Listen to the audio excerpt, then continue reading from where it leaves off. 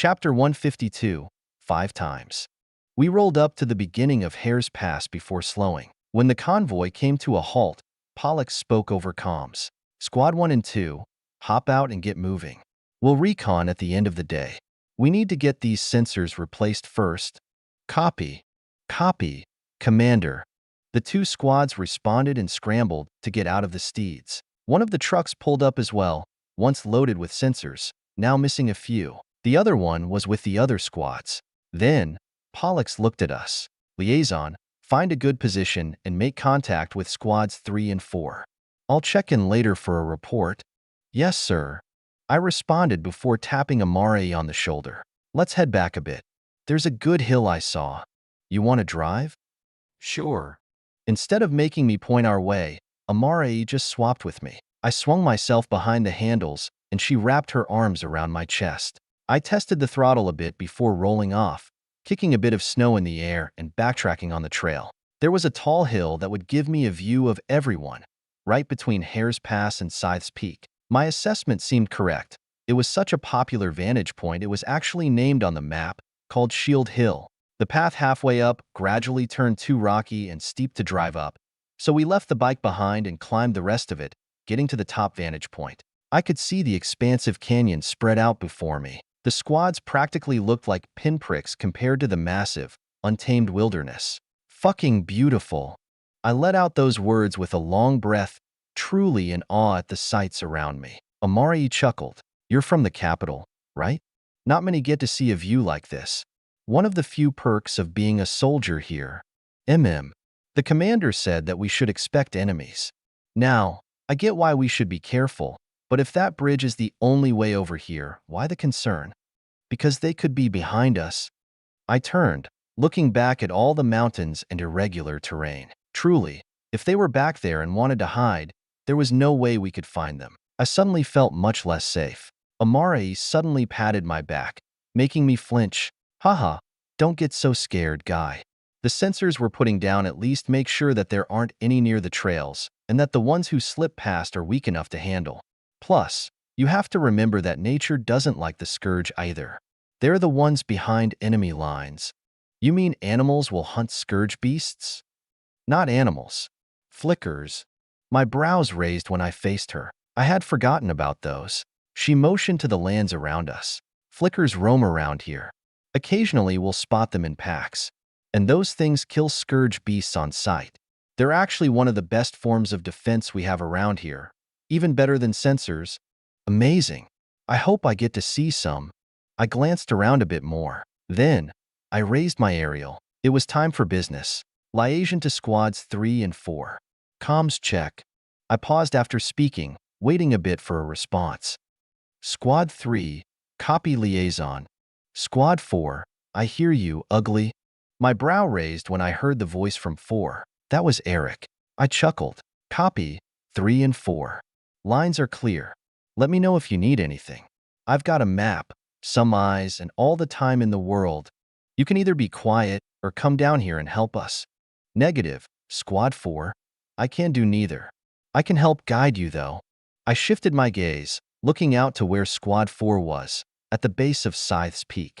I could pick out Eric and some others systematically searching the woods for sensors. He was standing by the steed, sensor in hand, while the others were trying to find the broken sensors hidden somewhere.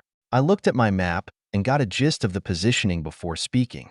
Tell your squad mate highest on the base to travel to his right a few hundred feet. There should be a sensor over there. There was no response as I watched Eric turn to the person I mentioned. Then, as if debating, he stared for a few seconds before waving his arms and pointing, guiding that person. After that, I watched as that person walked and looked around. They seemed to be carrying sensors of their own, and when they got close, it gave them a signal. Sure enough, given a minute or two, the sensor was found. I smiled as Eric ran over with a fresh sensor. You're welcome, Squad 4. Zip it, jackass. Heh. I stifled a laugh before turning back around. I looked between all the other squads, including where Pollux was at. He was using the map to guide everyone. I could hear his traffic. Once he went quiet a bit, I spoke. Liaison to Commander. Go ahead, Liaison. Squad 4 has replaced 1 sensor, and 3 is still searching. Copy liaison. Good work. Sir, if it's all right, I can help guide based on the map. Can you even see from all the way over there, liaison? I smiled as Pollux turned toward the hill I was on. I could see his lips move as he spoke into the aerial clear as day. I chuckled a bit. Yes, sir, I can. You could say I've got the vision of a scout. Audacious, but very well. Relay directions to the squads if you're able. Keep an eye out too, though. There could be enemies around here, and, scout eyes or not, you're our best lookout. Weber should be scanning too. Yes, sir, she is. Good. Check in every half hour. We're in for the long haul today. Understood. Liaison out. I put down my aerial, taking one more look around before taking out my little chair and sitting down. Amare looked down at me with a smirk. What's that? My chair. I often find myself with nothing to do and a lot of time to do it, like on walls. So I got myself this seat. Saves my legs. How smart. I am quite the genius, aren't I? I smiled while looking off toward the canyon, my eyes landing on Hare's Pass. That natural bridge, as I looked at it more, stopped looking so natural. I couldn't imagine anything that would cause a massive curved rock and dirt bridge to form between two cliffs. Perhaps it was an earth warlock who made it. They'd have to be obscenely powerful, but it wasn't impossible. Not in this world. The bridge was at least 1,000 feet long and a few hundred feet wide. A large army could cross it without problem. And since it seemed to be a major choke point on this battlefield, I wasn't surprised when I saw all the large wounds on the ground caused by battle. The snow doves had fought yesterday, and there wasn't enough time to cover their traces with snow. I looked off into the distance beyond the bridge. The entrance on the other side was barren. I didn't see any scourge beasts, not at first at least. Given a bit more scrutiny though, scanning across various vantage points, I managed to pick out a scout. It was a Cyclops scout, a more powerful variant, and it was peeking from behind a tree on a hill similar to mine. I lifted my aerial. Liaison to Commander. Go ahead, Liaison. I've spotted a Cyclops scout across the bridge, on the hill slightly to its right. It seems to be watching you guys. The commander turned and looked, scanning in the direction of the hill I pointed out, but there was no way he could spot the scout. Instead, he just seemed to be thinking for a bit. Copy liaison. Notify handler and receive orders. My priority is to get these sensors replaced, so I'm sticking to that unless she says otherwise. Copy. Stand by. I changed channels, contacting Polly. Liaison to handler. Come in. Go ahead, liaison. I've spotted a Cyclops scout watching our platoon from across Hare's Pass. The commander is focusing on replacing sensors and wants to leave it be, unless you have other orders. Copy. It's still early in the day, and sending a detachment to hunt it can cause more problems than just leaving it since it'll have reinforcements. Still, it'll know where our sensors are. You're a ranged fighter, liaison. Is there anything you can do about it? I squinted my eyes a bit. From my hill to the scouts, there was a distance equal to about double the length of the bridge. Given a bit of guesstimation, I'd say it was about 750 meters.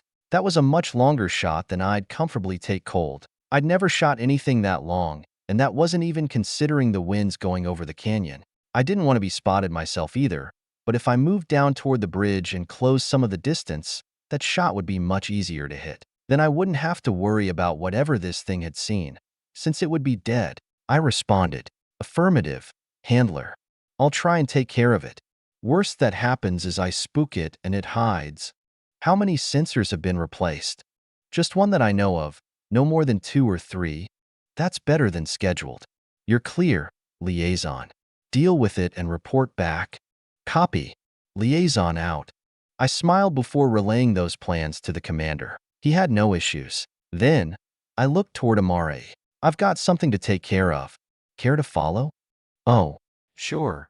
We need to stay low though. There's a scout watching us. Don't want to get spotted. Amare didn't question much as I started walking off. I cut off line of sight with the scout just in case it saw me. Then we snuck our way down the hill and over toward the bridge.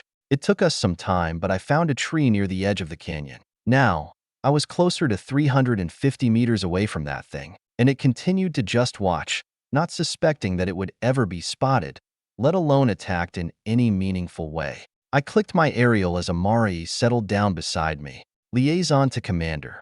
I'm ready to take my shot. I'm all ears, Liaison.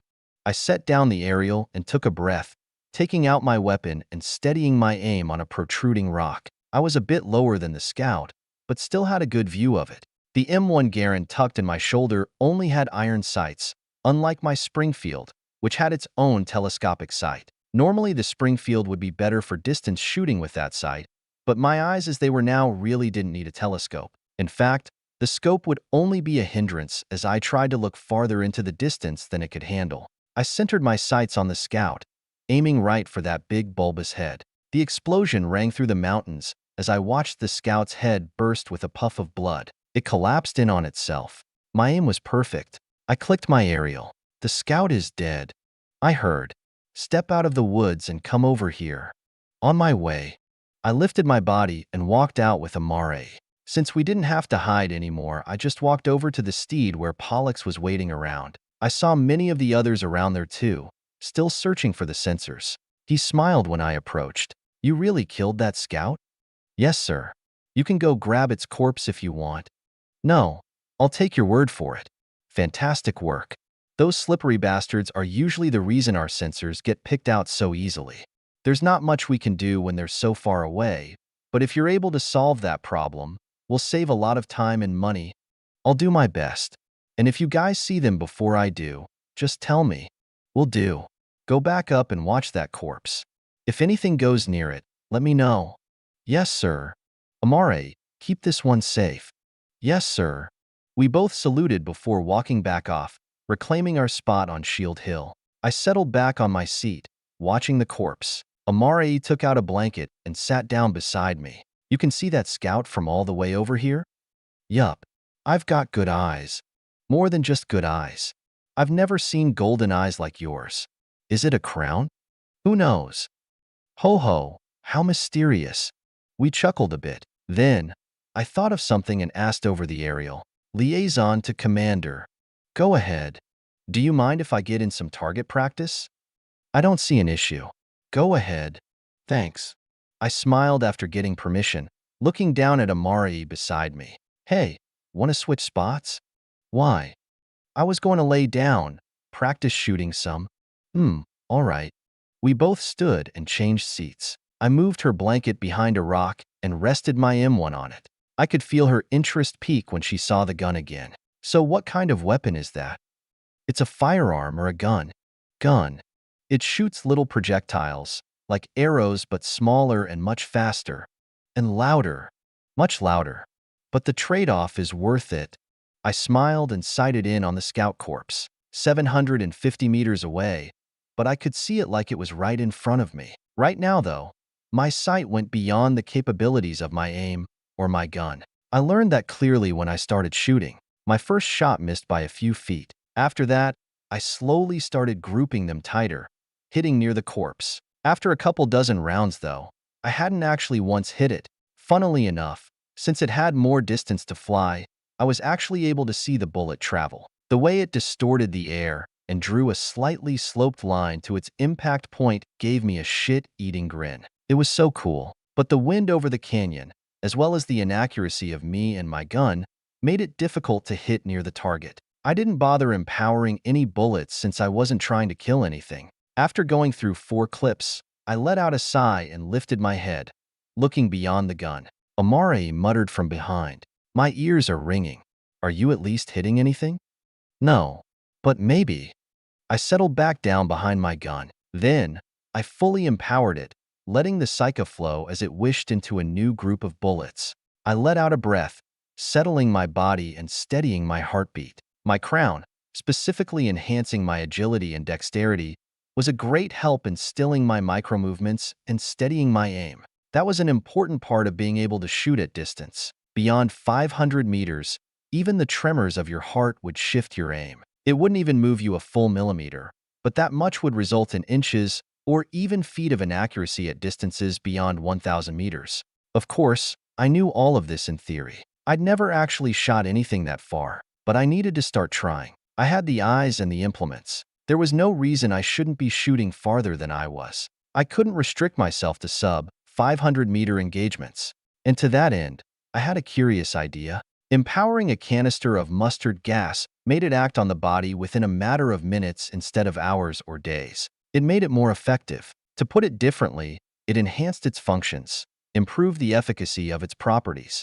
It made poison act faster and gave it such powerful effects that it was able to wreak havoc on a knight's body. So what about a bullet? What about filling it with more Psycha made it more effective? Why did empowering my bullets allow them to hit harder? I was about to find out. My finger tightened around the trigger. The Garen punched my shoulder. I watched as the bullet drew a line through the air. Except, where before, it took over a second or so, it now took but a small fraction of that time. I withdrew my Psycha and fired a normal round, mentally clocking the time to impact at around 1 second. That probably wasn't accurate, but it would serve as a reference point. Then, I fully empowered it and fired again. This time, it didn't even take a quarter of a second to impact. That was almost 5 times faster. Based on the equation to calculate kinetic energy, 5 times the speed would impart 25 times the energy. If a normal intermediate cartridge like this 30-06 delivered 3,000 joules at the muzzle, the same fully empowered round would deliver 75,000 joules. That was nearly 4 times more force than a normal .50 BMG, depending on the load. It also meant that the round traveled in a laser straight line. As for its other properties, I couldn't tell without proper testing, which was difficult to carry out without modern equipment. Either way, the effects on stronger enemies was obvious when I recalled all my battles up to this point. Perhaps it also had greater armor piercing by virtue of a bullet with greater integrity. I hadn't noticed all this before simply because I didn't get very many opportunities to shoot at a distance like this. Whenever I was on a base, it wasn't really appropriate, not to mention that the landscapes didn't accommodate it as easily as this place did. Now though, I knew that my Psycha didn't simply enhance damage. It enhanced the weapon's properties, the details of which I had finally discovered. That was a game changer. So I settled back in, keeping the bullets fully empowered and starting to let off rounds continuously. With the higher bullet velocity, there was no slope or bullet drop to speak of. It changed the way I had to aim the gun, but that was easy to get used to. In fact, it improved my hand-eye coordination, resulting in generally greater accuracy. However, after I had shot for around an hour almost non-stop, I started to realize the limits of the M1 Garen's inherent accuracy. I only hit the corpse occasionally, and considering my eyes were so good and the bullet trajectory was so straight, that could only mean that this gun's accuracy was reaching its limit. The target area was approaching 800 meters, and I was sure that I could tighten up my groupings a bit more, but this wasn't a precision or extreme range rifle. There wasn't any such thing during WW2. Hell, sniper rifles were whatever standard issue rifles that managed to get a scope screwed onto them. There might have been some rifles that were more accurate than others and picked out for those traits, but the concept of a sniper was in its infancy during that time. Even in modern warfare, handling targets at the 1,000-meter range was rare, certainly not frequent, and hitting a shot like that took exceptional skill that only the best snipers were capable of doing reliably, let alone anything farther in such conditions. So my expectations for this rifle weren't sky high. It was an amazing weapon, but each weapon was suited for different purposes. The M1 Garand was an excellent medium-range shooter with a good fire rate and great reliability, but using it for targets beyond 500 meters seemed to be where it started falling off, which meant I'd have to wait for the next authorities to get the precision shooters that came from modern times. I wondered if it would be 1 or 2 more advancements before that time came. Authority 5 was giving me WW2 era weapons alongside WW1 gear, so I wondered if Authority 6 would give me the semi-modern weapons created during wars like Korea or Vietnam. If it did, I could have much stronger scopes that may actually compound on the resolution of my vision. And perhaps things like silencers would actually make the gun silent. That would be another game changer. I fantasized while getting some more practice. After another hour, I started getting tired, so I stopped and decided to help all the poor Pathfinders who were still searching for sensors. The search went by quicker. Squads 3 and 4 managed to finish relatively quickly, finding and replacing all 8 sensors with my directions. But Squads 1 and 2 had more trouble, and the markings on the map proved to be inaccurate. Thus, they had to brute force the search. Hours passed, and nothing came for the corpse of the scout. I just continued to stalk it since I had nothing to do.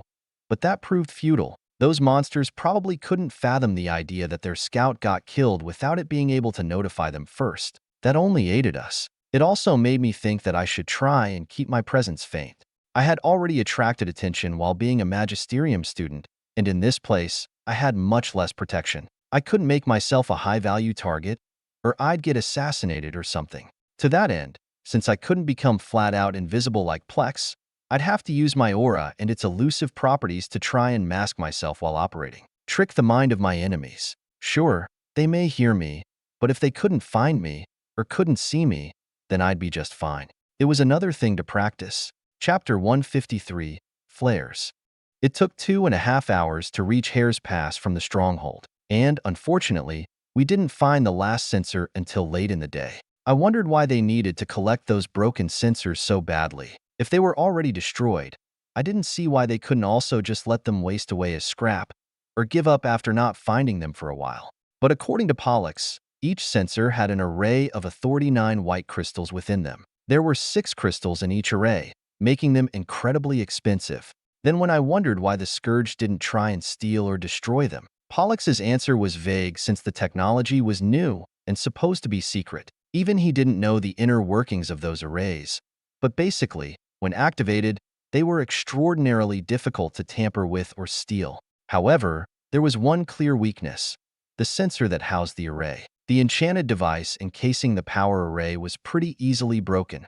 Ridiculously so, given the durability of their power source. The sensor itself and all the associated mounting devices were readily replaced though. So the arrays were anchored and reused, while the sensor devices around them were simply replaced to get them back online. It was a pretty cost-effective system, though it demanded a lot of manpower. When I asked how they worked in practice, Pollux waved me over to one. The sun was setting as we walked over to a planted sensor. I could see its intricately enchanted shell, but besides that, it just looked like a UFO-shaped saucer planted on a pole. He explained, when anything with tainted magicka comes near this thing, aka Scourge beasts, this disc lets out a pulse that pings our maps back at base. It also uses all the nearby sensors to give us an image of where each sensor is in reference to each other, letting us know which sensor it was that sent the ping as well as generally where each sensor is on the map. The downside is that the pulse of mana it lets out alerts scouts and sensitive monsters, so they like to come and attack these things. Well, when the sensor gets damaged, the disc lets out another pulse of levitating power and shoots itself into the sky. It'll then hover there for a while and protect and conceal itself with a field before eventually falling back down. It's intentionally designed to drift in a random direction so as to make it harder to destroy when it returns to the floor, but that also means it can be anywhere. We've had to drop down that cliff to retrieve some before. Thankfully, the ones we're dealing with today were all still in the area, but it still took us the whole day to find them all. Pollux let out a long breath. I nodded. It seemed the arrays had their own protection mechanisms. They were interesting little machines, yet I couldn't help but feel they were grossly inefficient. I felt like there was a much easier way to achieve the same thing. Not to mention that, despite taking 6 Authority 9 crystals, they only covered the surrounding 5 miles of Hare's Pass and Scythe's Peak. All that power, and they were hardly covering any significant area. The only benefit to using so much power was that they could transmit from so far away without a booster or repeater. Still, grossly inefficient. But I suppose it did the job, and it wasn't like it cost me anything, considering I didn't exactly pay taxes. Plus, I considered something else I hadn't thought about for a while. The crystals used in these arrays weren't white crystals. White crystals were crystals with completely purified magicka, wholly cleansed of the poison of the Scourge beasts they came from. Only the church knew how to completely purify a crystal. That meant the kingdom's crystals weren't completely pure, and thus less powerful, less efficient, more degrading on anything that used them. Perhaps that's why they needed to use so many more. That, or the enchantments were just that shitty and inefficient. I couldn't know unless I cracked one open and got the schematics for it. I shrugged and watched as Pollux buried the sensor before walking back to the steed. The rest of the squads were all there, and squads 1 and 3 were getting ready to perform recon. That was the only opportunity a Pathfinder got to go over Hare's Pass. It was dangerous, so I wouldn't be going, despite volunteering my services. All I had to do was stay on top of Shield Hill and act as a communications relay. As for squads 2 and 4, they were going to reconnoiter around Scythe's Peak. That involved going around the base and checking for any indications of Scourge activity. They would set up traps and such all around the peak, along with mini sensors, so if they detected any hint of the poisonous scourge, they'd prep for a hunt. Amari and I, along with 2 others, were to stay back and watch the cargo. The squads boarded their respective steeds, Pollux giving up his bike and replacing one of the people staying behind. All right, Pathfinders. Meet back here in 2 hours, check in every 20 minutes, report any anomalies. You know the drill. Yes, sir. Let's roll. Pollux ducked into a turret as the steeds sped off. Amari and I, plus our 2 chosen ones, stood watching. Amari and I went back to the top of Shield Hill. I had to be up there, and Amari was my bodyguard, so she followed me everywhere. Randall and Quinnock, the 2 chosen ones, got to chill out in the trucks. The sun dipped below the mountains before the horizon, giving auras to the edges of the mountain peaks, bathing the valleys beneath in a pseudo-darkness. We wouldn't be making it back to base tonight. Thankfully, with my vision, even when it got dark I could see as if it were daytime. Nothing would escape my sight so long as it was in my field of vision. The rest of the platoon quickly disappeared over the pass and into the dense forest beyond. I could see them for a little while until they rounded a mountain. However, one steed was stationed on top of said mountain, serving as a relay. Squad 2 to liaison, nothing out of the ordinary. Copy. Squad 2. I got a report from them, keeping the exchange short. I didn't want to annoy them with overly professional chatter, so I kept things casual but succinct. Besides, I had a feeling that was how this platoon operated anyway. Amari suddenly asked, "You know, I haven't heard you speak once, even though you click on your aerial occasionally." "Oh, yeah, I don't have to actually talk into it. I can use it with my mind." "The hell? They do that?" "Mine's the only one that does. It's made for summoners." "Oh, must have been expensive." I just shrugged my shoulders. The less people who knew about my not as impressive rainy day stash and my connections, the better. At most, I would have to explain to Pollux what the giant box I received on my first day was. As for everyone else, deflection would serve better. Pollux reported shortly after Squad 2. Nothing out of the ordinary. After that, I waited some more, doing a whole lot of nothing as nightfall chilled the air. I rubbed my fingerless gloves together, feeling my fingers go numb. My hood also went on, so my face was spared some of the chill. However, when I saw my fingernails turn purple, I started to think that I might need new gloves. Sorry, Rayla. The cold didn't care about style, and I was not a fan of this finger-numbing weather. For the time being, I sunk my hands into my coat where it was perfectly warm and toasty. After another 20 minutes, I got another check-in from Squad 2 and 4.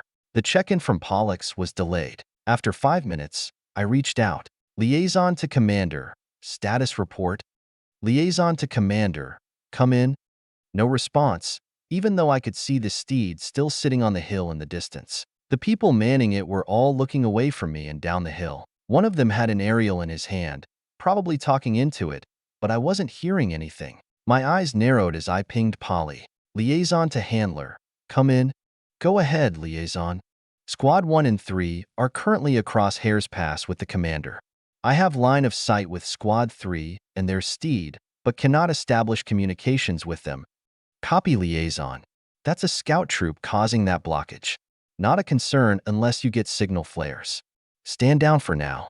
What's the status of Squad 2 and 4? Still searching the back of Scythe's Peak. Tell them to halt their recon and stand by. Roger. I switched channels. Liaison to Squad 2 and 4. Come in. Copy, Liaison. We've got a scout troop blocking comms with the commander. Halt recon for now.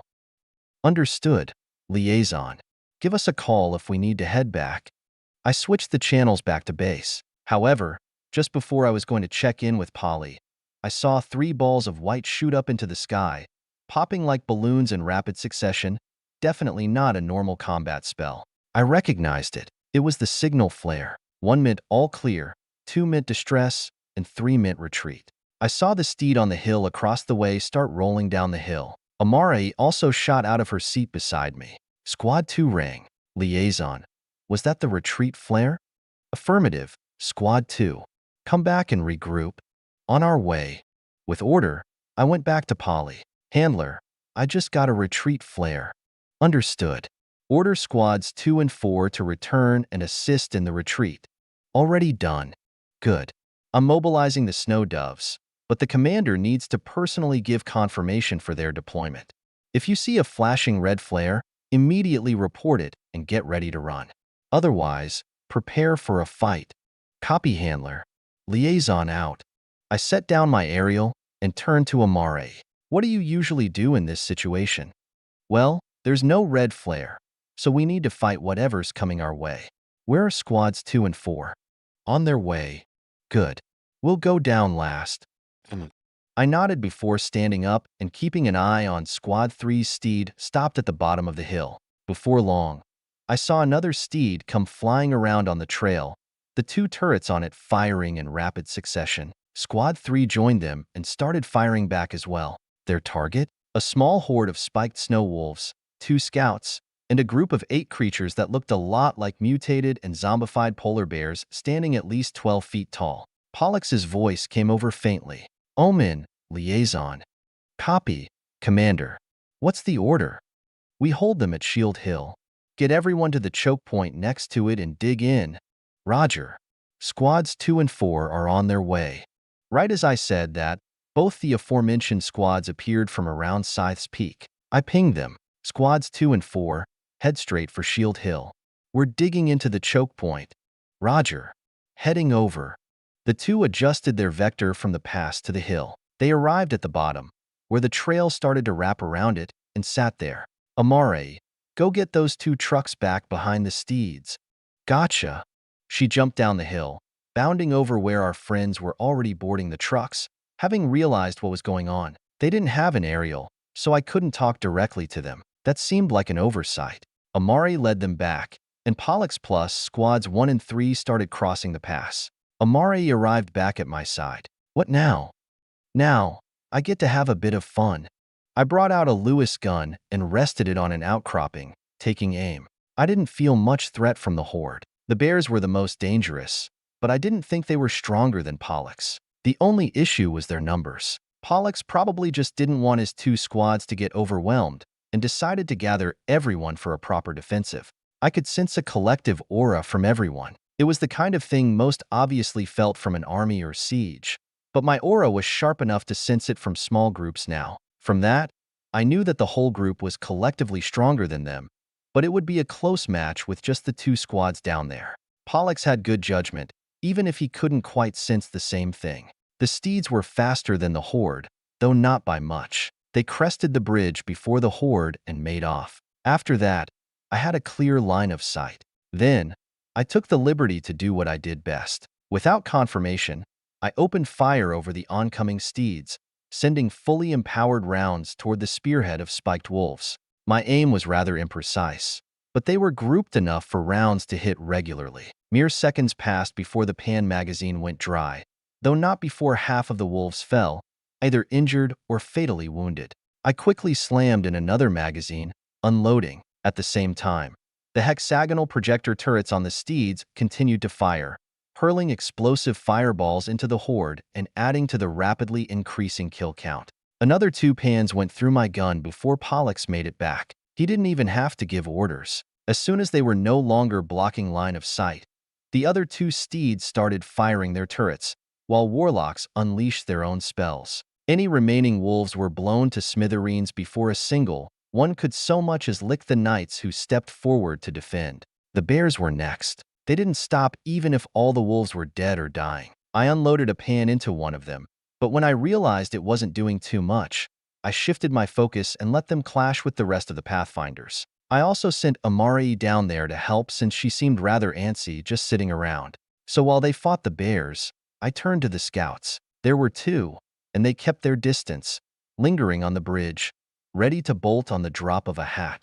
I brought out the Garand, taking aim and immediately firing once I acquired one scout. A bullet connected with a head, dropping one easily. Before the other could start running, I shot it too, the bullet easily punching through the side of its head, a bit off-center, but still enough to kill it. Now that I knew more about how these guns reacted to my empowerment, my aim felt much better. Just like that, the communications block was lifted, and Polly's voice came in over my aerial. To think those scouts had both insane senses and area magic communication suppression.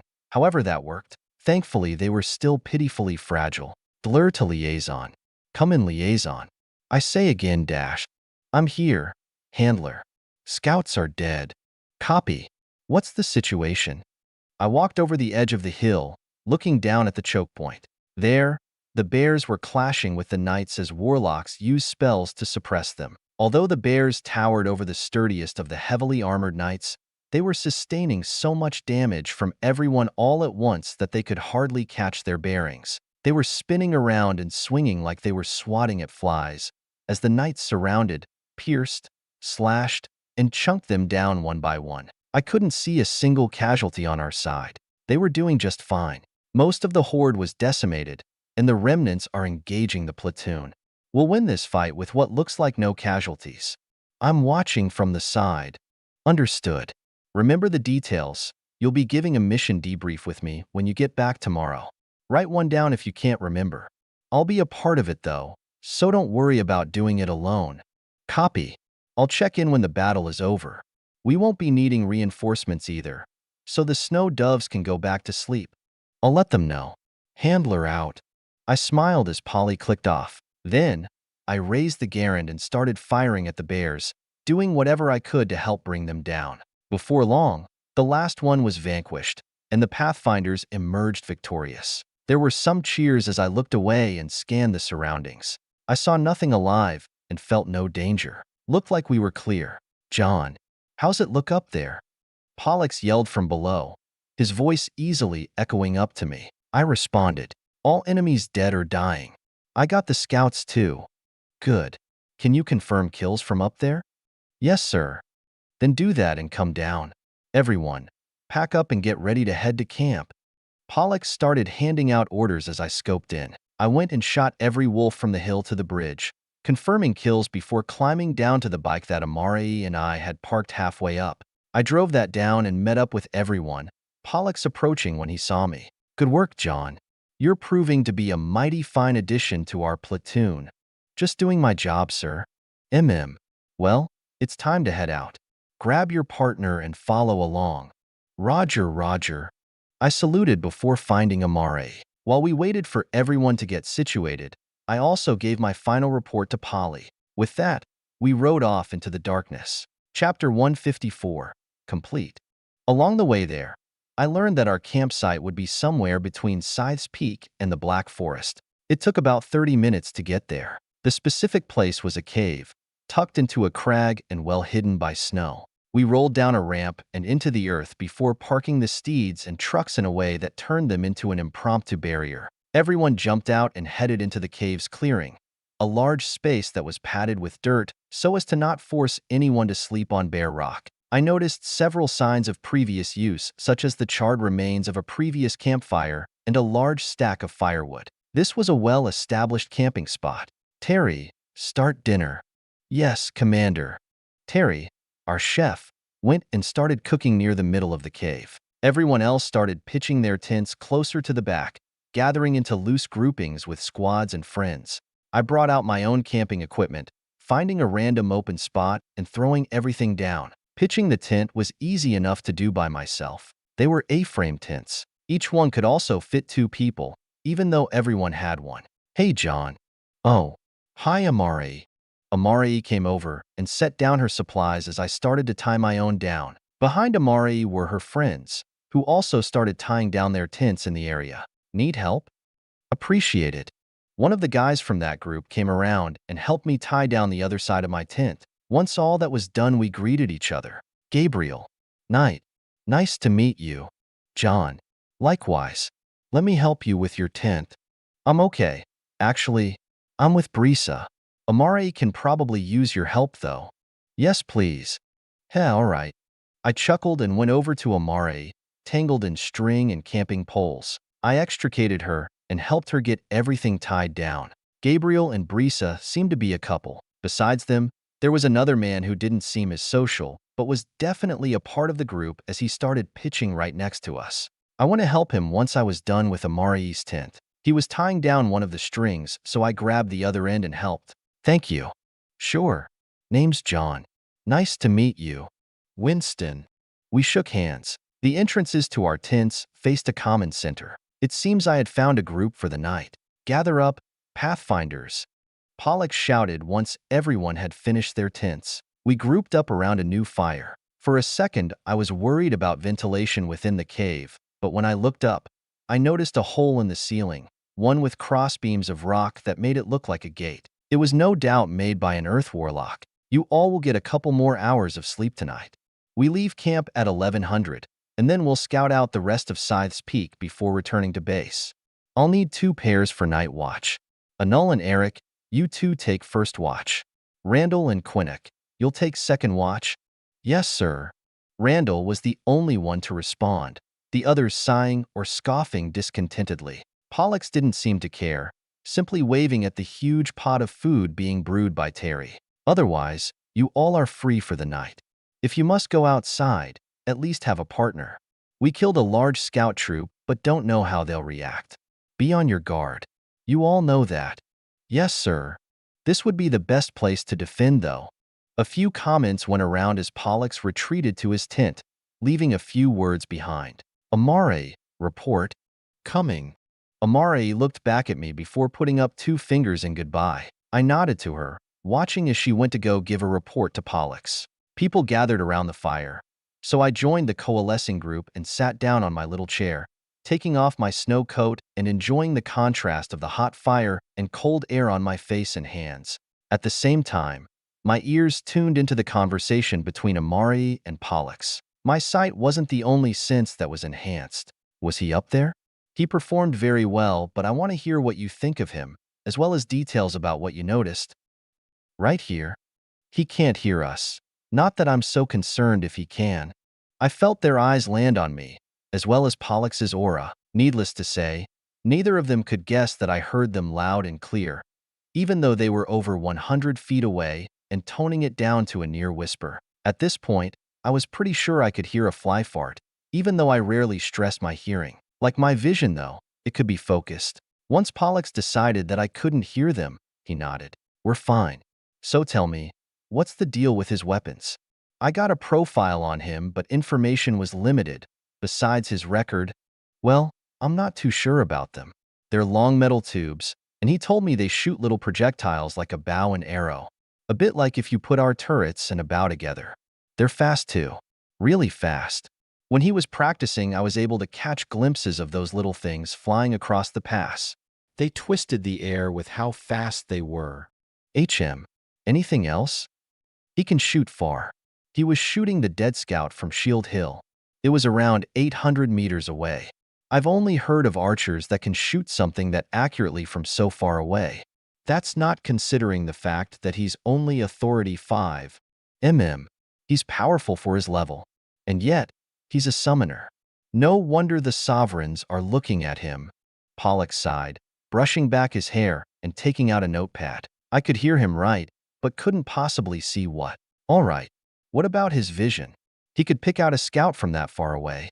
That's not normal. Did he have a tool for that? A summon? No, sir. Just his eyes. He was watching squads 3 and 4 as well, guiding them to the sensors with the map from his view on the hill. That's definitely a crown, then. I don't see any other explanation. I would agree. I tried to ask about it, but he dodged the question. Still, he all but confirmed it. Indeed. I'm not sure why he hid it from the military, but an eye enhancement is hardly something to be concerned over. It just makes him like those scouts. And frankly, that's something we need. So long as his name doesn't cause me trouble, he'll be a valuable member of this platoon. Would you agree based on his other actions today? I could hear him from the great beyond, but you were still the one beside him. Pollux glanced at Amare. She took a look back at me in silence, thinking, I think he's nice. Think. Let me rephrase that. He is nice. Of course, that asshole Eric wouldn't agree, but he picks fights with anyone who gives him the time of day. You'll have to ask Colonel Polly about his communication, because I couldn't hear him talk at all. He says he controls his aerial with his mind. But when we talked, he was nice. He looks like a good fighter too. He took out plenty of those spiked wolves today, all from the hill. It looked easy, but he was eager to help you guys. Yes, he started shooting without asking. I think that's just how he works. He's fragile but powerful and loud. He's probably used to keeping his distance and helping from afar, where everyone can hear him but nobody can touch him. Plus, he just came out of the magisterium. I wouldn't daff. I understand, Amare. I'm not saying what he did was wrong. In fact, he did everything right. I'll be promoting him to sergeant when we get back, after I talk to the marshal. Now, last question. Do you think he needs someone watching over him? I know you might enjoy sitting around all day instead of working sensors, but putting that aside, how much of a liability is he? Can we trust in his abilities? Amare glanced over again, staring as she spoke. I don't know. It's only been a day. I mean, he's survived so far. But regardless, he's still a summoner. If something gets close, he'll be in trouble. I don't think it's a matter of trusting him or not. True. I'm still waiting for an orb to show me the recording from the Magisterium's Crown Championship. I've been told it's something I'll want to see. But no matter how good it is, his records always said he was in a squad. His weaknesses are clear. Pollock snapped his notebook shut. All right, thank you for the report. You'll stay with him for another couple weeks. I might also form another squad. Then we'll reevaluate his position after we put him through some more missions. Today was a surprise, but it's far from everything we'll need him to be doing. Yes, sir. Amare gave a short salute before trotting back over. After retrieving a blanket from her tent, she came to the fire with everyone else and sat down beside me.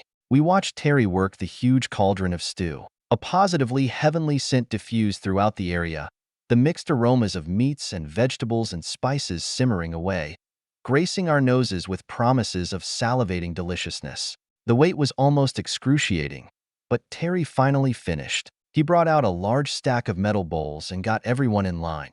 There were several eager eaters who jumped right in. I waited a bit before going up with Amare, getting a bowl and spoon before sitting back down and chowing down. It lived up to its expectations.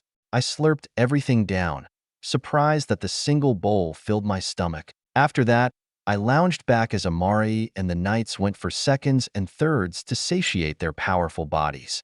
Then, once my stomach wasn't bulging anymore, I had a thought and pulled out my guitar. What's that? A guitar.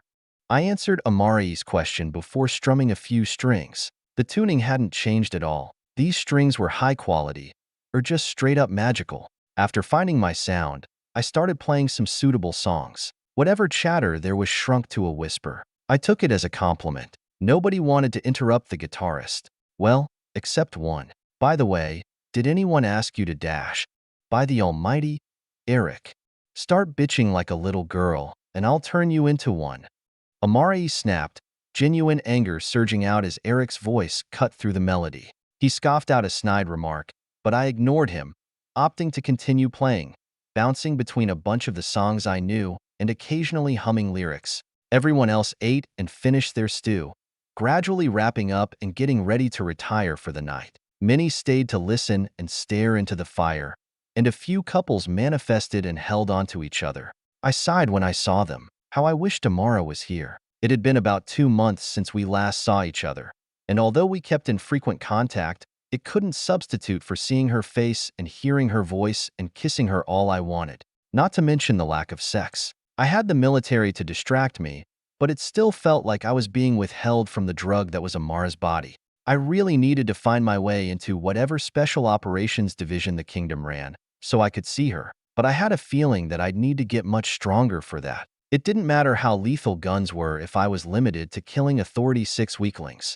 It all came back to that damn advancement formation. I looked at the time after finishing my song. People were beginning to disperse, and I needed my sleepy time as well. That, and time to work on the formation. I had been putting it off with everything going on, but it was time to kick back into gear.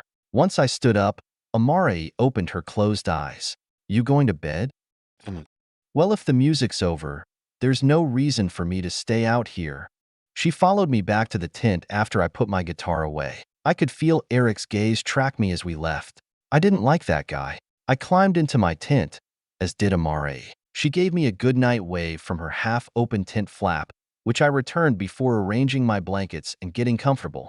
I sealed my tent flap and took out my advancement formation, manipulating the orb and projecting its information into my mind. I was getting used to the new patterns of this formation with its greater complexities, so I could start making actual progress on the first of many. An hour passed, and I was steadily breaking my way into it, comprehending just a small part that would act as my foothold in the future. Unfortunately, I was destined to be interrupted. My eyes drifted over before Eric even stood up. Talk about precognition. Then, I watched as he walked over to my tent, standing outside it. "Can I help you, First Sergeant Eric?" Right as I asked, his hand tore away the flap of my tent. It was dark, but I could see him and the rest of the cave around him clearly. He sneered. "Get up. I don't want to do night watch.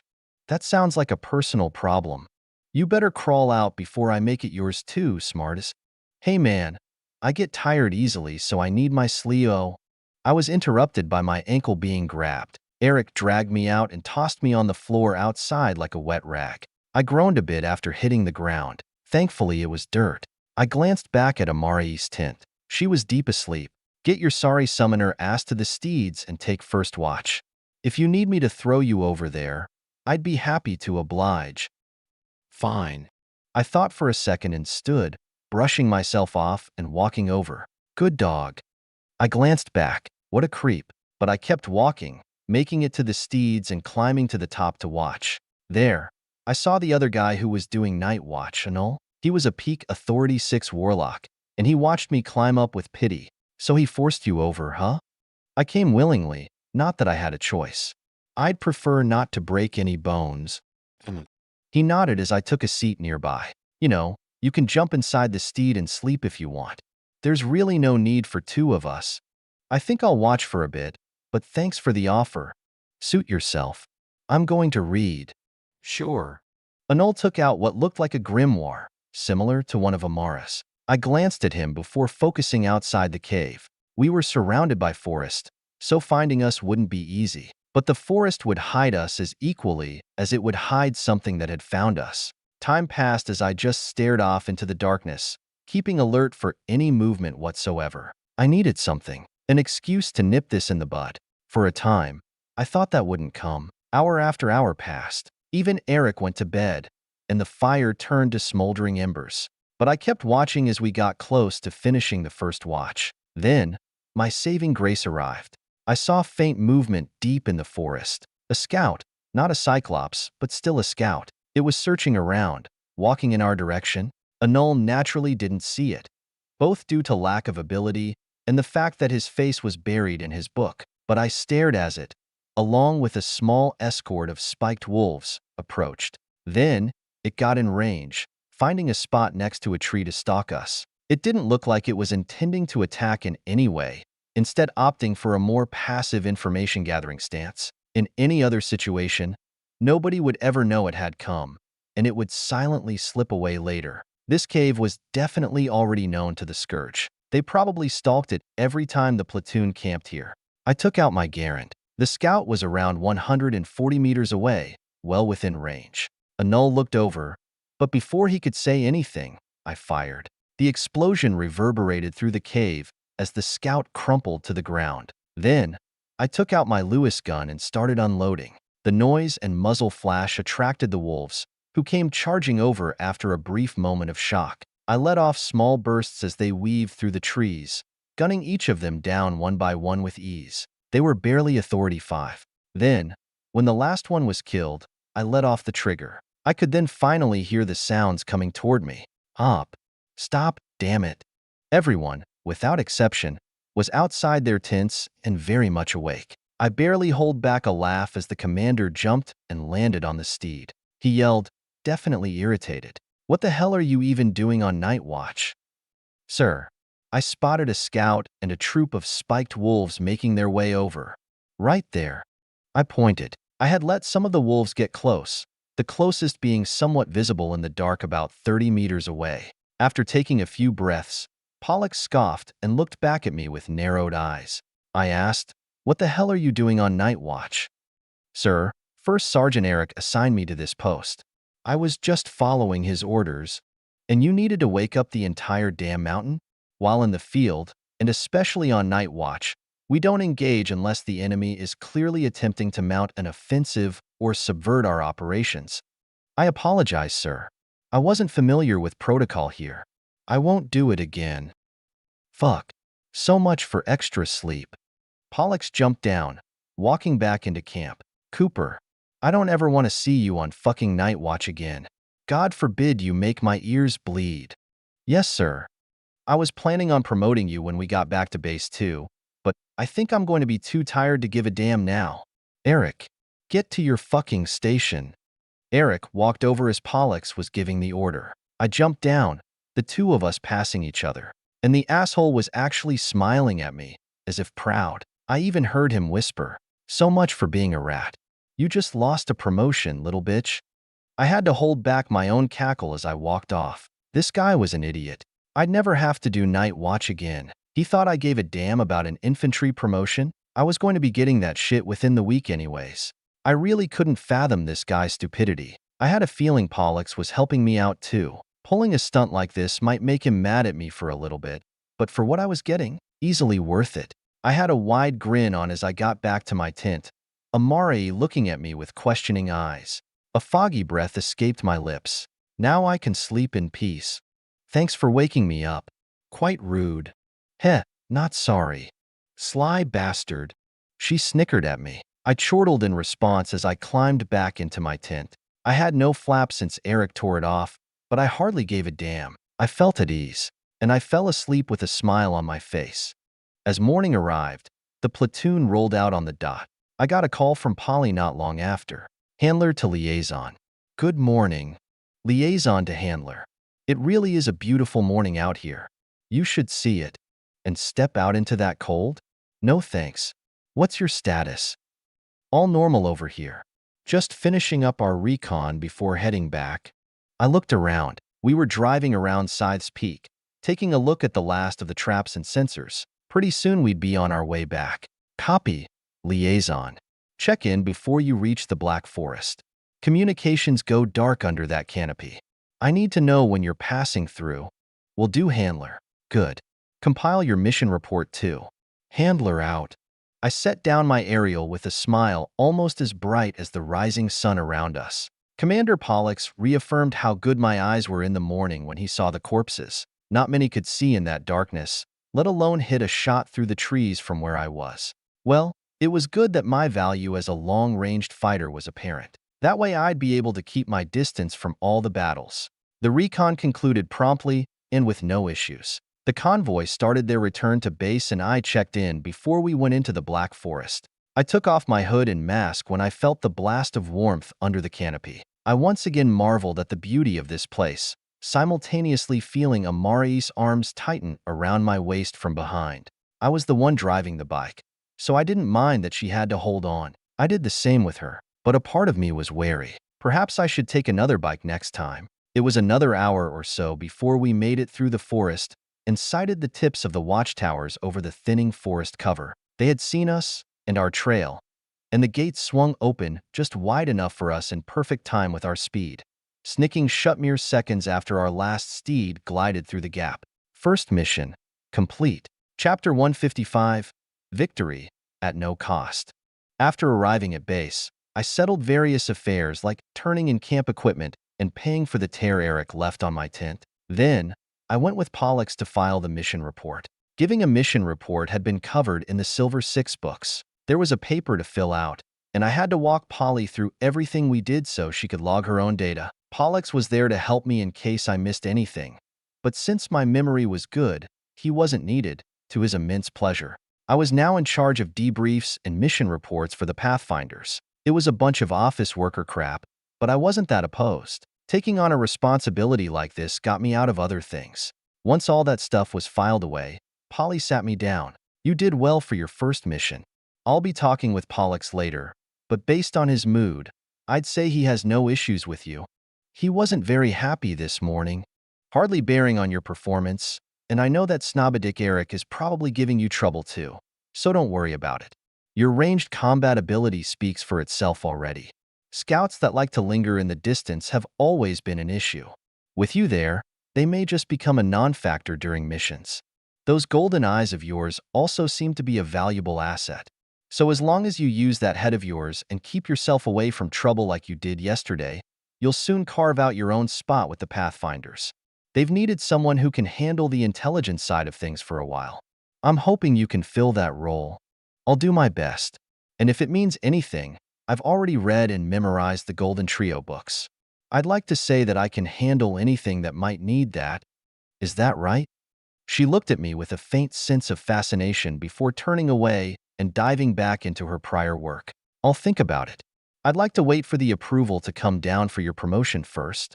Just focus on adapting to life here. I don't need you dying because you tried to bite off too much responsibility. Understood. I gave her a salute before leaving. Since we had just finished a mission, there was nothing else to do for the rest of the day. I decided to go fill myself up, since we had gotten back at around lunchtime. I spoke with Pollux for a while on my way to the mess hall. He thankfully didn't chew me out too much about the gunfire today, given he was probably hungry too, and sat down with Amari and company. From them, I gathered a bit more information about the base and its environment and pieced together what my life would look like here for the foreseeable future. Missions like the one we just got back from didn't happen every day. 2 or 3 times a week seemed to be the usual maximum. And if we weren't doing missions, our jobs consisted of either training or occasional patrols, which was just busy work. The Pathfinders were responsible for the intelligence side of this base's operations. We collected data, ensured sensors were working, did reconnaissance, and generally kept tabs on everything happening from the base to Hare's Pass. We occasionally got a hunter-killer mission on a scout troop or a small enemy encampment and the like. Since we weren't that strong, our scope was limited in regards to combat. Very occasionally, we were given special orders to operate with the Snow Doves. Everything else was handled by everyone else. All the grunt work around the base, such as logistics, patrolling, night watch, and other miscellaneous tasks, were handled by the lower-level individuals. And anything that required combat power was handled by the Snow Doves. So the Pathfinders were in the middle stratum of Stronghold Charlie's hierarchy. From what I gathered, this base held about a company's worth of soldiers, between 300 and 400, along with another several hundred other grunts. The Snow Doves consisted of about 40 of those, while the Pathfinders were another 40 or so. There was another base of soldiers, consisting of some at the level of the Snow Doves, but those guys were apparently out at a forward base somewhere in the boonies. Besides that, everyone else was lower level, supporting the operations of everyone above them. Logistics makes the world go round. The Pathfinders were in a pretty decent position. They got to remain pretty detached from the really dangerous battles and had a good amount of time to themselves. The Snow Doves had even more time off, but they also put their lives on the line in the big battles for it. That meant that I'd have enough time to train, which I planned on taking full advantage of. After eating lunch, I disappeared into my room instead of joining Amari in the common area to hang out. There, I dug into my advancement formation, continuing from where I was rudely interrupted. Given some time to think, I had finally figured out some of the quirks of these formations. They were baby steps, but I had to start somewhere. At some point, brute forcing your way over the learning curve was necessary. There wasn't any easy way around it. So that's what I did. I had expended minimal energy today, so my mind was sharp. I was also learning to harness the sheer power of my mind better, beyond simply memorizing and searing information into my brain. There was a reason summoners were the smartest. The spark was like a secondary mind, another processor that worked alongside the brain. I could assign it to work, allocating its power to carry out tasks ranging from automating my telepathic connections to keeping track of all the little types of squiggly runes and shapes and arrays within my advancement formation. The best thing about it was, unlike my mind, which could still lose track of some details, my spark had a perfect memory. It didn't remember things long-term, a task my brain still had to carry out, but like RAM, it could temporarily retain batches of information for me to easily pull on when I needed it. It could also repeatedly feed data to my mind, resulting in the information being repeated in a redundant loop, a technique I used to memorize those books in mere hours.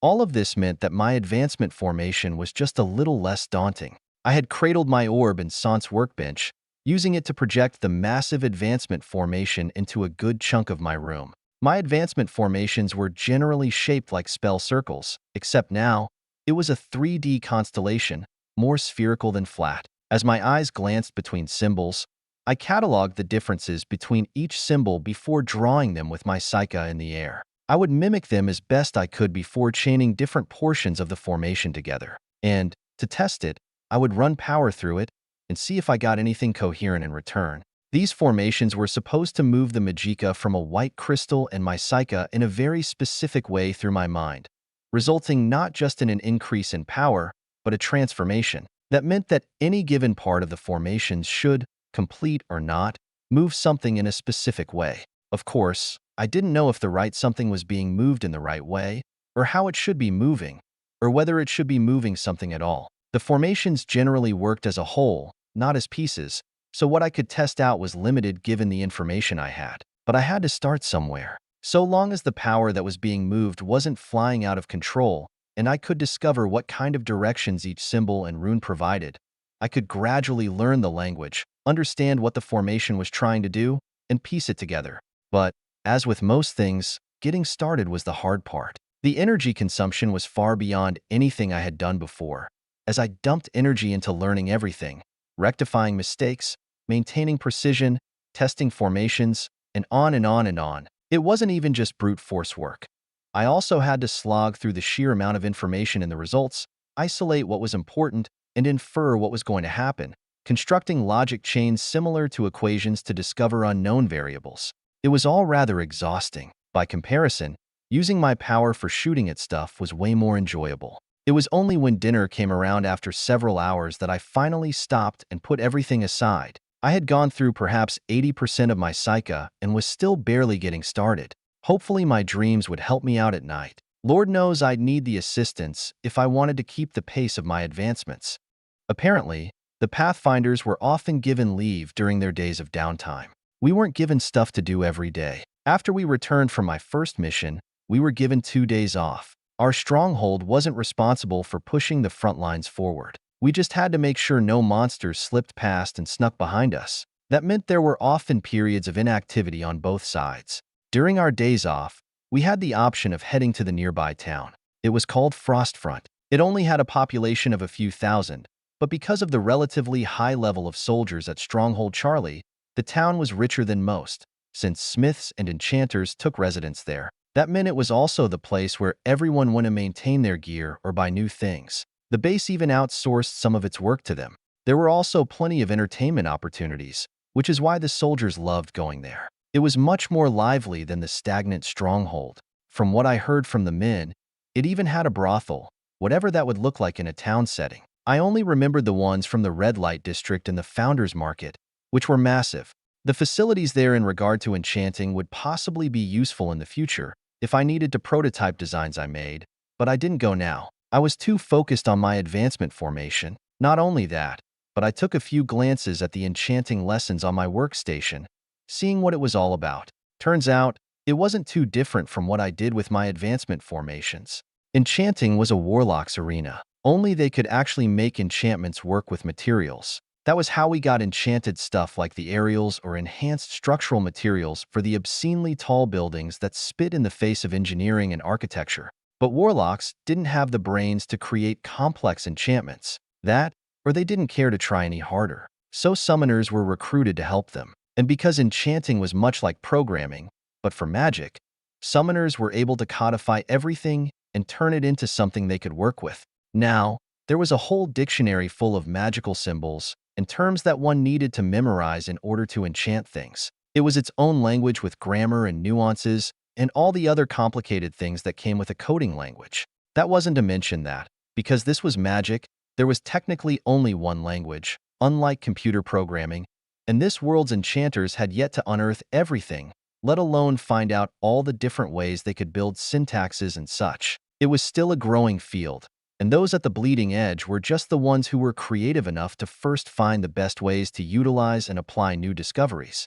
However, from my perspective, it would actually be an incredibly easy field to get into. I had no issues memorizing things, especially when they were already set in stone. It wasn't like my advancement formation, where I needed to discover the definitions all on my own. I just had to go through Sans Dictionary and learn the language. Then, I could start enchanting at any time. The only difficulty would be utilizing the language to effectively create my own programs, like software engineering.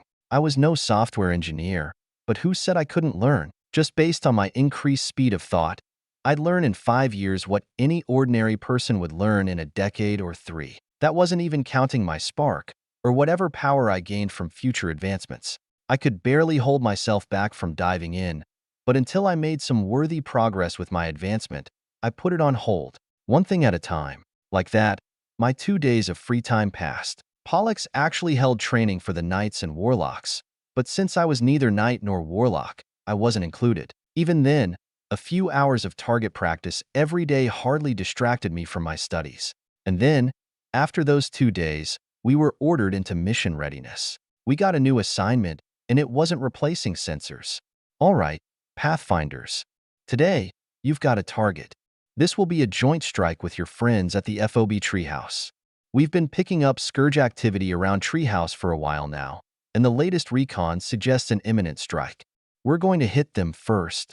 Pollux listened to the mission brief for a few seconds before tuning it out. It was nothing he hadn't heard or done before, not to mention that he knew of this operation yesterday. Instead, his attention was on the orb in front of him. Although it was a famous event, there were few copies of this video. He had only received it from a friend in the capital who luckily recorded it himself. Even then, the fact that this video was in circulation at all was telling to its fame. Video recording was still a new and expensive technology. Only the most interesting videos would be saved, and Pollux could understand why this one made that list. John's consecutive battles and victories were eye-opening. The metal pipe that breathed fire like a dragon, the poison gas that could cause horrible blistering, and whatever weapon that allowed him to blow holes in massive earthen walls and defeat the Earth Warlock behind them all. That last one earned Pollux's scrutiny. If John were a knight, he'd need to utilize a mission and destroy the walls with concussive vigor. A warlock would need explosive fireballs or compressed air. So what did John use? What could possibly allow a summoner to cause such explosions? Pollux only saw one. The explosion that blew down the wall at the end of the battle, revealing John and the bloodied Earth Warlock he held by the neck. But when he thought about how this weapon would work, rather than simply the result, he found himself stumped. That itself spoke volumes. Not to mention the flamethrower and poison gas. He knew that those two things simply contained their contents and expelled them, but the fact still remained that John was a summoner, incapable of wielding the elements. Since he had to pull on weapons from whatever dimension summoners had access to, what the hell kind of dimension was it? Some theorized that summoners called upon weapons from other worlds. What kind of world would produce such destructive and mysterious weapons? Finally, there was John's battle with Pontek, which was the most eye-opening. While watching it, Pollux realized that he had underestimated John's ability to survive, as well as his cunning. The video showed John's clones, which he used to confuse Pontek. This alone revealed how powerful his aura was. For the level he was at, it was extraordinary. He had developed his own technique. Not even Pollux had done that. Then, there was the lethality. John could punch through Pontek's skin, someone who could use a mission. Disregarding Pontek's prodigious talent, breaking through that level of vigor was incredibly difficult for those who couldn't also use a mission. Knights were the toughest for a reason. Under no ordinary circumstances should John have been able to harm Pontek in any significant capacity.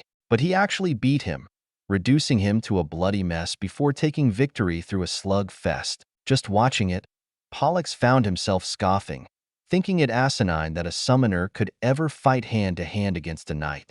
But the video didn't lie. Once it ended, Pollux sent the orb back into his storage, contemplating in silence. No wonder John had so many eyes on him. He was a rising summoner promising unheard potential. He was already an extraordinary fighter as he was now, let alone what he could become later. Pollux didn't know the details, but he was assuming that John had access to a particularly amazing advancement path, which would be the only logical reason he had so much power. Now, things were making more sense. Pollux would also have to rethink how he used John. His ranged abilities were clear, but he was also smart and capable of surviving even against a knight on his heels. It was clear that he wouldn't have to baby him so much. He could afford to draw out more of that lethality. Though, there was one other thing that caught his eye. John wasn't exactly subtle with how intimate he got with that one girl. Teleria. He remembered that name. The warlock marshal, the rich one who controlled the city of Joffrin. John was actually chummy with that woman's daughter, which wouldn't be possible unless the woman herself approved. So if something happened to John, he'd have to answer to her personally. And that was the last kind of person he wanted to be on the bad side of. It wouldn't be much better than angering a sovereign. A sovereign would probably just kill you. A marshal couldn't do that, so they'd just make your life a living hell instead. He had guessed this before, but now he was certain. John was a delicate bomb in his hands. He was thankfully capable of surviving some normally hopeless situations, like during the tournament, but one small slip-up and he was dead. He had to make sure John never faced anything too far beyond his ability to survive. Pollux sighed as the briefing came to a close. This next battle would be a good gauge, but he still couldn't help but be anxious.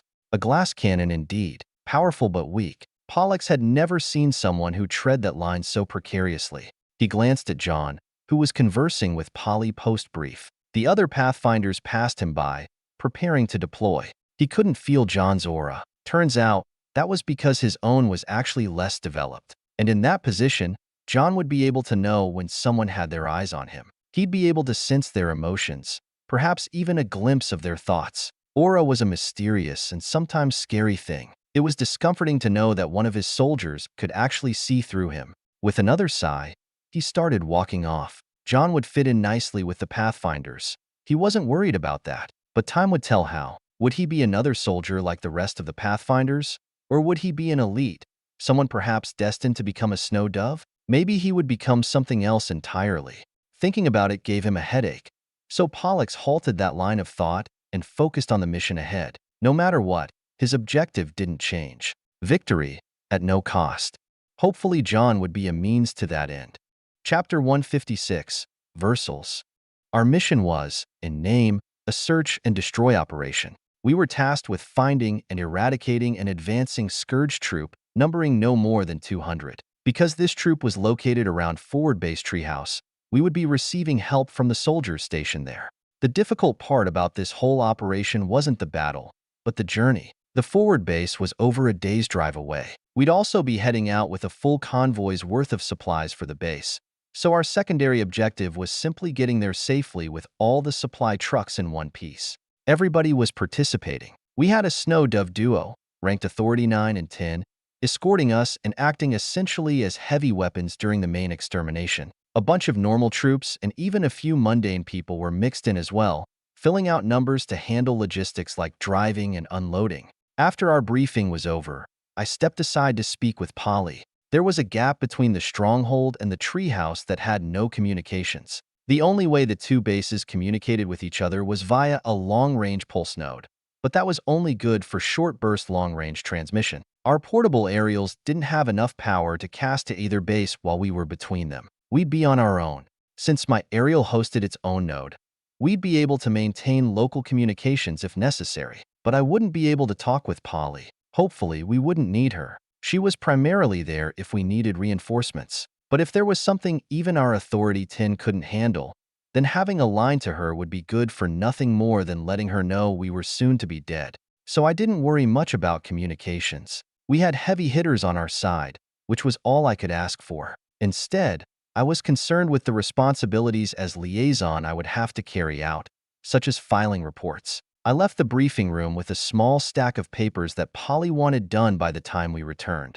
After all that, I went and got ready to deploy. I requisitioned some camping gear and packed another set of clothes for the road. I also packed some extra blankets for more camping comfort, as well as other miscellaneous supplies for a multi-day trip. As for transportation, I decided I would be a passenger princess for this mission. Fuck if I was driving a bike all the way out there. I'd rather sit down and study. Before long, the convoy was ready to leave. It was about an hour after sunrise that the gates flew open. I was placed aboard a steed with Squad 2 by Pollux. Apparently Amarity was with Squad 3, and she was bummed when she found out we wouldn't be riding together. I was not. Instead, I got to meet some new people. After crawling into the steed and taking my place on one of the chairs bolted to the wall of the huge cargo hold, the now company-sized convoy rolled to the gates. "You're clear to deploy, Commander." "Roger. Let's roll, Pathfinders." With his word, the vehicles rumbled through the gates. I took a look at my map after we diverted off our last trail. Hare's Pass was north of the stronghold. The forward base was eastward, so we turned off the northern trail and changed our heading. The path was winding, seldom tread, and not very smooth. Thankfully, these steeds seemed to have half-decent shocks. It wasn't unbearably uncomfortable, I took my free time to not study, but do some much-needed projection into my fifth dimension. Most of the weapons I had now, the M1, STG-44, and Browning A5, were all fantastic weapons, but they were also incredibly easy to find. There were surely many more powerful weapons that would boost my power until I finally advanced, but they would also take commensurate time investment.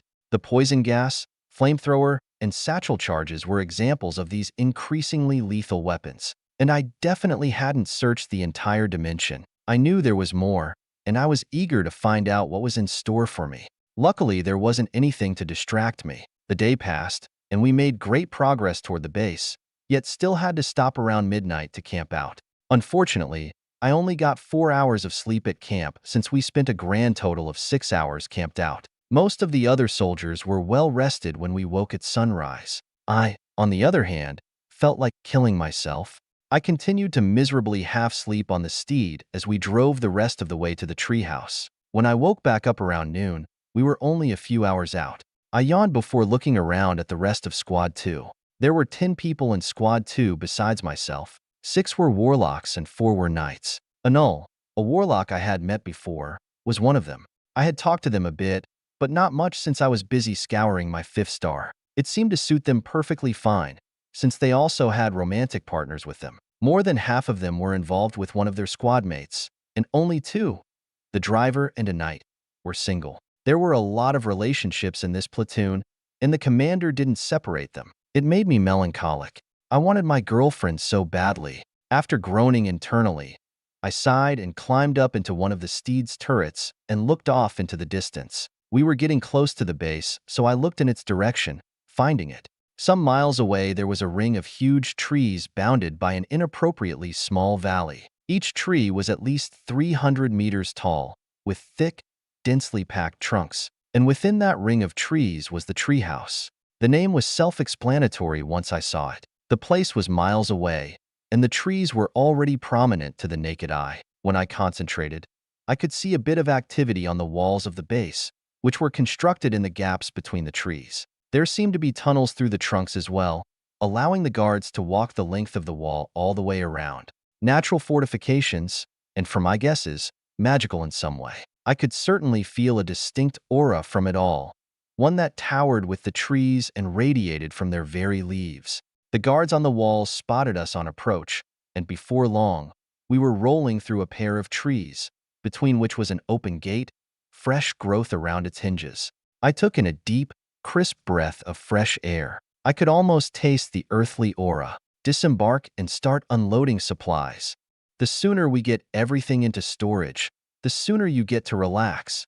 Pollock started shouting orders while walking over alongside the Authority 9 and 10. John, get over here. Sir. I heard my name and ran over, tailing the 3 people silently. We headed toward the headquarters to meet the overseer of this base. Said overseer had come out to meet us.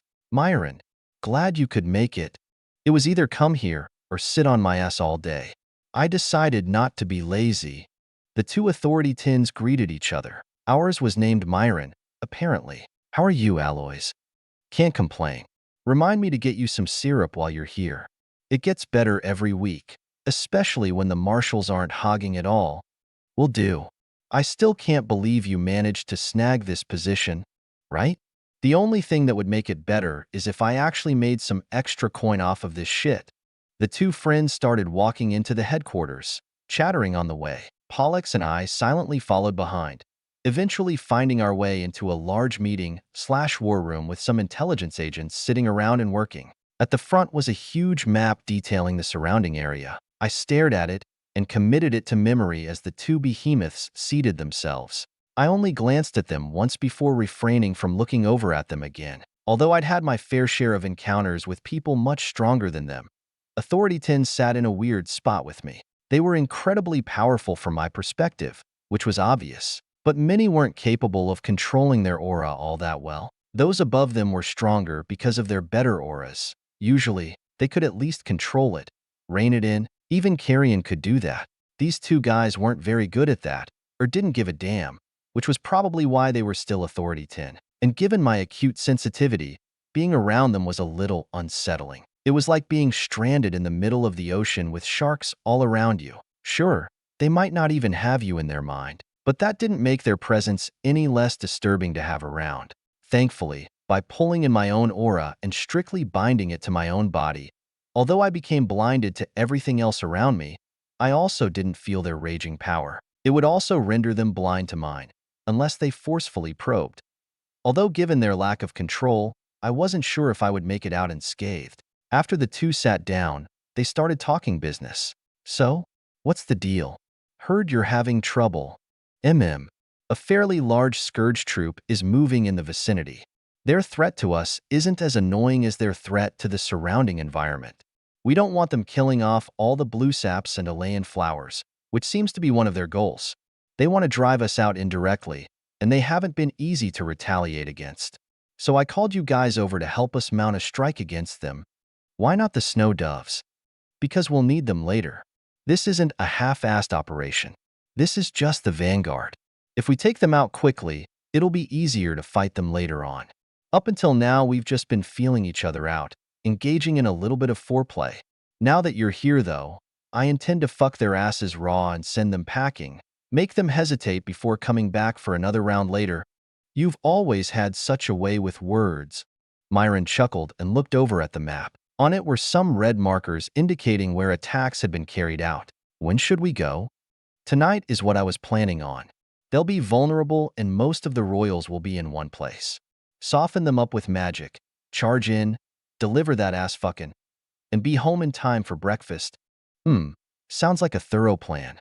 Maybe we should let the nerds figure out the details, though. Fine by me. Then while they do that, show me that syrup.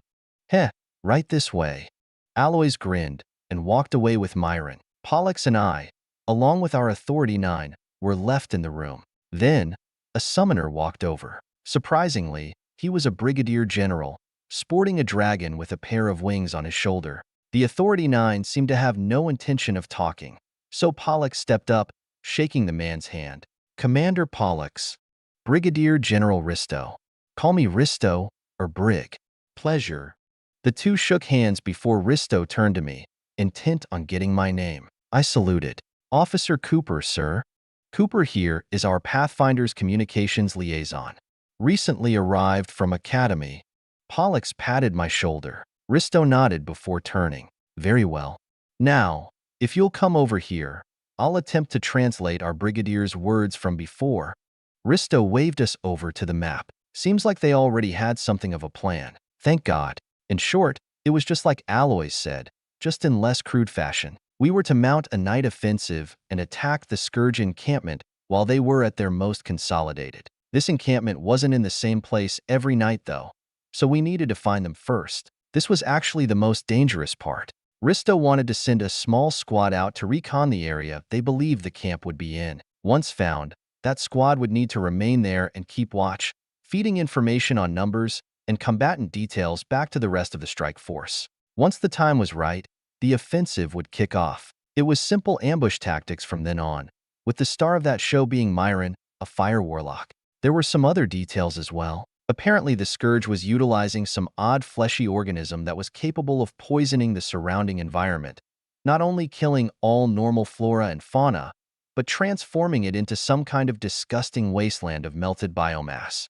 They wanted to destroy these organisms, formerly called pustule vaporators, or pustules for short. That would take detachments to handle and eradicate them after the camp had been destroyed.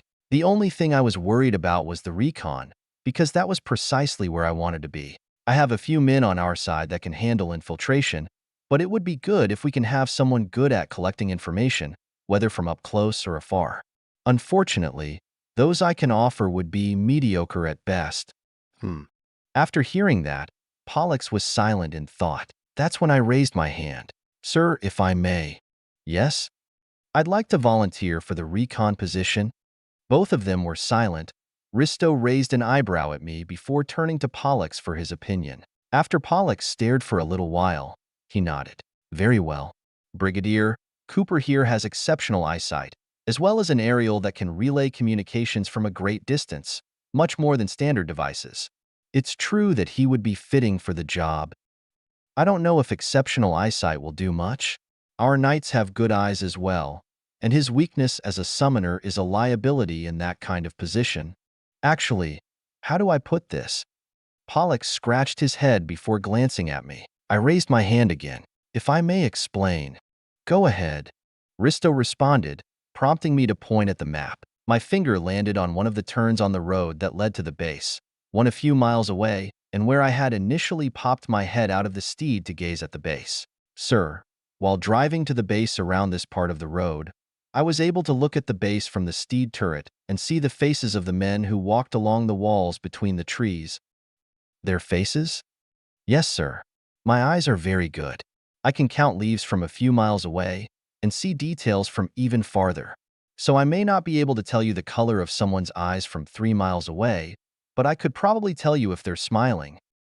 You have a crown, Cooper? I have really good eyes, sir. I said that and stepped back, Risto looking into my golden eyes for a second before nodding. Very well. That kind of vision will be an asset. For this recon, though, you'll need to be able to tell me the color of their eyes. I'll want the smallest details, from the accessories those royals wear on their clothes to the color of the claws of the beasts within the camp. How close can you get and still collect that information? Depending on the terrain and light conditions, a valley at midnight, possible fog. I thought for a moment. 1,000 meters. Then we'll start at 1,500 before moving in as necessary. I want you to approach from this direction.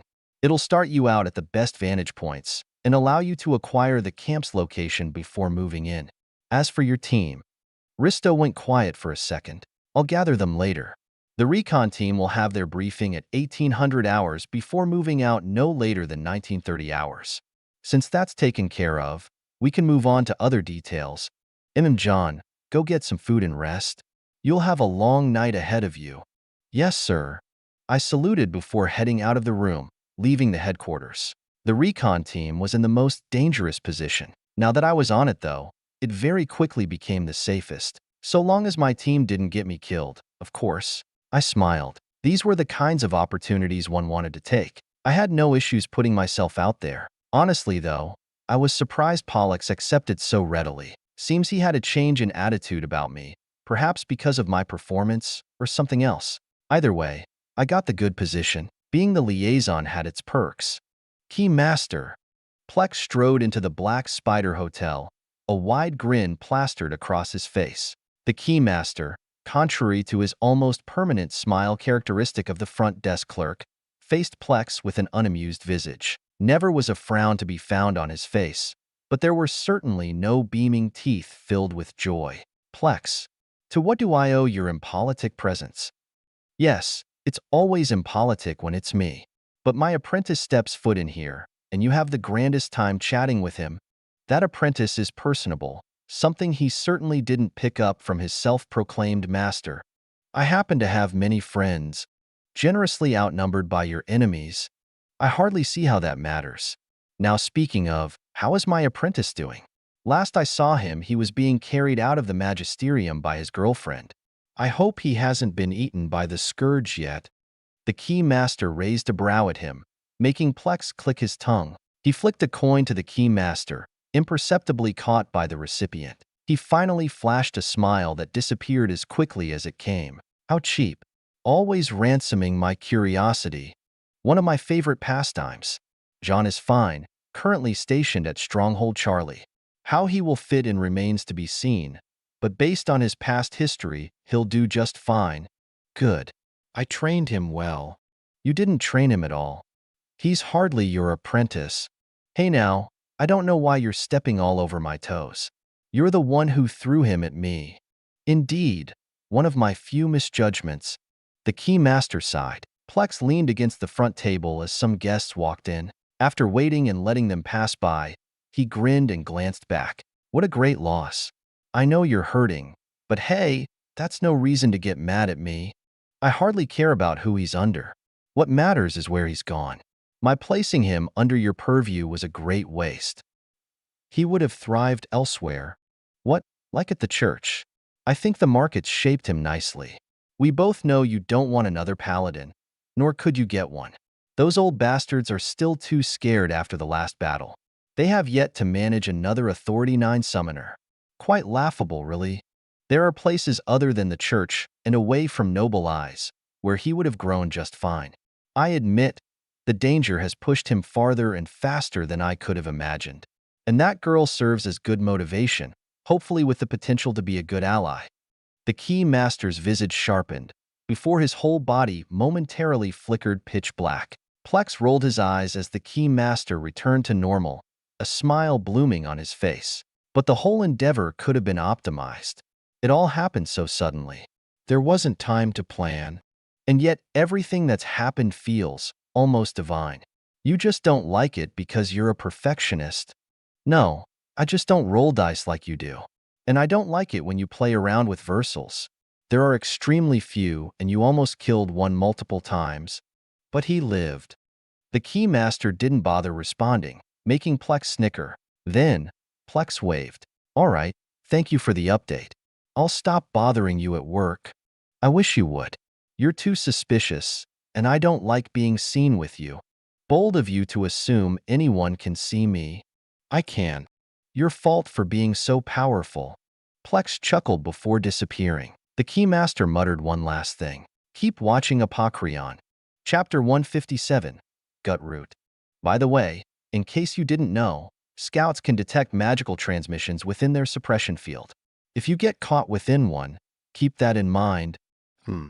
I hummed at Pollux's informative warning. I didn't know that, but I suppose it made sense.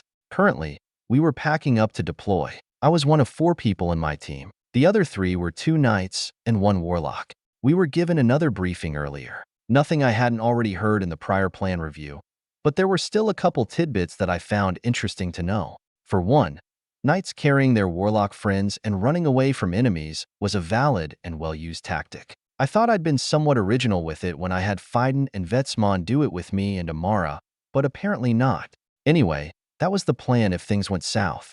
The 4 of us would take 3 bikes and stage ourselves on a small mountain. From there, we would attempt to find the encampment in the suspected valley. Once it was found, we'd continue on bikes until we got within a few miles, then trek the rest of the way on foot. We were traveling light since this operation wasn't supposed to take any longer than a night to complete. If it did, we'd have bigger problems on our hands. The last things of note were the expendable magic items we were given. One of them was a repeater for my aerial, so I could contact base. Another was a signal flare, for if shit really hit the fan. The last item was a bit morbid, and something I recognized. The overkill pill. It was a little black pill with no notable features, but with particularly extreme effects. I remember it being sold for 1 billion coin at my very first auction. Eat it, and it would give you explosive power for however long you managed to live under its effects. It was an over-glorified suicide pill. I wasn't shocked to see it in circulation. If the Scourge got their hands on you, you would become one of their monsters. Thus, these pills were the best way to not only deal more damage to them, but ensure they couldn't increase their numbers with somewhat intelligent humans. It was also a form of mercy for the victims. It had been around a year since these pills were sold. I felt odd knowing who they came from as I stashed one away. Not that I was concerned. For the duration of our recon, as long as I was doing my job properly, I had navigational control. That basically meant I had command over our squad. So long as I wasn't obviously fucking things up, there'd be no reason for the others to take the reins. And so long as I was in control, I'd be able to ensure that I didn't get into trouble. I arrived at the gates with Pollux. The other members of my squad, as well as Brig, Risto, were there waiting. All ready? Yes, sir. Good. He nodded. Right now, it was 2 hours before midnight. I had the map, my directions, and my bike. There was also Amare. She sat on the back of my bike, smiling at me as I walked over. The other 2 in the squad, a warlock and knight, were from Risto's command and had their own bikes. I let out an unnoticed sigh while smiling at Amarity and straddling the bike in front of her. As I did, my hood unfurled over my head. Risto spoke. Hopefully no scouts will see you as you deploy, but keep your guard up. The last thing you need is an ambush. Just remember that everyone else isn't far behind. Play it safe, stay hidden, and there should be no problems. Not too safe, though. There was a loud, chuckling voice that echoed from behind. We turned and saw the 2 authority tins, Myron and Aloys. It was Aloys that laughed. We still need results. So don't go shitting yourselves in fear just because you have to get a little close. It takes risk to get things done, as do all things in life. Aren't I right, Briggs? Aloys shot a grin toward Risto, causing him to shrink back a bit. Of course, sir. Damn right. So get the hell out there and point us in the right direction. Those monsters are killing our precious ecosystem. It would be quite the shame to lose its fruits, understood? The four of us were silent. This guy was technically above me, but wasn't my commanding officer, so I didn't bother responding. Still, his aura was positively bristling. It felt like a blade was poking into my neck, making it difficult to breathe even though I was keeping myself reined in. His grin faded before his eyes fell on me. I hear you're the brains of this mission, Golden Eyes. Are you a noble? No, sir. Bullshit. Where else would you get a crown for eyes like that? And you're a summoner? You must have a rich daddy. I sure as shit wouldn't waste money on a summoner like you. I just stayed silent. This guy was a fucking prick. For a second I glanced at Risto, but he just had his head down, his eyes filled with apology and sympathy. I softly clicked my tongue while Aloys laughed some more. Heh, well, whatever. Just get your job done and I won't have any issues. Now go on. Fetch me their location. Yes, sir. What was that? Aloys put his hand to his ear, a simple motion that made my anger flare. The retarded smile that bloomed on his face only fueled it further. With a thought, though, I extinguished my anger entirely and stood from my bike, giving a sharp salute. Yes, sir. Heh, this guy gets it. Now hurry up and get out of here. Those monsters can't be killed soon enough. Sir. I gave one last response before turning my bike on, the others following suit. Then, Risto spoke. Deploy. With his word, we all drove off, my bike heading the path out of there. I could hear Aloys laughing, so I drove a bit faster, lest it cause me to commit some form of treason. When we were far enough, I slowed down while speaking through the aerials of the other squad members. Take lead, one of you. With my word, another bike rolled ahead and started leading. I knew the map, but not the terrain, so I preferred to let someone else who knew these lands navigate. Amare hugged me a bit tighter from behind, her head moving over my shoulder so she could speak into my ear. The winds distorted her voice, but not nearly enough to drown it. Are you okay? I'm fine. Don't let people like that get to you. Idiots like those get drunk on their power and then goad people into stepping out of bounds. Piss someone like him off enough, and he'd probably just rip your arm off. My eyes remained forward. What she said was nothing new. I suppose there always had to be that one guy, and it changed nothing. It was just another motivator to get stronger, and until I did, I needed to just suck it up and not piss anyone off. It wasn't like at the Magisterium where simply being around Amara would invite trouble. Here, I simply needed to keep my head down, whether whatever bullshit people like Aloys threw my way, before continuing like normal. I wouldn't have to deal with him again, and all would be right in the world. The illumination from the moon on the surrounding lands was enough to make it feel like day for me. The other two squad members had the lights of their bikes on to brighten the path. Mine was off, not just because I didn't need it, but also to draw less attention.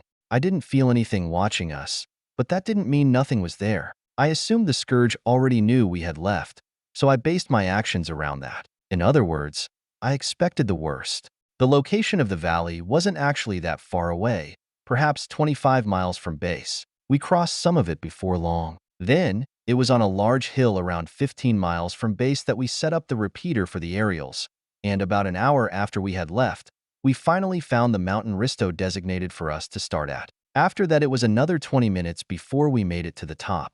Once we rolled up there, I clicked on my aerial. Approaching target area. Comms check. Wallace check. Jen check. Amare check. All clear. Now, let's find these monsters. I took point and rolled across the mountaintop, finding a good vantage point before coming to a stop. We jumped off our bikes, all four of us walking to the edge of a sharp drop. From there, we looked out over the valley before us. There was some cloud cover and fog, or what I was hoping was fog, making the light faded in certain areas and distorting anything in the distance. It was thin, which meant I could still make some things out in the distance with a bit of focus. Even then, my aura spotted the encampment before I did. In the distance, On the side of the valley going in the direction of the base was a large gathering of poisoning malice and intent. In the center of it was not just an encampment of tents and nests, but a pulsating mass of icky flesh and rancid fluid. They were about 3 miles from us, and yet when I pulled down my mask I could faintly smell the sickening odor of whatever the hell was down there. I was starting to think dogs, or whatever flicker equivalent, would be a better way to find scourge camps. That mass of flesh was in the center of the base, towering like some kind of distorted tree from hell. The ends of its branches writhed and shit out those clumps of rancid, viscous fluid. If I were new to gore, I'd vomit just from the imagined sight. That wasn't to mention the rest of the valley, which was already corrupted by the looks of it. Any remaining semblance of the original flora was withered, and everything else around that was covered in some kind of red, moss-like fungus. It covered the ground in patches and was most definitely alive. I didn't like it one bit, because soon I'd be down there. I let out a long sigh. Although I could see the base and make out the figures, if I wanted to get detailed descriptions of the enemies in the camp with this fog, I'd need to be closer. It seemed my guess of 1,000 meters was looking to be right on the money. After looking around some, I snapped my fingers, pointed, and caught everyone's attention. Right there. If we go down this ridge, we can park our bikes there before proceeding on foot, making for a quick egress if we need it. We'll have cover up until about a mile from the edge of the base. Copy. Sounds good to me. One of the others responded. Amari nodded. Wordlessly, I walked back to the bike and mounted, as did the others. Once Amari was behind me, I peeled off and proceeded to our parking spot. There, we found a decent hiding spot for our bikes inside a ditch. After climbing out of it, we started making our way to the base. Before dropping onto level ground, though, I turned to my 2 unfamiliar squad mates. We'll only speak unless absolutely necessary, and from here on out, keep your aerials off. Keep your auras close too. Aerials off? I hope you're not forgetting that we need to relay information back to base. The knight, Wallace, spoke back. I just rolled my eyes. You think I forget things? Just turn them off. I'm not speaking to them before I determine it's safe. Aloys is expecting us to check in, and we will, after I know I'm not going to get killed for it. Unless you want to walk in looking like a beacon for all their scouts to see. Wallace went quiet, sighing and turning his aerial off. The other 2 had already done so while he decided to bicker with me. Mine was already off as well. Thankfully, they didn't know my rank, otherwise they'd probably be undermining me. With that, we finally started making our way over. We dropped into the valley, which had generally sparse cover. Thankfully, the land that the base was built near was rocky, so we could stay low-key in the midst of boulders and outcroppings. I crawled and slipped over and between rocks, staying as low to the ground as possible. Their base wasn't properly built, so there weren't any watchtowers. However, after we had moved about 300 meters in, I spotted something. Up on the surface of a nearby hill was a scout troop. 2 scouts and their escort of spiked wolves strolled across, patrolling. I quickly ducked behind a rock before muttering quietly, "Hide. Scout troop on that hill." The others near me looked over before finding some rocks and slipping behind them. The scout troop continued to walk in our direction, not toward us, but the hill they were walking on would loop them around us. Amari asked, "What do we do?" "Hide and wait for them to circle around. Just make sure to stay out of sight." "Can we really wait that long?" Wallace asked another stupid question, causing me to glare at him. "We'll wait as long as we damn need to. Unless you want to saunter on over there and get spotted. Do that, and I'll watch as you get butchered alive." "We should still check in. Are you fucking?" I was baffled stupid. It was like this guy had a death wish, wanting to rush in there with no regard for safety. That's when the warlock, Jin, suddenly moved over to my side, stopping my words. "Cooper." "What?" "I don't think you're understanding how scary Aloys can be. He wanted us to check in a while ago. The entire strike force is waiting on us, and he wants this taken care of as soon as possible. Every minute of silence on our part is going to ruin his mood further. You may not have to deal with it, but we don't have that luxury." "Fucking tyrant." I scoffed. It seemed Aloys neutered all his soldiers through fear. Wallace was scared shitless of him, so he'd rather risk getting spotted just to get on comms faster and report the situation. And if he really was that unreasonable, then I could understand. Still, I wasn't dying for a prick like that. If he really wanted to rip my arm off just because I was a bit late with my report, then so be it. Better than dying in some nameless valley. Hey, if he's got an issue, just blame me. I don't give a damn so long as you two don't fuck this up. Otherwise, we'll all be dead and none of this will matter. Shit, I can't imagine fearing someone so much you put their pleasure above your own life. I sighed and looked back toward the scout troop, watching them as they gradually made their way around. Jin hung her head beside me, silent and brooding. Now, I was a bit worried. Jin seemed more put together than Wallace, but both of them were looking like liabilities to me. Either way, if they really screwed up, then I was going to take a Marai and disappear. At that point, their lives would be forfeit to me. Until then, though, I'd have to drag them along and pray nothing happened. Thankfully, Wallace could hold himself in check long enough for the troop to pass by. Once we were out of their field of view, I started moving, the others following. We made our way a bit closer, my eyes glued to the surroundings. I continued to take occasional glances at the encampment to see how my vision held up, and when I finally felt comfortable, I stopped and set up.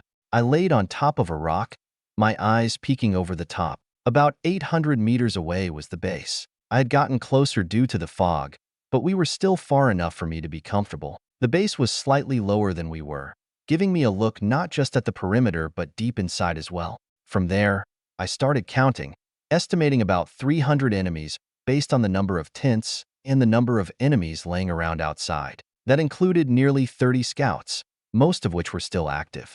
I also managed to spot some royals. We were fortunate enough for a large tent to be facing our direction, its flaps pinned open, allowing for a glimpse inside. 3 royals sat around a table, though that was only in my immediate field of view. If I had to guess based on where they were looking around and the size of the table, there were at least 5 others, probably more. One of the royals caught my eye, though. It had pale white skin, black veins, and pure black eyes. I made a mental note of that one before bringing up my aerial and turning it on. I broke radio silence. Liaison to Treehouse, come in. I hear you, Liaison. This is Briggs. Risto's voice came back, making me sigh in relief. Still, I kept my eye on the surroundings. The voice that came next, though, made my blood pressure spike. Summoner, the fuck took you so long? Have you no sense of urgency? No, Brigadier Sir. We were delayed, Daff. I don't fucking care. Give me a goddamned report so we can get this shit going.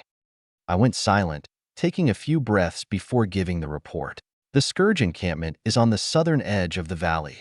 A quick count puts their numbers at approximately 300. That includes around 10 royals, most of which are currently conversing inside of a large tent near the center of the camp. Besides that, there is 1 active scout patrol, as well as nearly 30 scouts within the camp. There are also bears, some monkey-looking things, spiked wolves, and a large flesh tree sitting in the center of the camp. Copy, Liaison. Give me a description of the flesh tree. About 40 feet tall, no leaves, writhing branches, and it's excreting some kind of yellowish fluid. That's a gut root. Noted. Risto's voice dropped a bit, making me worried. Can you describe the royals? The first one that sticks out is one that looks like a man. He's got black veins across his face and pure black eyes. Otherwise, looks like a normal armored knight. Shit. My heart dropped when he said that. Briggs. Liaison, that's not a royal. That's a corrupted. He likely used to be one of our own soldiers. How deformed is his face? I don't see any outstanding deformities, sir. That's not good. Understood, Liaison. Continue describing the rest. I can only see 2 others directly, but okay.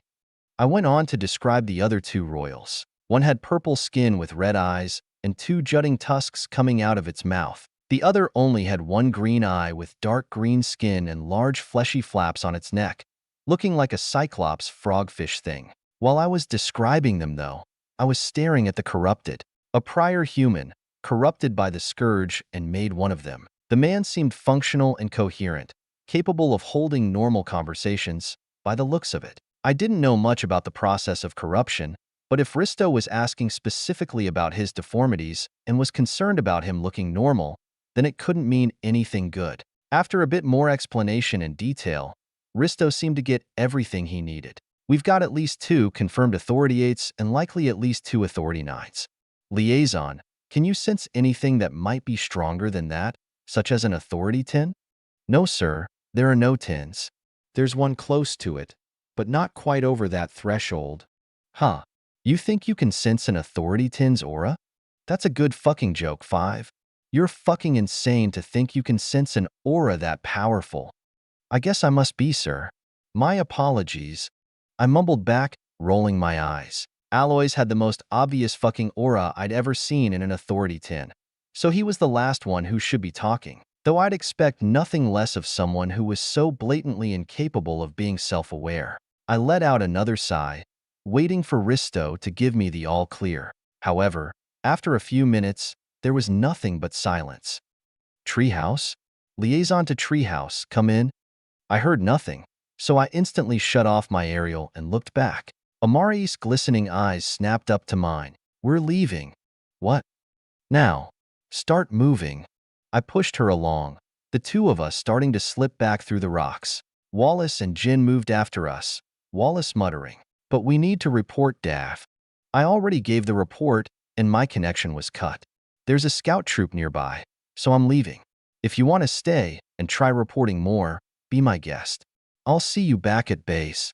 I continued moving after saying that, tuning his bullshit out. After I'd retreated some more, though, I heard some movement in the distance. Claws on rock. That was my guess after hearing the distinct tapping. And it only took one glance back to see a few pairs of ears and spikes. They were coming, and I had a feeling they knew we were here. There was some more activity in the base too. Not good. I turned to Amare. Hey, if I tell you, start running. And if you see me disappear, start running. Either way, we're in hot shit right now, so get ready to book it. Got it. She nodded, and I was glad she wasn't questioning me. As for the other two, I was really close to not giving a damn about them. Not that it would matter if things got worse. Still, I gave a cursory piece of advice. Wallace, if we start running, grab Jen and run with us. Otherwise, you're free to turn around and buy us some time. Maybe Aloys would commend you for your bravery. Asshole. He scoffed at me, making me roll my eyes. I didn't care for idiots on my team and didn't care whether he liked me or not. I didn't need their help to survive. I was quick, not as quick as the knights, but I was still making good distance. Wallace went ahead of us a bit, while Jin kept up with me and Amare. Unfortunately, that scout troop didn't have to be stealthy, and they were gaining ground. They seemed to be spread out too, which meant I couldn't sneak to the sides without taking on more risk. At some point, I started getting more anxious. I could feel them on my heels. The looming sense of danger rapidly grew upon me, smothering different routes of escape. They probably caught our scent or heard us, or both. It was time to throw them off our trail now, before it was too late. My aura bloomed into the immediate vicinity, solidifying before turning to fog. Moments later, the fog disappeared, and I disappeared along with it. Chapter 158, Disappear. Amare felt her heart thrum when she saw the fog wash over her. She felt disoriented in a weird way. It wasn't malicious, but she could feel her own aura lose its coherence within it. But only for a moment. Once the fog disappeared, she felt control rushing back into her. But John was gone. He had been right next to her. He was her charge. She couldn't let him out of sight, and she was sticking close in case she needed to grab him and run. She too could hear the spiked wolves gaining on them, their contorted yipping and barking getting closer and closer. But now he was gone, and his words resurfaced in her mind. If I disappear, run? She hesitated, looking around some more, yet couldn't find him to save her life. She felt like someone, was in the vicinity, but she couldn't see anyone except Wallace and Jin. He had really disappeared. But how? Did he have some kind of device to make him invisible? She couldn't be sure. John, are you there? She scanned the snow-covered rocks until suddenly, she sensed something and snapped her head in that direction. John resurfaced, well ahead of her, wrapped in a cloud of fog. Her perception of him was interrupted, distorted. He was definitely in sight, but the fog seemed to almost convince her he wasn't, as if trying to hide him in plain sight. When she focused, his figure resolved in her vision. He spoke. Hurry and run. Once they find you, those royals will come. His words echoed despite the lack of boundaries, and once he dipped back behind one of the rocks, he vanished once more. No amount of focusing on her part could bring him back. Of greater concern, though, was what he said. Those royals would come, and if she didn't get out in time, she would die to them. Suddenly, she heard a voice in her mind. Get to the mountains and disappear. I'll try to help you. All right. Amari let out a breath. Then, she looked over and launched herself. She soared over some rocks and landed right next to Jin. She scooped her up and dashed ahead, leaving Wallace behind. Amari wasn't too fond of him either, and he was a knight, so it'd be up to him whether he wanted to keep the pace. She bounded across rocks, dropping some pretenses of stealth, but still not making herself too obvious. She covered dozens of meters in just a few steps, rapidly closing the distance to the mountain where their bikes were stashed. She was only halfway there, though, when she saw a flash of light in the corner of her eye. A Cyclops scout stared at her, eye brimming with power. It had spotted her, but just as she thought it was all over, there was a sound. An explosive crack ripped through the valley, and, simultaneously, Amari saw something rip through the scout's head, killing it instantly. It crumpled to the floor, and just as the other scout stood up on a boulder, it too was shot down. A few seconds later, the wolves started to howl, a sign of distress and alarm. The camp started to rumble with activity, but Amari recognized the chance she was given. If the scouts weren't there, nothing could track them, and since they'd been made, she took off with her full strength, bounding across the valley and making it to the base of the mountain in less than 10 seconds. When she looked back, though, a chill went down her spine. The royals had emerged and were looking in their direction. She abandoned all pretenses of stealth, throwing herself up the mountain and disappearing behind its irregular terrain. After finding the bikes, she set Jin down. Wallace was right behind them, but John was nowhere to be seen. And how could he be? He was an ordinary man. There was no way he crossed that distance before they did. He was still out there, that much Amari knew. But she couldn't go back into the valley. That'd be asking to die. That's when she suddenly heard that voice again. No doubt John's. Take the bikes and leave. I'm hiding. Don't waste the chance. The royals are coming. I can Y-dash. Don't wait. Hurry up, go now, before the royals catch up to you. Amari went silent, and whatever connection that allowed John to talk to her disappeared. She looked back, hearing the wolves catching up to them. If she got into a fight with them, it wouldn't be long before the royals jumped in and slaughtered them. Still, with gritted teeth, she cursed. Fuck. Let's hurry up and go now. What about Dash? He's not coming. Get on your bike. Amari jumped on her bike with those words, turning it on before speeding off. Jen and Wallace scrambled to keep up with her, deciding it was better to just leave now and ask questions later. They went back around the mountain, taking the trail back the way they came and leaving the casually pursuing royals behind. I cut my connection to Amari before sinking down behind a rock. Pulling in my aura completely, I let myself fade back into existence for a bit. With the death of the scouts, the spiked wolves were no longer coordinated. They all charged after Amari, bounding up the mountain in pursuit and leaving me behind enemy lines. I was alone, but there was still a glaring issue. The royals were coming. They didn't go very far. They were jogging over until I killed the scouts, after which they started running to see what was going on. Thankfully, Amari got out quick. They couldn't catch up to her, or perhaps didn't bother to. Instead, a bunch of scouts were sent out with even more spiked wolves, along with a few bears for good measure. I went off to the side when the wolves converged to chase Amari. Now, I was at the base of the mountain, closer to the central part of the valley. I let out a long breath. Becoming invisible, in my case, was a mimicry of Plex's ability, and the only reason I could do so right now was because the process was almost identical to how I made clones. Instead of tricking someone's mind to believe there were two of me, I was tricking them into believing I wasn't there at all. I was removing the ability to perceive me from anything that could actually perceive, not by distorting light or melding into the atmosphere, but by interfering with mental faculties. Even then, I wasn't interfering with the minds around me directly. That would just give me away, especially if something was more powerful than I was. It was no different from drawing a string between us. Instead, I took an indirect route. I distorted and changed my presence, like how you could encrypt data. Just because someone could see the data didn't mean they could decrypt it. So long as it remained encrypted, it would forever remain a mystery. As long as my enemies couldn't decipher my presence, I would remain unseen. Of course, they could just attack the area and counter my interference with sheer power, revealing me anyway, but that was beside the point. I thought it was rather ingenious, but it wasn't much different from making clones. In fact, making clones was a bit more psycho-intensive. Becoming invisible instead took more finesse. And it was working well. Scouts would look right at me, then turn their heads away, completely unaware. With everything chasing Amari and the others, I was free to walk out with none the wiser. It was the perfect plan. But when I turned my head around, my heart dropped. I saw something sniffing around the floor in my direction with a scout beside it. The thing looked like a mouth with legs. It didn't even have eyes, just flaps on what could be its upper lip. As it started wandering in my direction, a royal trotted over, curious as to what was going on. Dipping behind the rock, I drew one last foggy breath before activating stealth mode and moving on. I needed to get out. I started walking gingerly. My boots already helped a lot with that with their enchanted air-supported movement, but if I leaked any sound at all, I was dead. I had to take note of every single crunch of a snow crystal beneath my soles.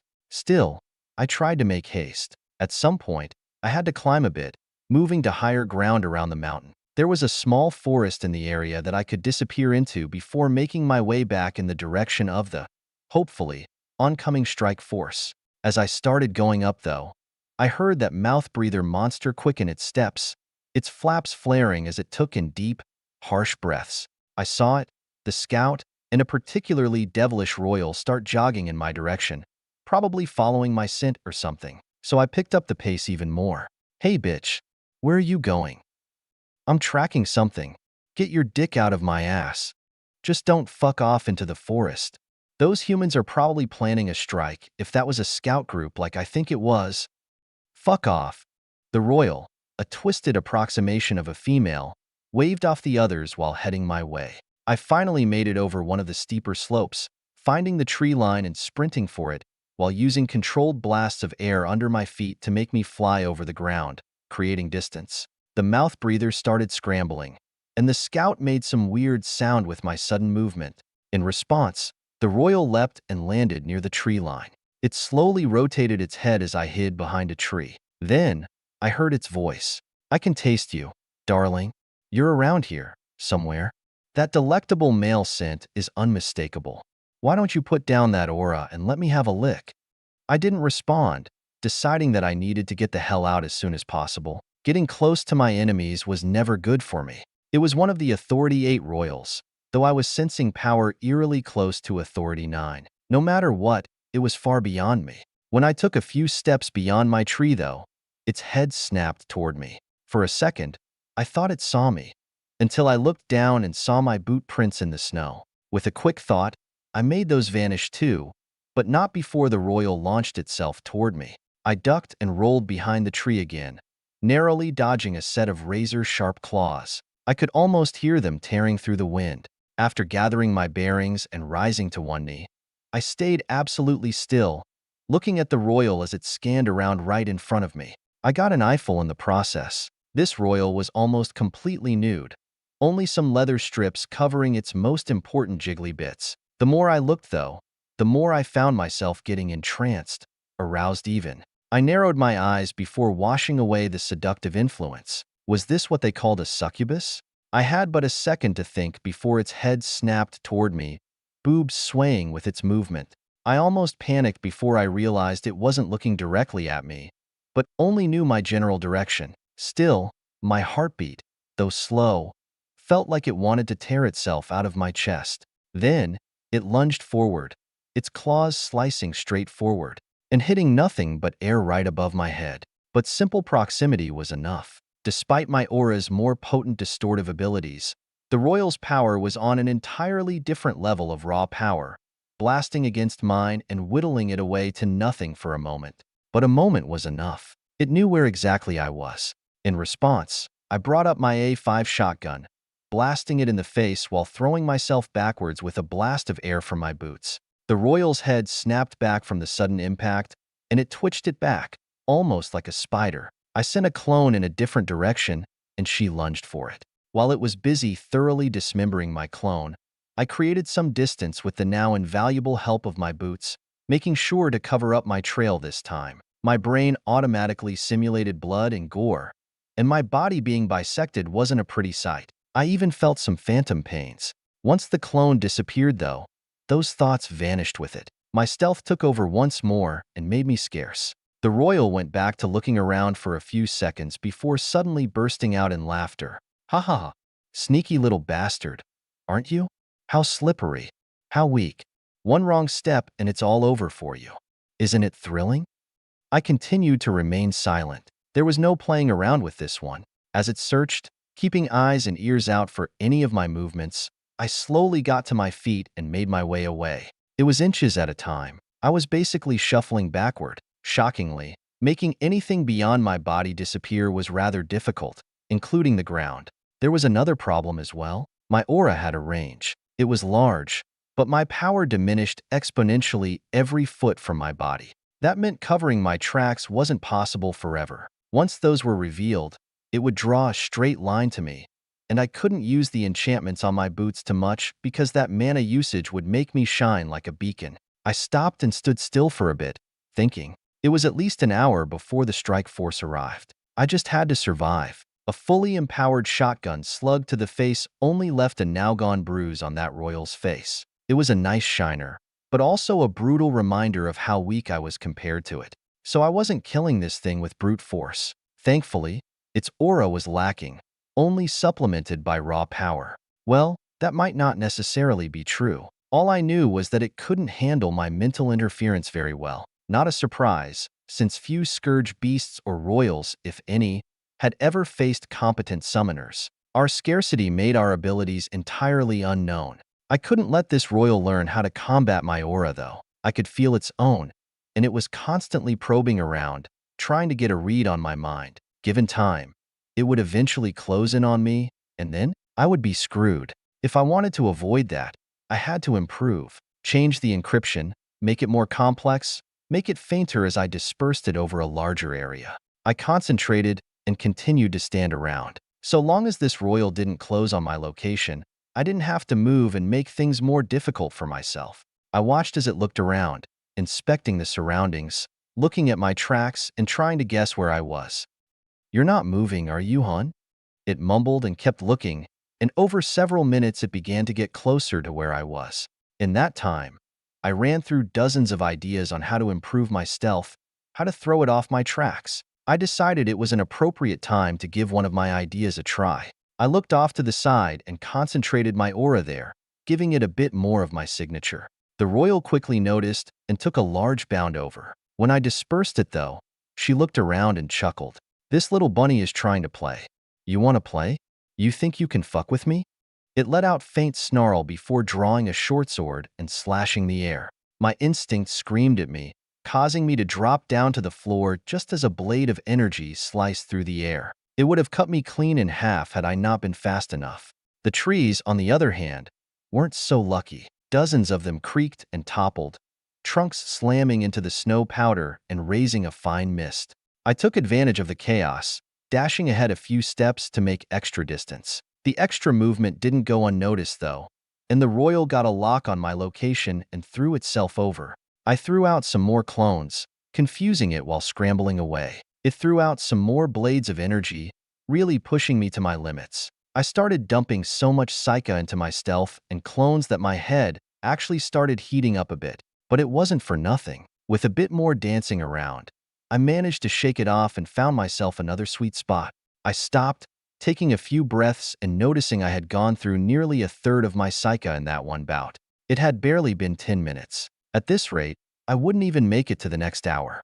I cursed inwardly. This was looking like more and more of a shit situation that I really didn't want to be in. When I looked around, I noticed that the surrounding forest had been completely cut down. There were over 100 yards between me and the next standing tree. Naturally, that meant that all those tree trunks, branches, and leaves were cluttering the area. More cover. Convenient, if used correctly, but it could also be a cage. There was some leaf cover between the royal and I, which would help me maintain my stealth. However, I realized that I needed to simultaneously employ real stealth tactics on top of my magical stealth.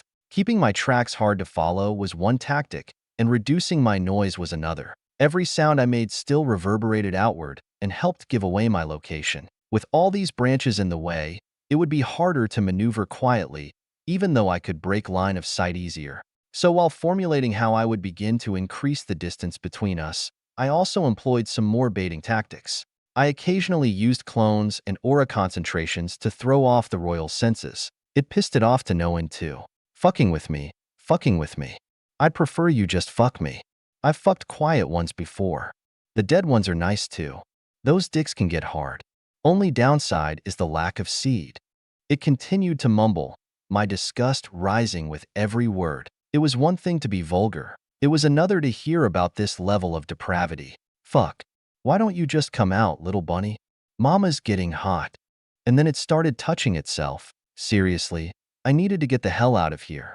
I started walking on tree trunks and rocks, anything that wouldn't leave behind a track. It was working for a while until I started encountering barriers of leaves and piles of snow. Without the canopy of the forest, the snow was free to fall and accumulate on the ground, making my life more difficult. Still, I was making distance. More distance meant larger margins of error. I had no choice but to keep pushing. More time passed as I snuck around.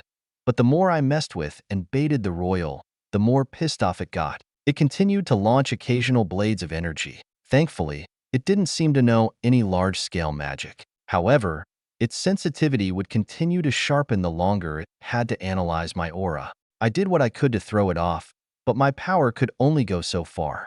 Minute by minute passed, each one feeling longer than the next. The 30-minute mark came and went, and I was down 60% of my psyche despite constant regeneration. At that point, once I found a good spot, I stopped and thought some more. I couldn't continue like this. My stealth was good, but in exchange for the invisibility, I was basically broadcasting that I was in the area. The royal knew I was here. It just didn't know where specifically. With every minute, though, it was getting closer. I needed to improve. There were more facets to stealth in this world with the magic aspect, but that didn't mean I should forsake the non-magic aspects. Until I could improve my aura technique more, I'd have to use everything at my disposal. After all, this was the first time I was using this technique in the field. I looked around, examining the snow, sticks, dirt, and leaves. I needed to blend in. I needed to become a part of my environment. I was no scout sniper, but I had read things about camouflage. I unfortunately didn't have any gear that would make a ghillie suit easier to create, but that wasn't necessary. Obscure the figure, use the surrounding foliage and colors to your advantage, eliminate your traces, and disappear. I called upon what little knowledge I had before improvising and beginning to assemble items. I also brought out some string from my camping gear. And so, using the distance I created between myself and the royal, I found a spot and started disappearing. A fallen tree for cover, some snow to eliminate my body's outline, mud to smear and distort the color and texture of my white snow coat, as well as dampen my obvious scent. After some time, I had a good spot. I just needed to bury myself while not making too much sound. Throughout this time, I had been occasionally popping up my head to check on the royal's progress and noticed an ever-increasing concentration of spiked wolves, scouts, and those mouth breathers. I cursed as the royal signaled them over. I had to hurry. Hastening, I laid down into a subtle crevice in the dirt by a rock and a fallen tree. Then, I started covering myself while slowly pulling a bundle of sticks and leaves over my body. At the same time, I used clones and lures to pull the royal away, as well as some of the approaching spiked wolves and scouts. Finally, once I was buried beneath sticks, mud, snow, and a pile of leaves and branches from the fallen tree, I let out a breath. A puff of fog rose into the air before me. It slipped through my mask, a dead giveaway. Suddenly, a thought rose to the surface of my mind. A convenient remedy. I grabbed a handful of snow from under me and stuffed it into my mouth. After I did that, I felt two things with my aura. The first was something from my 5th star. Something started calling out to me, excitedly, as if I'd become worthy of it. The second was the royal. I heard it mutter as it started to hone in on me. Fog? Is this your aura, little bunny? I cursed and then made my decision. Those scouts and wolves were adding more variables, making it more difficult to maintain my stealth, especially as I started running through the last of my psyche. So with my decision, I pulled everything back. My aura, my psyche, my mind was pulled so far back into my body that I felt like I went blind. I closed my eyes, finished burying myself alive, and went still. Oh, a new game? I ignored the royal, not daring to even utilize the danger sense of my aura. I started to convince myself that I didn't exist, that I was dead, that all traces of me were washed from the very ether. Going even farther, I shut down my coat and the functions of my hood completely. The cold quickly started invading my body, but I shoved the discomfort aside. Like that, minute by minute ticked by. I counted every single second, allowing my body to remain limp as the snow in my mouth numbed everything and melted a bit, covering my tongue with water and dirt. Where in the hells are you, little bunny? Hey, start sniffing around. Fucking mutts. I want every corner of this forest searched. The royals started yelling. Wolves whimpered as they were screamed at or kicked in anger. I just kept my eyes closed, focusing on my breathing. 30 minutes turned to 45, and 45 turned to an hour. At some point, the royal reached its breaking point. Fuck. Where did he go? Come out. It started thrashing about, randomly throwing attacks every which way. No direction was spared, and I could hear explosions of wood and earth. The ground thrummed from the power of the impact. Chunks of wood slammed into my legs and torso, which, while painful, was bearable. But then a trunk tipped over and crushed my shin. I vividly felt bones snapping, causing my body to jolt uncontrollably as the pain lit my nerves up like lightning. But I didn't move, nor did I speak. A branch slammed into my arm, digging into me with the weight of a trunk behind it. But I let it be, using that sensation to distract from the broken bone. The royal clambered around for almost 15 minutes, sending out more attacks that left some wolves crying out in pain. Those too loud for the royal's liking were quickly silenced with wet squelching. And then, when the hour-and-a-half mark came around, I let out an inward cry of happiness. A massive explosion sounded from the valley. Its echo was accompanied by yelling and shouts of alarm. The sounds of battle. The cavalry had come. I let out a longer than normal breath, some of the melted snow and dissolved dirt seeping out between my lips as I smiled. Fuck. The royal let out a shrill scream. You fucking fuck. Weak little piece of shit. Where the fuck are you? Fuck.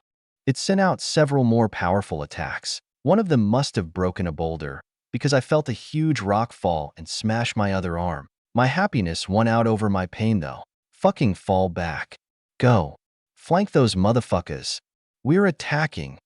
The royal commanded its troops. Rapid footsteps followed her words, running off into the distance. For a moment I felt relief, but I didn't move. For one, I couldn't move my leg anyway. But more importantly, I had to be sure. I remained buried, same as always, for several more minutes. The battle continued to rage on, but I acted like I wasn't safe.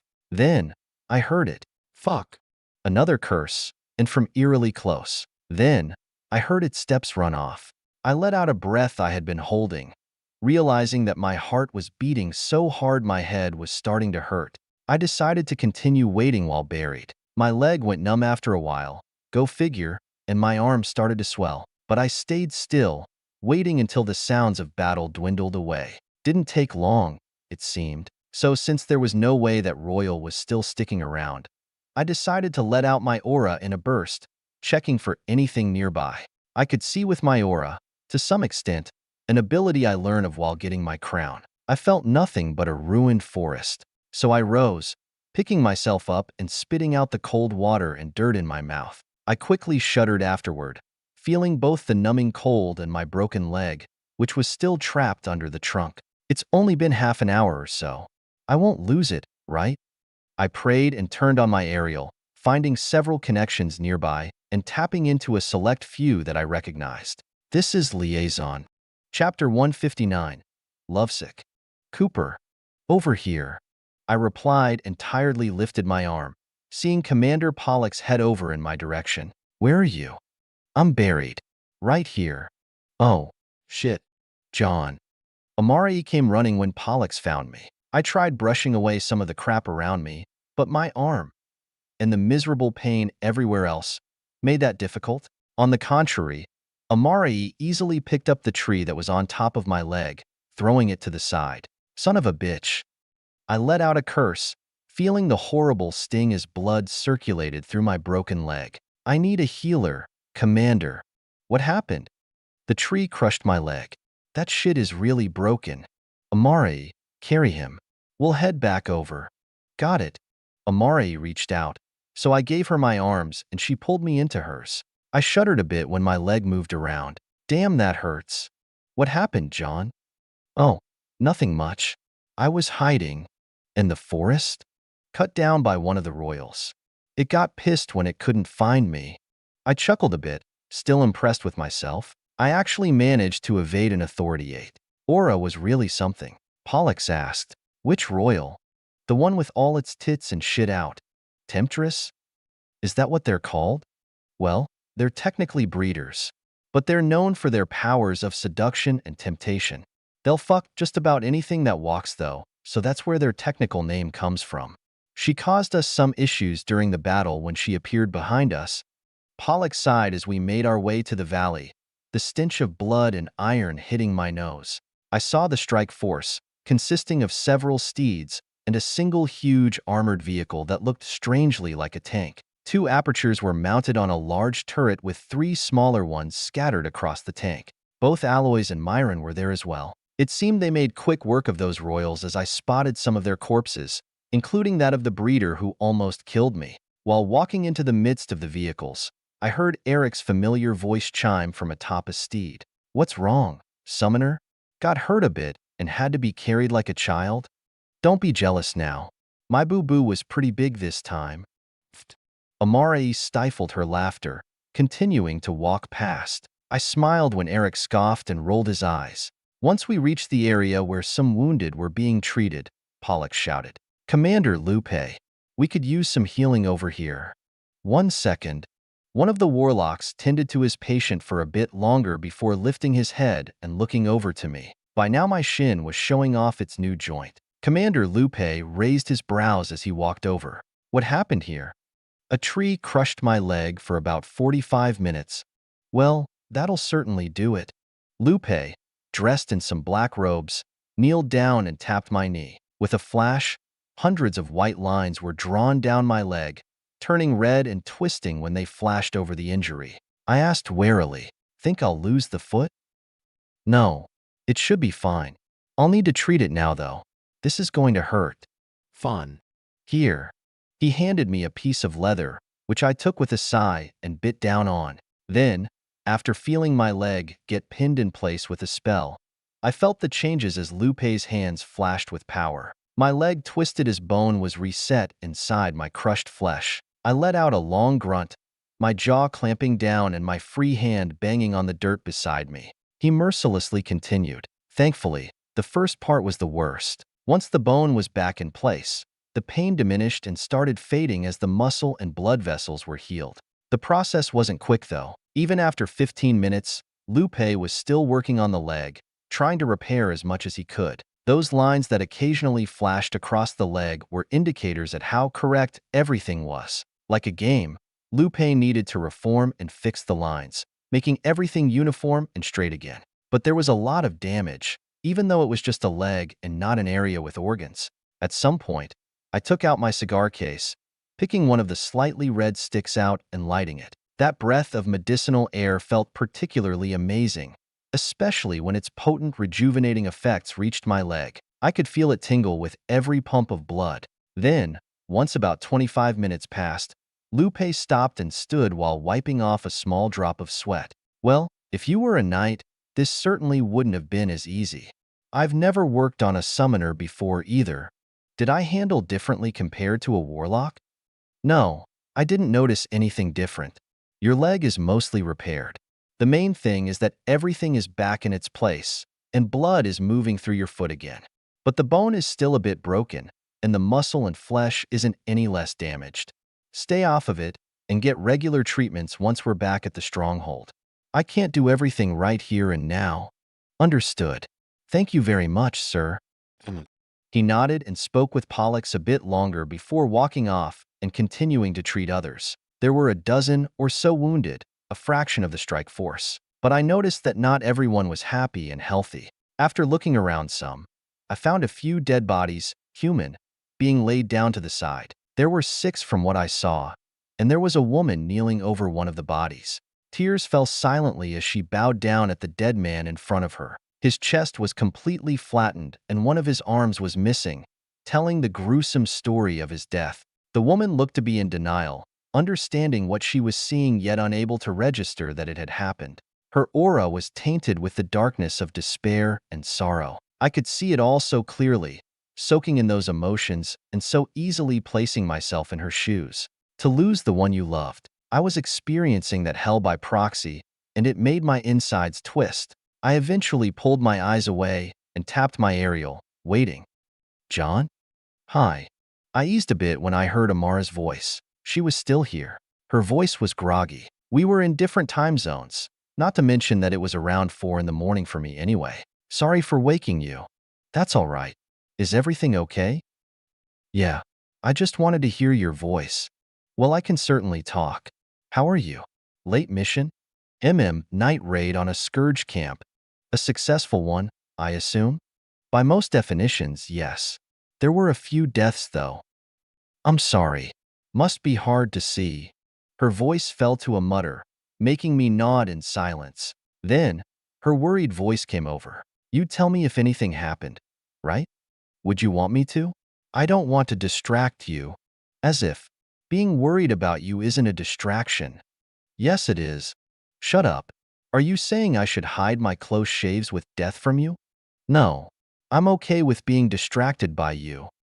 You think you're such a smooth talker. This is a two-way road, mister. So tell me, what happened? She went silent, waiting, so I sighed and spilled the beans. I gave a brief overview of what happened with the mission and Royal, attempting to downplay just how close to dying I was. The fact that I was in such close proximity to a Royal at all though was telling enough, and Amara wasn't stupid. Fuck John. I know. My leg still hurts like a bitch. I don't care about your leg. I know you understand how dangerous what you just did was. Can you not go volunteering for the most dangerous jobs? Sounds to me like without you there, the entire scout team would have died. And the only reason they survived was because you took on the brunt of the danger. Why the hell did you do that anyway? You should have just had the knights carry you. They were my bait. It just didn't work out as well as I'd hoped. My stealth abilities are still a work in progress. I scratched my cheek. The plan was foolproof, until they started literally sniffing me out. If that hadn't happened, all the enemies would have gone after Amari and the others while I slipped away with none the wiser. I had now learned my lesson the hard way and knew where my limits lay, as well as what to look out for. Still, I could admit that it was an unnecessary risk, even though I think we got plain unlucky being discovered like we did. Barely 5 minutes with my aerial on, and they started converging on our position, from around 800 meters away from the base too. I wasn't sure whether to be skeptical about the whole situation or if my aerial was just that obvious. I looked at my own aerial. My eyes had gained the slight ability to see magical energy. I generally couldn't notice it unless the source of the magic was potent enough, like with a white crystal, and I could definitely see some of the magic that radiated off my aerial. It was like a glow, not that bright, but still noticeable. When I looked around, I could also see fainter glows coming from a select few people with aerials, including bright glows around the vehicles. Maybe my aerial really was a shining beacon. A cluster of aerials would make it even more obvious. And even if the aerial wasn't on, the crystal was still there. I doubted that it was airtight to its own energy. But unless every other recon team regularly got caught while doing these kinds of things, it wasn't reasonable to assume aerials were really that obvious to scouts and the like. I'd have to ask about it. Fishy or not, I needed to know why we got caught and learn from this. If it turned out that Wallace was just being reckless or a dumbass and gave away our positions, then I'd learn to be less trusting. I sighed. I'm sorry, dear. It won't happen again. I really hope not. It's been all of a week since you got there, and you've already come close to losing a limb. I love you, scars and all, but losing arms and legs will make our future battles more difficult. I think I could rock a peg leg. Please no. And if I lose my hand, I'll get a hook. I can still pull triggers with a hook hand. Oh God. I laughed as Amara face-bombed from the other end. Pathfinders, Let's get going. Oh, that's me. I'll let you go so you can get back to sleep. Stay safe, John. Oh, I've been poking around in regards to Fiden, seeing if I can get him transferred to you. But he's dipped beyond my mother's reach. I'll keep working on it, but without someone to be your shield, you'll have to take extra precautions. I know, but don't let your worry distract you. I happen to be pretty good at staying safe, and although Tana is with you, you still have yet to really weaponize my knowledge. I don't like worrying about you either, but the very fact that I can't watch over you makes me anxious. I frowned while levering myself up. Amara lent me her arm, so I could start hobbling over to one of the trucks. Umara hummed in response. There you go again. You can worry about me, but I can't worry about you. Don't you hate hypocrisy? It's not hypocrisy, just a double standard. I thought you didn't like those either. Well, when it comes to my future wife, I'm all right with throwing away some of my principles. I think my future husband is just shameless. A matter of perspective. I smiled, imagining Amara rolling her eyes. Sure thing, darling. Whatever you say. Now go rest. You too. And say hi to Tana for me. We gave our goodbyes as I laid back in the bed of a supply truck transporting some other wounded. Once the call ended, I let out a sigh. Amara rubbed her face while setting the aerial down, feeling her grogginess set back in with full force. Tana, laying in her bed across the room, propped her head up with a fist. There was a smile on her face, half covered by her long blonde hair. Future husband and wife? I didn't realize you two had gotten so bold. When's the wedding? Hopefully before shit really starts to hit the fan. And how long do you think we have? Not much longer than a decade. I see. Then it seems like we've got some more work to do. Your future husband can hide from an Authority 8 in plain sight. Stealth has become my primary aura technique, and I've only barely started to do that. I'll send him a message tomorrow and ask about it. But either way, he just keeps pulling ahead of us.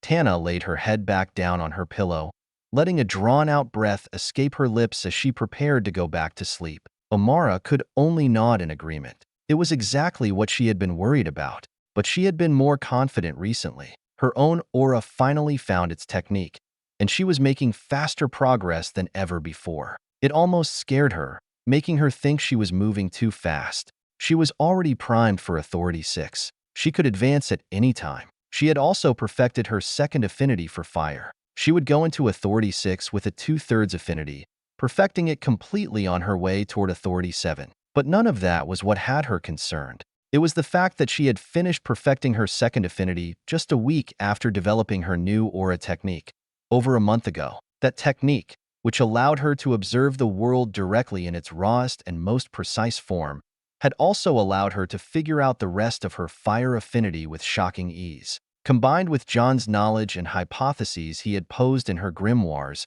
she almost wondered why she had ever struggled to begin with. But she had waited to advance because she was a bit paranoid about missing something. Normally, after perfecting her affinity for that level, she would just accumulate enough power to create her mana core and advance. She already had all the necessary power, and she had mentally created her mana core 10 times over. She could form it in a record time of just 2 minutes, when under normal circumstances it would take hours. But she kept asking herself, was there really nothing else to do? More importantly, was she really destined to walk the same path as every other warlock? The most glaring issue with warlock advancement, which had supposedly been an issue for thousands of years, was the lack of room for building every affinity. It took 3 authorities to build a perfect affinity, each one contributing a third before finally combining. Failing to perfect a third of the affinity during any of the 3 levels would leave you with an imperfect mana core for the rest of your life.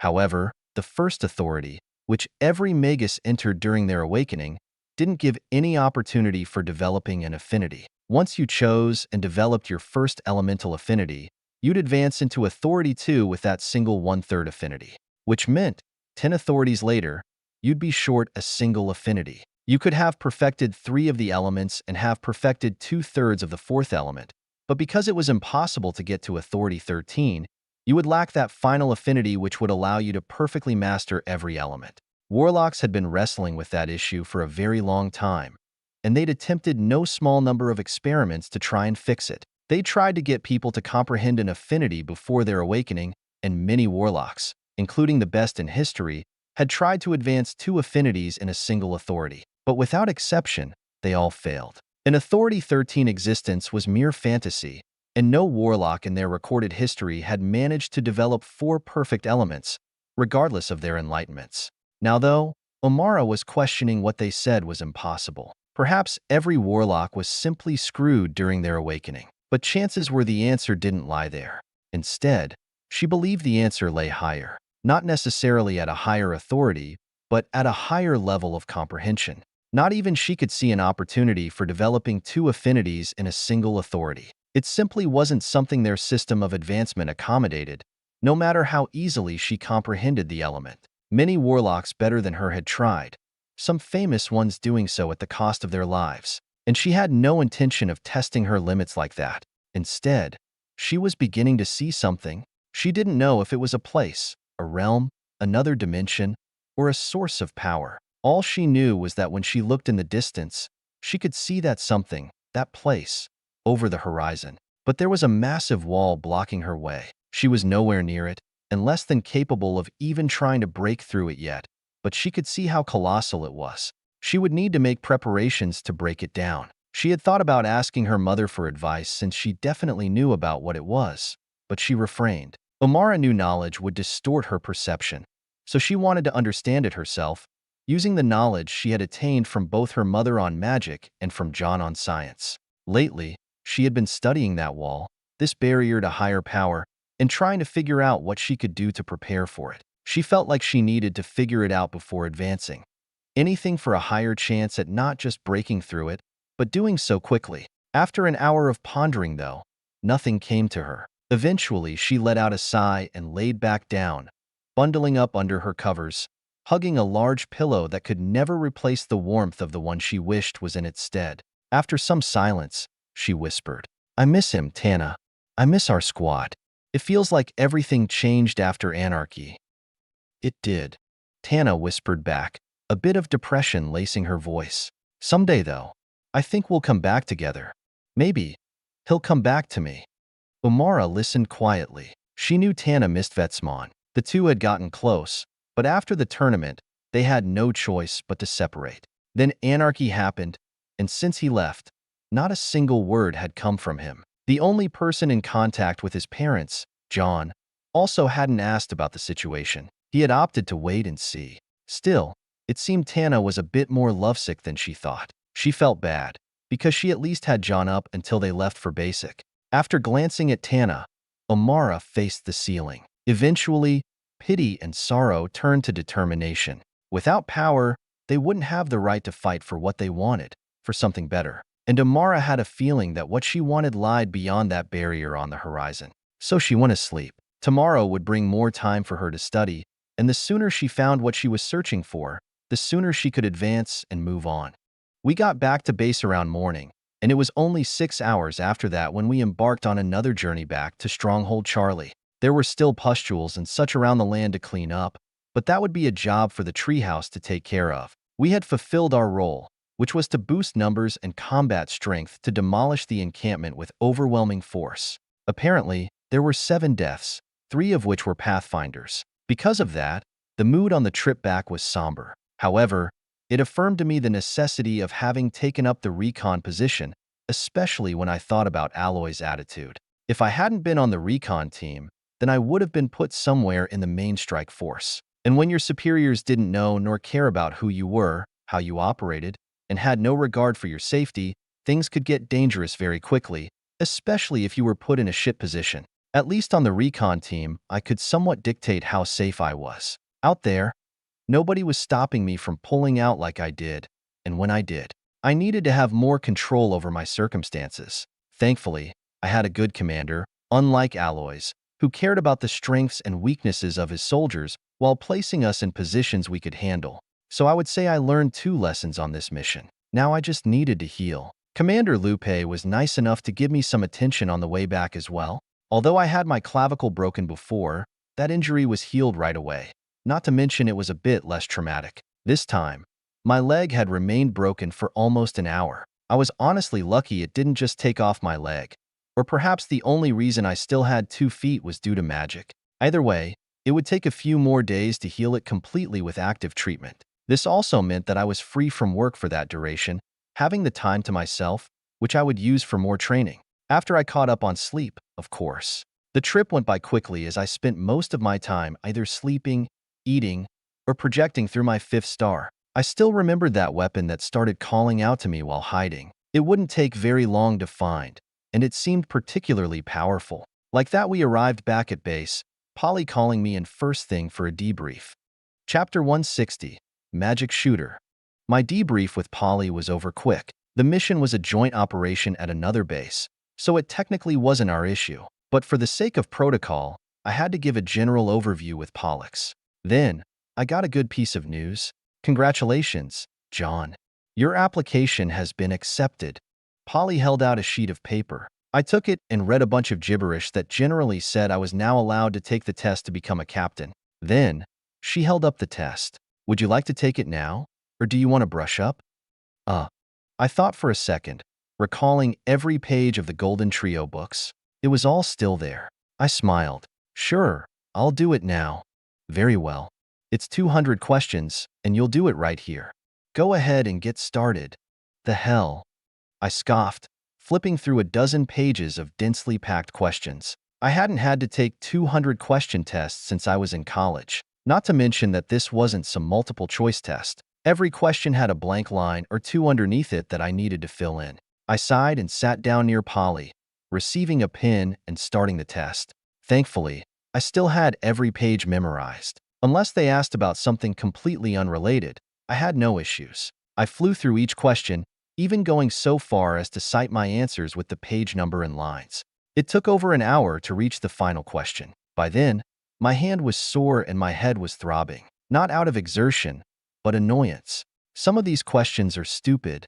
It'll only get worse as you try to climb ranks. They like to ask about the most subtle topics in those books. If you don't have it all memorized, it's easy to fail. This was definitely made by a bitter summoner. Well, I'm done.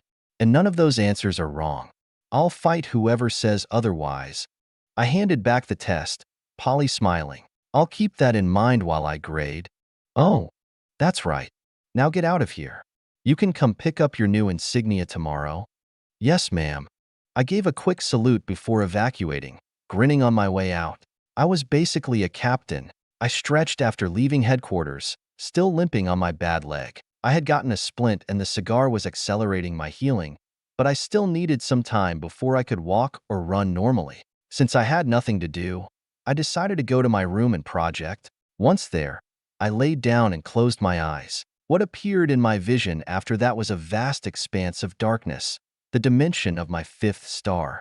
I formed 2 drones of Psycha, my eyes within this place, before launching them in different directions. Simultaneously, they released occasional pulses of power which helped me detect anything in the vicinity. One drone went toward the signal from whatever spirit was trying to call out to me. The other went out further in the dimension. Along the way, I saw the usual stuff: knives, rifles, grenades, tons of bullets, even some equipment like boots, helmets, shovels, bayonets, and socks. Most of the stuff I had no use for since I either already had as good or better gear, or it simply didn't fit my style. Knives, for example, would be seldom used since it required that an enemy be within arm's reach. If that was happening, then I had bigger issues. And I didn't need things like socks since I had the wonderful warm socks from Luna. So guns and bullets were really the only things I needed to worry about. There were also some special weapons like gas canisters and explosives, like the satchel charge I had once used. I spent some hours simply searching. After that while, I finally started coming upon the special weapon that was calling me. When I approached, I recognized the weapon. At first I thought it was a Mosin Nagant, and perhaps it technically was. When I made contact with it though, I found out exactly what it was. My vision went dark, and I found my consciousness shifting. A gentle breeze, carrying terribly cold air, nipped at my nose as I lay within a small crevice. Snow was piled in front of me, a small barrier to conceal my figure. From behind, I started down my rifle. The M28-30 was a precision rifle with a rather heavy barrel. a small price to pay for the improved iron sights and performance in the cold. I looked down at my target area, estimating the distance from my barrel to the floor of the trail to be about 230 meters. It was a good range for reliable accuracy, and I twitched my gun a bit to get properly sighted in. And so I waited. Hour after hour passed as the sun went from the horizon to high in the sky. It hardly made the environment warmer, and occasionally I'd sneak some bread from my coat pocket into my mouth. Finally, after noon passed, I saw a troop. Soviet soldiers, none of them camouflaged for the snow. They were painfully obvious to see and track, and killing these targets wouldn't be dissimilar to my target practice back home. The poor bastards were practically begging to be shot. No thanks to their lord and master Stalin. They couldn't even paint their uniforms white. After they had advanced far enough, I looked to the right, checking the general area where a few of my other squad mates were supposed to be. I couldn't see them. Good. After turning my sight back, I took aim, feeling the wind on my face and adjusting for it ever so slightly while acquiring my target. Thankfully, these rifles worked well in the cold, and I'd had plenty of practice with mine. I knew it well, and through experience, I knew it wouldn't fail me. I pulled the trigger and felt a familiar recoil on my shoulder. A soldier collapsed to the floor, a bullet through his chest. I chambered another round before acquiring another target. At the same time, a few more shots were heard, echoing through the snowy land and scaring away a dozen birds in the trees. The Soviet soldiers dropped to the floor while the two tanks near either side of the formation came to a halt, turning to our general direction. They couldn't see us, of course, and their ammunition was limited, but that wouldn't stop them from trying to kill us anyway. Even the slightest hint of our location would be enough motivation for them to shell us. I stopped to pack a bit more snow into my mouth, keeping my breath from giving away my position. Then I continued to fire. It wasn't long before I'd gone through my magazine. Each bullet had hit its mark. 5 Soviets now lay in the snow, either dead or dying. I thumbed in another 5 rounds before resuming fire. In the distance, I could see a few of my squad mates rise from the snow and shower the 2 tanks with Molotov cocktails. We didn't have much in the way of anti-tank weaponry, but that didn't mean we couldn't disable those tanks all the same. A tank that couldn't move, or one with nothing inside of it alive, was nothing more than a metal tomb. The soldiers who were being fired upon scrambled, many trying to hide behind the tanks, only to be met with Finns on the other side of the trail behind them. They were ambushed, barely being able to return fire before being gunned down by submachine guns. It was a massacre. They had nothing to protect them and were sorely prepared for a fight. They managed to wound some of our men, even kill a couple. But this battle, like many over the past couple months, would go down as a victory. And I had killed about 22, using about 28 rounds to do so. An efficient use of ammunition, with a wonderfully accurate rifle. There was little to complain about, except for the fact that I'd have to do it again tomorrow. The Red Army really knew how to make me work. The battle concluded, and time wound forward. Another battle came, this one much less subtle and advantageous than the last. 160 Finns against 310 Soviets. I utilized both my M28-30 and KP-31, killing a generally equal number with both guns, amounting to a total of 15. The next battle after that, another ambush, added 28 tallies to my list. It was getting difficult to keep track, but I wasn't the only one doing so. Sometimes I thought others were more invested in keeping track of my kill counts than myself. The next battle, just a day later, and I took the lives of another 23 Red Army bastards. Day by day this continued. I had plenty of time to get used to the battles. Killing those men was even easier than trying to hunt a deer. With a deer, you had to avoid hitting their organs so as to not spoil the meat. You had to go for clean shots. With these guys, hitting them at all was a job well done. Plus, they generally didn't run, unlike easily spooked deer.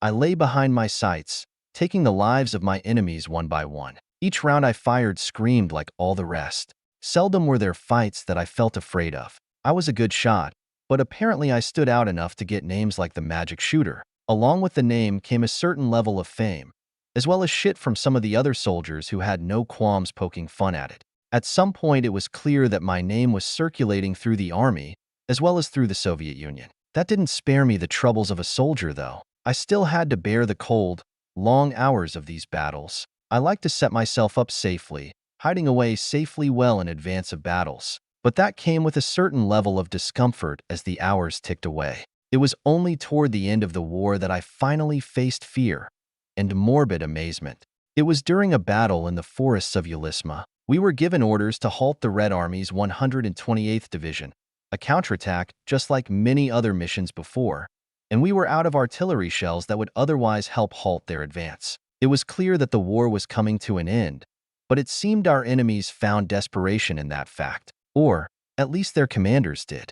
Red Army soldiers occupied the forests, determined to break through our line at any cost. Tanks stationed themselves behind advancing troops as we unceasingly fired upon every soldier that dared expose himself. We used the terrain to our advantage, hunting down man after man. It didn't take long to kill a dozen by myself in the early stage, and my squad was right there with me. However, they kept resurfacing. I thought that we had killed most of them, but more appeared, all of them fighting back in a desperate struggle to survive.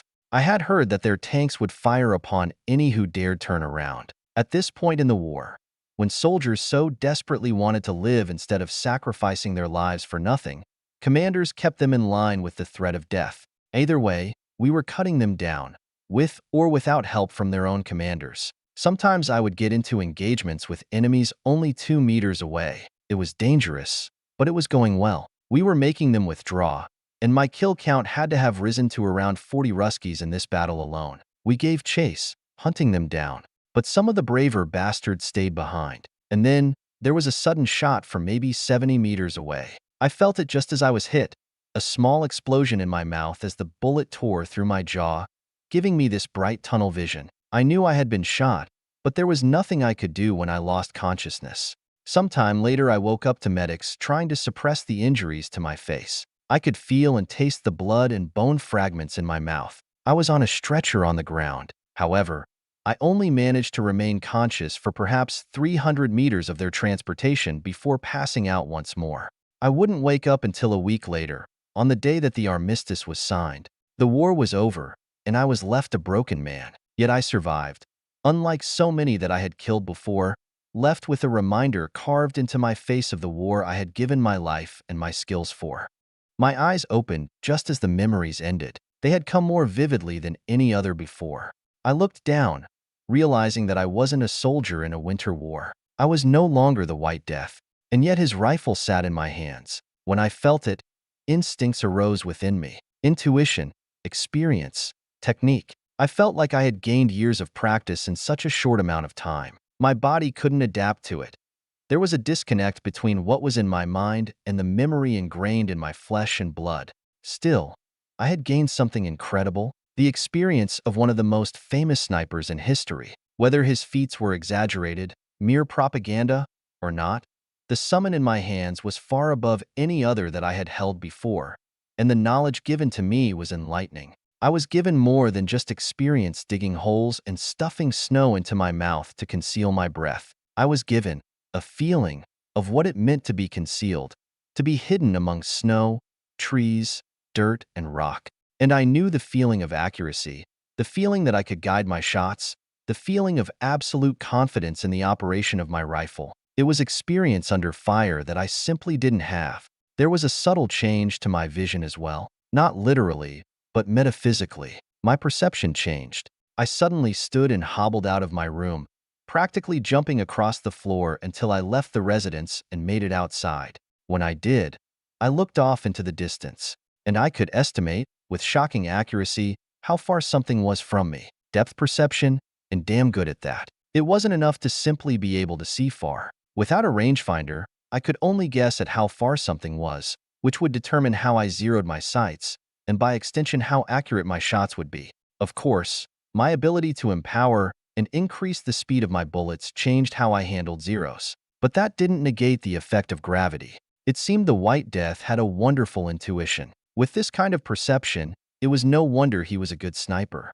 I smiled brightly before noticing that it was night. I had spent a long time absorbing those memories. I was also really tired. Most of my psycho was gone. That meant it would be easy to fall asleep. Only after some dinner, of course, I made my way to the chow hall with a pep in my step. After scarfing down my food, I retired for the night, falling blissfully asleep with my new rifle in my arms. It was like I was a kid on Christmas Day all over again. I couldn't wait to try out my new rifle, and more than that, indulge in the skills of the world's most feared sniper. Chapter 161. Fast Track. When I got the message from Polly early in the morning, I didn't hesitate to launch myself out of bed and meet her at headquarters. She was standing at her desk, insignia pinched between two fingers, a small smile on her face. I approached and saluted. "Good morning, madam." "Good morning, Cooper. Ready to become a captain?"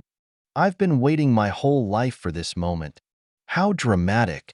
She rolled her eyes before reaching out and plucking off the insignia from my fatigues, pinning the 3 silver bars of captain on my shoulder. "Congratulations, Cooper. You've completed the easy part. Now, you get to work through the bullshit. I know you're looking to speed through the ranks, and you've certainly demonstrated how smart you are. I didn't find a single wrong answer on your test, and I've never seen someone cite the exact lines out of the books their answers came from. With those smarts, getting to lieutenant colonel won't be difficult at all for you. I appreciate the praise, but the issue is time. I'm a colonel who parses scourge activity in the region utilizing even the smallest details from reports that come in every day, from patrols to missions. I've been stationed here for 13 years, seen thousands come and go, and hundreds die on missions I've given them. By now I should be a major general, and yet I still sit here as a colonel, collecting reports and analyzing them, reporting to the marshal whenever she calls. Do you know why that is? No, ma'am. I didn't even try to guess. I really didn't know why she was still in this position. Polly planted herself in her chair and leaned back. It's because summoners like to build ladders with overcomplicated regulations before kicking them out from underneath them. Being the weakest of the magi, once they get a little taste of power and superiority, they hold on to it with a death grip and never let go. They're scared shitless of anybody pushing in and intruding upon their slice of authority, giving excuses like how they've already filled all their positions and how introducing another brigadier general will only create tensions that disrupt the harmony of the chain of command. And since the cowardly bastards never die off in battle and never retire, there's no chance of things changing. Oh, indeed. Intelligence is their one asset, and they know how to use it. Anyway, my point in telling you this is that you're going to have to prove yourself. I've talked to Pollux. I've seen your performance at your Magisterium tournament. I have a pretty good grasp on your attitude, and now you've proven how smart you can be. You've also got a marshal on your side. You've got loads of assets to be used to your advantage, so long as you're given the chance to exercise your abilities in the first place. And I'm here to say that I'm going to give you that chance. Follow. Polly stood and walked off. I followed behind as she led me to a big war room. There wasn't anybody inside. The walls were plastered with maps, markers, and movements. There were dozens of reports scattered on the table, loosely organized by date and location. I've heard about you guys. The Calamity class. It's amazing to think that you actually came face to face with the King of Anarchy and survived. That day, we came under siege ourselves. Thankfully, we had a sovereign here. They've since been relocated, but we thankfully haven't had a need for them. The pressure has been mounting, though. We've had more activity in the past month than we've had in the year before Anarchy. I feel like you have a more intimate grasp on this than most, because either you're very lucky or skilled to come out of what you did alive. I recalled memories of that day against Anarchy. Everything seemed to have happened in no time at all, yet every second was acutely seared into my mind. Polly continued, looking toward the maps. Whatever it is, you're going to start helping me. I have 2 other colonels and a dozen intelligence personnel working almost every day to help me synthesize information from reports. The scourge is coming down harder, getting smarter. We have to step up. The war we fight here at Stronghold Charlie is a war of information. I frankly have no idea how we've survived this long, given that we're sorely lacking personnel in all departments, but so far I've managed to keep us winning. The Marshal knows this, which is why I'm the highest sitting intelligence agent in this stronghold. And now, you're going to be another asset. Not just a thinker behind a desk like the rest of us, but one that can actually step onto the field and give us information from a perspective that someone like Pollux can't. But before doing that, you're going to need to understand how our tactics work. Then, you're going to have to study our recent history, understand the war as it was, and as it is now, before contributing to its future. Which brings us here. Polly reached out, setting an orb in front of me on the nearby table. This orb contains 4 books. Memorizing them will technically be enough for you to reach Colonel. I'll give them to you and then expedite you through to the rank of Colonel, given enough time. You'll get the speedy promotions you want, and you'll get some preferential treatment around here. You'll be one of mine after all. And I raised my brow. As I listened, I realized that this was a deal being offered. I was quite interested. Polly smiled. In exchange, everything you do here, all your contributions, your accolades, will fall under my name. This is my initiative. A new war is coming, and I don't plan to remain a colonel for much longer. I'm already primed to become a brigadier general because there were a few that died at Purple Sky. I've been ready to take their place for a long time now, and brigadier general is just the first step. However, I need to impress some people, which is why my name has to be at the top. My other 2 colonels already understand this. And if you help me as much as I think you can, not only will my job be easier, but I'll know just who to take up there with me when I climb. Your promotions will come as easy as breathing with my name behind it. And barriers, like access to these books, will be a non-existent issue. She twirled the orb on the table, satisfied with her explanation. A mutually beneficial cooperation agreement.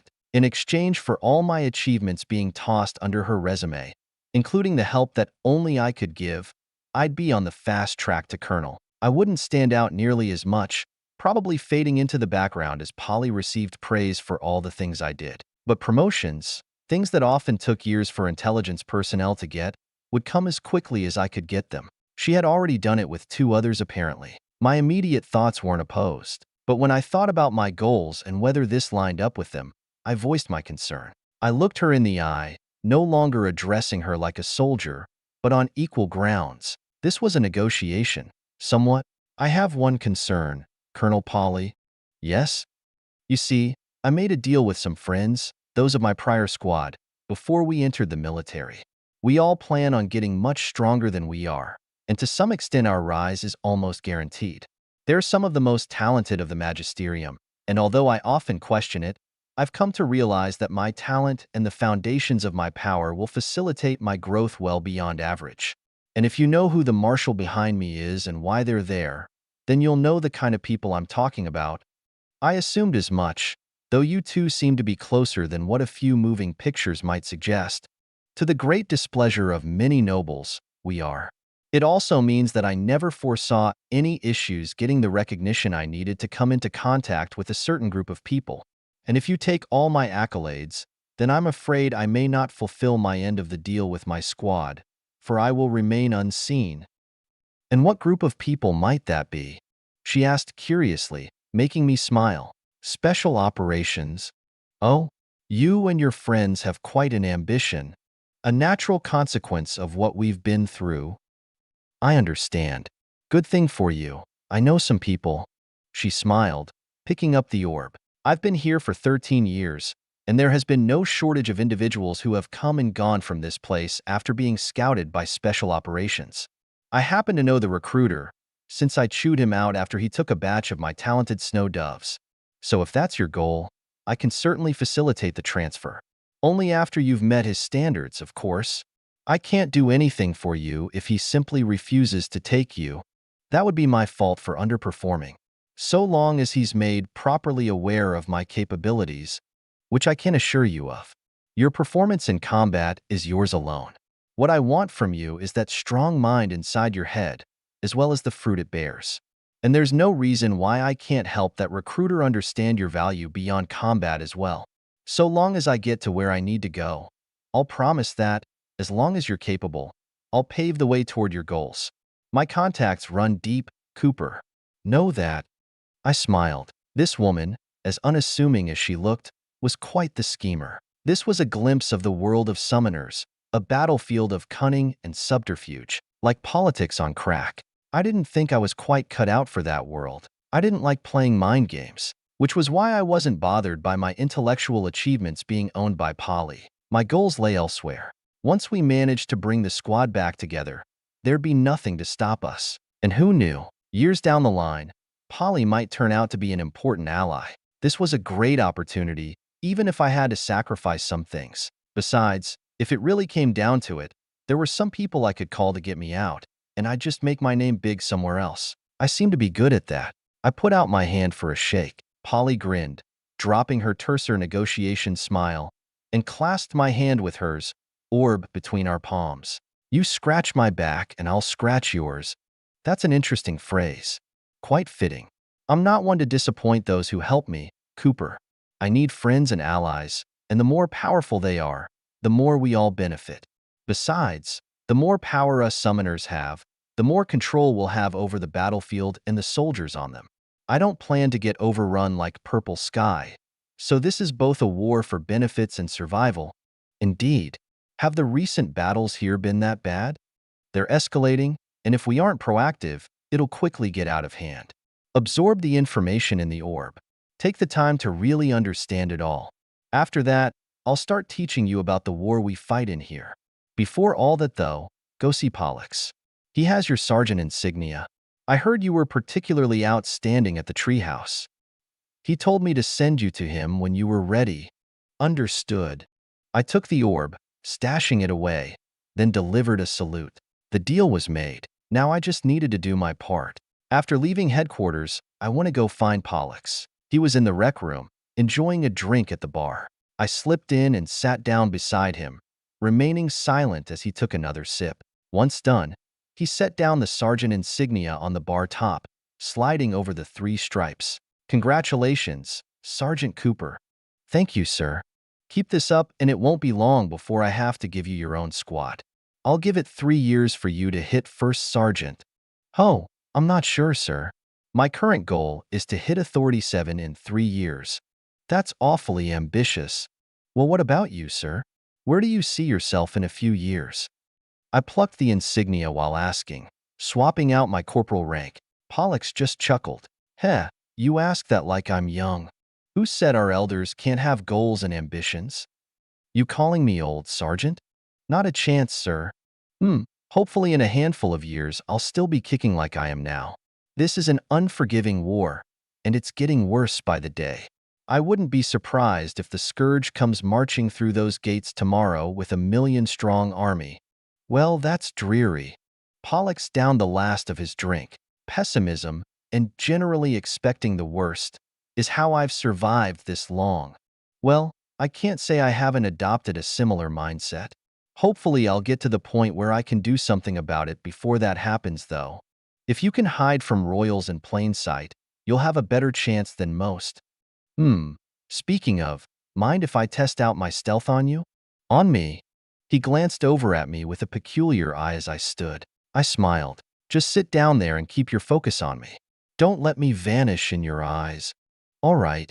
He nodded and swiveled to face me head on. Then, I let out a long breath. White fog spread out from my person, obscuring Pollux's view, as well as the sightlines of all those around us in the rec room. I felt several eyes fall on me, and then I disappeared with the fog. I saw Pollux's eyebrows raise before I started slowly moving to the side. The entire rec room was silent, and I was able to move out of everyone's line of sight. Although Pollux seemed to be able to follow me for a short time, once I distracted everyone with a glimmer of myself in another location, I was able to completely vanish. I moved behind the bar, grabbing a bottle before mixing something up and serving it in 2 glasses.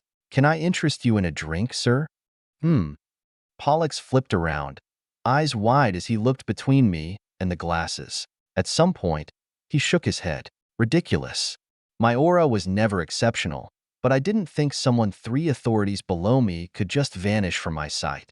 Are all the Magisterium elites like you? No. Otherwise, I wouldn't have won the tournament. Plus, I'm a summoner, and that technique messes with your mind. Not many people have ever had to deal with summoners. If I were you, I wouldn't blame myself. Weak excuse. But at least I know now that you can keep yourself safe. I downed my drink in agreement. Showing Pollux my skills like this would help when it came time to impress certain recruiters. Although I was sure I could rely on Polly, I wanted to keep all my bridges clear. I went to the back of the bar and sat back down on a stool, hanging out for a bit longer. Chapter 162, Fading. I spent a week reading over the orb that Polly had given me. There were 4 books totaling over 3,500 pages within, centered on 2 main topics: legislation and strategy. The first 2,000 pages went over the legalities of war, the military, operating procedures, history, and more. It was basically everything that gave the kingdom the legitimacy to do whatever the hell it wanted during war. Not that anybody was really in place to protest, and remind everyone who read it that the kingdom was in control. Stepping out of line had severe consequences, in theory. In actuality, it depended on the nobility of the suspect, and the decision often rested more on the presiding officer than written regulations. The other two books were filled with small theater-level strategy and tactics on the level Colonel Polly worked with. Not meant to direct an entire battlefront, but just some part of it, in complete detail. They wouldn't win a war, but for the little corner a colonel managed, this contained more than enough. Of course, Colonel Polly's operations were more than a little beyond what would normally be a colonel's responsibility. Stronghold Charlie's position on the front lines and its concentration of combat power both contributed to what should have been a general's responsibility, but it was all heaped on Polly. She took it in stride and accepted the challenge, becoming far more competent than even some of the officers above her, and was perfectly poised to seize the open general positions after the fall of Purple Sky. She had already proven beyond a shadow of a doubt that she could handle a higher rank. The two books gave me a glimpse into what she handled daily. Considering terrain while positioning, joint operations between soldiers of different power levels, material and weaponry logistics, and, most importantly, interpreting Scourge actions. One book was for handling humans. One book was for handling Scourge. Becoming a colonel was the first step to becoming someone who could meaningfully contribute to the war in the realm of strategy. Of course, most of the information was only supposed to apply on a smaller scale. It wouldn't, in theory, prepare one for an entire war front and the smattering of bases that accompanied it. But if you were smart enough, it wasn't difficult to extrapolate and understand the bigger picture, especially with external information channels. Polly no doubt had sources from all over the kingdom, given her bodacious claims regarding her social network and experience. And in this realm, I actually had a solid advantage. I may not have been a history nerd, but it was always easy to let myself fall into the spiral of sleepless nights and 4 a.m. documentaries and videos on all things war. I'd seen no shortage of analyses on the world wars and all their battles, and why things went the way they did. And while much of that stuff wouldn't apply to this world given the difference in technology and enemy, there were still some constants and parallels that I could draw, especially when I remembered the ancient wars, even the modern wars. I highly doubted that this world could possibly compare to the breadth of Earth's wartime expertise, let alone its complexity. I didn't care that this world had summoners with magical smarts. Sometimes, tactical genius was an inborn trait that couldn't be replicated. And I grew up in an area where all of that information was free to study all I wanted. Before, I couldn't dream of accurately recalling it all, let alone learning anything from it. But with my new magical smarts, that was no longer an issue.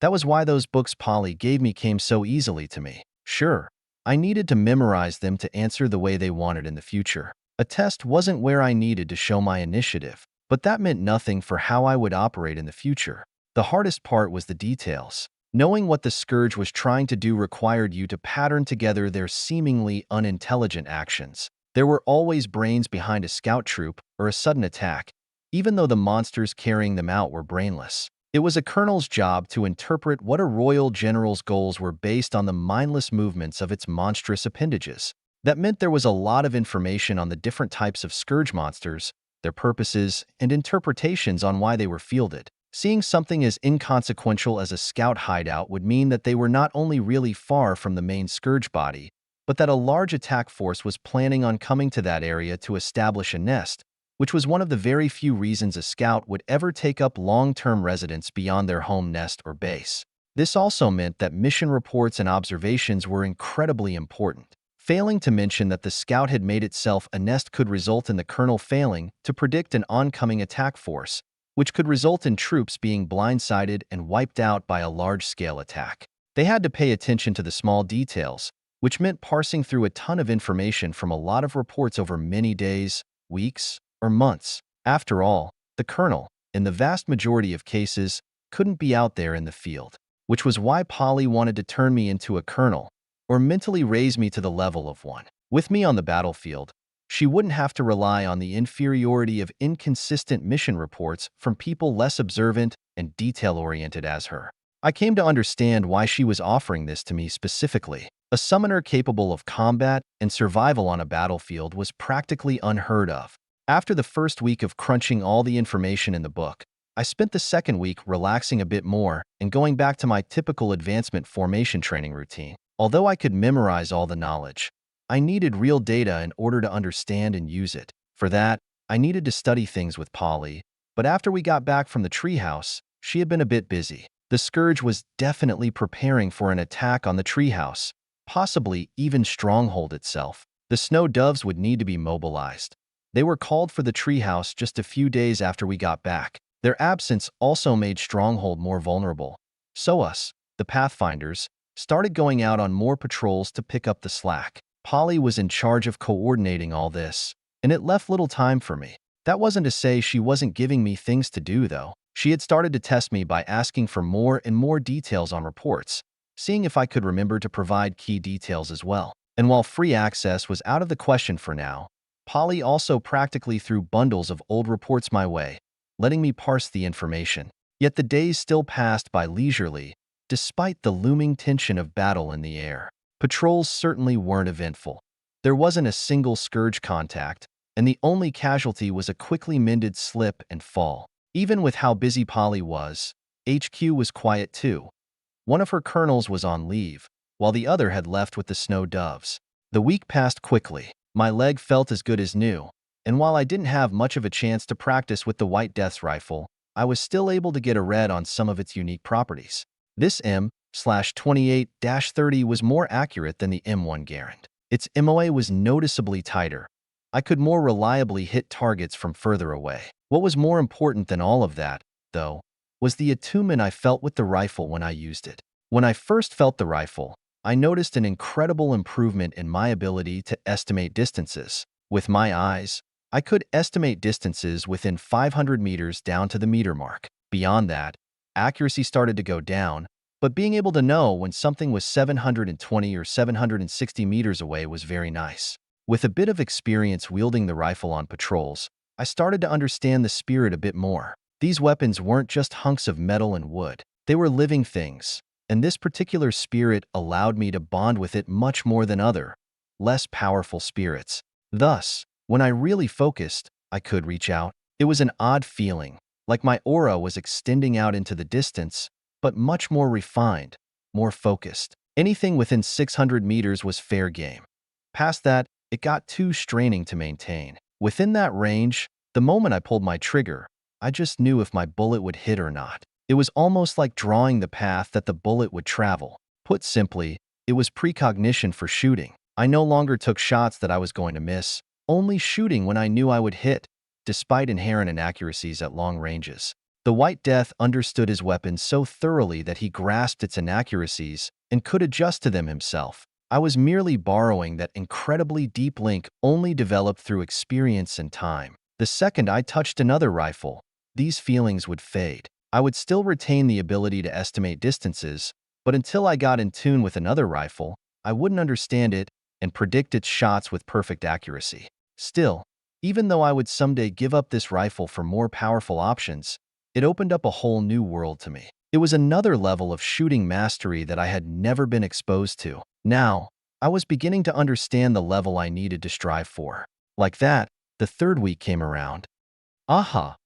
Help me! I let out a long, pained breath, pushing myself to keep leaping across rooftops until I got near the street.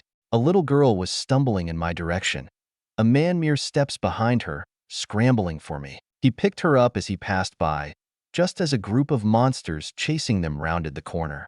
I lifted my rifle and opened fire. 6 beasts jerked and danced to the tune of my rapidly aimed shots, dropping to the scorched street with little ceremony. One of the beasts, just a bit tougher than its fellows, dropped a moment later, sliding to a halt on the slick of blood the street had become. The shots I took attracted more attention, and even as I turned my squinting eyes skyward in search of more hostiles, a group rounded another corner. I shot them as they came, dropping them as they came bounding and scuttling toward me in my charges. Some took entire magazines, and I struggled to get off the roof and into an alleyway. They were tough. This force was nothing like the ones I had fought before. I kept one eye on the running pair going down the street as I slammed in magazine after magazine, watching their faces contort in exertion and terror as the thing that was chasing them finally shoved its way through the smoke. A light, the color of a raging star, pulsed in a way no light ever could as it illuminated the monster it belonged to. A bellow beast. Even as I dispatched the last few stragglers trying to make their way to me, even as I emptied the rest of my magazine, packed to the brim with the harshest psycha I could muster, even as I waved to the man and the little girl he carried to sprint for the alleyway that would give them safety, its throat inflated as it filled with inhuman fire, lighting the blackened cobblestones beneath its feet. It shrugged off the rounds that flattened against its skin. The full-size cartridges didn't even stagger it for a moment, and it soon flooded the street with murderous flames. The man glanced back for but a second, and, with the intense heat singing his hair, didn't even hesitate for a moment before throwing the girl to me in the alleyway. No more than 8 to 10, old enough to understand what was going on, and experience the terror that comes from comprehension, but not old enough to do anything about it. I reached forward and grabbed her as the fire drowned the man, unheard whispers on his lips. In the few moments I had left, I wrapped the girl in my hood, stumbling back a few steps in an attempt to gain some distance. Any distance at all, from the flames tumbling into the alley. Even beneath my gear and hood, it was like standing in an oven. Even as the fire rushed over me, I took a last few steps, but deep down, I knew it didn't matter. I couldn't hear the screams, but I felt them. The fire was gone in a matter of seconds. Everything was in flames. Even the ashes on the stones charred to dust. I lifted myself from the floor, opening my arms to find nothing but a small body. Skin flaked off my chest, nothing more than cinders. Outside my inadequate embrace, it partially crumbled, revealing cracked bones and burnt flesh. Even through the mask, the smell reached me. I wanted to retch, but the danger approaching me only kept coming closer. Still, my eyes remained locked on the corpse, once alive just seconds ago. The danger stopped, that thing looking down on me from a rooftop. I can't say I'm a fan of cooked meat anymore. Especially not that cooked. All the flavor is gone. Little girls are the good ones too. Why couldn't you protect her better? Duh. I finally lifted my eyes to find the sadistic piece of shit. Nothing but smiles as it looked down from above. Completely black eyes and a face I could never stand. There wasn't even a trace of mutation on it either. The process wasn't difficult, forced, either. It had changed willingly. My mind almost drew a blank. The overwhelming anger and frustration paralyzed me. I couldn't understand. Why did this have to happen? Why did the scourge exist? I would sacrifice my life if it meant stopping them, killing them all. But that was too easy, apparently. My death meant nothing. No, it was my life they wanted. My time, my blood, my sweat, my sanity. With every death, with every murder, they continued to chip away at it. I hadn't quite noticed at first. I could brush off death so easily back then. I still could now, but its toll grew. I could feel the cracks forming. I didn't want to. I felt like I could resist it, either by simply not caring or accepting it as part of the job. Death was everywhere. I'd encountered it everywhere I went, and there would always be more. It was just a fact of life, and I'd gotten used to it. It couldn't faze me. But that wasn't true. The cinders stuck to my chest, the body cradled in my arms. I dropped the corpse when the threat to my life started growing even more, but I only felt heavier when I stood. I looked into what passed for eyes on the thing with a twisted perversion of a smile, that deep, corrupted abyss that made me shiver with unadulterated hatred. Killing this thing would bring me no joy. I used to think the comfort of their death was enough. I used to think that it could keep me going. The fact that one less monster was walking this planet, sparing one more person from death and destruction, was fuel that helped me through even the most straining days. But even as I imagined the corpse of this fiend plastered across the floor, I felt nothing. There would be no accomplishment, no relief that it could no longer harm those that were still alive. There was only one thought on my mind, even as my body moved on its own, as it had 1,000 times before, seeking the death of this monster. It wasn't enough. Hey-aha! I shot out of my bed, almost screaming. My dream, my nightmare, echoed through my thoughts. The force with which it recoiled through my mind was enough to leave my nose dripping blood. I could taste it on the tip of my tongue, could just barely smell it with each breath I took. Despite my amazing memory, details faded as fast as they came, almost as if something didn't want me remembering it.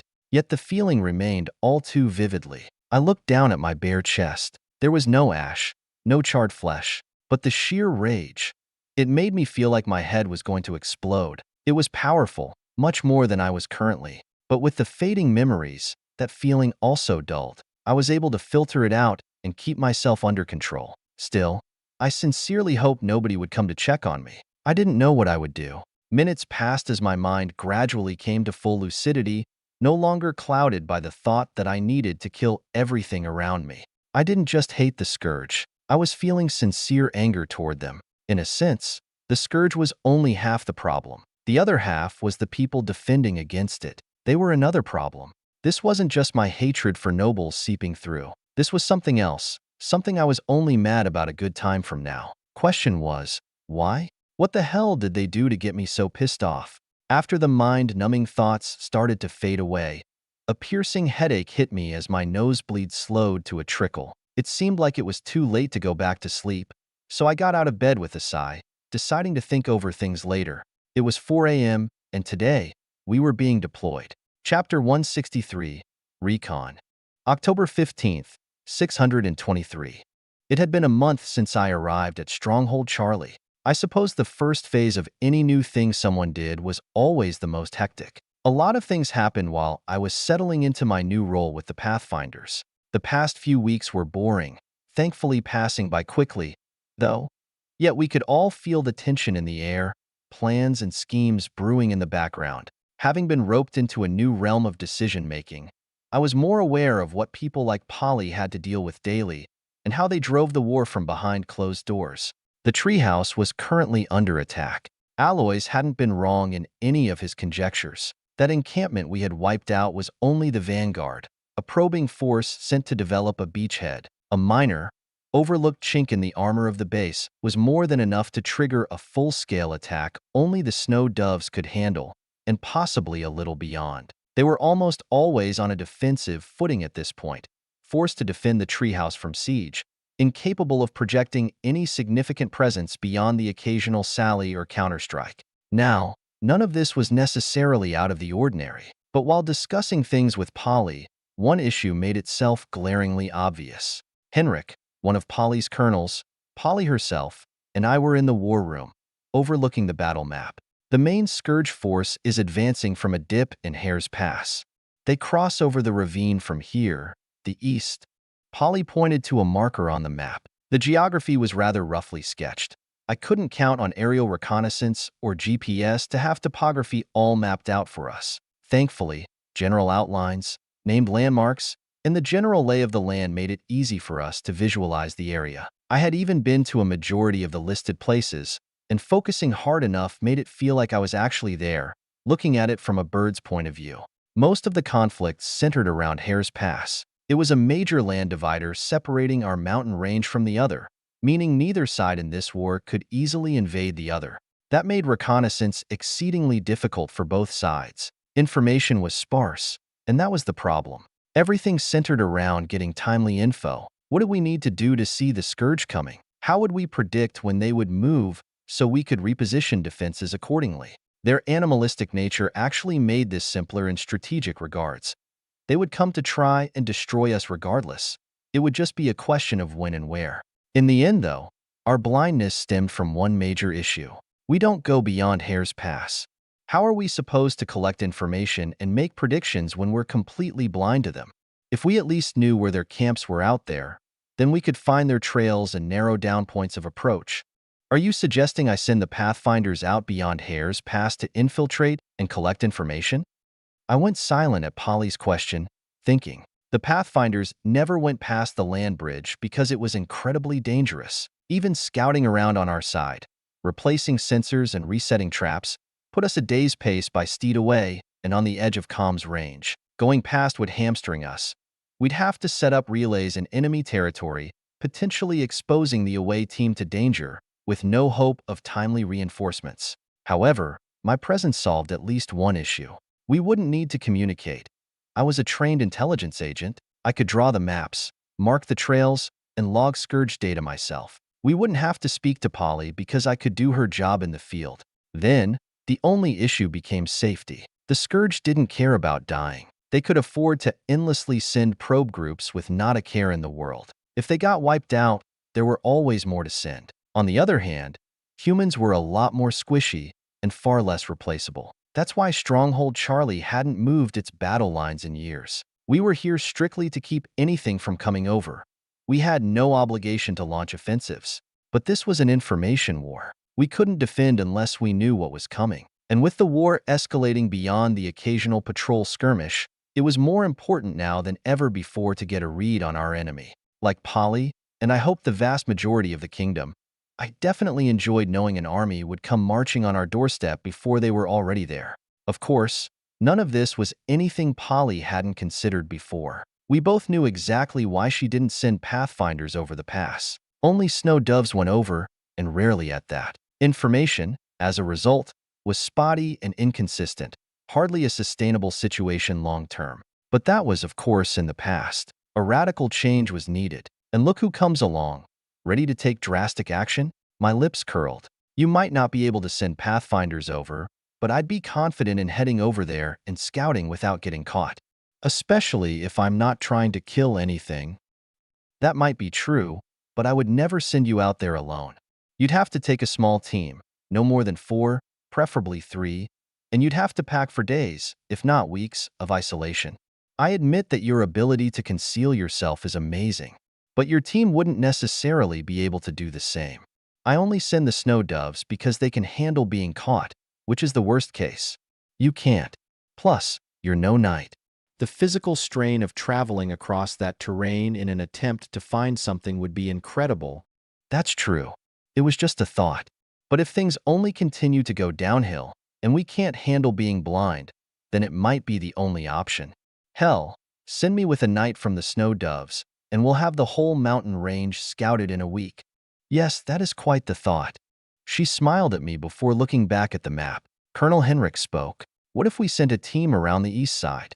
The Scourge is attacking the treehouse from that route, so if they're driven back, then we could probably infiltrate while they're weakened. It's possible, Polly muttered and leaned in for closer examination of the map. Hare's Pass lowered in elevation around a certain point, the walls of the ravine coming closer to ground level before fading off into a valley later on eastward. The Scourge had created a pathway through that dip that allowed them to access the area to the east of Scythe's Peak, north of where the treehouse was located. They had been sending their army through for a while. It was a pretty major offensive, but chances were, the snow doves would come out on top when working with the forces from the treehouse. We had concluded after plenty of patrols that the Scourge wasn't interested in our area for now, because their forces were so focused over there. However, sending a team straight up our land bridge across Hare's Pass still wasn't really an option since it was way too obvious. Even if the Scourge wasn't attacking via that route, there had already been dozens of old reports from the snow doves saying that there were nests not far from it, all of them containing armies. It was safe to say they had that pass closed down. But around the east, that might not be as true. If they were moving all their troops toward the treehouse instead of manning the crossing. If we brought along some top-end firepower from the snow doves, then spying on them while they were weakened and sparse was a very plausible strategy. I certainly liked the idea, and Polly didn't seem too opposed either. I think we can do it. Extremely few are familiar with the area beyond the pass anyway, so your inexperience wouldn't matter too much. It would still be dangerous, but I have a dove who's done some infiltration for me before. They know how to keep low and have some spells in their arsenal suited for that as well. I'll need to pass it by the marshal first, though. Without her approval, an operation like this can't happen. But this will happen? I asked expectantly. Doing more recon sounded just up my alley. I was already excited. Polly smiled. Don't get too jumpy. We need to flesh out the details, which you'll help me do, before we submit it. We need a full plan of action that can guarantee results. It's not possible to guarantee results. With missions like these, no, it's not. But your superiors don't care about that. Convince them that it's worth the time and investment, and make them anticipate the fruits of that labor. Only then can you get approval and earn accolades. Otherwise, you have nothing to do but sit back and watch. Understood. I nodded, but still didn't like it. This was the politics part. The generals and higher-ups didn't care about reality. They only cared about vision. You had to play into that if you wanted to have your way and get things done. Otherwise, they'd just bring things to a standstill. Or worse, they'd step in and twist things their own fancy way, thinking it better, but making it that much more dangerous for the boots on the ground. I sighed, wondering how we'd go about this. We have until the end of the battle at the treehouse to formulate this plan. Based on what I've been hearing, that won't happen for at least another couple weeks. We also need to hope that nothing changes with the situation over there or here. Either way, we have time. Go retire for the night. You've done enough for today. Aye, ma'am. I gave a salute before leaving the war room. When I stepped out, I saw that night had already fallen. It was easy to lose track of time inside that isolated room. The day had been filled with battlefield analysis. There'd be more to come, especially with more reports flooding in from the treehouse. Polly's other colonel was over there feeding us everything she could get her hands on, and I was working with Polly and Colonel Henrik to interpret it. It was quite the mental exercise. Now, we had another plan of action, though. I absolutely intended to push myself into this recon mission. It would be an amazing experience, and I was confident that the danger to myself wouldn't be that great. I would have much more time than the previous recon mission I ran, while also not having incompetent assholes holding me back and a tyrannical superior breathing down my neck. My mission, done my way. With my vision and senses, I doubted there were many who could match my ability to collect information, especially given my recent education on tactics. I was glad that we had time, though I didn't expect to have multiple weeks. I thought that the battles over at the treehouse would conclude pretty fast. Apparently not. And without the snow doves here, we were limited in how far we could extend ourselves. We weren't sent out on missions that took any longer than a day, which meant we couldn't go far past the Black Forest. Thankfully, there were no movements from the Scourge either. We hadn't seen a single trip sensor in weeks. Honestly, I was getting a bit bored without all the excitement. Patrols were getting more mundane by the day too.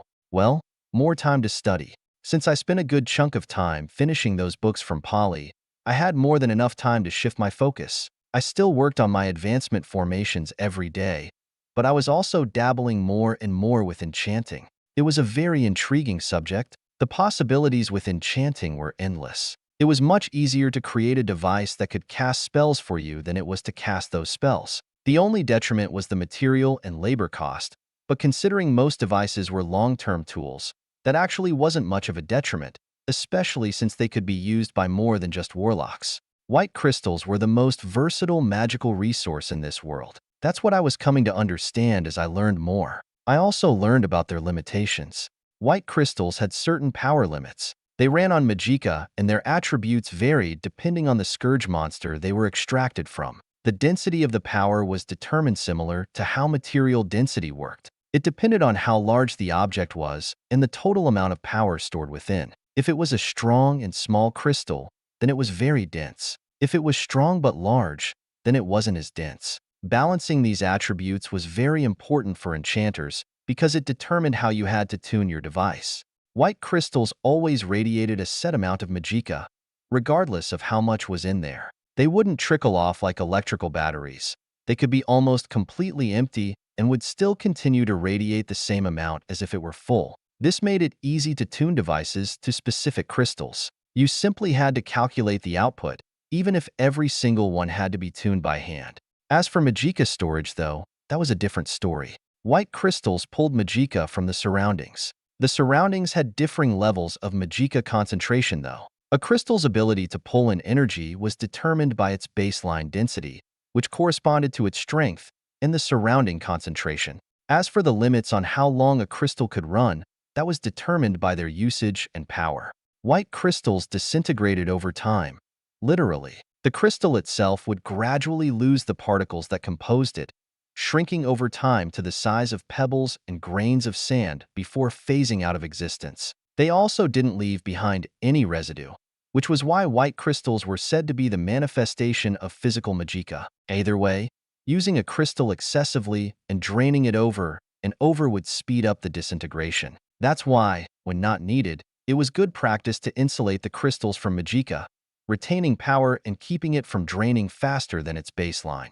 As for specific lifetimes, only crystals up to Authority 10 had been measured. Authority 1 white crystals would turn to dust after little more than 6 months under maximum load. Authority 5 crystals could last about 10 years under the same conditions. As for Authority 10 crystals, they could last a whopping 150 years under those conditions. As for beyond that, it was impossible to tell. No crystals at the Authority 11 and 12 levels had been properly tested. Plus, those crystals had special properties that changed the way they operated and interacted with the world, warping the ability to measure them. The white crystal acting as my storage space was a small piece of an Authority 7 crystal, which was very dense, and the device was isolating its power at all times except for when I was actively accessing it, which was only occasionally. It could easily last a century before beginning to degrade. The only reason they didn't charge much more money for it knowing that was thanks to the economics of white crystal supply and demand.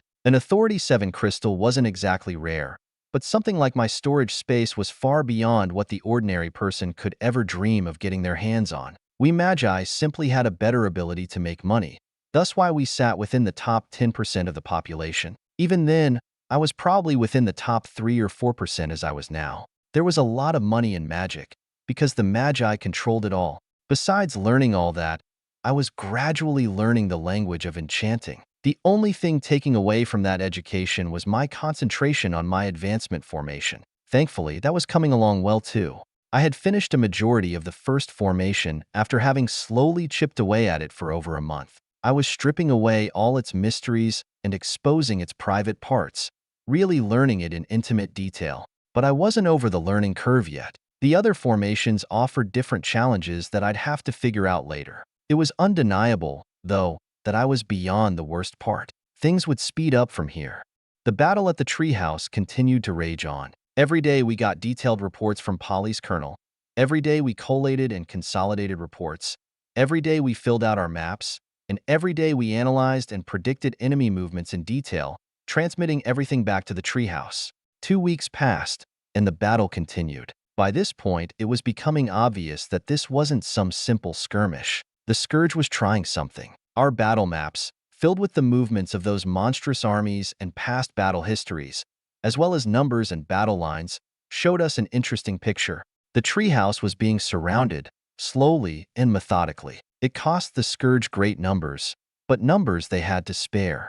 I remembered Alloy's concern when I was there. The pustules and encampments, as well as those corrupted trees that sat within those encampments, were all there to corrupt the land. They spread a bloody, root-like moss over the landscape that killed off any plant life and made land uninhabitable for wildlife. That also meant that Alloy's lucrative business harvesting sap and syrup was being encroached on. We had received no shortage of reinforcement requests, but we couldn't spare much other than supplies. The other platoons here at base were responsible for ferrying those. Either way, the Scourge wasn't trying to destroy the treehouse. Not yet, at least. If this kept up, they'd be choked out before long. There'd be no reason for the treehouse to exist if it couldn't hold a strategic position or make any money. The Scourge continued to receive forces from the Eastern Pass, while the treehouse was being ever so slowly whittled down. It wouldn't continue like this forever, and the treehouse, armed with snow doves, wasn't going to fall. Unless the Scourge brought out some big players, they'd just be kept busy. The threat wasn't too bad at the moment, but it was clear the Scourge had other goals. Polly and I wanted to figure out what those goals were, and scouting beyond Hare's Pass seemed to be the key to all that. We needed a read on their forces.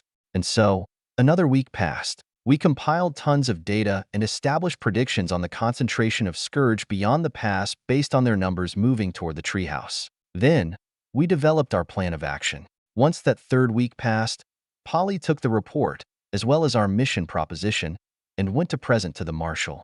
I was proud to say that a quarter of the details were developed by me, including a majority of the mission we were proposing. I was getting a good grasp on how things worked and could contribute a good deal. This was all thanks to the fact that I could handle tons of details at once, where most people would only see a vague picture the wider the lens got. I could keep track of the small tidbits while envisioning everything at once. It all connected seamlessly in my mind, making my ability to strategize rather amazing. Even I was a bit shocked by it. Summoners really were amazing. Of course, the fruits of my labor were all being given to Polly. Her name was all over the report and proposition. My name only showed up in regard to the candidates for an infiltration, including some notes that my observation skills, as well as my recent education, would make me the perfect person to take this mission on. There were also 2 other candidates from Poly, 2 doves who would help me. With all that, I sat back and waited. Within a day or 2, we would get our answer. Hopefully, it wouldn't be rejected. I was looking forward to this mission. Chapter 164, Sublime. November 6th, 623. I was in the war room with Colonel Henrik. The man and I had gotten proficient at working with each other over time. He too had made a deal like mine with Polly, so we were in the same boat. Even better, in my eyes, was that he too was a summoner, and that made our conversations interesting. My mind worked pretty fast now. Normally I'd forget things just as fast, but my power wouldn't let that happen. With these 2 things combined, I was often multiple steps ahead of the people I spoke with. The first few times I had unconsciously interrupted someone, I had gotten quite the dirty look. After a while, I learned to curb it, but it only made conversations that much more boring. Thankfully, I wasn't interacting much with my platoon. Otherwise, the problem would be exacerbated. Almost all of my time recently was spent somewhere in headquarters, and I started seeing my name less and less on patrols. I had a feeling it was by Polly's order, but I didn't mind. Patrols were mind-numbingly boring.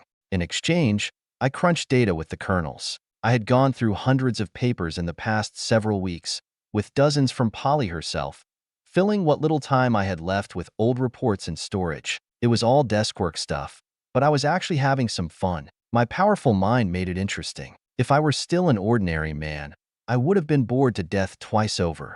This also meant, however, that my conversations with the colonels were rather peculiar. We spoke quickly, never repeated ourselves, and packed our conversations with contractions, acronyms, and information that required 100 pages of background information to properly understand. Something as simple as pointing out an adjustment in a scourge encampment could take months of context to understand and utilize for further predictions. I was playing catch-up a lot of the time because of that. But I was also a summoner, and to be frank, my mind was much more powerful than Colonel Henrik's. He was a smart man who had been doing this stuff for years, but my sheer power was pushing me closer to his level at a rapid pace. As for Polly, she was actually a very powerful summoner. Apparently, she had 2 sparks, making her mind a step more powerful than my own. Given another advancement, I would probably close the gap, but with her sheer experience and intelligence, the actual difference between us was pretty vast. Her predictive abilities had humbled me quite a few times already. Well, I was certainly learning a lot. My studies were coming along nicely, and I was making tons of progress across all areas. However, I still found myself longing for a good mission. Having gotten used to fighting, with all the irony, at the Magisterium, not doing anything felt weird. I had a lot of time off working in headquarters, and this mission we proposed to the Marshal was my next big gig. She spent a whole 2 days thinking it over, occasionally calling Polly back to consult, but ultimately, the decision for something of this scale remained with the Marshal. This wasn't recon or a sensor check. This was an infiltration deep behind enemy lines. And finally, the decision came back. As I lounged about in the war room, skimming yet another stack of old reports, Polly suddenly entered with a few papers, a slight smile on her face. I turned to her and returned it with more enthusiasm. So, the mission was accepted. We're green to go. Hell yeah. There was a change to the candidates, though. She looked me in the eye, and my smile vanished. John, you're not going. She said you're not suited for something so dangerous, and that there are much better soldiers who can handle the mission requirements in a shorter period of time. It would take 8 to 12 weeks with you there, but half the time with someone else. It's not about the time. It's about the quality of the data collection. And did you tell her about my recent recon mission? I agree, and yes, I did. But you have to understand that, technically, we can get by with a report from one of our snow doves. They know what to look for too. There's a reason they're a snow dove. I want to talk to her. I stood. Polly moved to put herself in front of me before I could even start toward the door, evidently having predicted my action before I even considered it. Stand down, John. There's no good way your conversation with a marshal can end. I'm supposed to be on that mission. There's no good reason why I shouldn't be. The time difference is negligible compared to the information I can bring back. We could have a grasp of their entire operation beyond Hare's Pass in 2 months, She wants to trade that just so she can have 3 soldiers back a handful of weeks earlier instead? No, John. The issue is that you have an alarmingly high chance of dying with every single day that passes over there. I would argue the oppo-da. Shut up and let me speak. Her voice rose as she stepped up to my chest. I was taller, but she did her best to get eye to eye. When was the last time I'd been yelled at like this? I could smell her dark blue hair with how close she was, and given her stature, she was reminding me a lot of my own mother. Maybe that's why my mouth snapped shut. Her voice fell again. You've been here for 2 months, John. I admit you're taking to all of this amazingly well, but you're letting your position in this war room get to your head. Don't forget that not only are you only a captain, but you're an Authority 5 summoner. No base within the kingdom has ever had to deal with someone like you. So, with the information on hand, you can't blame a marshal for rejecting the idea of you going on a sensitive and high-risk mission. We've gotten by without you so far.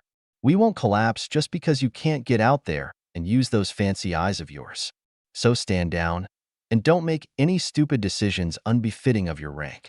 Do I make myself clear? Yes, ma'am. Then go and take the rest of the day to cool off. We will reconvene tomorrow. I stared at her for a second before saluting, receiving one in return before walking out. Polly sighed when John walked out, straightening her blouse. Feels like I just scolded my son. How old is he? I never looked at his profile. Colonel Henrik carefully probed. Polly set down the sheaf of papers. Only 23. He's basically still a child. A very smart child. Kid is absorbing knowledge faster than I can give it to him, which is great, until he gets in over his head. You knew the marshal would reject him? Henrik turned to Polly, scratching his scraggly beard. He was approaching 60 but still looked middle-aged. The only hint of aging was the slightest thinning of hair, and the occasional gray wisp more likely attributed to stress than any sign of aging. Polly sat down and closed her eyes. Of course. He never had a chance. Never? John's got some big names watching him. The marshal would never risk his life like that, regardless of whether he could handle it or not. But even besides that, my reasons from before still apply. He's young, inexperienced, and much too comfortable throwing himself into danger. I need to rein him in. I just thought hearing it from the marshal would be better. I didn't think he'd actually go try to talk to her. Heh, he's got balls. Which is more than I could say for most of the soldiers and intelligence agents I've met. But they'll get him killed if he's not careful. He just needs someone to help keep him in check, keep him safe. Henrik hummed, smiling a bit as Polly started to run through some more papers. She looked tired and angry, but that was normal. With what some would call a resting bitch face, she never looked happy, and her off-putting bluntness certainly didn't help matters. But what wasn't normal was explaining herself like she did to John. She had outright shut down people much stronger and more dangerous than John, and for much less. But she had taken the time to rationalize things, which spoke volumes. Of course, John didn't recognize that, but he hadn't been here long. Either way, it seemed Polly wanted to take care of the kid. Even Henrik felt a bit proud of him. Summoners had to stick together, and letting others into their circles was very rare. But when a summoner came around who was extraordinary in just about all aspects, they just couldn't help but latch on. John was a genius, even though he acted far from one. He could go toe-to-toe with the most talented knights and warlocks at his level, something impossible for other summoners. And more importantly, he wasn't afraid to use his gifts. It wasn't enough to be capable of fighting knights and warlocks, or even the Scourge. For a summoner, one had to muster the courage to even face them. A summoner was fragile, could be killed on a whim. John was no different, and yet he faced all of it unhesitantly. He had the scars to prove it. This meant that some, like Polly, wanted to nurture him. Making sure he didn't throw himself behind enemy lines and get killed was the first step toward doing that, even though it robbed him of valuable combat experience. Revisions for the mission plan ensued. Since I had formatted a good chunk of the infiltration part of the mission around my visual abilities, we had to adjust it to accommodate the new candidates. Instead, I inserted myself into the preparatory parts of the mission. The Pathfinders would be assigned to additional sensor placements on the bridge across Hare's Pass. Another layer of alarms was needed in case the Scourge decided to change tactics and send some monsters across the normal way. Since we were moving out to the treehouse later, Earlier warnings would be crucial for proper reaction times.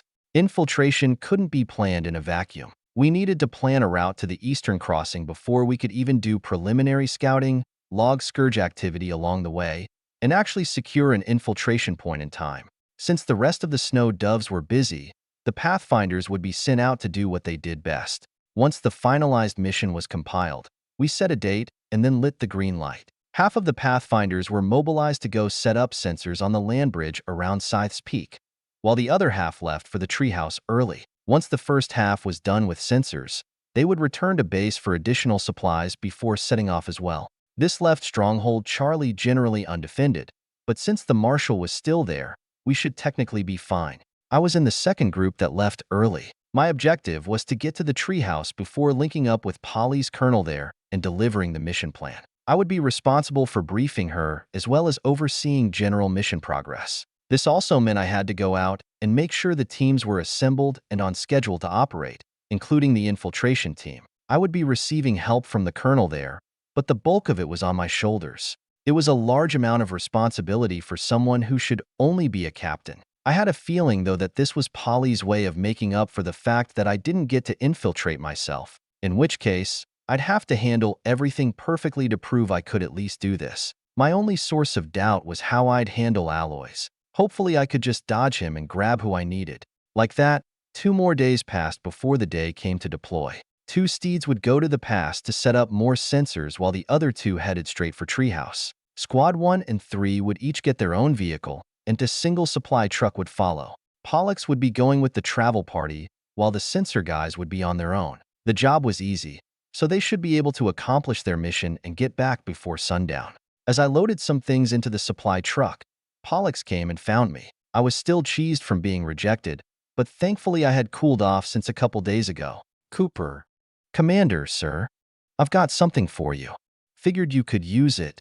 Pollux held up the insignia of a Master Sergeant. My brows raised. I didn't think this promotion would come in just a couple months. Thank you, sir. I've been hearing good things from Polly. Keep working like that, and you'll be on the fast track to commanding a platoon of your own. Maybe you'll slip into the Snow Doves. We'll see. I need to get my authority up first.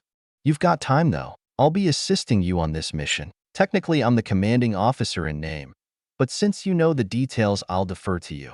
Just keep us on the right track. Yes, sir. I snapped off a crisp salute, receiving one in return before the 2 of us returned to hauling crates and strapping things down. Before long, we were boarded. I slung myself into the turret of Squad 3's steed, popping my head out onto the roof, comically small against the armored vehicle's bulk. Handler to liaison. You all look primed to launch. Affirmative, Handler. All heads accounted for. Permission to deploy granted. Sensor teams will be leaving in 10. Copy. I switched channels. Commander, we're good to go. All right then. Let's roll. Pathfinders. Pollux's voice echoed across all the nearby aerials. With that, the steeds sped from the gates. We quickly diverted off the normal path, taking the road to the treehouse. I visualized the map in my head, feeling the cold wind on my face. The sun was barely peeking over the horizon. We should arrive at around noon the next day. From there, I'd assemble teams and get us to the eastern crossing, paving a way for our infiltration team. Simple on paper, but we'd see how much trouble it would bring me. I sunk back down into the steed when the frosty wind started nipping at my nose. It was getting colder as the year continued. Well, that's not reassuring. It's a good thing I advanced. Amara muttered while sitting against a tree, packing and wrapping some cloth around her hand to stifle the nasty cut across her palm. She couldn't care less about the wounds or the bleeding. What had her concerned was the entity making its way over to them. Of course, it had to be a patrol that got them in a nasty situation. It couldn't be an actual mission when they'd be completely prepared to fight, even though they were supposed to be fully equipped for patrols anyway. Most of her platoon had failed to react in time. The rest were slaughtered as they retreated, their cooperative strength shattered by the loss of so many of their squad mates. One full squad, feeling dread in the face of an overwhelming enemy, popped their overkills in some desperate measure to buy some more time for others to escape. In Amara's eyes, even that couldn't stand against the monster, and they paid with their lives. But it was enough for the 2 to make it out before the real danger descended. Amara could only hope she wasn't under suspicion of desertion. Their deaths were the only thing that kept her alive. Now she was dirty, bleeding, on the run, and missing her foci. That last one was an opportunity in disguise, though. She'd be asking for a fancy new one after this. One that could actually handle her new spells. For now, her aura would have to compensate.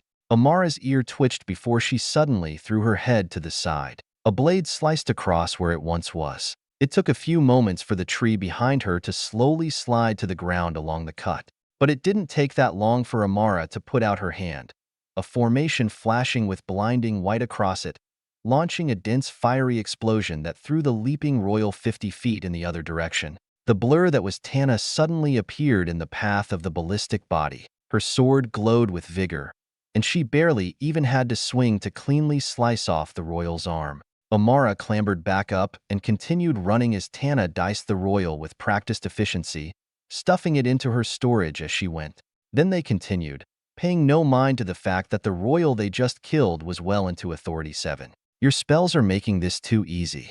Tone it down a notch, Tana muttered. She dashed under Amara and grabbed her, launching herself into the distance right after. Amara activated another spell, the wind splitting for the two and carrying Tana farther with each bound. As they found their way into a large valley, Amara felt the blood pooling in the corner of her eye streak back along her face. Although her foci on her staff had been weak, it had been something. Without it, she was under much more pressure when casting spells. They had to be perfectly made the first time, which was difficult given their ever-growing complexity and the requisite precision. That normal-looking explosion, which launched the royal, utilized pure oxygen drawn from the atmosphere. It was compressed to 30 atmospheres, ignited with her fire mana, and, supplemented by extreme air pressure, directed the resulting explosion toward the royal. Pure hydrogen, another fuel mixture mentioned by John, was beyond her capabilities at the moment. It just seemed to slip her grasp, no matter what she tried to contain it with, nor could she liquefy either substance to get the really explosive mixtures yet. But this would have to do, because anything else would give her an aneurysm. Making that spell wasn't even that hard. It was the strain of drawing in information with her aura first which got her. Anything that came in infused itself directly in her mind. Most if not all of it was forgotten soon afterward, but the moment it arrived, it demanded immediate attention, temporarily overloading her mind. She was still practicing compartmentalization to help with that. Amara wiped away some of the blood, tickling her cheek. Don't worry about me. Wrong response. We'll do what we need to do to get back to base. How many more miles? Maybe 6. If we can cut across the cliff, do it. All right. It'll be a bit bumpy. Amara looked over Tana's shoulder as they cleared the valley, seeing that entity emerge from the treeline. It had arms so long its elbows could almost drag on the floor, skinny and vascular and ultimately disgusting. On the other hand, its legs were thick and muscled. The creepy part was probably its neck, at least 2 feet long, from which an emaciated human face sprouted, thin wisps of hair hanging from its scalp. It gave Amara chills whenever she looked into its pitch-black eyes. A corrupted, once human, now not. The struggle someone put up during the corruption process could be visualized by how mutated they were. The more they struggled, the more they mutated, until they eventually broke and gave in. In this case, it seemed whatever unfortunate soul once within that body had put up a good fight. Amara remembered the girl from John's homeland, Aki. She told of entire armies of corrupted returning to their once homes to decimate their cities. She couldn't imagine an army of these monstrosities. She could barely stomach one, and she'd try to put that soul out of its misery if it weren't so damn strong. Thankfully, Tana was fast and had seemingly endless stamina. The two continued bounding across the terrain until they saw a huge cliff appear. About 400 meters across was another cliffside, which led to the rest of the land that would bring them back to the base. If they didn't jump the cliff, they'd have to go the long way around, easily doubling the travel distance. Amara didn't think they had it in them to last that long, not unless they used her one-off knife attack. She wanted to do what she could to avoid that, though. That was her last resort. Hold on tight, Tana spoke, picking up speed before launching herself off the cliff. Right as she did, Amara formed a spell, pressurized air exploding behind them and launching them even further. After that, the winds formed and carried them, splitting out of their way before looping around and propelling them. Omara remembered one of John's lessons on aerodynamics. If she had wings like a bird, she'd definitely be able to fly. Unfortunately, the two girls were about as aerodynamic as a brick, so there would be no flying yet. For a second, Omara remembered that she needed to start dabbling in spatial magic soon. It fell under the air element, but knowledge of it was top secret, almost on par with aura in how restricted it was. Fortunately, Omara was getting so good at forming new spells that it might not matter whether she had something to teach her or not. First, though, they needed to get back to base, alive.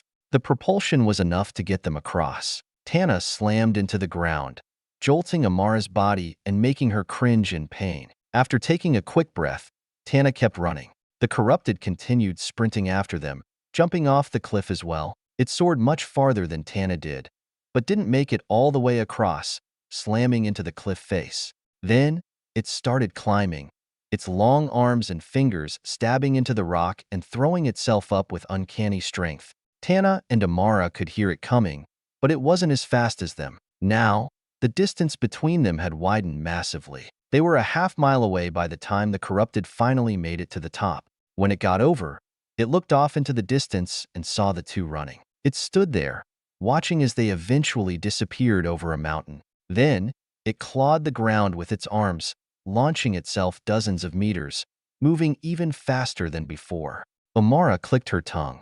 It's gaining. Unless we want to fight it, we're going to have to keep it away for the next several minutes. Give me a number. 6 minutes. 6 minutes of brain-liquefying spellcasting. Let's do it. All in. Then here we go. Tana lowered her body, her muscles flexing like steel cords before shooting them forward. A mile a minute was a pretty big ask, especially since she was carrying Omara. But Tana knew that it was either that, or they'd have to fight this impossible enemy. Like Omara, she didn't feel like rolling those dice. So she used her spatial storage to strip off her armor and weapon before putting her all into running. The area they ran into was hilly, so Tana was forced to fight gravity as they gained and lost elevation. She was moving fast, but that corrupted was moving a bit faster. As she ran, Omara maintained air spells to help Tana move, while slinging others to stifle the corrupted. She cut down trees and threw them in the corrupted's way, blew sharp gusts of wind that slowed its speed, and used some explosive fire magic to throw it off. More blood went down her eyes and nose, a vein or two popping from her forehead. It felt much longer for Tana, but 2 minutes passed quickly. At that mark, she started breathing heavily. Still, she kept her speed. When the 4-minute mark came, her legs started twitching, her heaving lungs unable to adequately supply oxygen. That's when she actually sped up, though, as more vigor poured through her body. Then, after another minute or so, they crested a hilltop and came in view of the base. Unfortunately, by that time, the corrupted was also on top of them. Both of their heads swung around when that monstrosity launched a blade of energy from its long fingers. They gouged the floor ahead of Tana, forcing her to sidestep to avoid a nasty trip and fall, but it worked just as well in killing some of her speed. She kicked up right as she was safe, though, the ground sinking under her foot as she shot off once more. The muscles across her legs spasmed, but she continued anyway. At the same time, Omara cast some final spells, a brilliant display of red exploding in the sky as a standard-issue warlock signal flare. She'd gotten their attention, one way or another, but their battle wasn't over yet. Tana dodged once more as another set of blades flew her way. That allowed the corrupted to get in range, a tree-length spear materializing in its hands. Omara's eyes bulged. God, what the hell kind of spear is that? This guy is all about reach, huh? I can't fight that with my sword, Tana shouted, dodging a spear strike and continuing to run just as Omara launched some explosive spells. They were powerful, not something the corrupted could ignore. That gave them room, Tana using the last of her strength to sprint toward the base. She covered another half-mile in a dozen seconds, but then she felt her neck tingle in danger. Omara shouted, "Keep running." Tana ignored the danger and rushed forward, wholeheartedly trusting in Omara. Gritting her teeth in concentration, ignoring the now substantial amount of blood flowing from her eyes, Omara materialized spell circle after spell circle. The series of tiny compressed fireballs detonated on the spear. the force of their explosions just enough to carry it off its trajectory and force it to slam into the ground mere inches from Tana's heel. It created a rift when it hit the ground, but they were completely safe. Umara's ear-to-ear grin was sufficient testament. The precision, sublime. The timing, divine. That was her most impressive feat this month. Then, the cavalry arrived. Several knights came charging through the gates, 2 of them Authority 9. It seemed like they didn't want to miss a good target, so they were enthusiastic. They shot past Tana, but the corrupted had turned on a dime and ran right after its failed strike. The 3 shot into the distance. Umara was in too much pain to give a damn about whether or not they killed that thing. Finally, they made it to the gates. Tana immediately fell to her knees in absolute exhaustion, her body shaking and her limbs burning pink. Umara jumped from her arms to relieve the load. She bent down and brushed the blonde hair out of Tana's face. However, this day wasn't over. Umara lifted her gaze and scanned the surrounding people with a nightmarish face. She was pissed, and someone was about to take the heat. Chapter 165, Colonel Jasmine. Where's a healer? She needs medical attention. All the healers are at the medical ward. Fucking. Umara grit her teeth and scooped Tana up, running through the gates and heading to the medical ward herself. Tana's body practically burned Umara's arms, her spasming muscles and pooling sweat threatening to make her slip at any second. Umara tightened her grasp. Tana had pushed herself well past her limit, and with every agonizing groan she let out, Umara became more pissed off. The details about that patrol were off. Patrols weren't sent out just to get slaughtered, and they weren't supposed to go anywhere near established scourge encampments. The only reason they had gotten chased was because they had come across one of those encampments. The issue was that it should have been known about, and their patrol shouldn't have gone anywhere near it. Umara got Tana to the medical ward, and she was quickly taken to her room. As the healers got to work, Umara spoke. I'm going to go talk to someone. Focus on resting. Don't. Tana let out a word, Umara waiting for her to finish. Don't kill anyone. We'll fucking see. Umara left with that, marching off to the headquarters building. Every patrol team was given a route to patrol. There were many different routes, and a team could get assigned any of them. Messing up a patrol route, or a patrol team getting wiped out, was cause for suspicion. That meant that the base's intelligence was either off or incomplete. Either way, someone was at fault, and it sure as hell wasn't Umara. She threw open the doors with pressurized air, marching through the desks of summoners and intelligence agents. Hey Lady Dash. Fuck yourself. She blew aside a pissed intelligence agent before kicking open the doors to the war room. There were several people inside, none of whom were more powerful than her, so she marched straight to the map at the front, all the summoners backing away, except one. Umara recognized the pair of dragon wings of a brigadier general, but after one glance, she ignored him and looked at the map. She quickly found where her route went, and sure enough, there was a marking at the halfway point of their patrol route. A scourge encampment. The sight of it made her bristle. Hey, how long have we known about this scourge encampment?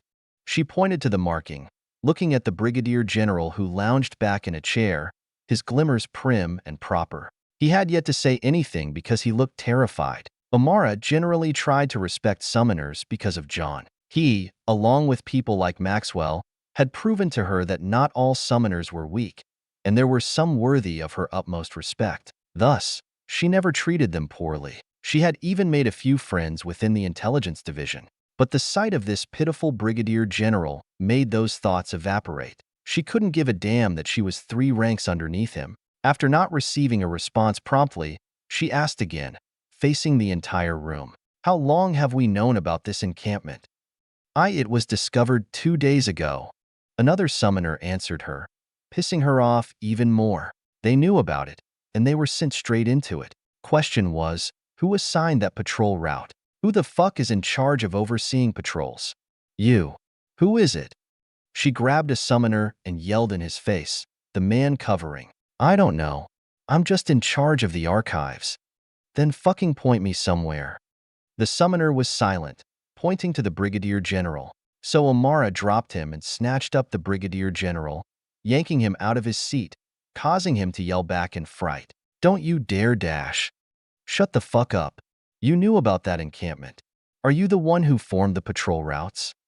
Daff. Yes or no? And no. My colonels are in charge of those menial tasks. Then point me to them. Now. She stared into the man's soul, his aura fully exposed underneath her own. She knew he wasn't lying, but he wasn't completely guiltless either. Colonel Derek, he should be in the recreation center. Anyone else? I believe he collaborates with someone, but I don't know who dash. Whatever. She dropped him, the man falling to the floor as she marched out. From headquarters, she stormed into the rec center. There, she found the glimmers of a summoner. Everyone in the facility turning to stare at her as she grabbed his neck and pinned him against the wall. Colonel Derek, I hear you're the one who formed the patrol routes. So tell me, why the fuck were we sent straight into a scourge encampment? Fuck.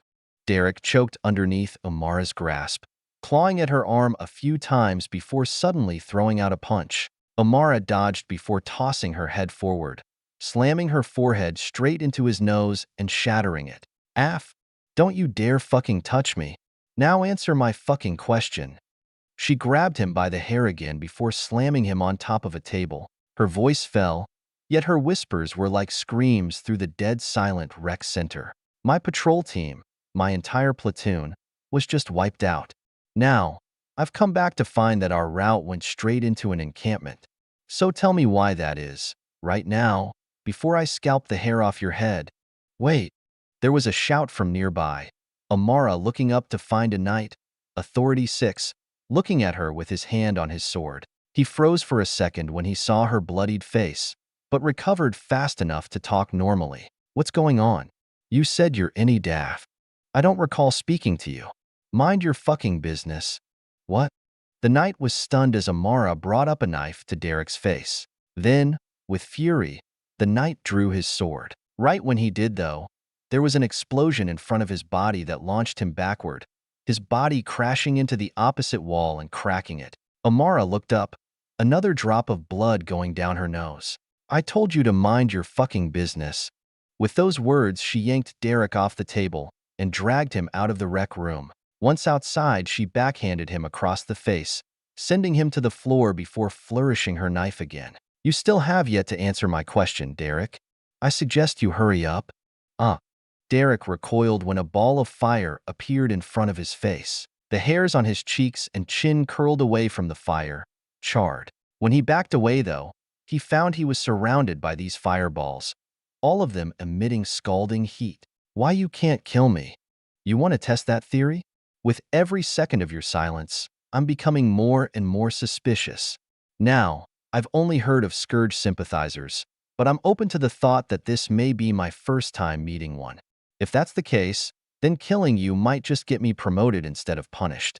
So, convince me you didn't intentionally send us into a death trap. Wait, Derek shouted when a fireball moved closer, but Amara continued anyway, the fireball coming in contact with his boot and melting it around his foot. Wait, please. I didn't know there was an encampment. Did you form the patrol routes? Why, yes. So did you, or did you not know about the encampment? Amara asked again, her aura suddenly bearing down around Derek, and he answered, No, I swear I didn't know. You fucking. She clenched her fists. It was a lie. He knew. Suddenly, she jumped forward and started pummeling the man. He tried to defend himself, but she stabbed his arms with her knife when he put them up before continuing to bludgeon his face. Stop. What are you doing? There were shouts nearby as she beat his face into a pulp. She did so as long as she could before a knight jumped over and grabbed her. Fuck off. Why are you beating that man? Stop struggling. The knight held her arms, and she futilely struggled against his grip. She suddenly felt very vulnerable. No wonder John was so afraid of knights getting close. If they got a hand on you, they had the ultimate power. This was her first time being restrained by one like this, and she actually felt a bit scared. So she cast another spell and raised her barrier, the spell exploding right between her and the knight while pressurized air sliced into his hands, loosening his grip, the barrier protecting her at skin level and redirecting the pressure toward him to send him through another wall. More blood dripped from her face. She dropped into a stance as more people approached to restrain her as the knight did, but more cautiously this time. Amara didn't let them. She dodged one before casting a spell at the foot of another, throwing him off balance. She did the same to the first knight when he recovered, blasting him through the wall of another building before defending herself against several others who ran over, most of them knights, yet all of them being pummeled by her precise spells. Then some warlocks appeared, all of them casting defensive spells as other armored guards made their way over in defensive formations. Amara was quickly surrounded, though not after blasting a few more people away, all of them at least Authority 6, a few at Authority 7. What the hell is going on? Amara felt her own aura get forced back into her body, but it didn't crumple, which gave her some satisfaction, as the full force of 3 highly developed auras descended upon her. They were too powerful to resist, despite Amara having met stronger auras before. 2 brigadiers and a marshal, a friend of her mother's, the knight in charge of Nagalev Bastion. The marshal looked at the bodies scattered around, all of them injured, as well as the bloodied summoner. Then he looked at Amara, who was still on edge. Teleria, you better have a damn good explanation for all this. That summoner, Colonel Derek, just killed my entire platoon, and how did he do that? He set up our patrol route to roll right into a known scourge encampment. My knight and I barely escaped with our lives, chased by a corrupted all the way back to the base. Just ask the people who went and chased it out by the western gate. I didn't know. The summoner yelled through a swollen face. Amara gritted her teeth. He knew. He's lying about being oblivious. It's clear as fucking day if your aura is any better than a child. It's a lie or gross fucking negligence. They knew about that encampment for 2 days. So either he set us up, or his incompetence just killed 100 people on routine patrol. Silence descended on the surrounding soldiers. The marshal stood there, flicking his gaze between the 2 parties.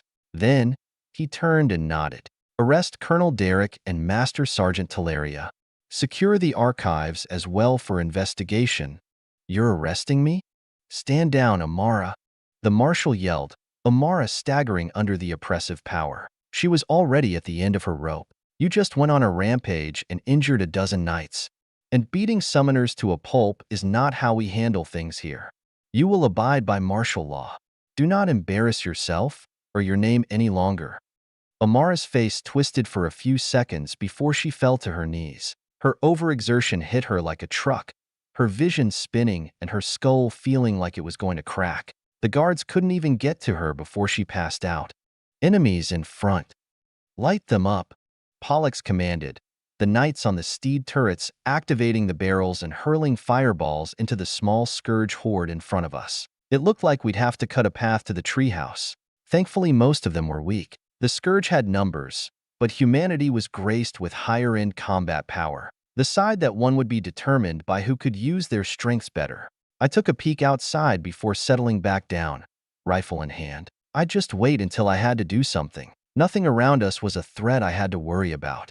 There was a bit of turbulence as we rode, especially when we rammed through a few monsters or their corpses. Otherwise, things were generally calm as the gates opened for us to roll through. It was noon, and the treehouse was being besieged from 2 sides. I could hear the constant explosions, warlocks on the walls hurling spells as the hordes below. The slightly different bark and delayed explosion of turrets rang with equal regularity, the knights manning them with unceasing enthusiasm. I jumped out of the steed once we stopped, taking in a long breath of cold air before bending my neck and popping it. I did not enjoy long road trips in the back of an armored vehicle. Cooper.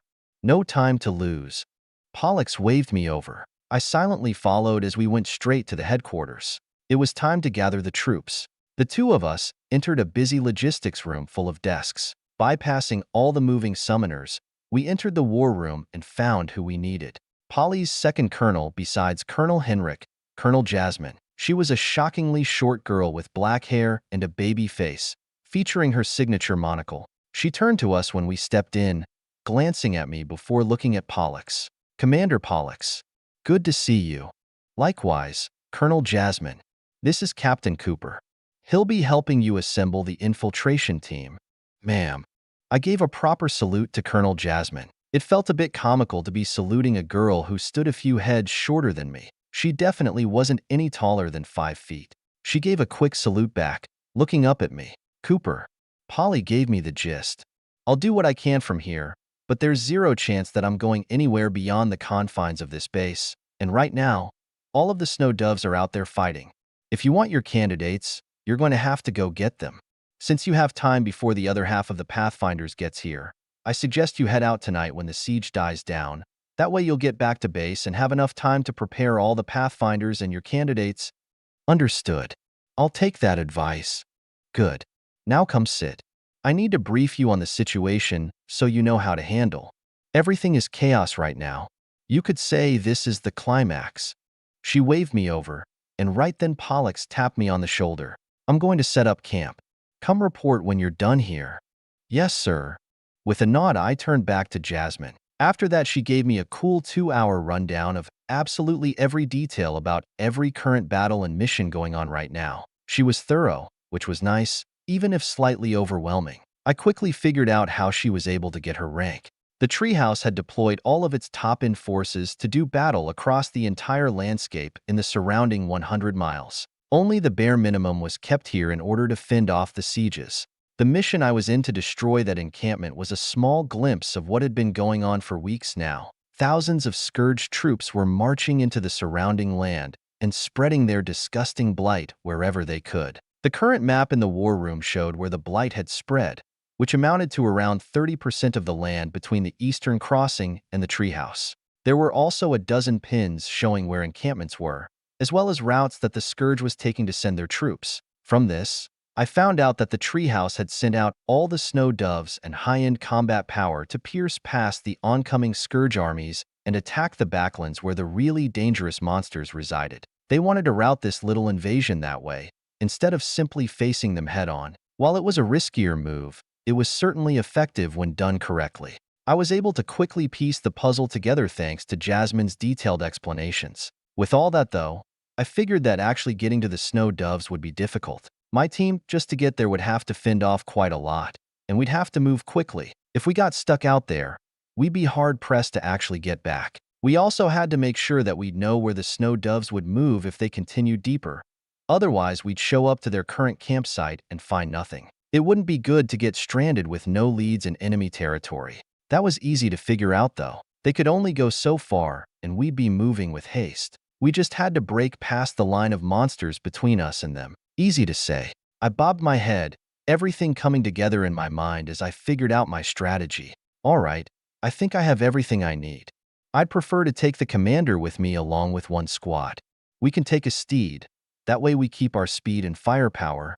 Don't want to keep things quiet and discreet? That would take too long. I want everything to be ready when the rest of the Pathfinders get here. I don't want to wait around and get swept into this mess. God forbid Aloys orders us into battle just because we were idle for a day. Yes, I suppose that's the smart move. Jasmine nodded in agreement, then sighed. Well, I've told you everything I know. Come find me when it's time to deploy. I'll be your handler for this mission. Are communications up? I don't know how Aloys managed to get them, but he snagged some long-range relays to set up a full line to Stronghold Charlie. While longer than normal, though, my range only goes so far out into the field. I would just manage expectations. I guess that means I can call my girlfriend, at least. I smiled and rubbed my chin. I had been thinking that I wouldn't have service out here like last time, but it seemed Aloys was good at pulling strings. Given the lucrative business this base was responsible for, I wasn't surprised. Jasmine shrugged. That's all you. For now, I'm going to sleep. Here's my information. Ring me when you're ready, and not a minute before. I haven't slept in 35 hours. That's rough. I chuckled as Jasmine gave me her aerial contact. Then we walked out of the war room together, Jasmine cringing at the bright sunlight when we emerged. Fucking bright. Well, it was nice to meet you, Cooper. Likewise, Colonel Jasmine. We shook hands, Jasmine's entire hand getting enveloped by my comparative bare paws. She really was small, making me smile. She muttered something about how huge I was while walking off. I went the other way, finding Pollux on a plot of empty ground having the squad setting up tents. Since there were no empty residential buildings, we got to camp out. I went and briefed the man and started preparing what I would need for tonight's departure. Chapter 166. Urgency. Perched atop my little chair, on one of the highest watchtowers carved from the great trees of the treehouse. I watched as the last few scourge siege creatures backed away out of our archers and mages' range. Now, with the cover of dusk and the daily siege dying down, would be the best time to try and slip our team through. I mapped out our route in my head. The treehouse sat past the mountainous terrain Stronghold Charlie had to deal with, so the path would generally be level. It got worse as you got closer to Hare's Pass, though, as the hills and valleys carpeted in trees sometimes doubled, even tripled, the straight-line distance between 2 points. The snow doves were somewhere in all of that, and we'd have to fish them out. It still pissed me off to no end that I wouldn't be going over the pass myself, but I had to pick my battles. With a sigh, I turned back to Pollux and Squad 1, loading the last of the supplies into our steed. My aerial chimed. It was Tana, peculiar. We didn't talk individually much, and I certainly didn't expect her to contact me first, unless something had happened. Something twisted in my gut as I accepted the call. Hey, Tana. Hi, John. I've got news. My brows furrowed. That wasn't a good tone. What happened? Omara's been arrested. That's certainly news, all right? I turned, facing the direction Nagalev Bastion would be relative the treehouse. How much trouble? And who the hell arrested her? The marshal arrested her, and how much trouble she's in remains to be seen. Either way, her mother is here. I can only stand by and wait. I guess that's a silver lining. So why was my girlfriend arrested? I leaned against the wall, shrinking into my coat, as Tana explained. It didn't take long. Their platoon got wiped out on a patrol because the colonel in charge of route planning was incompetent, or worse. That was all I needed to hear. I never believed Amara would do anything without reason, and that certainly was a damned good reason. After all, she and Tana were almost killed by a corrupted because of it. However, the implications here were heavy. What did it mean for someone to plan the massacre of an entire platoon? They either wanted to get at someone in the platoon, or the platoon itself. On one hand, this could just be some conspiracy and someone in the platoon held enough political influence to get themselves targeted by other parties who would benefit from their death. Those kinds of conspiracies were everywhere on Earth.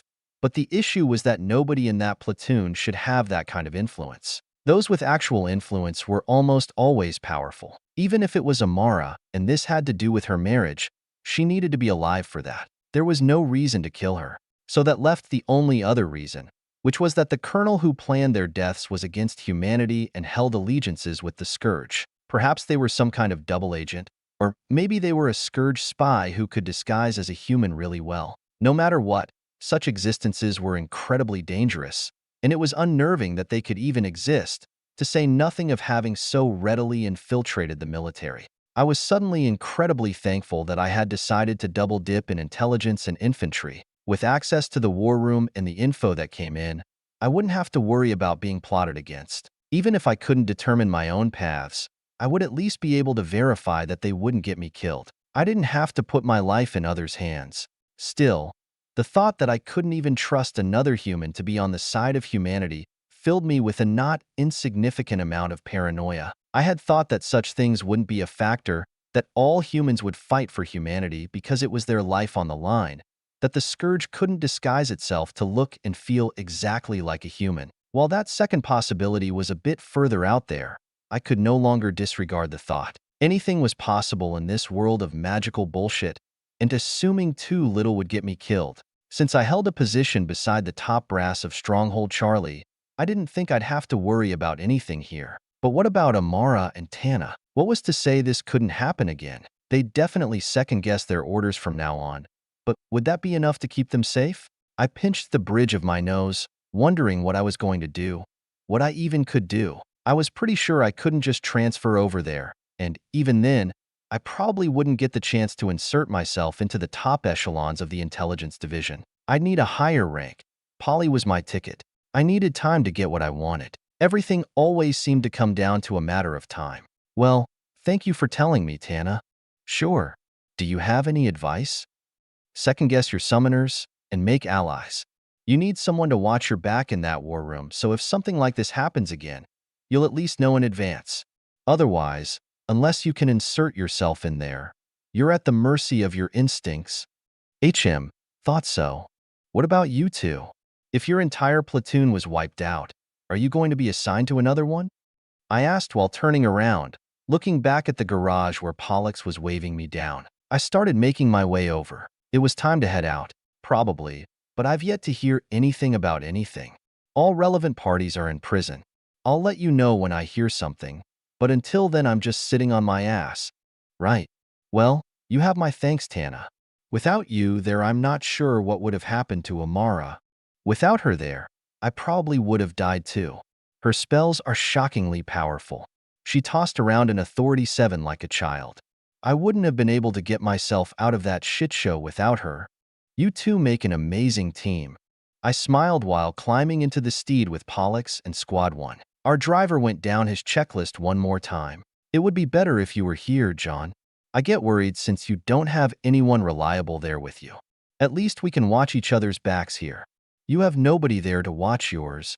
Well, you could say I've got a lot of money watching me. I feel like I'm starting to look like a noble with the expensive shit I've got all over me. Hell, there's liquid gold running through my veins that gives me fancy eyeballs. That's true. I know you're the last person to do something stupid, though you also seem to have a knack for being reckless. I just don't want you giving Amara anything to worry about. Ironic, since she's the one who landed herself in prison. Heh, I guess it is. She chuckled as I looked back, finding Colonel Jasmine walking over. All right, Tana, I'm about to deploy. A mission? What kind? I gotta go find some people, so we can kick off an infiltration mission. I see. Stay safe then. Always. I paused for a second before adding on a last goodbye. Keep her safe for me. I ended the call and turned my head to Jasmine's petite figure, striding as best as she could up to the steed. We all good to go, Colonel? You tell me, Cooper. You're the one in the field. You're going to have command alongside Pollux. I'm just here to check in and make sure all is well as you go. Understood. We'll deploy now then. The winds are calm, so I want to move while they remain that way. Very well. Don't wait on me. I'll contact you when I get to my station. Got it. I nodded to her before dipping into the steed, looking at the passenger seat where Pollux sat. We got the green light, Commander. Copy. Squad 1. All ready? Ready. Ready. I'm all good. We got words of acknowledgement from everyone in the back. He nodded.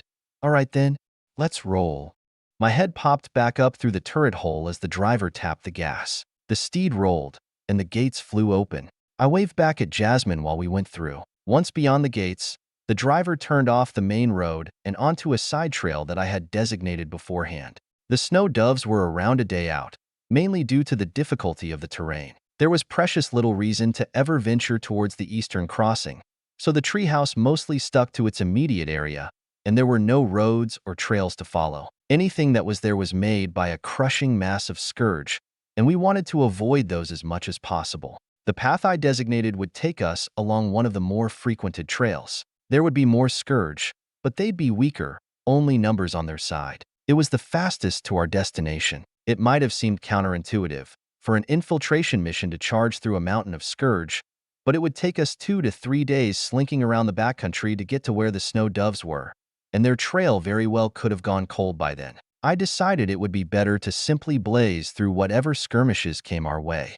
Given our timing, though, we'd be dodging most of the activity. I'd studied the schedule of the Scourge, and they liked to do most of their work during the day. Most of their activities during the night were merely navigational, if they did anything at all. The main danger was the scout troops that like to operate nocturnally. With my shooting and our speed, though, they should be a non-factor. At least that's what I hoped as we jumped onto the main trail, the driver flying over a hill and dipping down onto a mildly trodden path across the edge of a valley. On the opposite edge was a Scourge encampment. We'd already made contact, and it hadn't even been an hour. But we just blew right by them as I sent information on what I saw back to Jasmine. It wasn't my primary objective, but collecting information was still important. There would be plenty of free time, though. I decided to find a seat and lounge back, getting ahead on some sleep while I had the chance. How disconcerting. I'm not sure if we should be thankful that he's weak, or disappointed because he has nothing more to give us due to that. He's a summoner. I wouldn't expect anything more. Well, I can't say I still hold those sentiments. If this is the first of many, though, it's a good thing we were to get definite confirmation. Talexia rubbed her chin. looking down at the bloodied and mangled corpse of the former Colonel Derek. With some lie detection spells, it was easy to realize that he was lying about knowing the Scourge encampment was there. After that, they demanded answers to find out why. When he started taunting them about anarchy, the corrupted, the pillars of creation, and her daughter specifically, Talexia wasn't really in the mood to keep pushing for answers. He had already given all he could, slamming his body into the wall a few times. Then letting Graham have free rein was sufficient compensation. Like Amara, her views on summoners had changed with her experiences with John. Unfortunately, all others continued to be disappointments that failed to live up to a fraction of him, such as this one. She didn't mind too much, though. Now, she at least knew that this was a problem they had to watch out for. Scourge sympathizers, traitors to humanity, were incredibly rare. However, in recent years, they had been cropping up more and more often. It had started as mere rumors that even Talexia hadn't bothered to pay much mind to. There would always be odd ducks that did stupid things just to do them. It hardly meant anything, merely providing an interesting topic for noble children to rabble on about for a time. Now, though, it had become a very real issue that cost them an entire platoon. Her daughter was frighteningly close to becoming a part of that massacre as well. Even beyond losing her own child, Amara was shaping out to be even greater than she was. Her performance was shocking to all who saw it, and it was progressing by the week. To lose such a prodigy would be an immense loss to the entire kingdom, especially since most of its new talent had been wiped out by anarchy already. Perhaps that was why her platoon was targeted. Perhaps she was the target. That would explain why the corrupted had chased them all the way to the gates. Such persistence couldn't be explained otherwise. So the Scourge was out to get her daughter, and it had puppets within their military. It was foolish to think there was only one, and Talexia was already assuming that there were dozens of others throughout all levels of the kingdom's magical core. Question was, where did they go from here? Panic and widespread investigations would reduce combat effectiveness across the board and raise dissent. They couldn't have that while the Scourge was bearing down even harder than it had been. Not to mention that fears of anarchy had only just been barely stifled. Thankfully, that monster hadn't appeared again, but its looming threat still cast a shadow across the entire upper echelon. Fear, doubt, anxiety, paranoia. These emotions would cripple them if they weren't careful. Talexia commended her daughter for quickly connecting the dots. However, the way she reacted and handled the situation was probably the worst possible way to do so. Now all of Nagalev Bastion was raising questions, putting a halt to nearly all of their operations as the infantry hawked to ensure they wouldn't also be sent into a death trap on a routine patrol. Marshal Graham waved in some guards. "I'm going to send this corpse to be studied. I want to make sure there isn't anything else to worry about, like some partial corruption. Maybe we're lucky and this guy was just an idiot. I wouldn't count on that." Talexia responded as the corpse was taken away. She left with Graham afterward, talking to him a bit more before separating and heading to another part of the small prison. In another cell was her daughter. She lay on a shoddy bed of packed hay, still bloodied and dirty from her last mission. She had recovered some since she passed out, but from her weak aura it was clear that she wasn't yet fully functional. She was conscious, though, as she weakly turned her head to glance in her mother's direction. "Mom, you were right."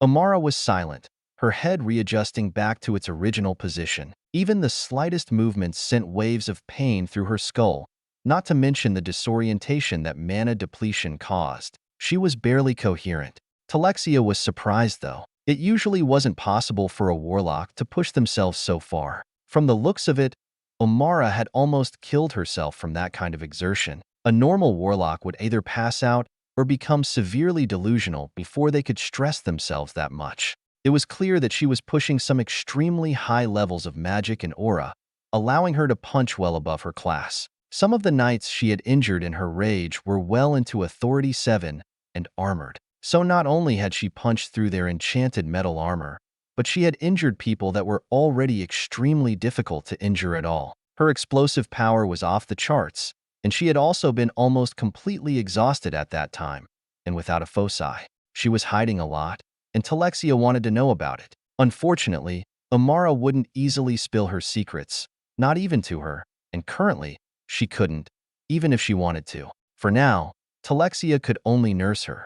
Unlocking the cell, Talexia entered and picked her daughter up, using some magic to lighten her body and keep her head from shaking too much. Then she cast a silent spell, eliminating any noise that might irritate her before heading out of the prison and back to her room. Once there, she used some water magic to wash her face and what she could of her body, stripping most of her clothes and laying her in a clean bed. The last thing she did was pop a recovery pill into her mouth, one that dissolved into her bloodstream before it could even get down her throat. Amara visibly relaxed from the painkillers coursing through her body. Her coherence returned as her mind recovered a bit. It had been about 5 hours since the incident, which wasn't nearly enough to become operational given Amara's condition, but it was enough to talk a bit.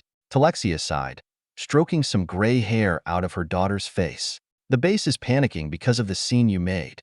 Nothing makes me happier than the fact you survived, but you're going to quickly get to the point where you have to worry about more than just yourself. So I ask, do you understand the kind of situation this has put us in? Do you? Amara responded, her deep purple eyes staring straight into Talexia's soul. Amara recalled some of the deeper secrets she knew. Perhaps the most shocking secret was information regarding the pillars of creation and the state of those who had survived the collapse of that empire. She knew that the Scourge had many more cards to play. This issue with Colonel Derek wasn't all that surprising to her. It was foolish to think that the Scourge couldn't do something as simple as corrupt or convince idiots to act as spies for them, especially those who were weak-willed and would easily succumb to temptation. However, whereas Talexia believed that handling people like Colonel Derek in an overt manner was bad, Amara believed the opposite. She was beginning to glimpse some deep issues that demanded extreme solutions, the risk of falling to them rapidly rising with every day and week that their resolution was drawn out. Talexia believed that, with the Scourge bearing down on them harder than ever before, especially given the threat of anarchy, they needed to reduce dissent and panic. On the other hand, Amara saw no better time to solve these problems than now, before the real forces of the Scourge came from the ruins of the pillars. By then, these mere issues would become infections that spread and brought down the last bastion of humanity from within.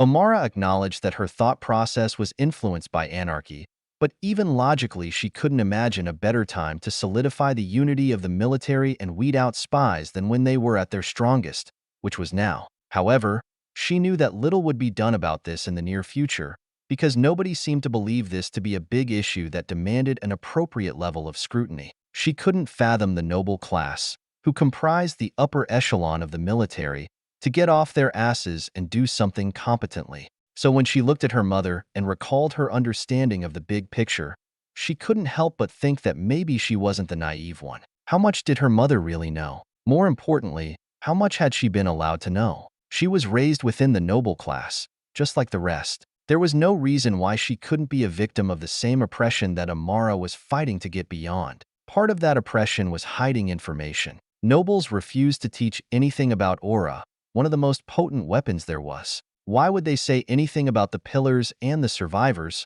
or the nature of the war over there? One of the most important pieces of information regarding the survival of the human race there was. There was no urgency, and that's precisely what told Amara how much people like her mother knew. Because unlike her, Amara at least had John, someone who was able to come across information like that and get her out of the sphere of noble control, somewhat. Mom. Amara took a long breath. If you understood just how big of an issue this was, you would upend your core and make sure there were no other spies. You need to consider morale. It's not worth crippling the combat capacity of entire bases just to weed out a few spies. You don't really believe that it's just a few, right? Amara's disappointment in her mother's response was obvious. Talexia could only stop and think, but it was clear to Amara that because of their positions, what she said wouldn't be taken seriously. She loved her mother, but Amara was beginning to realize that she couldn't necessarily rely on her for certain things. They simply couldn't see eye to eye, and Amara could see the widening rifts between their philosophies and motivations. Amara continued before Talexia could respond. Mom, I don't want you to get hurt, because you failed to be as extreme as you needed to be when you needed to be.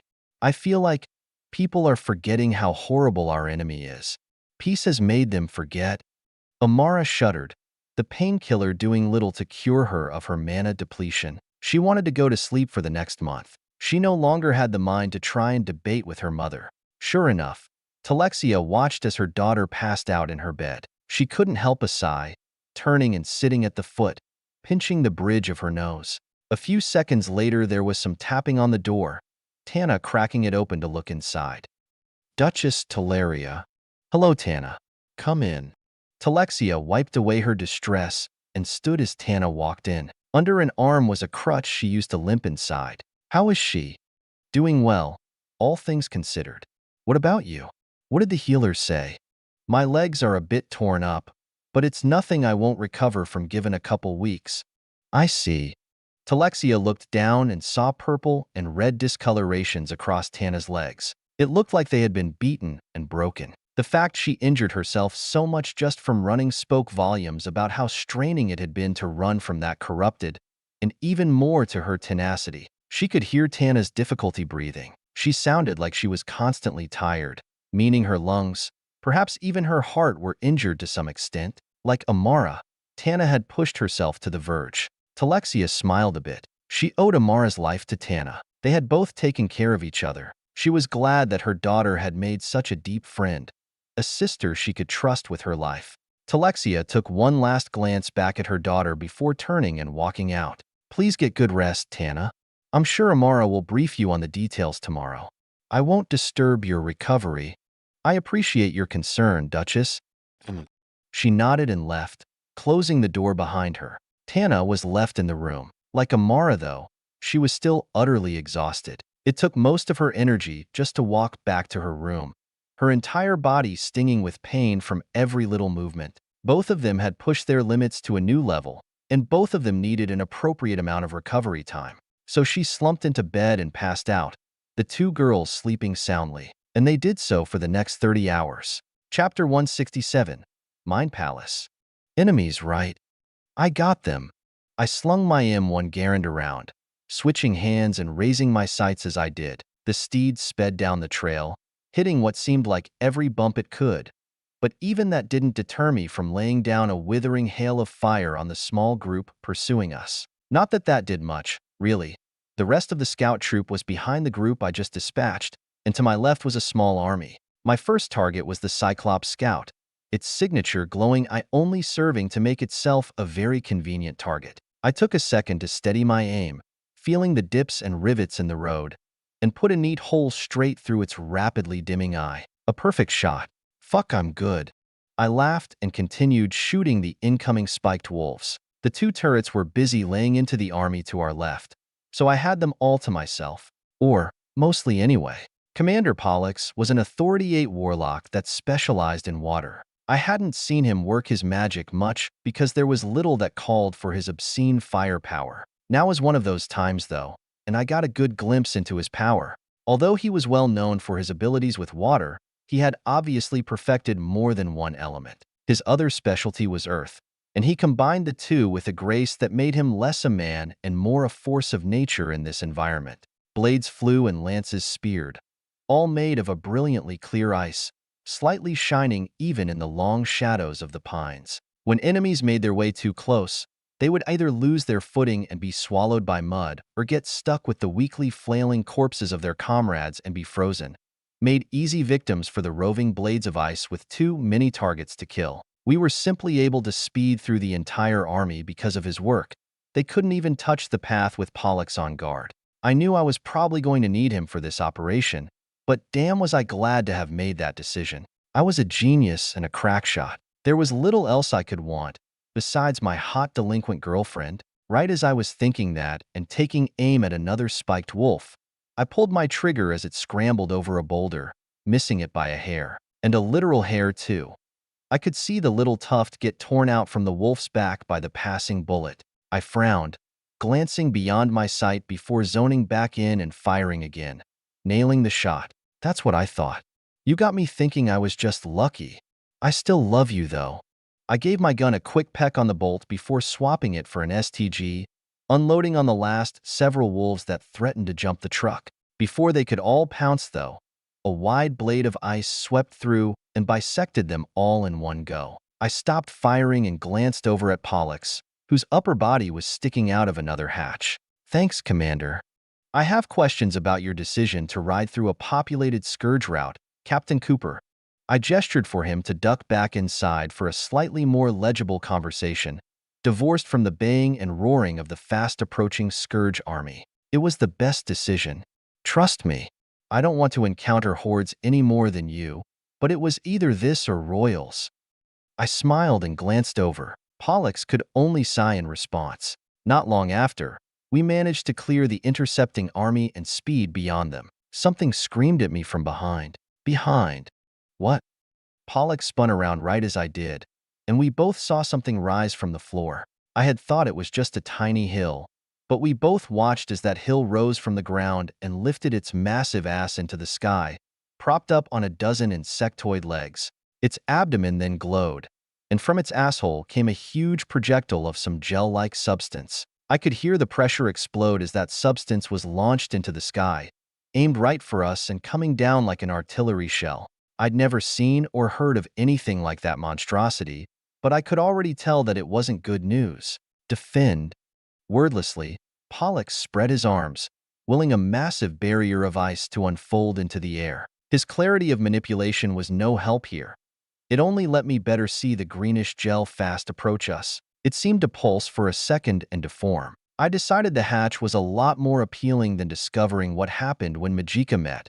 Toxic sludge artillery. The barrier of ice shattered downward like broken glass as the projectile exploded with a massive shockwave. There was no fire, just pure concussive pressure, but more than enough to break down any barrier that dared stand in its way. Ice chunks rained on top of the steed, spearing one of the slower knights in the chest. He quickly disappeared, dragged away by the rest of the team, hiding out in the rest of the steed. What I wasn't spared, though, was the shockwave. Although it slammed into the ice above, it still shook the steed and sent a wave of pressure through our bodies. I covered my ears after they started ringing, cringing in pain as my lungs shook. The steed sped on as I dipped back into my seat. Everyone else had dropped down too, except Pollux. Thankfully, I didn't hear another projectile launch, and once we cleared a hill, we were safe anyway. Pollux came down, slumping into his seat with a huff. I called, "Hey, Commander, what the hell was that thing?" "I don't know. I've never seen something like that before. Is it some new kind of enemy?" "I think it might be. I'm calling this in." I thought for a second before tapping my aerial, connecting to Colonel Jasmine's line. "Liaison to handler. Come in." "Go ahead, Liaison. I've got a report. We just encountered an unknown scourge monster. It may be a new type, but either way, it's heading to the treehouse." "Understood. Give me a description." I glanced back before recalling its details. It's about 40 meters tall, behemoth class. Massive abdomen, about 30 meters tall by itself, connected to a lower main body about 10 meters tall. It's supported by 12 legs, has a brown-green colored carapace, 8 green eyes on its face, and 4 hanging mandibles. As for its function, it lifts its 30-meter-tall abdomen and points it to the sky before firing a large gel-like projectile, which arcs and explodes with a concussive shockwave on its target with effective accuracy. I think I might have seen some eyes on the end abdomen as well, but I'm not sure about that detail. It also has an effective range of at least 600 meters, most likely much farther. "Give me a second." I waited as Jasmine processed everything. After several seconds, her voice came back. "All right, Liaison. I can't recall any monsters of this description. I think we might have found a new species, and it seems powerful. I'm sending this back to Polly so she can send it up to the Marshal. If you can, draw something up and turn it in when you get back. We'll come up with a full report after that." "Understood. Stay safe. Check in one more time before leaving communication range." "Will do. Liaison out." I set down my aerial with that before taking out a sheet of paper and the closest thing I had to a pencil. Then I started drawing. I had extra papers from when I was writing for Amara, so I just used one of those.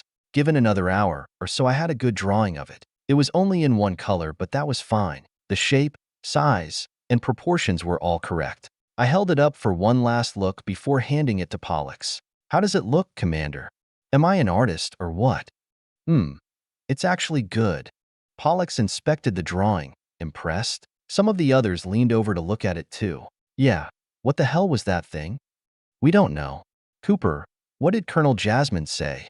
She didn't recognize it either. It's most likely a new species. Shit, as if this war wasn't getting hard enough. One of the others let out a long, irritated breath. I agreed, but my thoughts were elsewhere.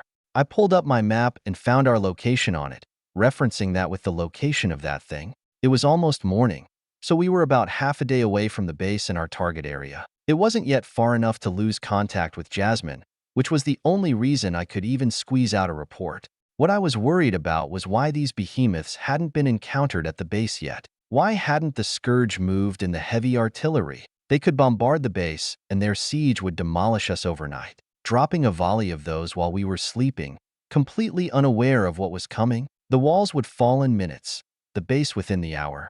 The answer I came up with was because they didn't have enough. One of those things was just a big walking target for a brigadier like Alloys to go in and take out. But if there were a dozen, 3 dozen, 100 of them, and all of them were launching those explosive projectiles from perhaps miles away, even a single volley could obliterate the infrastructure in the base, killing hundreds.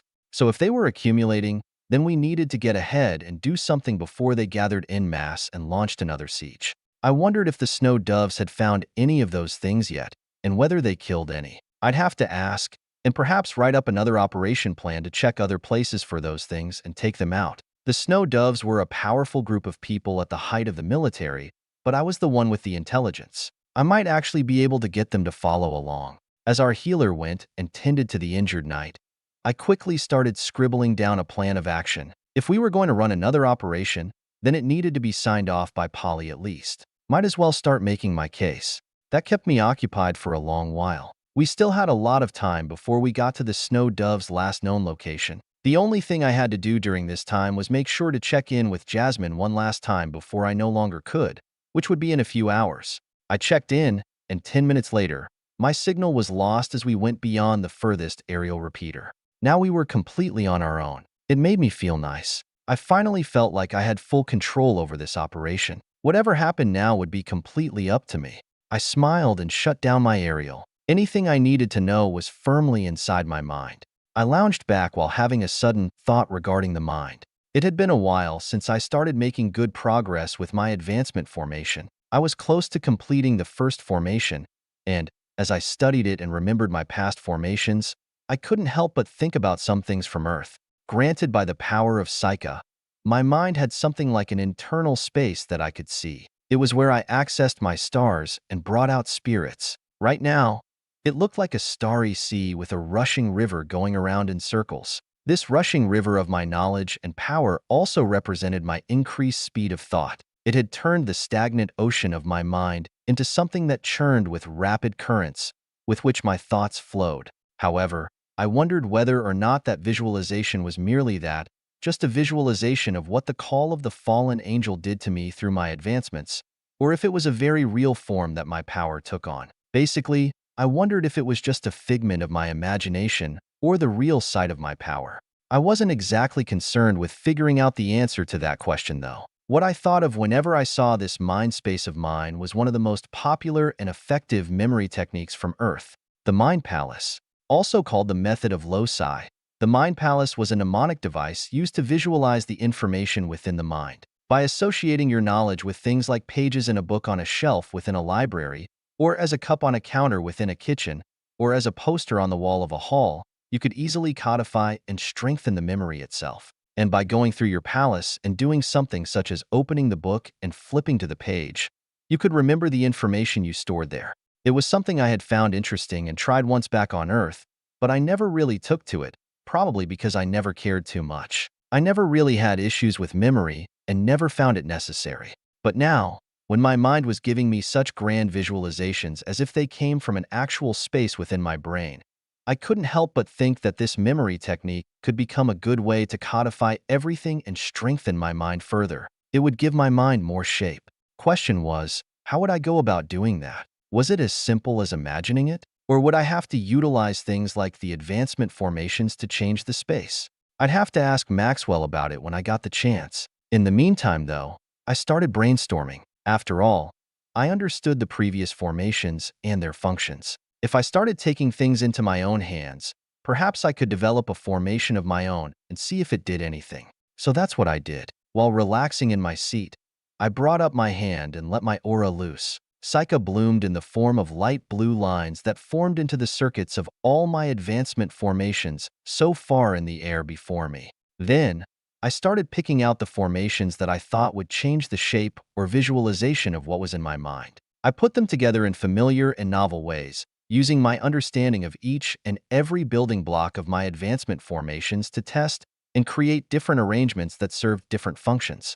Before long, I had a few prototypes, as well as a reason to use that orb I bought a while back. It appeared from my storage in my hand, and my prototype formations were quickly inscribed within, taking but a few seconds to do so. Then, I tilted my head and dumped a chunk of my psyche into the air around those formations. I used that to mimic my mind space, activating the prototype formation and seeing what it did to the environment around it.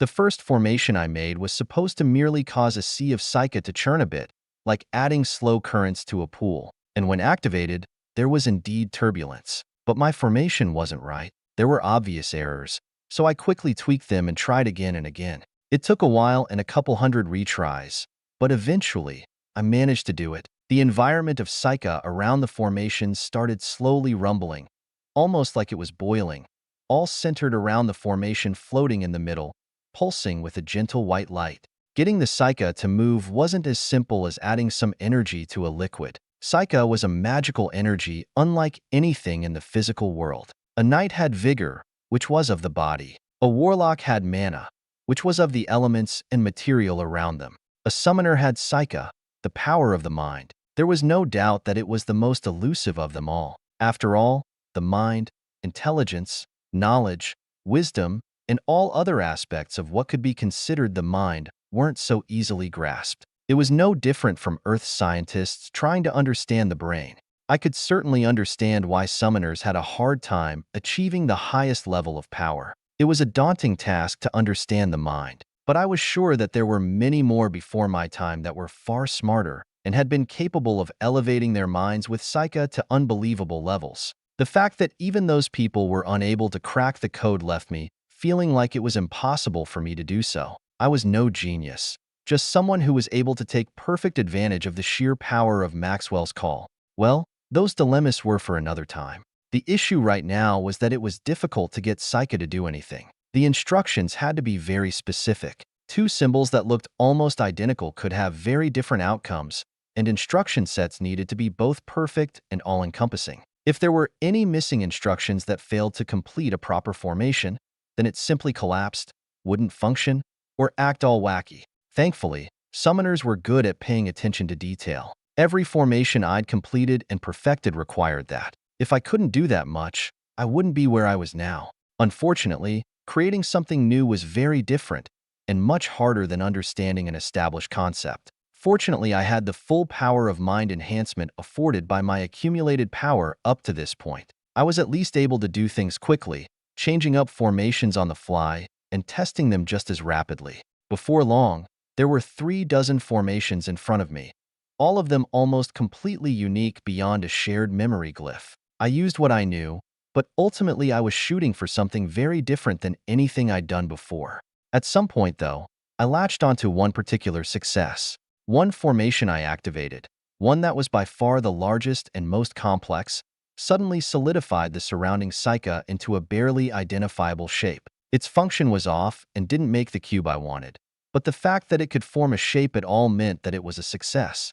For this formation, I utilized some of the principles that allowed me to form my spark. The spark was the most significant solidification of psychic power in my mind, and the perfect guide to forming something tangible like a mind palace. It looked like I was on the right track. I did a few more tests and eventually, after draining a good amount of my psyche and tiring my brain a bit, I managed to get it to form a cube like I wanted. Then I created a few formations to make other shapes, attempting to piece together larger and more varied forms. Even more importantly, I wanted to be able to inscribe information into what I built. A mind palace was nothing without the knowledge that would fill it. I wanted to make sure that it wasn't just a cool shape my power took, but something that could bring together all the memories that constituted who I was. Before I could even start on doing that, though, I felt a tap on my outstretched leg. My eyes snapped away from my formations, quickly inscribing everything within my orb before diverting my focus and looking at one of my squad mates across from me. My few remaining formations vanished so I could see him. Then I heard another voice. Pollex's. We're here, Cooper. Oh. Chapter 168. Brigadier Nanan. The formation dissolved in front of my eyes.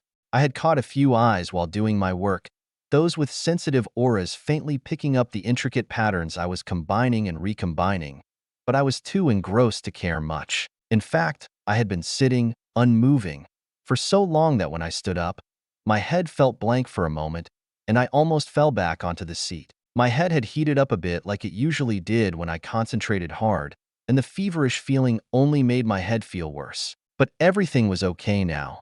I steadied myself against a handle and hauled myself through a hatch onto the roof of the now stationary steed, perched just below the crest of a hill.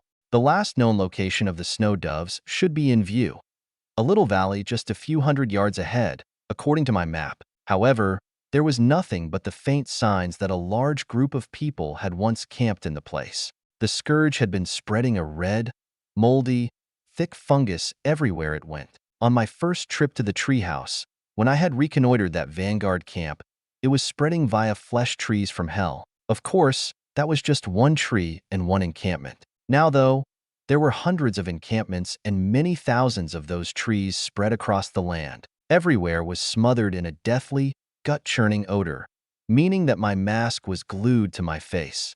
The place where the snow doves had settled was clear of that fungus, though. The ground had been charred before the soil was turned, creating a circle of brown surrounded by that red fungus, as well as some snow. They had carved out an area for themselves and had fairly recently moved out. I could see the slightest smoke coming up from a small wood fire that had gone out, as well as still visible trails in the snow and alterations in the fungus. Based on the snowfall, they couldn't be more than 3 hours away. I looked around for any other hints: disturbed snow, leaves with light coatings of snow, the hastiness of cleaning, and referenced the trails I had memorized from the map, eventually identifying a suspicious-looking gully that matched all my criteria. All that took about 6 seconds.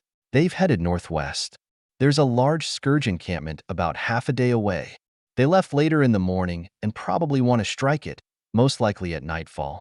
Either way, I think I know where they're going, and they're relatively close. You sure? Pollux asked, making me nod. Pretty sure. I've got no clues otherwise. All right then. Do we have time to set up camp for a bit, or should we go now? I say we continue. I want to verify their trail. It'll disappear if we wait. Then jump in the front seat and navigate with the driver. Gabe, move to the back.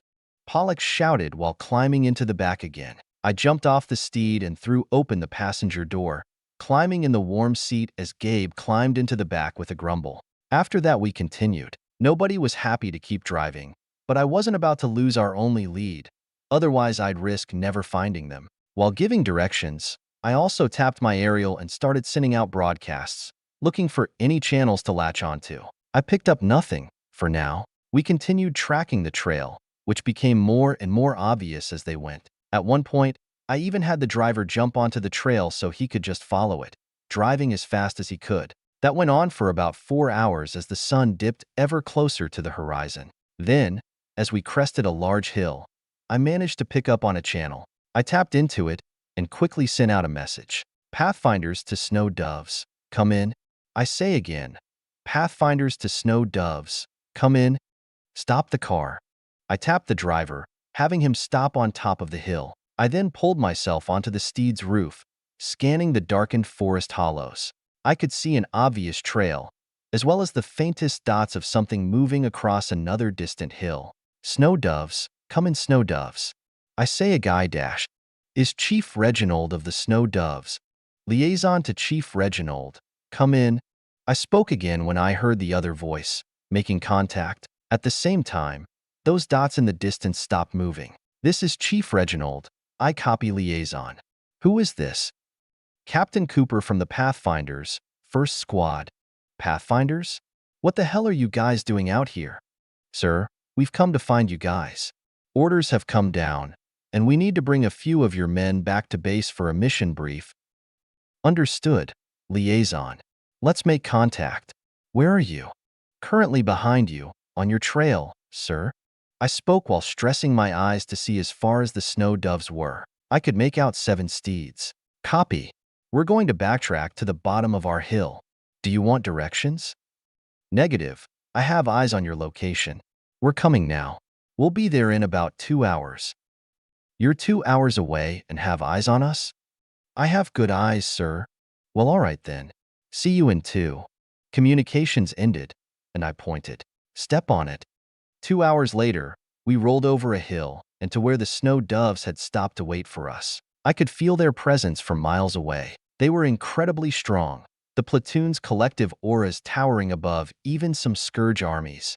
The sun had set, and night had fallen. I was worried they'd be pissed we made them miss their night raid window, but I was here on orders, so didn't mind much. A few people approached as we rolled up. They had formed their steeds in a circle, creating something like a camp. We shimmied into a spot they had left from our singular steed. Pollux and I were quick to jump out. My feet met brown dirt. They had gotten rid of the fungus, like at their last camp. It seemed like they wanted to camp out for the night. Change of plans, no thanks to us. Pollux walked in front of me, meeting with the leader of the trio who approached. I could feel the oppressive power of an authority tin, though it was fairly discreet, meaning the guy was skilled. Commander Pollux, you're the last person I thought I'd see out here.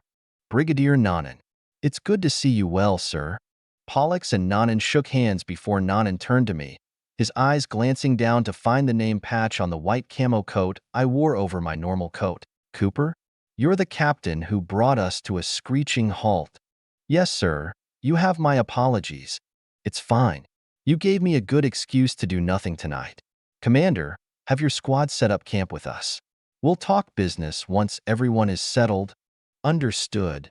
Pollux nodded as I glanced at the 2 people beside the brigadier. One was that man I talked to, Chief Reginald, a warlock. The other was a girl I didn't recognize, a knight sitting at Authority 9, Chief Cinia from her name tag. Pollux and I got ourselves situated along with the rest of the squad, unloading supplies and pitching tents inside the circle. They made room for us, and despite being in the middle of what could be considered enemy territory, I'd be hard-pressed to feel safer being surrounded by exceptionally powerful soldiers like these. It was only a bit weird knowing I was the only summoner out here. After getting ourselves situated, we found the command tent where Brigadier Nanan and another Authority 10, Brigadier Myron, were. Someone I'd met before. He was one of Alloy's buddies, so I should have expected that he'd be out here. Aside from them, only Chief Reginald and Chief Cinia attended. We sat down at a table with them, and I quickly came under scrutiny when Myron recognized me. Captain Cooper, I remember you from that reconnaissance mission some months ago. I appreciate the thought, sir. Well, it's hard to forget a summoner who actually has the balls to go out into the field like that. You were just an officer back then, too. Seems someone up at the top is helping you along. I'm just doing what I can, sir. I gave a neutral response, thinking how Myron was much more restrained than Alloy's was, at least outwardly. I had a feeling that the presence of Brigadier Nanan had something to do with it. Sure enough, Nanan took control of the conversation soon after my response. So, Commander Pollux, I hear we've got new orders. Something must be important if they sent you all the way out here to find us instead of just letting us return in a few days. Yes, sir. More specifically, it's only some of you that these orders concern. My liaison here knows the details. He'll explain. Nanan turned back to me. Despite me being taller than just about everyone in this room, the pressure he mounted made me feel like shrinking down. I didn't, but I felt like it. Either way, I pulled out a few sheets of paper prepared for this briefing and passed them over. Over the past 2 months, given some analysis on the recent Scourge activity, including operations ongoing over here, we've concluded that the Scourge is making big enough moves to warrant investigation into their situation beyond Hare's Pass. Putting it simply, we're forming an infiltration team to make their way across the eastern crossing, into Scourge territory beyond the pass, and collect information on all Scourge activity over there. For this, we'll need 3 snow doves, all of them Authority 9. One of them is Chief Reginald, in fact, me. Realizing that this was something big and that it involved him, Reginald leaned over and started reading the papers. I continued. We have multiple candidates, but Colonel Polly has her 3 picks if they're all operational. They are Chief Reginald, Chief Vapul, and Chief Prasanna. All of them are perfectly operational. Nanan muttered, reading the report Polly and I prepared specifically for him. After a few seconds of silence, I continued. We need to bring them back with us to the treehouse.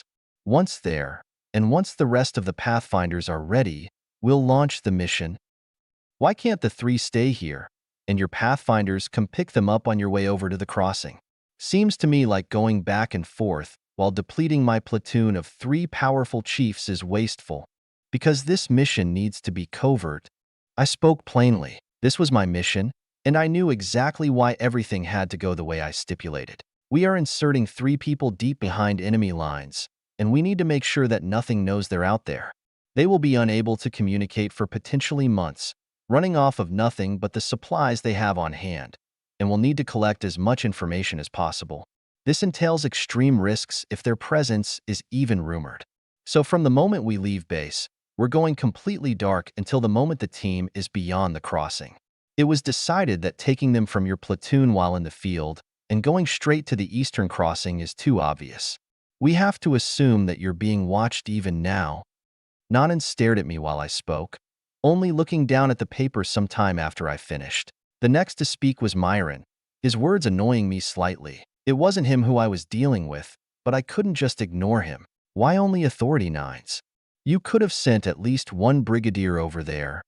This question I was well prepared for. We determined that Authority 9 is the sweet spot. Brigadiers are powerful, but they can also be obvious. We want to keep the team's presence minimal while also making sure they can sense and avoid the strongest enemies they may encounter while being able to fight against anything lesser they may need to. The top 3 candidates Polly selected have skills that fit the mission parameters. What do you mean, brigadiers are obvious? You think we don't have control over our auras? Myron frowned in offense. It took everything I had not to look at him with disdain. While it might not be true for all Authority 10s, it was especially true for Myron. His aura was towering like a beacon. In my eyes, he was basically screaming to the world that he was here, especially when he got agitated. Compared to him, Nanan was far more collected. The one with the weakest aura was taking offense when I didn't even point him out. I'm sure he was self-aware, but he was also too stupid to correct his flaws, so he got pissed instead. Thankfully, Nanan was here to help me out. Pipe down, Myron. You think the entire mountain range can't see you right now? If they sent you over there, you'd have every royal in that territory hunting your ass down the first day. I highly doubt there's anything I can't either fight or run from over there. The point isn't to fight, it's to collect information. The fact you can't see that is exactly why we leave the thinking to the summoners. Yes, the weak cowards who can only sit behind desks all day. How happy am I that I have to take orders from them? Myron rolled his eyes and kicked his feet up, his words chunking away at the already minimal respect I held for him. I somewhat agreed, actually, but that was exactly why I was out here. He just didn't want to admit that his ideas were stupid. The guy was a meathead. I just kept my composure as Nanan read through one more time. I watched him, and at some point I looked at his arm to find the 2 arrow insignia of a lieutenant colonel. It seemed Brigadier Nanan was smart. It was obvious then why he led the Snow Doves and not a dumbass like Myron. Okay, you have my permission to take Chief Reginald and the others. Reggie, be ready to leave with them in the morning. Inform the other 2 as well. I'll let you take a steed back on one condition. Nanan looked back at me, his tone dropping. We lost First Commander Nico. I want his body to be taken back to the treehouse and sent to the stronghold as soon as possible. Can you get that done for me, Captain? Yes, sir. Thank you. He nodded at my quick affirmative. Is there anything else? Actually, sir, I wanted to discuss a new enemy that we spotted on our way here. You're talking about that behemoth? The one that launches explosives at you? Yes, sir. I wanted to discuss the possibility of running some hunts to kill them off. I have a feeling that they're gathering en masse in order to siege the treehouse, which may happen not long from now if they're allowed to accumulate. More importantly, though, I'd like any information you have on them, such as sightings and counts you may have come across. We can do that. He nodded again and looked at Chief Reginald, who had leaned forward. You 2 can talk about that. All I'll say is that we've already struck a few encampments where we found those things. My thoughts were the same as yours. We shouldn't let them gather, but we don't know how many have already slipped past us. If you draw up something when you get back and relay it to us, then we'll move. Until then, we'll focus on our current mission. Understood. There is one more thing that I was told to ask you about. Yes? How many days left of supplies do you have? If possible, we wanted you to remain out here for an additional objective regarding the infiltration. An additional 2 days specifically. We can't do that. He shook his head, making me nod. That's not an issue then. Once you get back to the treehouse and restock though, you'll be sent out once more with a Pathfinder squad. The overall mission will take another 3 or so days, but that's not a big deal. Is there a schedule? Kind of. We need to insert during this time of chaos. We can't let it cool down before we get our team through. Right now, we're theorizing that most of the Scourge is already beyond the crossing. We may only have a couple weeks before things either settle or the Scourge sends some high-level combatants over. We can't know, which is why we want to get the team over there as fast as possible while the crossing is likely the safest. Okay, and what would we be doing to help? Creating some more chaos near the crossing. Jasmine will be at the base to brief you with the details when you return. I'm fine. That's all I have then. I stopped my rambling there, having said everything I needed to. Nanan nodded, standing. Then we'll retire for the night. Your squad can leave in the morning with that steed. We'll leave around the same time. Understood. We stood, Pollux and I giving a salute before we all dispersed. We walked out of the command tent and back to our area with the rest of the Pathfinders. They had made themselves a tight group away from all the intimidating snow doves. It looked like. Pollux pat my shoulder, speaking with a low voice. You handled that well. I've seen summoners stumble over their words in front of authority 8s, let alone brigadiers. Polly is one of the few who can stomach them. It's not too bad. I've talked to several others before on more than one occasion, many who were more powerful. Is that right?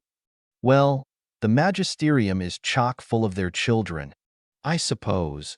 Pollux shrugged as we arrived in camp. Everyone was tired from the long ride, and some were already sleeping. I was also tired from my formation study in the steed, so it wasn't long before I got my tent set up and climbed in. I quickly fell asleep, comfortably ensconced in my luxurious pillows and sheets. Chapter 169. Bombardos.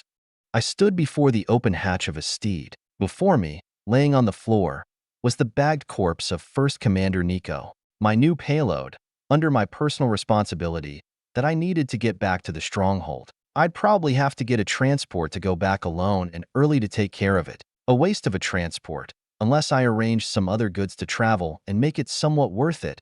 But either way, I wasn't going to disappoint Brigadier Nanan. If I fucked this up in any way, he'd be livid. So I'd take care to carry out my task reliably and quickly. Even beyond this task, though, I found myself staring at the corpse with an undesirable feeling in my gut. I didn't enjoy looking at these. When I was killing people in the trenches, I was more detached.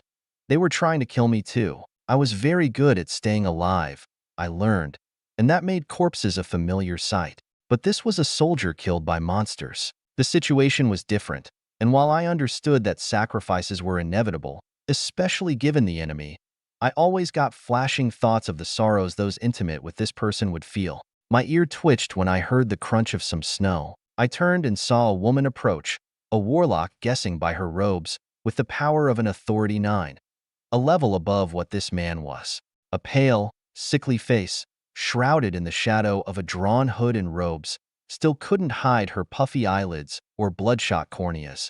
Can I say goodbye? Of course. I nodded and stepped away, walking to the side of the steed where I couldn't watch. I hated this. My thoughts flashed with images of Amara, the speed of my mind not allowing me to force them down in time. I imagined her, or me, in this exact situation. All it did was piss me off. Pollux approached as I waited, my mask hiding my tense face. Are we ready, Cooper? Not yet. I pointed to the back of the steed. She's saying goodbye. Oh.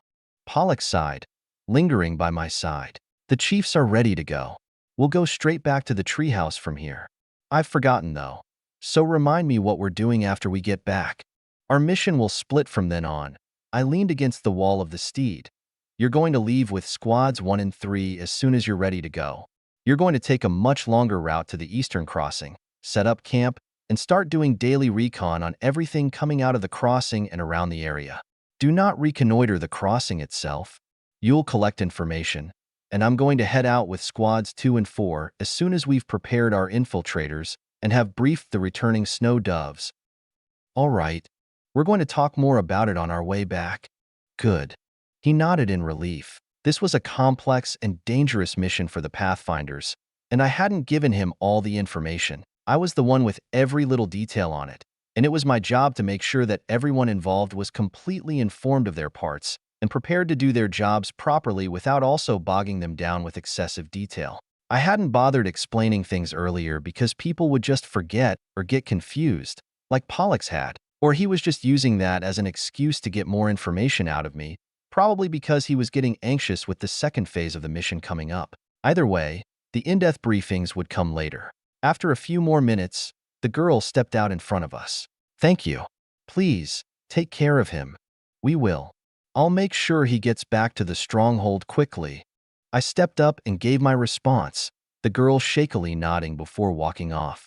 I watched her for a bit before closing up the steed. Then, Pollux and I gathered our people and got ready to leave.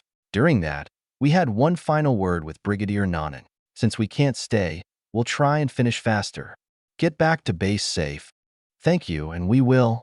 I shook the man's hand. He was a couple inches shorter than me. Power did not equate to height. So despite the power he contained and my comparatively pitiful rank, I always managed to maintain some level of my own superiority. I couldn't help but think about it every time I encountered someone like this, someone who sat at the pinnacle of the world's hierarchy. It was mainly because, despite my rank and authority, I still managed to develop relationships and garner some level of respect. It was always nice meeting powerful people who didn't think I was some maggot on the road or some nuisance to get rid of. I was working hard, getting stronger, and doing well. I liked when people recognized that, or at least didn't default to treating me like shit. Our 3 infiltrators boarded the steeds not long after. The camp had been completely cleared.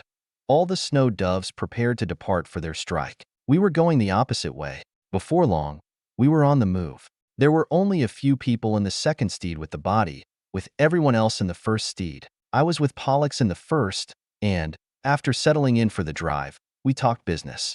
The infiltration plan was 3-pronged. We needed reconnaissance, a diversion, and the insertion itself. The snow doves were in charge of the bulk of the diversion, given that they were so powerful, while Pollux would be doing reconnaissance. I would prepare our infiltrators for the insertion. We had a couple of neat toys at our disposal for this mission, particularly the vehicle that we'd be using to drop the infiltrators off in. It was called the Falcon, a land vehicle that was fast but with a short battery life. The infiltrators would use it after getting over the crossing, its speed making it ideal for disappearing. However, these toys weren't why we needed to get the infiltrators back to the base right this moment. Since I wasn't going, I needed to make sure that they could do my job, or at least as best they could. This mission was all about gathering as much intelligence as possible, and while they knew how to do so, I needed them to stay organized in my specific way. After all, I couldn't expect them to catalog everything they did and saw over a period of weeks and expect it to be usable.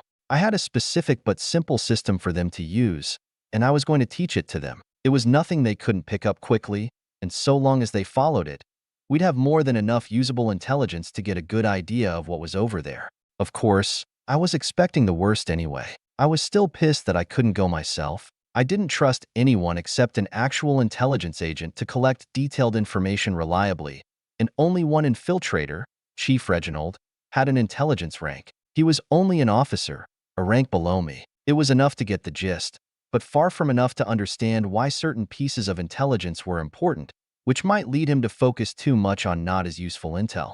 I didn't blame him. That was the job of a colonel. But regardless, I was mad about getting rejected and could only hope and pray that they did what I told them to.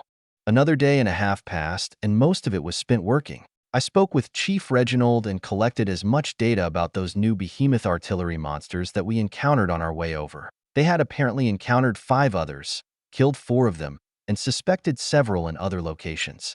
I went and plotted all of the locations that they discovered or killed the behemoths, while using what I knew of the recent Scourge movements to plot out where others might be and where they may be going. I wanted to know where they would move to accumulate, somewhere near the treehouse to be ready for a barrage, but far enough not to get easily discovered or decimated by our forces. Big targets were tough, but they were also just that, big. I was sure they could survive a lot, but unless they could weather the firepower of an entire platoon, they needed to be smart about their movements and their escort. These behemoths didn't move alone. All of them were surrounded by hordes ready to protect them. When they finally decided to emerge and attack, there would be more than enough cannon fodder for our mages and knights to focus on. And unless the brigadiers were willing to step out by themselves in an attempt to kill them amidst the hordes, they would have free rein to obliterate the treehouse. If we wanted to avoid that, we needed to find them and kill them one by one, group by group. It didn't take long for me to get a grasp on most of the possible locations they could be hiding. There was a lot of land, and neither the stronghold nor the treehouse had much in the way of sheer manpower. We had sheer strength, but we needed numbers if we wanted to recon every area of interest. Numbers we didn't have. I was suddenly keenly aware of our weakness in this battle. The snow doves were going around destroying everything they came across. That was fine, except there had to be even more slipping through. The lands around the treehouse were not as rough as around Stronghold Charlie. Less mountains, less hills, more valleys, and yet it was more than enough to hide an army. The snow doves were one platoon. I would need a dozen more to run recon around the clock if I wanted to make sure that our enemies weren't hiding in nooks and crannies waiting to launch a massive offensive. At least, that's if I was the commander of the base. I wasn't, and it was clear that Aloys had no intentions of being so thorough, nor did he have the bodies necessary. Still, I wanted to try to compensate with a bit of strategy. By the time we rolled back into base, I already had a large diagram of a map and all the target areas I had suspicions about, based on their routes, sightings, and existing encampments. I had memorized the map in the war room with Jasmine, so I had no issues piecing things together. Thankfully, there wasn't an ongoing siege, so we slipped into the base just fine after returning. I jumped out of the steed and waited for Pollux. I need to report to Jasmine. Go ahead. What about the doves? They can get situated here. We aren't leaving for a few days at least. Pollux nodded, taking my orders while I walked off. I didn't forget about the body I needed to handle, but that would have to wait for an hour or so. I was genuinely worried about this new behemoth, and the more I looked at the map, the more I realized that the Scourge was probably more set up for an offensive than anyone realized. More than that, I had a gut feeling, and I trusted my gut feelings. I had already called Jasmine beforehand, so she was in the war room when I walked in, shedding my snow coat. I walked around the large table and shook her hand as she stood from her seat. Good to see you in one piece, Cooper. Likewise. You had some concerns about those behemoths? Let me hear them. Jasmine was quick to get to the point. I had made it pretty clear that my information had a certain level of urgency attached. I wanted her scrutiny, though, because I didn't necessarily trust my analysis completely. My gut feelings didn't make me a prophet, at least not in the matters of wartime strategy. Not yet, at least. Either way, I was quick to get to the point. I handed her my orb, with positions, trails, and encampments all marked out. She took it, and it flashed the moment it touched her hand. She was already sifting through information. It turns out that the snow doves have encountered several of those behemoths. I don't know what's been going on here, not completely, but I've surmised over the past day or so that the Scourge already has a sizable group of those behemoths ready to deploy for a siege. For now, I'm going to call these behemoths Bombardos. Interesting name. Go on. The snow doves, even being as nomadic as they are, have encountered 5 Bombardos along with several suspected Bombardo sites.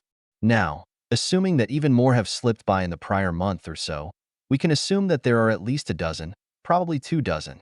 On that map, I've marked out potential locations where they might be hiding. If they're getting ready for a siege, then they need to be close enough to act quickly when the time comes, and yet far enough not to present an easy and obvious target. Not only that, but each one of them has an army around them.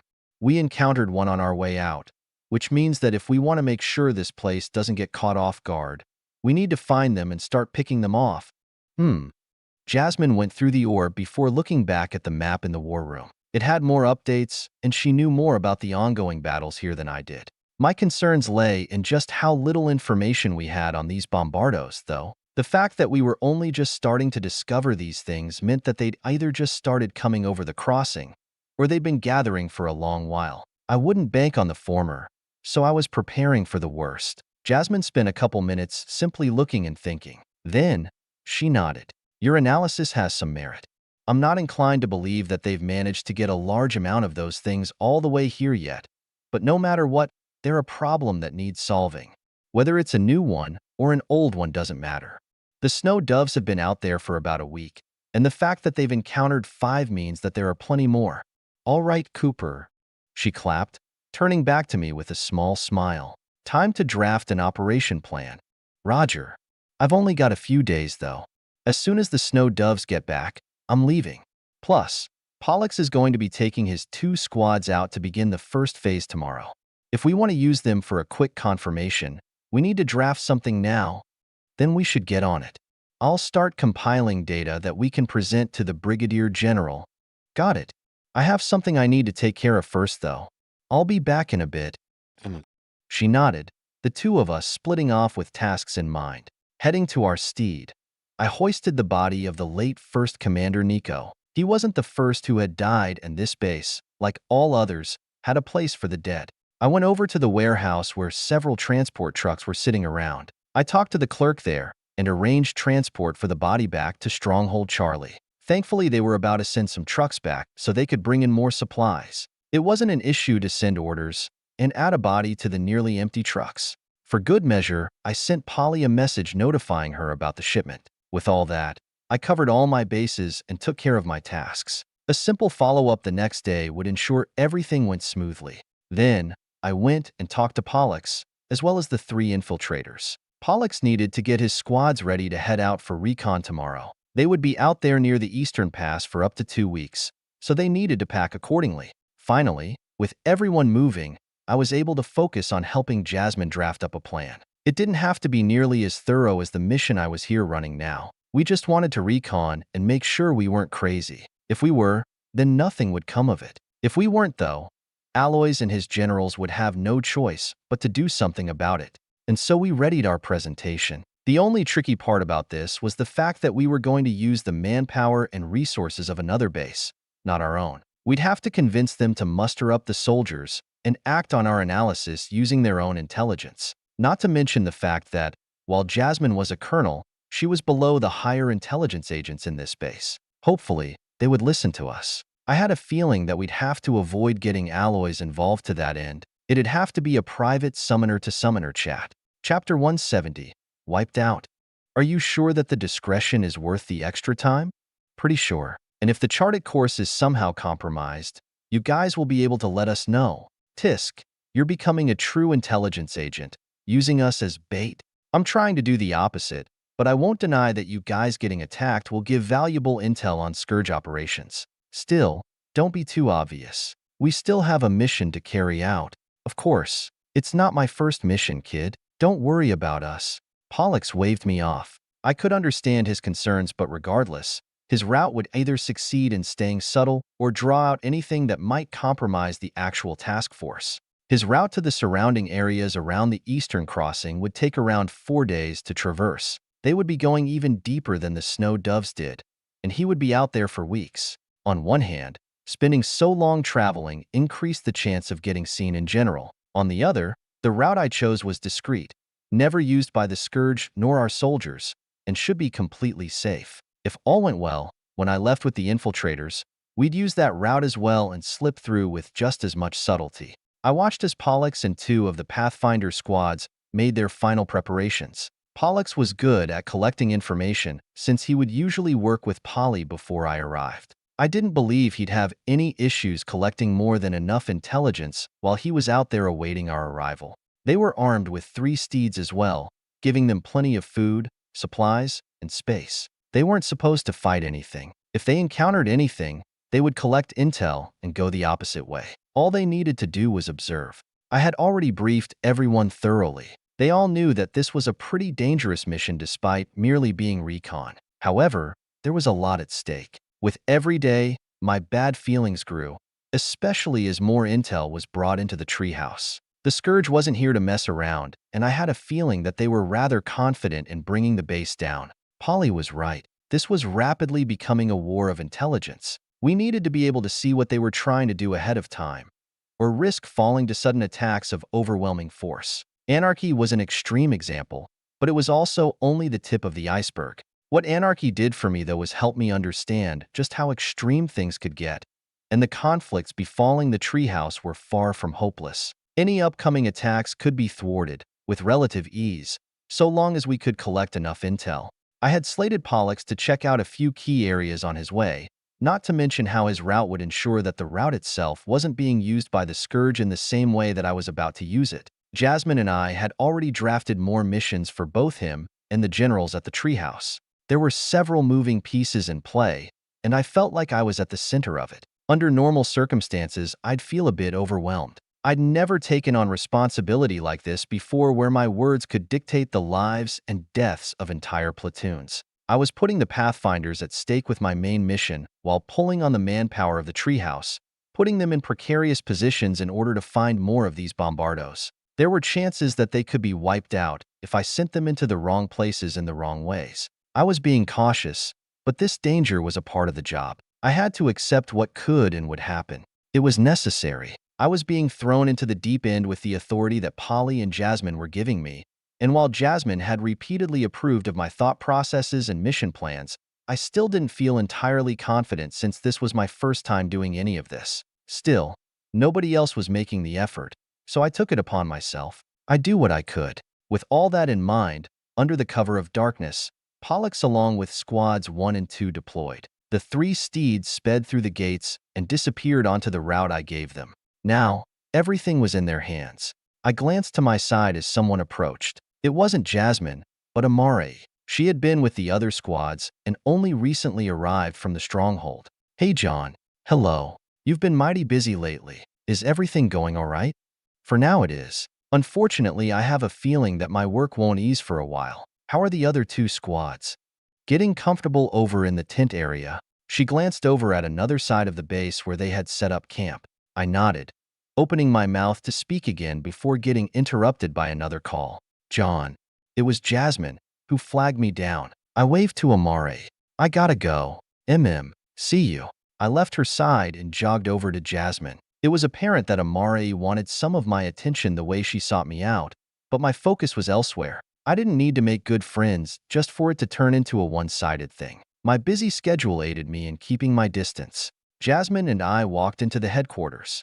After having some meetings with Brigadier General Risto, Aloy's cowed aide, we managed to get the green light for 2 recon missions. If they yielded any fruit, we could continue based on the collected information. If not, they wouldn't waste any more time with it. That meant I had to choose 2 locations to get looked at, and choose wisely. Thankfully, there were a few locations that I had a good feeling were housing those bombardos, so we were quick to give him those locations and arrange the missions. Now, we just had to brief the 2 squads who would be carrying the missions out at the same time. I wanted to launch the missions as fast as possible because every day that passed was another chance that Aloys would find out about them and interfere. Not only that, but our intelligence wouldn't remain valid forever. Since both Jasmine and I were here, we could monitor both recon teams side by side. The 2 of us walked into the briefing room where both squads resided. I could sense their power level before even opening the door. Each squad only had 1 Authority 6 soldier. The rest were either Authority 5 or 4. Pretty weak. Risto wasn't giving us much to work with, but since this was just a recon mission, any set of eyes that could look around was good enough. And while I was concerned about them getting back alive, that was lower on Risto's priority list. I felt everyone's eyes land on the 2 of us. There were 7 people in each squad, and I seemed to attract most of them. My aura was able to catch the multitude of thoughts and feelings, including scrutiny, intimidation, and a bit of lust going Jasmine's way. Risto wasn't here. He had better things to worry about. So for now, these 2 squads were under our sole control, answering to us. Jasmine also wanted me to lead this operation. I stood before the front podium, operating the orb and projecting an image of a map on the sheer white wall next to me. "I am Captain Cooper, and this is Colonel Jasmine. We're going to be your handlers for this mission. Your objectives tonight will be simple, yet potentially dangerous. First, who are the squad leaders? Raise your hand. I saw two hands go up after a moment of inaction. They were the two authority SIXS. I already knew who they were, but wanted to address them anyway. All right, first, Squad 1. Your target area will be a westward valley about 38 miles from here. I pointed to one of the highlighted routes. You will proceed to this location with 2 Hummers, 4 of you and 1 and 3 in the other. After arriving at the first checkpoint at the base of this hill, the squad leader along with the next 2 strongest knights will disembark in order to travel on foot to the recon site. You will ascend this hill and stop at the top once you can see the valley below. Then, you'll relay what you can see and wait for the sunrise, unless ordered otherwise. After I've collected enough intelligence from you, you will turn around and head home. I paused and looked toward the squad. Any questions? What are we looking for? I'll get to that. Any other concerns about your objectives up to this point? It was silent, so I nodded. All right, now, Squad 2. Your objective will be identical, except you have another location. Here, I pointed to another route, one that took Squad 2 about 53 miles away. With the trail and the location, you should be able to conduct this mission within the day. I'm certainly not going to have you camp out. Get to the checkpoint, proceed to the recon site on foot, and collect information. Any questions? More silence. This mission was easy. The hardest part about it was reading the map to get to the right place, which they shouldn't have issues with. I nodded. All right, now, allow me to describe to you exactly what you're looking for. I operated the orb again and projected an image. After extensive work on my part, I managed to create an image of a bombardo to scale based on what I saw earlier. It was colored in everything, with textured details and all the menacing looks I remembered. There were some shocked murmurs as I explained. This is a bombardo. It's a newly discovered scourge species that's as massive as it looks. These bombardos can launch explosive projectiles across vast distances and pose a great threat to the safety of the treehouse. I couldn't give a damn about anything else. Your job tonight is to search for any sign of these things. Since they're so massive, you should be able to spot them from safe distances. Now, while they're laying down, they can look deceptively like hills themselves. It's only when they stand that they are obvious from ground level. Squad 1, since you'll be on a hill, it should be easy for you to pick them out when the sun rises and daylight sheds some light on them. Squad 2, you won't have it as easy since you'll be on a plane. Still, I want you to do your best. Look for anything, even the slightest hint that might indicate that a bombardo is present. Any questions? I finished my monologue, everyone in the room intently focused on the image of the bombardo. I wouldn't have to worry about them forgetting what it looked like, especially since they'd know when they saw it out in the field. These things were very obvious. After some minutes, though, nobody had any questions. The mission was simple, as was the target. I wasn't asking them for particular details about the amount of troops or royals, or what the present royals look like, nor details about the encampment they set up. I just wanted to know how many bombardos there were. That was it. I continued. Keep in mind that these bombardos are surrounded by an army. You'll keep your distance, but the danger of being spotted by a scout is still present. Squad 2, it'll be up to you guys to find a more elevated position in the plains you'll be on. Anything that might help you stay out of sight yet get a good view of anything in the area. Still, safety comes first. Don't go rolling in just to get spotted and chased by an army. Squad leaders, is everything I've said understood? Yes, sir. The 2 leaders nodded, eyes still on the image of the bombardo. I turned the orb off, catching everyone's eyes again. All right, each squad will operate 2 Hummers. Pack a day's worth of rations. Both squads will deploy in half an hour by the front gates. If there are any concerns or clarifications that I need to address, whether that's directions or otherwise, come up now. Otherwise, you're all dismissed to prepare. With my word, the 2 squads rose from their chairs. Most of them headed out, but the map readers for each squad had questions about directions, so I clarified things for them. Before long, everything was clarified. It was when they left that Jasmine finally spoke, the 2 of us alone in the room. Good job. You're a natural at ordering people around. In what way am I ordering them around? It's in your tone. She smiled when I glanced at her, standing and stretching. The hardest thing about these briefings is getting a bunch of shit from the soldiers that don't want to be told what to do by a summoner. Ironically, the more powerful the soldier, the less likely they'll care. It's the weak ones that get butthurt taking orders from a summoner. That's why we need to talk and carry ourselves a certain way. Give them no room to complain or challenge you. Own the room. Take charge. Show no weakness. You're really good at that. Thanks I guess. Not that I'm really going out of my way to do so. Yes, it seems to come naturally to you. You're tall and built like a brick house, not to mention how powerful you are. So I'm sure it's easy to carry yourself as such. Heh. I chuckled when she walked over and knocked on my abs. I followed her out when she exited, the two of us emerging from the headquarters to see our two squads packing their Hummers. Jasmine fell behind me as I strode in front of her, heading to the garage where I grabbed a bike. Those squads weren't the only ones deploying. In order to maintain communications with them and Jasmine, I would be heading out there to station myself between the three parties. Jasmine spoke while I took my seat. Be careful out there, Cooper. I'm the last person to worry about on this mission. You're going out there alone. Usually the only people who do that are chiefs or brigadiers. And if Polly had anything to say about this, you wouldn't be going anywhere without at least a full squad to your back. I'm trusting that you'll keep risks to a minimum and stay invisible. Don't make me regret giving you this independence. I powered on the bike before turning to her and smiling. Don't worry so much. If I were any dumber, I would have died a while ago. Yes, that's what I'm betting on. She smirked before we both turned our heads. The two squads were ready to go. The half hour passed quickly. Soon enough, the two Hummers were by the gates ready to deploy. Jasmine retreated to headquarters, connecting to my aerial and allowing me to link to the other two squads as well. With some quick checks, we were ready to go. I gave the signal, deploy. With that, the Hummers drove off. I followed behind soon after, heading to my own target area. While I wanted to be out there to facilitate communications, this was also a fantastic chance to recon yet another area I had suspicions about.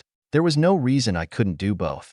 Some hours later, a little while before the sun peeked over the horizon, I approached my personal recon area. Comms had been quiet while the squads made their way out, and with how fast my bike was, I made it to my area first. My third target was a ravine to the west near the mountain range that separated the treehouse from the stronghold. This ravine was long and was one of the routes I had thought about taking to sneak the infiltrators past the battlefields and get them to the eastern crossing. However, I had reason to believe that the Scourge was probably using it for transportation purposes as well. I just wanted to verify.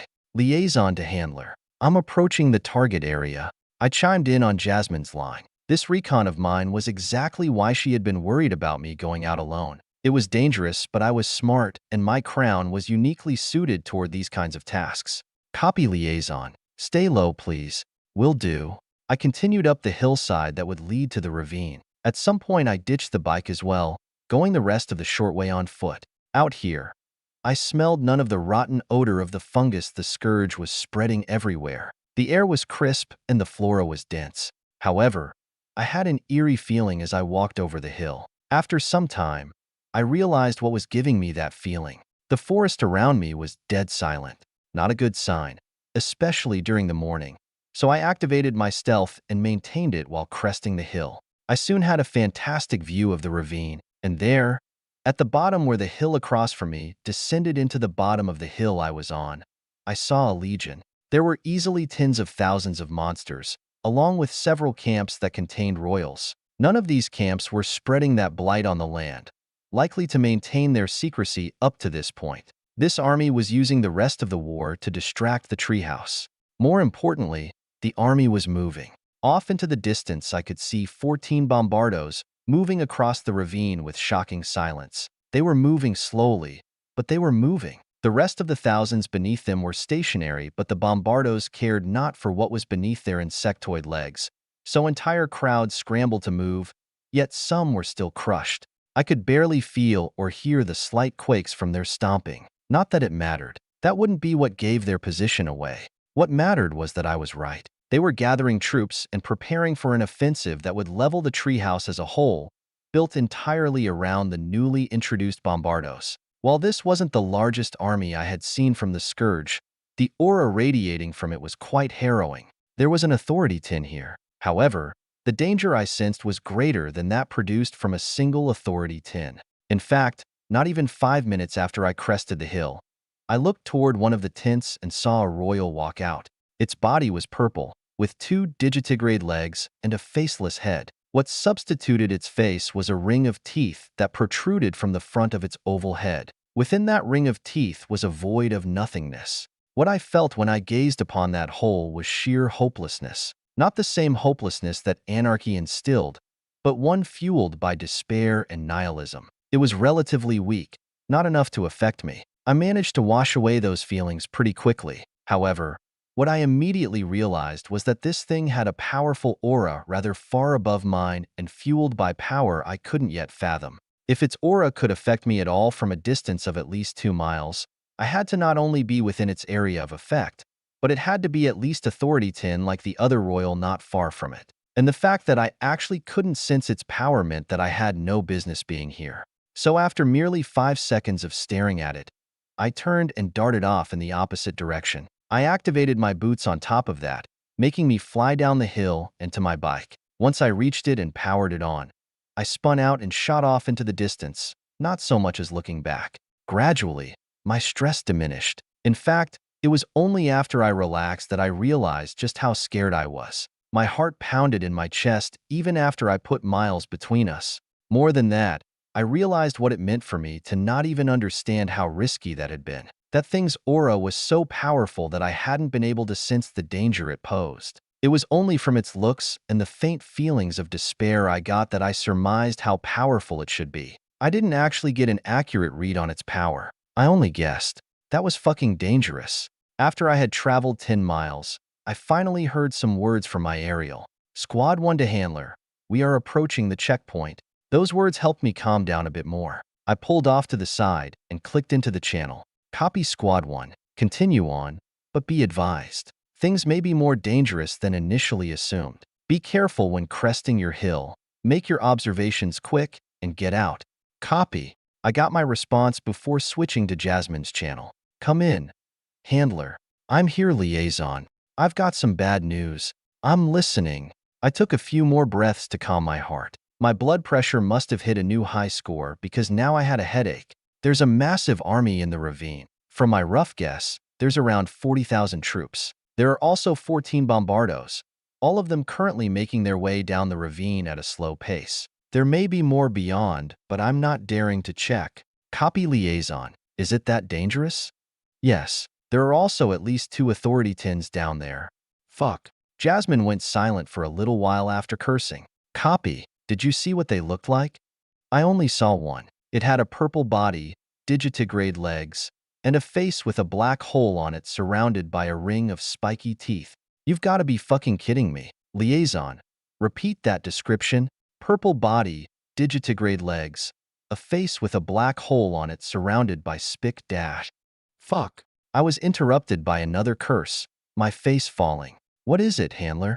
I'm not saying here. We'll talk more about this when you get back. Just know it's not good. You should also seriously consider calling the mission off. Squad 1 is already at their checkpoint, and Squad 2 will be arriving soon. Are you sure? If this is as bad as it's looking, we may need more information in order to convince the Brigadier to move. I'll defer to you, Jasmine, if you think it's too risky. I don't mind taking responsibility, but I want your experienced advice. She was silent, hesitating. We needed more information, but now the lives of 2 squads were seriously at risk. Question was, did we take the risk so we could better convince someone as stupid as Alloys? Or did we preserve the 2 squads and rely on my sole observation lasting approximately 5 minutes? Come in, Handler. We're crested the hill. I switched channels as soon as I heard the voice. That was Squad 1. Go ahead, Squad 1. Tell me what you see quickly. I see. There's a large army. Several thousand. I also see one of those bombardos. Make it 4. Actually, no, 5. There's also a few tints, I think. Copy. You can confirm the presence of bombardos? Yes, those are definitely bombardos. One of them is a different color though. Instead of green, the 5th one is red. It also looks bigger. I was silent for a bit. I wasn't sure what that meant, but bigger and meaner wasn't a good sign in any of my books. Copy that, Squad 1. The DAF. Shit, there's a scout. I heard him curse, the channel going quiet for several seconds before coming back in full force. It's a Cyclops. Get back to the hum shit. Squad 1. What's going on? It destroyed the Hummer. Fuck. I cursed under my breath. They were dead. Marley is dead. Fuck. Not like this. Hurry up and act. Handler. We need help. I was dead silent, the silence in the forest around me contrasting against the screams in my mind. There's a royal. We're dead. Take the overkill pill. Damn it. Damn you. The channel went silent again, and then remained that way. Like I had during my first recon mission with the treehouse, both squads received overkill pills. It was standard issue for such missions. It would burn their life for unbelievable power. It was suicide, but that was better than being corrupted. After about a minute of silence, I switched channels. Handler, go ahead. Squad 1 has been wiped out. I'm pulling Squad 2 out. With that, I switched to the other channel. Handler to Squad 2. Come in. I waited and got nothing but silence. Handler to Squad 2. Come in. More silence. Putting my aerial down, I leaned back into the bike and drove off. I sent one last message to Jasmine. Handler, Squad 2 is dark. I'm going to move a bit closer and try to hail them for a bit longer. If I don't get anything within 2 hours, I'm going to come back. Copy, liaison. Just don't get yourself killed too. I didn't respond, simply rolling along my trail, continuing to hail Squad 2. That went on until the sun rose, well beyond when they should have checked in. Even after 4 hours, I heard nothing. So I went back to the treehouse, my heart heavier than lead. Chapter 171. Apple. I rolled silently through the gates of the treehouse, only breaking my vigil briefly to notify Jasmine that I had returned before trudging through the muddy snow, bike in tow, to the garage. Jasmine was already there, waiting for me with a downcast face. She gave me a half-hearted flick of a hand and turned toward the adjoined briefing rooms. We passed by room after room, each dark and empty, until we finally arrived at one that somehow seemed more solemn than the rest. Jasmine just stood there, massaging her temples. I tried to speak, but Jasmine started first. All right, I'll tell you about that royal first. Purple body, digitigrade legs, face with a black hole on it surrounded by spiked teeth. That's what's known as a king blood royal, descended from a specific bloodline, higher than a normal royal on the hierarchy. So I'm guessing there are different levels of bloodlines for royals. Yes, king bloods descend from the kings. What you saw out there was a royal of despair. That you survived alone speaks to the sheer power of your aura. Most would kill themselves on the spot under the influence of that hopelessness.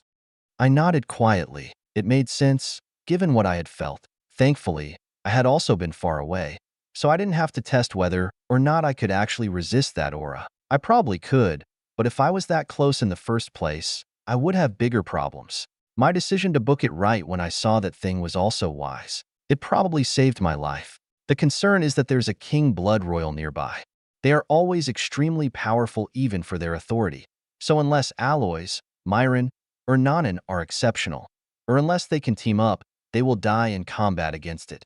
That's not to mention the other authority Tenyu felt, or if there are any others in the area, on top of their sheer numbers. We need a marshal. That, and a brigade of soldiers.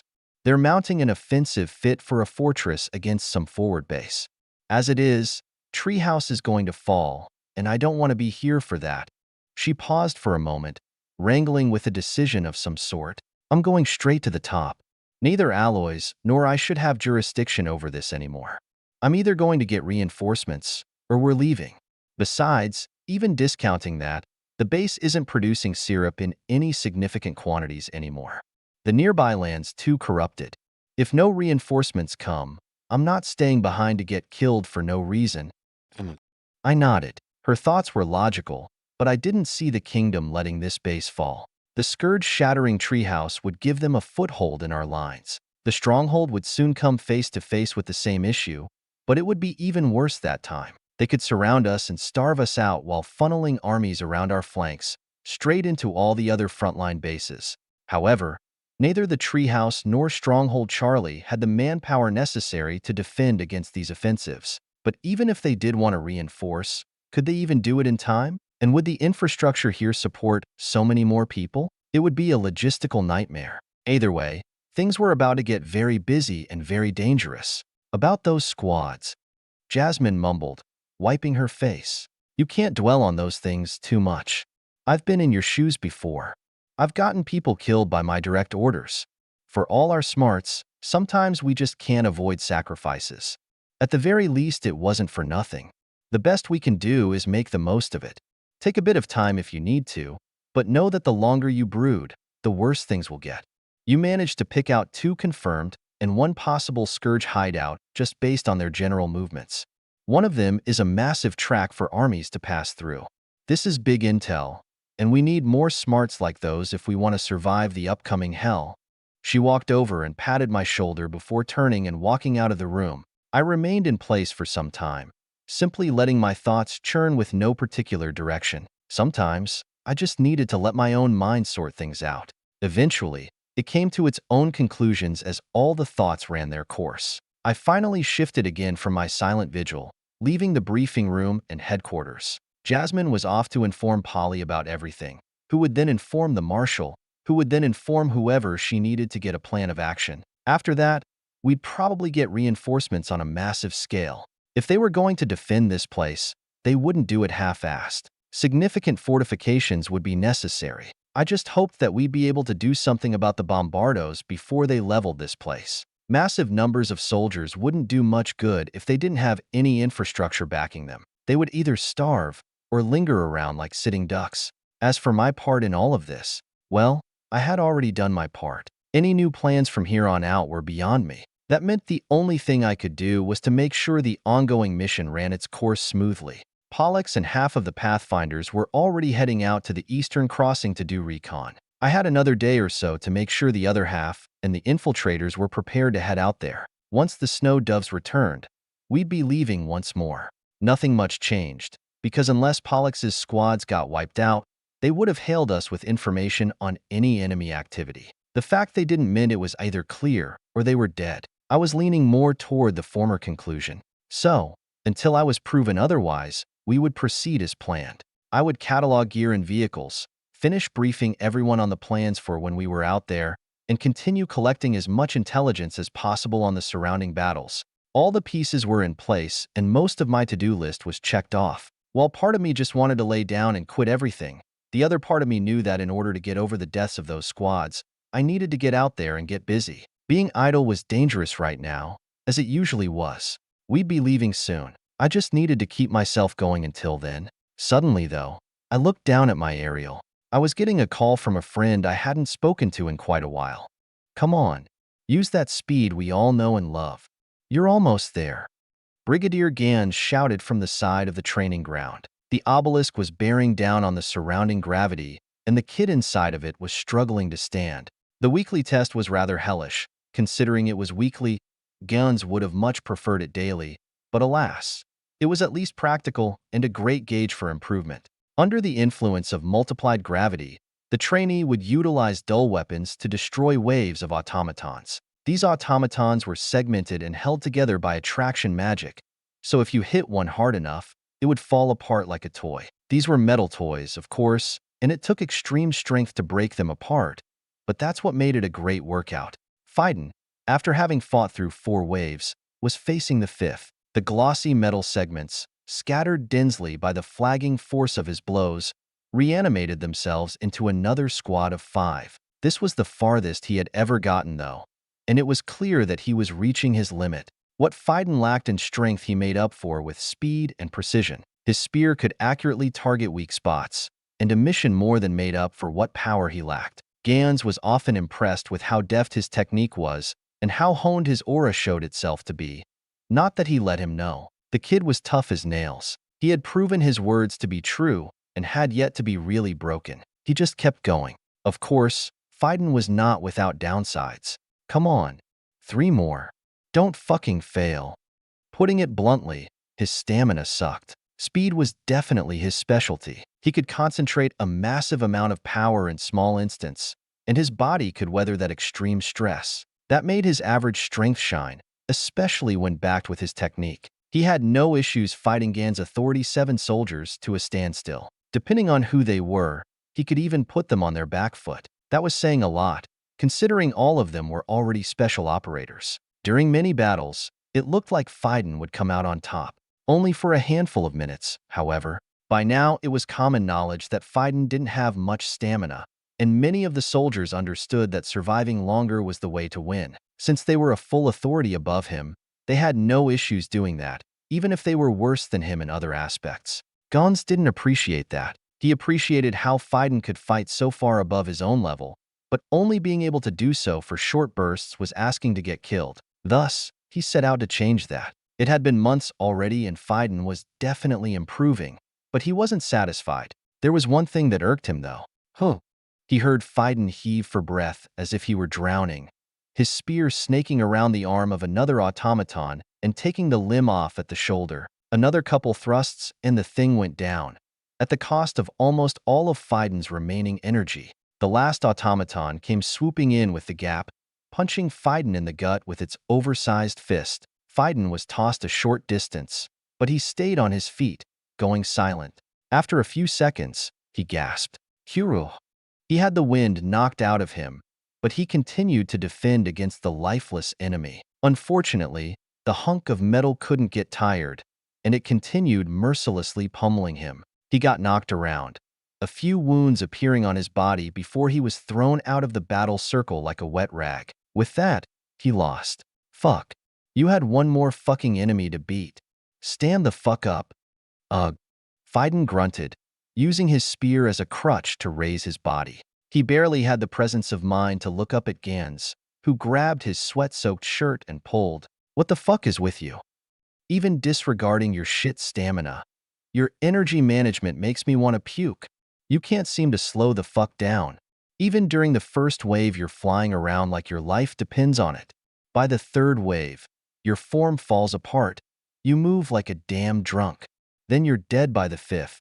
I refuse to believe that your stamina is that atrocious. So what the fuck is with you?" Fiden was silent as he received his criticisms. From Gen's perspective, he should be lasting over 8 waves. But right now he couldn't even last a full 5. Something was going on, and he wanted to know what. Fiden caught his breath, barely muttering when he no longer felt like he was suffocating. "I'm trying to figure out my aura." "Figure it out? Fuck does that mean?" "My technique." "You're trying to make a technique?" Gun's brow raised, taking the edge off his voice. Making an aura technique was no small matter. It would essentially determine your martial path, for better or worse. The fact that Fiden was even considering making one meant he was either an idiot or far more talented than he initially realized. He was inclined to believe the latter. He had already shown extraordinary skill. He had learned a mission at merely Authority 5. That alone placed him at the highest levels of talent. He was effectively guaranteed to hit Authority 10 or 11. But an aura technique? That wasn't something you made unless you were both talented and were already pushing Authority 9 and 10. That was something you figured out in an attempt to surpass the Great Barrier. To do so at Authority 6, Gans almost didn't want to believe it. However, it wasn't like he hadn't noticed peculiarities in Fiden's aura as he used it during battle. He was doubtful, but wanted to give him the benefit of the doubt, just in case. Fiden nodded. "I'm almost there." "Is that right? How close is almost there?" "I want to call someone. They might be able to help me. Just a little bit, and I think I can figure it out within the week." Fine then. I'll bite. I'll let you have your aerial back for one call. Tomorrow." "Thank you." Fiden nodded again before suddenly falling to his knees. Gans watched as fell on his face and passed out on the metal ground. He rolled his eyes, ordering someone to carry the body. Once Fiden was functional, he went to Gans to retrieve his aerial. It had been taken away for the duration of his training. This was the first time in months that he had been able to use it and talk to someone beyond the walls of Stronghold Beta. So, within his room, he made his one call. There was some silence before the person on the other end picked up. "Fiden? Holy shit, man. It's good to hear from you." "Hey, John." Fiden couldn't stifle a wide smile. He had missed the sound of his friend's voice. "How are things over there at Stronghold, Charlie?" "All things considered, I'm doing all right. We might have some strategic complications soon that I'm going to do my best to get through, but otherwise, I'd say my military career is getting off to a relatively good start. What about you, man? You've been in the dark for a while now." "Well, I've managed to fulfill my end of our goal. Now I'm just waiting on you guys." "Wait, you're in Spec Ops? Hot damn. How is it?" "Hell for now." Fiden chuckled to himself. He had never been in so much pain and agony. Every single day was another harrowing battle to fight. There was no reprieve, And the only reason he was getting this call right now was because he had managed to earn some of Gan's approval. Months of blood and sweat just for a single talk with his friend. It was worth it, though. He hadn't realized how much he missed his friends. Talking to John now made him feel rejuvenated. In a way, John chuckled from the other end. Heh, I bet. I'm surprised they let you call me. Was it just to say hi? No. Actually, I wanted to ask you about some things. Do you have time? Even if I didn't, I'd sure as shit make some. Go for it, man. What do you want to know? Fiden smiled again before his mind started churning. Right now I'm in the process of making my aura technique. It's complicated to explain, but I'm trying to make myself faster. Not in the normal sense either. I've realized that my body has limits and I want my aura to allow me to traverse distances in ways that running can't do. No movement technique has helped, so I'm searching for something else. Something to bridge those gaps. Spatial folding, John blurted out, making Fiden tilt his head. It seemed to be said without much thought, but he knew that the things John said weren't without purpose. What's that? Folding space? Well, it's a theoretical concept. I've thought about how teleporters work across the kingdom AMD, although I'm no warlock. There are really only two ways that it can shoot someone across such vast distances instantaneously. The first is by folding space. The second is by poking holes in space and making wormholes. Either way, since it's possible for warlocks to make impossible teleporters and create spatial devices like pocket rings and such, then I see no reason why you couldn't apply the same concepts to your aura. I see. Can you explain them? Sure. John confirmed before pondering for some seconds in silence. Well, I'll start with the easiest explanation for wormholes, even though it's not really accurate to how they would actually have to work. Imagine a piece of parchment, a flat surface and plane. All right. Now imagine you push two sides of the parchment together. You get that elevated part that curves. Huh. Now imagine a quill in your hand. You could trace that quill across the surface of the parchment, around the curve to the other side of the parchment. You're traversing all that distance regardless of the curves of the surface. Okay.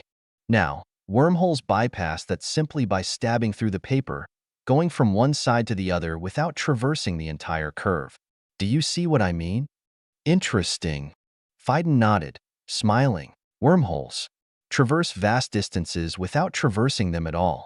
Basically, they punch through space in order to simply arrive at their destination. Of course, the space around us isn't a flat piece of paper to easily fold and punch through, but three-dimensional and awfully resilient. I couldn't begin to tell you how warlocks do it, but that's how it would work conceptually. It's certainly not easy to understand. What about spatial folding? Well, folding space is a simple way of putting something extremely complex. And it's not so much folding as it is compressing or expanding. Basically, if you contract the space in front of you and expand the space behind you, you'll create something like a wave that you can ride in a particular direction without even moving. Almost like a wave of water. You'd be riding down the wave, but so long as you continue to generate the wave in front and behind you, you'll keep moving. Of course, this method of travel could be likened to moving the planet instead of yourself in order to cover ground. But with magic, apparently anything is possible. Teleporters sure as hell shouldn't be possible, but hey, fuck science, right? Right? Fiden scratched his cheek. John seemed irked, but he wasn't sure why. He was more focused on his words. Contract the space in front and expand the space behind. He could certainly imagine it with the wave analogy. It would create a current of space, and if he could channel it, he could cross distances without even expending energy. Well, it probably wouldn't be that nice, but it would no doubt make him much faster and decrease his energy usage significantly per unit of distance traveled. Are there any other methods of traversing space? Other than those? Not really, at least none that I can think of conceptually. What about in regards to plane movement? Sometimes I have trouble finding grip on a surface, something that if solved, would allow me to stop and go with far greater speeds. You mean traction? Well, unless you can use aura to magically create more friction between your shoe and the ground, I can't see you solving that problem. Of course, you could also use aura to just give you speed or reduce your momentum, but I couldn't tell you how that would work either. Fiden pondered in thought. It seemed that if he really wanted to achieve another realm of movement, then he'd have to utilize the same techniques that warlocks use to make their teleporters. Shift the world under your feet. Contract space to simply shorten the distance. Pierce space to simply arrive at your destination. Phaidon looked around him. Space wasn't some kind of atmospheric thing like air. It was ever-present and was the very fabric that they existed upon. However, it could be bent and manipulated. Warlocks were proof of that, and from John's words, there were at least theoretical ways of doing so scientifically. Question was, how would he bend it? He didn't know, so he asked, how would one go about manipulating space? Magically? No idea. Scientifically? Space is bent all the time by gravity. Objects with mass, like a sword, a person, or an entire world generate what's known as a gravity well.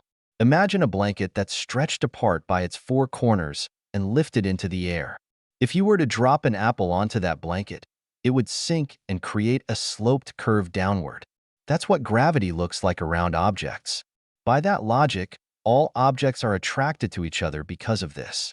If you were to place another apple at the edge of the blanket, it would gradually roll toward the first apple at the bottom of the well.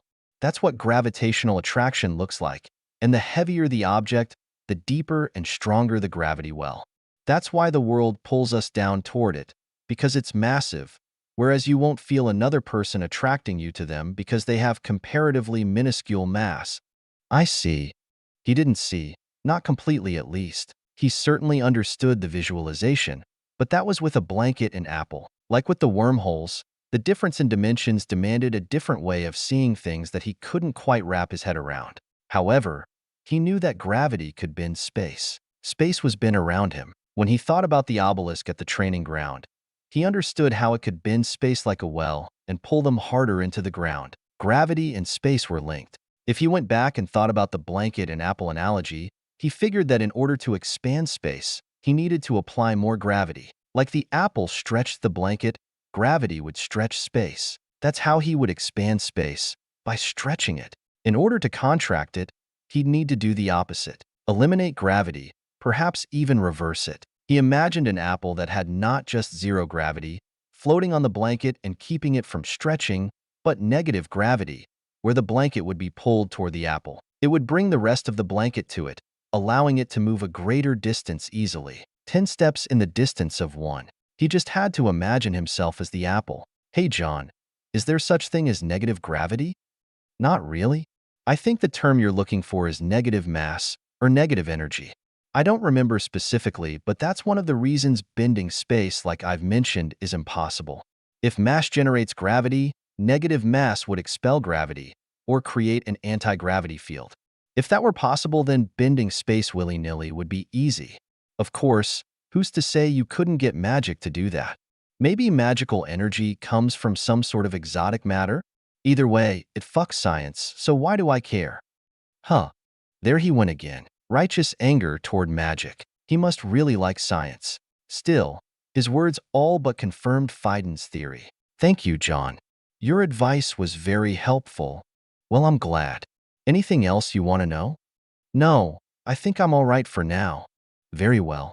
If you want to know any more, please give me a call. It's good to hear from you regardless. You too. I'll talk to you later, John. Talk to you later. Phaidon clicked off his aerial, the room going silent. Apple, apple, apple, he muttered. Standing from his chair and pacing around the room, he looked around, his aura reaching out and touching the air. An omnipresent fabric called space. He was the apple that could bend it to his will with the tool known as gravity.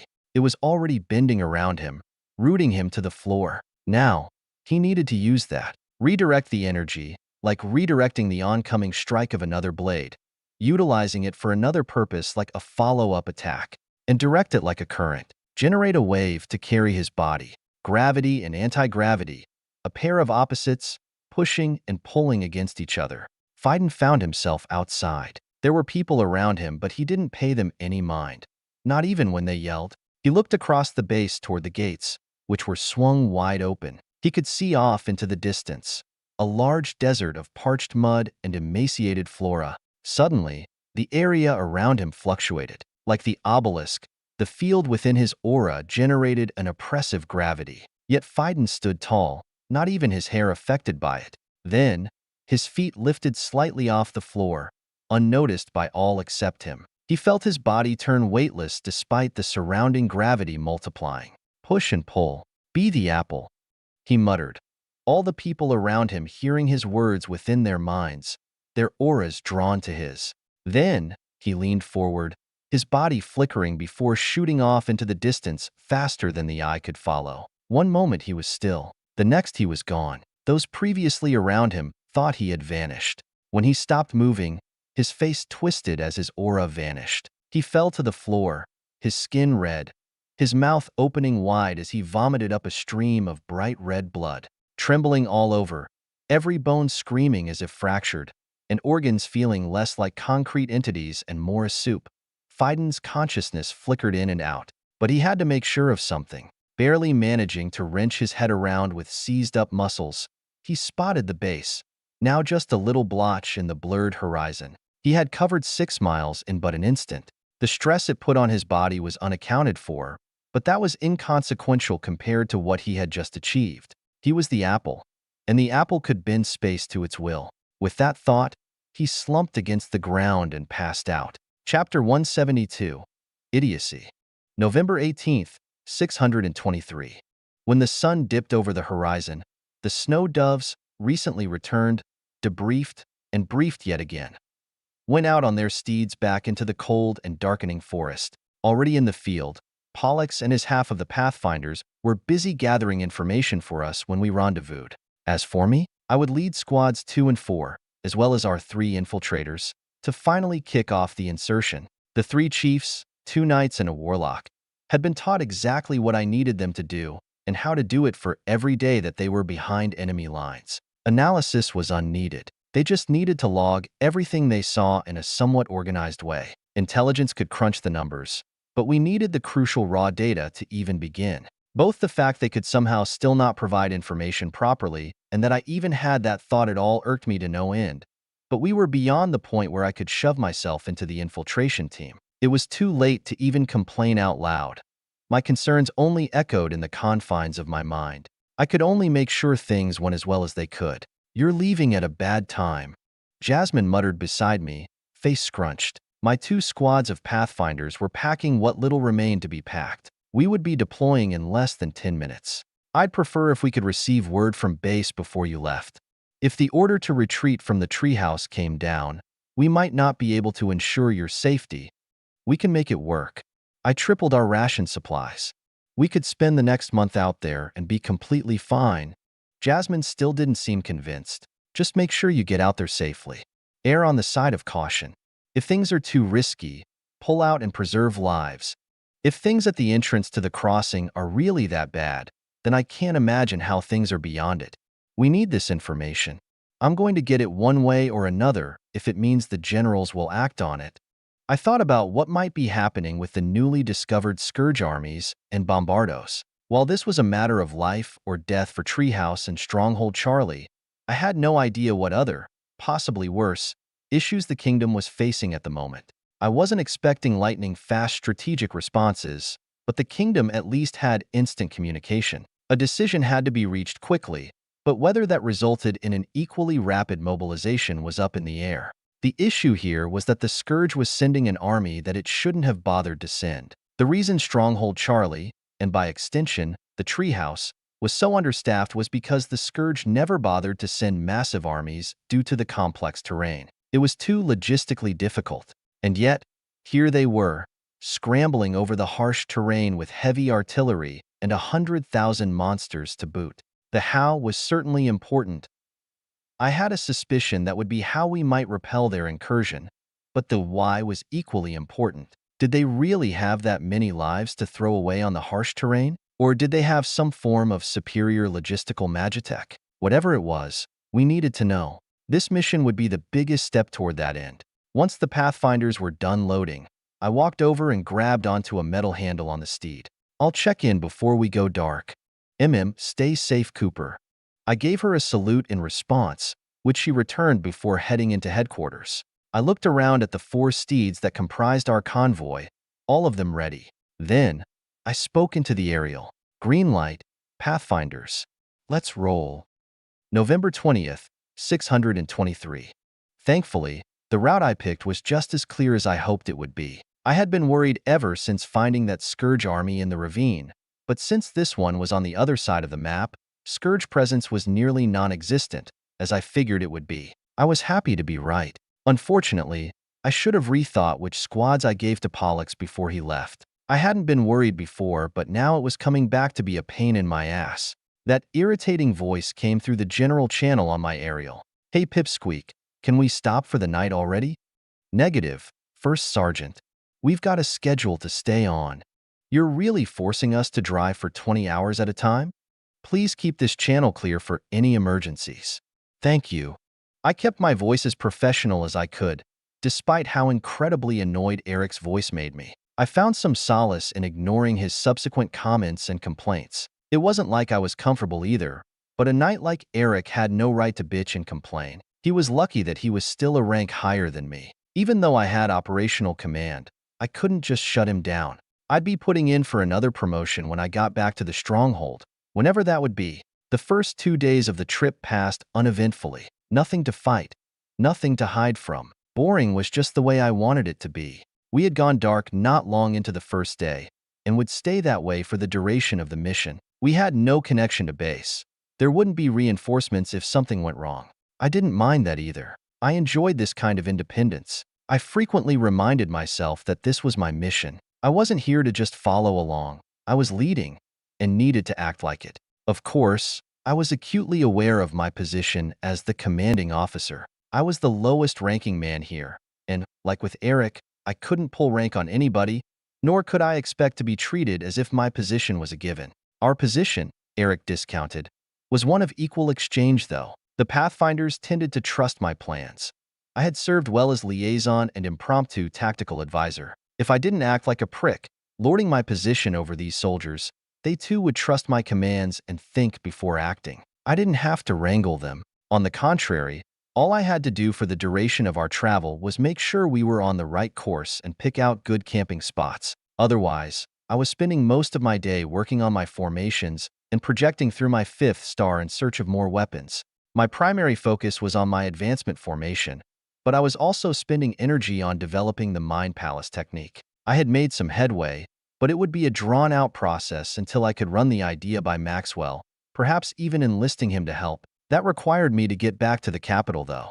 I wondered if the military knew the concept of vacation days. There was no way they were holding soldiers in these bases for decades at a time. There had to be some opportunity to visit home. Not that I had a home to visit. I just wanted to see Omara. Either way, it wouldn't be soon, so I focused on training instead. We had 3 more days until we arrived at our target area. Besides the ass-numbing drives, this was a nice break from the normal bustle of the bases. Peace in the middle of nowhere.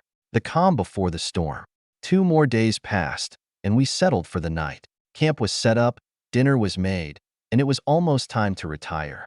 I called out, "Dennis and Smithson, you're on night watch tonight." "Roger."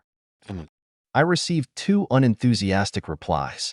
"Hey Summoner, why don't you take watch instead of making everyone else do it? Aren't you the one with good eyes?" +1 nuisance. I sighed. "Same reason I'm not making our drivers take watch, First Sergeant. We need our sleep. You all can sleep in the steeds. I need to navigate. Please, not like you don't just sit on your ass all day doing whatever you want. You think you get full authority just because you're the ops commander? I get enough to ensure that we don't stray from the mission objectives." I looked over at Eric, who was quickly getting on my nerves. He had a knack for pissing people off. "Do you question Commander Pollux this much, First Sergeant?" "No, BU dash. Then I expect you to do what's necessary in order to carry out this mission, especially listening to me. Contrary to what you might think, I'm not stupid. I only put together this whole mission and all. And we will not stray from the plan just because you don't care for me giving out night watch duties, or because you don't care to listen to a summoner. I also don't care to be interrupted, fucking smartass. Since you seem to know fucking everything, why couldn't you guess that? And how about you pipe down when your superiors are talking, since now you do know?" I stared at him blankly, hardly dumbfounded. I probably should have left him behind, or put him with Pollux. I guess I was stupid for not thinking of that. I'd take care not to make that mistake again. The depths of his idiocy were infinite, and his penchant for making problems equally vast. So it made perfect sense for him to mistake my silence for slack-jawed stupidity, projection, and all that. The fuck are you looking at, summoner? First Sergeant. I had opened my mouth to speak, but it wasn't me who had called Eric. Chief Reginald, a scowl on his face, flanked by the two other chiefs, had raised his cool gaze to Eric. Eric turned around to Reginald. Yes? Come here. Now. Eric was silent as he stood and walked over, leaning on one foot. Once he stood in front of Chief Reginald. Yes, Isekai. Salute your fucking superiors and present yourself correctly. Eric stood there silently, stunned for a moment. He looked around, everyone else dead silent and watching him. Reginald barked. Now, First Sergeant. Sir. Yes, sir. Eric snapped off a salute, back ramrod straight. Now what the fuck are you doing in front of me, First Sergeant? Sir, reporting is requested. All right then. Listen closely. Chief Reginald glanced at me before continuing. This mission that we're currently conducting has been created with very careful planning, because even the smallest mistakes will mean that I, as well as the two chiefs beside me, will face far greater danger within enemy territory once we insert. And the only person who's taken consideration of our lives here is our operational commander. He fell silent for a moment. Eric let his jaw hang open, in the middle of aborting a remark better left unsaid, when Reginald finally raised his voice. I will not let some sniveling First Sergeant endanger our lives. You will listen to every word and command your operational commander gives to you from now on, without question nor critique, because he knows more about what's required of everyone here than you ever will. Is that understood? Yes, sir. Eric continued saluting. He had no choice before the sheer might of an Authority 9 chief, someone he could never hope to match up against. However, despite being face-to-face with an Authority 9 warlock, he wasn't sufficiently cowed. I could feel the sheer rage in his aura, as if he were trying to kill Chief Reginald with his mind. And if I could feel it, so too could they. Chief Reginald stood, looking down at Eric. It seemed like Eric's own anger had pissed Reginald off. I was sure that from Reginald's perspective, Eric was acting defiant because he didn't understand why he should fear or respect the power of a chief. Are you sure, First Sergeant? Would you salute your ops commander in apology, then? No, sir. We don't salute our inferiors in the military. Well then, today we're going to step out of our comfort zone. I'd bet my life that Captain Cooper will rise to your rank equivalent, and soon surpass it long before you could ever hope to rise to the rank of commander. And since he has command of this operation, I want you to act like it. Go over there and salute him. Sir Daff. Eric was about to speak in protest when Reginald raised his hand with lightning speed, backed by the power of water and earth. He grabbed Eric's neck and then brought him down, slamming his face into the dirt. I could feel the tremor under my feet. I kept watching without a word, thinking about how this would both help and hinder me. Reginald bellowed. I will not hear the slightest hint of protest from you, especially against me. You are nothing more than a liability to us. If you dare to threaten the integrity of this operation with your sheer retardation, then I will find a scourge encampment and let them skin you alive. I would sooner kill you myself than risk my life by letting you step out of line. So do as I say, how I say it, and when I say it. Do you fucking understand? Or do I need to engrave this in your skull? I understand, sir. Eric yelled his response, his face half uncovered by dirt. Then, Reginald stood with him in hand and threw him to the ground at my feet.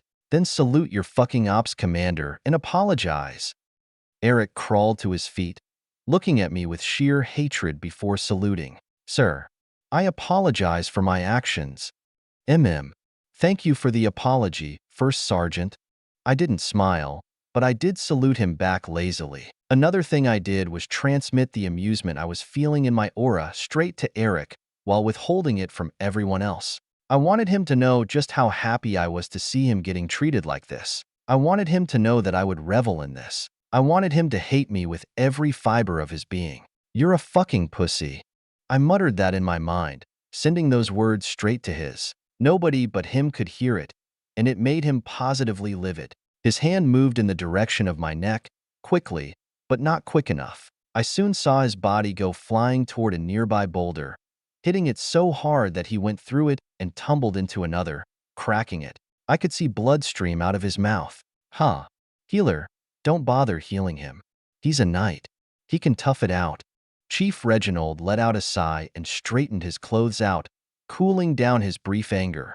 He nodded to me. Captain Cooper, please continue with what you were saying. Yes, sir. I gave him a quick salute as he went to go sit back down. Then, I continued with my orders for the night. Dennis and Smithson, you're on watch tonight. Like the last few nights, if you see anything at all, especially indications of a scout, come get me. We're getting close to Commander Pollux, but I'd still like to remain concealed for a bit longer. As for sleeping tonight, we need to be up in 9 hours. Be fully rested. Tomorrow, we'll be getting close to a lot of Scourge activity. We need to be battle ready. That's all. I'll be in my tent if anyone needs me.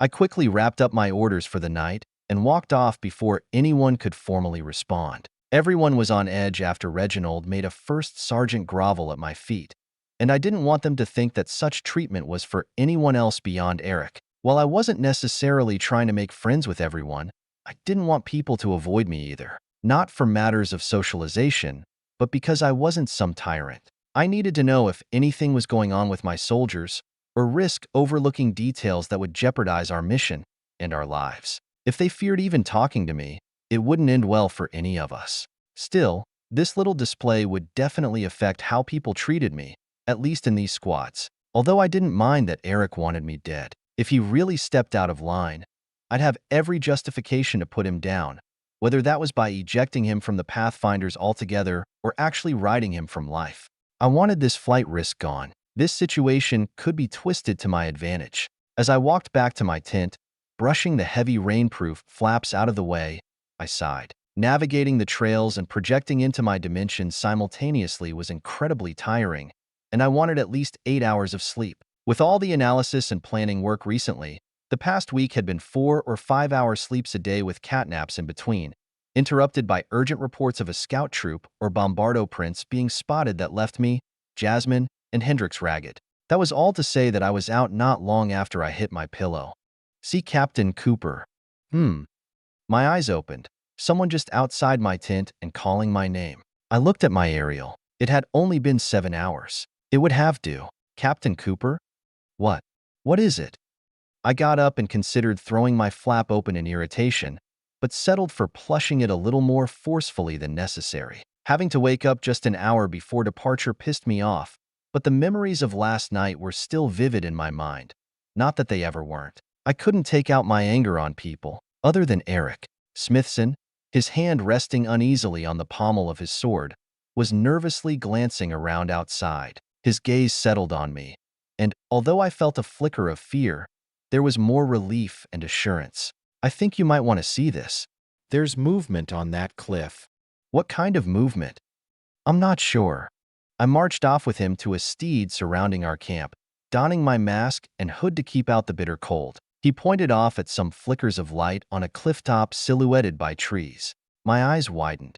There were 4 Cyclops scouts and a sizable escort of spiked wolves. Under normal circumstances, our chiefs would have been able to wipe them out easily, but not before they exposed our position. But these weren't normal circumstances. A large group of flickers, ephemeral flashes of light among the dense tree trunks, were tearing the scout troop apart, grappling with hesitantly backpedaling wolves and pouncing in packs on the larger scouts. Since they weren't far, though, I took a knee and brought out my Springfield, scope mounted and silencer threaded. Even with empowerment, the silencer didn't do too much to muffle the sound, but it would prevent the loudest of the noise from attracting anything in the surrounding area. It would be the best I could do. I started picking off enemies, helping the flickers best I could. A scout, covered in vicious blurs of light, charging a beam attack. A wolf behind a tree trunk, ready to pounce on the creature tearing apart its comrade. The battle was over quickly and I only let off 8 rounds, killing just as many, but it was something. A few stragglers still struggled, but they were quickly dispatched by overwhelming force. The flickers settled down, walking around the carnage they had so effortlessly wrought. A few turned to look at us, From 350 meters away, I stared at the graceful amalgamations that served as their bodies and felt them looking right back at me, deeper than most ever had. I had a feeling their auras could make do in place of their eyes. The last flicker to have turned to me let out a whistle of sorts, and the group turned and trotted off, pulling their dead and leaving my line of sight. I sent my gun away and rubbed my chin. Chapter 173, Test. November 23rd, 623. Flickers, nemesis of the scourge. Or perhaps the other way around. Either way, they were known to travel in groups and hunt those monsters. I had just witnessed one of their battles. Nothing extraordinary, but it was still amazing to see something so rare. Finding flickers at all was rare, let alone seeing them do battle. It seemed they didn't want anything to do with us, though. They had left after finishing their work. In a way, though, I wished I could thank them. They took care of a scout troop that could have compromised our position. It was lucky. More than that, though, I felt something while looking at them, feeling their group aura with my own. They were precious beings, something I felt like I wanted to protect. I wasn't sure why that was, but they seemed pure in a way. I hadn't felt that the last time I encountered them, but my aura also wasn't nearly as developed then. Plus, I had gone in intending to hunt them. Part of me regretted doing so now. It had gotten Amara a trusty companion, though, so I wasn't complaining. I wondered how well the weird wolf thing was doing. With Amara getting so powerful so quickly, it would be hard-pressed to keep up. The process seemed automatic, though. That would help it a bit. Hopefully, it would grow to become a companion worth having, something that could protect her. I looked over at Smithson, waving. They're gone. What happened up there? Flickers killed a scout troop for us. That's rare. I know. We need to make sure to keep our eyes peeled, though. We're obviously in enemy territory now. I jumped off the steed and walked back into camp, waving off those who had woken up from the sounds of my gun. I'm going back to sleep. We wake in 3 hours, and that's 3 more hours of rest I need. I climbed back into my tent with those words, slumping down into my pile of blankets. It was 4 hours later that we finally got on the road. Today, we'd be attempting to meet up with Pollux and the rest of the Pathfinders. Another day passed, and with the help of the chiefs and our sensitivity to aura, we were able to completely avoid the scourge and make our way to our target area. It took longer, but we made it. However, even after an entire day of travel and searching, we were unable to find the Pathfinders. Of course, there was a lot of land to search and I'd told them to scout around. But I had also told them that we'd be at this target area within a certain range of days. They should have been there to meet us. Not that it changed our plans. We'd wait at least another day or two for them to show up. Thankfully, I didn't have to think about what to do if they didn't. It was halfway through the next day that they arrived at the rendezvous. Their steeds looked battered, so it was apparent they'd gotten into a battle. All vehicles were accounted for, though, so it didn't seem to be anything major, certainly nothing that would have killed them. We met up and I jumped out to meet Pollux. Commander, good to see you in one piece. Likewise, Cooper. How has it been out here? Anything out of the ordinary? Not particularly. Pollux walked with me, the two of us moving to a spot behind one of the steeds to talk. The rest were setting up camp. Being away from base for so long certainly isn't fun, but it's doable, and we haven't been getting into too much trouble. As for the scourge, I have your report, but putting it simply, it's not looking amazing. There are a lot more troops coming out of that crossing than you'd thought there would be, and a good amount of those giant bug things. I'm hard-pressed to find a sneaky way to infiltrate. Pollux lifted his hand, a stack of papers appearing in it. I took them and quickly read a few. There were several reports of armies marching through routes by the thousands, mostly low-level grunts, but from the numbers, it looked like the scourge was only ramping things up, not slowing down. I'd predicted that they would have sent most of what they had over already. I felt that was the case especially when I saw that massive army in the ravine. But now, I wasn't so sure. The treehouse was close to the stronghold, but it was still relatively out of the way. Behind it there was another stronghold, Alpha if I wasn't mistaken. The scourge wouldn't be able to penetrate too far into our lines before being met with even more resistance. However, Stronghold Charlie was still up there. Were they trying to establish a route behind us to avoid the technical terrain? Why were they investing so much into this attack? I thought this was going to be a short little skirmish that would return to normal within a couple months. From everything I was seeing, this was about to turn into a full-blown warfront that would take years to resolve. I sighed. Thanks for the report, Commander. I'm not looking too optimistic either. Are you sure that they'll be safe to continue? They're chiefs, but I can't help but feel like this is fruitless. Unfortunately, this comes down to a matter of principle.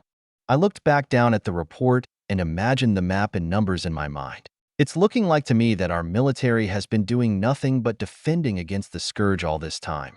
They're doing nothing to fight back. They've collected no intelligence on the Scourge's bases and camps, while they continue to send scouts and gather every detail of our lives without consequence. Then they keep launching attacks, and we do nothing to divert or dull those attacks at all. This is the first attempt in too long to try and get a glimpse of their core operations. The issue is that we don't throw away lives like they do. They just keep tossing mindless soldiers at us. We don't have mindless soldiers to do the same. I understand that, but something has to be done, even if risks need to be taken.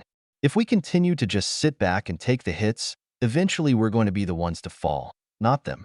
That's why I worked so hard on getting this mission ready. We need more information so we can start being proactive.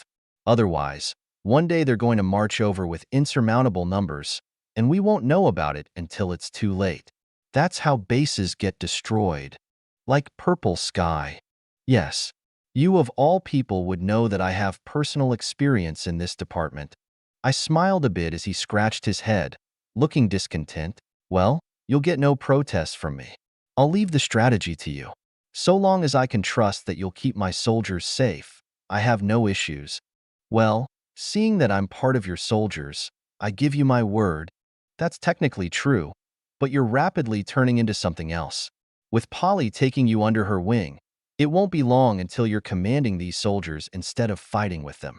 Actually, scratch that. You're already commanding soldiers, both us and Snow Doves. I can hardly order you around like one of my soldiers when you're in charge of the damn mission, which is fine. In fact, I like having someone around who actually knows what the hell they're talking about.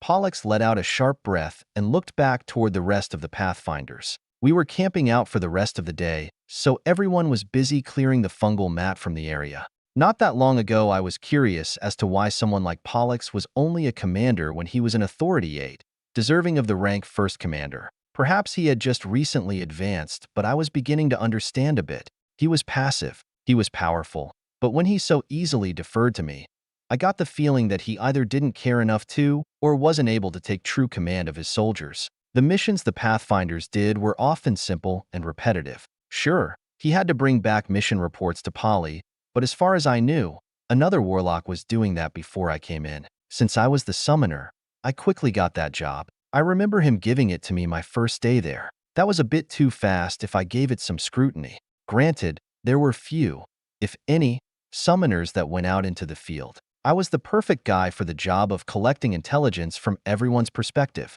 But still, Pollux was great from my perspective because he cared about his soldiers and let me have an amazing level of autonomy. That didn't mean he was the sharpest commander in the shed, though. As one got more powerful and rose ranks, they also had to take on more responsibility, which included being a part of the strategizing process. If he was a bit dull on that end, then it was no wonder he struggled to get a higher rank. They wouldn't put him in charge of more soldiers if he couldn't handle it. Now, he was just letting me take the lead. I enjoyed the lack of barriers, but it changed my evaluation of him a bit. He was a good man and a good soldier, not necessarily the best commander. Well, it was either that, or I was totally misreading him. Maybe he really just didn't care and didn't mind me coming in to take charge. Maybe he just really trusted intelligence agents like me and Polly. Maybe he simply didn't care to get promoted and had little ambition beyond what he had. I was fine with that too. After a bit more conversation, I took the rest of the reports and went to go do my job. I had to read every word and get an overview of what this place was looking like without actually seeing it for myself. Then, I'd dish out recon assignments and get a more precise grasp on the situation at the Eastern Crossing before figuring out how we'd insert our chiefs behind enemy lines without them attracting the attention of the entire Scourge army back there. The process should take about a week. Thankfully, we had stocked up on food, and magic would provide us with water. We wouldn't be lacking for the time being. With the information in hand, I buckled down. There were no colonels here to tell me what to do or how to do it. I was in deep, and this was my operation to run. Everything that happened from here on out was on my name. and I'd take this opportunity for everything it presented. Dear, I agree that his punishment should be severe, but this is rather incessant. I agree, which is exactly why I'm letting it happen. Ignatius Verga gazed down at the massive arena, his wife Willow standing beside him. This was just one of several tests, but the exceptional part was the fact that his son was about to take it on right now instead of another year or two from now. The Templars were no ordinary military force. They were soldiers that stood above the rest, devout followers of Christ who would give their lives, should it be necessary, to vanquish the evil, the scourge of this world. Even beyond their loyalties, their will was unquestionable, and each one was expensive to train. They were skilled, backed by a nigh-endless budget, and forged through the fires of constant war. The Church never once let up in their fight against the enemies of mankind, and, unlike the kingdom, refused to merely defend. They took the fight to them, and to do so despite the sheer difficulty took high discipline from the soldiers carrying out those operations. But the Templars were only the surface-level force. The war against the Scourge was not won with numbers, but with sheer, strategic power. That's what the Paladins' Order was for.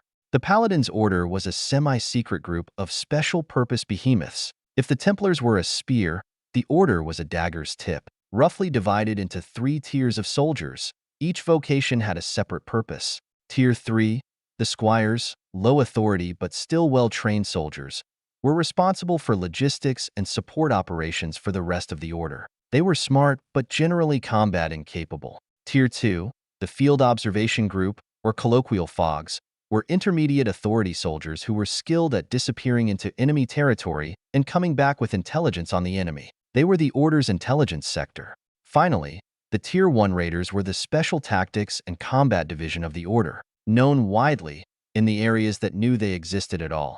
As the most lethal group of soldiers to exist, they were responsible for killing the most dangerous enemies the Scourge had to offer, as well as handling the circumstances that often came with placing themselves in such precarious situations.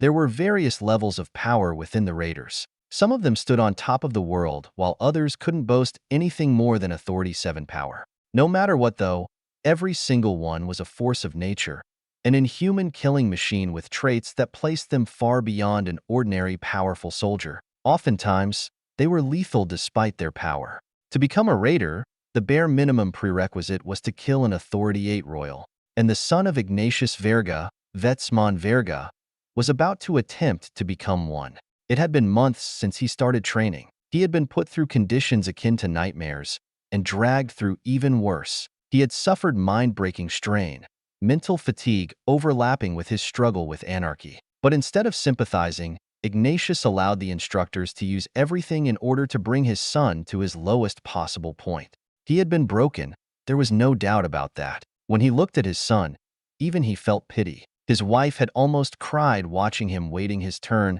his beaten body and soulless eyes telling little of the harrowing aura around him, painting a most dreadful display. He looked like a husk, and it was clear that he would never be the same Vetsman ever again. However, Ignatius believed in his son. This was no longer about some punishment. It hadn't been for a while. He watched Vetsman step into the arena. Once he was in the center, an instructor dragged in a bound royal. If John had been there, he would have recognized it. A king royal, descending from the king of despair. A purple humanoid with digitigrade legs and a black hole on its face surrounded by spiked teeth. Not only that, but it had its armor and weapons. It wasn't even hurt after having remained in church captivity. It was at its prime, and it was ready to kill. It held power in the middle levels of Authority 8, to say nothing of its innate control over aura and monstrous physicality. Everyone watching could feel the hopelessness it exuded, the nihilistic pull of its mere existence. But nobody there was capable of being affected by it. For the most part, anyway. One man could, and he was about to face it. Vetsman, in comparison, was around the height of Authority 6. After having been pushed like he was, it was no wonder his already talented body was able to climb in power with unreal speeds. But he wasn't yet Authority 7, and all that strain was reaching a point where, if it kept up, he would break before he improved. And not just mentally. Will someone save him if it really comes down to it? Ignatius didn't respond to his wife. Would he let his son die? He didn't want to. But he also knew that he needed to allow his son to be pushed to the limit, to the edge of death. By that time, a single wrong move could determine his life and death. There would come a time when he would face the same thing, just in a situation where nobody could help him. When that time came, would he have the luxury of having a protective father? No. He needed to push his son now so that he could trust in his ability to preserve his life later. He knew there were safeguards in place to protect Vetsmon if he was really going to lose his life, as well as the most powerful healers the church could find. But even those contingencies weren't perfect. What happened would remain to be seen. The royal turned its head, observing everyone around it. It was clearly surrounded by obscenely powerful individuals in a place it could never hope to escape, and it was given one task: to kill the trainee in front of it. If it did that, it would live to see another day. That was the promise. If it failed, it would be killed by the trainee anyway. Its path was obvious. It looked at Vetsmon. He wasn't wearing any armor and only had a greatsword and shield. He also looked half dead. Easy prey, but his aura made it hesitate. He was clearly a man on the edge. The edge of what, though? It didn't know. Couldn't know. Vetsmon stood, frozen but relaxed, until suddenly, the instructor gave a command. Kill it. Once heard, Vetsmon stepped forward, raising his shield while slowly approaching the royal. It held its own weapon, a curved sword, and watched for a few seconds. Then, Vetsmon lunged out. Despite the size of the great sword, he moved it like a rapier. The royal dodged before slashing upward, knocking the sword away like a toy. The great sword was incredibly heavy, with the touch of a master craftsman. Vetsmon would break before it did, but that was the only notable feature. It didn't have any special functions. It was just a metal blade. But to the uninitiated, one would have thought it enchanted with the highest grade of lightness and speed. Its aura exploded before it bore down on Vetsmon with its full power. It attacked his mind ruthlessly, its spiked teeth fluctuating as its face spewed out an unholy cloud of abyssal fog. It didn't obscure vision, but any who gazed on it felt their minds get pulled into the mind of the royal. Within it, they saw the endless suffering of hell, the fear of the darkness, and the hopelessness of the void. They could see death and the nothingness that came after. They could see the worthlessness of their lives, their self-loathing, the undesire. They saw the end, and it spurred nothing but the desire to end themselves in turn. Its aura was comprehensive, but most importantly, it found all the cracks in the minds of others and sought to infect them using their deepest insecurities. It would twist their memories, using even the happiest moments of their life against them, defiling them, corrupting them with visages of hatred, sorrow, pain. Vetsmon visibly struggled when he was hit with the full brunt of the mental attack. His responses slowed. His shield struggled to even block the casual attacks of the royal. It played with him, occasionally leaving injuries and watching him bleed. Vetsmon continued to attack, yet he never made a sound even when he got hurt. He was silent, his face flat, emotionless. The fight went on for several minutes. Vetsmon never had the upper hand. He was defending more than attacking, the power difference clear as day. Then, the royal spoke. End it. Its voice started as some unholy amalgamation of several voices, male and female, but it sharpened into one, the voice of his father, Ignatius. Just give up already. You've already failed. Vetsmon was silent, simply continuing to battle. The difficulty he had, though, was clear. The royal was getting to him. You've not only failed to protect your friends, but you hurt them. You let yourself get stupid enough to even dare lay your hands on them. Worst of all, I know you did it on purpose. It screamed while laying into Vetsmon even harder, as if delivering the wrath of a father. You knew you could never be as talented or skilled as them. You knew you would fail to live up to their glory. So you took your chance and ruined any opportunity to ever fight by their side again. You got yourself out of comparing yourself to them, escaped the fear of ultimately failing. I know more than anyone how you've completely blasphemed the title of a knight and the ability to call yourself a man by attempting to meet that standard. You were a worthless child to raise, a disgrace to your peerage, a bastard to your friends. Any father would be ashamed to have such scum come out of the womb of his wife, and no woman would take a revolting reject like you as husband, especially not someone as amazing as Tana. The final blow dropped with the name, and Vetsman's shield arm dropped with it. He stumbled back, the shield clattering to the stone floor beneath him along with a long stream of blood. Up in a booth, Willow stared. Ignatius looked at her and saw tears going down her face, yet they didn't stop her from watching, from listening. Despite her neutral face, he could feel the rage within her.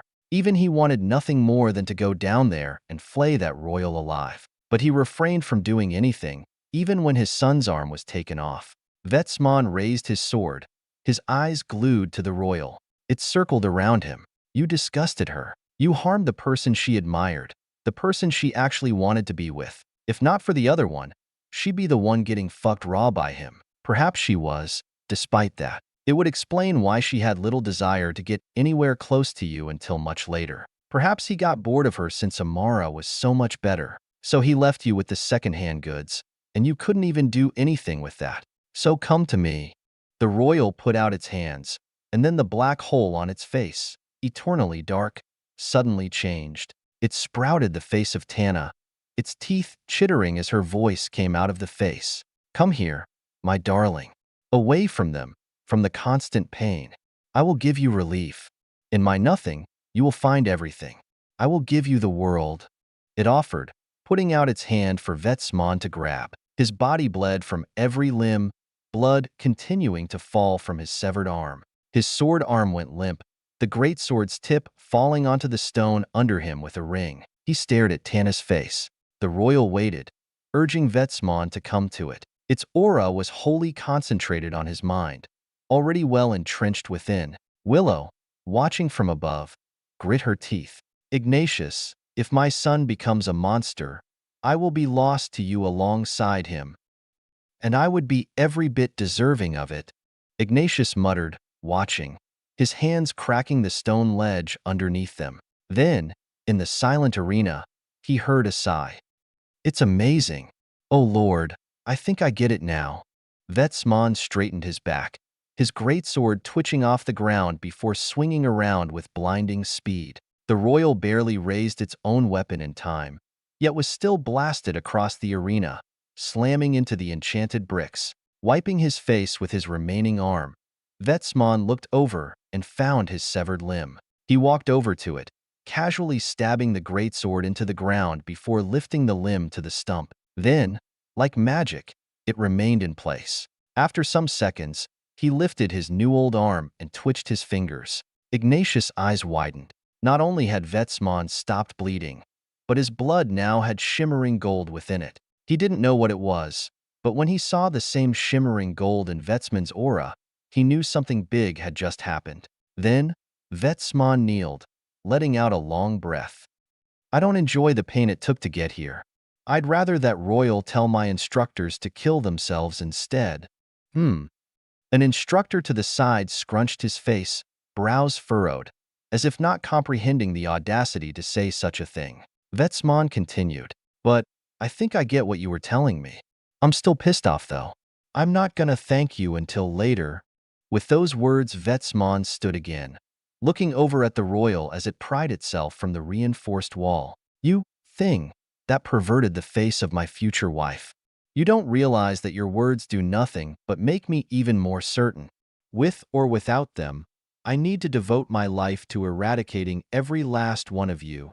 Vetsman's body bulged before he suddenly threw himself at the royal. He sped across the ground like a meteor, the air whistling around his body as he thrust his sword straight toward the royal. It was barely able to deflect the greatsword, the weapon stabbing into the stone wall as Vetsman slammed into it. He snarled in its face. You know, I've faced a lot of shit in recent months.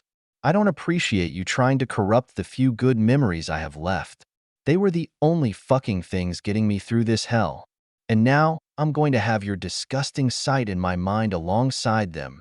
Vetsman grabbed the royal's neck before backing up and chucking it across the arena once more. It skidded along the ground a couple times before catching itself and righting itself on its feet. Vetsman approached, a deep gold light spreading across his greatsword, his rage palpable. I don't like the things you said, and those things you said come from the disgusting, sinful, twisted, and perverted nature of your race. That means, if I want those things gone, then I need to get rid of its source. You. He pointed, the deep gold glow of his sword gradually brightening into a white gold color. When the sword so much as nicked the ground, it left smooth slices as if it were a scalpel on flesh. Then, he launched himself forward, swinging around the greatsword. This time, it looked like he was straining to move its weight, like he should. But that only told the royal about the kind of obscene power behind it. This time, its armor flashed with veiny lines of power, its purple body bulging in size as the black hole on its face started to tremble. Its weapon met Vetsman's greatsword, and the two came to a standstill. It was still an authority 8. It didn't forget that. Vetsman smiled. You know, I never thought myself too much of a pious man, certainly far from many others. But something about fighting filthy beasts like you really makes me feel like I'm the fucking Pope. Vetsman grit his teeth before urging even more power into his body. He used his interlocked sword to throw the royal once more. This time, though, it didn't go far. In fact, it shot right back to him. They exchanged a few quick strikes, and that's when Vetsman saw its sheer speed. It was faster than him, and after the 7th strike, it suddenly spun around, its sword cleaving through both of his legs. It created some distance after that. Watching him, however, he didn't fall. Instead, he smiled and stomped down with his foot, launching himself forward and unleashing a barrage of heavy-handed strikes with his white gold aura, vigor amplifying his strikes several times over with every hit. I don't care if I can't become as amazing as they will. I will do what I can. I don't care if I've disgraced my peerage. I will do what I've been called to do. Depraved evils like you are an infection on this world that must be excised. I can hardly fathom the sheer depravity that you worship, and yet it so clearly engraves itself into my brain. I will eradicate your degeneracy. I will slaughter every one of you like pests, as you deserve to be treated as nothing greater. And I will not allow you to beat me with something as stupid as hopelessness. Vetsman's bellows increased with every word, his strikes becoming heavier every swing. The royal continued to beat Vetsman in combat despite the wounds it was taking. It would slice through his limbs while skewering him through the chest. His bones should have been broken, his lungs, heart, and organs sliced apart, tumbling from the cavity that should have been his chest. He shouldn't even be breathing, let alone fighting and screaming. But he continued on like he was never injured. He refused to bleed anything more than a few drops, and no amount of broken bones was enough to hinder his movement. But the wounds the royal was dishing out weren't fake. It wasn't being tricked. That was impossible. No, Vetsman was holding himself together. His bones were actually breaking and his organs were actually getting sliced apart, but something was repairing them. The royal got flung away once more. Vetsman's strength wasn't increasing, but it seemed that without the threat of his body falling apart, he could afford to push it beyond its limits. Feats of strength that would tear his own tendons and crack his own bones before were now performed with wild abandon. His palms would split open from every impact of the blade, but he simply refused to care, his skin closing itself so he could do it again. The royal analyzed, and then came to a startling conclusion. He wasn't healing either. There was no level of healing that freakish, at least not that a human should possess. So he wasn't necessarily repairing himself either. He just didn't let himself fall apart. His aura held him together through sheer force of will. Even through blinding pain, Vetsman roared, "I will fight for life simply because that is what we must do. And no matter how small, I will have my place in this world. I refuse to accept anything else, and I especially refuse to believe in the words of some purple-skinned freak as disgusting as you." Vetsman slammed down, his aura emitting vigor across the blade of his greatsword and slicing off the royal's sword arm. Then, Vetsman dropped his sword and dove at the royal, grabbing its neck before pummeling its face with his fist. Its oozing black blood sprayed everywhere as he bludgeoned it to death. No matter how it fought back, it couldn't kill an undying monster. After ripping the rest of its limbs off and reducing it to a pulp, Vetsman stood above the royal's corpse and looked around. Then, he looked up, finding his mother and father in one of the booths. Without permission, he jumped and crossed the distance in a single bound. He landed in the open window, climbing in and standing before his parents. Then, he fell to his knees.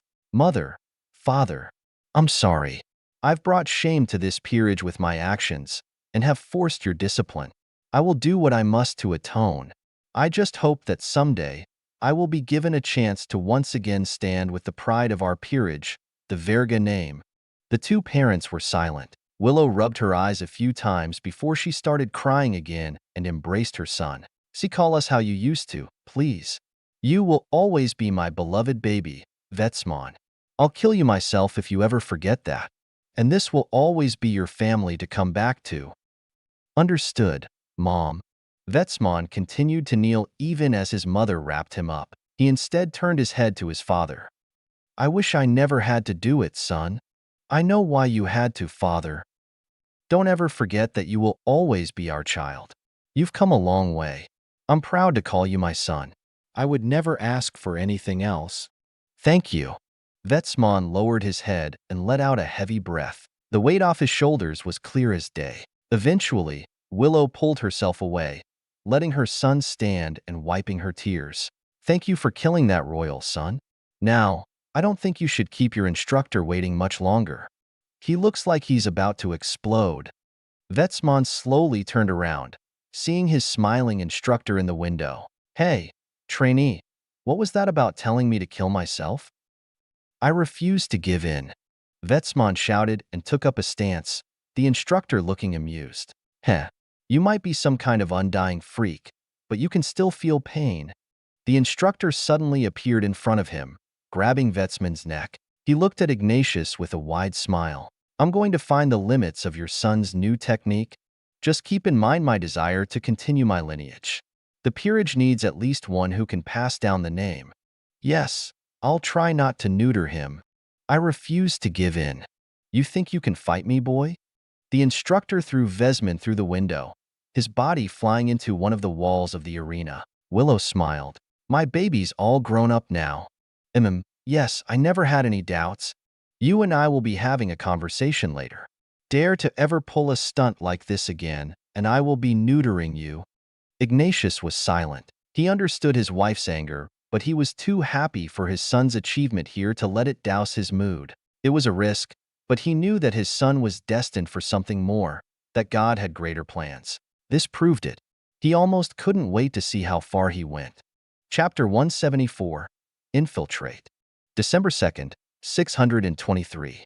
I shoved the last of the dried meat from my ration into my mouth, discontentedly chewing for what felt like an eternity before swallowing the chunk that still felt tough. It would only be mildly annoying to eat the same thing ad eternum, but eating the same horrible thing? I was starting to wish we hadn't brought food at all. Starving would have been better than the meat we had to eat. Even when we made the good meals, though, the knights were always quick to gorge themselves. Stupid knights. In front of me sat a new map, complete with every little detail of every single timed scourge movement and troop concentration we had discovered. I now had a good overview of everything happening around the Eastern Crossing, and an entry plan was already taking shape in my mind. While collecting and organizing data, I had also figured out how scourge logistics worked. The fungal biomats. While clearing out a small encampment that was a bit too close for comfort, with extreme prejudice, given I brought all three chiefs, we uprooted one of the gut roots and figured out exactly what was going on.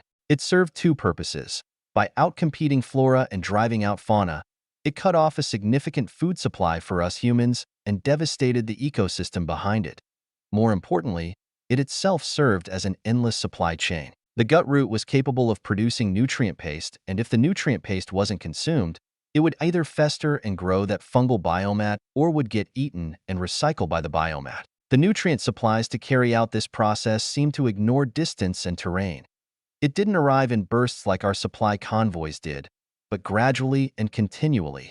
And anywhere the scourge went, so too did the fungi. As long as their depots had enough to spare, scourge offensives were only limited by how many troops could crowd around a gut root for food. That meant without taking measures to eliminate the biomats and gut roots, we would be crushed by an endless army of freshly supplied monsters. That was very bad news, and I sincerely hoped that the kingdom's military knew about this. I knew they wanted to get rid of gut roots and pustules, most likely what spread the infection, but I didn't know how much importance they placed on it. But something didn't add up. I had my misgivings that the fungus was the only supply factor. This infiltration would confirm my doubts. Well, I just needed to do my job here, and hoped the military was at least semi-competent. I observed the map projecting from my orb, marked with just a few paths of many hundreds that once covered the map like some conspiracy theorists' pushpin map. On top of the pathfinders and my few chiefs, I also had the snow doves close by. They had left when we did,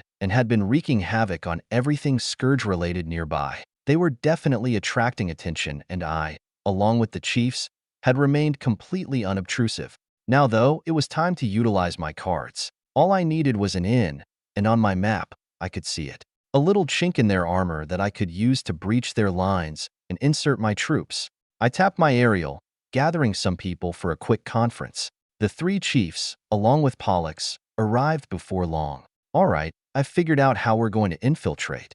If you would direct your attention to the displayed images. I pointed to some newly projected images of the Eastern Crossing.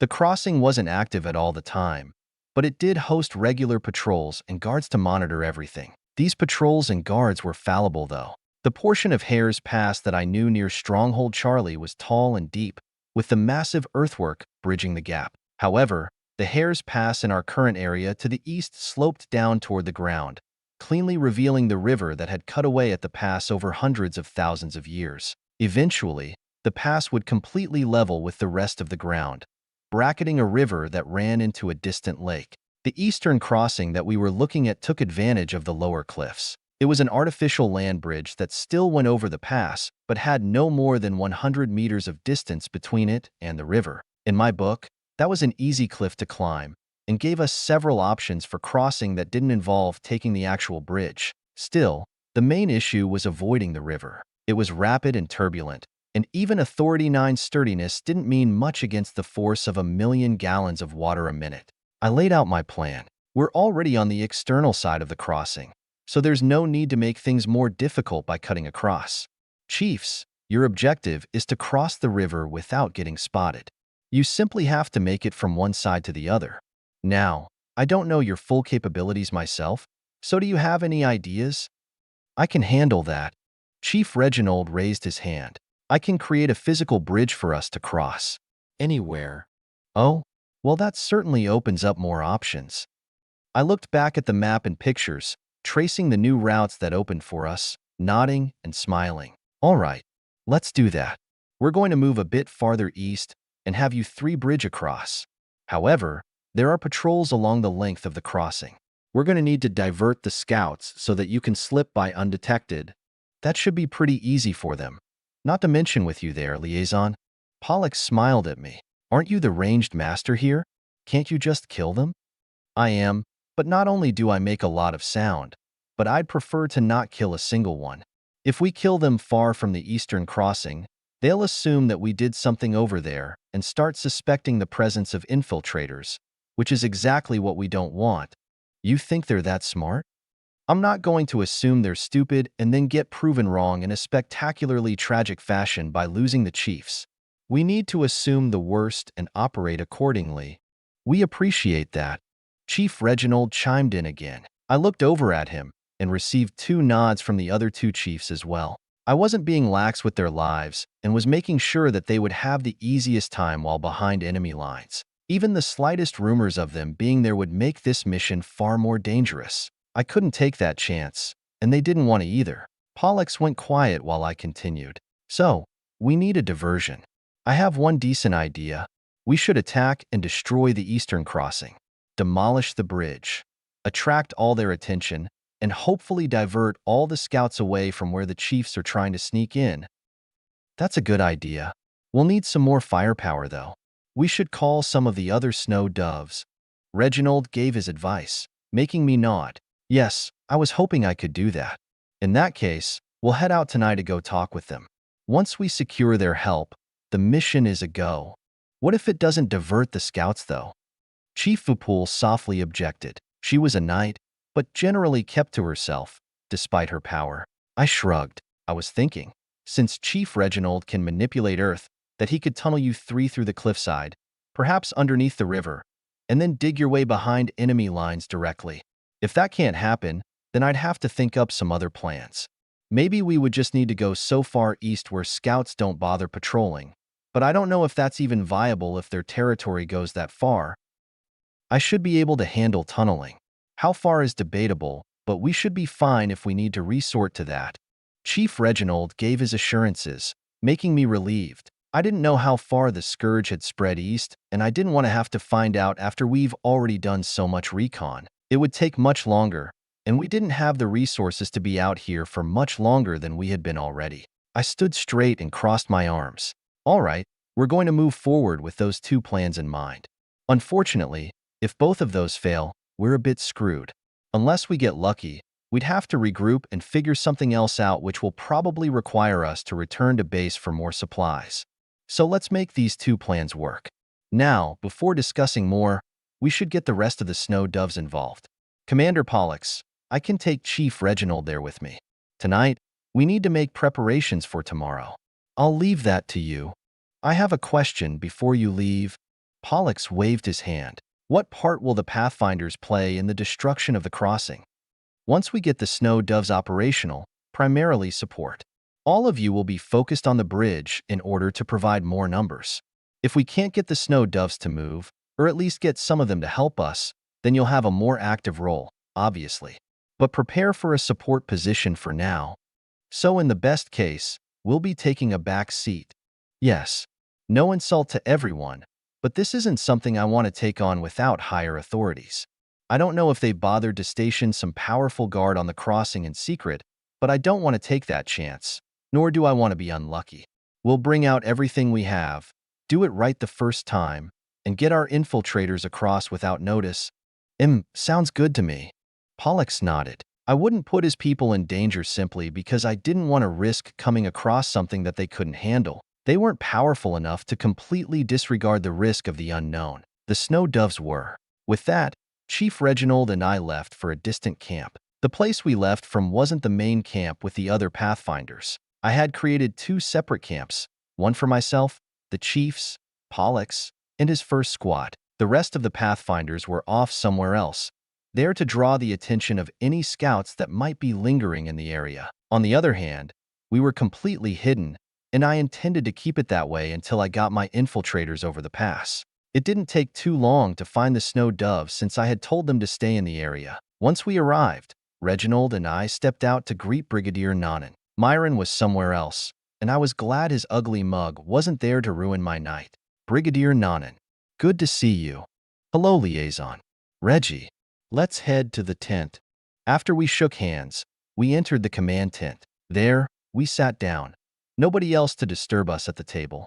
I looked around the tent. Last time I had been on edge, so I didn't get a good look, but this place was actually pretty nice. It must be a singular structure that Nanan could take out of a pocket ring or something. While portable structures seemed crazy, they were more than plausible with magic, and there was no reason rich brigadiers couldn't cart them around for the ultimate field comfort. I got down to business after a few glances. I've got our plans for insertion. Now, I just need the help of the snow doves. What kind of help? We're going to destroy the Eastern Crossing and annihilate every monster there. Ballsy, Summoner. A grin grew on Nanan's face as he leaned forward, subtle battle lust seeping from his aura. Tell me more. What the hell have you gotten me into, Liaison? Nothing too crazy, Commander. So long as you don't get caught in the crossfire. I've never seen the snow doves so excited. What did you tell them? I just gave them their objective, and then gave them no rules. You're going to be the death of me. I chuckled to myself while looking into the distance, watching the moving convoy. They were just two platoons, but their collective auras projected a skyscraper's worth of noticeability, one bristling with weapons and defenses and pure bloodlust. They held nothing back, broadcasting to the entire pass that they were there and that there would be a battle, of which the likes nobody had ever seen before. The snow doves were definitely the brunt of the muscle, but the Pathfinders weren't inept. They might not be able to handle the worst, but they could do more than enough damage to everything else. Besides, nothing that I asked of them was beyond any of their capabilities. So long as nobody threw themselves off the bridge during the battle, odds were that we would come away unscathed. Still, this wouldn't be safe. I could see the Eastern Crossing from my position on a hill, and there were more than enough enemies to give us a run for our money. Our goal wasn't to kill them all, though. In fact, the more enemies left, the better. I clicked my aerial. Just have fun, Commander. Liaison out. With that, I turned my aerial off. It was about time to start and, for the sake of secrecy, I didn't want to broadcast the fact that I was about to sneak off with the chiefs. Who knew if the Scourge actually could tap into aerial communications? I wouldn't risk it. In fact, I had been thinking recently about incorporating some operational security measures. Well, one problem at a time. I turned my head and looked at the chiefs beside me, my 3 infiltrators. It was just us 4, and we'd be making our way to our target area on foot, completely dark. They weren't unequipped, though. Not only did each of them have spatial devices full of supplies to last them the next 2 months completely isolated and comfortably, but they were equipped with some special tools that very seldom got used. Things like advanced sensors, powerful magic cameras and video recorders, even a distress relay that could send out one massive burst signal across the land and back to us at base. Such a thing was only supposed to be used if they were going to die, though, so I was hoping it'd never get used. On top of that, they had some particularly special vehicles, speedster motorcycles faster than anything else in the military's arsenal. Their speed was only matched by their relatively short charge. They could get them out of danger quickly, but couldn't necessarily sustain long-distance travel. It would be up to them how they used it. I had to say, spatial devices made operations like this incomparably easy to run. They didn't have to worry about hauling massive amounts of food or handling its weight or bulk. They could also carry entire vehicles with them. Granted, those devices were prohibitively expensive, even more so than my own, and they also had several each. But still, just a couple armbands and these guys had enough to get them through complete isolation for months in enemy territory where they couldn't forage a single scrap of food or water. It was almost too easy. I adjusted my coat, completely covered in the rooty, red fungus. The chiefs sported the same gear that would allow us to blend in with these landscapes now covered in the stuff. There was no better way to blend with your environment than to take directly from it, although I wasn't a fan of having potentially poisonous fungus near my body or on my gear. Better than getting spotted, though. All right, let's move. I spoke and we started our trek. All of us were silent and tried to maintain our secrecy as much as possible. Not long after we started, we heard the sound of explosions and fighting in the distance. The battle had started. I glanced over in that direction, vision only hindered by the massive dust clouds raised by incredibly energetic spells churning the land across the crossing. Scourge oral signatures converged on the battle, first as a trickle, then faster and faster until it felt like a flood, ready to meet the snow doves and pathfinders in battle. And our side was ready for them too. The firepower I witnessed was a perfect reminder of why quality mattered much more than quantity in this world. Knights pressed forward in explosive cohesion, sending masses of monsters hurling back to their side, or to a gory doom at the bottom of the still deep canyon, and warlocks, with colorful, almost tangible magical energies flowing around them, carved holes in the endless tide pouring from the red-covered trees, that individuals could wield the power of entire armies. I took but a moment to appreciate the carnage once more before taking a more critical eye, scanning for something specific this time. I had spotted several scouts and monsters patrolling the ravine earlier. Their patrol routes covered just about everywhere beyond the pass, so I wasn't surprised that there were enemies occupying every inch of it. Even now, I could see them patrolling the edges. But as soon as the battle started, their attention was diverted. Some of them close to the battle moved to reinforce their forces while others further away hesitated, weighing the cost and benefit of changing positions to provide fire support. I waited patiently while continuing to sneak, hop, and clamber our way down the pass, making our way to the divot 3 miles from the crossing I had identified previously. The battle in the distance only got worse as we continued. We continued walking for half an hour before we finally felt the ground beneath our boots slope downward for the last time, marking our arrival in the gully. Once there, I stopped our march and looked across the pass. A dozen scouts were within line of sight. Each one could end our plan. However, half of them were now heading to the battle, while the other half was standing around, watching. A couple more got swept along with the others, joining them as their troops intersected, but a few still remained. I pointed. Those 3. Those will be the only ones of concern. Seems like it. Chief Reginald nodded from beside me. How should we deal with them? I know you didn't want to kill any, but even one is a problem. If it's really necessary, I'll handle one of them. You guys won't be getting your hands dirty, though. Let's wait a bit longer. With that, we sat down and watched. The battle in the distance only raged harder, but my eyes were on the scouts across the pass. I watched as most of them left, as I thought they would. One of the ones I thought would stay also left. In the end, after another 20 minutes, there were only 2 scouts left, separated by less than a mile. We were almost perfectly in between them. I thought for a bit before pointing. Let's move over there. After giving the command, we marched a bit farther, until we were right in front of one scout. Chief Reginald looked at me weird. Why? If I handle this one, there won't be any others around for a mile. You sure we should kill it? Yes, but I want you to do something for me when I do. I gave him some quick instructions. At first, confusion crossed their faces, but as I explained the rest of the plan to them, devious grins replaced concern. All right then, let's get this party started. Chief Reginald, go with Plan A, start from here. Got it. Good luck, guys. You as well, liaison.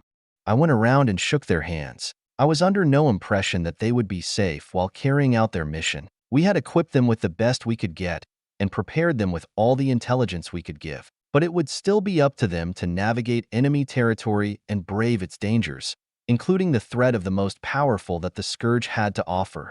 Memories of the other 2 squads flashed in my mind. I sincerely hoped I wasn't sending yet another squad to die. Despite my best efforts, I wasn't sure if it was enough. I would feel better if I were going myself, but that wasn't an option. After a quick goodbye, Chief Reginald got to work. The other 2 chiefs took up positions beside him, and then he started tunneling. The ground opened up beneath him, the 3 of them vanishing into the ground like they were moles. The dirt and stone piled back around on top of them once they passed, and before long, they had disappeared from my view, their auras seeping in and following them as they vanished. Now, it was my turn. I got comfortable on the ground, using a nearby rock to prop my gun on as I took aim. The scouts were clear in the distance, and the one in the further away only got more so as it inched closer to the battle. It wouldn't completely abandon its post, but I would take what I could get.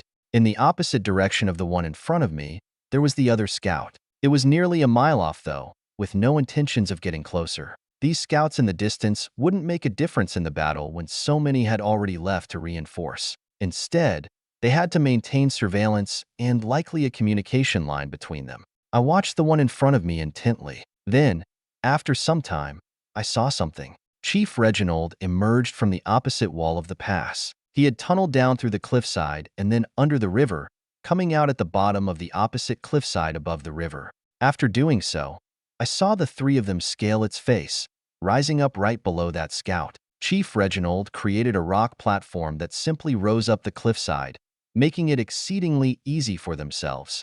Then, once they got close to the top, they slowed. I saw them look in my direction, but I waited. I readied my rifle, my silenced Springfield. It was a bit weaker than other guns, but I didn't need strength here. I steadied the scope's reticle on the scout's head. Then, just as the 3 were about to reach the top, I fired. My bullet shot straight through the scout's head, dropping it and giving the signal. The chiefs shot up from their platform and stormed the area, killing off all of the wolf escorts within seconds. They kicked all the bodies off the cliffside once they were done, dumping them into the rushing rapids below. Reginald even went so far as to shift some of the dirt with blood in it as well, sending incriminating chunks of earth tumbling to the water. With that, they seemed to fade into the treeline, ready to disappear into enemy territory. Chief Reginald snapped a salute in my direction before he joined the other 2 on the mat. I stood and returned it. He couldn't see me, but that wasn't the point. After that, I watched them shoot off into the distance, one of the knights carrying Reginald. It wasn't even half a minute later that I could no longer pick them out in the dark night. Their mission had begun, and mine had ended. I sent my rifle back, glancing at the other 2 scouts. Neither of them were suspecting anything, and neither of them were within line of sight of the one I killed. While my gun had made a sound, the battle in the distance continued to rage and sent quakes through the pass. It was enough to mask my shot. Knowing that they would be safe, I turned and started marching back to my rendezvous point where I would get picked up. Along the way, I did my best to clear my mind of any worries. It was no longer in my hands, and I couldn't say that I didn't do my best to prepare. That would have to be enough. I hoped it was. It was just a matter of waiting for them to prove me right. On the other hand, I was curious as to the situation over at the treehouse. If a decision had been made, it would already be implemented. The base would either be deserted, left to be consumed by the rot, or teeming at the trunks with reinforcements when I returned. I wasn't sure which one I should hope for. Either way, I'd make do with the cards I was dealt. And no matter what, things were going to get a lot more intense from now on. Chapter 175. Reinforce. You've included one of his reports? Yes. Second bundle. Talexia reclined in her seat, raising the first of 3 bundles of papers. They were military reports composed by the generals underneath her and gave an in-depth overview of the ongoing situation across her domain. Of course, there was nothing stopping her from retrieving reports from elsewhere. Even though John wasn't under her authority, all it took was a few calls to get what she wanted. She skipped the first bundle of papers and looked at the second, noticeably thinner one. Although, the fact that it was as thick as it was told her that there had been no shortage of notable events there. Normally, reports from the strongholds, especially Charlie, which was stationed in the middle of nowhere, were sparse. Now, though, she had been hearing news. A few key pieces of intelligence had been passed around, and suddenly she was being inquired. They were asking about numbers, and that never meant anything good. She read through the introductory page before skipping a few, getting straight to the meat of the subject. Summoners loved to fluff up their reports to make it seem like they were doing more work than they were. She had long since gotten skilled at figuring out where the real information was. Soon enough, she found it. Her eyes scanned through every word one by one, an image being painted in her head regarding the most important news coming from Stronghold Charlie and its forward base, the treehouse. There were only 2 names plastered on this report. The first was expected.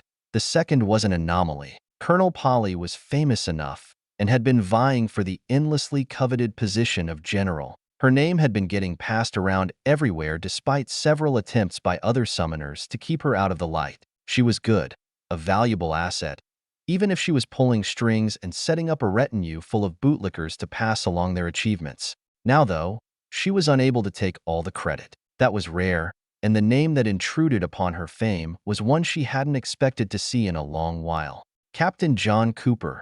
Talexia muttered, a small smile on her face. He was certainly smart. It was no wonder he was able to achieve the rank of captain so quickly. More than that, though, he was being proactive. That seemed to be something he was good at. That, and sticking his name into situations he shouldn't be. Only problem was that in the military, such things got you killed. Taking on too much would land one in positions they couldn't handle, and in missions that they couldn't fight their way out of. If you weren't killed, though, it was a surefire way of getting promoted. John seemed to be playing his cards right. She knew the military would be a good place for him. He seemed like the type to fit in there. But this was a bit more than she expected. She had read about a few of his exploits. He had somehow managed to get his name plastered right beside Polly's. He wasn't going to stay hidden forever. Plus, there were probably a few generals who would use John to knock her down a peg, promote the newbie, and keep Polly down. More politics. She read his reports, including a particularly dangerous reconnaissance mission and a close second around the pass. Details were vague and rather unattributable, given everyone who had a colonel rank was plastered on it, including a few snow doves. It was probably a more secretive mission, and likely ongoing if her thoughts were correct. There had been many such attempts to recon enemy territory. They never ended well. However, during this mission, John seemed to collect a few key pieces of intelligence. It came at the cost of 2 entire squads, one wiped out, the other missing in action, but still better than what historically happened.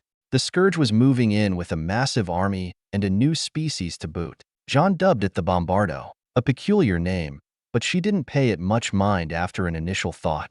An image had been attached, surprisingly detailed, with a person-sized scale attached that portrayed precisely how large it was. She had never seen anything like it. Behemoths were common enough, but when their size was a consequence of some special purpose, it became far more worrying.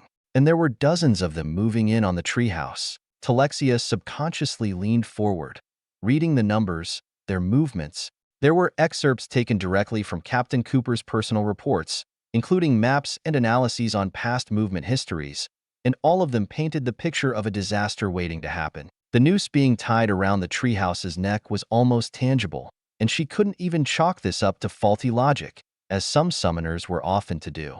She knew John. She had watched him. seen him with her daughter, seen him as a stranger, seen him personally, and seen him professionally. She often challenged his views, quietly or explicitly, and questioned his decisions. She had a decent grasp on his character because of this, as she should, considering he wanted to marry her daughter despite everything they were facing. He could definitely be emotional. It could be said that everything he did was driven by what he felt to be the correct course of action. Perhaps it would be more apt to say that he had certain unyielding principles, but they were often masked by his casual visage. He both seemed to brush off everything that came over him and take on every challenge he was faced with. When it came down to it, though, he was far from illogical. At some point, Talexia understood that he could only be emotional, or seemingly so, because he had already rationalized everything he did and why. But these reports didn't have a hint of what could even be called emotion. Only cold facts, figures, and logic stared back at Talexia. If he was trying to scare people, these reports would do just that. Perhaps if he were emotional, he'd be painting this kind of picture to make himself stand out more. There were plenty of summoners who did that. Some even dropped errors into their counts, exaggerating the true danger while trying to downplay it as if they were being purely analytical the whole time, like some kind of reverse psychological tactic to legitimize themselves. However, this report did quite the opposite. It was the numbers and pictures that scared Talexia precisely because they left no room for doubt. Everything was so detailed, from the pictures of army camps and formations, charts of locations, targets of interest drawings, analyses based on past and present data, extrapolations. It led everyone who read it to but one conclusion. The treehouse was screwed, and if it fell, the stronghold would fall not long after. The Scourge had introduced another chess piece from nowhere and figured out how to move armies through rough terrain while completely ignoring the logistical challenges it posed. None of the things that implied were good. The entire military had been on edge with Anarchy's recent attack. Everyone was paranoid, wondering what would be the next to fall and when. Some were even talking about calling the church in to reinforce. They doubted the kingdom's ability to defend itself. Nobody felt safe.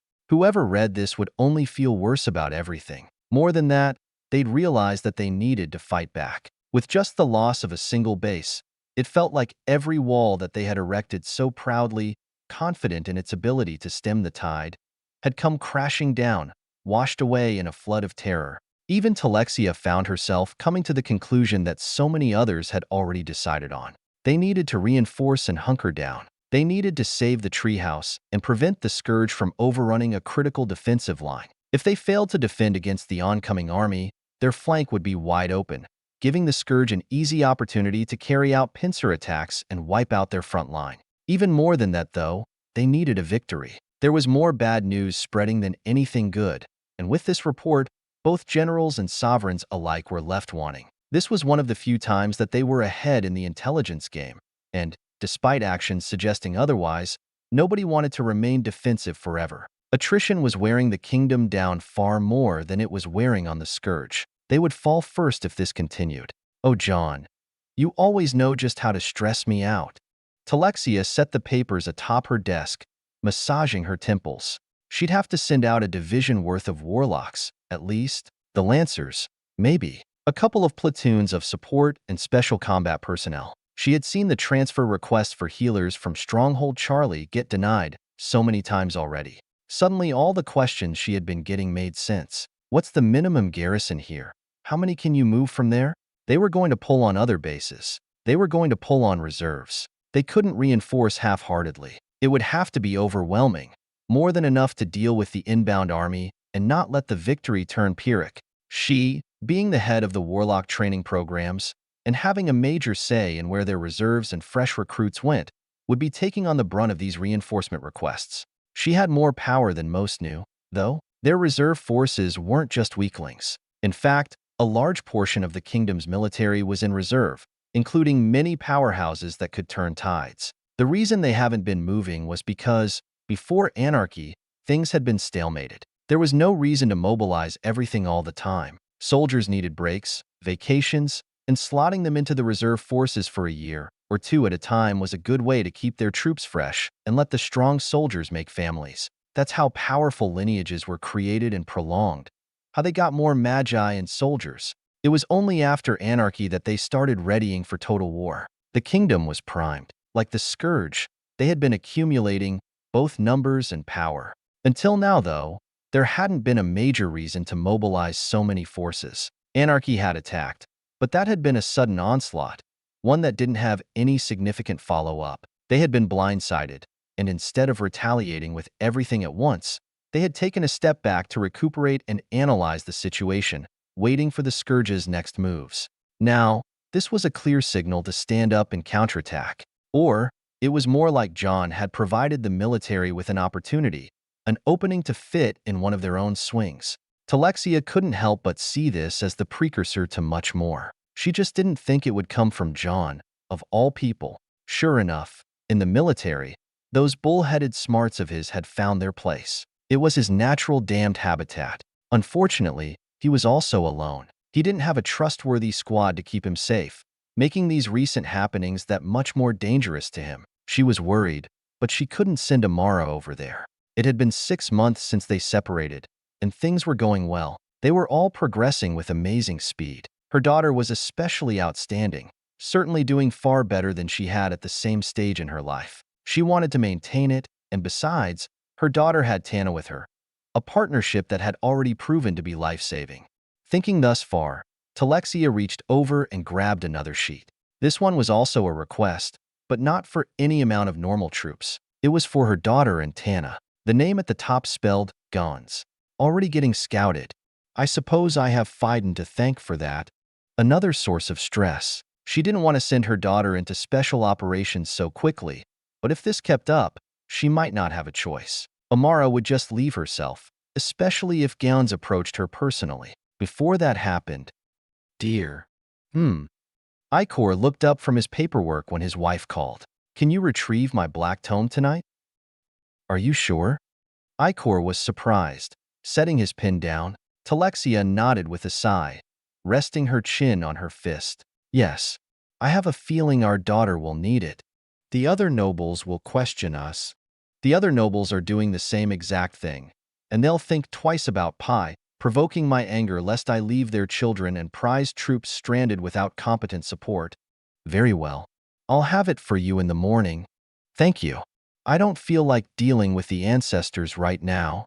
Talexia sank back in her seat. She had caught herself before letting loose a very John-like outburst. He was rubbing off more on her than she had thought. The stress of reading those reports and thinking about all the trouble tomorrow would bring certainly didn't help either. John's knowledge was apparently working wonders for her daughter, but the spells in the Black Tome were more than theory or works in progress. They were developed killing spells, and their might, lethality, and efficiency was proven time and again, passed down through the family for generations. They were not handed out carelessly because, although they worked so well, they could put the warlock that used them in even more danger, whether that was by complacency or by danger to themselves. It was not uncommon for warlocks to learn one good spell and then morph their entire battle style around it, making it their only trick and turning them predictable. That, or it would just kill them when they screwed up the spell. She had a feeling Amara was smarter than that, though. Those spells would compound with her already obscene ability to manipulate the elements.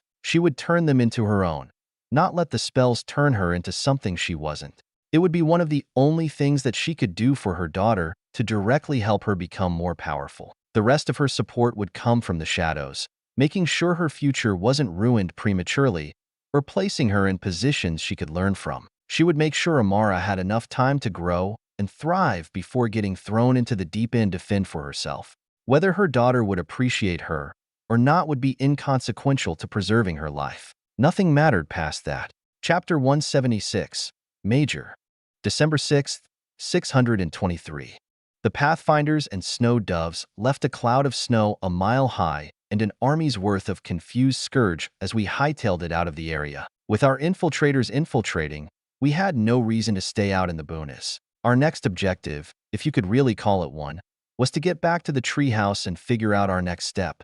Thanks to the Snow Doves, we could move just about however we wanted. Their overwhelming aura chased away anything that might have picked a fight, and they could handle anything that came at them with ease. With no worries about combat, we actually rushed back to base, forgoing subtlety for speed. I had wanted to take a more subtle trail back to base, but Brigadier Nanan wasn't having any of that. Everyone was sick of being out in the field, so I had to resort to a faster path that chunked a few days off travel time. With the completion of this mission, I had no more obligations. No more navigating, no more managing, no more giving orders. It felt nice to relax and turn off my brain for a few days without the constant stress of making sure every bit of the mission went right. Once we got back within the vicinity of the treehouse, though, I was in for a rude awakening. I had stuck my head out of a turret, eager to see the reassuring trees of the treehouse, when we hit a rock while cresting the hill. When my head snapped back down, my eyes were met with not the familiar trunks,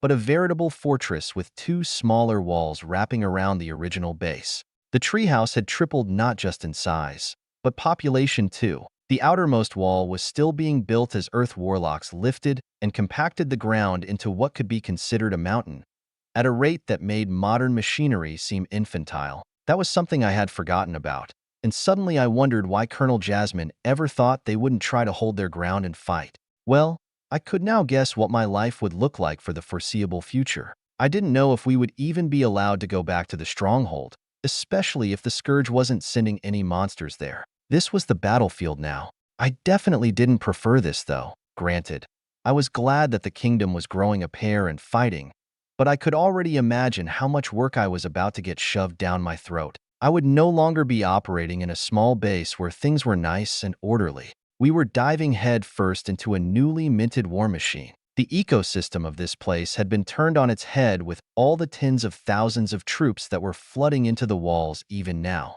In fact, there were so many people that they had to march a lot of them here.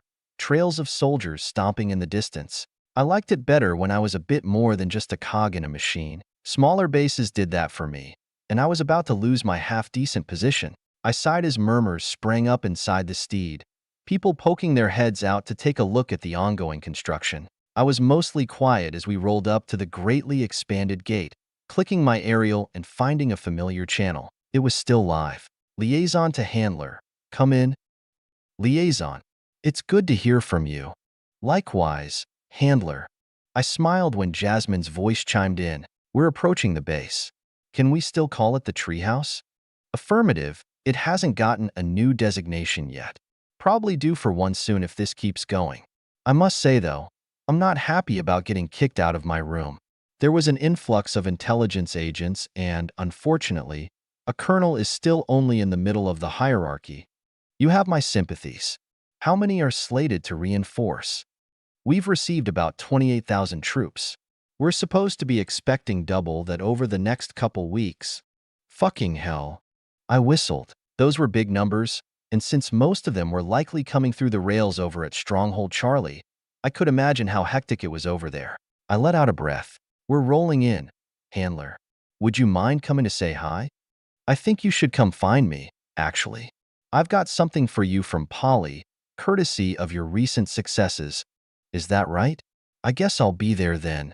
I smiled, having a feeling what this was. Jasmine checked in with the Snow Doves after talking with me. Out here, and without Polly to take her place, she was the handler for both our platoons. We technically formed one small company while we were active together, but that name didn't get used very often. Along with all the intelligence agents and logistics troops, our company was known as Charlie Company, from Stronghold Charlie, obviously. Half of our company was still back at the Stronghold, unless they had also made their way over, which was unlikely. Our company was also the only company that manned the Stronghold, and us Pathfinders, along with the Snow Doves, were its only combat force. We were responsible for the Stronghold, only occasionally helping out the treehouse. Now that the treehouse was getting reinforced, though, I wondered if we were here to stay, or if they would let us go back to our home base since we were obviously no longer needed here. A few hundred sentries, only those I could see, were posted on the progressively higher and thicker walls. A couple eyed us as we rolled in, the rest vigilantly scanning the snowy forest for any sign of Scourge. We slowed down as we encountered more people, rushing to and fro to get settled in. There were a few dozen buildings being built from the ground up, and quite a few of them seemed to be almost permanent installations. Finally, we made it to the main base, the original base still surrounded by massive trees. I jumped out and stretched, allowing my body to adjust. Cooper, I got called, turning to find Brigadier Nanan. He waved me along, Pollux following behind. Let's go check in. Yes, sir. I nodded and followed, feeling like I had just risen in the world while walking beside Nanan. I was being acknowledged, and that didn't often come from a brigadier. The three of us entered headquarters to be met by a beaming Jasmine waiting by the door. Nanan returned her smile. Jasmine, it's good to see you without any bags under your eyes. I may have lost my cushy room, but they haven't been giving me that much work. It's good to see you all in one piece. She let out a breath of relief. You were dark for well over a week. At some point, one has to worry, especially with the recent recon losses. Let's move to a room. We've got some things to talk about. We followed her lead, finding ourselves an empty briefing room. Once the door was closed, she took a seat, waiting while we did the same. Silence pervading for a minute or so. She organized her thoughts. All right, here's the deal. They aren't letting us go back. Of course they aren't. Nanan scoffed. They want us here so that we can assist their intelligence efforts, given that we, or more specifically John, have had recent successes sniffing out the Scourge's positions and movements. That, and there's been absolutely no movement over at Stronghold Charlie, so they see no reason to let perfectly good soldiers go. However, not all is horrible. Our job descriptions have shifted. Both the Snow Doves and Pathfinders will be supporting forces for the divisions that are being moved here. There are more than plenty of soldiers to take on the combat roles in our stead. Well, silver lining, I guess.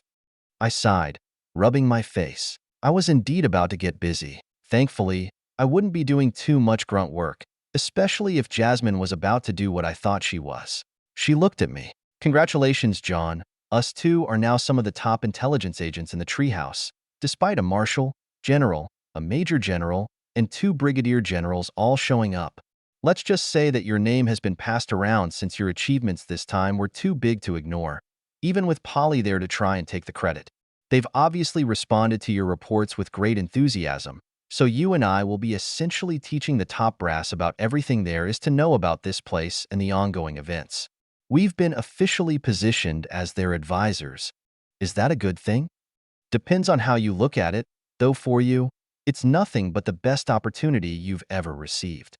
Polly is currently on her way to insert herself, but that doesn't change what's already happened.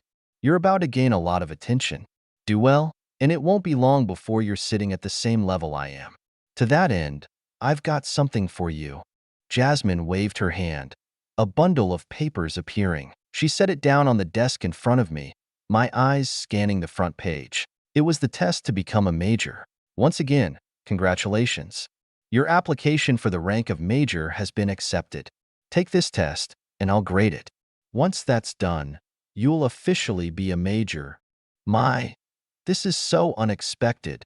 I smiled and looked at the test. I hadn't put in an application, which means it was Polly who did it for me. If Jasmine's words about my reports going around were also true, then I could imagine why it got accepted. I was still a bit surprised, though. I knew I had people watching me and all, but it had been all of 6 months since I had left basic training. I didn't think I'd become a major so soon. Although it was technically at the level of Authority 5, the intelligence ranks didn't work like the infantry ranks did. They scaled with intelligence, not strength. That meant there were far fewer intelligence agents at every level, and it tapered off exponentially the higher the rank got. There could be dozens of brigadiers for every general, thousands of commanders for every colonel.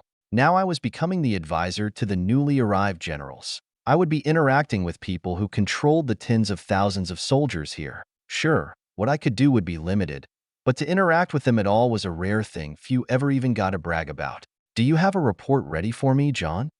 Yes, I do. I nodded and snapped out of my thoughts. Good. I'll take it, then you can go take your test. Right here. I pulled out a small stack of papers. Given some days with nothing to do, I obviously had the report drawn up already. She took them, and then turned to Pollux and Nanan while I grabbed the test and sat down. Thanks. As for you two, get the Snow Doves and Pathfinders situated within Layer 2. That's the area between the treehouse and the second wall. There are fresh barracks there. Nobody will care that you're here for a while, so take the next few days off. It's certainly nothing you don't deserve. Many thanks, little lady. Don't call me little fatty.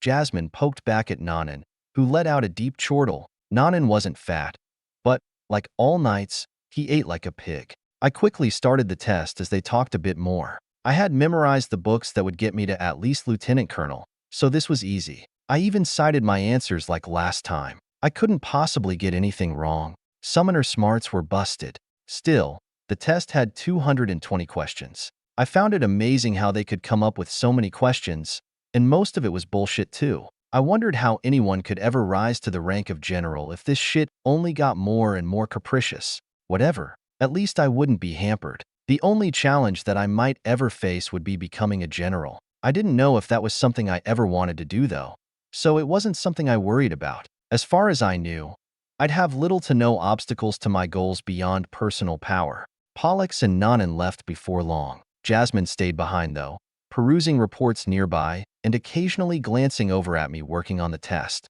It took almost 2 hours, but I finished before the sun set. Once done, Jasmine took the test, looked at the first and last page, then nodded. Congratulations.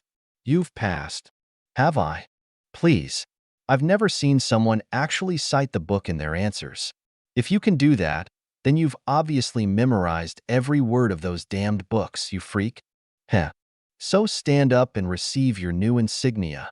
Jasmine waved, making me stand. I stood ramrod straight, at attention, and allowed her to swap my insignia. Thankfully, I had put on my fatigues. I didn't know what or who I'd encounter when I arrived on base, so I at least put on the shirt underneath my coat, especially since I had a feeling this would be happening. Like that, I was given the single arrow insignia of a major, pinned on the collar opposite to my master sergeant insignia. She patted the arrow when she was done and straightened my shirt. Congratulations, Major Cooper.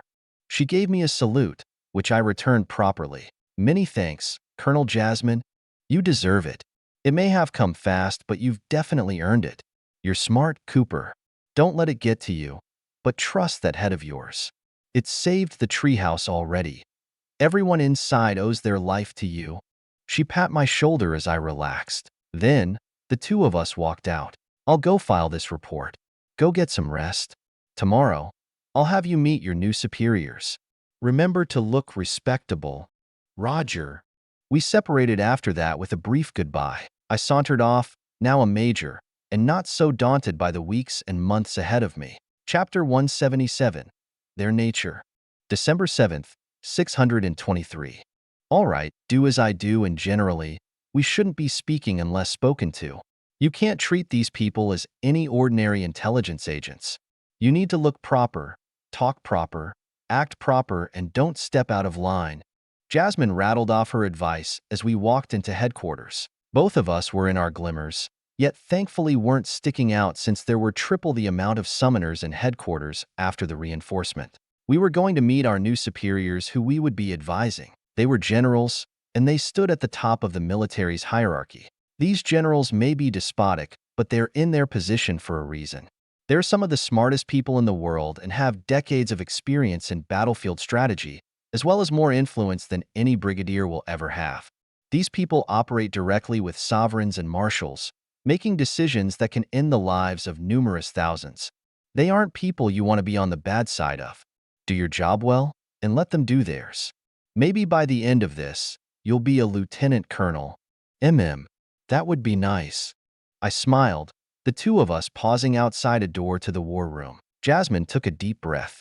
Our positions now were rather unique. Neither of us held a high rank compared to the people in the room, yet we were chosen as advisors because we were at the center of this new war's intelligence game. There was a lot of information that they wanted, which we had analyzed and parsed for a while now. Part of me was worried about outliving our usefulness rather quickly. I didn't want to lose this advisor position anytime soon, but we also couldn't withhold what they wanted to know. That would only ruin this opportunity. However, I had something even Jasmine couldn't take advantage of. I was a field agent. I might have limited knowledge, but I could go out and collect more, a task that would remain crucial in the coming months. If I were reporting directly to one of the generals as a result of my abilities, I'd have no issue getting the recognition I wanted. For a brief moment, I was worried about Polly. My achievements were supposed to be going under her name, but with the top brass involved, she wasn't able to make that happen. I hoped she wouldn't be butthurt about it and try to knock me down. Ready? I nodded, Jasmine pushing open the door. We entered, immediately seeing all of the highest-ranking people in this base. Aloys, Myron, and Nanan were here, along with the new marshal. The four of them radiated harrowing power. Being so close to it was rather suffocating for me since they didn't bother raining in their auras. Sometimes being so sensitive to it was a curse.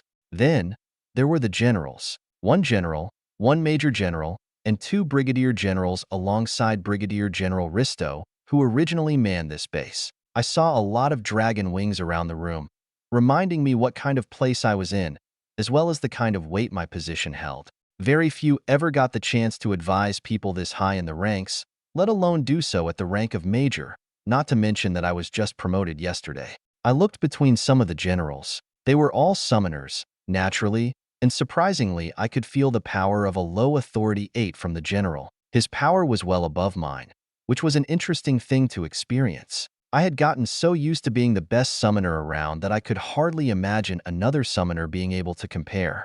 He was a rather short man though, clean-shaven with slicked back hair. When he glanced over at me from his chair, I had to look down on him. I often forgot that I could be much taller and bigger than other people, and that didn't always leave a good taste in their mouths. Only one person, a major general, could match my height. The other major general and the two brigadier generals all sat shorter in their chairs. Jasmine and I snapped off salutes, waiting until we were acknowledged. The general turned and faced us, any conversations coming to a halt. Colonel Jasmine and Major Cooper reporting to General Visker. General Visker still wasn't the highest-ranking man in the base. He was technically a step below a marshal, but he still sat in the highest rank a summoner like him could get, being one of the smartest strategists in the kingdom. I was sure that people like him weren't allowed to rise to the rank of marshal or sovereign not just because of the lack of power, but because the kingdom wanted to keep such smart people under control. By keeping them a rank or two below the highest, they could be wielded like a tool. They would never be allowed to step out of line. I found it unfortunate. At the same time, I could also understand why summoners kept a tight hold on who could rise past the rank of colonel. It would dilute the influence the generals could wield against others, including the marshals and sovereigns. General Visker nodded back. At ease, Colonel Jasmine. Major Cooper, I've been hearing your name frequently this past week. I'm glad you've made it back from your recent mission in one piece. I hope you'll be able to clear up some questions we've had in recent days. Thank you, sir. I'll answer to the best of my ability. Come sit. We'll get right to it. He waved us over, Jasmine leading me to two open seats for us around the table.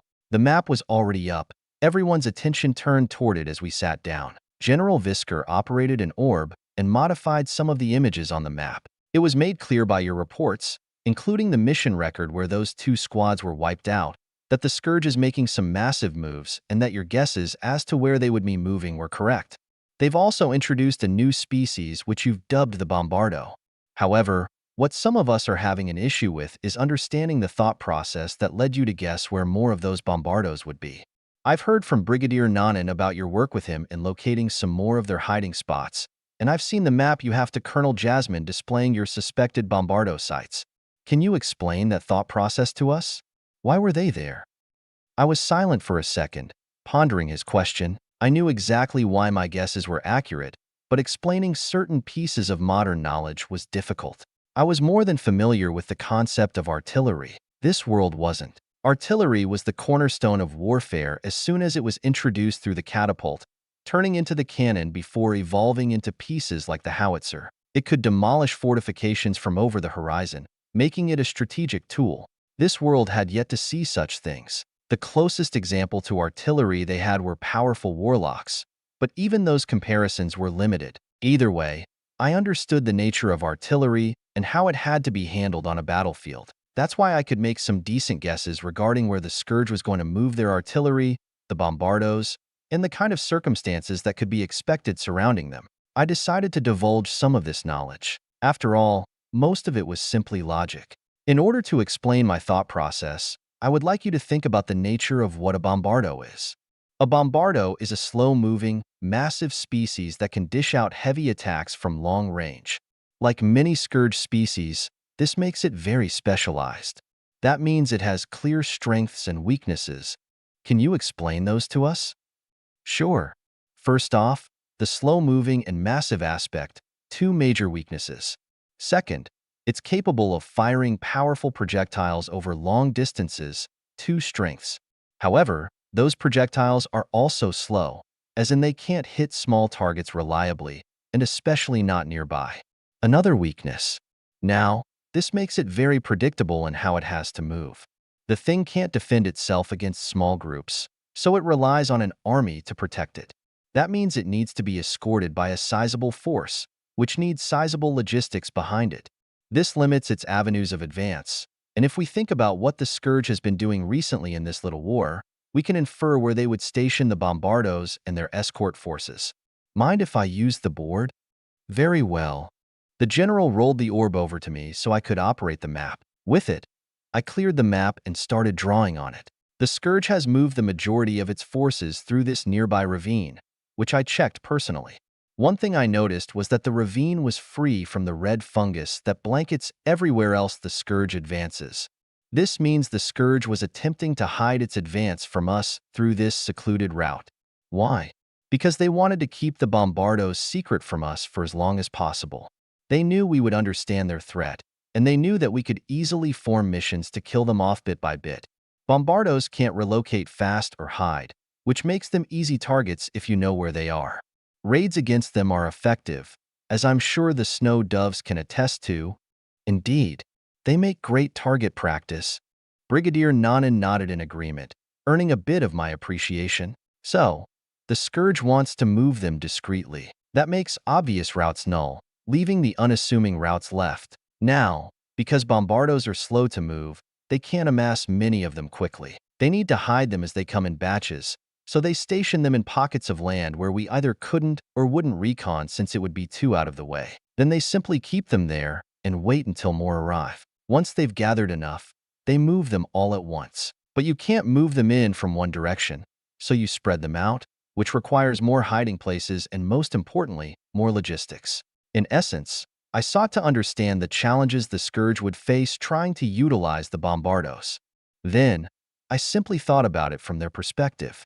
If I wanted to level the treehouse with these new troops without them getting decimated either beforehand or in the process, where would I need to hide them, and from where could I use them? That's what led to my inferences. I picked some hideouts that fit the requirements as well as points of attack the Bombardos could use to great effect given their range. After some process of elimination, there weren't many places left, and I was able to recon 3 of the most suspicious spots, 2 of which were confirmed to have Bombardos. Everyone was silent as I finished. Utilizing artillery demanded that the artillery be safe above all. They couldn't be attacked, otherwise they'd be useless. More than that, their range afforded them certain advantages that, while deadly, also made them predictable. I knew that, and simply used the knowledge at hand. That wasn't even mentioning the fact that I was being safer than normal when guessing their points of attack. These Bombardos didn't have the range that modern artillery did. That limited their use cases even more, making them even easier to predict. By now, my drawings covered half the map, arrows and circles dotting the area. I had basically redrawn the map I gave to Jasmine that had my other points of suspect. I'm sure all of these generals had seen it already, and this was nothing new. Now though, they got to hear about some light tactics that they'd never encountered before. Artillery was a new piece on the board, and I was capable of exposing all its secrets to them, negating any surprise advantages it may have afforded the Scourge. It wasn't hard to understand, though. Sure enough, there were several nods around the room, General Visker speaking up. It's sound logic. Impressive, for having just encountered this new enemy in the field. However, I have some doubts as to your estimation of the Bombardos' threat. He leaned over a bit, facing me directly. How dangerous do you believe these Bombardos will be to us? I have no doubts that the Bombardos will be extremely dangerous to the kingdom as a whole if not countered properly. Those monsters will be able to engage targets well beyond the target's ability to retaliate. You would see projectiles flying over from halfway to the horizon, firing constantly. You may be able to defend against some with shields or the like, but I can assure you that the defense would tire out faster than the Bombardos will. Volleys will come unceasingly, and those monsters will force you to come out and attack them while being defended by entire armies. Give them room, and the base will be leveled, its inhabitants leveled with it and forced to scatter, making us prime targets for their follow-up attacks. Do you believe that they are difficult targets to kill? It depends on the tactics employed. Powerful but small squads will be the most effective weapon against them, but even then, we need to find them first. We need lots of information in order to make sure that they can't hide any in the surrounding terrain and strike us when we're on the back foot. That will be the key to making sure that these bombardos don't turn the tide of this war. I finished my words before rolling the orb back to General Visker. He grabbed it and pondered, gazing at the orb. You speak as if you completely understand this enemy.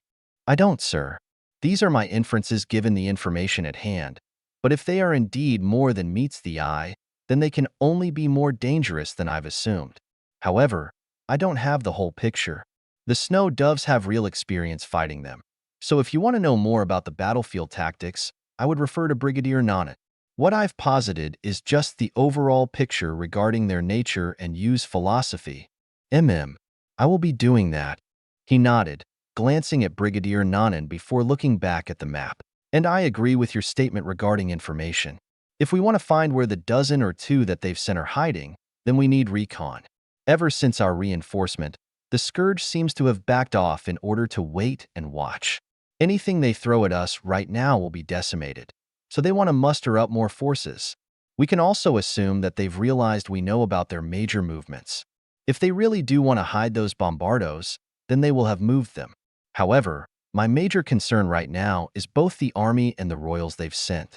The sighting of even one King Royal is grounds for high alert. That means we'll soon need to mobilize our high combat forces so that we can start moving low combat troops into the field. General Visker went on to start outlining his plans. Since this conversation obviously went out of my control, I leaned back and went quiet. However, one thing nagged at me. A dozen or two bombardos. Why would he assume that's all there were? Sure, that might be the number right now, but give it a week and that number would have quadrupled at minimum. There should be hundreds flooding toward us right now. Another thing about artillery was that, unless it was precise, it was generally useless against an army unless there were numbers. These bombardos wouldn't be killing high-level combatants. They would be killing masses of people and obliterating infrastructure. That couldn't happen unless there were a lot more than there were right now. And since we just gave them a much bigger target with this recent reinforcement, they would be sending that much more. Screw the King Royal. My major concern was the new artillery. I wasn't interested in getting my living quarters leveled. Not like I could bring that up though. And General Visker couldn't be that stupid. Underestimating your enemy was just about the number one mistake to make in any battle. Thankfully, he at least understood the importance of information. Over the next 3 hours, I listened to the man talk with the other generals. He led the discussion most of the time since he was basically the highest decision maker here. Not even the marshal could so casually disregard his thoughts or tactics. Smart generals won wars, and lots of power often merely supplemented their strategies, not outright replaced them. That was especially true when your enemy could bring out just as much power. Instead of worrying about it, I just listened in and took note of his thought processes. I wanted to know how these generals thought personally instead of trying to judge their thoughts based on the broad movements across an entire theater.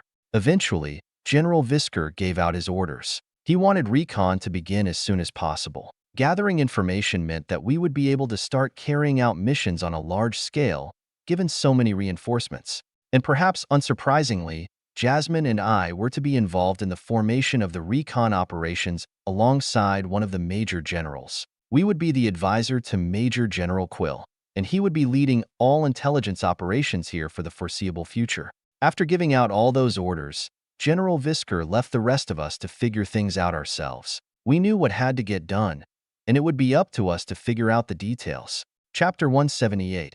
Where the Hell? December 9th, 623.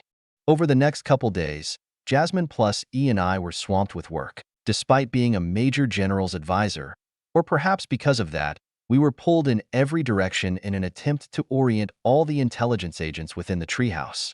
It wasn't enough to just give the major general some information whenever he needed it. By his order, we had to make sure that everyone below him was capable of carrying out his orders when he gave them. That meant filling all the intelligence agents in, which was an incredibly comprehensive job.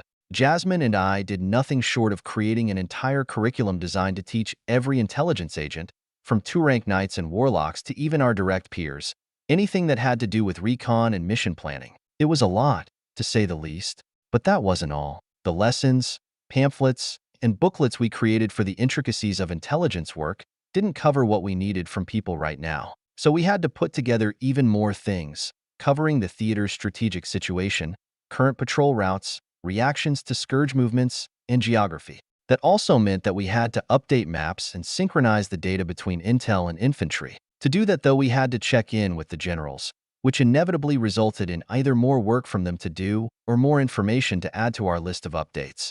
After 2 days and an all-nighter, I felt like I was going to have an aneurysm. Jasmine was from this world, so she handled sleep deprivation much better than I did. I still didn't forget that in exchange for not having dreams at all, people in this world got much faster sleep, resulting in shorter necessary rest hours. I, on the other hand, was in for a treat when I learned about what it meant to keep up with an overworked colonel. There was an endless list of things to do, and the deadline for it all was, right now, these generals wanted everything done yesterday, and since the entire intelligence force at this base was fresh, Jasmine and I couldn't use them to get things done without training. We had to teach them so they could start picking up the slack, which took time that the generals couldn't afford to give. Not that they had a choice, though. There was only so much we could get done, even though that didn't stop us from working ourselves to death. After those 2 days, though, our saving grace finally returned. I didn't think I'd ever say it, but seeing Polly arrive was rejuvenating. Just her presence lifted a burden off my shoulders. Jasmine and I were there to meet her when she walked in with 1,000 other soldiers. "Miss Polly." "That's Colonel Polly to you, Major." "Miss Polly, get hugged now." "Hey, Dash." Polly stiffened a bit when I wrapped her in a hug, letting out some of my stress with my breath. "Can I die now?" "Not before I get a report." "Damn it." "All right, I know you two are probably exhausted, but I need to get filled in before I can get back to working. So more talking and less smothering." She tapped my face, prying me off her before the 3 of us walked over to headquarters. So what did I miss on my way over? Cooper and I are the advisors to Major General Quill. He's in charge of recon operations, and we're responsible for getting just about every intelligence agent in the base updated, so we can start using them for missions. I see. The bags under your eyes make sense then. First, I'll meet with Quill. Once I've got a grasp of this mess, I'll be able to help out. We walked Polly to Major General Quill's office. Polly turned around when we got to the door. "Go get some sleep, Cooper." "Really?" I'll have Jasmine fill me in today. You and I will work tomorrow." "No objections from me." I smiled and saluted. Polly snapped off a quick salute and an even quicker smile as I turned off and skipped to the barracks. Bedtime, my favorite time of the day. I was housed with the rest of the Pathfinders and Snow Doves, our technically unified command warranting just one bare-bones residence. There weren't even proper beds yet. Most people were using their camping kits, never returned to requisitions. I, thankfully, got to sleep on the floor with my piles of blankets and any applicable camping gear. It was enough to at least give me some cushion, but I was starting to think that I'd need my own personal bed to carry around in my spatial device on top of everything else. I at least had the space for it, but there was no way I was getting one anytime soon. It wasn't like I had expected any of this to happen. Right now, though, I'd sleep on a boulder if it meant I could actually get some rest. Diving into my nest, I wasted no time in getting to sleep. The one good thing about this prison cell of a room was that it at least blocked out the sounds outside. Not completely, but enough to make it relatively peaceful. Plus, I didn't have to deal with the barracks like most of the others did. I was on the 2nd floor of this building, not the 1st floor, which was one huge wide open space with cots scattered throughout it. Thanks to Jasmine, I was able to grab one of these rooms, so that I didn't have to stay down there. My room was right next to hers, much to the envy of all the Pathfinders down below. I passed out given a handful of minutes. I didn't even set an alarm, a luxury I seem to seldom have these days.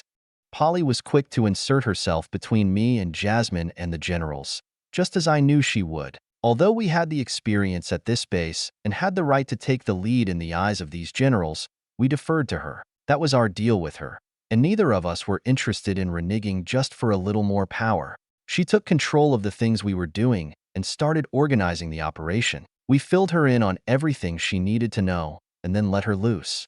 The first week was spent preparing. Both the treehouse and the scourge were regrouping and planning. All hell would break loose only after everyone had their bearings. That only took a week, though. Before long, we started getting reports of Scourge ambushes on inbound convoys. The ravine full of Scourge army, even with a set of rather obnoxious mountains in the way, was still close to the route between Stronghold Charlie and the treehouse. It wasn't that difficult to send over some small units and utilize rudimentary guerrilla tactics. By the middle of the second week, though, they started mobilizing, as did we. Recon was first priority, so dozens of these missions were drawn up with Polly, Jasmine, myself, with Major General Quill and Brigadier General Risto at the helm. Risto had plenty of experience running operations at the treehouse, and his knowledge of the nearby terrain was unparalleled. We picked his brain as much as he used ours. Despite that, though, all of us were swamped with work. It was no longer about teaching intelligence agents to formulate plans.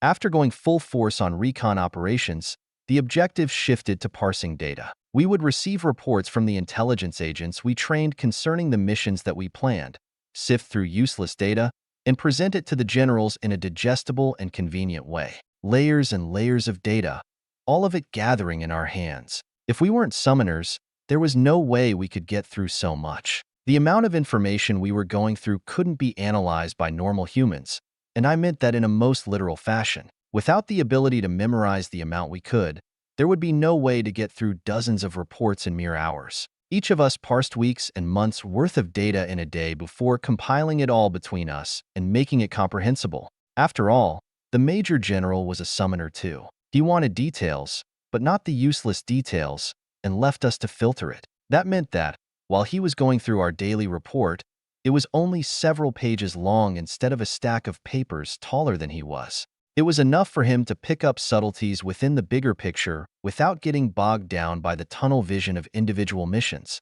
Fortunately for me, so much thinking did a good job of consistently draining my psyche. That meant that I had good sleeps at night, and good sleeps were conducive to good dreams. In short, I was making good progress with my advancement formations despite barely touching them. I was probably close to a third finished, almost ready to form the first of 3 clusters. Progress had been gradual, bits and pieces coming together over many days, and it was all beginning to coalesce into something greater. However, after the second week came to a close, my concerns briefly shifted. One snowy cold night, I made my way to the top of one of the walls and looked off into the distance. I like to find secluded areas on these walls and spend some time thinking. It was also a good place to exercise my eyeballs since I hadn't been getting out much, cooped up in war rooms crunching data. December 25th. What had been Christmas on Earth was now just a prelude to the end of the year on this world. New Year's here were both a celebration of another revolution around the sun and a celebration of the birth of Christ. This time, I wouldn't be going home, either back or to Joffrey for it. It was my second Christmas on this world and fast approaching my second year. At almost 21 months, so many things had happened in such a short amount of time. I felt like a completely different person, not totally unrecognizable, but certainly far from the man I used to be. I had been tested, the burden placed on my shoulders incomparable to anything I'd ever faced on Earth. To think that I was now in the position to both save and end countless lives here in the military. My judgment could mean the difference between an entire squad of people coming back or not. And yet somehow I didn't feel so daunted by the task ahead of me. Was it because I was getting used to it, or because I had much worse things to think about? I let out a long breath, watching as it turned to fog, and enjoyed the snowflakes slowly piling up on my head. My aerial chimed. The treehouse had its communications developed a bit more. Now there were clear lines not just back to Stronghold Charlie, but to the rest of the kingdom's aerial network. People like my girlfriend could contact me now even out here. I checked her message before tapping the device and making the call. Hi, John. Hello, darling. It's good to hear your voice. I smiled a bit, Amara sighing. I'm sorry, I didn't realize it would matter that much, but they're really not letting anyone leave. My mother couldn't get the request approved. I told you that would probably happen. I know. I just thought my mother's word would be able to bend more people than it did. I shrugged internally. Amara had been trying to get me some leave, so I could be with her for Christmas. Unfortunately, this place was on lockdown. There was no way anybody was getting granted leave, let alone someone like me. I wasn't massively important, but I had a role that few could fill, Not to mention that I was basically the culprit of this whole mess. Still, she tried, and predictably failed. It wasn't anywhere near her fault. It's fine. I can't even go to you either, though I'm pretty sure that's just my mother refusing to put in the transfer order. Again, it's all right. We'll make it up another time. It won't be that long before I get some vacation anyway. Hopefully things will be settled by then, and there won't be any objections. Unlikely, which is why I'm fighting so hard. I want to see you. I know. So do I. A sigh escaped as I leaned on the wall. How are things at the treehouse? Dangerous? Not yet. I'm doing my best to make sure it doesn't get to that point. How effective my work will be remains to be seen. You know what to do if things get too risky, though. I don't care if you get branded a traitor. Don't let them get you killed. I won't allow myself to get put into that position. I'm doing pretty damn good already, so I'm not worried. I'm actually able to make something of a difference. I'll say, you're the one to thank for that whole reinforcement. I'm just glad they actually did something instead of leaving you guys there to get trampled. I smiled a bit, knowing that this was all pretty much my doing. I didn't expect such an impassioned response, but it was welcome. If they hadn't done this, I'd be doing everything in my power to get the hell out before the treehouse got bombarded to hell. Well, the cards had been shuffled and now we were playing with a new deck. More players with more money were at the table now. I just had to make sure I didn't get drowned in the middle of their war. However, bigger games moved slower. The time spans just got bumped from weeks to months. Polly, Jasmine, and I were laying the groundwork for the next several months. Unless another king showed up, there would be nothing that could accelerate that timeline. I was stuck here for a while whether I liked it or not. With those thoughts, I continued my conversation with Amara for a little longer. We were talking seldom these days, perhaps getting a call in once a week. It wasn't rare to go a month without any communication. I wasn't worried though. A bit lovesick, maybe, but not worried. It could be said that my love for her was blind, so a bit of time apart was nothing but an annoyance. Both of us were just that busy. Amara was fighting more and more often, while I was getting swamped with work. We just had to make do with what we could get. It just sucked that we would be missing out on this Christmas together. After some time, we ended the call. Both of us needed our sleep, me more than her, and I had no intentions of staying up longer than I had to. I was always punished for not getting good hours. Taking one last look at the lands beyond the wire, I went down the wall and went back to my residence. For a while, I'd be going through the tedious part of this whole military thing. Christmas came and went. It was the most exciting thing that happened for a while. My birthday came in January, making me a whopping 24 years old. I don't know how I managed to live that long, but apparently I was doing something right. After that, it continued to be nothing but mind-numbing work at the treehouse. Battles began to escalate beyond the walls. Through the month of January, we received another 20,000 soldiers, putting the population at nearly 50,000 troops. It was crowded everywhere, and apparently they had started building a rail to Stronghold Charlie. They were turning the treehouse into a full-fledged stronghold of its own. More troops meant larger battles, though. Thousands would go beyond the walls every day to do battle, and entire companies were sent out just to do recon. Giving briefs to company commanders was now a part of my daily workload, and reports were flowing in by the dozen. Thankfully, I wasn't only one of 3 to parse through them anymore. Our training in December paid off as many more intelligence agents were able to pick up the slack. However, because I was below the major general and colonels like Polly and Jasmine, but was also above first sergeants and even commanders due to chain of command, my position became curiously unique. I was basically responsible for facilitating communication between the highest-ranking infantry in the base and the highest-ranking intelligence agents. I would go to the infantry, most often commanders, chiefs, or brigadiers, and give them their missions and assignments from above, while they would supply me with what was requested of them, most often reports. I was an intermediary, but most importantly, my words came from the major general and his colonels. At some point, people started calling me the envoy. My words came down from above, and they would mobilize thousands. I usually wasn't one to delegate my personal tasks, so there were no other intelligence agents to deliver my words for me. The reason I often did things personally, though, was because I had no issues talking on equal grounds with the strongest combatants on this base and getting what I needed, whereas many summoners did.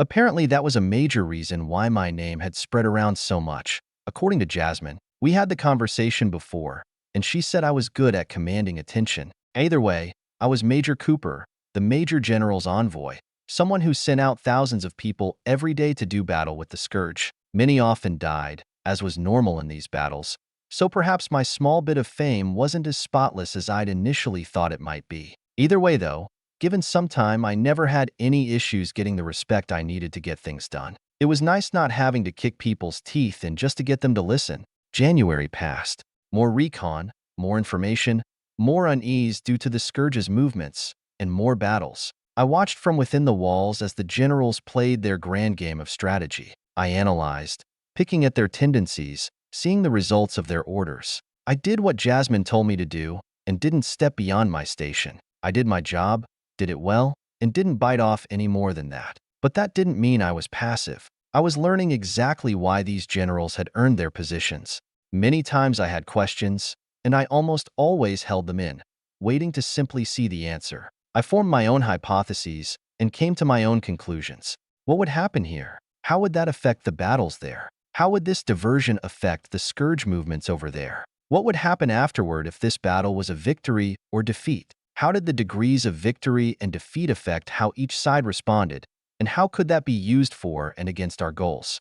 Subtle questions and answers floated all around. I just had to pick up on them, and I wasn't half bad at it. All the while, I continued to accumulate power. I worked on my advancement formation, progressing by the day. After the first cluster was finished, I got the hang of it and my progress accelerated. By the end of February, I had almost completed the second cluster. While it was unfortunate that I couldn't use it partially like I had the other advancement formations and start cultivating it early, the quick progress was nice. Months of constant analysis finally culminated in explosive growth. My power at Authority 5 wasn't good enough. It had never been, and my friends were advancing faster than I was. I needed to keep up, so I never forgot that advancing was a higher priority than simply learning strategy or even climbing ranks. It wouldn't be long before I hit Authority 6, though. I hoped to do it while I was on vacation so Maxwell could temper me and give me the next formation. Thankfully, my workload went down gradually with every week that passed, and I got more time to myself. My personal progress only got faster. March came and went, the conflict escalating during that month as well. More battles, but more importantly, more deaths were what caught my attention. That would usually be normal considering there were far more people getting sent out. However, when I started doing investigations, I got an eerie feeling. The month of April came, and a new variable was introduced into the field of battle. In the back of my mind, though, despite everything going on, there was still one question in my mind. Where the hell were my infiltrators? Chapter 179, CBRN. April 3rd, 624. 5 bombardos were killed during combat, with more than half casualties inflicted to 4 platoons. Respective Scourge escort formations were killed or routed. I understand. Thank you, First Commander. Take care of your soldiers. I'll slot you in for a longer R&R period. Thank you, Envoy. I shook hands with the First Commander, his aura tired but appreciative. This interaction was representative of what I had worked hard to get to. I treated the troops I commanded with respect and care, doing what I could and keeping my promises, and they gave their respect and trust to me. The loss of 3 platoons, 120 people, I reminded myself, might not have mattered to someone like Aloys. He most likely would have consolidated the platoons, padding their numbers with people torn from fresh reinforcements, and sent them right back out into the fray. But sometimes people needed a small break to process a slaughter like that. I could give them that time, and commanders appreciated that greatly, especially when I actually stayed true to my words. It was the least I could do for sending them out there to begin with. I gathered up the report the First Commander gave me. It had tallies on casualties, from differing severity of wounds to bodies recovered. There were many that would never make it home, even in a box. And even if the report didn't specify, all of us knew exactly what was happening when a corpse was marked missing. They would simply disappear into the sickly forest, dragged off by some scourge beast, and never be seen again. We were nothing more than food to those monsters. I heaved a sigh, stowing the report in my storage. I'd need to hand this in and get it filed eventually, but there was someplace I needed to go to first. The medical bay was crowded as it always was these days. Soldiers groaned in pain, unable to muster the energy to even scream, as their missing limbs were healed by healers with dead eyes. The lucky ones were asleep. But today wasn't a normal day. I pulled on my mask to dampen the scent of iron and shit before walking through, eyes peeled. Trauma wasn't the only thing the healers dealt with, but it was usually the most common. Not today. Almost half of the patients here had either horribly infected wounds or were afflicted with some sort of disease, or both. This was a new disease, something I hadn't seen or heard of before. It manifested as a necrosis around the wounds, turning black and oozing fluids as it developed. The worst ones also caused thin black blisters to form on top of the skin. The entire bay smelled of rot. My first thought was gangrene. However, it had already become clear to me that normal sicknesses and diseases didn't work on magical humans, especially knights. In this medical bay, though, knights were the majority of the population. It was affecting them as it would any ordinary human. And that made me think that even if this was gangrene, it was boosted by magic. That made it extremely dangerous. I had refused to even enter this medical bay at first, simply observing from afar. However, after some watching, I noticed that none of the medical staff caught anything from the patients. It was probably only bloodborne, which was reassuring. Eventually, I would walk through the place while holding my breath, purposefully keeping my trips brief. Then I started observing more closely and talking to the staff, using my mask more often for what I bought it for. However, it wasn't perfect. The fact that I could smell anything at all through it meant that it wasn't perfectly scrubbing the air. Stuff was still getting through, which meant that if something really did get airborne, I'd need better precautions. Safety equipment aside, this was a new magical disease that was affecting almost every wounded soldier. More wounded were coming in with infections than without. I needed to know why. I also had a feeling that the odor in the air had something to do with it. The entire base, even the land around it, was filled with a stench, despite the lack of a single fungal growth in sight. Normally, the scent would only be noticeable in the Badlands, like on extended patrols and the infiltration mission, when we operated for longer times deeper within the mats. I was pretty sure that the scourge was really trying to spread the fungus and gut root trees. They were corrupting the terrain, turning it into a biological wasteland and, by extension, their territory. Even if we won this war, the land wouldn't heal for ages. Just the fungus was an ecological disaster, to say nothing of God knows whilst they grew. However, there seemed to be more to this now. After getting a good look at the med bay, I went back to the office. Polly, Jasmine, Hendrik, and I shared in headquarters, making my way immediately to the map we had sketched of our operations. New missions had started just last month to try and restrict its spread, but showed little progress. The fungus didn't burn that easily and seemed to grow faster than we could get rid of it. Worse, the top brass didn't think of it much, and so allocated very few troops for us to handle. It was treated purely as busy work to occupy the troops when idle, and only existed because I had advocated hard for it at a meeting a few weeks back. I threw an occasional glance at the red thatched areas of the map as I went through mission reports, matching areas of operation and medical casualty numbers. Eventually, the amount of data had grown to so much I pulled out my orb, marking numbers and locations and dates and calculations. After about an hour, I had a conclusion. The vast majority who had gotten infected were wounded on top of the fungus. Those who didn't fight atop the fungus almost never had infections. Those who did almost always did. And there was my answer. The fungus was somehow distributing this disease into the wounds of the soldiers who fought atop it. I didn't know if it needed direct contact, but it didn't matter either way. It was almost conclusively the reason why. This would increase mortality rates significantly if not dealt with. With that in mind, I called up Polly and Jasmine for an urgent meeting. Once they arrived, I presented my findings. The two women took the information in stride and shared a nod afterwards. Makes sense. This is dangerous. I've heard from the healers that a majority of those who get infected are dying. The only ones that have survived are those who are getting amputations early enough. Limbs have started to fly since normal healing doesn't work on the infection. The two gave their input. I wasn't the only one looking into this. It had probably already been brought to the attention of the generals. Now, though, it was time to formalize it. Polly chimed. Let's draw up a report. I'll hand it off to Quill. I already have most of the data here. You can reformat it. Oh, thanks. Polly took the orb, going through its data before scribbling down the report in the more formalized and gilded official report formats. Once that was done, she left with papers in hand. Jasmine and I lingered behind. What do you think of this? She asked as I stared at the map. My opinion seemed to carry more weight recently, and unfortunately, I was right more often than not. Usually that meant bad things to come. I scratched my head. It's a magical disease that the Scourge developed. Really? That would mean they can develop that stuff. Indeed. The only other thing I can think of is that the fungus is rotting and infecting them because of that. I'm not sure about that though. I'm more inclined to believe that this is a weapon of theirs. I mean, think about it.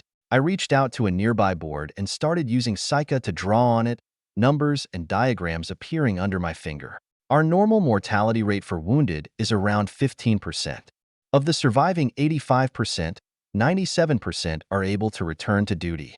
However, with this infection, that number is cut down massively. All the infected are either dying or getting amputations. Even if we can reduce deaths to zero, almost everyone who gets infected will lose a limb, which means they're dead weight unless they can get the limb regrown. We don't have the healing capacity for that, so even though the mortality rate may not necessarily rise, soldiers will still be rendered combat incapable. In the end, we're actually losing a lot more of our combat force with every battle. Yeah.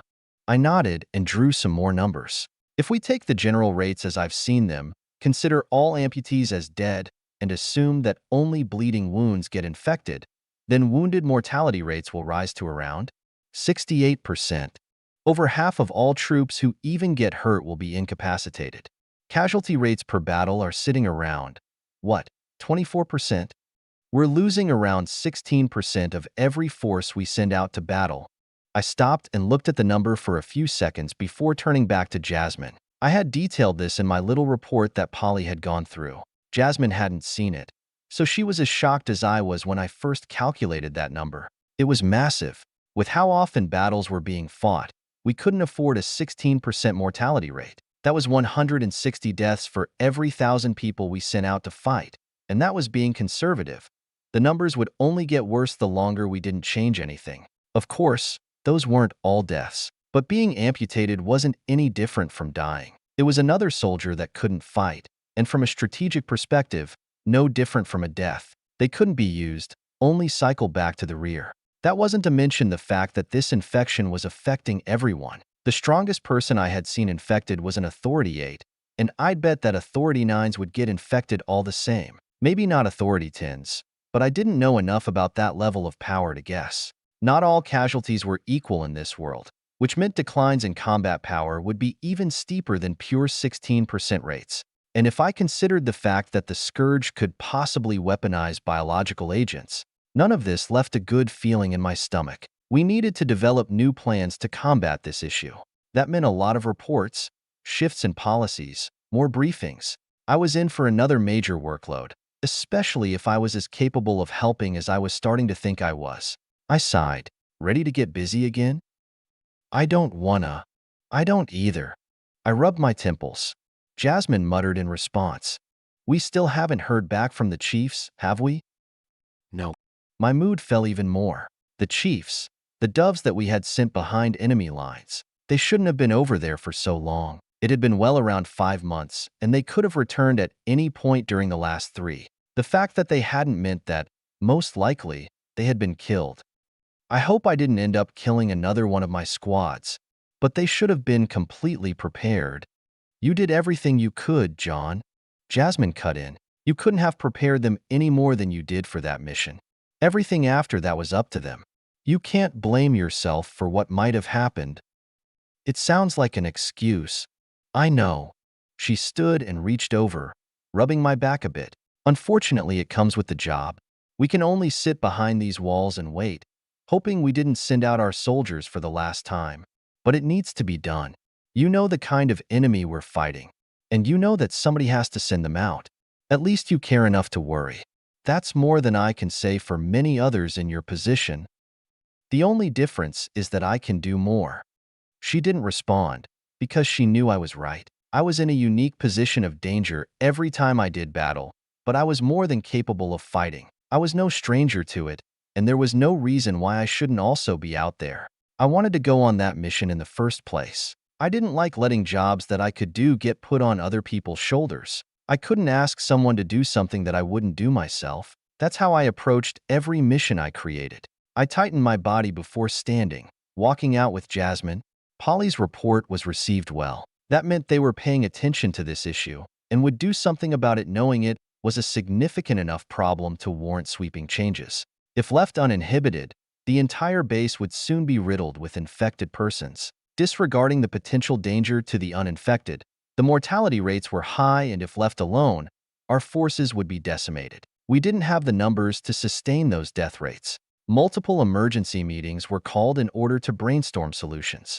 Healers were brought in and interviewed. Once we got their input, they were let go with the task to run tests and experiments. The generals wanted to conquer the disease, which meant a bit of alchemy and voodoo magic. I didn't know how the hell healers did what they did, but I trust that they knew what they were doing. On the other hand, the only reliable plans that could be put into motion were preventative. In that arena, I actually had a lot of useful input. I didn't hold back a lot of my knowledge because this was my life on the line too. Biological contamination was something Earth was no stranger to. I called upon this knowledge to draw up a whole list of policies to mitigate the chances of infections in a variety of circumstances. From changes to apparel, to the protocols used by healers, I thought of everything I could in order to provide the common soldier a better chance of remaining uninfected should they get wounded. That meant sealing, sterilizing, or isolating the wound as soon as possible while putting off treatment until they were outside the fungal area. Even something as simple as covering the wound with cloth could help. Anything to prevent the wound from coming into contact with either the fungus or possible contaminants that it emitted into the atmosphere. I likened this infection to a parasite so the others could understand. If they thought that the fungus was basically attempting to burrow into them anytime wounds got close, then they would understand the need for isolation. And I wasn't disregarded. Although I was a low rank and nobody knew where I got this information from, it wasn't like they were stupid either. My ideas were logical and easy to implement, and far cheaper, both financially and in terms of manpower, than what would be needed to develop antidotes or cures. Because what I was saying wasn't so outlandish, they also didn't have any issues with considering the need for decontamination and medical isolation. We had to assume anything that went over the fungus was carrying the disease, and so everything from vehicles to the armor soldiers wore would carry those contaminants and needed to be washed every time they wanted to enter the base from the outside. How through the wash would be remained to be seen, but it wasn't like I could properly determine that anyway. I had neither chemicals nor devices to measure contamination, so there was no way for me to mitigate that issue beyond my suggestions. Still, even a simple spray down with water might make the difference, and they had no issues with a cheap and possibly effective solution. Of course, it all had to be put into formal writing, and since it was my idea, I was given that job. More reports, more meetings. That was my life now, it seemed, and unfortunately, I was competent. None of it would end anytime soon. I just got to work. Within the week, my reports and protocols were developed. I detailed not only the protocols themselves, but how to implement them and who to brief with what information in order to get it going. I detailed every plan for base-wide decontamination, biohazardous personnel and material handling, and improved field medicine. By the end of it all, because I had written so much, I formatted it into a book. It contained almost everything necessary to deal with biological and chemical hazards on the personal and strategic levels, at least as it pertained to this world. This was far from a CBRN handbook. Still, it was organized and easy for people to understand. Once it was done, I handed it off to Major General Quill. I didn't hear from him for a couple days after that. When he did finally come talk to us again, though, orders were given to implement just about all the suggestions I gave. I was also ordered to teach everything in my book to every first commander, chief, and brigadier on base. On top of that, I heard the book was sent up to the brass beyond the base. Well, I didn't mind whatever they did with that information. I was just glad that they were actually doing something about the issue. Still meant more work for me. From then on, I was swamped. Hour after hour, I filled briefing rooms with first commanders, majors, chiefs, lieutenant colonels, and colonels. Everyone who led at least 500 people came to me for education. Thankfully, the summoners were easy to teach. The others took a bit more time, and most had to come back or ask me questions. It felt like I was teaching damn near everyone. I tried to do my best to get the other intelligence agents to help, but most weaseled their way out of more work. They were damn good at that, a skill I should probably learn and practice as well. Unfortunately, The demand for my protocols only increased as the disease only got worse over time. More and more people were either dying or getting amputations because of it. It was hitting just as hard as we predicted it would, and so the generals, understanding that this could turn the tide of the war, started implementing every change they could, not just using my suggestions either. Their attacks went on the defensive. Fewer people were sent out to fight. They wanted to keep as many people as possible from getting hurt, hold back the scourge, and lose the least trying to do it, and the soldiers had no issues with that. The only issue was that combat effectiveness went down significantly. Everyone was scared of getting infected, and the generals were just buying time until prevention measures could be rendered effective. Thankfully, my efforts weren't for nothing. After another week or so, infection rates went down. The healers had some successes, and when paired with my prevention measures, mortality rates dropped back down to manageable levels. Combat effectiveness didn't necessarily rise back up with it, but that wasn't my issue to fix. I did more than enough. It was up to the generals to make their decisions and moves. Unfortunately, it wasn't like the scourge would wait for them. One day near the end of April, I looked up at the sky and found a bird. Chapter 180, Trap. April 27th, 6:24. I saw a bird high in the sky, almost obscured by the shining sun. It had been getting a tad bit warmer, so the skies occasionally cleared from the dull gunmetal gray they nearly always were. This was one of those days.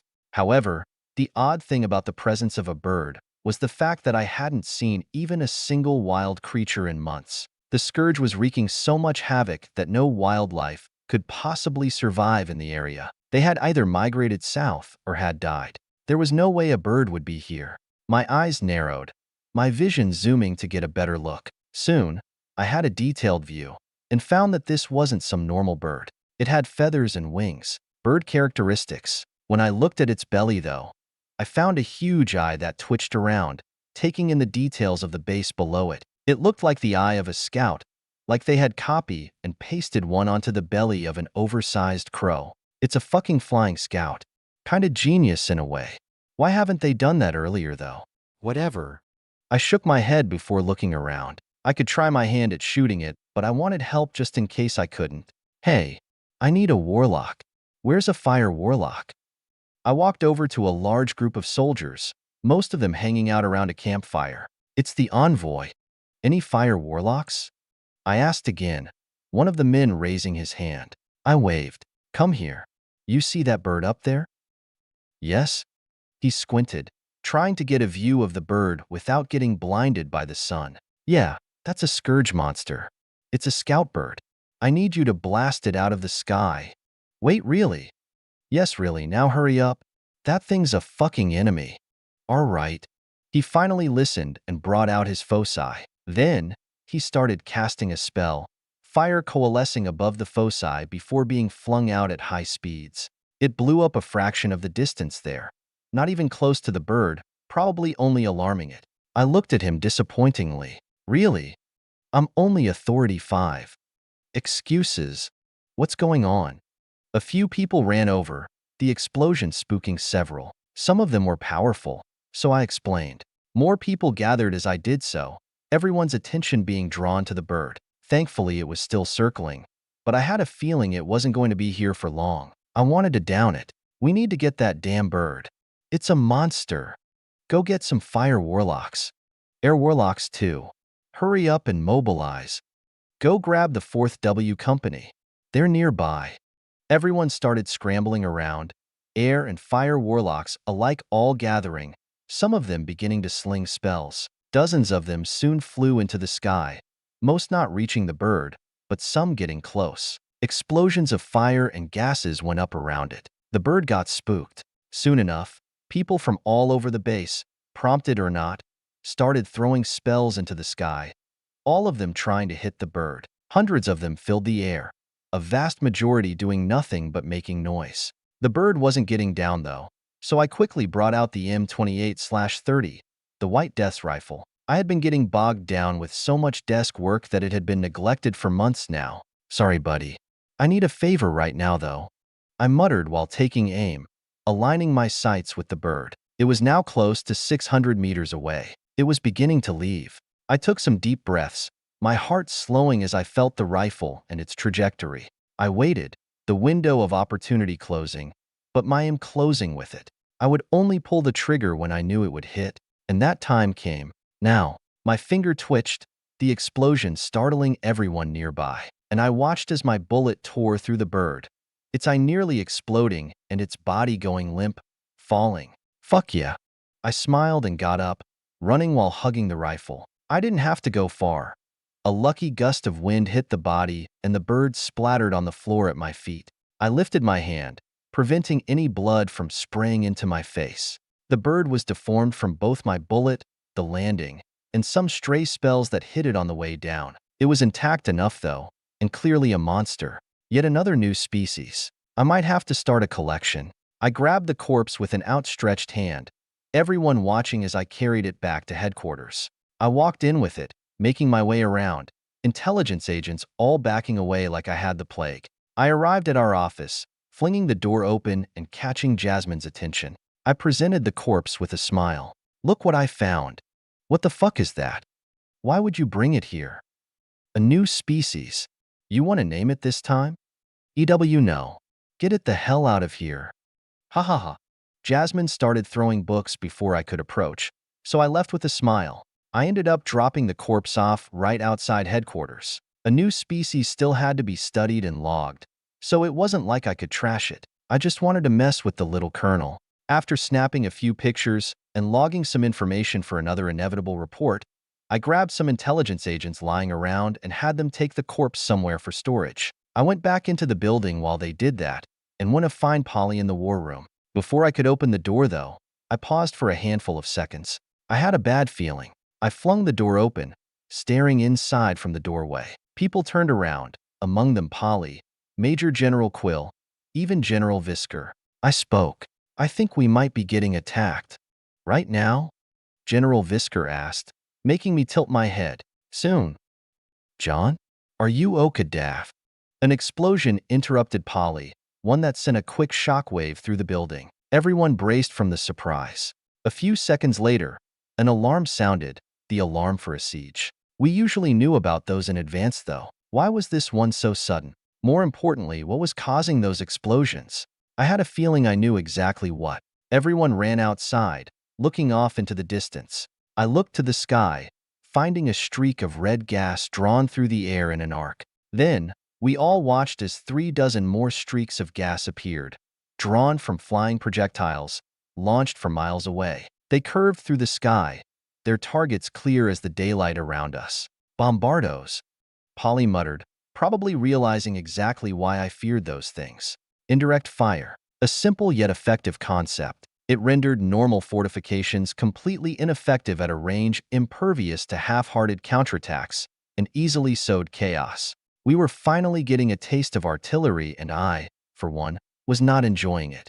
I thought we had been doing a good job, locating and striking bombardo positions and killing them off. I was either wrong, or they were using everything they had right now to strike back. I remained still, watching as the 36 shells landed all around us. They struck buildings and leveled them in one go, releasing massive plumes of red gas in the process. That was probably some kind of biological agent, definitely not something I wanted to breathe in. I tilted my head, looking at where the bird corpse once was. Now that I think about it, a bird would be the perfect designator for artillery.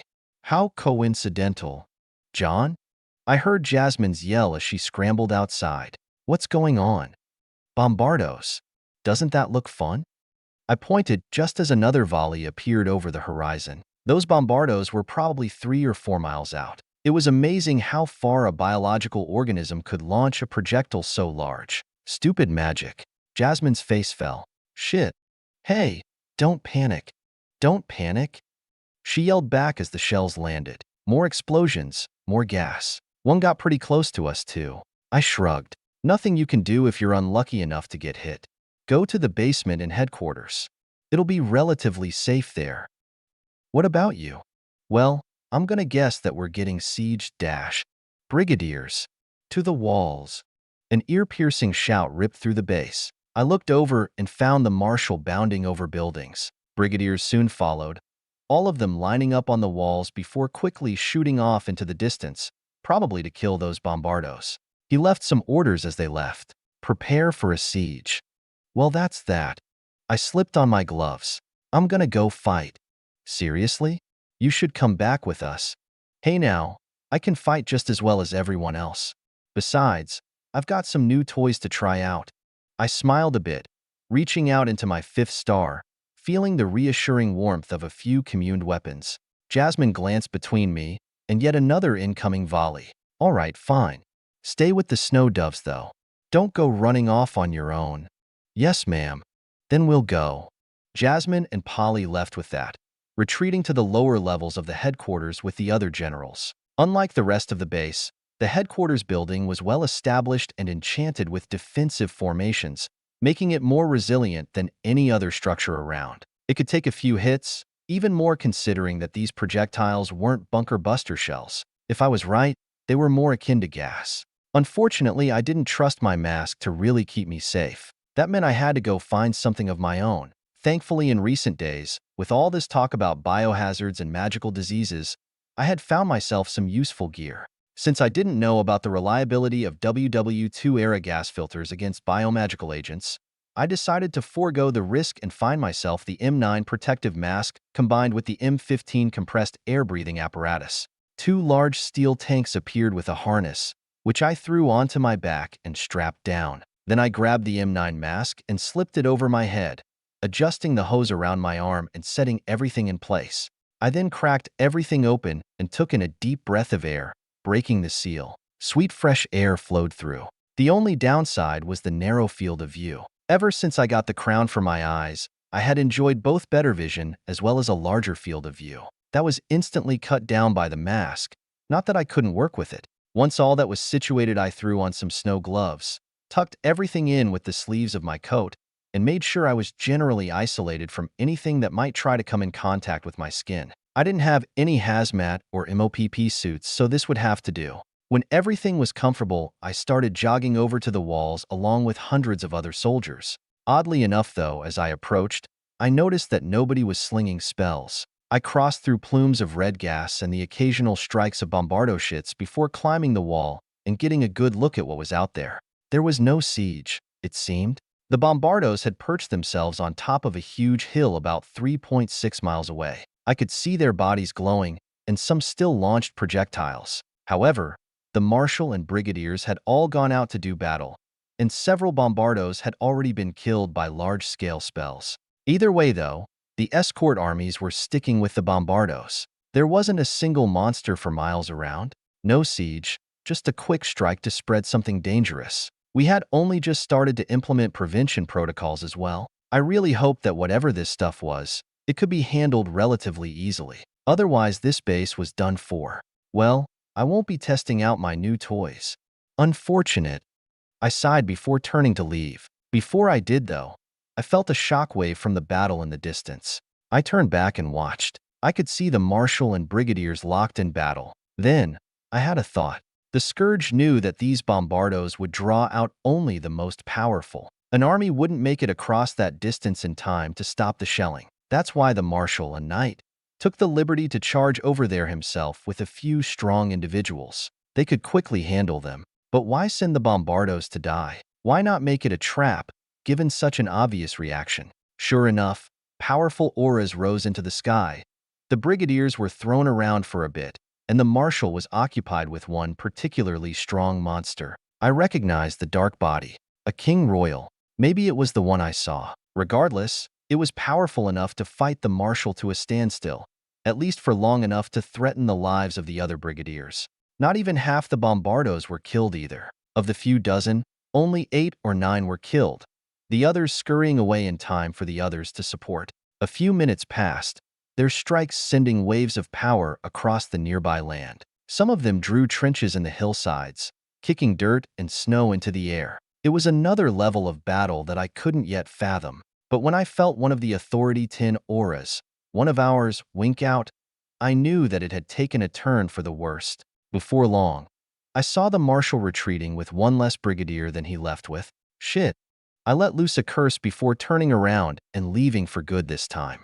I went down the wall, Some air warlocks nearby had used their heads and started blowing the red gas up and away from the base. It helped a bit, but it wouldn't be nearly enough to mitigate what was to come. I went back to headquarters, which was almost completely surrounded by the red gas. It was floating around and disappearing with the wind. Thousands of people running through it without a care in the world. They knew it was probably dangerous, and it seemed to irritate the orifices of anybody who inhaled it, but they didn't have any other measures against it. Like poison gases being introduced for the first time in WW1, there would be a period of shock before countermeasures could be developed. Unfortunately, I had to be in the middle of the debut. I threw the doors to headquarters open, marching through the mostly empty first floor and down to the basement. The doors were open, most of the intelligence agents hiding away within the archives, including the generals. All eyes fell on me as I looked around, facing Polly and Jasmine. "Who the hell are you?" Major General Quill asked, so I took off my mask, exposing my face. "Cooper." "Yes, sir. What's going on out there?" "The Marshal is retreating right now. One of our brigadiers was killed." "What?" Several people stood up. The generals exchanged fearful looks. The brigadiers and marshals were the weapons that these generals used to protect them. If they died, the powerless summoners would come next. It was rather pitiful in my eyes. Yet again, I wondered how the smartest class of magi could also turn out to be the most powerless. It made them cowards, not that I didn't understand why. I'd be a coward too if I hadn't the power to do anything in this freakish world of monsters, warlocks, and knights. Still, that affected how they did things. Polly approached. "What about that red gas? What is it?" "Not sure. We won't know until it affects the people breathing it in outside. It's nothing I want to take my chances with, though." "Does that thing you're wearing protect you?" "It does. Unfortunately, I can't give it to others. It's one of my summons." "I see." Polly sighed. I didn't need people on my ass thinking I could give away protective gear. Still, countermeasures needed to be developed fast. We need to figure out how to protect against that gas, though. If we don't, those bombardos will be free to gas us from afar, especially if they protect them with King Royals. "Remember that King Royal I saw in the ravine, Jasmine?" "Yes." "Well, it showed up again. It fought the Marshal to a standstill." "Shit." She bit her thumb, Polly thinking for a second before turning her head back to me. "Do you think you can help develop protections?" "I'm not an enchanter, and I have no idea what that gas is, whether it's just an irritant or some deadly disease. The only thing I can recommend is to keep the bombardos from striking us in the first place, which means killing them first." General Visker suddenly spoke up. "Infections be damned. We need to kill those behemoths or risk losing thousands within the walls of this base. They will turn this place into a tomb." "No shit, Sherlock." I mumbled inwardly. I had been saying that for months, but nobody wanted to pay attention to my warnings until they were punched in the face. Sure, they were still carrying out raids to kill the bombardos, and it had been working to some extent, but they hadn't devoted nearly the amount of resources they should have been. We should have been hunting down every last one. But they were more concerned with fighting straight engagements with the hordes that descended down the hills. For some reason, they still thought they could salvage the value of this base. I didn't care so long as they kept the really dangerous threats at bay, but it was obvious we hadn't done enough. At least now they were properly scared. Suddenly, General Visker looked at me. "Major Cooper, you seem to be good at weeding those bombardos out. From now on, that's your top priority. Leave the poison and disease stuff to us. You will work with Major General Quill and find every bombardo from here to the Eastern Crossing. Pass that information to us, and you'll get the strike teams necessary to kill them all. Make sure nothing like this ever happens again." "Can I file for a promotion?" I raised my brows, taking a bit of a gamble. General Visker crossed his arms. "Show me results, Major, and then we'll talk." "Understood, sir." I gave a sharp salute while smiling. Jasmine snickered. After that, since the bombardment stopped, everyone emerged and started damage control. The Marshal returned before long with the brigadiers, most of whom were wounded in some way. The trap was effective, if not for the sole fact that it killed one of our highest combatants. Normally, I wouldn't blame the Marshal for the quick response, but this time he had fucked up royally. Unfortunately, it wasn't Aloys that had died. Surprisingly, the death this time was Myron. I wasn't too heartbroken over that, but he was also one of the Snow Doves. which meant that the forces directly related to me had been weakened massively. Nanan wouldn't be happy. The battle hadn't even lasted 10 minutes. It was amazing how wrong things could go in that short amount of time. I emerged outside with the rest of headquarters, slipping on the mask as I slipped into crowds of despondence and chaos. Chapter 181. What did he see? April 30th, 624. I sat on my bundle of blankets and sheets, leaning against the wall with a cradled orb in front of me. On it was my advancement formation, all of its headache-inducing complexity on full display. I stared at it for a bit longer before waving it off and closing my eyes.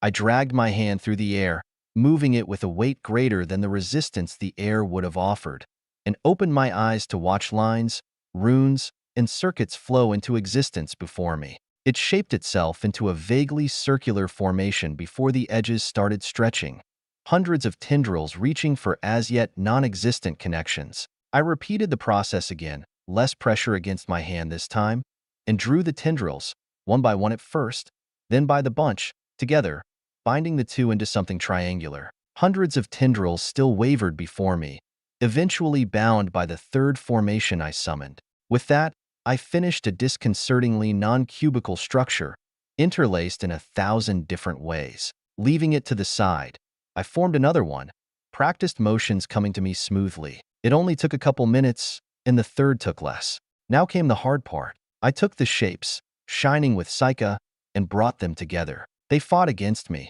repelling and slipping against each other like magnets, only bending to my will after I injected more Psyche into the gaps. Tens of thousands of connections reached across the highly concentrated Psyche, filling the gaps, finding their pairs naturally, like they were merely rejoining the same whole rather than forming a completely new joint. It all amalgamated to form a single, three-dimensional structure of overlapping circles, runes, and geometric formations.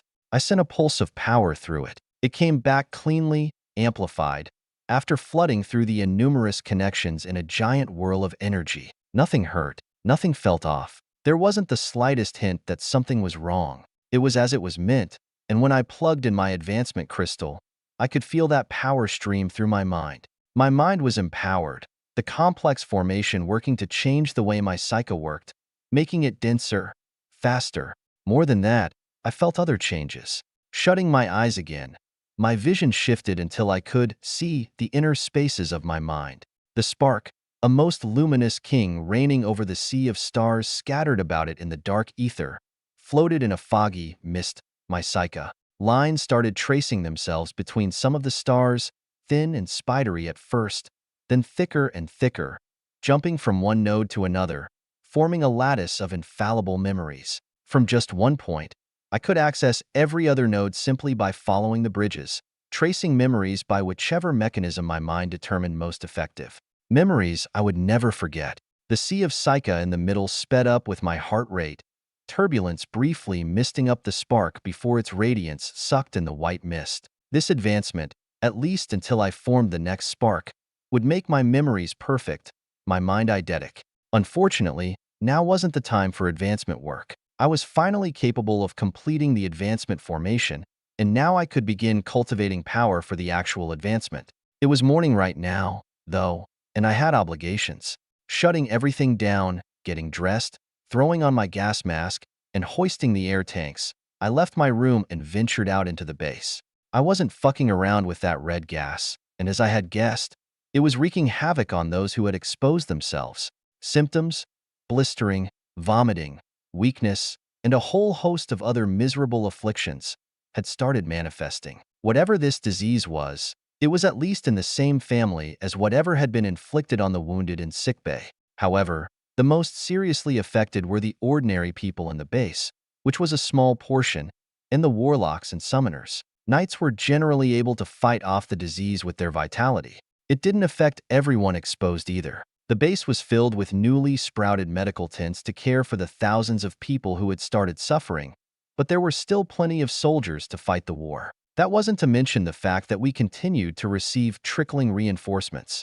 Quarantine areas were set up within the outer walls and kept away from high traffic areas. My knowledge was being spread as fast as the disease, and some people would occasionally call me up to get some help or advice, mainly the healers in charge. They had it the worst, and I didn't mind helping them out. I made a lot of valuable friends that way. However, my attention was ordered to solely focus on hunting down bombardos.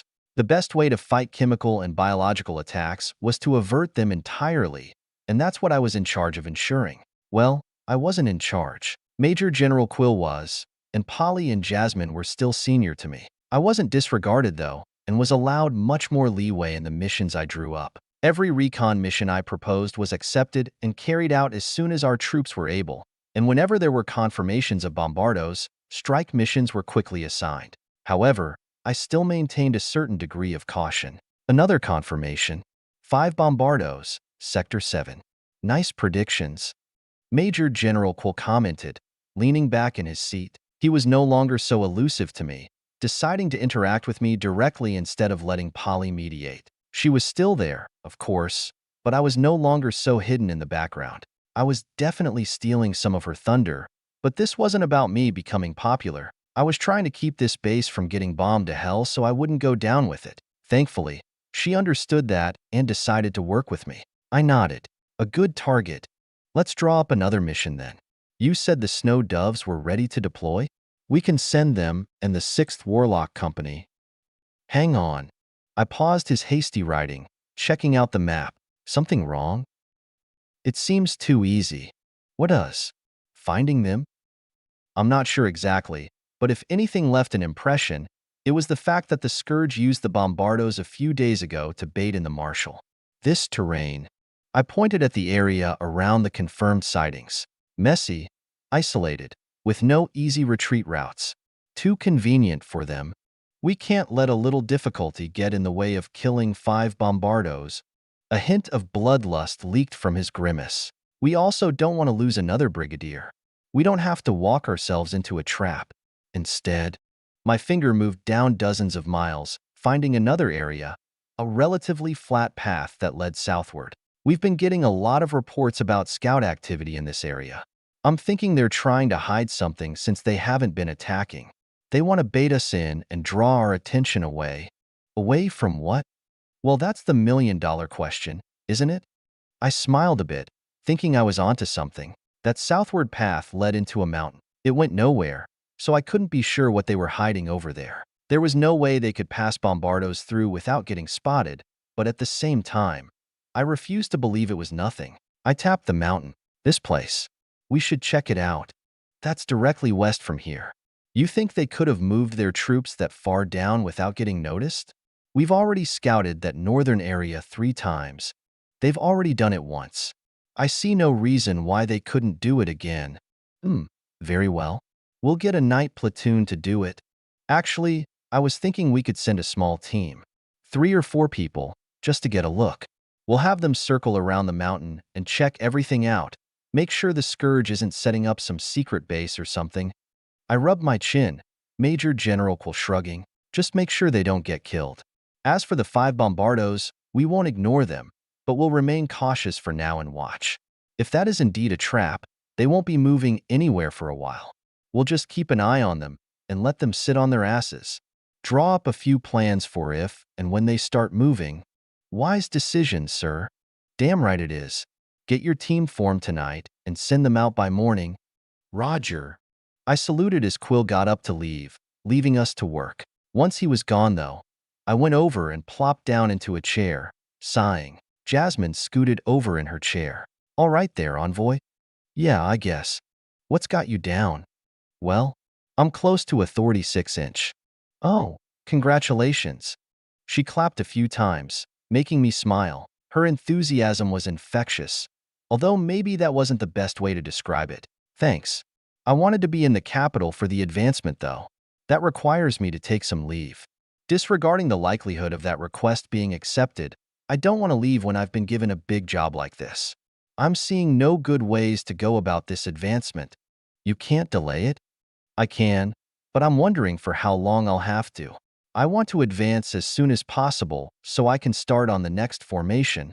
Makes sense. She nodded, thinking for a bit before sighing as well. Sorry, bud.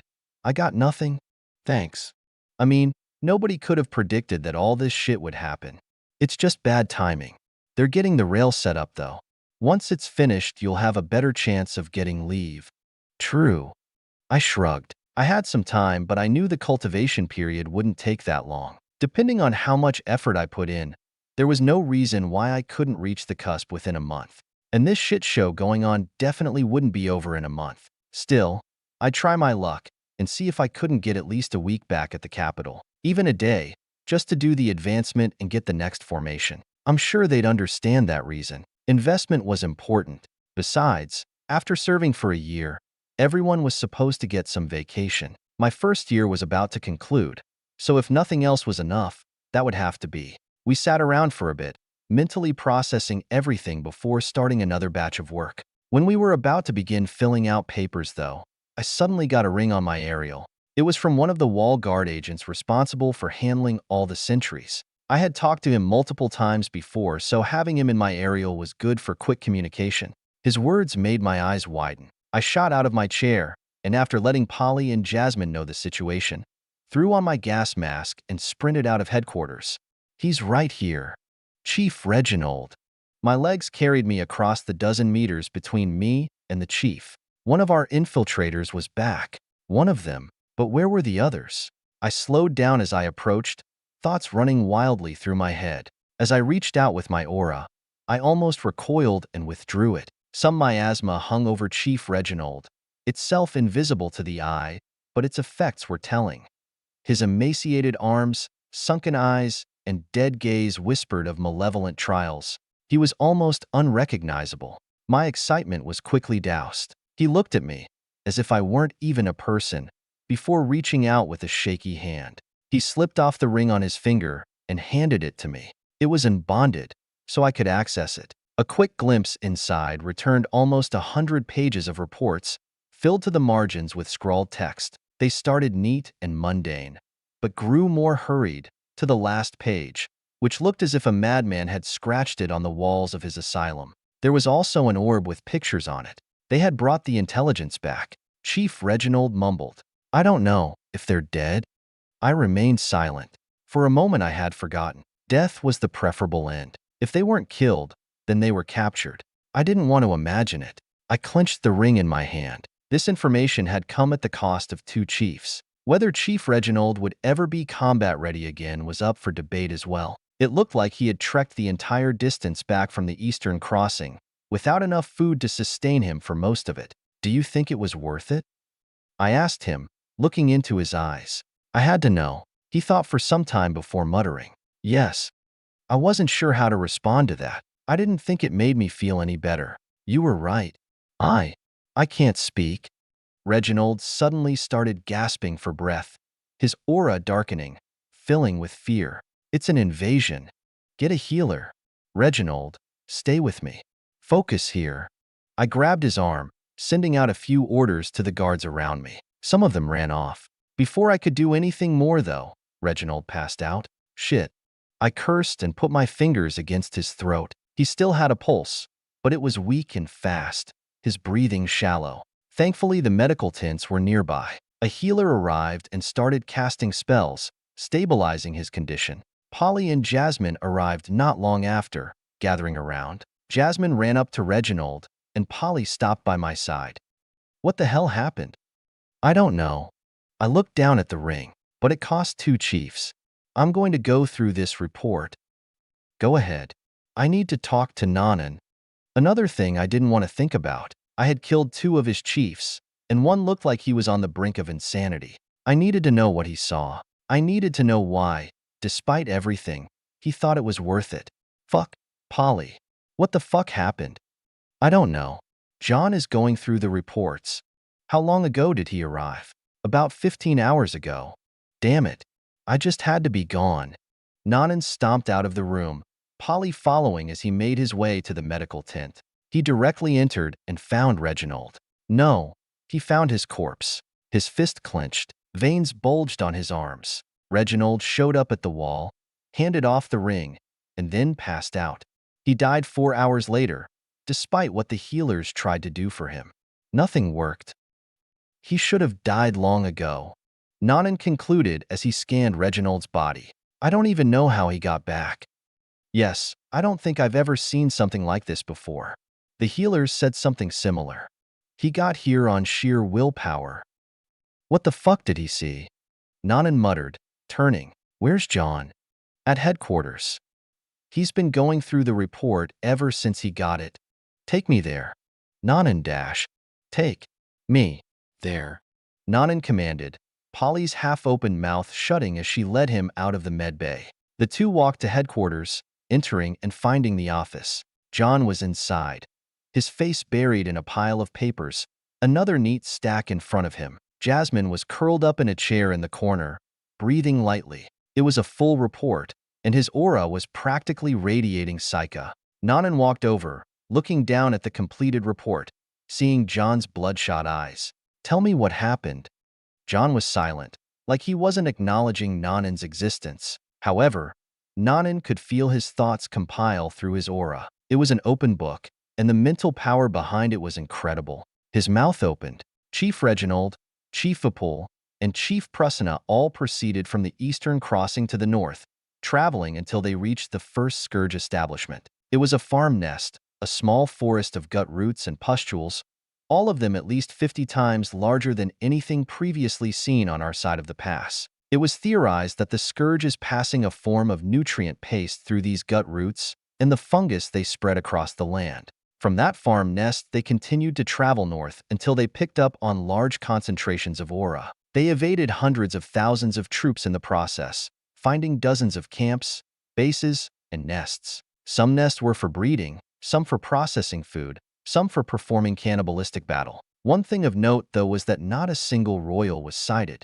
Not until they reached the epicenter about a month into the mission, John grabbed an orb, projecting an image. It showed a picture from the top of a mountain, and across the image that spanned a small mountain range, they saw a massive fleshy intestine sprawled between these mountains. It had to have been hundreds of meters in diameter to fill the image like it did. They found 2 of these gargantuan intestines and followed them. Eventually, they converged on a single structure. He changed the image, revealing a mountain of not rock, but flesh. It was an unholy construction of bone and amalgamated muscle and organs. It was alive, and it was massive. They called this the epicenter. 5 of the gargantuan intestines converged here, the other 3 spreading eastward, likely reaching to other epicenters northward of other human bases. This epicenter contained thousands of royals, the collective aura so powerful that they couldn't estimate how many high-authority royals were there. They believed that the presence of a sovereign-level royal was likely. After encountering this epicenter, they felt in danger, so the 3 decided to make their way back. However, they were discovered only a week after leaving the epicenter. It was during a battle with an Authority 10 royal that Chief Vipul and Chief Prasanna sacrificed themselves in order to let Chief Reginald burrow and escape with the information they had collected. It was suspected that they had been spotted long beforehand, though they didn't know how. John changed the image once again, showing the eastern crossing. Back when the chiefs had been sent over, it was generally clear. Now, though, sprawled across the ravine was a growing gargantuan intestine. On the way back, Chief Reginald got this picture. It was his last, and shows the gargantuan intestine making its way into our territory via the eastern crossing. He said that there were feeders growing off the intestine and dipping into the river below. It's theorized that the intestine is the primary method of supply to the frontline armies of the Scourge, capable of feeding entire armies using the stuff produced by gut roots. I have a theory that the fungus growing across the land is actually laying the foundation for that intestine to grow, perhaps a sensory network to determine where the best growth path would be. Either way, it's coming toward us, and along with it, millions of monsters. Chief Reginald estimates between 2 and 6 million based on what they had encountered going there and back. John set the orb down, brushing his fingers over the small report he had formed. This report is a summary of everything in the collected intelligence. Chief Reginald believes that this is an invasion we can't stop. It's clear that the Scourge has infrastructure capable of supporting millions on hostile territory. And in my opinion, John turned his head, looking into Nanan's eyes. He could sense anarchy. If the kingdom doesn't mobilize far more than it has here, it'll lose this base and the entire western front beyond the River of Desolation before 2 years have passed. Chapter 182. No Apologies. May 1st, 624. Polly will present your report to General Visker, Jasmine muttered, her hand around my arm as we walked to my room. She was just comforting me, but it was welcome. They'll have their minds on things for a while, so your workload will lessen. I'll also take care of that recon mission around the mountain. Just rest. You've done more than enough. Give me 2 or 3 days. I turned my head, looking down at Jasmine after opening my door. I'm close to advancing. Oh, all right, I'll tell them. Thank you. I nodded and entered my room. Jasmine gently clicked the door shut behind me. Once inside, I popped down on my bed and passed out. My psyche was drained and my mind lethargic. I'd need more energy for what was to come, not just for the advancement either. If I wanted to survive the battles that would come many months from now, I'd need more personal power. There was probably an army the size of the one that toppled Purple Sky marching its way over, several 100,000 at minimum, all of them supported by that gargantuan intestine snaking its way through the mountains, acting as a conduit of food, supplies, poisons, and anything else the scourge needed to thrive and overrun its enemies. At some point, it would be every man for himself. The treehouse was sure to fall, and Stronghold Charlie likely wouldn't be far behind. If the generals in charge didn't have the foresight to reinforce even further, or retreat before everyone got massacred, then it wouldn't be surprising if I had to fight my own way out. I wouldn't be dragged down with them. If I had to bail, then I would do so. I refused to die meaninglessly, and I didn't give a damn about being branded a deserter or something of the like. My thoughts spun as I slept. The night was not uneventful. Hours passed, and the advancement formation filled my mind space. My dreams filled with nothing but the thought of accumulating power. The formation pulled in the surrounding Majika like a vortex. I recharged my psyche ravenously. While that happened, the stars within my mind started weaving webs, drawing thin connections, weaving a network composed of facets of my being and the memories I had made. While that was happening, though, I put my own little twist on things. This advancement formation made things malleable before reshaping them. I used that in order to insert my own visualizations. This was where I started utilizing the memory technique. The Mind Palace. The stars shifted with an application of my will, several more formations lighting up around the mind space. I had been working on the Mind Palace technique for a while, finding a way to shape everything and realizing that the shape wasn't necessarily as important as what it meant to bring everything underneath one singular technique. The Mind Palace was all about associating memories with things, like books, drawings, even decorations. Memories were more than just a piece of information. Something as simple as a number could be tied to a smell or a sight. By associating one thing with multiple other details, that memory became stronger. I wanted to do that to my mind, especially because everything in my mind was far more tangible than it had been in the past. I could literally reshape my mind in this world. That capability was practically begging to be taken advantage of. So I used this advancement, one that was all about perfecting and enhancing my memory and processing abilities, to tack on another beneficial system. The stars began to morph inward, drawing in my psyche as I continued pushing them. At some point, it felt like hours had passed, yet I was still in dreamland. Everything came to me so fluidly. The only downside was that because I was spending all the psyche on reforming my mind instead of accumulating power, I was delaying the actual advancement. Such was necessary since I wanted to be in the capital for the advancement, but if my request for leave was approved, then that wouldn't be long from now. I'd have to be diligent. I had a feeling that it would be rather easy, though.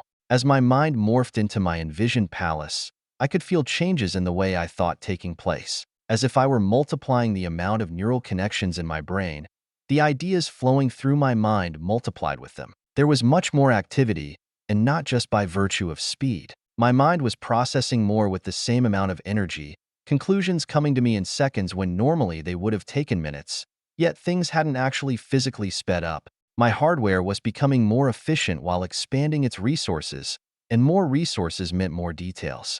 I was able to improve my enhancements in real time as well. All of it compounded together, my mind space morphing until it was nearly unrecognizable. The stars and the connections between them formed the spider frame of a palace, and in its center was my spark, around it a vortex of psyche. Finally, after I felt like I had been working for a day, I could no longer make any more changes or upgrades. With renewed energy, I opened my eyes. I was still in my room. Nobody was there, but the increased tension was almost palpable. It was the treehouse. All the soldiers were anxious, and I could imagine why. I looked at my aerial, finding that about 2 days had passed. I felt it too. I was parched. My head throbbed with the dehydration. So I took out a canteen and downed the entire thing. After that, I simply laid down, letting my body absorb. I gradually felt better. It was probably thanks to the smidge of vigor in my body that I wasn't withering at the moment. With that thought, I sent a message to Jasmine. Then I left my room, finally getting a breath of fresh air out amidst the buildings and bustle of the base. However, that's when I saw something odd. I squinted my eyes, looking toward the sky and finding a massive slight golden wall along the horizon. It was hardly visible, even to my enhanced eyes, but its distance didn't limit the overwhelming oppressiveness it emitted. It didn't feel hopeless. Quite the contrary. I had a sudden motivation to overcome it, to break through. I tilted my head, remaining in my spot until Jasmine found me. "John, what is that?" I pointed to the wall, Jasmine looking to the sky like I was. "What? That wall." "What wall?" "Along the horizon. It's kinda golden, translucent." "John, there's no wall." "Wait, are you?" She suddenly looked at me with wide eyes. "You're seeing the Great Barrier? What's that?" "It's. Let's go sit and talk. And eat, please." She sighed and waved me along. The two of us went to the mess hall and grabbed food. Once we were at a table, we took a few bites. She then went on to explain while I continued eating. "First off, your report was passed around. It was even sent back to the rear. More requests for reinforcements were put in, but whether they'll get accepted is a toss-up. They've already sunk a lot of resources into this base, so we can't know if they'll invest more.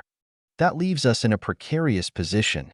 "I agree, but we can only wait and see for now." Needless to say, your report sparked fear in the right people.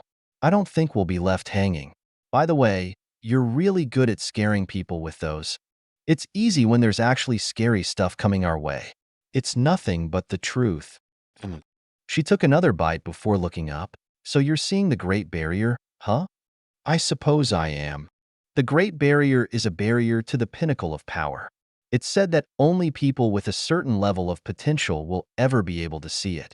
Even then, I've only ever heard of people seeing it at Authority 9 and 10, maybe 8 if they were exceptional. But you're still Authority 5. "I am."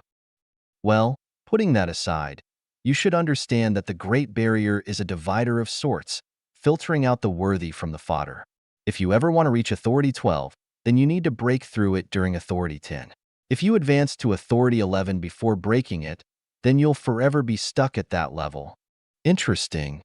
I nodded, thinking about what that meant for certain people. Perhaps Duchess Teleria was stuck there, too little talent to break the Great Barrier, but enough to still get to Authority 11. I was sure that very many people hit that barrier. It definitely wasn't an easy obstacle to breach. The question was, though, what did it mean for me to see the Great Barrier at Authority 5? I was about to jump to Authority 6, but still, it seemed too early. Was I just that talented? I was sure that Amara had even more talent than me. Has she seen it yet?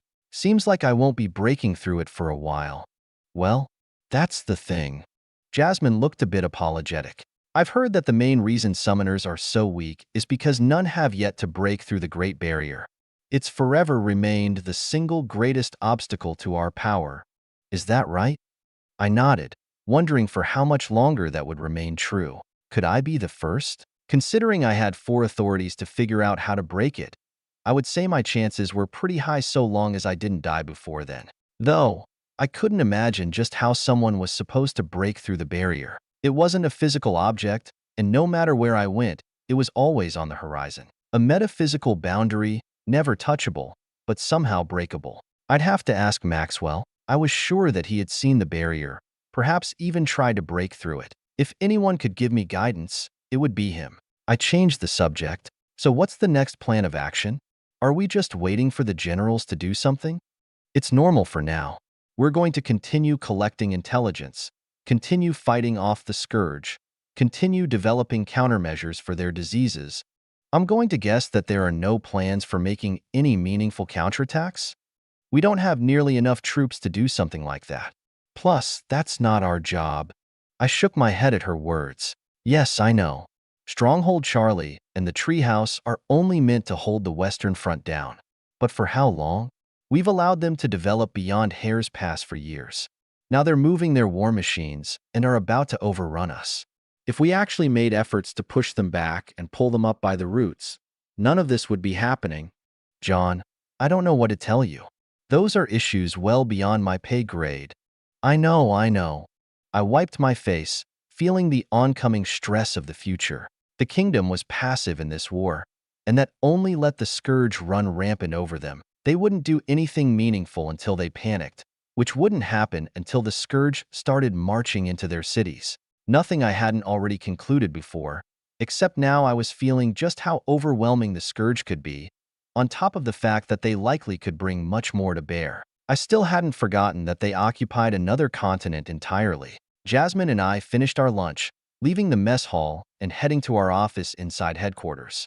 Polly and Brigadier Nanan were there. My mood fell when Nanan looked at me. The two women were silent as we stared at each other for a handful of seconds. Nanan broke the silence by standing and walking over to me, meeting me face to face. "You have something to say to me, Major?" "I can't give you an apology." I had a bit of time to process the deaths of Chief Reginald, V. Poole, and Prasanna. The conclusion I came to was the fact that there were no apologies to be given. Nanan's eyes narrowed. "Choose your words carefully." "I always do. Their deaths aren't something I can apologize for. I didn't want them to die, and I did everything I could to make sure they would get back safe. But they didn't. Regardless of why, I sent them knowing full well that their death was a possibility. Now, their deaths rest on my shoulders. It's a tragedy, but I won't apologize for it, because they didn't die meaninglessly. If it were up to me, I would have been on that mission, and I'd do it all again regardless, because the information they brought back may very well save hundreds of thousands of people. Either way, it's my burden and I'm going to bear it." I didn't feel Nanan's anger. There didn't seem to be any. He wasn't mad at me. He had also sent soldiers to battle, and had gotten them killed as a result. He had been in my position several times before. I had seen his battle records. He muttered, "As long as you understand what it means to do what you do. You hold more lives in your hands than you understand. I understand perfectly well what kind of power I wield." "Good." He took a step to my side. I spoke before he could leave. "Chief Reginald said that it was worth it. Let's make sure it is so." He left with those words, leaving the three of us together. Polly's eyes drifted toward me. "Cooper. Your request for leave was approved. We're in a bit of a lull, so they've decided to let you head back to the capital." She handed me a letter. I opened it and saw the dates listed.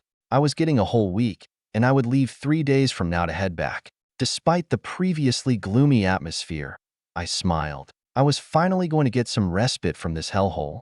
I quickly sent a message to Amara with the details before looking back at Polly. "Thank you, ma'am. Don't mention it. You deserve a break. Although I forget sometimes, you've only been doing all this for a year. I know you're stressed out, so take the time to relax as much as you can. I sure as shit will. And until then, you get to work overtime. Well, shit."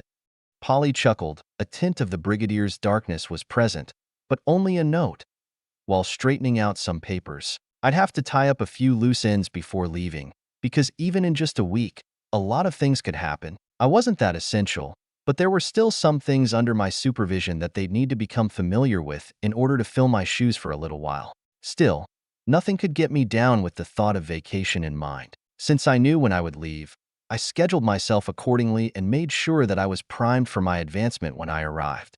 I also sent a message to Maxwell, making sure he had plenty of time to prepare. It was finally time to get to Authority 6, and perhaps see my girlfriend for the first time in a year. Chapter 183, Authority 6. May 8th, 624. The rail slowed into the terminal. I had already pried myself from the divot in the seat left by my sleeping form, sauntering up to the doors empty-handed as they started to slide open.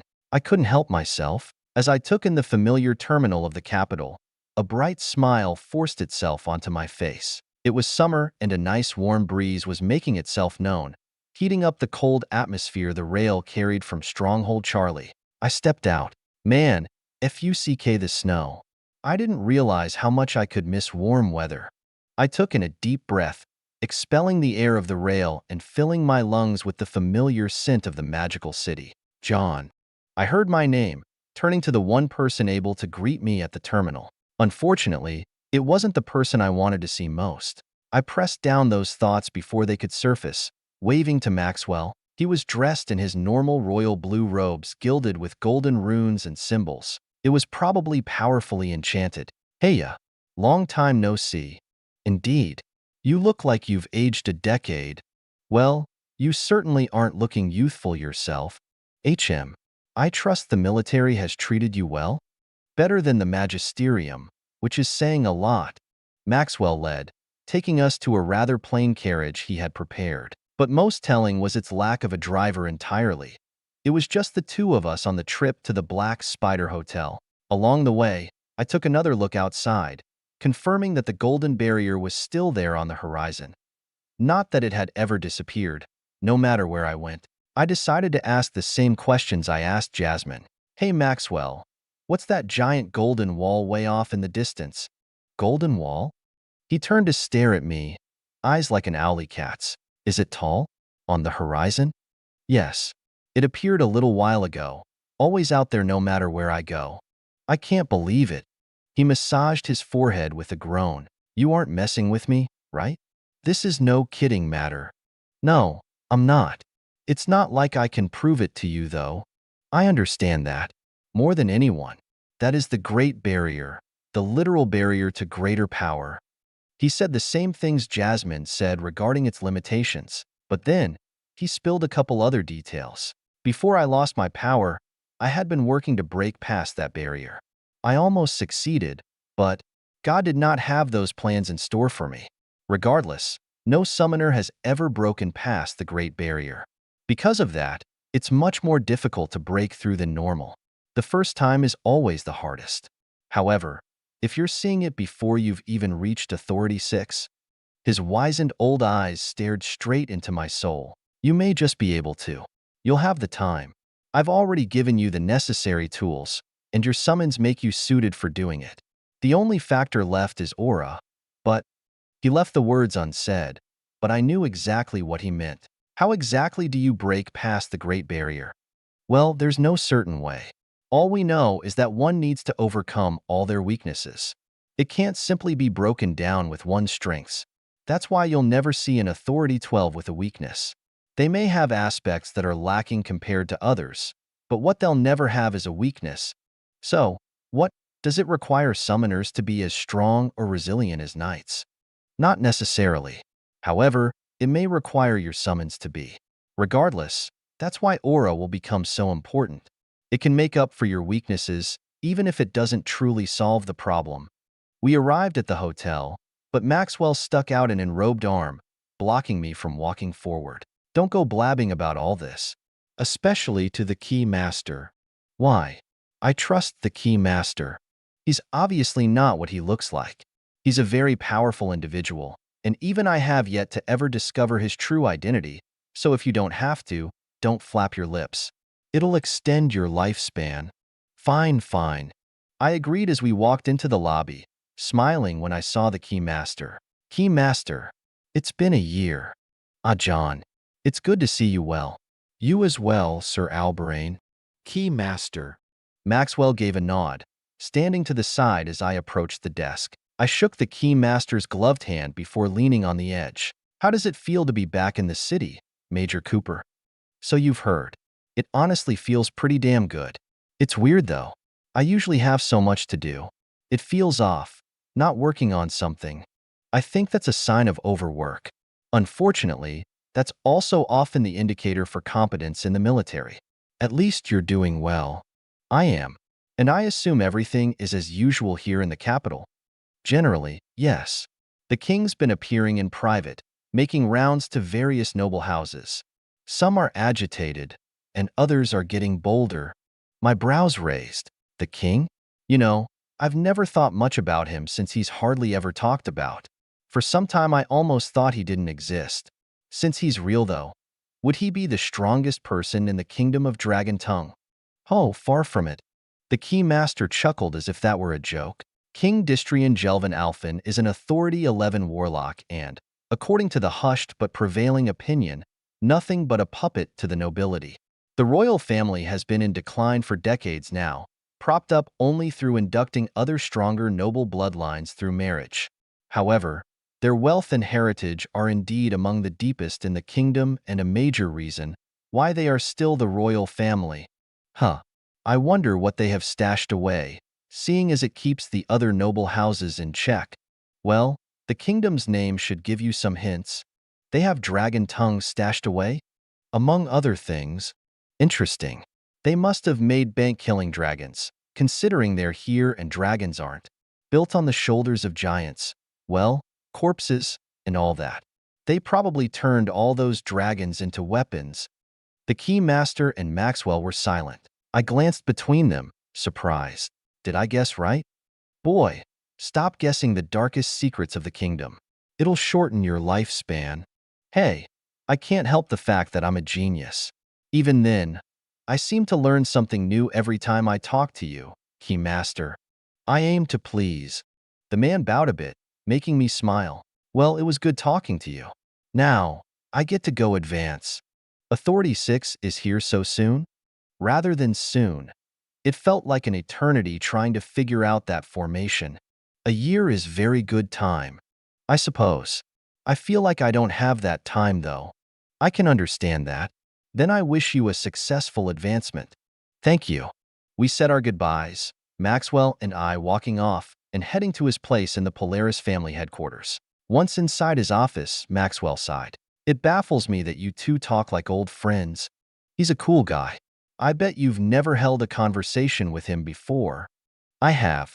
Let's just say he's not that hospitable to everyone. Now, before we get on with your advancement, we need to discuss the Mind Palace technique. He sat down behind his desk, on top of which was a larger than normal orb. I sat down nearby, not far away from the tempering chair used during my last few advancements.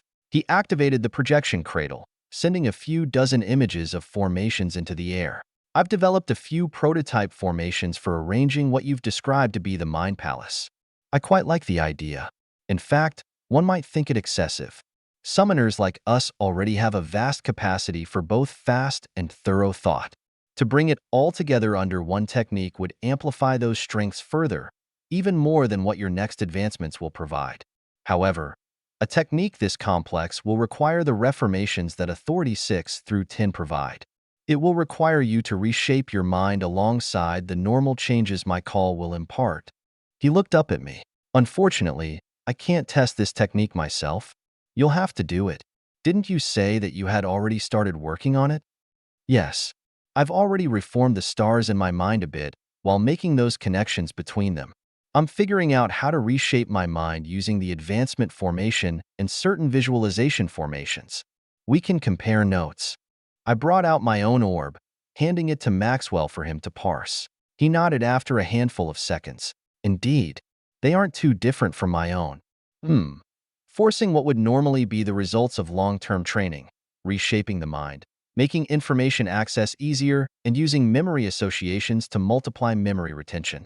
The technique is relatively simple for the benefits it provides. It won't take long to implement this. Are you prepared to make these changes during the advancement? Somewhat. It's not like it's a finished product, but I know what I'm going for. I've already started working on it. Good. Then we'll sharpen up the technique, divide the formations into different sections, and then have you implement them. He rubbed his chin, looking at me for a few seconds silently before waving. Come. I followed him into another side room of the office, one I had never been in before. A single table, fuzzy with a coating of dust, and a straight-backed wooden chair dominated the room. Maxwell snapped his fingers, summoning a rag into his hand, before he haphazardly wiped off most of the dust, sending motes scattering into the cone of light cast from the singular window. With a single swipe of a finger, the table started glowing, formations surging with magic across its surface as thousands of runic lines unfolded in the air. Impossibly complex formations flashed for a few seconds before being replaced by even more intricate ones, far beyond my capability to even begin to figure out. This is my research desk. Don't mess with anything you don't understand. Now, work with me on these Mind Palace formations. All right. I walked over and lifted my hands above the table. It was enchanted with runic work that condensed the Isekai above it, making it incredibly easy to use aura and draw formations. It behaved a lot like an orb, but the runes let us physically interact with the patterns we were drawing. It was really convenient, especially when I saw some of the tools, copy and paste functions, testing functions. You could even reprogram it to make corrections on its own, supposing you knew how to reprogram in the first place. I quickly familiarized myself with its functions as we started developing these formations properly. All I had were scattered fragments of a whole. He had progressed further than me, with entire sections and assemblies completed, but we still had to bring it under one definitive system, usable by everyone who followed the call of the fallen angel. It became clear after a while that Maxwell had put a surprising amount of thought into my thoughts. I hadn't expected a working technique anytime soon, thought I'd be making things together as we went, but within a handful of hours we almost had a finished product. I scanned at the stacks of formation circles and arrays above the table, my eyes slightly bloodshot. Another thing I realized was how powerful Maxwell's mind was. Despite being far from his prime, he easily outclassed me in thinking ability. He was faster, smarter, and generally more oriented. He seemed to already see the end goal and was just working toward it while I was still figuring some things out in my mind. It was rather amazing watching him work, but at some point, he had to slow down. All right, let's stop here for today.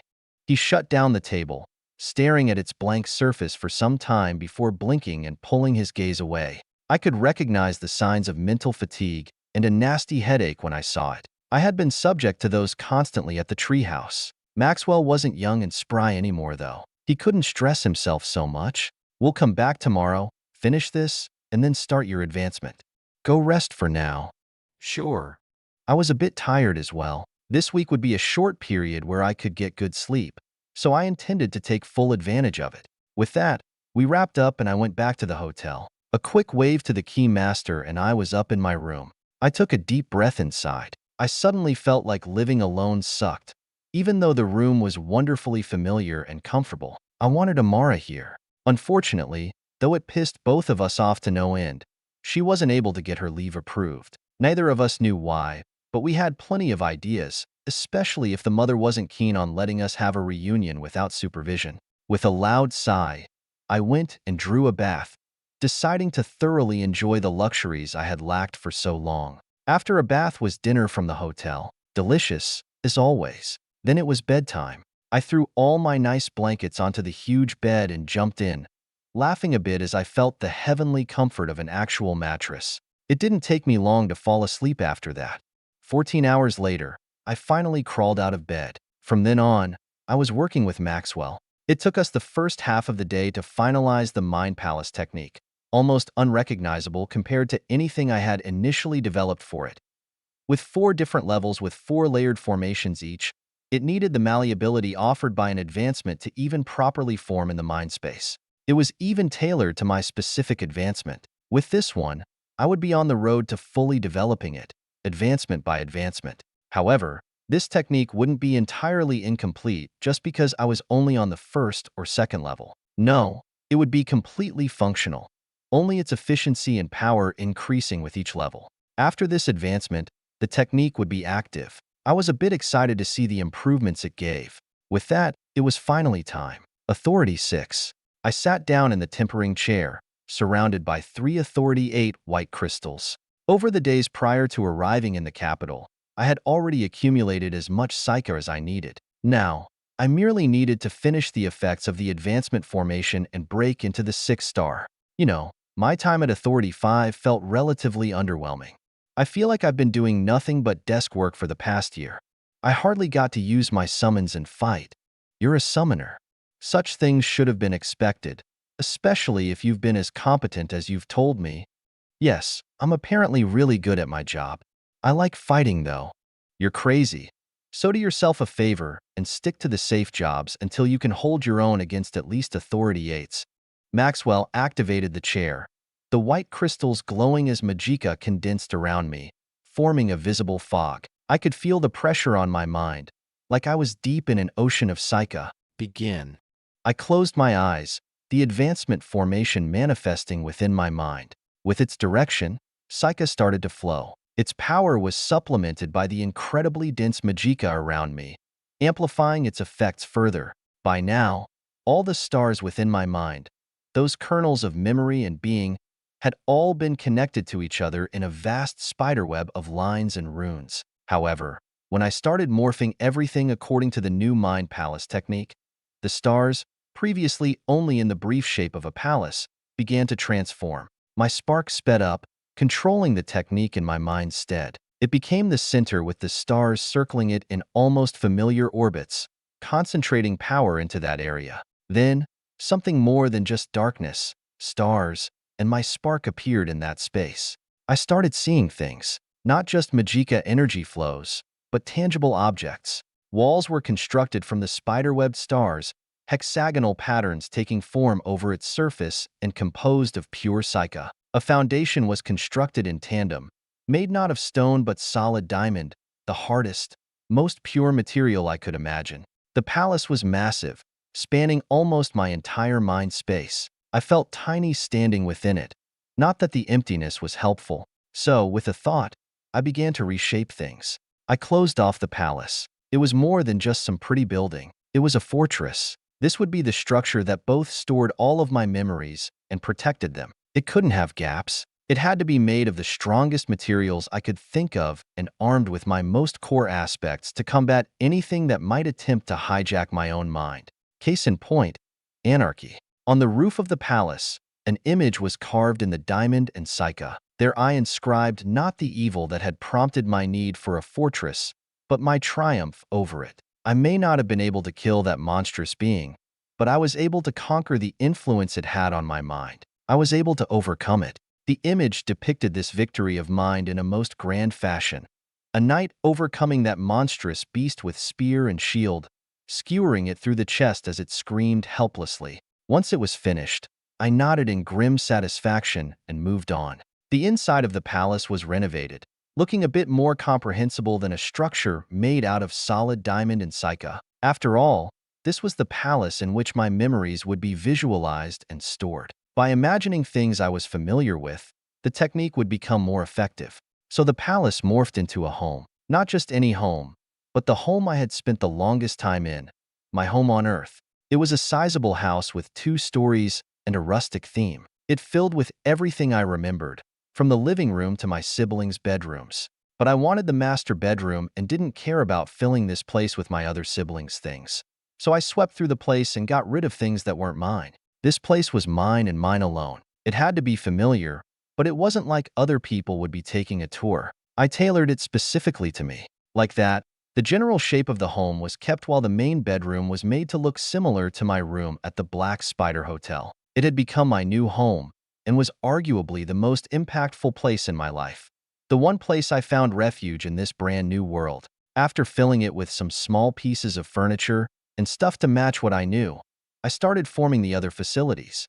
A grand library was created in the central part of the palace. In there, I stored all of the miscellaneous knowledge in books and papers. Thousands of books floated to their shelves, categorized according to a thrown-together organizational system known only to my mind, filled with images and facts and concepts and equations. It took some time to do this. I was reshaping my memories. After all, I had to process everything. While it was getting close, my mind had yet to become infallible. I still couldn't recall every small and insignificant detail of my life.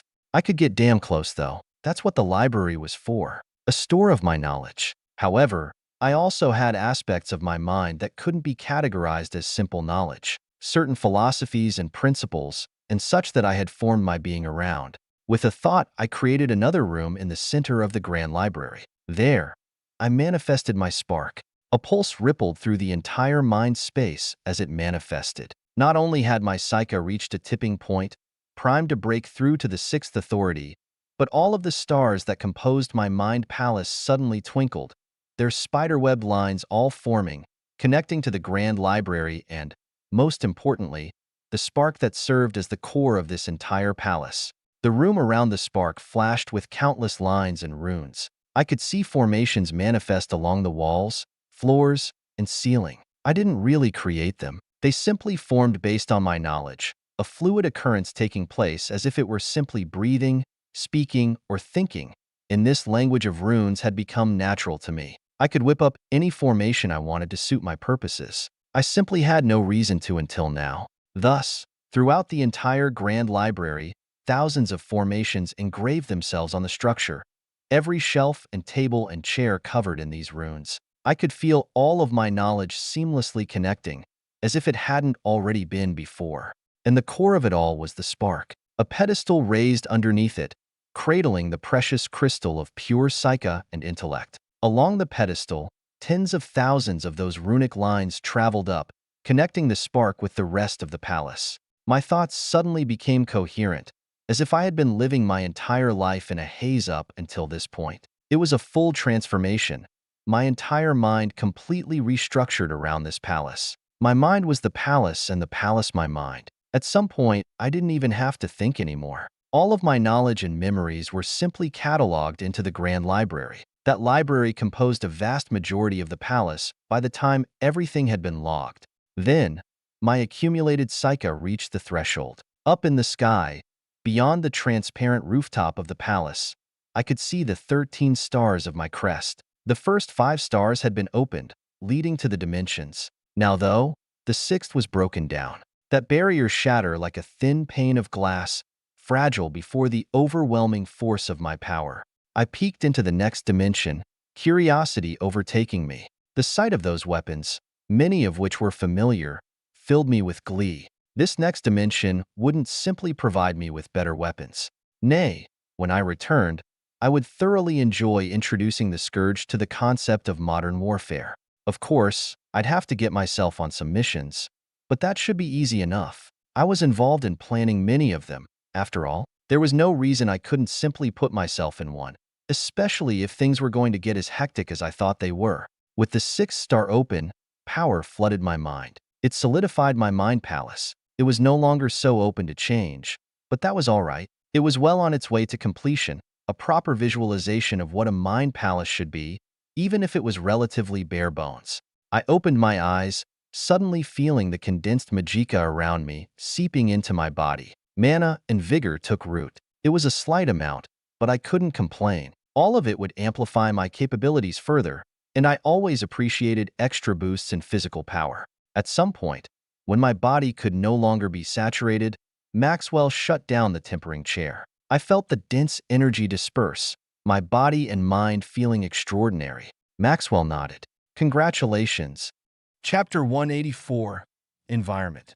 May 9th, 624. Finally, Authority 6.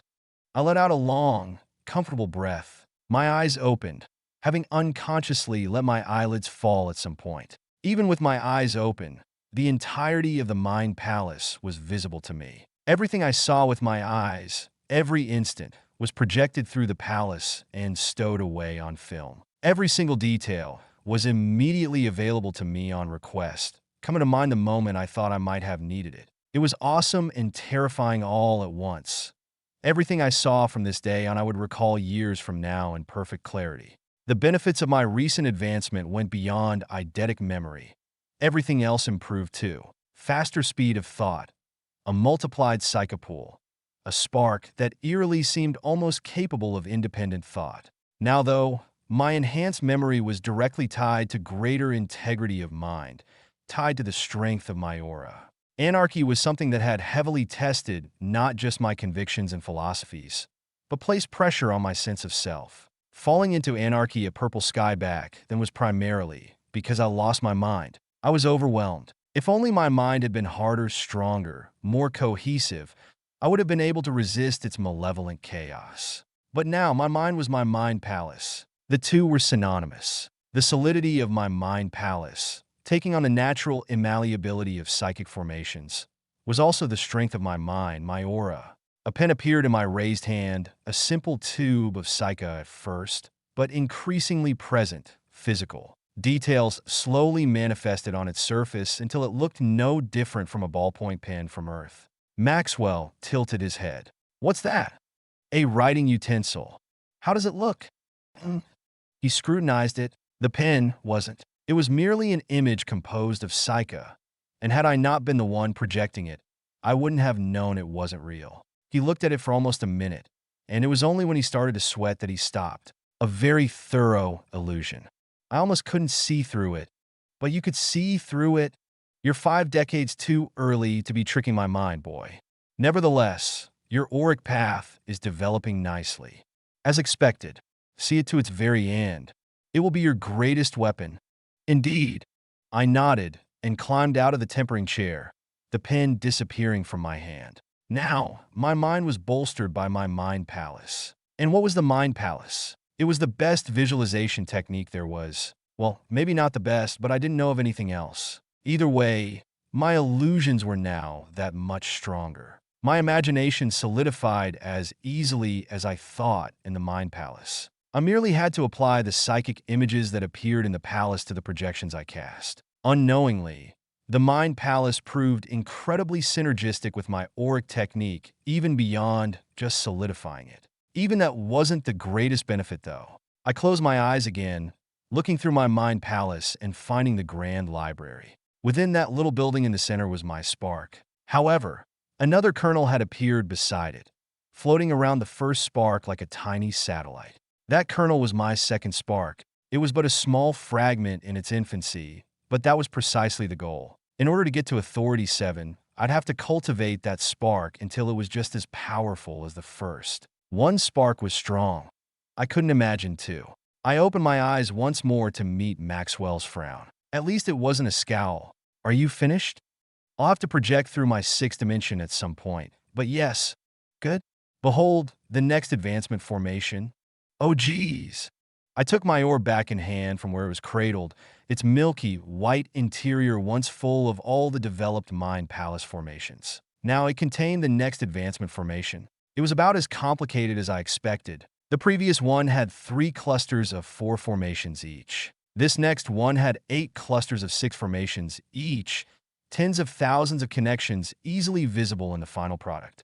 Thankfully, a quick glance told me that the language wasn't all that different. In fact, it wasn't much different from the first spark I constructed structurally. There were some new things, mostly incorporations of the new 3D runes I had used this advancement, but there wasn't anything ridiculously difficult. However, this next spark would be composed differently. It'd be more efficient, faster, more powerful, paving the way for future advancements. It seemed Maxwell incorporated all of that forethought into the Mind Palace formations as well. I could see remnants of it in this advancement formation. Here, you'll need this as well.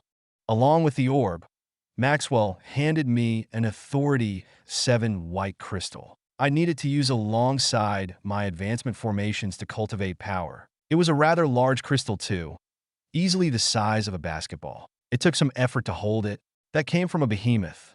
It's rather expensive and contains a massive quantity of power as opposed to dense power, perfect for advancing. Keep it hidden. Of course. Also, I have a message for you. From your friend in a high place. He handed me a simultaneously ornate, yet plain letter as I stowed the orb and crystal away. I opened it and scanned it. There was but a single line on it. Contact me when you get this. Saw. All right then. Enchanting work is a great way to make money. You should pursue it. Did you work in that industry? Of course. I'm the reason magic vehicles like steeds and the rails exist. Oh, that must be why he's so rich. I nodded, impressed. Well, I've been dabbling in it, but since I've been stuck at another base for so long, I haven't been able to study enchanting much. The workstation San gave me has been out of reach. Then make sure to keep it on you when you go back, and start working with it as soon as possible. Money will start becoming more important to you as you grow. I won't be handing you gear forever. At some point, you'll need to fend for yourself. I know. Baby bird can't stay in the nest forever. You're too fat to be a baby bird. I am not. I cried out in mock offense, Maxwell rolling his eyes and walking behind his desk. See yourself out. I forgot how tiring you can be. I need my rest if I'm going to explain the basics of this next advancement to you tomorrow. Sure. Can't hold up the old man when he needs his nap time. Old but not dull, boy. Don't forget who made those advancement formations you struggled to comprehend. Ho. I chucked as I left, admitting my temporary defeat. It was hard to come up with a counter to that. After walking through the Polaris headquarters a bit, I suddenly had a thought, and made my way to the central building. Using my pass, I found my way to Luna's office. She was slouched back on her chair when I got there, feet kicked up on the desk, and half dozed off. I could see a bit of drool on her chin, making me laugh. Pulling overtime, huh? Huh? John? She snapped to attention, wiping her chin and straightening her clothes while adjusting in her chair. You sure know how to catch someone at their most indecent time. Nonsense. You're still positively glowing, even while half asleep. I don't have the energy to even be shameful. That busy, huh? I took a seat in a nearby chair, Luna slumping a bit. Indeed. Your reports aren't the only thing setting off alarms around here. The Templars have been having challenges of their own in recent months. The scourge is increasing the pressure. Is it really that bad? I had some hope that my issues were small compared to the bigger picture. They may just be, but those small movements can also reflect the bigger picture. Either way, I'm not enjoying the paperwork. The kingdom has been all over us for more of our enchantments and gear. I may be getting rich because of it, but that doesn't mean I'm not up for days straight. The woes of the wealthy. Rich may I be, woes they still be. Enough about me. Tell me, military man, what are your predictions for the next year or so?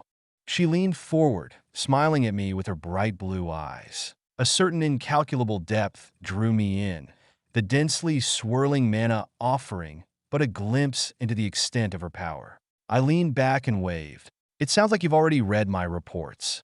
The Scourge is mobilizing its weapons of war, and if the kingdom doesn't respond appropriately, they'll be overrun. I'm sincerely hoping I don't get swept away with everyone else when that time comes. You don't think the kingdom can respond appropriately?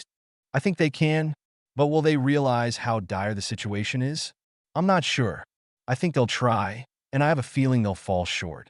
Then again, I'm not a huge fan of anybody associated with the kingdom, so it could just be my bias or inexperience. I don't know the kingdom's true depths. Maybe they have a dragon stowed away somewhere they can bust out when they get in real trouble. Well, her grin took on a mischievous quality. My face fell. I need to stop hypothesizing. I'm not sure where you get such ideas, but you really do sound like you know a thing or two about the royal family. I thought these things were nothing but fairy tales. I suppose all tales are founded in reality, I sure to chuckle with her. If only she had any idea. These kinds of things were fantasies on Earth. I should have known better, but such fantasies were the reality here. I really had to stop making guesses. Now I knew that whatever it was, the kingdom had some powerful weapons hiding in reserve, almost definitely draconic in nature. Well, at least the kingdom wasn't as weak as I had been thinking they were. Still, they wouldn't bring those weapons out until shit really hit the fan. And by then, who knew how bad of a situation I would be in? I couldn't let myself get killed in the meantime. I still had things to do. After thinking for a second, I saw Luna take a glance at the small stack of papers to her side. I took that as the cue, standing from my chair. Well, Miss Luna, it was great talking to you. I'll get out of your hair. Oh, nonsense. I don't get much company, so I appreciate your visits. You should bring Amara next time. I wanted to, but she couldn't get her leave approved. Believe me, I wanted her here too. I'm sure you did.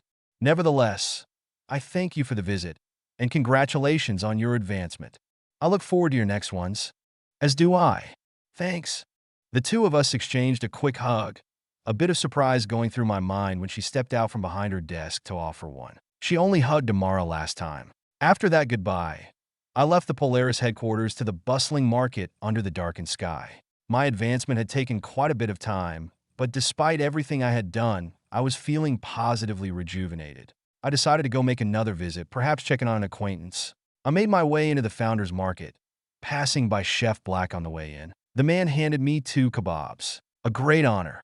I chewed on those while passing through familiar streets to the Tavera family. Once at their headquarters, I noticed how relaxed the security was compared to the last time I came. With their position having solidified as the de facto rulers of the Founders Market, I was sure there was little to worry about. They didn't have to be so uptight.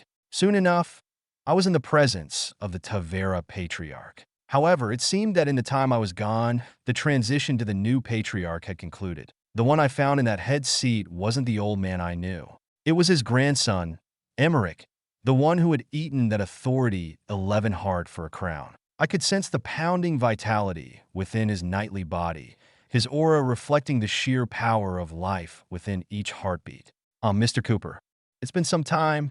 Indeed, patriarch. Congratulations on the succession. You have my thanks. Please take a seat. My grandfather isn't here at the moment, but that's no reason we can't have a drink. Emmerich said that while grabbing a nearby glass and 2 cups. He poured 2 drinks, handing one to me. We clinked our glasses before taking sips. It certainly tasted like alcohol. I hadn't drunk any in so long that it almost felt foreign. Cigars were my self-medication of choice. It seems you've been doing well in the military. Have you found your niche? I think I have. Field intelligence.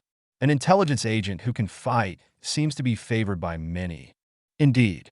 I've encountered extremely few summoners who are even willing to take a step beyond their base, let alone venture out onto the battlefield. And those who can fight are even rarer, almost non-existent.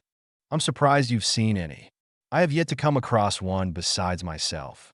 I thought back to my time at Stronghold Charlie and the Treehouse. Summoners were exclusively intelligence agents because normally the enemies that were fought in those places were few in number, but high in strength. It was the worst place for a summoner to fight if there was one there to begin with. I always knew I was the exception, but I wondered when I would come across a summoner who actually had the balls to step out into a battle. It would be rather refreshing to see, and I was honestly shocked that Emmerich had seen any. He shrugged. There are always the exceptions, those that stick out from the rest.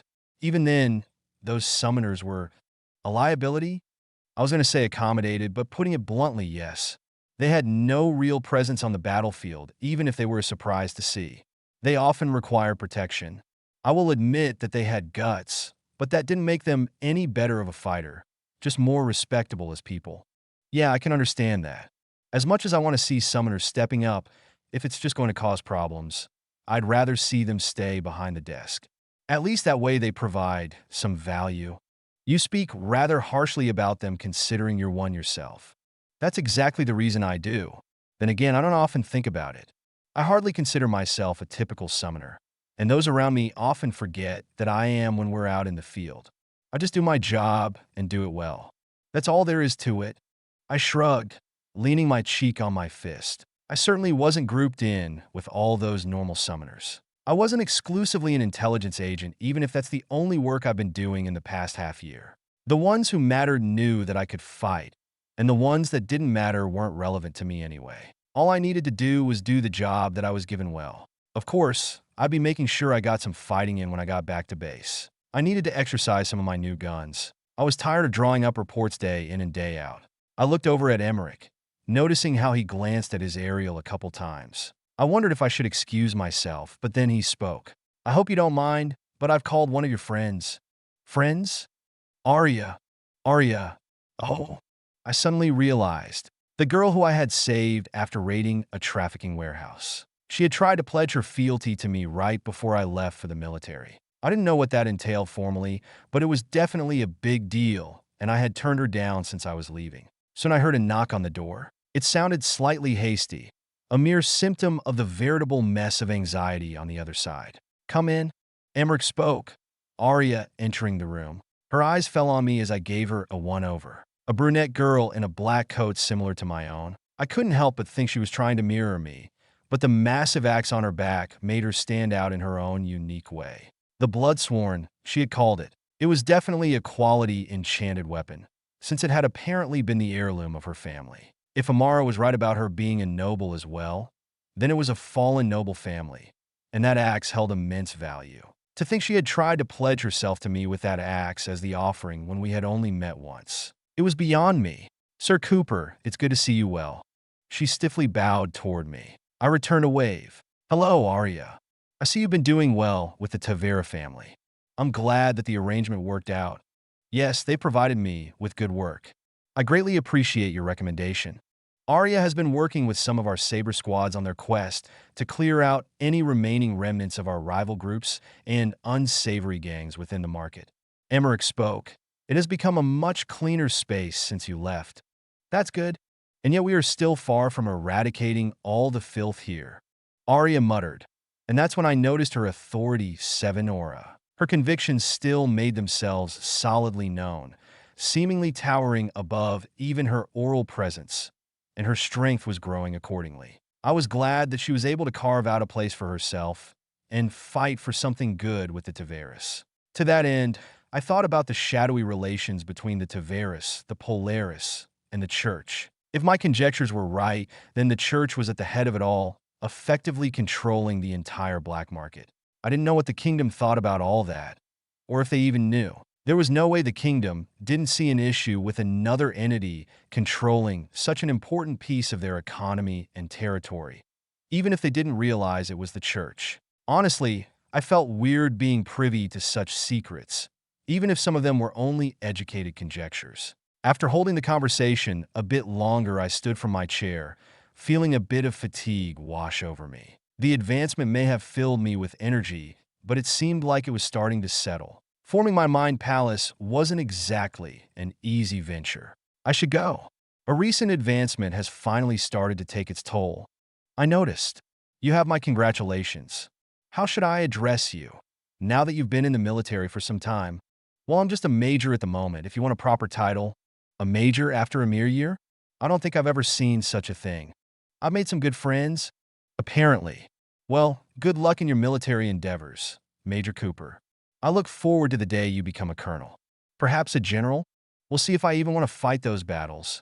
I chuckled a bit, shaking Emmerich's hand before glancing at Arya. Her anxiousness spiked again as she asked me a question. And Major Cooper? If I may ask, that proposal I gave you back then, before you left, I was wondering if you perhaps knew when I could make true on it.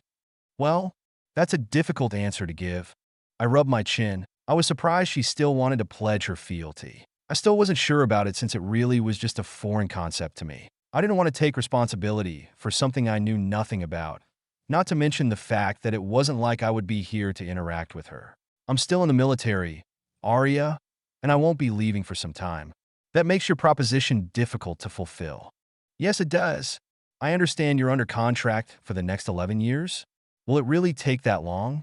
Oh Lord, I can't imagine what things are going to be like in 11 years. If the kingdom still stands and I'm still alive by then, I suppose fulfilling your proposition will be more than easy. What do you mean, if the kingdom still stands? The Scourge is starting to make substantial movements that won't end with mere skirmishes. We've already lost Purple Sky, and from the projections, it won't be long until we lose another base, even without facing an icon of hell. They have unfathomable engines of war, and I'm only becoming more pessimistic as time goes on. Don't be surprised if you start hearing bad news within the next year. Arya frowned at my words, thinking for a moment before giving a suggestion. Should I join the military as well? That's entirely up to you, but the unity of the human race is just as important as our fight against the Scourge. If we fall from within, then it won't matter what the Scourge is doing.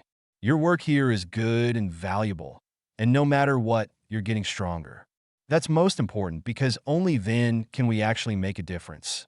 You just have to decide which environment is best to do that in. I understand. She nodded. Emmerich silently nodded as well, expressing his approval. I still maintained that strength was everything in this situation. There was little else that could trump that. With that, I decided to say my goodbyes. I left the Tavera family headquarters and sent Son a message as I made my way back to the hotel. After passing by the keymaster, I got a response. He wanted to meet me, not in his usual van, but in his office. His office within the Magic Spire, the most prestigious magical development complex in the kingdom. Chapter 185, Swept Away. May 10th, 624. After a good night's rest that solidified my advancement from the day before, I went to visit the Magic Spire, the nexus for the kingdom's magical research and development, for the very first time. For summoners like me, it would usually be the next step post-magisterium. Those who were subpar were instead sent to the military to become intelligence personnel. The Magic Spire was perfectly named, a monolithic spire towering hundreds of meters in the air, dwarfing all other buildings around it besides perhaps the royal palace. Every brick humming with enchantments, pieced together into a singular device instead of an already colossal construction. The money that went in and out of this place was responsible for a large portion of the entire kingdom's economy, and also a major reason why Magi held the vast majority of the monetary supply. San worked here. Since he ran San Industries, perhaps the biggest magitech business in the kingdom, if not the world, he naturally had a major place in the spire carved out for himself. I felt kind of bad walking up to the spire. I hadn't done anything for the man over the past year. I had gotten so caught up with issues at the treehouse that I neither studied nor worked on enchanting. Even then, San kept sending me money every week, even more than what the military paid me. Well, I'd finally be meeting him in his natural habitat instead of a van on the side of the road. Our relationship was kind of weird considering how we met and how we interacted, but I couldn't complain since it resulted in a relationship at all. I was just grateful that he thought highly of me. I craned my neck to scan the first floor as I entered. It was wholly devoted to a lobby. Floating crystal platforms brought people in groups to and fro the upper floors of Spire, as even more people gathered in small groups. Or in one case, a rather agitated forum off-bracketed by pillars, all across the inlaid floors. I was given instructions to head to the 76th floor and check in, so I went over to an elevator and took a glance at the list of numbers. That seemed like the highest it'd go, so I punched it in, catching a few surprised glances from other people on the platform as they too walked up to the array of buttons. It took a while to actually get to the top floor, and by the time I did, I was the only one on the platform. I waited until it drifted to a stop before stepping into a nearly empty lobby with only a single desk at its helm. A young warlock girl scribbling away at some papers behind it. I walked up to her, her head rising once I stepped up to the desk. Hi, I have a meeting with San. Name? John Cooper. See, Cooper? Ah, yes, we've been expecting you. Head into the teleporter and go to the 88th floor. He'll be waiting for you there. Thank you. My pleasure. She gave me a smile before going back to her work. I went past the desk and found the teleporter. It was big enough for a small group of people, and inside its bulk, I punched in the 88th floor. To be so extravagant as to use a teleporter to traverse a handful of floors. These people really were rich. It was simultaneously an indeterminably short and unfathomably long time until I remanifested on a similar-looking pad. Another hall laid out before me. Bare walls and minimal decoration were my only accompaniment as I walked to a small pair of double doors I pushed open. The smell of paper, ink, and metal instantly flooded my nose as soon as I crossed the threshold. San's office was a combination of an impressive library and an even more impressive array of enchanted devices. Multiple orbs sat in cradles projecting their contents on a folding or rolling screens, or, in one noteworthy case, a massive unfurled sheet of parchment, corners pinned with magic. Behind all these devices were people. So many people, even the vast room felt small. Behind desks, projectors, and piles of books as tall as they were, manipulating the orbs or hastily scribing away on ever-growing stacks of paper. San was one of them. I recognized the lanky warlock instantly. I took a few strides in before coming to a halt, simply looking around and not wishing to interrupt anyone with my presence. I didn't exactly feel like I belonged, but I was called here, so I couldn't make myself scarce. I watched San work on a massive workstation, and once I found a lapse, I moved in. Excuse me, sir. HM? Ah, Cooper. Congratulations on your advancement. Sit in that chair and give me 12 minutes. All right. Thanks. I did as he said and sat in the chair, remaining silent as I watched him work.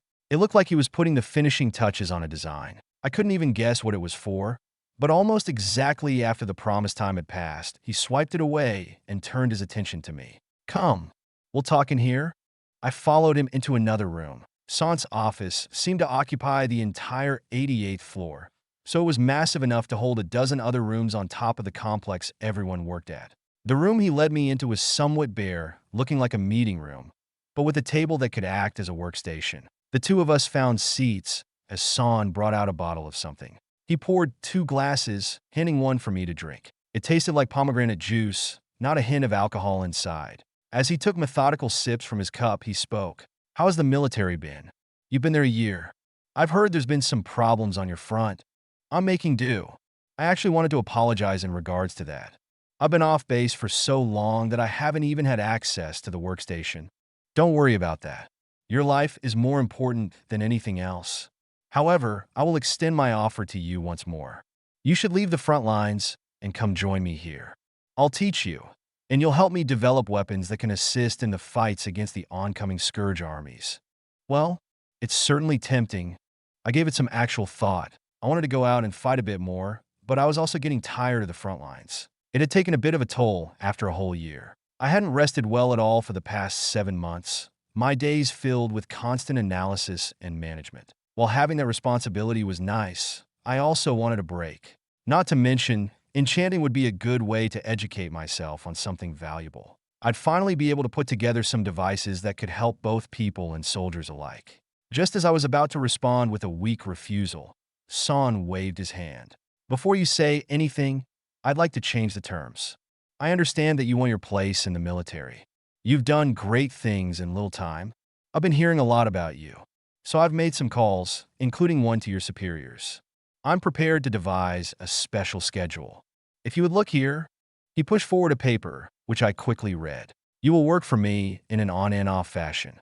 1 month, you'll be on the front lines. The next month, you'll be working here. With things the way they're going now, you can't possibly focus on enchanting work. Even I understand that the Scourge is picking up the pace. But with this, you'll be able to devote your time and effort properly. Not only that, but you'll be able to avoid much of the danger since you'll be gone half the time. Indeed, I gave it some thought. There were a few upsides and only one substantial downside. He was right in that I'd be avoiding a lot of danger and that I'd finally be able to work on enchanting, also getting more time off. But on the other hand, being gone for so long would reduce my presence and shift a lot of my work to other people. My value would fall, especially after all the effort I'd gone through to increase my contributions. I'd probably get sent right back to the sideline since I'd be playing catch-up every time I left and came back. Question was it worth it to even care about that? My goal in trying to stand out was to get noticed by special operations and meet my friends there. But if I was being honest, intelligence work wouldn't be the thing that got me noticed, at least not by those people. They cared about whether I could kill well. Analysis and such was secondary. I only had to worry about lethality. To that end, perhaps it would be good to be sidelined. I wouldn't be stuck behind a desk and could get out into the field more. Instead of giving the orders, I would be taking them. I trusted Polly and Jasmine enough to know they wouldn't knowingly throw me into danger.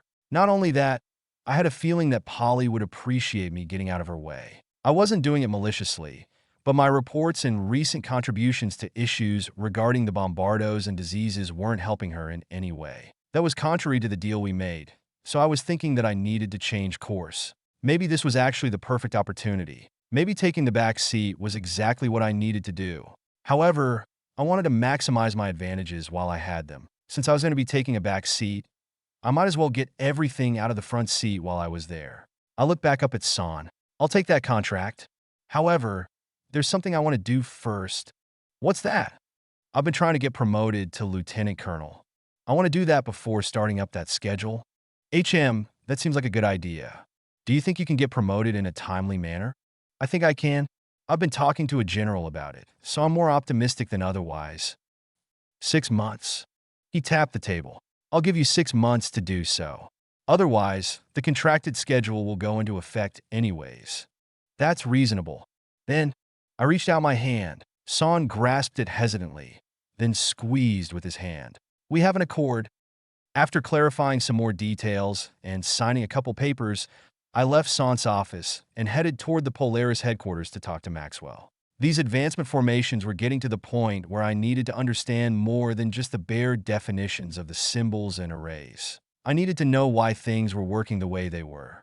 Maxwell had no qualms filling my head with everything, even things I didn't understand. He said that so long as I could recall it, I'd be able to use it, if not now, then in the future. I agreed with him on that point, but it was still a bit overwhelming, even with my new and improved mind. No amount of intelligence work could compare to the complexity of the fruits of Maxwell's intellect. If there was ever a genius, Maxwell was the perfect picture. The goal of this next advancement was to create the second spark. However, the spark had to be based on something. The first spark could be said to be composed of what was considered my computational ability, or at least a portion of it. It simply drew on the natural abilities of my mind, which was why the formations to make it weren't that complex. However, this next spark would be taking my memories, my being, and condensing it into another spark. It would be the other half of the coin, and it would be what truly made my memory infallible.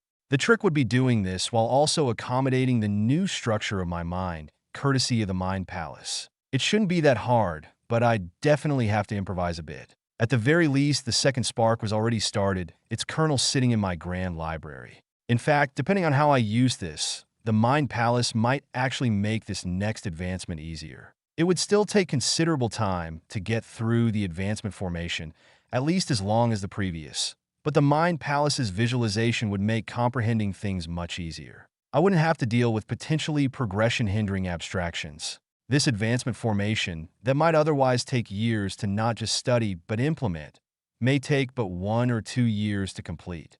I already had ideas, but this wasn't something to tackle overnight. Ironic, because it was often during my dreams at night that I made the most progress. Things were annoyingly uneventful for the rest of my time in the capital. I would spend my nights simply looking out the window of my hotel room, overlooking the entire city beyond with a hint of melancholy. The only reason I did that was because I didn't have anyone else to do it with. Amara and I were still pissed about her being unable to get leave. Her mother was keeping a tight leash on things, and if I was being completely logical, I could begrudgingly admit I understood why. That certainly didn't mean I liked it. My first break in a year was supposed to be a bit nicer, not lonelier. Sooner rather than later, it was time for me to leave again. After giving my goodbyes to friends, I was on a rail and heading back to Stronghold Charlie. I was in contact with Jasmine since I had nothing better to do most nights. It felt wrong to completely waste away, so I kept up to date with some brief reports that she collected. She took on most of my responsibility while I was gone and was eager to have me back. That would have to change before I went under San's special schedule. Turns out, big things could happen in a week. It seems my report compiling all of Chief Reginald's intel scared the right people, because we were getting even more reinforcements for the treehouse. More base expansions were underway, and tens of thousands of soldiers were slated to arrive in droves. It seemed they really didn't want to lose the treehouse, using it as an example in a way. They wanted to prove that they could handle the things coming their way. Truthfully, I still didn't think it was enough. From my perspective, throwing bodies and numbers at the problem wouldn't solve it. Perhaps it was just my perspective on modern warfare, but at some point numbers meant nothing. It was all about sheer strength. In Earth's case, that was money and weapons technologies. Here, it was high authority warlocks and knights. I hope we would be getting more strategic reinforcements soon. I didn't know what was going on at other bases, but it wasn't like they were my responsibility, so it was difficult to care. There was a very real threat on my doorstep, and I wanted the tools to deal with it now, not later when it would already be too late. Whether that was a special operations team or more brigadiers and marshals, we needed something to secure our spot on the map. The Scourge was moving in the heavy hitters, and we weren't responding in kind. I knew the generals were aware of that, but whether the others beyond our base would accommodate them was another question. To me, it seemed like the kingdom was stretching thin. Perhaps I was wrong, and they really were hiding a massive amount of strength. Until they proved otherwise, though, I'd err on the side of caution. I was thinking in more defensive terms, and that usually wasn't a good sign, simply because that meant there were extremely few avenues for offense, even with more reinforcements.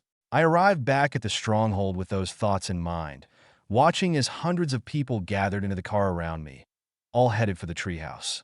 I was but one in a sea of many. As the gentle swaying of the train rocked me to sleep, I hoped that I might not be swept away like so many of those around me would. Chapter 186, Space. I've been approached. Oh, another confessor? Please. It was someone from Special Operations. I recognized the uniform. Amara lifted her eyes from one of her many grimoires. Tana recognized it as yet another one of John's texts from the Words Within. He wrote in a very distinct manner, to say nothing of the almost completely unfamiliar vocabulary. Amara tilted her head. Are you being scouted? Pretty sure, Tana shrugged. My concern is with you, though. You would think they'd approach both of us, not just me. He made the effort to catch me alone. Well, you can probably imagine why. I'm sure my mother has made efforts to ensure that I can't run off into something so dangerous so soon. I guess, but I was also under the impression that they also ignored any protestations. From who nobility? Amara smirked a bit. Military or not, the nobility still run everything. As John said, They aren't nobles just because they're born into it. They're nobles because they're strong enough to keep their titles. My mother isn't just a duchess. She's a marshal and one of the strongest warlocks in the kingdom. Not even special operations would so easily walk over her unspoken commands. I guess, issue is, I'm not leaving unless you are. We need to stick together. I agree, but don't be so quick to discard the opportunity. Amara finally sat up, leaning against the wall next to her bed. I think you should go in. You can find Fightin, and you two can help pull me in. Tana hesitated for a moment. You'll still be left alone for however long it takes for me to get through their training. Not to mention that's assuming they'll even listen to us. I'm willing to bet that Fightin has something to do with you getting scouted right now. Amara suddenly smiled. Besides, it's not like I can't take care of myself. If you need more convincing, we can spar. No thanks. Tana cringed a bit. I'm not trying to get a limb blown off. I wouldn't go so far. Amara chuckled coyly. You're the ghost anyway. I'd have to find you first. Don't patronize me, witch. Tana snapped. You're the only one who can find me, besides the marshals and sovereigns. I don't know how the hell you so easily nullify my invisibility, but I'd say that's the one thing you do that pisses me off. Hey now, all it does is teach you how to be better. The day you figure out how to hide from me is the day you figure out how to hide from the sovereigns. Your spells are bullshit, witch. Amara chuckled as Tana rolled her eyes. Amara was a devious girl, and her spells always seemed to be able to pick Tana out, even though Tana's auric technique was supposed to hide her from everything. Amara shouldn't even be able to know she was invisible in the first place, let alone attempt to pick her out. She both vanished from sight and attention, becoming an unnoticeable void in the minds of others. But no, Amara's aura didn't seem to care about that. It frustrated Tana to no end when they sparred, but she could begrudgingly admit that it was nice to have someone who could still go toe-to-toe with her. Anyway, Tana sighed, if you think I should go in, then I will. I'll talk to the recruiter. I see no reason why you shouldn't, Amara nodded. As for me, a little pressure on my mother should get me in there soon enough, along with your help. After that, I just need to figure out how to get John in. Didn't you say he's been having problems? The situation at the treehouse is getting dangerous, yes. Amara looked down at her grimoire, some of her long gray hair dangling across the pages. I've actually read some of his reports. The Scourge is launching large-scale offensives on that little forward base. It's not looking good. You think you can get him out? I'm not sure. I still haven't forgotten the fact that my mother wasn't able to get control of him in the first place. That power dynamic hasn't changed. That's why we need to get into special operations and pull him in. My mother won't matter at that point, nor will anyone else, except the sovereign. Amara flipped a couple pages, Tana pondering while combing her fingers through her recently washed blonde hair. After some silence, Tana changed the topic. You leave tomorrow? Yes. And if I end up going with the recruiter while you're gone? Then you end up going with the recruiter. Don't worry so much about me. I'm about to advance a level beyond you. I can keep myself safe. Amara smiled as she lifted her eyes. Tana replied with a sigh from her bed across the room. Yeah. You're freakishly talented and don't need me with those fancy spells of yours. Well, I might not need you, but there's only one other person in this world that I'd rather have by my side over you. Ouch. I thought I'd risen higher than that. Well, I can't have sex with you, so that's a pretty big card in his favor. All right, I'm going to sleep now. Pfft. Amara chuckled as Tana turned over, throwing herself into her sheets. The lights dimmed automatically in time, and Amara decided to get some sleep too. When the next day came, Amara was packed and standing in a terminal. She gave a hug to Tana. It would probably be the last one for a while. I'll see you on the other side. Say hi to Fightin for me. Sure thing. They separated. Tana nodded as Amara boarded, sharing one last wave through a window as the rail accelerated away. Like that, she was on her way to home. Like last time, her advancement to Authority 7 came quickly. With this advancement, she would perfect her affinity for the fire element, perfection that was 3 advancements in the making. She already had several truly massive destruction spells in mind for when that perfection came. The most complex spells still flummoxed her with her imperfect affinity, and she often had to compensate with her still compatible, but ultimately inadequate, air element. Now, though, another section of her knowledge could finally be unleashed. She wondered how long it would take to achieve enlightenment for the fire element. She had been studying it for so long. Perhaps she would finally have to answer the big question surrounding the fire element, the one that John had posed in one of her grimoires. What was fire? She had long understood what fire was scientifically, but magically, that knowledge wouldn't truly come to her until her affinity was perfected. She couldn't make conclusions right now because the element was still blurry to her. It wouldn't be long before she was able to unearth those secrets. A day later, when the rail pulled into the city of Joffrin, Amara stepped out and made her way to her home. A carriage had already been arranged for her by the head butler. Once at the door of the estate, Amara stepped out to find her family there to greet her. She smiled at her sister Faye before glancing at her parents. "It's good to see you, kid." "You too, Dad." She shared hugs with her father and sister, finally approaching her mother, who had hung back a little. Talexia nodded her head toward the door. "Would you like dinner? We were going to have some made soon. I'd actually like to get to my advancement, if that's all right." "Sure. Ikor, please take Faye to dinner." "Very well. Good luck, dear." Ikor planted a kiss on Amara's forehead before retreating into the house, going to the dining room with Faye. Talexia and Amara went to the back of the estate, finding the secondary building used for storage and important affairs such as advancements. Inside, there was a tempering device and a dozen powerful white crystals, all of them sitting at Authority 8. Your advancement this time will be pivotal compared to the others before. From now on, you'll be fighting for your place in the top levels. Your development up until now will determine your future. This is but the last step, the last major improvement you can make to your foundation before your ascent to Authority 10. You won't be able to acquire another perfect affinity until then. Talexia spoke while bringing out a grimoire of her own. After looking through it for a short time, she snapped it closed and gazed at her daughter. Amara seemed unimpressed and hardly nervous considering the situation. If anything, she seemed impatient. Even then, Talexia couldn't hint at her emotions through her aura. It had apparently gotten too powerful for her to easily see through. "You seem ready."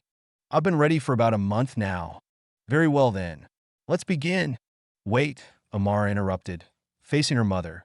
"Do you have a better foci? I want it for the advancement." "You know you can't use one for it." "I won't." "Then why do you need one?" "Because I've got spells to test once I advance. I don't want to waste time."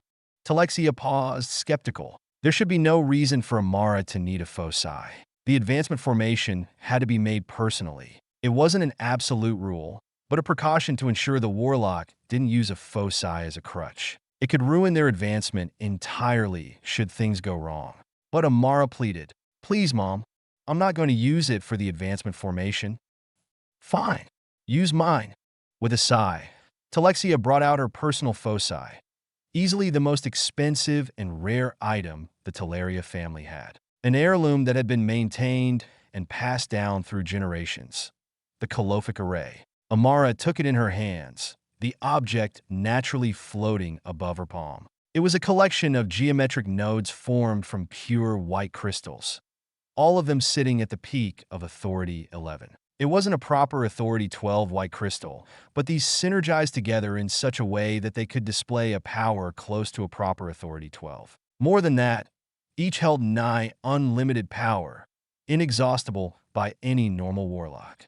There were 8 of those white crystals in the array, all of them floating around each other as if they defied the laws of physics simply by existing. More than that, when Amara streamed some mana into it, she found a nearly infinite buffering space. Going further, her power was naturally amplified by simply moving through the array. It was an amazing device that she couldn't even tap halfway into with her power. But that unlimited buffering space was exactly what she needed. She smiled and walked with the array. It stayed above her hand as if it were a part of her body, moving with her while she sat in the tempering chair. Amara had her own foci, one that had replaced her broken one months ago. But it was a temporary one that she thought wholly inadequate, even though it was actually better than the one she had before. Her standards had risen significantly, and Talexia had been working to get her an even better one. For today, though, she got to use the family heirloom. With that, they were ready. Talexia turned on the tempering device as Amara sat within its sphere of influence. They could both see the magicka condense like vapor, all of it being concentrated on Amara's figure.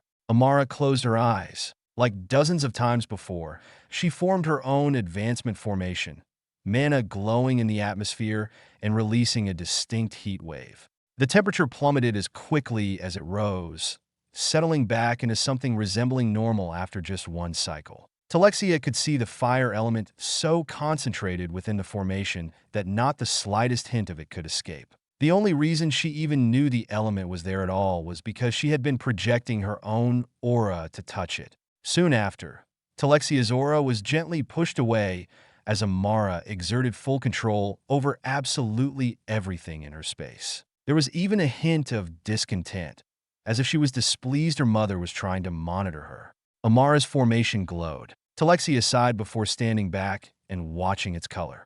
The color of the final formation to develop the final fire affinity almost always determined how perfect it was. Generally, the brighter the better. However, she immediately found a peculiarity in Amara's color. It wasn't a bright red or yellow like most. Hers was such a bright blue that it bordered on white. Talexia had to squint, the luminosity straining her eyes. She wanted to use her aura to peek at the element too, but Amara's own aura continued to bear down on the area. She couldn't pick up on anything.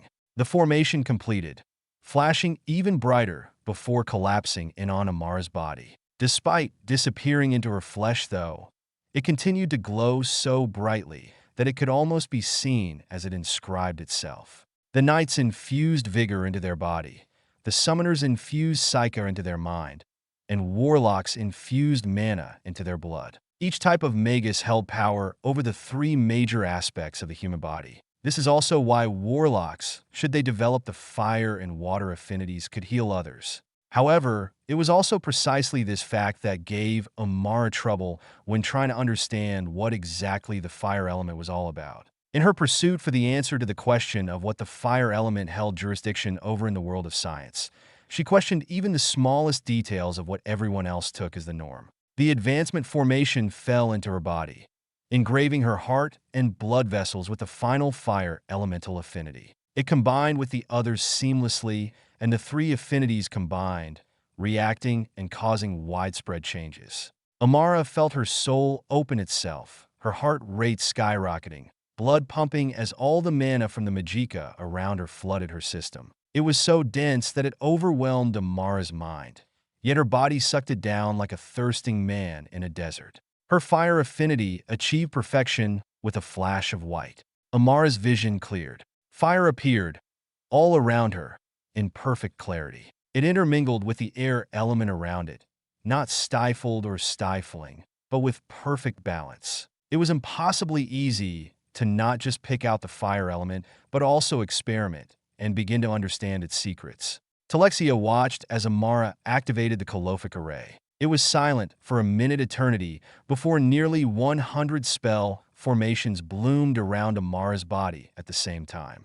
Talexia couldn't recognize any of them, even though she could understand the language that was used. She wasn't sure what Amara was trying to do, but then all of the spell formations collapsed. Then a line of fire mana was drawn around her body, twisting and turning several different ways before blooming into thousands of runes and symbols with no coherence to them. It was like Amara was trying to put the entire fire element on display. That's when Talexia noticed Amara smiling.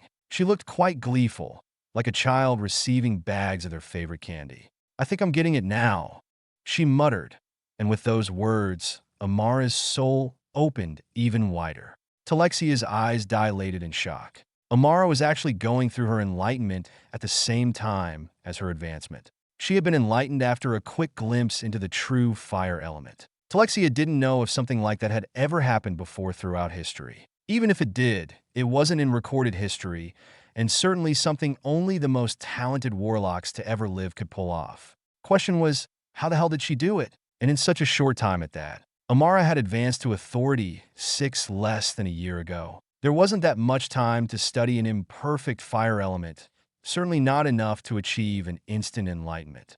It was like she already knew what she was searching for, like she already knew where the deepest secrets of the fire element were, like she just needed to walk up to them. She couldn't know that her thoughts were dead on the mark. Amara could feel the entire fire element all at once. Her enlightenment and advancement compounded to provide her with an unprecedented view of the deepest secrets of the element. It was exposed to her very soul, and it was like all the answers came to her without so much as asking for them. What made it all the better was the fact that Amara already knew what would come to her. Or, it was more accurate to say that it was just one of a few possibilities that she had already considered. The fire element. It was the element of flames, most notably, and thus hailed as the greatest destructive element a warlock could wield. However, it was also capable of synergizing with the water element and creating healing spells. Amara didn't know anything about the water element, even though it would be her next goal. But using the fact that fire could somehow heal,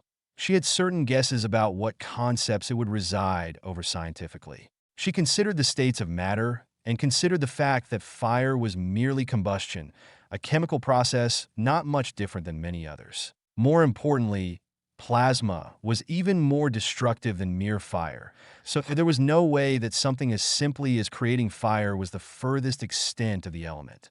But was it about creating energy? Amara hadn't been sure, but after advancing and reaching enlightenment, she had rapidly come to a conclusion. The fire element wasn't about fire at all. Fire itself was merely a surface-level visualization of what could be considered the application of energy. John was only partially correct when he hypothesized that the fire element was about controlling energy. It was more accurate to say that the fire element was all about adding energy to different systems and drawing it from different things.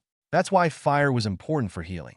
Amara had read plenty of texts about magical healing, and using John's knowledge on biology, she was able to understand that magical healing didn't necessarily heal the wounds, at least not utilizing fire. Magical healing spurred the body to heal itself. The fire element was responsible for adding energy to the body, vastly accelerating natural processes. The water element was responsible for manipulating the body on a chemical level in order to do something as amazing as bring flesh together or straighten out scrambled organs, even shifting around nutrients and fuel for the healing process.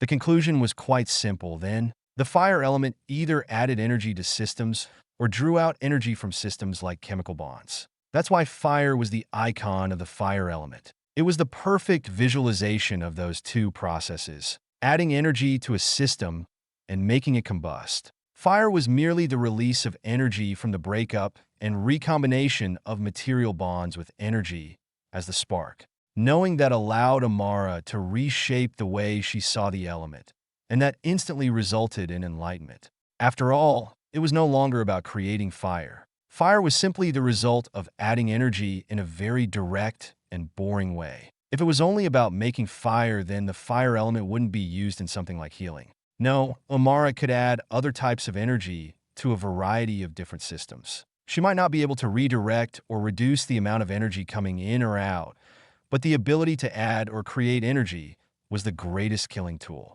At the same time, realizing this helped her understand more about her air element.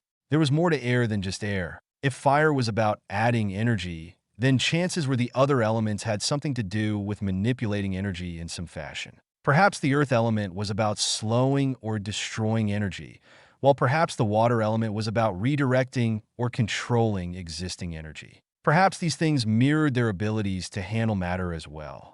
But the air element? It seemed to only be about controlling the particles of air in the atmosphere. However, Amara knew about the fact that spatial spells fell under the realm of the air element. They were just such an extreme application of the air element that it was extremely rare to teach oneself how to use it. Unless you knew the truth, of course. That truth? Well, there were two truths. First, the air element held jurisdiction over gases. That was one of the states of matter, and the others held jurisdiction over their respective states of matter as well, like liquids to water and solids to earth. The second truth, though, was that the air element wasn't about controlling energy per se, not like how the fire element created energy. Instead, it was about controlling the fabric that things like energy existed upon. Controlling gases was just the most surface-level feature of the air element. The way to controlling space was through the realization that space was there in the first place. The fabric that energy existed upon, something much deeper than the energy itself. It was such a simple concept, but the thing that blocked most air warlocks from ever tapping into it was the difficulty in merely seeing that fabric in the first place. Even then, most of those who could see it were merely utilizing other well-established spells to glimpse it at all. They didn't truly reach too deep a level. Now that Amara had realized these truths, though, there was no longer any barrier to total mastery. For a couple seconds, she wondered how she was able to achieve enlightenment before, having not understood the rules regarding energy. She decided she would think about that later. Her current enlightenment cascaded alongside her advancement and resulted in her body and soul taking in far more mana than it otherwise would have. Her pool of mana multiplied in size and turned so dense that she felt like she might outright skip her next advancement. More than that, the tons of vigor and psyche that streamed into her flesh and mind made her feel like she was becoming a knight and summoner. Her mind especially. She noticed the increased speed and clarity. Her speed of thought just about doubled from the infusion, and suddenly she got a glimpse into a fraction of John's thinking ability. Either way, both enhancements would only amplify her ability to fight further. The Psyche especially would allow her to formulate and cast spells like never before. After the enhancements came, they lingered for some time, Amara's body and mind drifting around in dreamland for a while before her soul started to close itself off. Once that happened, she returned to the world and became lucid. She dialed in, but it was only a few minutes later than Talexia finally shut the tempering device off just in case. The two were silent, all spell formations fading away. Talexia stared at her daughter, and at some point Amara stared back. She smiled. "Your foci is really nice. I could use something like it. I've already found you another one. You'll get it tomorrow. Consider it your birthday present." "Thanks, Now, about your enlightenment." Talexia narrowed her eyes. "How?" "You know how," Amara retorted. "Is his knowledge so great?" "Yes, it is. Now, though, I hesitate to tell you about it. If you come to know about this stuff, then our ancestors will probably come to know, and then I'm going to get embroiled in loads of crap. Today, I've confirmed that John's knowledge is far more valuable than even I realize. And yet I die betting on the fact that he knows enough to revolutionize the warlock class, nay, the world as we know it. That naturally means it's dangerous for people to know about that fact.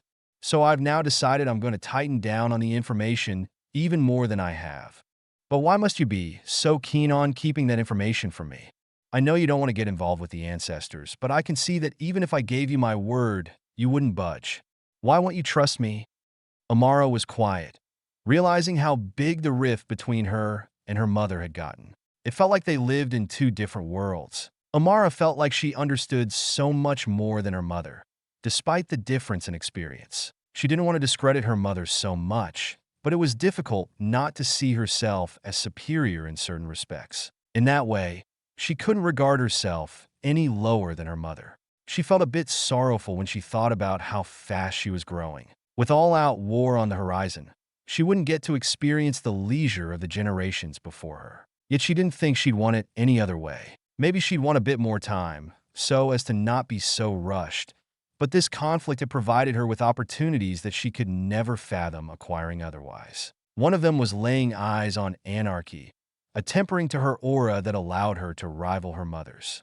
Now, Amara was the one keeping secrets. Who knew if she understood even more about the elements than her mother? It wasn't out of the realm of possibility, but Amara almost felt like it was wrong to have surpassed her mother so early. Now, she had her own convictions and goals. Unfortunately, she demanded certain things from herself as a result, and it was clear that she and her mother didn't see eye to eye. It wasn't necessarily personal, but it still meant that certain lines had to be drawn. Amara wouldn't hesitate to draw them. "This knowledge isn't my own, Mom. It's John's. If you want it, then ask him, not me. I shouldn't have to ask. I don't care.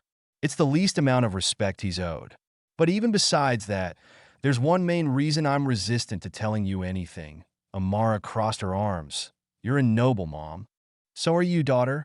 "No, I'm the daughter of a noble. I've yet to earn any form of influence or significant power for myself. And given how valuable the stuff I know is, I'm not willing to give it up to you. I'll keep it secret until I have the power to protect it from the nobility, because even you wouldn't be able to stop them." Talexia went silent. Amara staring at her fiercely, as if ready to fight on behalf of her words. What surprised Amara, though, was how resigned her mother became soon after. She sighed and took out a thick book, tossing it over. Amara caught it, the air lowering it into her hands. "What's this?" "Since you're keeping secrets, keep this one as well." I saw the spatial fluctuations, and I'll be damned if I let my daughter get killed fumbling around with space just because I didn't give her something to work with. That book contains our family's work on spatial magic. It is one of 2 copies. The ancestors hold the other. It'll help you work on the magic safely, as well as help keep your talent hidden should you have to use some of that magic in the open. If you want any chance of resisting a marriage, don't go flaunting your talent, at least not yet. Thank you. You're welcome. You'll get your foci tomorrow. Rest for now. Talexia left with those words, leaving Amara to stew in her thoughts. The book went straight into her hidden storage. Now she felt bad, but at the same time, she felt it was a necessary line to draw. Thankfully, her mother seemed to trust her despite that. Now she wouldn't have to fumble around in the dark, trying to develop her own spatial spells. She could directly attain the most powerful weapons the Teleria family had to offer. There was a reason every Teleria warlock trained the air element first. Why it was Amara's first choice despite every kid wanting to practice the all-destructive fire element. The Teleria specialty was space, and like most noble families, they had their own foundations upon which their power and nobility was built. The spatial spells in Amara's storage were a major part of those foundations. She was glad to have obtained them so early. Now, even with Tana gone, she would have little to worry about, especially when she put her own twist on things. Chapter 187, Rekindled. SP Forda. So sorry for the late post. Currently working on my EMT cert. May 16th, 624. The first thing I noticed when I stepped out of the terminal at the treehouse was the absolutely enormous number of people moving around. Formations marching to the massive doors installed in my absence. Cargo crates being moved by groups of soldiers and a solitary warlock. People rushing about to report to their superiors. Only the wounded were being loaded into the rail. The second major thing I noticed when I walked out, another layer of wall was barely visible through the propped open gate. Even more buildings erected and soldiers milling about in the open area between. Almost a dozen buildings were already built, and another 2 dozen were in progress from what I heard. Even headquarters was being expanded. I had been kept relatively up to date while I was gone via Polly and Jasmine, but their text reports couldn't really capture the scope of the changes. Around the original base, that wall of gargantuan trees was still standing, pitted and scarred with bombardo craters, but even stronger from the magical metal reinforcements crisscrossing its entire circumference. There was only one gap where a tree had been cut down, a massive entryway set up in the void. It was rather sad. A series of monoliths also periodically dotted the walls, thick, almost visible veins of power snaking up their sides. Heavy enchantments, layered one under another, shone to my aura. I had been told that they were structures supporting defensive magic capable of protecting the base. How strong they were remained to be seen. But even from a distance, I could feel the power radiating from the white crystals within. Jasmine was there to meet me when I arrived. "Major Cooper, glad you're back. How was the vacation? It would have been better if I had gotten to stay. You look like you've been having a fun time without me." I smiled a bit while glancing at Jasmine's baggy eyes. She looked like she had aged another few years. She scoffed. "You got to skip the brunt of the load, you punk. Quite exquisite timing on your part, us. I tend to be exceptional in everything I do." "That's good to hear," she smiled. "Very good to hear. Since you don't have any luggage weighing you down, you can come with me then. I can't wait to apply your exceptional skills, especially since that Authority 6 mind of yours is even sharper and faster than before." "It's not that fast, but it is exceptional, HM. Come, I have a present for you." Jasmine turned on a heel before marching away, somehow rejuvenated compared to a minute ago. A bad feeling started creeping up my spine. Sure enough, the first thing I saw when we walked into the war room was a shelf full of orbs. The fact that all the details regarding the past week took up multiple orbs was a slightly horrifying thing. She patted the shelf. "I want you to memorize these 6 orbs by the 18th. I don't want to." and I didn't want to process an additional 14,000 troops while also monitoring 26 recon teams, 12 of which are still active. Yet here I am. I'm alive at least, aren't I? Are you? An admittedly contentable point, but at least you don't have to draw up anything yourself. Have fun. She cutely went up on her tippy toes to pat my cheek before skipping off. Apparently, my suffering had an invigorating effect on her, while my happiness did the opposite. That was the only reasonable conclusion. I shot those orbs a death glare before heaving a sigh. I would at least be able to test the limits of my mind now. I grabbed one and infused my psyche. Information flooded my mind palace, hardly having a chance to sit there before being absorbed and cataloged into more familiar charts and maps. There might have even been a spreadsheet in there somewhere. A table with miniature versions of the terrain, the people, and the scourge popped up in an empty space, playing out the events recorded in the orb fast-forwarded. As it went, redundant and erroneous loops and repeats in the simulation were quickly corrected. It came shockingly easy. In fact, instead of being the daunting task I had thought it would be, it was almost enjoyable. To see the big picture play out before me was majestic in its own way, but I soon figured out that the reason I was having such an easy time picking out the main details was because I had already been expecting them. It was like coloring a picture I had already drawn. Everything was expected. It wasn't just that nothing fell out of my expectations, but that just about everything that had happened was an unconscious prediction I had made before I left and during my break.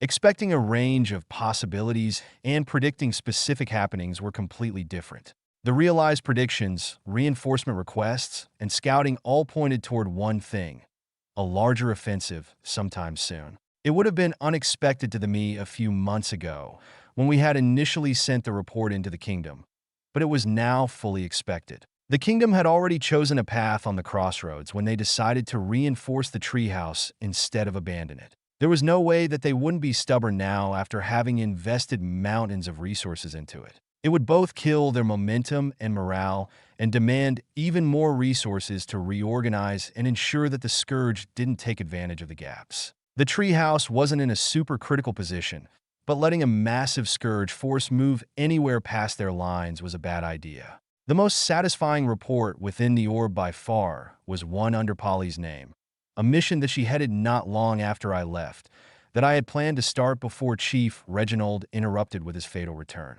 A recon mission in the mountains southeast of the treehouse. There was minimal scourge activity, but some feeling kept pushing me to check it out. I had suspicions and ended up letting Polly take the mission just in case. I didn't want to delay finding something critical. Turns out my gut feeling was right.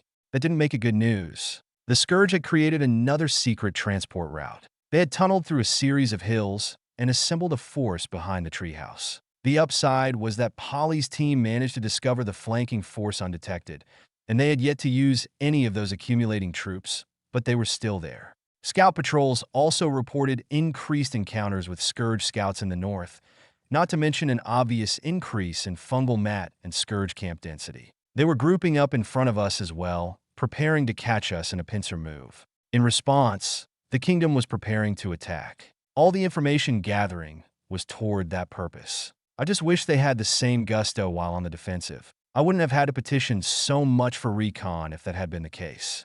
Well, at least they were doing something about it. The most surprising thing today, though, was the fact that I was able to get through all 6 orbs in about 4 hours. Less than an hour per orb was fantastic speed, but I didn't want others to know that. To that end, I took 3 of the orbs and disappeared into my room. It would make it look like I was working on them, but in reality, I'd be searching my 6th star. How sneaky of me. I had found a plethora of new weapons right off the bat when I advanced, but I wanted to get a full inventory and a read on the era it put me at. In all honesty, it wasn't all to prepare. My curiosity had also piqued at the hints of the guns my 6th star would offer. I wanted to know what I was capable of with my new authority and what these new weapons could enable me to do.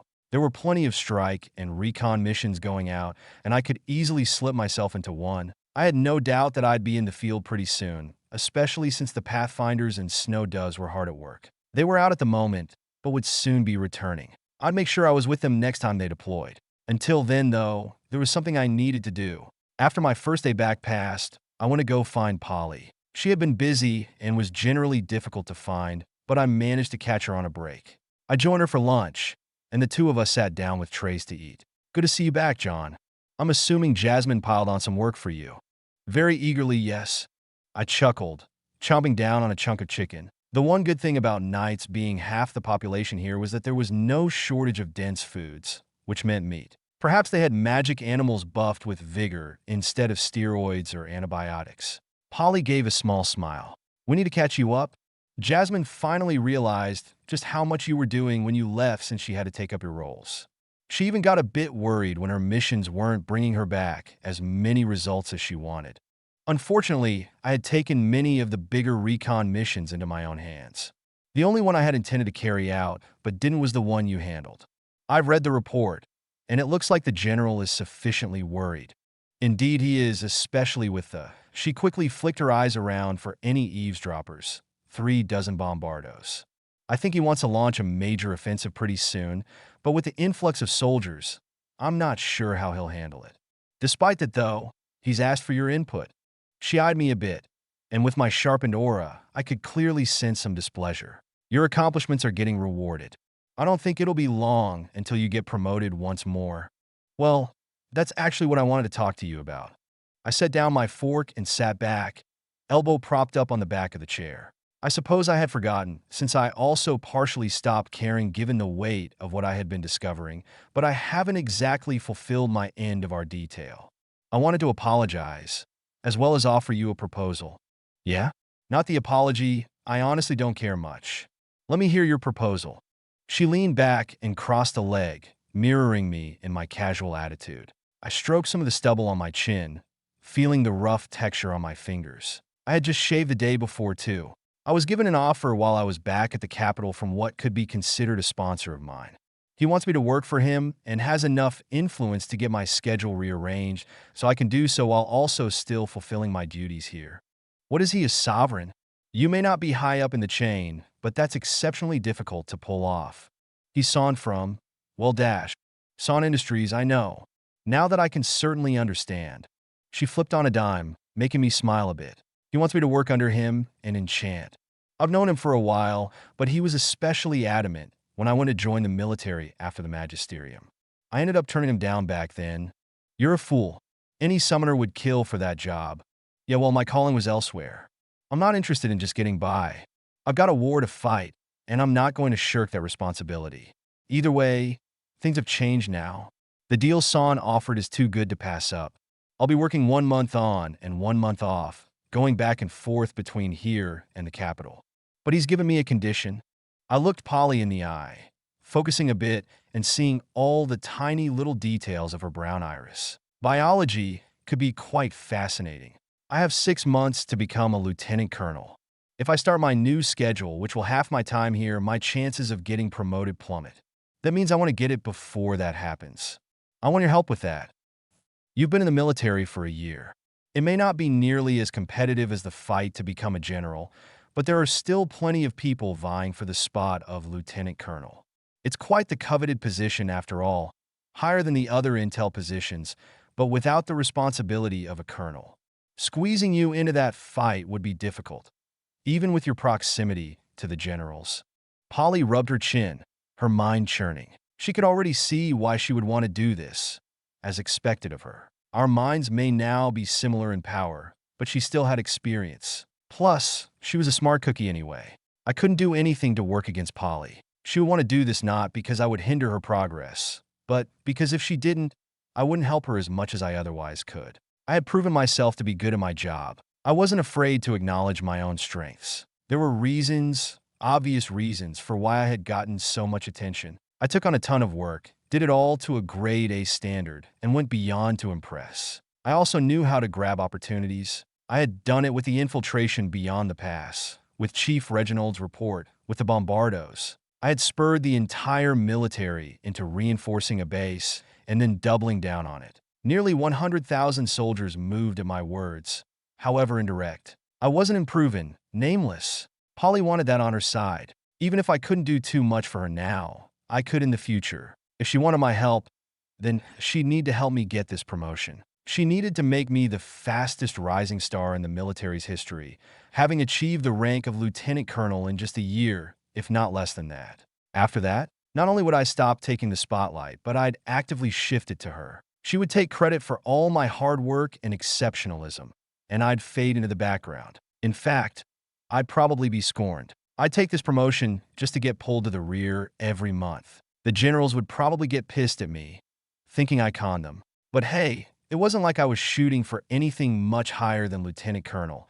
And even if I was, it would take years of work to achieve anyway. I wanted to ride this wave while I had momentum and squeeze out all I could. Polly had obviously already run through those thoughts, so the two of us just spent some time in silence. I started eating again at some point to pass the time. She finally spoke as I finished my chicken. Despite everything, I think it's possible. All right, John, I'll help you get that promotion. Question is, how much can I trust you? I may have stolen some of your thunder, but I'm not a liar. Even then, I didn't take the spotlight because I didn't want you to have it. As confident and amazing as I may be, I can still get caught up in heavy situations. I still lack some of the numbing that comes with years of this work. That's not a bad thing. You can be awfully direct sometimes too. Learn some rhetoric. I don't bother with that when it comes to people I trust. You deserve to know the unfiltered truth, and I want to help you because, like me, you're good at your job. The military needs more people like you, and I want to help you. You can do more than me. All I want is this quick promotion before slinking off to work enchanting. Lord knows I won't get promoted after that. Indeed. Don't worry, I'll get you that promotion. To that end, your name will start appearing on reports. You've gotten close to the generals as well, so there's no need for my help there. I will help you get into some of these meetings, though. I want you by my side at the very least, and I'll go to you for some input if the opportunity arises. I'll take what I can get. I smiled and raised my cup, Polly doing the same. They tapped together, both of us taking a sip, to a rekindled partnership. Work on your toast as well. She chuckled a bit, making me shrug and down the rest of my water. Chapter 188, Buzzkill. May 19th, 624. The Pathfinders returned from their latest mission a few days later, just as I had gotten caught up with affairs. They had mostly been running recon, like the vast majority of platoons in the base, but that would soon be changing. It was almost like they were waiting for me to return. I had guessed that the generals were prepping an offensive, but I hadn't expected it so soon. At minimum, I thought they would want to consolidate all the reinforcements first, but they seemed in a hurry. There were more than enough troops to go around, but that also meant the workload on intelligence was more than doubled, managing both inbound soldiers and recon missions. Everything would be fine if nothing crazy happened. This was the start of a new phase, according to the general. I, as Polly's de facto assistant, had been allowed to sit in on meetings I otherwise would have no business even being near, and I took it in stride as an opportunity to gather more intel on the war itself and the lives of those who ran it. I had worked with everyone in the room before, but the setting was completely different. It was where the big boy decisions were made. It was grand strategy that spanned the entire theater, handling troops by the battalion, moving resources by the ton, sending messages to marshals and generals in the rear or other friends in high places. This came with another benefit as well. Just by being in the room, my name would be in the minds of those generals. When it came time for a promotion application, my name being associated with my deeds would be incredibly helpful in just getting it over the door jam. Either way, it was finally time to move off the defensive. Already, missions plans for strikes, posed as hypothetical, were being written up by intelligence in what little idle time they had. The general wanted to establish a front, but we would need to cover our rear first. The Scourge had no idea we knew about the army parked on our flank, and the general was ready to take full advantage of that. This was more than a single deployment, a mission. It was an operation. We would first wipe out the Scourge in our back line, securing supply routes and averting encirclement, before moving our armies up in the second phase and establishing a front in the third phase. Expected deaths were high and big players would have to move, but our projections were apparently within the general's expectations. It was dubbed Operation Breakwater, the first major operation at the Treehouse, and the first major operation I've ever been a part of. And as it turned out, I have a pretty big part in it. Managing a major operation out in the field was difficult because no intelligence agent wanted to leave the confines of the base. That meant it would be left up to the warlocks and knights to manage themselves and carry out the objectives, which wouldn't be an issue if the summoners weren't so particular about how they wanted things done. A few intelligence agents would have to move out with any sizable group to manage people and reports, but no knight or Warlock wanted someone they already saw as lesser bossing them around in their operational element. That left me. My networking and efforts at reducing casualties put me in quite a few commanders, chiefs, and brigadiers' good graces, some level of tolerance, if not respect, given to me in gratitude. My rumored combat prowess, heard more often than seen, also contributed a significant amount to my status. Here was one who could stand as an equal, maybe not in taking damage, but dishing it out. I had quite the reputation, and now was the time to prove it. Another handful of days and intelligence had filed the last of the plans, mobilized platoons and companies packing in and near the vehicle base. Clearing out the back line would take a full division of about 12,000 soldiers. Major General Quill would be the head of this phase and would leaving with us. I would be his direct assistant, because neither Polly nor Jasmine were going to leave base, and there were no others who the Major General actually trusted to get things done the way he wanted them done. Anybody who could was taking the prudent course of action and staying with headquarters. That left me. He trusted me, and I was leaving anyway, so I was posted at his side. I'd probably get put in charge of all the menial crap, but that was no different than what I already did. At least now, I'd be getting some action. With those arrangements in mind, the two of us started to work together more than normal. About a week passed like that, and finally, the day to depart came. All right, Envoy, get all the commanding officers on the line and get us moving. It seems that nickname is sticking. Why is that, sir? It's easier to say than liaison. Or, people could just call me by my name. Nobody remembers names. You don't say. I sighed at Quill's words. Even the Pathfinders were calling me Envoy now. The only person who used my name was Polly, and the few people I was relatively close with like Jasmine or Amare, and the few times I even had the chance to talk with the latter. Well, I had certainly been called worse. In a way, I was the messenger for the kings of the battlefield, the generals. It wasn't really a mystery why the name had stuck, and I could even write its definition to remind people what I did. It was a clever call sign, that I would admit. I lifted my aerial, accessing the main channel. We had a mobile node with us, so my own aerial wasn't getting used as one. Running through checks with all the COs coming with us, I looked down again at the personnel list. Only one brigade was heading out today, while the second would follow tomorrow. Quill and I would be leading in the first. Many of the COs were either commanders, chiefs, or the rare intelligence agent around the rank of captain or major like me. There still had to be some logistical personnel, and there was no way the higher-ranking agents were getting sent. So they sent the fodder, basically the errand boys. After all checks were cleared, I gave the green light across all channels. Envoy to all units. Deploy, deploy, deploy. The order was simple, and without delay, our vehicles rolled through the outer gates. Hundreds of vehicles and thousands of people. We had gotten heavily reinforced and were using the vast majority of our wheels to move this expedition. The faster we finished the first phase, the less casualties we'd suffer. The sooner the Scourge caught on and retaliated, the worse off we'd be. There were other strike forces leaving to clear out scout troops around our soon-to-be flank as well. They would ensure that little to no information would be able to get back to the main Scourge force, or at least not in time to hamper us. I sat back within the luxury of the specially designed command steed, made to transport generals and the like, and equipped with a mobile node. It was an armored command and control center on wheels. Summoners knew how to capitalize on their positions. The command steed actually had cushioned seats. It was so comfortable that I almost felt weird sitting down. Was indulging in such luxury okay? Should such comfort even exist? Suddenly, it felt like all my hard work up to this point was worth it.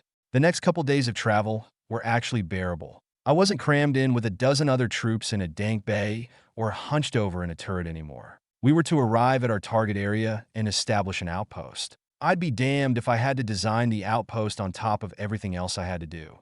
Thankfully, the protocols had standard layouts already designed, and the grunts would take care of the grunt work.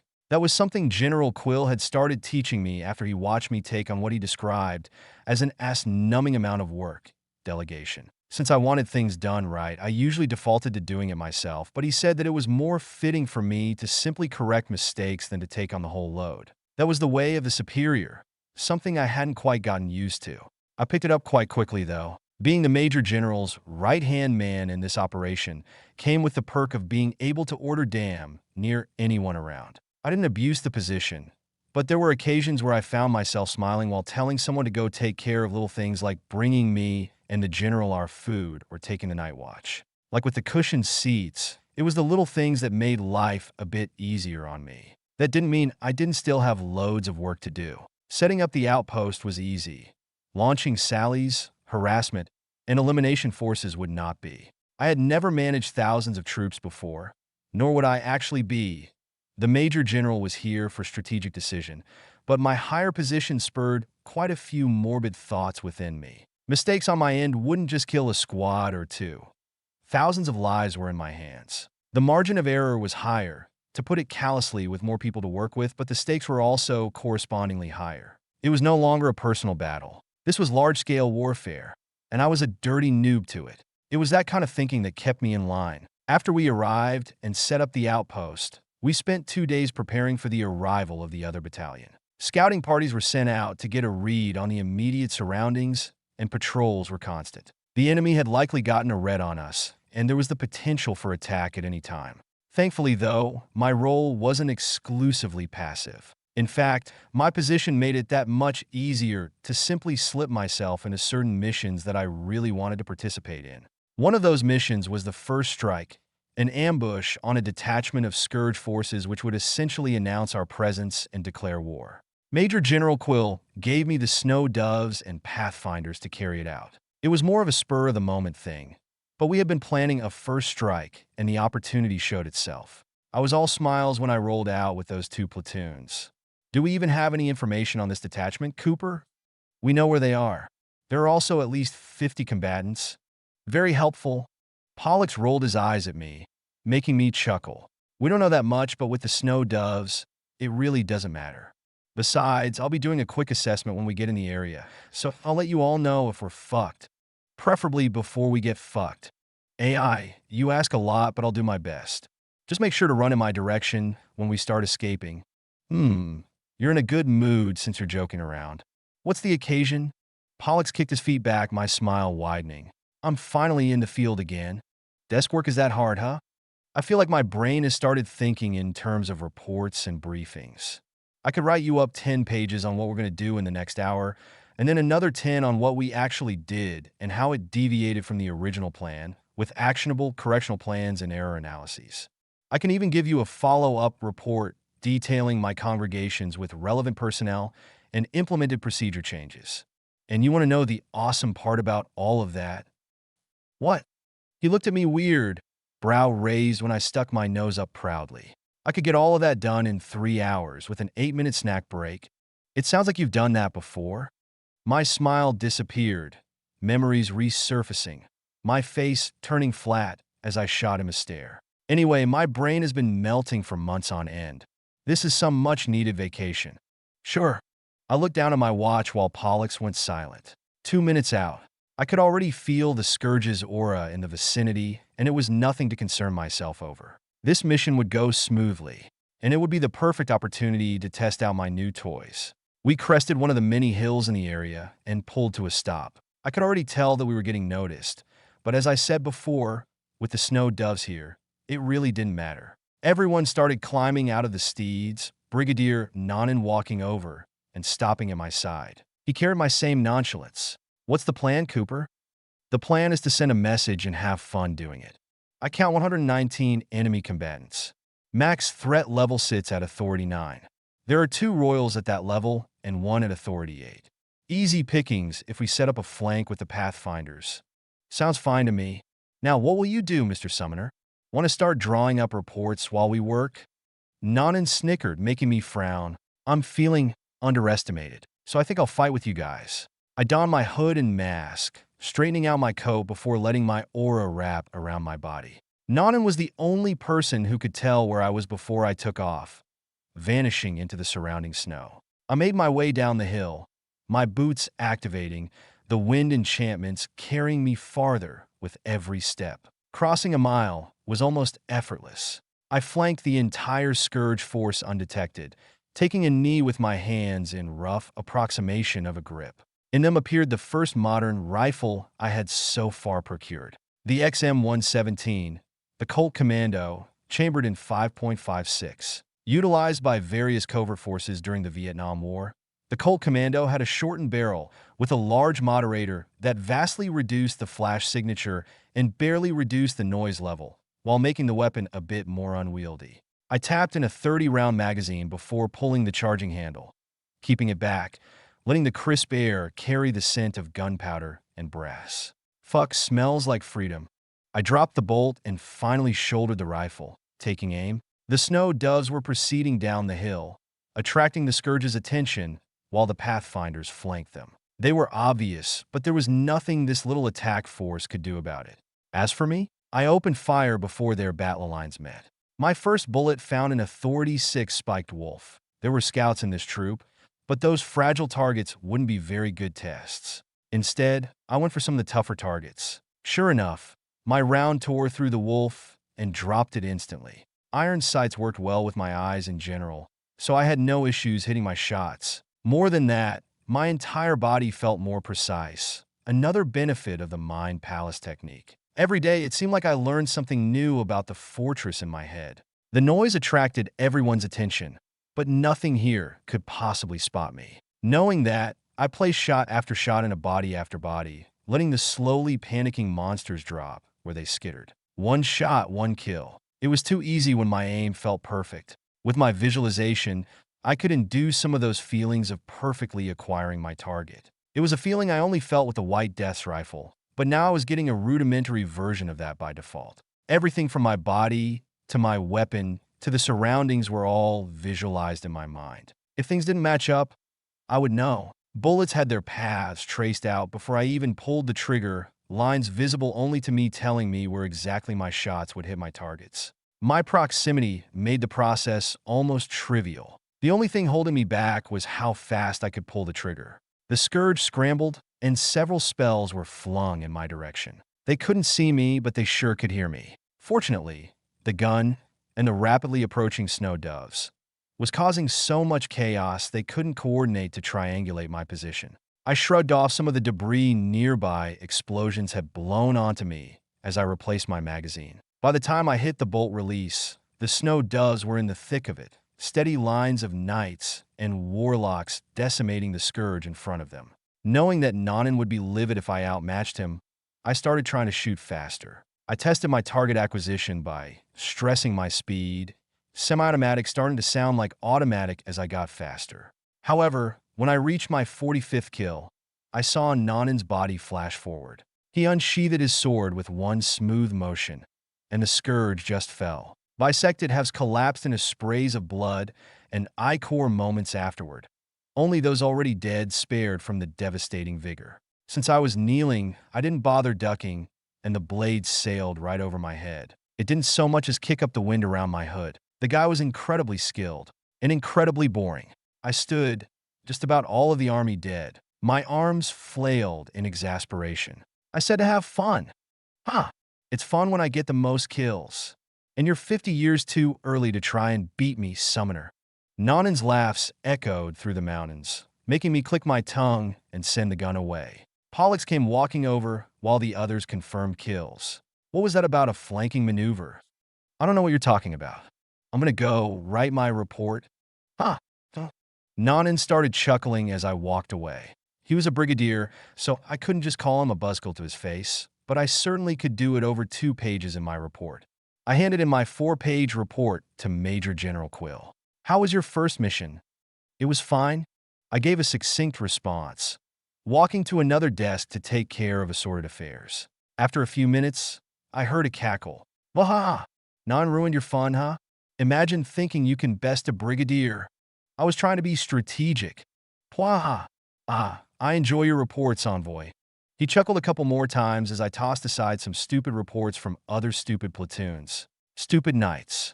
Chapter 189. Contained. SP Forda. So sorry for the late post. June 1st, 624.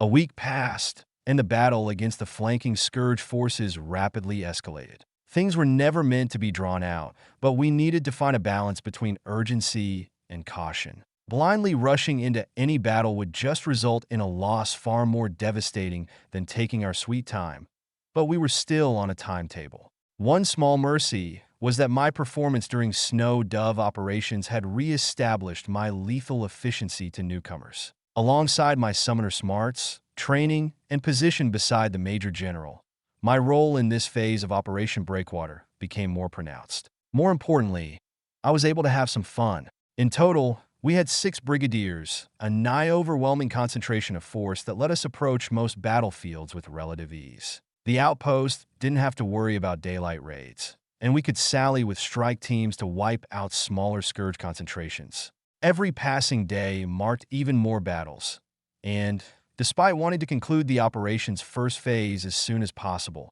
Major General Quill and I were using the engagements to gauge the local scourge threat. He still handled the brunt of the analysis work, but I was quickly picking up more and more of the load. I got a front row seat to watch a tactician exercise his wit in a very real battle in real time and intimate detail. It was an invaluable insight into this world. Wars were fought differently. We were not up against a human enemy, but monstrous, demonic invaders. There was a delicate balance to be struck between implementing extensive tactics for specific scourge tendencies, utilizing our unique intelligence, and gleaning a glimpse of the strategy that the scourge hid behind the veil of mindlessness and madness. Thankfully, I never fell prey to underestimating them. I tended to do the opposite, always assuming that there was a mastermind behind every movement and monster. I had been taught that way by Polly, and my particularly unique perspective suited me towards such a thing. Battles on Earth were always against something intelligent. I still tended to think that way. While many people in this world either failed or didn't care to see past the monsters in front of them, realizing that there was likely a much more nefarious entity orchestrating their demise. My studies and attention by the side of people like Polly, Major General Quill, and even the brigadiers around me were all reassurances that kept me from falling into the same well of ignorance. It would be why I rose above others and how I survived. Another week passed. Official elimination missions dropped sharply, but our sallies only increased in number. Quill had started to arrange larger battles as well as surgical strikes, prepping the theater of operations for a decisive eradication battle. I found myself on one of these key strikes with the Snow Doves, linking up with another platoon, the Lancers, on our way to take out an Authority 10 Royal in the area. It had diverged off its path a little too far with an escort force, and we were taking advantage of its temporary vulnerability to end its threat for good. Well, saying the Royal diverged wasn't entirely accurate. In reality, its escort split off to reinforce another group one of our companies was attacking. All we were doing was intercepting, effectively using that company as bait. We had to move fast. Next thing I knew, we were barreling down a trail in steeds. I sat in the back hold with a group of doves, 3 of them at Authority 9 and 4 at 8. Brigadier Nanan sat in the front seat with the driver. "Hey, Envoy." "Yes, sir?" "Did you plan on using that company as bait from the beginning?" "No. It just worked out that way, right?" Nanan snickered a bit. I could only shrug in response. I really hadn't planned that, but they would never believe me. That it worked out was evidence enough for them. We just had good intel and good timing, so we were able to grasp the opportunity. I flicked my eyes back to the map I had examined 100 times by now. At some point, though, the stifling aura of an Authority 10 Royal intimately brought my attention back to the present. The others could feel it too. Their heads all turned as we cleared another hill and entered a gap. A bit away, we saw the marching Scourge contingent. At its head was the Authority 10. However, my eyes quickly narrowed. "Brigadier, that's not a normal Royal." "No shit. Bail!" Nanan shouted. One of the Authority 8 Knights blew open the back door, not even bothering to disengage the latch and just slamming themselves clear out the back. I spun around to look through the front windscreen for just a moment, storing away the massive spell formation still unfolding above its head. It was aimed right at our exit, just like it had been expecting us. So much for our ambush. After other people got out of the way, I activated my boots and shot out of the steed, gliding on the air magic, almost like I was surfing on land. The other steeds started to scatter too, shedding their troops like a dog shedding fur. I wrapped my aura around me and forced it inward, diving a good distance away before turning just as the Royal completed its spell. A massive fireball started growing, starting out at only 20 feet wide, but quickly growing until it surpassed 200 feet. It only stopped when it reached about 300 feet in diameter, and then it launched. It traveled rather leisurely in all honesty, but the heat coming off it from almost an entire mile away forebode a not good time. Before I could panic, I was suddenly grabbed. Nanan hoisted my body like a wet rag, and then shot off to the top of a hill while the fireball came down behind us. I turned my head to speak to him, only to see the driver staring back at me on his other shoulder. He set us down just in time for it to land. I had to deploy my hood and put on my alley cat mask just to block off the heat and see the devastation. A literal sea of fire flooded the gap between hills, setting all nearby flora ablaze. The fungal biomat had yet to spread, so this area still had some plant life. Or used to. My eyes were glued to the area at the bottom of the hill, where our troops used to be. Did I just lose 2 critical platoons? Just like that? Don't get so anxious. This is why I told you to bring the Lancers. Nanan patted my back, making me wheeze as the impact forced some air out of my lungs. The fire rapidly dissipated without more mana being fed into it, but its smoke remained, the lazy curls belying the devastation it wrought. A gust of wind suddenly cleared it from the depression. At the bottom of the hill, I could see half of our steeds and most of our troops. The rest were either up a nearby hill or had hunkered down by themselves. They were all safe, and it was thanks to the brigadier in charge of the Lancer platoon. He was an Authority 10 warlock, though I hadn't known he specialized in the air element. I only knew that he was good with fire and water spells, making him an exceptional healer. Regardless, I was immensely gratified that he was able to easily protect everyone with a wide area barrier. I let out a long breath of relief, earning another smack on the back. You worry too much. Trust your soldiers. If you don't, I won't be able to pull you into our platoon. You guys are different from the soldiers I usually work with. True. You'll learn about me with time. One free lesson. I choose my troops carefully.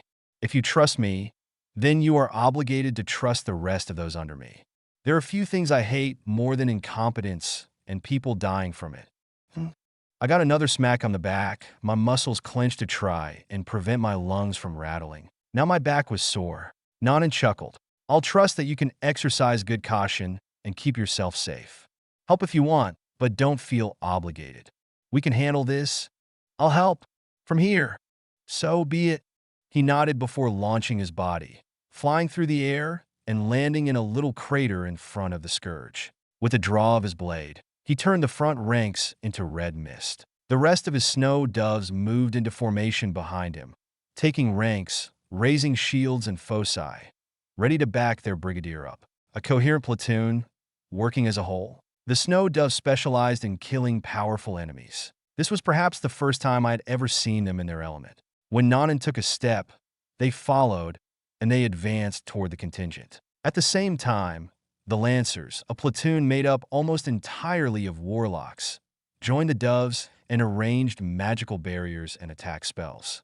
The Authority 10 Royal let out a scream before simultaneously manifesting dozens of spell formations. The contingent around it started surging forward at its command, diving toward the Snow Dove's ranks. I quickly positioned myself while all that was going on, getting within 600 meters and bringing out another rifle I had recently found. This one made me particularly excited. The M40, a Remington 700 modified for official military adoption. A bolt action chambered in 7.62 NATO.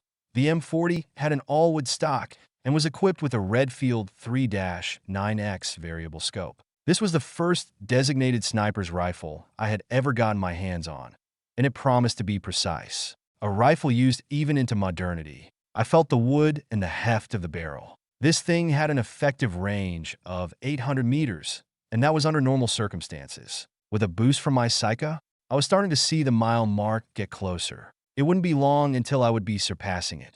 The gun's psychic capacity was positively huge. The only thing holding me back now was the rate of fire. I wouldn't be killing too many, but my shots would be impactful. Perhaps I'd be able to test my mettle with some of the Authority 7s, even 8s.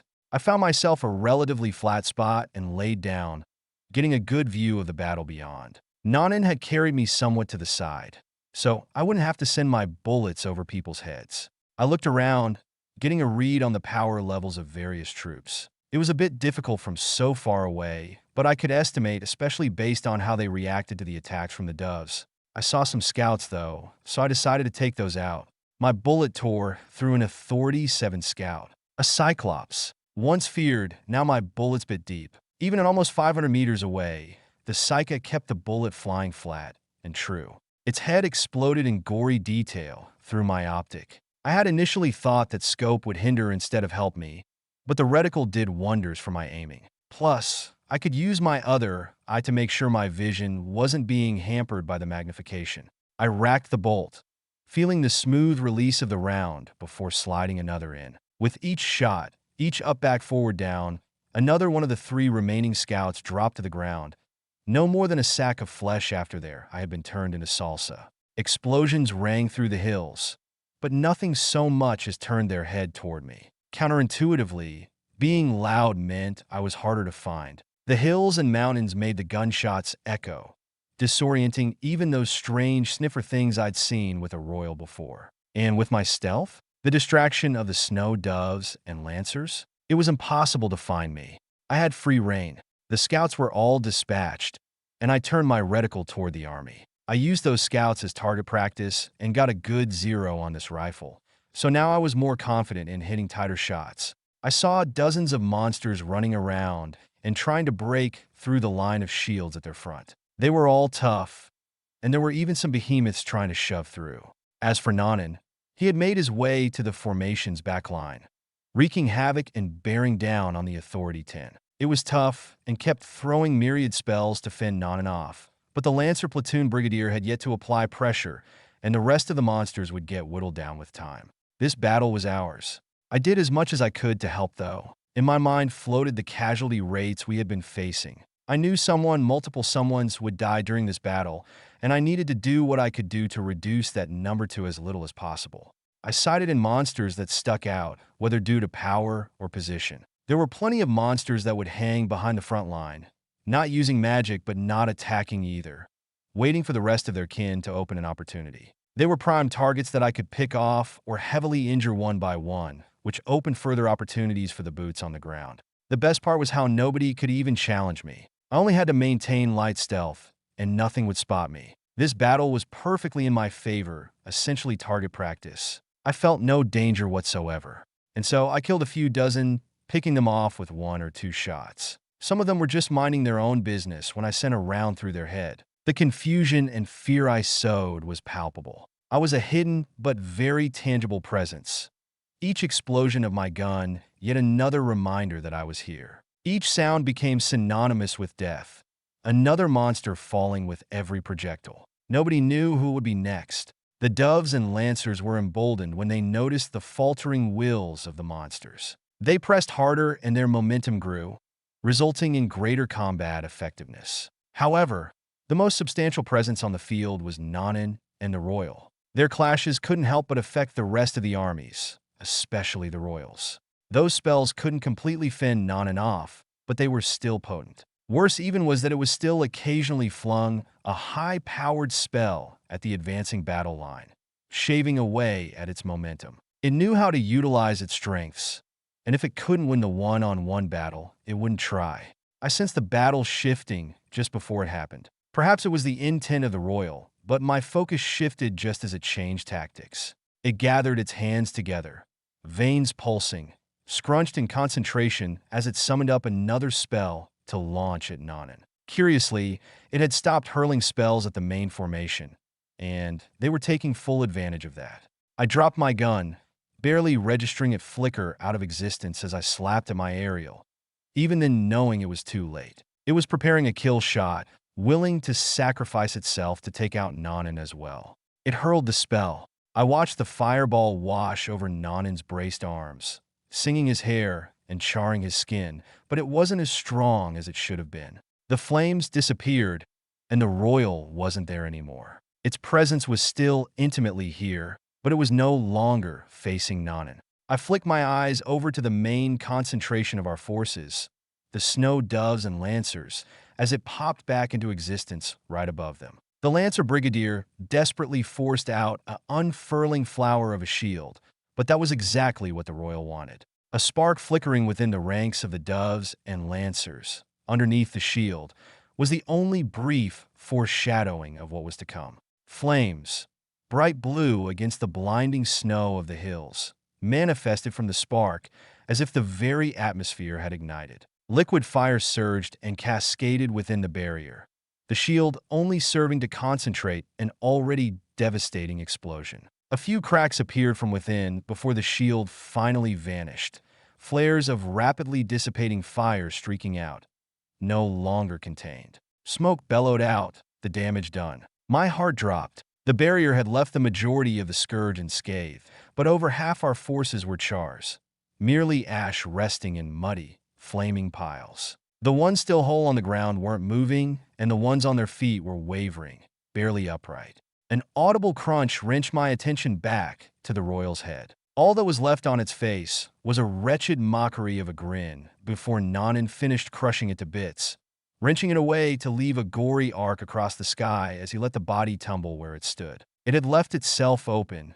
and Nanan had seized what he could. The skittering and braying of the scourge was shut up by a boom from my remanifested rifle. Silence pervaded the hills. I fired another shot into the crowd of monsters, injuring another one. With the royal dead, Nanan and the Lancer Brigadier were free to kill whatever they wanted. The two of them dispatched the rest within a minute, and my shot ceased. For a while I continued to look around, keeping watch as the two brigadiers checked on their platoons. The Lancer Brigadier was a healer, the only solace in this situation. 10 minutes. 10 minutes was all I gave myself before I returned to my duties, finally leaving my spot and approaching. Mournful wails, repressed by the necessities of combat, had finally started to leak through, the friends of the dead grieving, the injured in agony. Several bodies had been haphazardly laid to the side, placed in a shaky line. Many were missing limbs. All of the warlocks had raised their barriers when they noticed the royal trying to do something, so they at least weren't outright obliterated. However, with the Lancer Brigadier inadvertently multiplying the power of that explosion, not many fared well. All of those at the origin of the explosion had been outright killed. That much I saw. Those on the outskirts of the formation all survived. Survivors in the middle varied. The Authority 9 survived, but 7s and 8s were either killed or fatally injured depending on their luck and relative resilience. I did a quick scan, counting 27 definite dead and 55 injured, many of which were critical. I didn't know how many the Brigadier would be able to save. There were only 21 uninjured. I went and found Nanan. He was standing in the center of all the bodies silently, his eyes flickering between all of them. I stood silently behind him. Out of 103 people, 27 had outright died. A 26% death rate was abysmal, and there would probably be more deaths among the injured given some more minutes. That would likely place the death rate between 30 and 40%. The only comfort was the fact that most who died were below Authority 9. Our reduction in combat power was thus much less severe than the death rate would entail. I hated thinking in those terms. Nanan finally snapped out of it, opening his mouth. "We trust our soldiers. Doesn't mean they don't die." I didn't respond. I felt like trusting them meant that I trusted them to not die. That was the greatest form of my trust in these situations, but to trust anyway, even when I knew these things would keep happening. I didn't want to do it. Part of me wanted to cut off my relationships with these people. It was so much easier to sit behind a desk and crunch numbers. Each number represented a life, but at least you didn't have to meet those people. You didn't have to feel much responsibility. You could distance yourself from everything. It helped keep you logical, but this? How was I supposed to keep drawing up and sending out mission teams if they kept dying like this? Even skilled platoons like the Snow Doves were suffering catastrophic death rates. It wasn't sustainable. I'd rather not send them out at all. I looked at Nanan, watching him for a bit before he started giving out the commands to pack bodies and prepare the steeds. We had to get back to the outpost. I went around and tried to help. There was nothing for me to do, though. The knights wanted to haul bodies, and I wasn't one of the drivers, so I couldn't bring the steeds around. In the end, I just stood around, wondering. Then, just as we started packing bodies and wounded into the vehicles, I got a ring on my aerial. It was from the outpost, and it was urgent. My eyes widened when I got the report. I turned to Nanan, and he seemed to sense my urgency as he turned around and faced me. The outpost is under attack. Chapter 190, Catastrophic. June 2nd, 624. Our return to the outpost was difficult, not for any scourge presence preventing us, but because we hadn't even had an opportunity to take stock of our remaining forces before the call for reinforcement had arrived. The mood was sullen at best, actively bristling at worst, and only military discipline kept us from erupting in sorrow or rebellion. Even Nanan was pissed, but seeing just how angry he was for his men, I couldn't find it in myself to be the same. Things were starting to feel desperate.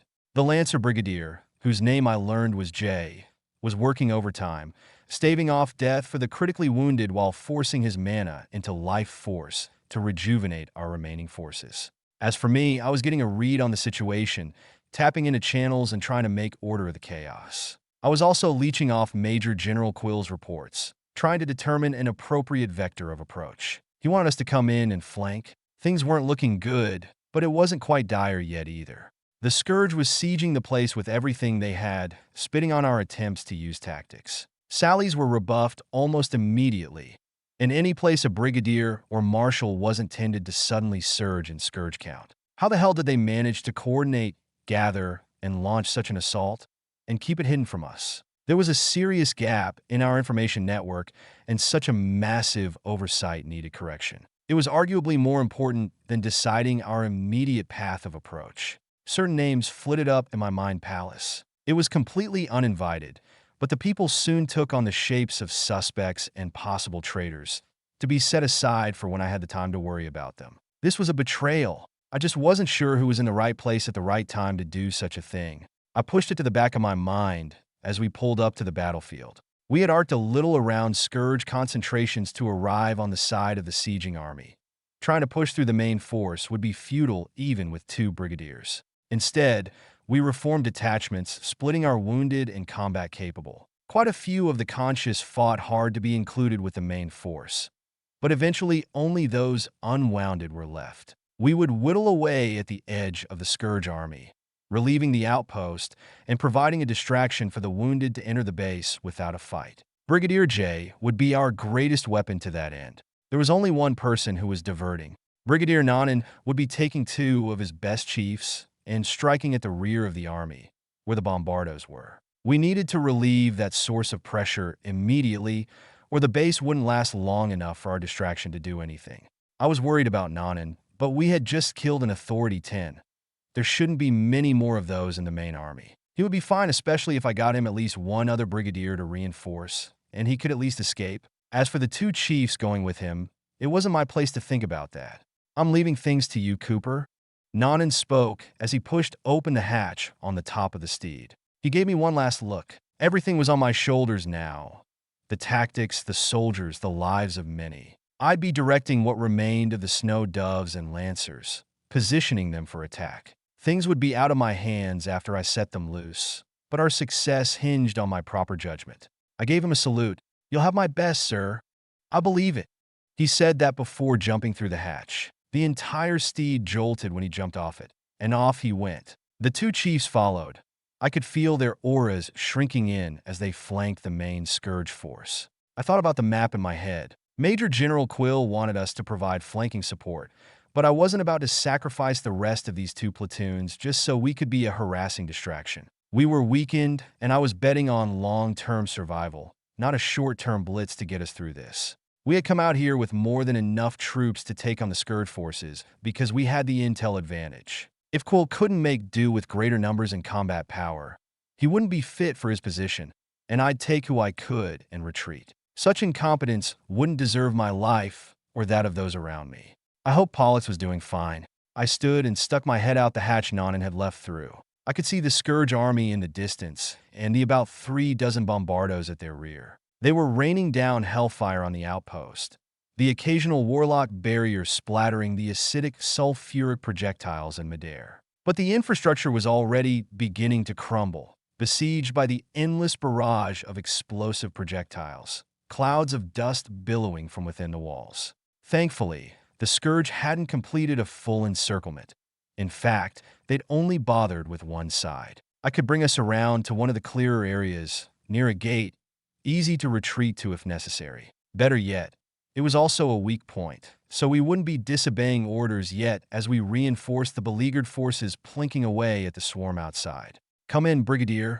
I talked into my aerial, hailing Jay. When he responded, I gave him instructions. Then, on his go, we headed toward the target area. On approach, the warlocks from the Lancer platoon started raining down spells. We attracted plenty of attention, but once we were near the walls, the knights jumped out and formed defensive lines. A few wounded, those who couldn't fight well but weren't critically injured either, were manning the turrets on top of the steeds. They had insisted they stay with us and fight, and I was glad they were sticking through with it. The turrets were a good way for them to provide value without overexerting themselves. Fireballs and other air spells flared out amidst the crowds of scourge beasts, shredding many to pieces and fatally maiming others. When allowed to do what they did best, wide area spells and the warlocks that cast them were forces of reckoning. Against weaker enemies, they reigned supreme. They could take out dozens at a time and hold entire defensive lines alone.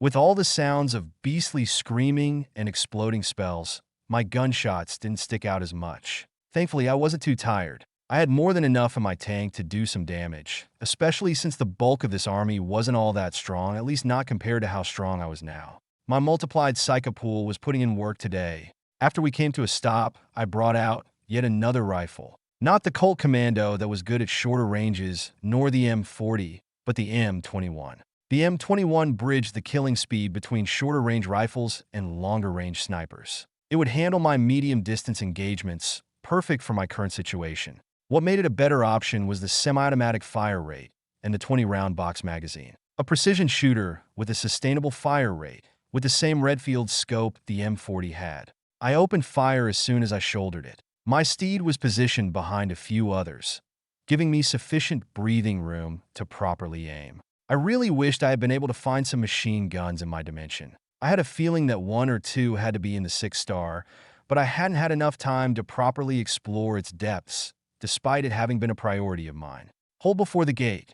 Squads 2 through 4, rotate spells. Squad 1, prioritize larger targets. Knights, hold your line. Brigadier J slated out commands, and everyone obeyed, even though they had already fallen into their roles. Jay wanted to set up for a drawn-out battle.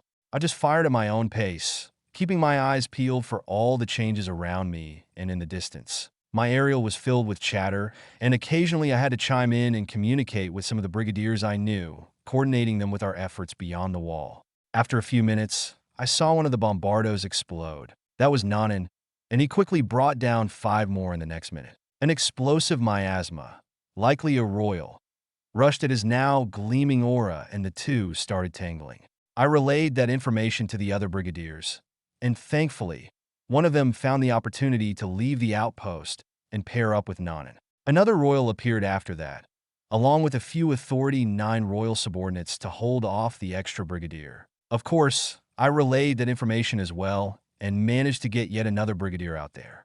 That brigadier managed to kill another 6 bombardos before a batch of Authority 9 royals went out to stop her. Even then, the Scourge was running out of combat power to meet us on equal grounds, precisely thanks to the battle we had just come from. We could win this. The 2 towering auras pervading the battlefield were skewed in our favor. However, those bombardos were doing heavy damage to the outpost despite their relative power being low. They certainly couldn't match a brigadier, even the most powerful ones, but that wasn't their purpose. They weren't meant to fight strong individual opponents, but level bases from afar, and they were performing their job excellently. Despite almost a third of them having been diced or pulped, the rest were firing even faster, and the clouds of smoke and dust rising from the camp persisted in intensity. Being alone with my thoughts, nothing but a reticle and monsters before me, I started getting pissed. Another month, and our operation would have gouged the Scourge presence here, chunk by chunk. We had every advantage, tactical superiority, and just one move from the Scourge had dashed everything to pieces. They had ambushed our main force, and their bombardos were allowed to wreak havoc, the very thing that I had been trying to prevent from happening. Now, our victory would be Pyrrhic. Casualty rates would skyrocket. Initial projections around 10 to 20% easily rose to a minimum of 60%, probably more depending on how much damage the bombardos had actually done while we were gone. It pissed me off to no end. This shouldn't have happened. We'd done so much to explicitly prepare for this, accounting for it before we even left the treehouse. It was obvious the Scourge would rush in given an opening, and we shored up our defenses to compensate. It was why we had so many patrols running around the clock. It was why our strike teams, even operating almost constantly, were still held back at night. It was why I had drafted up no less than 6 battle plans for almost every circumstance the Scourge could reasonably siege us in. There was only one weakness that I knew about. It relied on our intel. We had to know what they were doing. The second that changed, we lost most of our advantages. The second we no longer had intel, they went and did this. It was almost predictable besides the fact that I couldn't predict ever creating such a glaring and obvious opening. Perhaps I'd have to start factoring that in. But something was more concerning. Even if we had a gap, the Scourge couldn't know by themselves to exploit it. They had tested us before, and we responded, sending the message that we had our eyes on them and that they couldn't just launch a siege, or they'd risk fighting on unfavorable terrain against superior resistance. But we not only received zero information on this Scourge attack, but they had timed it perfectly. Patrols were running at least every 2 hours, and through every sector between us and the Scourge encampment. That wasn't a big enough window to slip through, unless several patrols weren't launched, or were wiped out fast enough that they couldn't send out a signal. I wasn't willing to believe things had just worked out so well for the Scourge. With every passing minute, I was playing out in my head exactly how this could have gone down, exactly how the Scourge could have moved everything they had without getting detected by any of our patrols. While I thought about all of that, the battle situation gradually snowballed into our favor even further. Jay's spells were devastating, wiping our hundreds at a time, and he was casting dozens of them simultaneously. Along with all his other warlocks, we actually managed to cut down the entire side flank of the Scourge army and advance further in, crushing them between us and the troops on the walls of the outpost. It was a meat grinder. However, the most important battle was occurring with the Brigadiers. We had 3 of them, and they only had 2. It was a definite win for us, especially since we still had Jay in reserve. Unfortunately, it would not be without cost. The Scourge was always good at taking its pound of flesh, whether it was losing or not. Perhaps it was through sheer coordination, or perhaps one of the Royals was just that skilled, but I felt some particularly massive releases of power before feeling the shockwaves across the earth and sky. Some seconds later, I heard a scream on my aerial. Brigadier Finn is dead. It was Nanan, and he seemed desperate. He had been locked in a battle with the first Royal to intercept him the entire time. I had been watching when I could, and the other Brigadiers weren't even able to help him. That's when Brigadier Jay yelled, "Stop advance!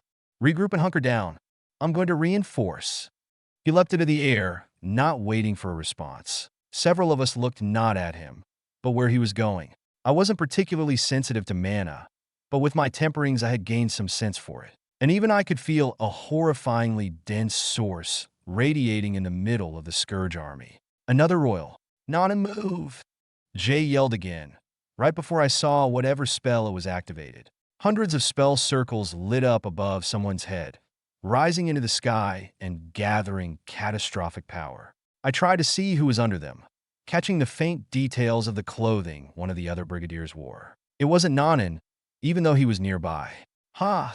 I heard a scream. It was from Nanan, and with a single strike he bisected his enemy. Then he rushed toward the Brigadier underneath those spell circles to help, Vigor turning his 4-foot-long sword into a 40-foot-long monstrosity. He tried to slice into the spell formation from a distance, but the beam came first. It was so bright I was temporarily blinded, a pillar of pure energy crashing down onto the planet. The ground shook. A shockwave, hot and heavy, buffeted our combined platoons and the Scourge alike, throwing weaker combatants to the ground. Even beneath my coat, I could feel the uncomfortable warmth. I closed my eyes and let them flush out the blindness, opening them back up at some point to try and look around. The area was scorched, vaporized, the dirt glowing with heat 50 feet around the impact area. My eyes fluttered back and forth, spots in my eyes still blocking most of my vision. Nanan was safe, having thrown himself backward just in time to avoid being caught as well, and Jay was still on his way over. He seemed to have spotted whatever royal cast that spell, But even from here, I could hear the cackling, the grating, crunching sound that passed for gleeful, gloating laughter for the scourge. It didn't even put up a fight, as Jay vaporized it in turn, the dome of concentrated flame, turning it into less than dust. The other brigadier was nowhere to be seen, not the slightest hint that he had ever existed remaining in this world. We had lost 2 of our 4 brigadiers to a lesser force. There were currently only 3 other brigadiers back at the treehouse. We had a marshal as well, but they weren't easily moved. This was catastrophic. None of the predictions, even the very worst, had accounted for half our brigadier combat forces being lost in phase 1 of Breakwater. Most of our troops, too, were half-blinded now. The Scourge hadn't fared much better, given that a good chunk of their formation was cored out in exchange for the brigadier, but those near us were already charging back at our shaky lines. Knights had mostly recovered and were reforming battle lines, but without warlocks to clear the masses behind those in direct combat with the shielded, speared wall, it wouldn't be long before they were overrun. Fight! Finish them! Nanan's voice rocked the hills, and knights raised their weapons. Warlocks were cycled out, the ones behind the walls with some degree of vision moving forward to cover for their blinded comrades. Most troops were fatigued, but now there was nothing stopping us from eradicating the rest of the enemy. Not that it was any consolation.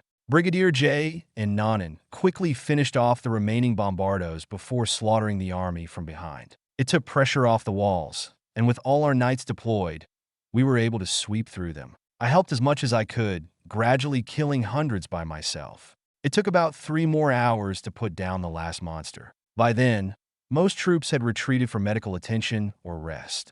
I went back with the Snow Doves and Lancers only after the battle was finished. We entered the gate, finding what looked like a junkyard with how destroyed everything was. Debris, bodies, limbs, lots of blood, and the red smoke signature of the bombardos. I quickly put on my protective mask and hoisted the air bottles onto my back. I wasn't about to breathe that stuff in. I looked around once everything settled. There was one building still standing, an outhouse. Everything else was leveled, including the headquarters building that had only been partially built, good for nothing more than establishing a war room and a place for summoners to congregate. Suddenly, I clicked my aerial. Envoy to General, come in. I got nothing back, looking down and realizing the entire channel was dead. I could name these channels and usually tag them with keywords, and the name was still there, but I was getting no signal. That meant the node was destroyed. Everything was connected to that node, which meant right now there were no communications going anywhere. It must have been destroyed with the last of the volleys.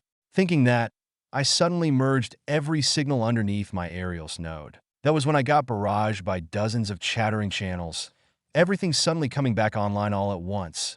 Every channel regardless of level all on one line. I could actually hear some feedback from nearby aerials the soldiers were using, quickly going through everything and dividing up the channels according to who controlled them and what rank they were. It was chaos, and I felt like this would be a good way to get things under control.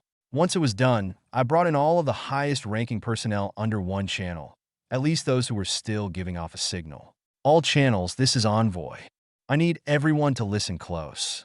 It's chaos right now, and the Major General is currently missing. We need to regroup and take account. There's currently only one standing building, the outhouse on the western side of the outpost. Everyone meet me there.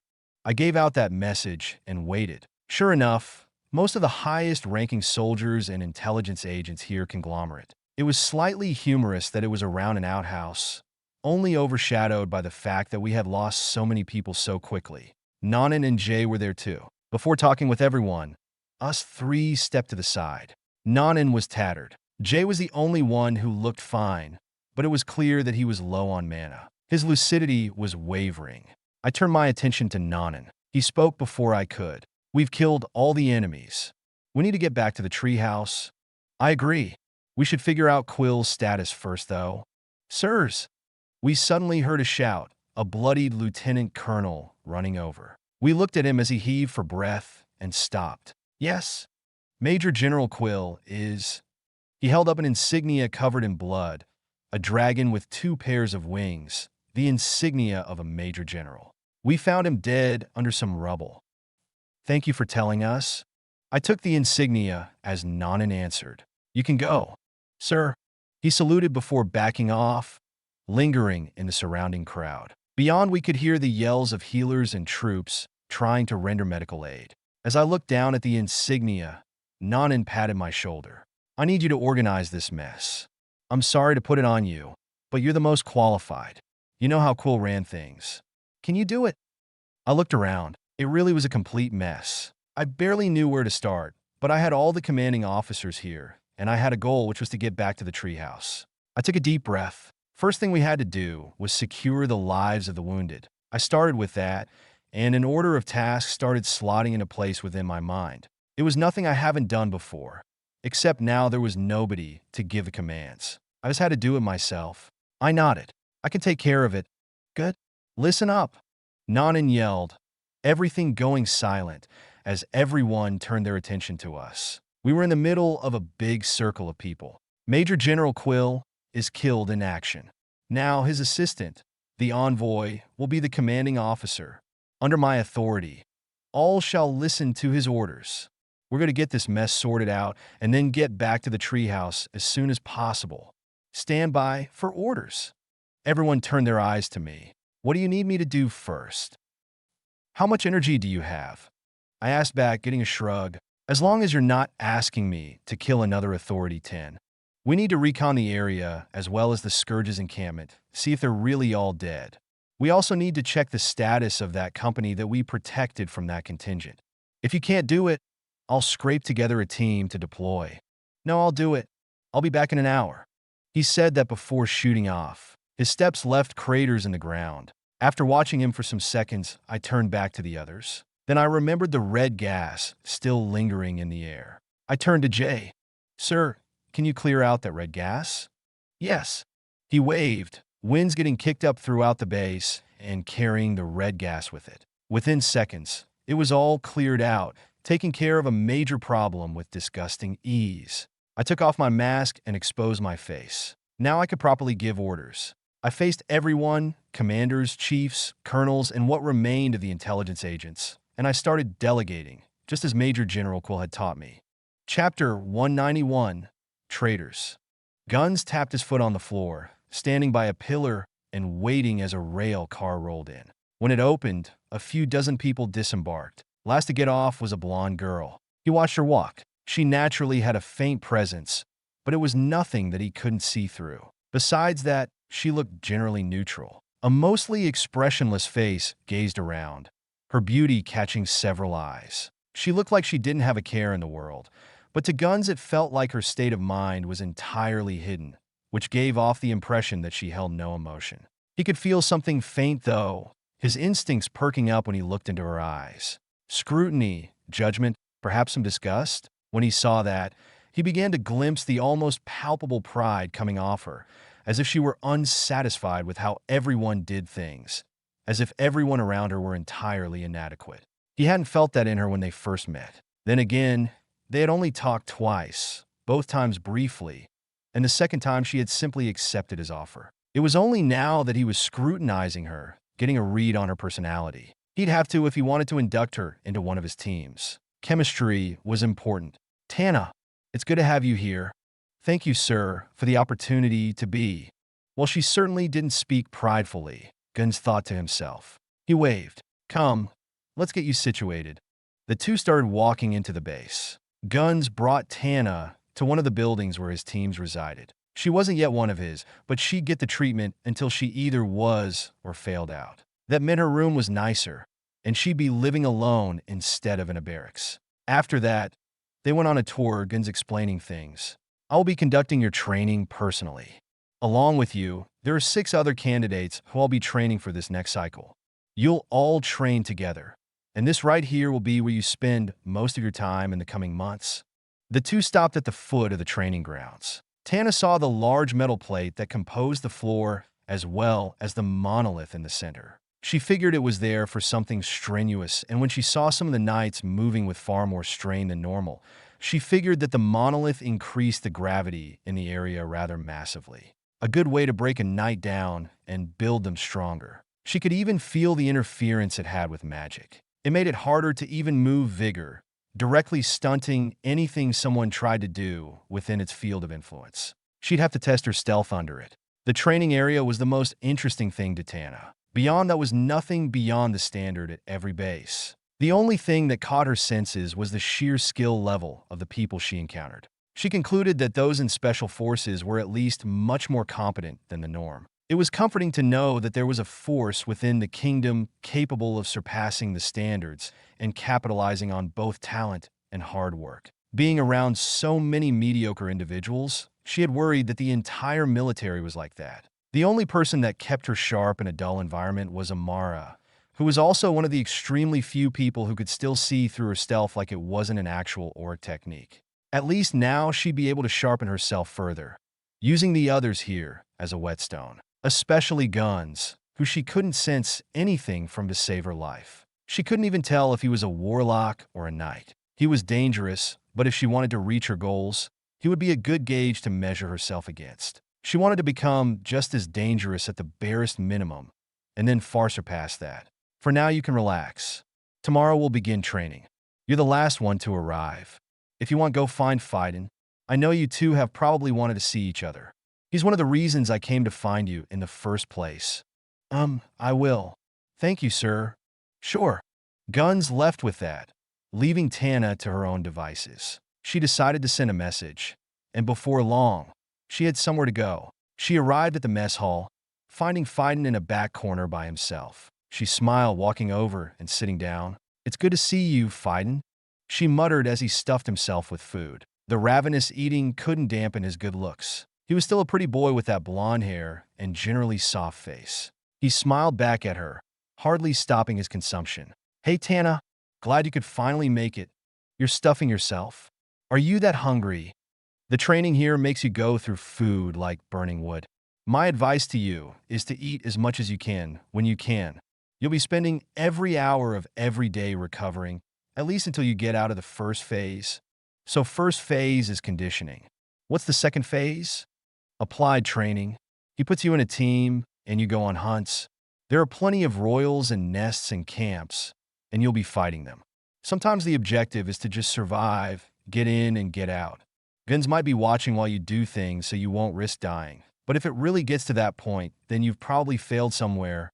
Tana nodded at his reasonable words. It was about what she expected. At least she had plenty of experience by now. She had already had her run-ins with death. Only difference is she wouldn't have Amara by her side, a reliable ally to entrust her life to. Speaking of, how are the people here?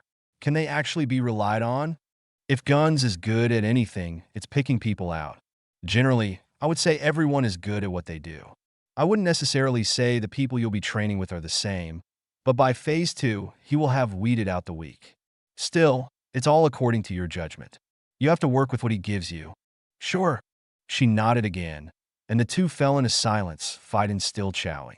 Once he was done, he pushed aside his tray, washed everything down with some water, and spoke. How have you been, Tana? I know things have been rough since we had to go straight into the military after Anarchy, that and develop our aura. Have you been faring well?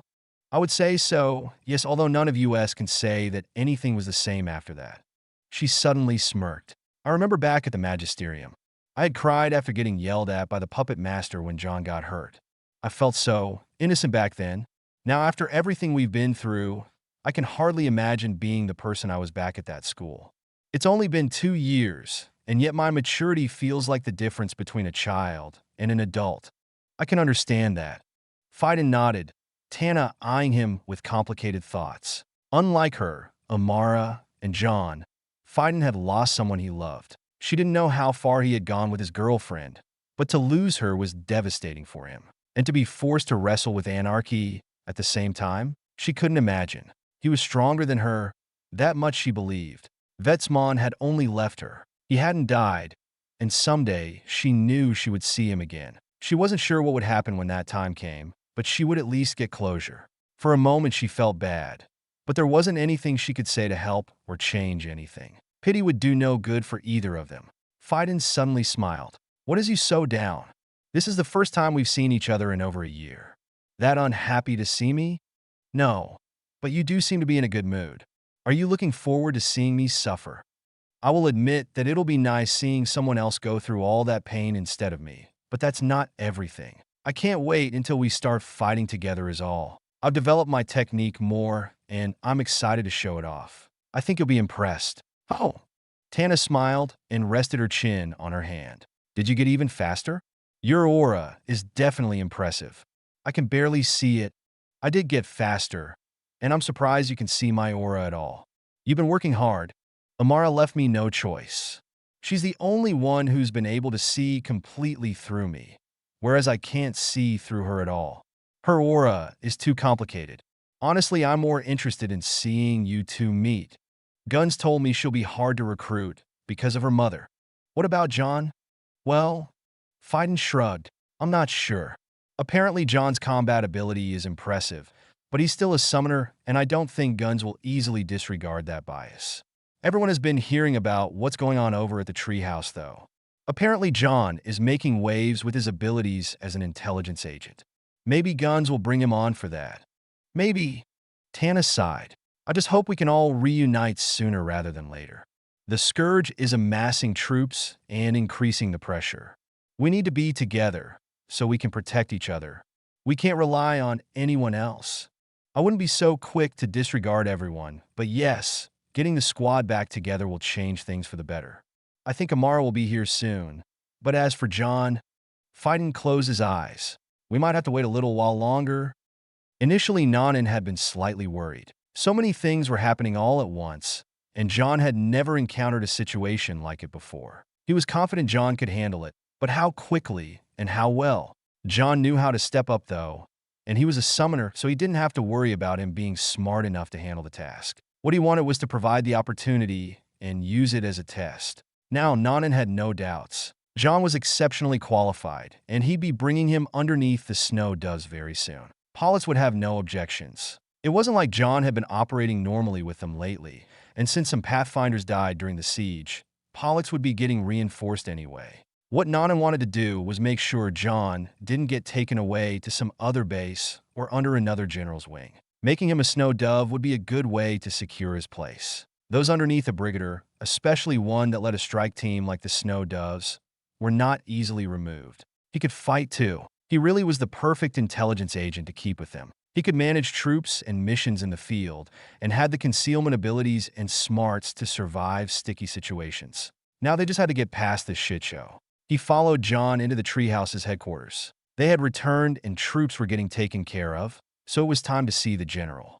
They all already knew what happened. John had sent messages out ahead of time and was now just supposed to attend a discussion. They needed to talk about what happened with him. John had quickly become the highest authority out there, the one with the best grasp of the entire situation, perhaps the only one with a full view of what had happened and enough information to deduce why. The room was quiet when they entered. In attendance were some of the brigadier generals, Colonel Polly, the only other major general, General Visker, and even the marshal. Marshal Bors was a knight, a stocky man with the fierce face you'd expect of someone sitting in the position of marshal. Unlike many knights, though, he was a generally careful man, stable, not willing to make rash decisions, especially when things weren't certain, as things usually were with the Scourge. He seldom showed himself, leaving a majority of the matters to the thinkers like the generals and colonels.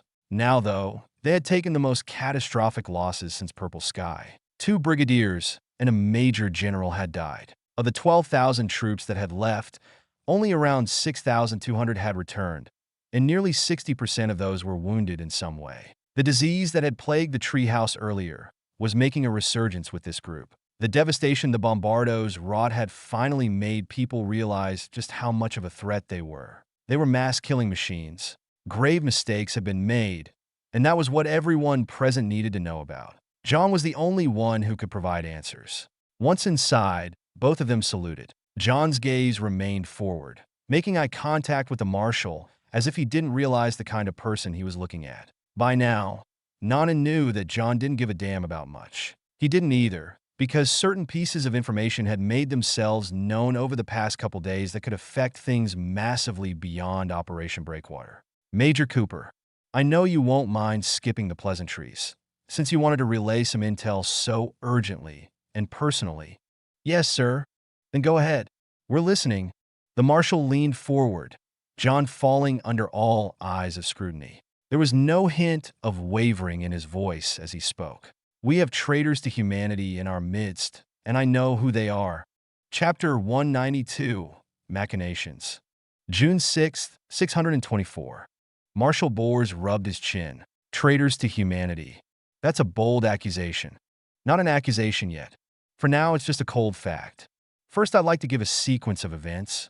He waved, signaling his assent.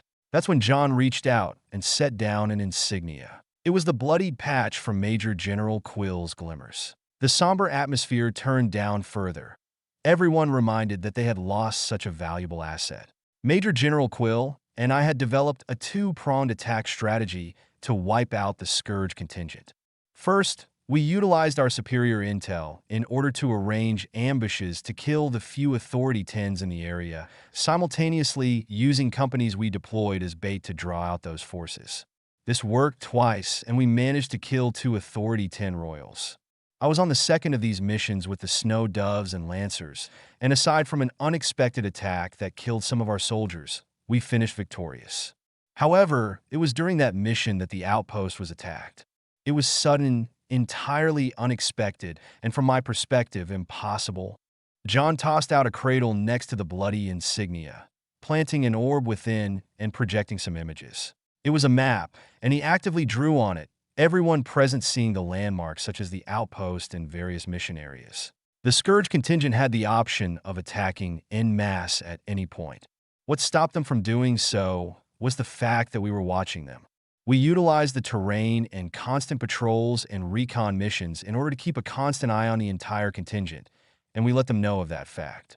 That way, should they decide to siege us, we would be able to prepare and respond in full force on favorable terrain and under our own specially curated conditions. For 2 weeks, our strategy worked flawlessly. We were puppeteering the entire battlefield, and were on track to whittling them down and eradicating them with minimal losses. It was the sudden siege that destroyed all of our careful planning. John moved the icons marking the contingent, placing them around the outpost. Everyone could see just how far the Scourge would have to move and how much terrain they'd have to weather in a short period to even reach the outpost. Somehow, the Scourge managed to move their entire contingent without getting spotted. Even further, they managed to move their bombardos without being heard. It wasn't until those things were in range that alerts finally went out. So, how did the Scourge manage this? How did they manage to move over 20,000 monsters through the web of patrols? The answer lies in here. The images changed, displaying a list of names as well as patrol routes. Some patrol groups were highlighted. The groups and names you see here were all the patrols that could have seen the contingent moving at any point in time. Obviously, they didn't, which was why we were suddenly sieged. However, it wasn't completely their fault. John crossed out around half of the groups and names. All of these patrols were killed simultaneously, their deaths all occurring within a 10-minute period. I learned this after questioning certain intelligence agents, sessions which I have recordings of. Anyway, even with these patrol groups dead, there were still half of them left. What happened to them? They were either sent on different routes or were called off. These were the routes. More lines were drawn, all of them blatantly sprawling out to the sides, nowhere near the route the Scourge contingent took to reach the outpost. The rest remained within the outpost, outright skipping their patrol. Neither Major General Quill nor I ever gave out these orders, and we were meticulous with our patrol routes because of how important they were. They were obviously critical because as soon as they collapsed, we got sieged. So now, the question is, who orchestrated this? I put together a list of initial suspects here. Hang on. Marshal Bors raised his hand, rubbing his temples. I don't understand. Just because patrol routes temporarily fell doesn't mean the Scourge suddenly knows to take advantage of the gap. Exactly. Bors went silent when John smiled a bit. The two simply stared at each other. Everyone in the room saw as it clicked in his head. He groaned. So someone told them, "Yes, sir." And they didn't just tell them. The two parties planned this well in advance. It was a well-formed sabotage, I'll admit that much. The issue is the fact that now I have to take into account traitors when making battle plans. Now, who were the traitors? John pulled up another list of names, each name attached to a picture of various summoners. There were 5 pictures. These 5 people were responsible for handling patrols. They're the only ones capable of carrying out what happened. And it just so happens that 3 of them are dead. 3 of the images were crossed out, leaving 2 currently alive. I questioned the 2 summoners currently alive and went through all of their logs and reports dating all the way back to the start of Operation Breakwater. Only this man here was clear of any suspicion. All of his patrol teams were on their normal routes and killed, and all his records were clear. As for this man, everyone looked at the only remaining name and picture. I think he had been tricked. Major Smithson had 8 of his 11 patrols killed, and the remaining 3 were diverted. His records showed signs of doctoring and don't match reported routes. The reason I don't suspect him, though, was because he was in contact with the actual traitor, Lieutenant Colonel Botts. The image of one of the dead was highlighted. Lieutenant Colonel Botts doctored not only his records, but the records of Major Smithson and a certain dead Major Varn. All of Botts' patrols were diverted, and 1 managed to survive. I talked to them, and they said that they were given those diverted orders from Botts during the briefing. One of the patrols under Major Varn also managed to survive, and I was told that it wasn't Varn who gave them the briefing, but Botts. Varn is dead, so we can't question him about why he allowed Botts to take control of his teams. But when I talked to Major Smithson, it became clear why. Lieutenant Colonel Botts was apparently a malicious man and had them under his thumb. They didn't question why he wanted to make the changes he did. And since it seemed like an inconsequential change, they didn't report it to me. John sighed as Botts' picture was highlighted instead of Major Varn's. I've gone through all the evidence and have it all recorded, ready for any of you to peruse and verify. Right now, the only conclusion is that Lieutenant Colonel Botts was a traitor to humanity who conspired with the Scourge in order to open a gap in our defenses and create a pivotal opening for the Scourge to attack us. We managed to survive because of our superior preparations and tactics, but we still took devastating losses unseen in over a year since Purple Sky. I have a full report along with the evidence I've collected, but in short, I've concluded that policy changes are necessary in order to maintain checks on various personnel to ensure that even if a traitor does attempt to try something like this again, it won't succeed. John took out 2 stacks of papers, walking around the table and placing one in front of Marshal Bors and one in front of General Visker. He returned to his place as they looked at it. Marshal Bors picked it up symbolically, looking like he had no interest in ever reading so much. Silence prevailed, Marshal Bors tapping his fingers and thinking. Your conclusion makes sense, but there are a lot of details, so General Visker will be going through everything. As for the fact that there could be a traitor, how many people know? I've not discussed this with anyone except Brigadier Nanan. Bors gave Nanan a quick look before nodding. Good. You've handled the situation exceptionally. What we can't have is panic and doubt in a situation such as this, especially as we move into the second phase of Operation Breakwater. Agreed, sir. You're sure the suspect is dead? We found Bot's corpse, so yes. The Bombardos killed a majority of intelligence personnel since their attacks aren't exactly selective and summoners aren't resilient. We pulled many bodies out of the rubble of our headquarters. He nodded, taking another glance at the report. Well then, Major Cooper, is that everything you have for us today? That's all I have regarding my concerns. However, I have one other thing I'd like to ask. What's that? I'd like to take the test to promote to Lieutenant Colonel, sir. Bors went silent, a few people's eyes widening. It was quite audacious to ask such a thing so blatantly. If you had the balls. Bors stared at John a bit. Why do you think you deserve such a thing? Sir, I've done a lot of things since joining the military not long ago. However, I would like to think that my achievements are secondary to the fact that I've made my accomplishments consistently. Becoming a lieutenant colonel will allow me to involve myself more as I continue to work alongside exceptional people like Colonel Polly and the late Major General Quill. I'd like to spend more time gaining experience before ever attempting to become something like a colonel, but as a lieutenant colonel, I'll be able to exercise greater authority which will be used to solve the problems that are beginning to plague this operation. I refuse to stand by as these problems fester. Nanan glanced over, seeing John looking Marshal Bors dead in the eye as if he wanted to kill the man. They could all sense the sheer conviction within him. Marshal Bors returned the gaze. In a time when it's becoming increasingly dangerous to give power to those whose allegiances are uncertain, such as the traitor Bots, why do you think I shouldn't bring you under scrutiny? John's eyes relaxed just a bit, as if he had been asked the easiest, or perhaps the most stupid, question in the world.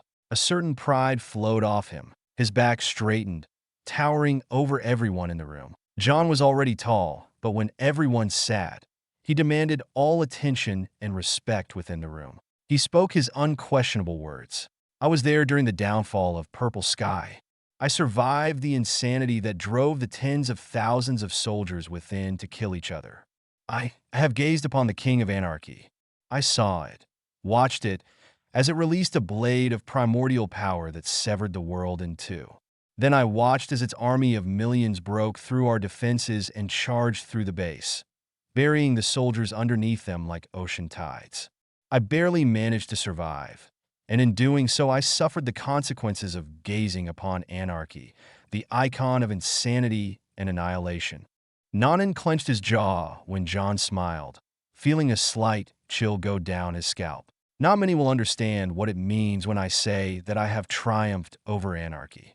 Thus, I am in the unique position to say that to question my allegiance to humanity is naive.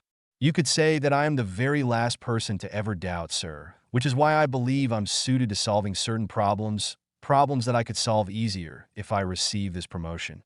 Nanan struggled to keep his countenance neutral, as everyone waited for Bohr's response. After what seemed like a full minute, he glanced down at the slightly crumbled report in his hands, breaking his gaze from John's. If I wanted you to help solve the traitor problem, what would you do?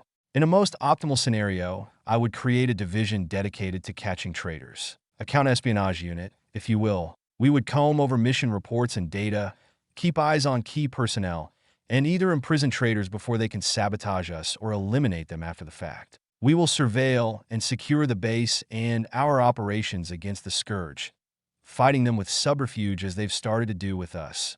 A counter-espionage division. Marshal Boers leaned back in his chair, pondering for another while before nodding. General Visker will handle the test. Draw up a report on the policy changes you had in mind and draft a template for the counter-espionage division. For now, we'll arrange plans to respond to the Scourge when they find out their flanking force has been destroyed. After that, Phase 2 of Operation Breakwater will begin, and we'll see just how effective this division is. Nanan let out a breath, watching John give a relaxed but deliberate salute, as if there could be no other outcome to this conversation. There was no more suspense. John was a lieutenant colonel, and now he was given particularly extensive power to solve the new problems plaguing the base. Their solutions would require subtlety and cunning, but John had already shown himself capable of exercising the traits necessary to thrive in that dark, conniving environment. And with this new promotion, he would be getting the single greatest check of approval to do just about whatever he damned pleased. After all, someone who had triumphed over anarchy couldn't be doubted. Few knew what it meant to do that, but those that did understood its gravity. The implications were absolute, and it seemed like Marshal Boers understood them. He would still be taking a chance, but the likelihood that it would pay off was high. Nanan felt like things were about to change again. He'd have to keep John close if he wanted such a valuable ally on his side. Who knew if he would fall victim to the machinations of a traitorous intelligence agent? He wanted protection from someone who was the deepest in that world. Chapter 193, cashed in, September 10th, 624. Shit. Move over. Curses were muttered behind my back as I walked toward one of the rec centers on the second wall of Treehouse. Half-armored soldiers scrambled to be somewhere else as I made my way to a doorway. A palpable fear oozed in the place of the respect I had spent so long cultivating. A speck of snow drifted onto my glimmers, and I brushed it off, noting the attention of the entire center focusing on me. The anxiety was palpable, and only became more oppressive when the chief, previously behind me, a knight in full plate armor, took another step to stand to my right. I stood there and scanned the room, quickly finding my target. The set of dice on the table rolled to a stop, the soft clicks painfully loud amidst the silence. Something fell on the floor. Then, collectively, many slowly, cautiously, stood themselves up and gave salutes. Even those higher rank than I straightened to attention. I smiled a bit, hoping to ease the tension. Some man in the back, still in the logistics uniform, flinched. At ease, everyone. I've only business with one of you. My boots, dry despite the snow outside, clomped on wood as I made my way over a cluster of couches. An Authority 7 Knight. Commander Ilmer still lounged on the couch, but his face and body were tight, and his aura was filled with tension. Commander Ilmer, I'm going to need you to come with me. Sir? I'm not sure what's going on. I didn't think the envoy would have any business with me. He stood and took a step back, almost tripping on the couch. I lifted my brows. He was panicking, his aura screaming with guilt, despite his desperate attempts at playing it cool. I kept my face neutral. We need to ask you some questions about your recent mission. Tell me what of it? I'm still recovering. Commander, the matters we need to discuss are sensitive. You need to come with us. The chief took a step in front of me. We were trying to keep things subtle so people didn't freak out, but people like this never made that easy. I also needed to get this guy before he tried disappearing into the throng of the base or leaving altogether. This couldn't wait until night, despite my worries about doing it in broad daylight, or what passed for it in this frozen hellscape. This was his mistake, and I would take full advantage of it. Ilmer took a sidestep, putting me between himself and the chief just a bit more. The chief shifted to match. I don't know what's so sensitive about my mission, but it's nothing we can't discuss here, no? I'm not allowed to divulge the details of our investigation. Again, please come with us. I'm not going anywhere until you tell me what this is about. My face fell as he raised his voice. The chief beside me took a step forward, but I put a hand on his shoulder to stop him from going further. Here comes another, trying to make a scene. Instead, I chose to put a little pressure on his neck. Your entire platoon was wiped out on your last mission. I'm here to catalog the circumstances surrounding this tragedy, and since you're not only the last surviving member of your former platoon, but also its leader, I need to bring you in and ask you some questions. What is there to ask? I was the only one to survive precisely because I was the strongest in the platoon. I did my best, but even I was barely able to get away. There's nothing more to say. No. Are you sure you didn't desert your soldiers? My brow had dropped earlier with the barest of sighs, but now lifted higher than ever. His aura bristled with hostility, like a dog backed into a corner. Or perhaps you've done something worse. I can't say, but no matter what, this matter needs to be investigated. You're coming with us? No. You're just trying to make stuff up, so you can kill me, just like you've killed all the others. You think I haven't heard about what you've done? I'm not going to let you frame me. Huh. I sighed and brought out a Model 7070 shotgun, swinging the barrel around and planting it right on his kneecap. The explosion rang in my ears. Ag! His screaming made the ringing worse. While it took his leg off, I could understand. I leaned over, peering down at him as I pumped it. I'm not asking. You're coming with us? Fuck you. I firmed up the trigger when he swung his arm, pulling it right when my barrel was near his elbow. His forearm and hand went flying, blood splattering across one of the nearby couches. He screamed more while clutching his bicep. He didn't have his armor. There was a lot less to be afraid of. I was going to have to spend some psycha, but had plenty to spare. The 12-gauge slugs and the weapon itself made it easy to pack a lot of power in. I racked it back, letting the shell fly out. Keeping it open, I took a good whiff of the gun smoke before shoving a buckshot shell into the chamber. I pointed the barrel at his other leg. How about now? Ha! Ha! Fuck! Fuck yo dash! My trigger pull interrupted him. I was pretty sure buckshot hurt more, especially to the thigh. They always seem to scream louder that way. After that, I waved, keep him alive until I get there. Understood.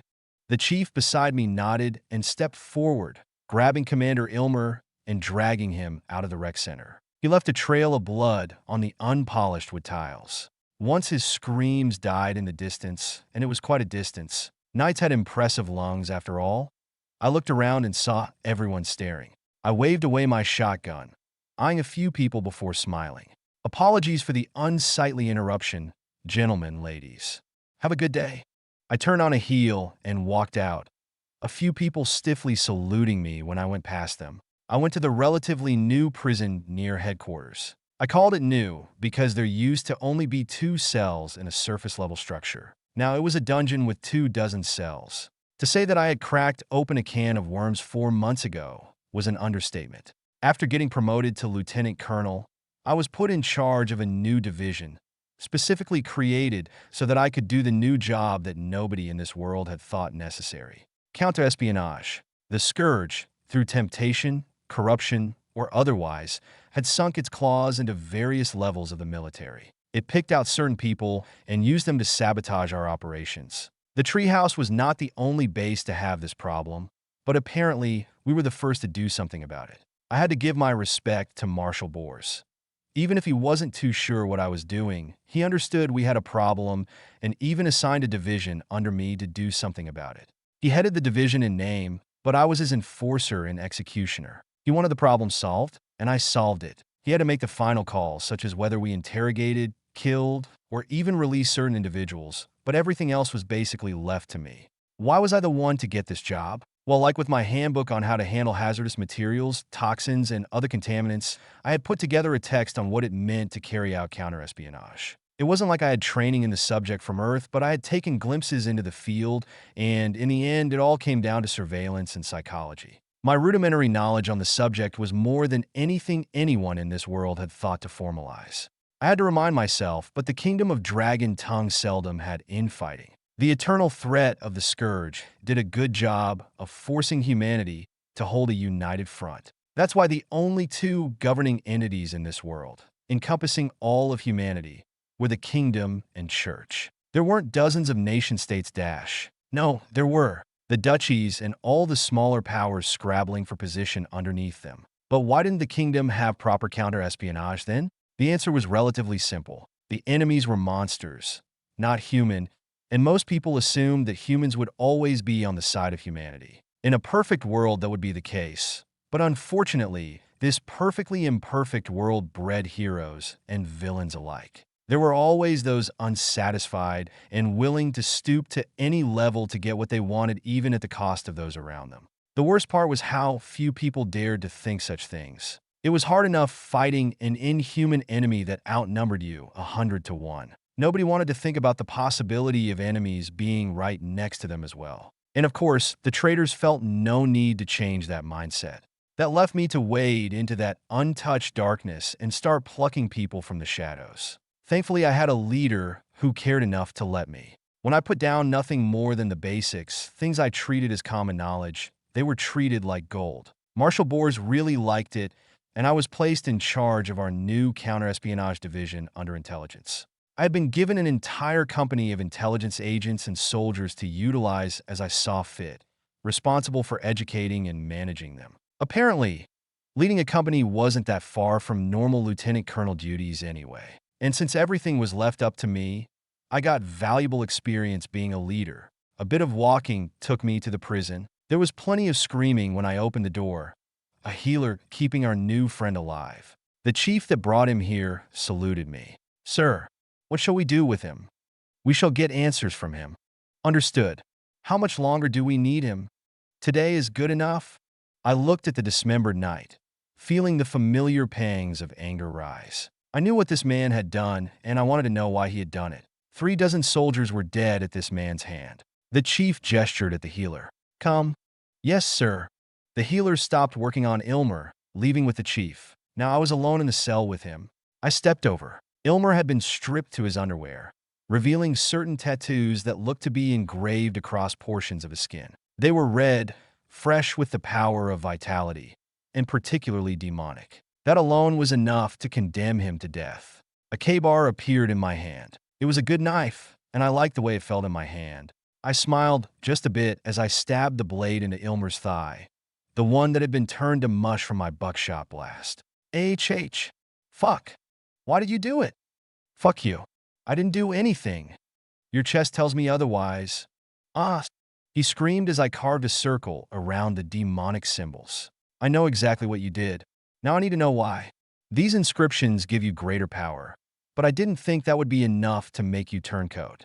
Then again, you suddenly advanced, so maybe that was worth it to you." I ripped the knife out, making Ilmer scream again. "That tired of being in Authority 6, huh?" "Fuck you. I mean, you were 54? I can imagine being frustrated, especially since you're still in the military. Old, worn, not enough talent to go any farther. Shut it, fucking punk. Your worthless brain could never understand. You're right, and I take pride in that." "AGGH." I stabbed again, pinning his arm to the wooden bed underneath him, staring into his eyes. I'm too fucking good to sit around worthlessly like you. And unlike you, I don't need demonic power to get better. But at the same time, I guess I do understand a bit. I stabbed again, pinning his other arm. No matter where you go, worthless piles of shit like you will always stoop to the lowest in an attempt to take power they don't deserve. Thankfully, all of you are also idiots. It's been almost too easy to catch you all. I ripped the knife down his arm, drawing more guttural screams. Then I pulled it out and stepped to the side, grabbing a wet cloth from a fresh water bucket and wiping down my blade. So, Ilmer, tell me when, where, and who? Huh? You're gonna kill me anyways. Why should I tell you? I'm sorry. Do you not fear the pain I'll put you through? Since you know you're gonna die, then give me the information and let me end you quickly, painlessly. You wouldn't want your last few hours to be spent in sheer agony. Besides, who the hell would you be fighting for? It's not like the Scourge cares about you. Once my knife was clean, I looked over, seeing the blood stream out of Ilmer's body. He was a knight, so I knew I had a few hours left with him. If I had locked away his vigor, that time would have been measured in minutes at best. A blessing and a curse, being so tough. I walked over, tracing the tip of my knife over his body. I didn't draw blood, didn't even scratch him, yet he shuddered. I could practically taste the fear, the anticipation for what I would do. Guns were great tools to induce fear, but they hurt too quickly. Most often, it was the anticipation that got to people. That meant you had to brandish these slow, deliberate tools like a blade in order to grow that anticipation. Let them scare themselves. Let them imagine all the things I could do. First question. I placed a knife near one of his fingers. Where did you meet the royal who offered to help you? He was silent, looking at me and breathing heavily. 7 seconds passed. I sliced the knife across the wood bed, taking off half of his index finger. Ags! Answer me, Ilmer. Just kill me, asshole. When I get my answers, I will. Same question. You have 7 seconds. Damn it. Fuck. He cursed a few times, counting down. His breathing grew laborious when the limit approached, and he grit his teeth when it arrived. That's when I suddenly reached over and grabbed a chunk of flesh on his scrambled thigh, twisting and pulling. Gah! Shit. Answer me, Ilmer. My face fell, my anger rising. This guy had no reason to withhold this information from me beyond sheer spite. The stupidity was driving me up the wall, and I didn't want to deal with it. I let my aura spill into the surroundings before concentrating it entirely on him. His eyes widened, probably because he could actually feel me reaching into his mind. He didn't have a powerful aura. His talent ended when he reached Authority 6, which is why he sold his soul to acquire demonic power and reach Authority 7. It had been only yesterday, right before he left for his mission, that he advanced. I knew that my aura trumped his own by magnitudes. However, there was one particular ability, if you could call it that I acquired that only 4 other people I knew could boast of. Anarchy. My triumph over anarchy meant I could somewhat wield its power. In a way, anarchy never left my mind or the minds of my squad. We had just rationalized it, so used to suppressing it, it was natural to us. It was never a worry, and I had never thought about it much after those days following Purple Sky. But there was no reason I couldn't utilize that insanity. I had experienced it. I had succumbed to it. Now, I could wield it. Anarchy permeated my aura, and with my power of the mind, Ilmer's psyche began to warp. The same insanity that anarchy spread throughout Purple Sky began to take root in Ilmer's mind. While it was severely watered down compared to the real thing, Ilmer was also facing one of the most powerful summoners in the world, someone who utilized illusions and mental trickery.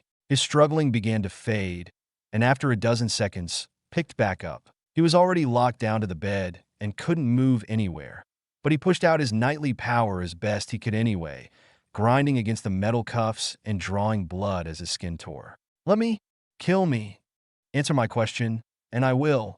No, please, kill me. Answer my question. I pressed the knife against his throat. Now, though, it wasn't a threat. He wanted death, severely, and I was withholding it from him. If you want what only I can give, then you'll answer my question. And don't think that I can't keep you alive. There's a healer right outside that door. Art. Fuck. Where did you meet the royal who offered to help you? On a mission. When we went out to push back a contingent in the field, I met her on night watch. Who's her? It was a temptress. No shit. I felt like rolling my eyes. Of course it was a temptress. Half of the people I'd caught were tempted by them. It was no wonder they got that name. It felt like I'd have to start blindfolding my troops so they didn't get seduced by demonic whores. Go on. When did you meet? It was during a night watch. She said she could help me. Not just power, but she would pull back her troops and let us clear the area. And it did it out of the goodness of its heart. Well, she wanted me to help her, and then join her. Yeah, I knew exactly what she wanted him to do. Kill off his platoon before ditching the base to join her. Except, he fucked up by returning to base and letting me get my hands on him. I thought about the records I had sifted through.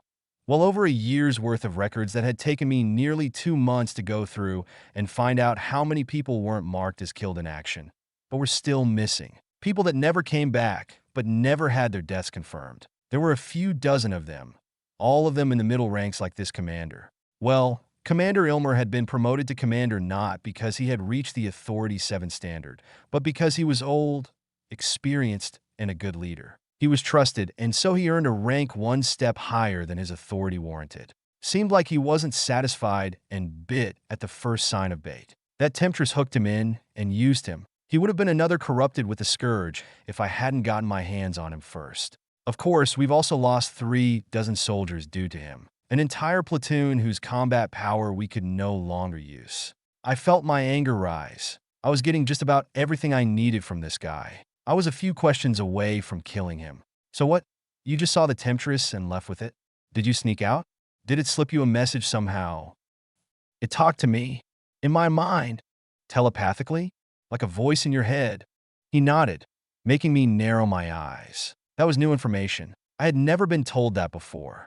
It was the temptress that spoke to you in your mind? I think so. When you met with it, were there any other beasts or monster with it? There was a scout and some weird mushy thing that she carried. It was alive, but had no eyes or ears, not even a mouth. It was like a ball of flesh with arms. What did it do? I don't know.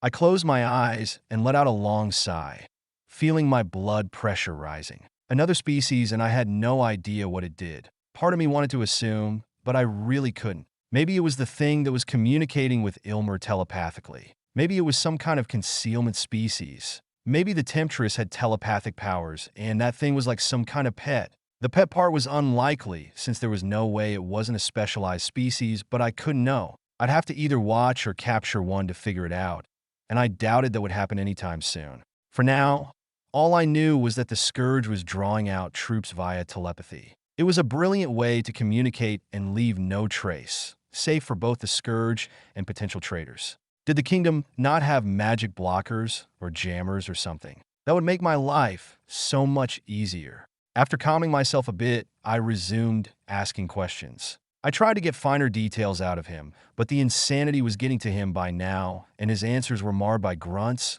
groans, and pleas for me to kill him. When I was finally done, I simply put a pistol against his head and pulled the trigger a few times. I closed my eyes again, taking a few deep breaths before walking out of the cell. The chief on standby saluted. He's dead. Get rid of him. Yes, sir. I'm going to bathe. Got that swine's blood on me. Sir, General Visker has asked for your presence. Why? The messenger didn't say, but the marshal is there too. They're waiting. Then they better like the smell of blood. I muttered while walking off. I had a feeling I knew what they wanted, but I was too pissed to care whether they were upset or not. Since headquarters was right next door, I simply popped over and went to the marshal's office. Inside was General Visker. Marshal Bors eyed me when I walked in. Envoy, how was the prisoner? He spilled what he knew. Another temptress, another weak-willed man. They can speak into minds now. And there's a new species. It'll be in a report soon. I see. He nodded, pondering a second before looking back at me. You've been doing great work, Envoy. Your performance has always been exceptional, and the amount of traitors you've caught, while not yet affecting significant numbers like casualty rates and the like, has brought us great peace of mind. We know there are far fewer traitors in our midst, and we have you to thank for that. So, tell me, he leaned forward, anger marring his brows. Why have I received orders from the rear, saying that you're going to be spending half your time back in the capitals? I looked down at his desk when he threw forward a small bundle of papers, a letter from not just a general, but a sovereign. I recognized the insignia stamped on it. Marshal Bors was not pleased. You're going into enchanting? That's the only reason for you leaving I can think of after hearing Sant's name. Yes, sir. I've studied enchanting before, and I feel I have valuable ideas to bring to the field. You're a smart man, and I don't doubt that you do. But you've taken on a lot of responsibility here. You're managing an entire division, and it's producing results. My question is, why are you doing this now? Unless you've trained someone to take on your role, your division will cease to be effective, and I'll likely have to disband it since you'll be gone every other month. It's a waste of resources, manpower, and most importantly, you're throwing away everything you've built up. We need you here, not crunching designs at the spire. So why do I have a transfer notice on my damn desk? He slammed his palm into the wood, standing with his outburst. I was honestly surprised that he was so mad. I'm sorry, sir. I've had a prior arrangement with Son for a while now. I can't renege on our agreement. No fucking shit. And here I thought you were going to be the one to succeed Major General Quill. You could say that's the main reason I didn't mind promoting you to Lieutenant Colonel. You're a damn fine soldier, and an even better intelligence agent that's earned my trust. I can trust in your competence and your integrity, but now I find out that you were never going to dedicate yourself to this base despite me giving you so much power. I'd expect something like that from any other summoner, but not from you. He suddenly reached out an arm and grabbed the side of the desk, sending it to the side of the room with a simple throw. Then he stepped up to me, getting in my face. I could feel his aura bear down on the entire room. He was livid. Tell me something, Cooper. Were you ever invested in this place? You're the one who brought us here. You're the one who's tried so hard to give us the advantage. And yet you have no problem leaving just as you've started to shape this place up for the better. So tell me why. Tell me why, and give me a damn good reason not to strip down your rank right here and now. I could feel the anger in his breath. I try to keep as rigid as possible, as straight a face as possible. It sucked getting chewed out like this. I don't believe that my work here is doing enough good. I believe that I'll be able to create machines that can help turn the tide of the war altogether. What I've been doing here has done nothing more than mask the real problems. We've been fighting off the scourge much better than most other bases currently, I might add. That's not good enough for you? No. We should be reaching into their territories and sieging their nests like they do our bases. Yet we're constantly on the back foot, doing nothing but defending because we can't surpass their numbers advantage. That means we need to create weapons that render numbers obsolete. I looked down, straight into Marshal Bohr's eyes. Unless you can provide us with a feasible plan to not just push the incoming Scourge armies all the way back beyond the pass, but march our legions over there and burn their nest to cinders, then I won't spend my time here when I could be doing more in the capital. Unfortunately, I'm not a knight, and regardless of whether I'm here or there, I'm a summoner and my progress will be steady and constant. I'd prefer an environment where I can produce the most value. Sir, I concluded, the two of us staring at each other for what felt like hours. It felt like my aura was battling back his in an attempt to make him realize that I was confident in my decision. At some point, he stepped back, walking to his desk and yanking it back over to its original spot. I remained rooted in place, waiting. Leave. I said nothing and saluted, turning and leaving the room. He was still pissed. As I walked back to my office for the counter-espionage division, I had the feeling that I had just cashed in on all the respect, influence, and renown I had accumulated over my time here, just to keep my rank. While I may not have plummeted all the way back down to the level of most ordinary intelligence agents, I didn't feel that much farther above it. I'd have to make preparations for my absence. I'd still be returning every other month, but those months I was gone would mean that I could no longer exercise control over anything or anyone. These systems would have to operate completely independently of me. I decided to start writing. I had this next month or so to train people to fill my shoes before I left for the capital and started my new schedule. That was my deal with Son, and I had already drawn out the 6 months as long as possible precisely because of this issue with the Marshal. Chapter 194, Design Philosophy. October 23rd, 624. The next several weeks passed relatively slowly. It felt like I wasn't working nearly as much, which wasn't a good thing. What I started doing was delegating my overarching responsibilities to Polly. Since I was now a lieutenant colonel, I was fulfilling my end of the deal with her. I started integrating her into the counter-espionage division, and after she got herself involved a bit, I put her name on most of the reports I drew up. She started getting most of the credit, but even then it wasn't like I was doctoring things. Turns out Polly was really interested in counter-espionage. She hadn't been at first, especially since I had just gotten promoted and she was letting me do my thing, not to mention that information regarding what I was doing was kept under wraps. Couldn't have my operations getting leaked, after all. But once my presence started having a major impact on the base, she took an interest. Thankfully, that meant I had someone who could fill my shoes. Polly had a lot to do, but if she wanted to put in the effort to become a leader in the counter-espionage division, then that was her prerogative. At the very least, she would be able to keep it running and do some good with it.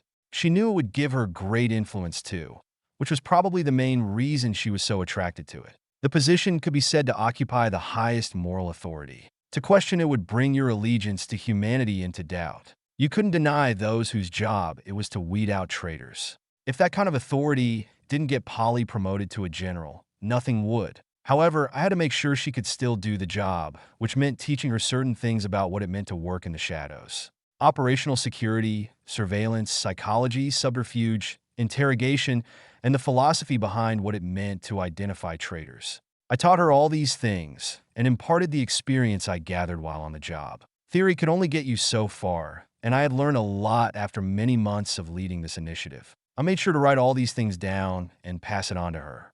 Thankfully, the one thing that I didn't have to teach Polly about was information gathering. There was nobody better to handle information than her. She still surpassed me in that department. All she needed to do was learn how to apply those skills to a different enemy. That, and how to control information, including its dissemination, and how to classify things. To this end, I introduced the security clearance and classification system. Polly was smart, and she took to all of it quickly. Plus, I had already trained those within the division, and I had trained them to operate on some level independently. I didn't want to have to micromanage my operatives because not only would I not always be able to, but it would jeopardize their missions if they couldn't think for themselves and solve problems. How I controlled them, and the security of my operations, was through the control of information. Information was everything in this game, and having a tight grasp on it was key to making sure your enemies couldn't find gaps in your armor while you found gaps in theirs. Of course, none of what the counter-espionage division did was that complex. We weren't operating against foreign nations, and I wasn't trying to uproot an enemy government from the inside. That wasn't possible in this world. What I was trying to do instead was make sure that the soldiers around me couldn't be led astray or killed by traitors. My counter-espionage division was the check and balance against saboteurs and spies, making sure that even if there was a traitor, they couldn't harm us too much. I just hoped that the information I could give would be enough to perpetuate the blanket of safety the division provided. I didn't want it to disappear just because I left. I wanted to help Polly, but I also wanted to make sure she wasn't doing this strictly to the end of becoming a brigadier general. I wanted her to do some good, and I set her up nicely for that. Time would tell whether or not she could be trusted with that kind of job. My eyes tracked a knight dragging in a major, an Authority 4 summoner who was recently suspected of passing off mission intel to people or things he shouldn't be. The summoner's legs slid across the floor and into the prison since he was bound and gagged by the knight, unable to struggle or scream. Polly stood next to me, smiling. It was almost too easy to catch him. So, my first catch without your help. What do you think? I think you caught a traitor, but of course we can't be certain about the details until he's interrogated. Either way, good job. It's weird getting compliments from your subordinate. Almost as weird as getting criticism. She chuckled as I shrugged. I've got stuff to teach, and you picked it up fast. I'm far from the best at this, but I at least got you down the right path. Where did you learn this stuff anyway? Nothing of this nature has ever been formulated in the kingdom. Did someone teach you? You could say I taught myself, but I had inspiration. All I can say is the only reason you think this is new stuff is because those that engage in this practice usually do a good job of keeping it quiet. I have no doubt that the kingdom has its own counter-espionage and intelligence division. After all, I'm sure they try and spy on the church all the time. You just never heard about them. Fear not that which you know, but that which you don't. I suppose. She let out a breath, turning when her new prisoner disappeared into a cell. You leave tomorrow, right? Yes. Back to the capital. Lucky you. No more dealing with endless reports and meetings. It'll be a new kind of work, but yes, I'll be much more comfortable. I'll actually be able to sleep on my bed instead of a pile of blankets. I stretched as we walked off. Well, I've got nothing more to teach, nothing more to delegate, and hopefully nothing more to worry about. I'm sure Operation Breakwater will be just fine with you here to take care of everything. I've a lot more on my plate, but yes, like you, I'm good at my job. Polly smiled and turned to me when we arrived at the office door. You've done good work, John. I didn't think I'd manage to snag the leading position of a whole new division out of our deal, let alone one so influential. You've now provided me with everything I need to get that promotion. And as morbid as it is, with the new positions opening up lately, I'll have an easier time preventing others from keeping me down. Everything is perfect, and now it'll be on me to see this through. You've done enough, so enjoy yourself. I know you'll do good work with enchanting. I will. And thank you, Polly. Couldn't have done it without you. You capitalized on opportunities. We gave each other a quick hug, the short lady patting my back. That's all I could ask for. Now go pack and take the rest of the day off. I'll see you off tomorrow. Thanks. With that, we separated. I went to my room and packed what little I had into my personal storage. The last thing I did was send a message to Amara about what was happening. Then I went to sleep, ready for the next phase in my military career. A couple days later, I arrived in the capital. The air wasn't as crisp, but it also wasn't frigid, so I took in a long breath of content. My first day back was spent doing nothing. I was in contact with San, and he told me to relax my first day in, so that's what I did. I only ran a few errands, such as to go buy food, since I'd be here for the next month. The next day, though, I finally reported to my job site. The spire was just as I remembered it. It was towering and radiated pure mana, each and every brick of the structure enchanted for who knows what. It was an impressive construction, and yet I couldn't help but feel like it came from an era of glory long past. The kingdom and its forces could no longer hold a candle to the great people who had initially erected such a monument. It felt like I was here, in part, to try and compensate for that.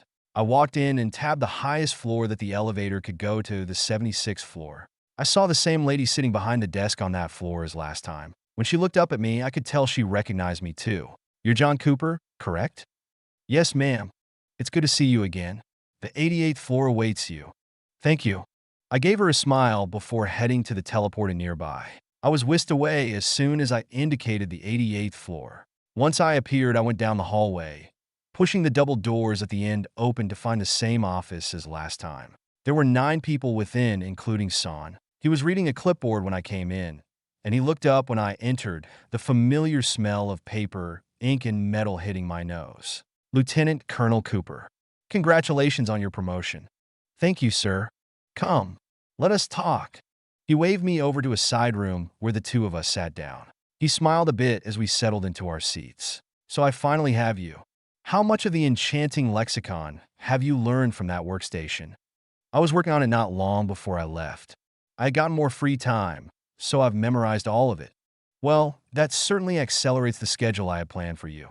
He nodded in approval. With my Authority 6 advancement and my new memory palace, memorizing the enchanting language was fairly simple. I hadn't been working so much given the fact that I was leaving, which left me plenty of time to work on this stuff, since I knew I'd be using it when I arrived here. San tapped the table with a dull quill pen he pulled from his coat. That means you can begin applied work now. I've arranged a dedicated teacher for you. With him, you'll learn how to put together and develop working enchantments. Once you've learned enough, that teacher will bring you to our facility where we enchant working products to be sold. You'll work with him there for a time before moving on to more complex work in our research and development laboratory. How fast you can move through these phases depends on yourself. I'm not giving you any deadlines, but obviously, the faster the better. I want your mind working on our latest innovations as soon as possible. You'll have my best, sir. Good. He nodded and tapped his aerial, sending a message. Several seconds later, I turned, feeling someone about to knock on the door. The knock came. Come in, sir. An older gentleman walked in, closing the door behind him. He had a full head of white hair, slightly disheveled, but he generally looked kept together. He looked tired more than anything and was an Authority 7 summoner. Avidus, this is John Cooper, your newest student. Good to meet you. Likewise, sir. I stood and shook the man's hand. He had calluses around his writing fingers nearly identical to mine, indicative of constant paper penning. I had the same from writing reports to non-summoners. Considering the summoners here had to give information to warlocks, who seemed to loathe using orbs, I could imagine why he had to write so much. He glanced down at my hand for a split second before nodding. It seems we had established a mutual respect for one another, as well as a mutual annoyance regarding warlock obsessions with tangible texts. John has memorized the lexicon, so you need only teach him enchanting design. Very well, you can begin now and spare no expense. We want him in R&D as soon as possible. Understood. Follow me. He waved me along, the two of us entering the main office before finding a teleporter and going to the 85th floor. We arrived in a wide, open space. I could see the entire floor from where we landed, no dividing walls or structures hindering my view. It was rather massive even if we were so high up in the spire, especially when one saw all of it at once. This is our general enchanting facility. After various products like aerials, heating and cooling devices, and many of our other products are built, they come here to get enchanted. You'll find more warlocks here than summoners since summoners can't do anything to help with this job beyond logging numbers and such. It's here that we'll get you familiar with the design process. There are many working and unfinished products here that we can tamper with, and you'll be able to see the process occur in real time. I prepared a workstation for us. I followed him as he walked through the floor, finding one of the empty workstations seemingly reserved for his use. Once there, he tapped the station a few times and booted it up. I saw hundreds of designs flutter across the screen as he used it. A few were pulled up before he turned to me. Have you really memorized the lexicon? Yes, sir. You're saying that I can ask you about any given symbol, junction, and array, and you'd be able to identify and describe each one? Yes. You're not foggy or doubtful about any of them? No, sir. Very well. After seeing my confidence, he just nodded and turned back to the screen, tabbing through a few designs. I understand that you are a lieutenant colonel? Yes, sir. San said you were promoted to such in a little over a year. You must have done some good work. I did what I could. Did you serve, sir? I turned my eyes away from the screen, gazing at the wizened old man as he nodded. I served for 52 years. I retired as a brigadier general, and in all that time, I've never even heard of someone promoted as fast as you. Usually the top brass doesn't like it when a summoner gets promoted too quickly. Unfortunately, the front lines have been facing increasingly dangerous pressure from the Scourge. Fortunately for me, that provided opportunities to stand out with my performance. What's your station? Stronghold Charlie, currently reinforcing forward base Treehouse. Charlie Company, Pathfinder's platoon, although currently I have processing transfer orders to the Snow Doves platoon.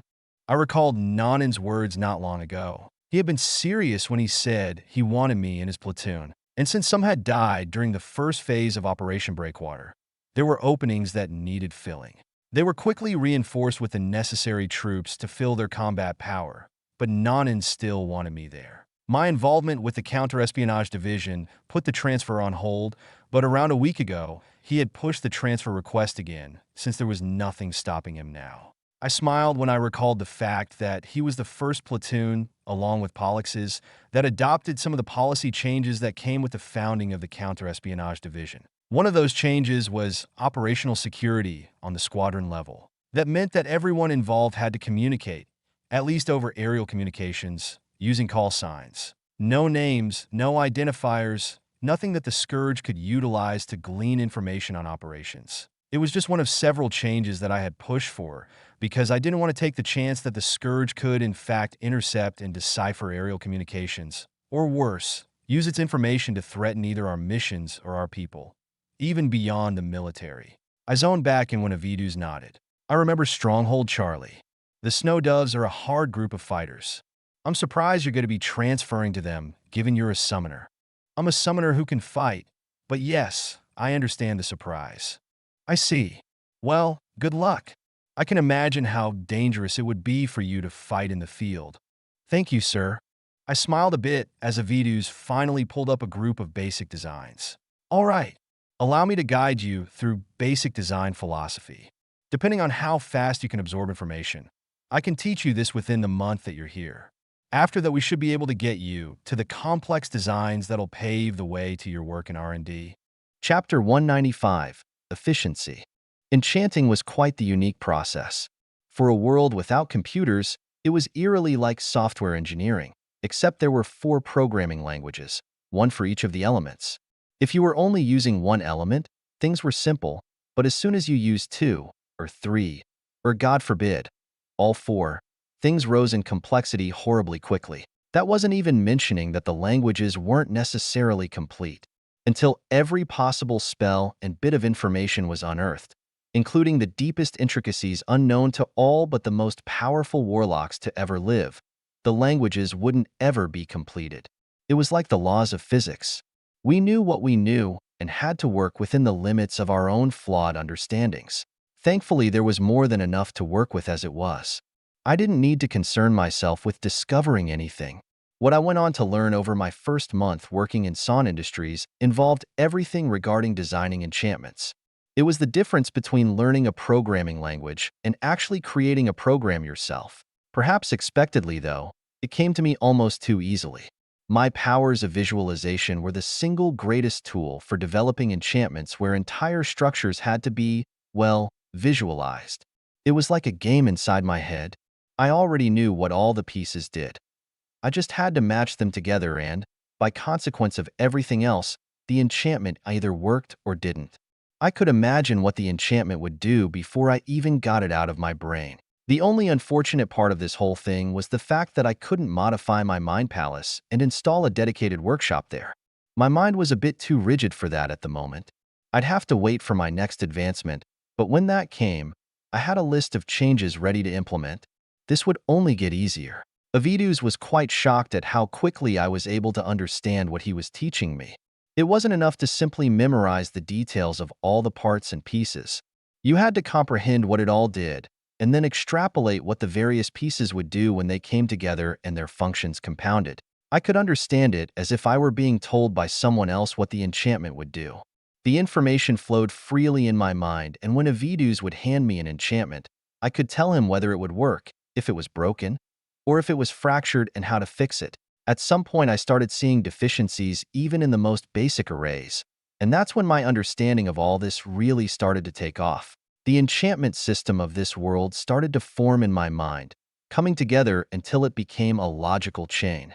In other words, it clicked, and before my month of training ended, I started memorizing dozens of various enchantments. I memorized those both simple and complex, loading up on data that I could think about when I went back to the treehouse. Even before that, though, I figured something out about enchanting. Not just how one or many pieces functioned, but a core foundational rule and function of the way enchanting worked. It came to me one late night in the spire. I had 3 days before leaving to go back to the treehouse, and I had gotten engrossed in my work for the 8th time since coming here. It was like my body knew that I'd be leaving soon, and it wanted to put me in a trance whenever it could. I quite enjoyed it, especially since Avidus didn't mind letting me get extra sleep whenever I stayed late. I tabbed through a dozen or so formations and arrays on my huge workstation. The massive screen fluttered with images of pure Psycha, the entire thing a giant orb for me to use and manipulate with my mind as I saw fit. After gathering up a few of the formations I saw, I brought them to another screen where I plastered them all together, almost instantly drawing up the connections between them and turning them into one big whole. It was a relatively simple enchantment despite the number of components. According to Avidus, this particular enchantment was a valuable teaching enchantment because of how complex its formation was despite the simple function. It was a fire element enchantment designed to make a white crystal emit heat. Not fire, not hot air, but simply emit heat. It would heat up the device around the crystal, one usually made of some kind of metal, and the metal would conduct and emit that heat in turn. With the size of this one, it was basically a hand warmer, but the enchantment could be scaled to have myriads of applications such as temperature regulation in fancy clothes, vehicles, homes to heat up water, roadways to melt snow, and more. The most complex part of the enchantment came from the on and off switch that was implemented. There were also several other conditional switches that could be built in, such as to only activate at certain temperatures, to maintain certain temperatures, to activate at different times of the day. This was where I got some inspiration. The most important detail to me, though, was when I saw the insulation. Turns out, Energy leaked from these enchantments. Go figure, I had learned this long before. However, what made it particularly outstanding was the fact that these leaks, usually of mana, didn't just radiate from the enchantments. They could pass through anything trying to block them, to insulate them. That wasn't possible on this scale unless it acted like one of the fundamental forces, the electromagnetic force. Electricity and magnetism operated the same way. That's why wires had rubber insulation on them. If they didn't, wires that were close together would be interfering with each other. Data cables would get their data messed up as the electromagnetic forces reached out across space to push and pull on other electrons or charges. That's why the more powerful the cable, the more insulation it needed. Even then, up the voltage enough and electricity would find a ground, whether the humans nearby liked it or not. I started finding that these enchantments operated in much the same way as electricity. Not completely, because magic still broke a few fundamental laws, and that part still drove me up the wall. But it was similar enough that it could influence design philosophy, and I immediately latched onto that. My degree would not be for nothing. Of course, it didn't help me immediately solve the insulation issue. That would come later once I could experiment. However, it did affect how I approached developing these magical circuits. Would I be able to make a magic computer anytime soon? Not necessarily, even if it might be possible. However, magic followed the amateur logic gates that the people here at Son Industries developed, and that meant I could take their designs to a whole new level of complexity and efficiency. My last 3 days in the capital passed with that excitement at the forefront of my mind. I couldn't even explain to Avidus what I was so excited about. I couldn't show him yet, not because I didn't want to, but because I'd have to spend some time actually improving designs first. He'd have to wait until the next month I was here, but it was a lot of food for thought. I'd be pondering this stuff at the treehouse. The only unfortunate thing was how I'd actually have to go back. That dreaded day soon came. I don't wanna. You need to go. I wanna stay. You'll be branded a deserter. Just tell them that I'm staying to work here from now on. It was hard enough getting you for as long as I did. You had to go make yourself important. They'd skin me alive if I tried to take you away from the front lines for good. Blame yourself. Ugh. I grunted at Sant's ruthless words, slumping over my workstation. After sitting there for a handful of seconds, I rose back up and tapped the screen a few times. Well, while I'm gone, you can go over my work. Let me know if I'm actually right. Regarding what? I've changed a few things and some of the schematics I was actually able to go over. There are only 3 of them, and I don't know if I've finished making the changes completely, but it's close and it should paint the picture. Son hummed while looking over at the schematics I pulled up on the screen. At that point, I glanced at my aerial. I had a bit of time before my rail departure, but the window was closing, and there was something I wanted to do before then. I've improved efficiency, putting it simply. Let me know if it works, though. It's not like I've been able to test anything. Very well. I'll review your work. You should go. See you next month. Indeed. Son nodded as I lit a cigar, walking out and puffing a bit of smoke into the area. After leaving the magic spire, I looked down at my aerial and brought up a new message, typing a response. I hadn't necessarily had time before, but I happened to have a bit of time now, and I was particularly interested in finally getting my hands on an item only now decipherable. I headed over to the Founders Market, bypassing dark and shady streets like they were my old stomping grounds. It felt like ages since I'd been to some of these places. I could even remember the location of my first delivery with Plex. Shrugging, I came upon a little mask shop with an open door. There were a few parents and children in the area, many of them wanting for the pretty masks, most of them too poor to get anything beyond something incredibly basic. It seemed Aki was generous, though. Every child walked away with something. I picked out the kitsune mask pretty quickly, Aki raising her head as soon as I took a single step in. Now that I got a good look at her after all this time on the battlefield, I realized how good her aura was. It was actually sharper than mine, elusive, threatening to escape my senses should I let it. No wonder I hadn't even thought about it before. John, it's good to see you. Hi, Aki. I gave her a smile as she finished up with a customer, giving me a quick, habitual bow before waving me over. Come, I have the booklet. I followed as we went to her back room full of supplies and crafting tools. She took the booklet out of a pocket storage and handed it to me once the door closed behind us. I'm sorry it took so long. Some of his Japanese seeped into the formations themselves, and it was difficult to decipher what he was trying to say. Some things are also incomplete as well, but I've gone over everything I could. That's very all right. I've been caught up with the military myself, so it's not like I was the one waiting on you. I took the booklet as well as another copy of a near-identical booklet. One was the original, completely untouched. The other was the translated version. I set them down on a table and flipped through both, shocked at how thorough she was.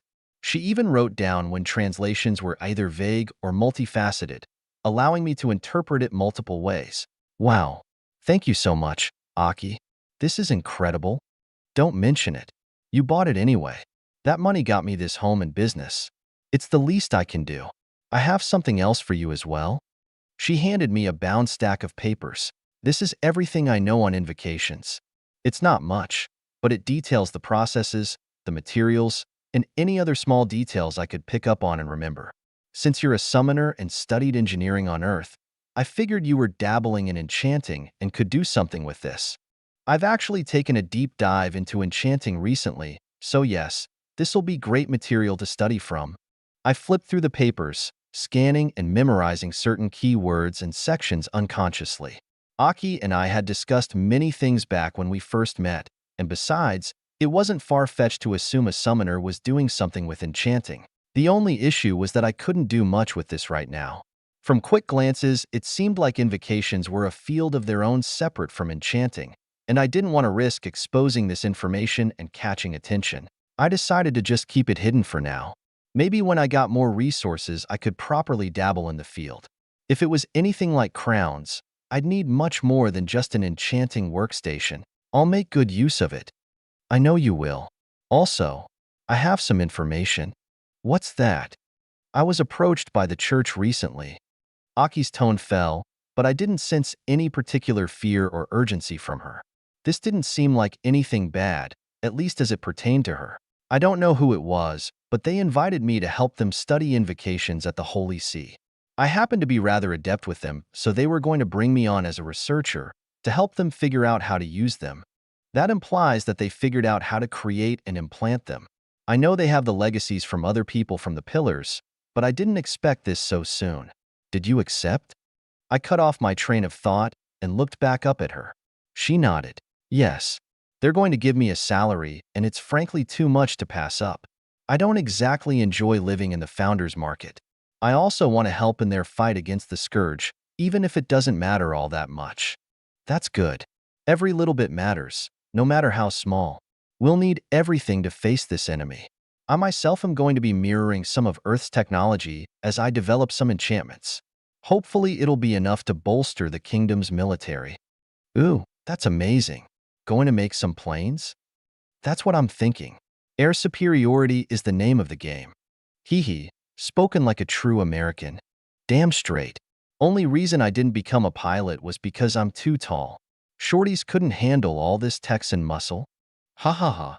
Aki laughed as I stood and flexed on what could have been. San looked over at Avidus, who sat in a nearby chair by John's workstation. Since John was gone, they could review his work on the desk, and San wanted to go over this stuff now, though he wasn't sure what John had been alluding to when he left. He pointed to the screen and looked over at Avidus. What did he do? I'm not entirely sure. He said he had a breakthrough and then went off doing his own thing. He spent the past 3 days modifying our enchantments, and he didn't let me look or help. Well, now is the time to do just that. Come with me. San grabbed the orb that sat on the workstation. It contained the data, and it was time to review John's work. The two made their way into San's office, placing the orb onto his personal workstation and bringing up the schematics on a screen that took up half the wall. The two were silent as they scanned the first schematic. It was the heating enchantment, the one most often used for learning and teaching. It was both basic and complex, and most importantly, hadn't been improved upon in nearly 2 decades. Most didn't bother because it was efficient and it worked perfectly fine. Any improvements would be minuscule at best, and weren't worth the hours put into it. This enchantment looked completely different though. It didn't have any of the conditional switches implemented, nothing but a simple on and off switch that let out a fixed heat. It was the most simple iteration of the enchantment, and yet the two could barely recognize it. The design was a third of the complexity and twice as compact. If it were enchanted onto a device, it would be 6 times smaller. Not only that, but the remaining complexity looked like a redundancy built into the heating system. What it did, Son wasn't sure, but when he ran a virtual test on it, the results were positive. That meant it at least worked. Get me a heating shell and an Authority 4 white crystal. On it. Avidus ran out, going to another facility where he grabbed the requested items and ran back. He placed the two objects onto a desk, Son grabbing the shell and planting the crystal into the designated slot. After that, he took out one of his personal enchanting tools, a mana quill and eye crystal, placed the device onto his workstation, clamped it down, and went to work. The enchanting was done quickly, Son having engraved his mana into the device following the simple schematics. Then he tuned the white crystal to the device according to John's specifications before bringing over some measurement tools. After 3 different devices were in place, Son activated them and the device. The heater, a thick metal plate without any outstanding features beyond the slightly protruding white crystal, started to heat up. The devices measured the heat as well as how much energy the crystal put out to run the enchantments. After a few minutes, the numbers came back, Son's eyes widening just a second after Avidus. What's the efficiency change, Avidus? Just by the energy used, it's about 4 times more efficient. If we also factor in the size and scalability, over 20 times more efficient. It also seems to leak nearly 0 magicka. Haha.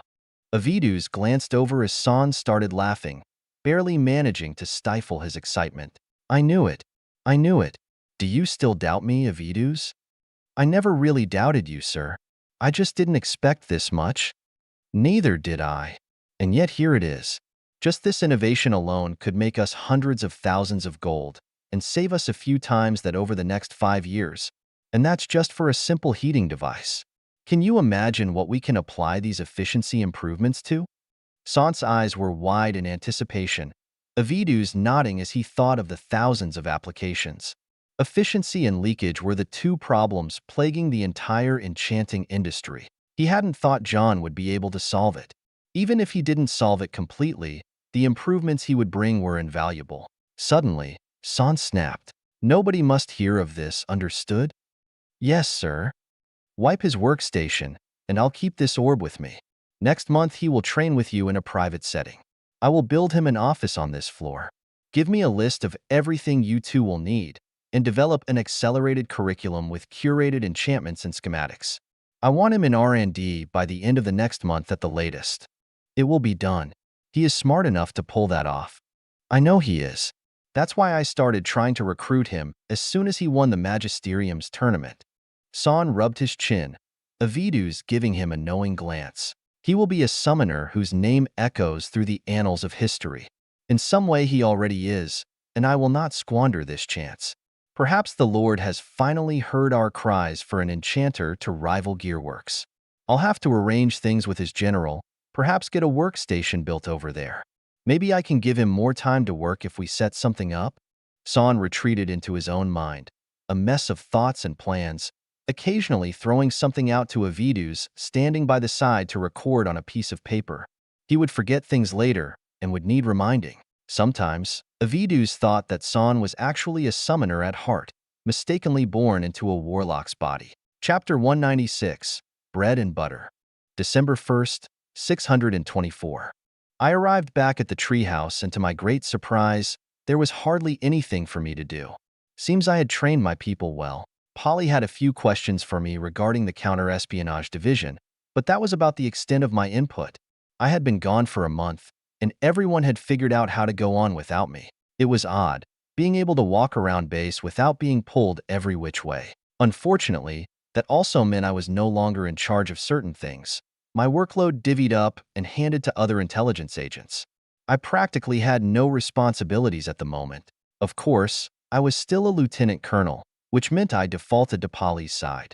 I would just do whatever she wanted me to do. Mostly some elementary reports and reading to get me back up to speed. But that didn't last forever. Not long after my return, I received a transfer order. Not for location. I wasn't lucky enough to finally be rid of this frozen hellhole, despite its desperate need for me, but unit. It took a couple days, but about a week after my return, on the 1st of December, the transfer was authorized. I would become a snow dove. I grabbed what few items I had and ditched my room, transferring to the building reserved specifically for the snow doves, and now the plentiful other higher power platoons. Once there, I prepared my bed, since there was actually a bed in my new room, and went down into their rec room. Oh shit, look who it is. The newbie is here. Dressed up all pretty too. A few of the old snow doves smiled and quipped as I walked in. The unit had gotten reinforced with fresh bodies, so almost half of the now expanded platoon was new, even if they weren't quite as new as me.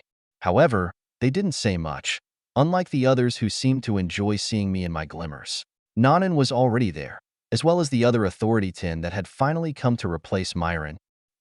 Semmel was stenciled on her name tag.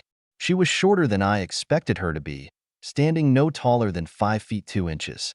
That didn't subtract from the general impression of scrappiness she exuded, her faint freckles and button nose only adding to the impression despite their usual implication. I took a moment to look around at the hecklers before approaching Nanan. I was dressed up not for my transfer, but because it was about time for my rank to match my authority. Nanan called, "All right, everyone at attention." With his command, all the snow doves rose from their seats and stood in their places semi-rigidly. Nanan smiled at me. "Not much of a ceremony, but at least I'll be the one pinning you." "I appreciate it, sir." Now. Nanan looked around as I stood at attention in front of him. He announced, "Today, John Cooper will become a snow dove. He will be my envoy, the intelligence liaison for the platoon, and our long-range weapon specialist. And to commemorate his induction into our platoon, Nanan brought out a new insignia, the pins for a first sergeant, and replaced my old master sergeant rank. Once he was done, the two of us saluted each other. John Cooper is hereby promoted to first sergeant. For honor. For honor." Everyone chanted, my salute going down with Nanan's. We both smiled and shook hands. "I'm honored, sir." "You've long earned it, first sergeant. Now, Commander Biaido, bring out the drinks. Colonel Polly made sure to give us the next 2 days off, so let's enjoy it." Hurrah! Everyone cheered in celebration, several people rushing off to grab any alcohols they could get their hands on. "Everyone line up and collect the booklets, one of each. After that, take your seat and I'll start my lecture." Around 50 people all stood up and lined up promptly, not rushed, but not wasting any time with sluggish movements or fighting to be in front of one or the other. Vetsman glanced at the table before them. On it were 3 stacks of booklets, each one thicker than the last. The person in front of him grabbed one from each stack, and Vetsman followed along, feeling the rough paper on his fingers as he carefully took his set, following the others and finding his seat. He took a look at the covers of the books as he sat down. Compiled Reports, Western Scourge Front, another called Chemical and Biological Threat Mitigation and Suppression, and the last titled Principles of Operational Security and Counterintelligence. The titles were curious. They felt strangely familiar, not in content. He only barely had a clue what they might have been about, but he couldn't quite place it. As the last person grabbed the booklets and sat down, one of the commanding officers, a summoner, stepped up to the front. What little chatter there was instantly cut off before the summoner even had to ask. The wall behind him suddenly flickered to life, an image of each booklet appearing on it. "All right, today's talk will be relatively brief, but you'll all be expected to study the contents in each of these books later. The compiled reports will give you information on your soon-to-be operational area. You'll be shipping out to the kingdom's western front where the Scourge is mounting a heavy offensive they won't be able to handle. However, the 2 other booklets have been recently studied and are going to be adopted into our operational policy. All of the information in these booklets came from one place, and almost entirely from one person." The wall behind the summoner changed, Vetsman's brows rising as he felt his heart send a wave through his chest. It was the last image he expected to see today. It was John.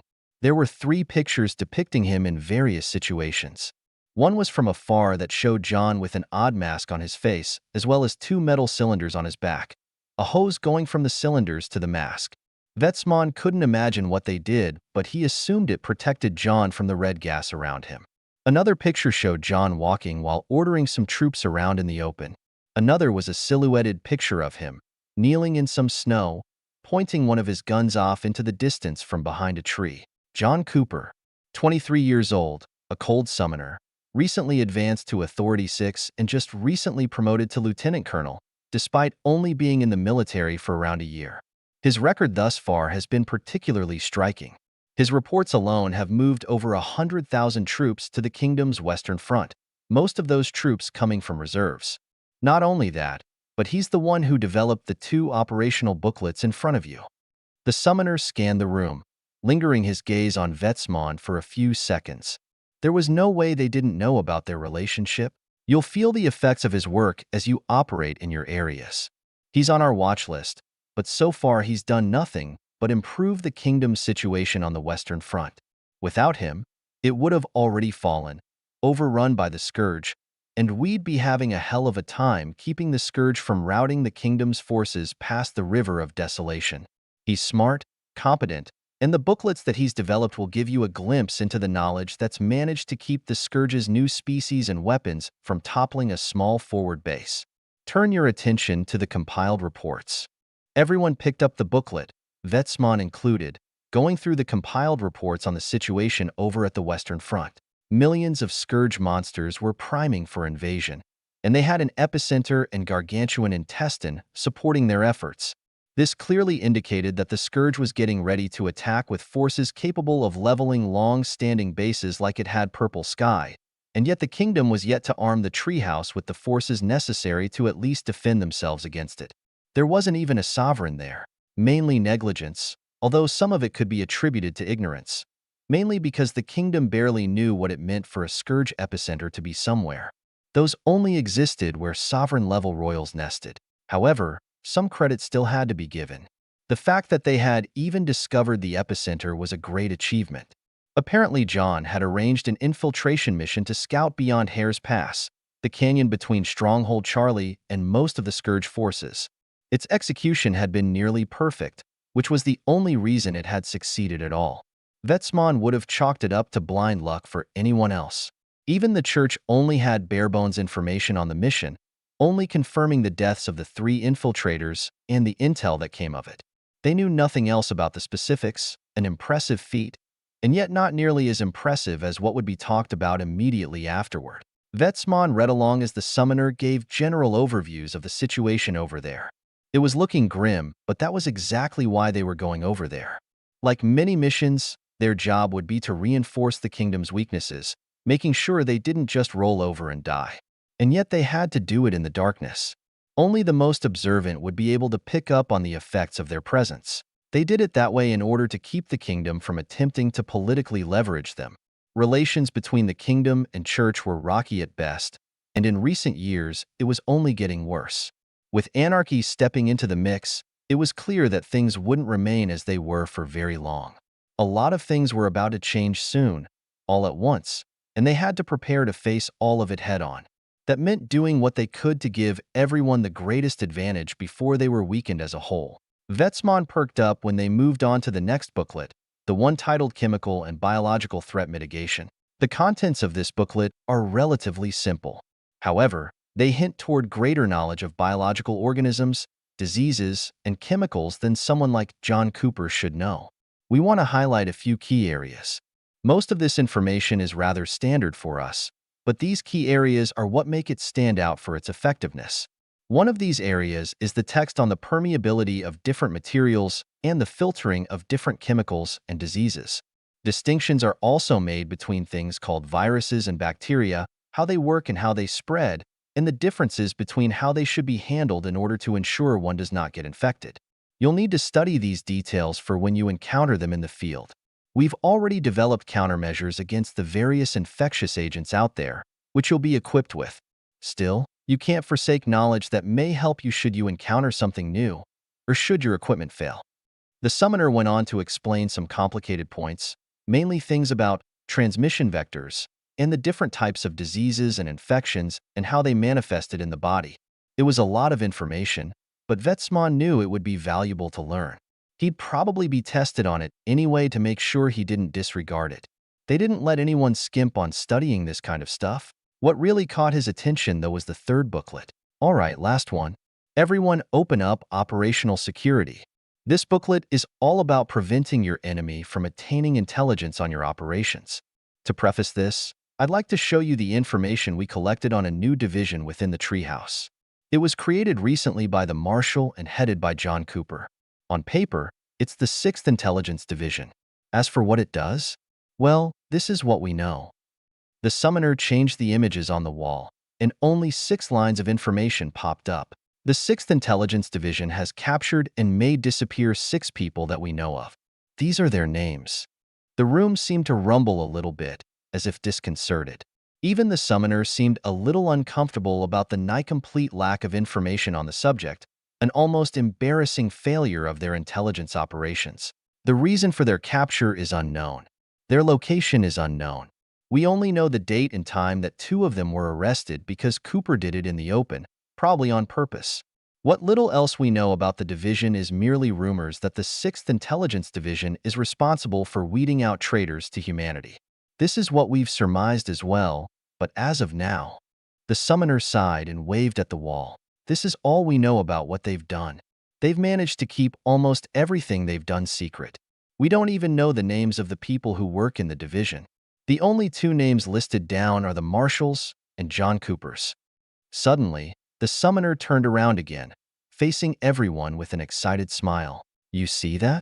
You see those 6 lines of text right there?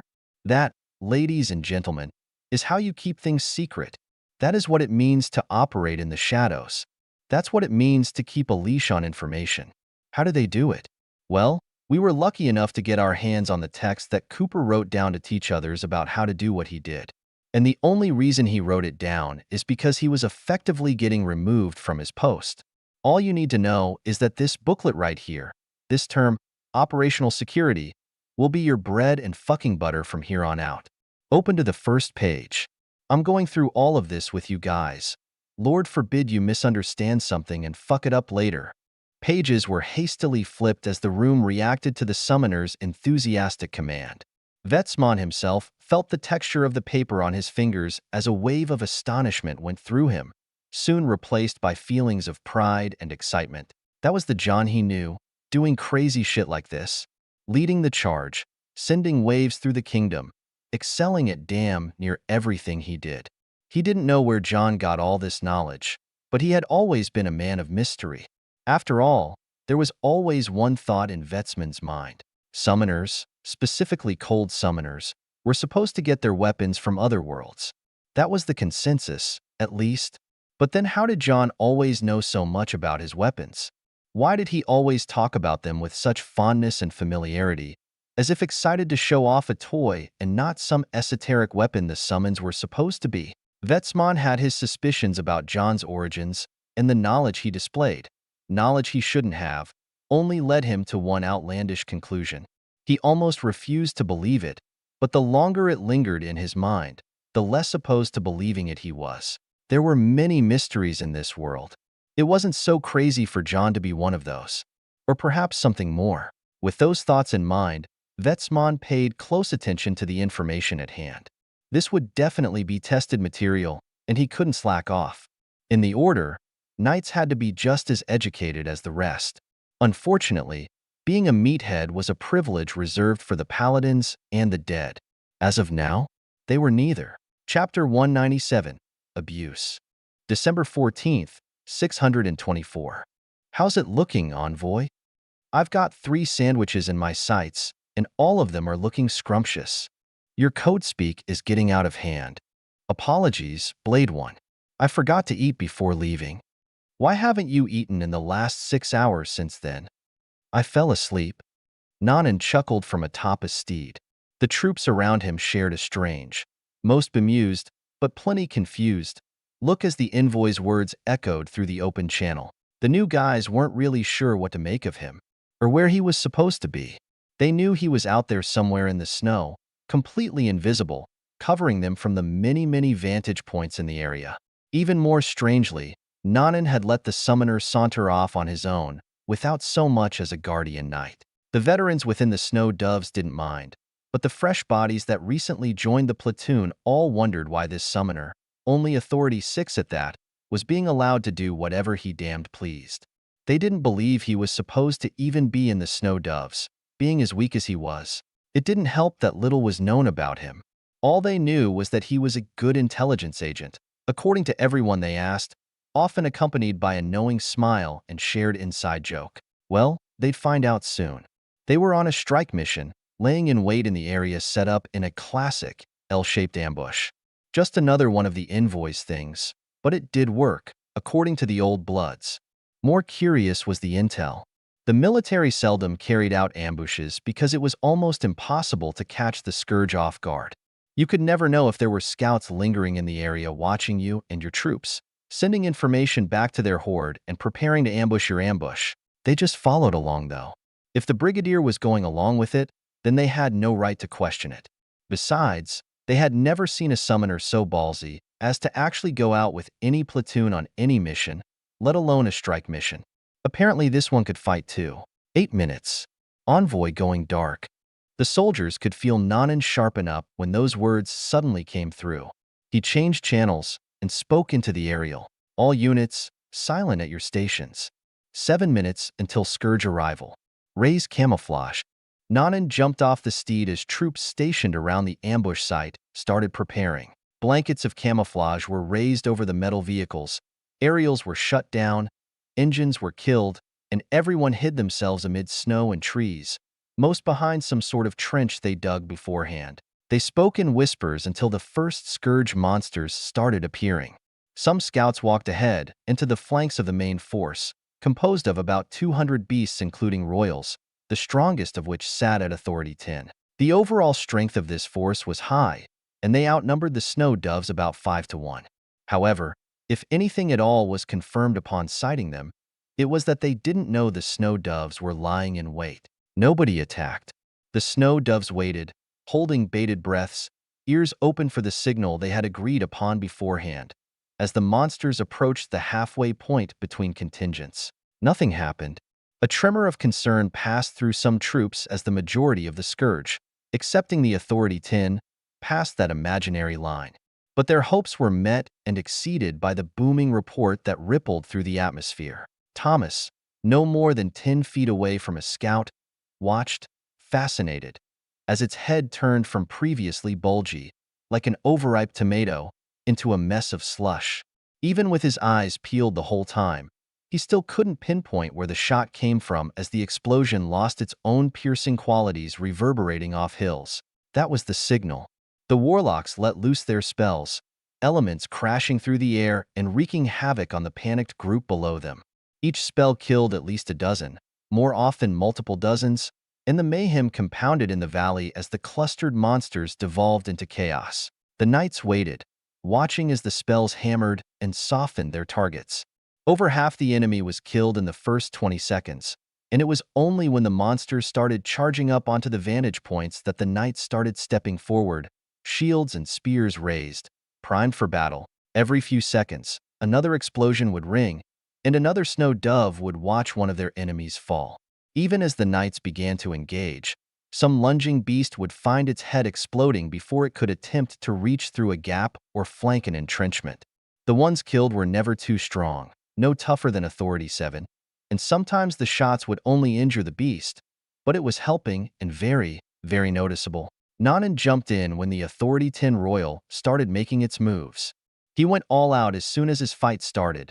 The Royal immediately placed on the back foot, taking some heavy wounds within the first 30 seconds as the Savage Knight held nothing back and pushed it to one side of the battlefield. The other green-haired brigadier, Semmel, went around and killed anything strong enough to threaten the lives of her troops. There were some Authority 9 beasts that she targeted and promptly slaughtered with her earth magic, strategic barriers of hardened stone rising amidst the battlefield and boxing in her unlucky targets. They would face her, or nobody at all. Before 10 minutes had passed, the battle started coming to a close. Stray beasts that tried to run away were picked off by the hidden summoner, dropping dead no matter how far they'd gotten. In the end, not a single one escaped, and to everyone's great surprise, not a single soldier had died. The battle closed and everyone gathered, counting kills, collecting the valuable corpses, and preparing to return to base. It was only several minutes after the head count, though, that the summoner finally reappeared. He trudged down one of the hills, only noticed when he was already near the platoon.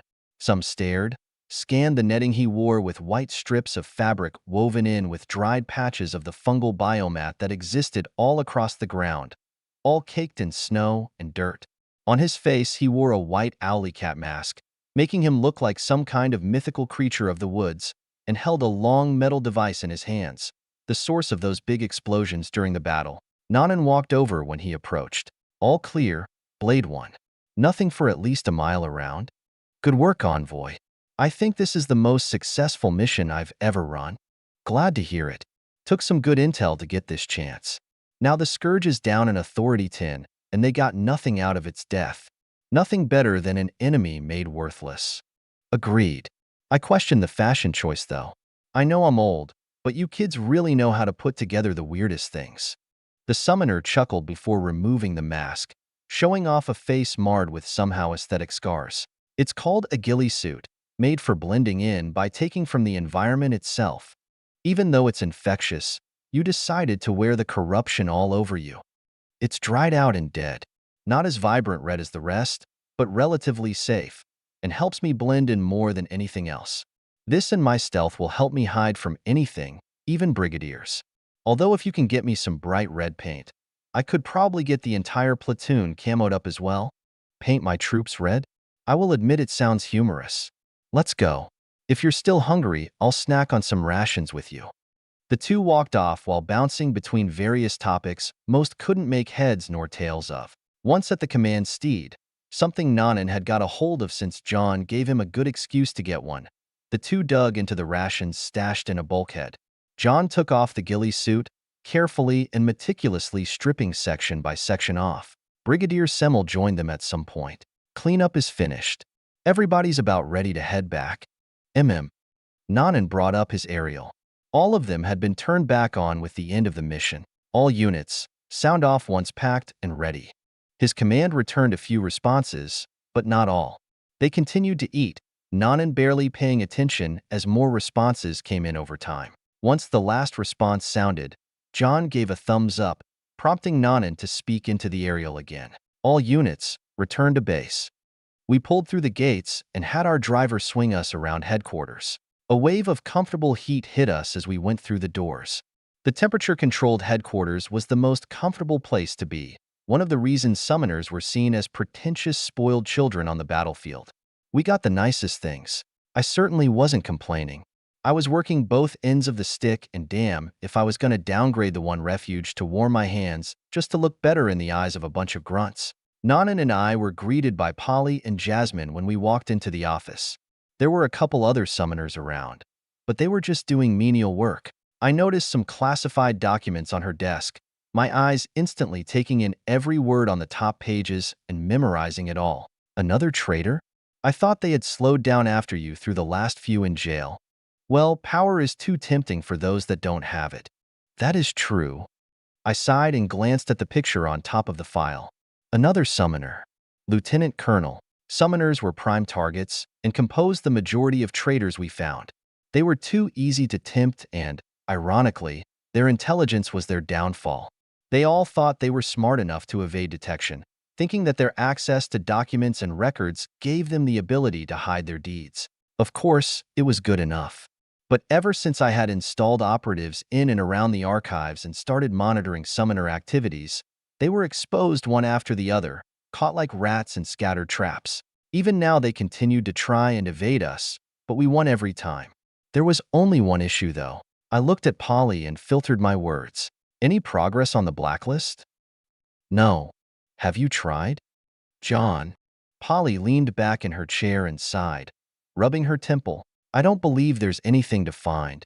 We've yet to gather anything on them. And your fixation on this can end up getting us the hammer as a whole. That would remove any chance of doing any good in the future entirely. The fact that they're completely innocent is exactly why we need to dig deeper. Bolster surveillance. Get 24-hour monitors on these guys. Okay, why are you so intent on assuming that everyone has something bad about them? Have you ever considered that those on your blacklist might be innocent? Because assuming they're innocent is far, far more dangerous than assuming they're traitors. And the fact that we've found nothing almost guarantees their guilt in my eyes. I refuse to believe that not a single one of them is a traitor, and the sooner you can fish them out, the sooner we can save this place from getting destroyed altogether. Well, I've tried all I can, Polly shouted, but I continued to stand there unperturbed. I knew she was frustrated, but this wasn't something I would bend on. I've tried putting monitors on them, and they've come back with nothing. Besides, a lot of these people leave the base periodically. You expect me to keep our monitors on them even when they go back to the capital? Yes. It's out of our jurisdiction. I don't even know if our monitors can handle that kind of surveillance either. Besides, I'm pretty sure doing that is illegal. I would sooner break every law in the book than let a traitor slip through. Don't think for a second that those laws aren't in place to protect the very people we might be trying to watch. Ugh, yes. I know. You don't care about the laws. You'll do anything to keep the base safe. I've heard it all already. But consider, just for a second, how insane all of this is. I mean, you want our monitors watching them even in their rooms, when they take a shit in the outhouses. Disregarding how psychotic it is, it's not even feasible. And yet you keep pushing me to document every waking second of these people's lives. Because that's exactly what's going to save all of us. I stepped forward and shouted, feeling my anger rise. It was this kind of complacency that I hated. You make me think you've forgotten what's beyond the past, Polly. You know I haven't forgotten. Then you better start acting like your life is on the line. We've got millions of monsters ready to march over here and slaughter us all. They could come any month now, and we've got people within our own walls trying to let them through. If you realize just how dangerous this was, then you wouldn't be arguing with me about invading privacy. This is the job you signed up for. It's your responsibility to get your hands dirty, regardless of how insane you think it is. You think our enemy gives a damn about morals or ethics? You think the traitors care? They're going to laugh as those traitors open the gates for them and then march over our warm corpses. I got no response, and that's when I noticed the anarchy slipping through my aura. I pulled it back before Polly got overwhelmed. She visibly eased, but she still remained quiet. At some point, she stood from her seat, marching out of the room. I'm getting a drink. I remained quiet when she slammed the door behind her. Then I looked at Jasmine, who was sitting in the corner with Nanan, snacking on dried meat. I tilted my head at her. Yes? Nothing. This is just the third time you guys have argued since you got back. At this point, it's getting fun to watch. You bicker like an old married couple. Nanan agreed, making me roll my eyes. Well, I only have a couple more weeks here, then I'm going back to the capital. So 3 more arguments? Maybe 2 if we're lucky. The two chuckled in the corner, as if all my worries were but a few brief moments of entertainment for them. Some hours later, I went to go find Polly, wandering a few of her go-to spots before seeing her walking back to the barracks. I caught up with her. Polly. Quiet. You can speak when I've finished my drink. She put up her hand and took another guzzle out of the bottle in her hand. It was a small bottle of wine, but from the smell, it would hit no softer than a normal-sized bottle. Odds were, she had finished a few already. The stress was getting to her. I simply stuck to her side as we continued to walk into the barracks and up to her room. She finished the bottle right before she opened the door to her room. You like secrecy? Then behold my room, the most sacred grounds in this base. I remained silent while walking in, seeing a surprisingly decorated room with a few pictures on top of the dresser, a painting, and other accessories and ornaments around the bed. She knew how to make herself at home. Well, spit it out. Unless you don't think you can speak freely even here, in which case you can just fuck on out of here. I think we're fine. I didn't take her brash words personally. She looked like she was already halfway to the moon, waving the empty bottle around like a proper drunk. I said my piece. I get that counter-espionage is stressful. It's not stressful. The added workload onto everything you're already doing is. But yes, perhaps the job itself isn't that stressful. You just don't like what you have to do. Of course not. Nobody could possibly enjoy trying to weed out the most vile people around you, realizing that they threw away all their humanity just for a tiny slice of power, only to kill the brothers and sisters around them. I don't enjoy seeing acquaintances or friends, people I thought were good, turn out to be nothing more than sacks of shit. She sat on her bed and slumped against the wall by the head. This was the weakest I'd ever seen the woman. It seemed she had been really pushing herself lately. The war was ramping up, and it was exacting its toll on her. It was taking its price on me too, but neither of us wanted to admit that we were being worn down. At least I was getting some reprieve with my job in the capital. Polly had been stuck at either Stronghold Charlie or the treehouse for years. I nodded after she had set the bottle on her nightstand. Yeah, it's not fun hunting demons. I keep asking myself why, and I have to keep reminding myself that some people are simply weak. Unfortunately, weak people with great strength end up doing some scary shit. That's exactly why I'm trying to get you to target the generals, no matter how dangerous it might be for us. Polly was quiet, but I could feel her mind churning through her aura. It wasn't nearly as developed as mine, so I could see through it pretty clearly, especially when she was drunk and vulnerable. I could practically read her mind, and I knew she was formulating her response. It just took a bit longer. You're insane, John. I've never known someone who was as eager to challenge authority as you. You could say it's in my heritage. Look, I know you've considered the situation. We either get the hammer brought down on us by offending a general, or we fail to weed out the traitor among those ranks and get a few million monsters breaking down our gates. You're so sure that there's a traitor among them. Where do you get that unfounded confidence? I just think the chances of one being corrupt are higher than all of them being innocent. The one thing I can acknowledge is that these generals are smart, and they've had a lot of time to think. I've tried to keep our operations relatively secret, but most people know we take down traitors, even if it's only rumors. Any corrupt generals would have snuck back into their shells if they hadn't already before. It'll be far more difficult to pull them out than anybody else we've caught, but it can happen if you commit to it. I stood in the middle of the room, staring at Polly as she pondered. She was drunk, but she wasn't gone yet. Summoners retained most of their cognitive ability even when impaired. I found it unfortunate whenever I tried to get a nice buzz myself. A wrong move can ruin my career, she muttered. I worked a long time to get where I am now. I'm close to becoming a general too. I don't want to mess up, especially since these generals are still eager to keep me down. Yeah, I can understand that. I'm not going to ask you to put your career on the line either. But you can use this position to your advantage.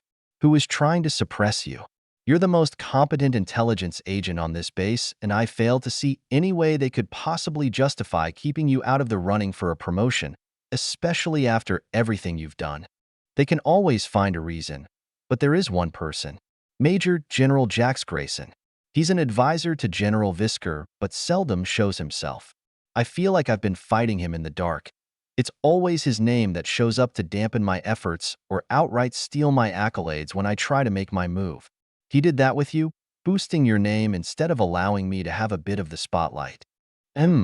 Well, I can't say I didn't notice the amount of attention I got. I've heard little about him, though.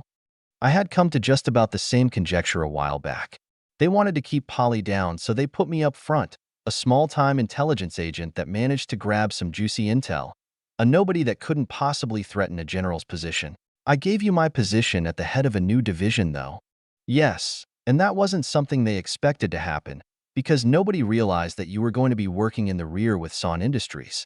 Nobody would have guessed that you would have given up such a position either, and extremely few knew that you were working with me. Honestly, it's given me a major advantage, but now you want me to use it to try and declare a general or a marshal a traitor. Do you see why I'm reluctant? Of course I do. But do you see how this can be used? I looked her in the eye. She seemed to be sobering up a bit. I explained so she didn't have to formulate the words herself. Use the position. You have the power to provide the marshal with evidence of traitorous activities and get a general removed from their position and outright stripped of all their power. If that were to happen, nobody would try and stop you if you went for a promotion. Hell, if you really want to abuse the position and threaten the person in charge of your promotion with it, then go for it. I don't care at this point, and you deserve to use this tool to advance yourself. At the end of the day, I can trust in your desire to weed out actual traitors and fight off the scourge. You know who the real enemies are, and I want you in the position to do more about it just as much as you want the power. I crossed my arms and watched her think. She was still slumped, but her aura had sharpened up. She eyed me through her brunette hair. You're really telling me to abuse this power? That's unlike you. Despite everything borderline traitorous you've said, you need to play the game, Polly. It's not cheating if the system is already rigged. I have no issues with it because these stuck-up, brown-nosing, geriatric summoners have done the same exact things to keep competent people like you down. If we're going to survive the oncoming wave of Scourge, then we need people like you in control of our soldiers, not a bunch of cowards who can't stand the thought that they might actually have to be good at their job to keep it. They're scared of competing with you. What makes you think they're fit to fight the Scourge? They're the furthest thing from it. Then use the tools I've given you. I turn toward the door. And get that fucking promotion. Our lives depend on it. Chapter 198, Tired. December 31st, 624. I pulled into the terminal, feeling the cold air carried from Stronghold Charlie stream out through the open door, stepping into the comparatively warm atmosphere of the capital. It was the difference between negative 10 degrees and 30 degrees, which may as well feel like the difference between winter and summer. There were a few other soldiers who got off with me, most moving to greet and hug family that were waiting for them. There were bright smiles all around, decorations put up all around the structure and pillars that reminded me once again that it was Christmas time. My thoughts ended up drifting toward Amara and how, yet again, she wasn't here with me. I felt lonely while bypassing everyone and leaving the terminal. I was greeted with a luxury set of wheels outside, something similar to a short limousine, low riding with a full metal exterior. It had to be heavy, but with enough money and magic, it didn't matter how much weight was on those wheels. Avidus was standing outside, taking a step forward to greet me when I approached. John, it's good to see you back. Good to be back. Eager to get down to business? Son is eager, but please let him know if you need the rest. We know that you're a busy man on the front lines, and there's no reason to focus so much on work when Christmas is here to be celebrated. He finished speaking while opening a door, letting me climb in. The interior sported a wraparound couch with plenty of legroom and headspace. Son sat on one end dressed in a light suit with an overcoat. I took one side of the cabin, Avidus taking the remaining end before closing the door. We started rolling promptly, Son nodding to me when we made eye contact. How was your time at the treehouse? Relatively good. My responsibilities have practically disappeared since I'm gone half the time now. Not necessarily good for my reputation, but I don't really care much about that at this point. Indeed. Your worries are better placed elsewhere, such as developing what you've coined Magitech. How much thought have you given your work since you left? I shrugged. Plenty, but I'm limited until I can get my hands on a workstation again. Oh, what did you think about the little work I did manage to finish before leaving? I noticed Son's eye gleam, his demeanor shifting a bit as he leaned forward. Avidus and I have studied your work, and you must know, John, what you've done is nothing short of revolutionary. We wish to consult you on how exactly you came to develop those arrays, the design philosophy, if you will. Your improvements to efficiency can be applied across the board, and we want to do so. How much of an improvement to efficiency did I manage to squeeze out? Strictly 6 times without factoring in size, which you've reduced by 4 times. Oh, good. I nodded. So I wasn't totally crazy. What do you mean? Son asked with a raised brow. I just realized that the design was really inefficient, but I thought that there had been a reason for it since it was so obvious. I wasn't sure if the changes I made were going to entirely disrupt or destroy the formation. But since it worked, that means my theories regarding how enchanting works were proven. You say it was so obvious. I can't wait to hear what made it so. Son smiled and leaned back into his seat. His compliments made me a bit proud. Avidus asked me about where I thought I was in the learning process as we made our way to the Magic Spire. Once there we got out and went straight to the top floors where I was led to a new office on the 88th floor. It seemed to be newly built because I didn't recognize the entryway, though it blended in with the rest of Son's office fairly well. He motioned to the room once we entered. This will be your new workspace. You'll have everything you need to work here, unless you ever want to go down to the production centers to observe or study. Avidus will continue to teach you. While I'm eager to see what you can do once you start designing, we need to make sure your foundation is strong first. Even if you need to spend the next year studying, that's what's important. If it takes me a year to get a grasp of all this despite what I've done so far, I may as well throw my degree away. Don't worry, I want to start working on things before the end of the month. Last month felt short, and I want to start getting my ideas down on paper as soon as possible. I looked around the room, noticing the massive workstation and the wall of screens that mirrored Sant's own office. Maybe I'll be able to help the war effort if they get out fast enough. You have weapons in mind? What kind? All kinds, primarily vehicles. My concerns mainly lie with the war, so that's what most of my designs will be aimed toward. Hope that doesn't disappoint you. That'll be no issue. San waved. We have a contract with the kingdom for certain weapons and tools used for the military. It's a major source of income. If you can develop more, we can sell it and write up more contracts, especially if the scourge is beginning to increase pressure across the board. Reliable weapons will be in high demand. For today, though, you should go home and enjoy Christmas. Lessons can resume the day after tomorrow. I let out a deep breath, doing my best to keep it quiet. Sure thing. The three of us split after making those plans. I left the spire and walked out onto the capital city's streets, the sun having already set beyond the horizon. The cool breeze hit my face, slipping between my coat and hitting the shirt underneath, chilling my warm body a bit. The coat warmed in response, keeping my temperature comfortably nominal. Still, sometimes a good chill was welcome. It was just barely cold enough for faint snow to form in the sky, nothing more than sparse flakes to excite the children. It was generally peaceful, the joyful airs of festivity pervading the collective aura of the city. I could still see the Great Barrier on the horizon, far beyond the royal palace where large collections of power were congregating, probably a few martial-level powerhouses. Sovereigns were exceeding rare to come by. Three of the only ones I've ever seen or felt were Anarchy, the sovereign that guarded Purple Sky, and Anderson. For a time I found myself simply walking in the direction of the Black Spider Hotel. My thoughts whirled like a maelstrom despite the peace around me. I gave the key master a brief greeting and conversation. He seemed to notice my mood and didn't keep me, which I appreciated as I slotted my golden key into the elevator and punched my floor number. Then I got inside my room.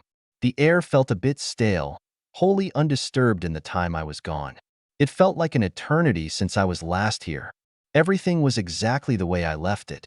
There was even a small grease stain on the counter, my eyes noticing the way the light reflected off its irregular surface. I had been too lazy to wipe the entire counter down when I left last. Now it was a marker of this room's isolation. I tapped one of the devices in the room and turned off the heater, letting the place cool. Then I walked over to the glass wall overlooking the city beyond. I could feel the cold air radiate as if seeping through the glass, the heat within the room flowing out in a complex system of convection and conduction. My thoughts spun through everything I knew about temperature, thermal conduction, infrared, my eyes scanning the city and thinking about how all the lights were sending more energy into my room through the glass, though minuscule and nearly negligible, wholly outclassed by the energy my own body was radiating into the atmosphere. My lungs and core heating the air that came in and out and pushing my body heat into the room. Suddenly I made contact with my spark and disconnected it. I gave it no tasks over my mind, cutting off information that might try to route through it. My thoughts reduced in volume considerably, and that helped me slow down my mind even more. It was only then that things felt a bit clearer, and taking advantage of it, my mind felt like it crashed. I squatted down, feeling lightheaded as I let out a long sigh. I shifted and sat down, back against the glass, eyes scanning the rest of my room from a perspective previously unknown to me. The psycho within my mind space stilled to some extent, and for the first time in almost 2 years, I went back to a thinking ability close to my original self. It felt slow, nostalgic. You sure I can't just go back home?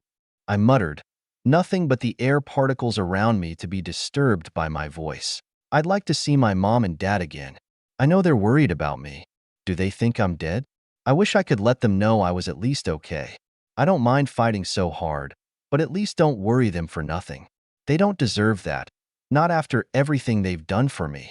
I felt my body go limp. I was tired even though I still had energy. It felt like things were weighing down heavier than normal today. I moved my head, my view shifting even though my own body felt foreign to me right now. I want to help these people, but maybe I just don't want to work so hard. Why can't I just be given the power I know I can get and solve the problem already? It always has to be so fucking difficult to do something good. I'm going to spend years building my power just to watch people die anyway. And even after building all that power, I still have to be careful. I'm the one who has to pioneer a new summoner call. I'm the one who has to weed out traitors. I'm the one who has to develop technology and get people to get off their asses and do something about the monsters trying to slaughter all of humanity. It pissed me off thinking about everything I'd have to do. It felt like I was the only one doing anything, and yet I also felt wholly insignificant. In the face of the monsters trying to kill us all, I was clawing my way forward with the hopes that I was able to keep up and acquire the power necessary to do something significant, or risk losing what little I had in this world. The worst part was that I didn't want to. I didn't want to fight so hard. I didn't want to watch people die. I didn't want to crunch mortality rates in hand and reports estimating incurred losses, treating tens of thousands of soldiers as mere numbers on a paper, as if it would change anything about how the war would actually go. I felt my head spin whenever I tried to put it in perspective, just how many people I had sent into battle, just how many people I had briefed, told to be careful, knowing that they would die no matter what I told them, yet withholding my knowledge in case they attempt to back out and preserve their lives out of fear. I thought of myself as important enough to do whatever necessary to avoid dying meaninglessly, yet I had sent out thousands beyond the wire knowing that their sole purpose was to die on those red biomats and take as many monsters as they could with them. I knew that I would go out and fight, and I had done so, but I only ever went into battles I knew I could either win or escape from. I never went into any battle willing to lay my life down.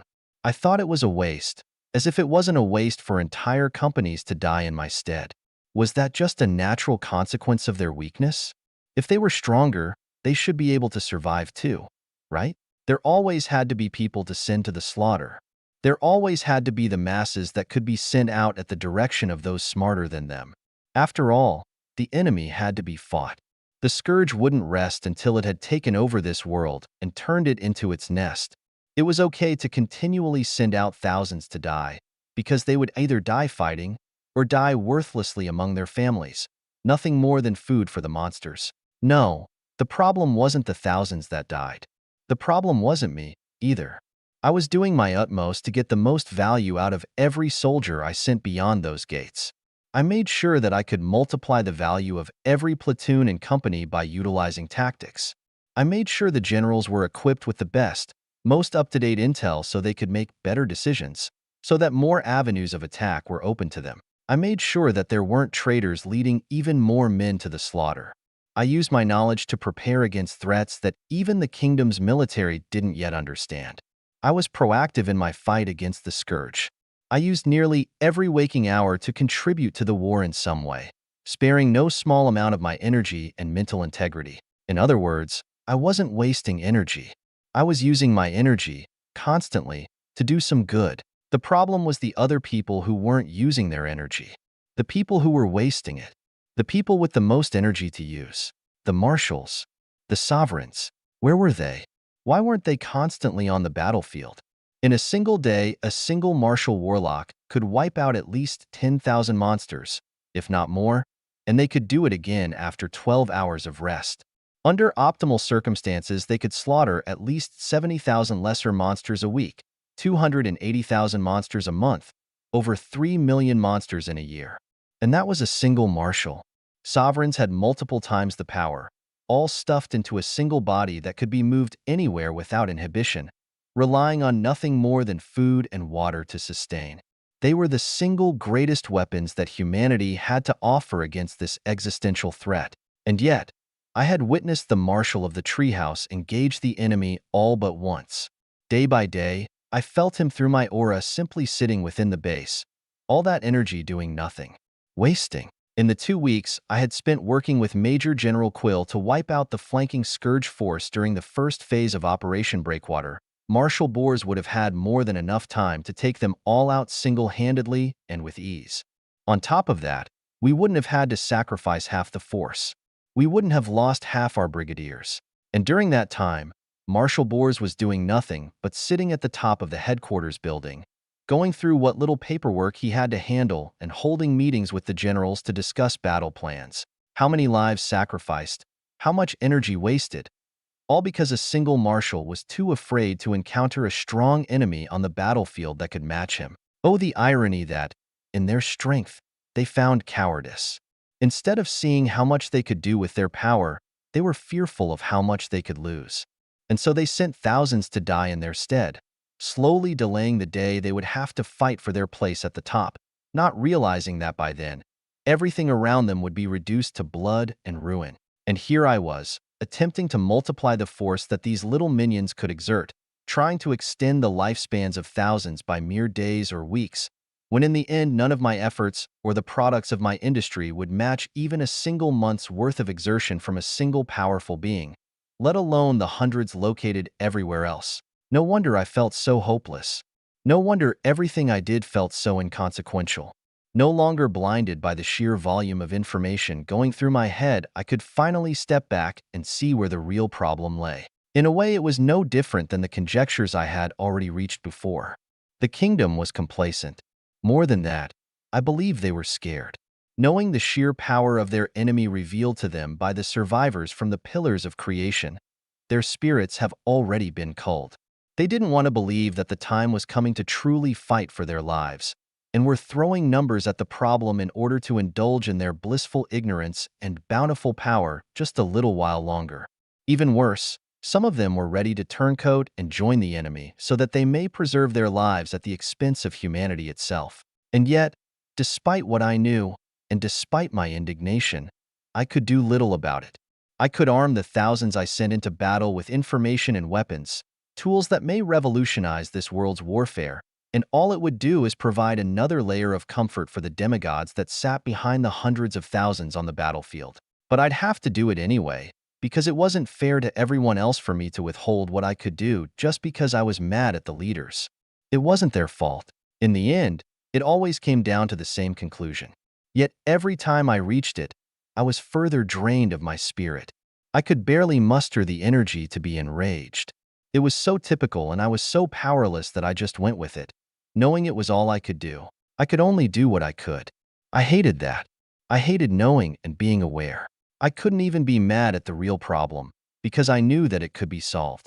I could only be angry at the people who refused to solve it. Despite having slowed my mind down so much, slouched against the cold glass wall in my chilly room, I found myself completely drained of energy. My only choice was to go to sleep there, slumping down against the floor when my mind finally gave out. Chapter 199. Swift Kick.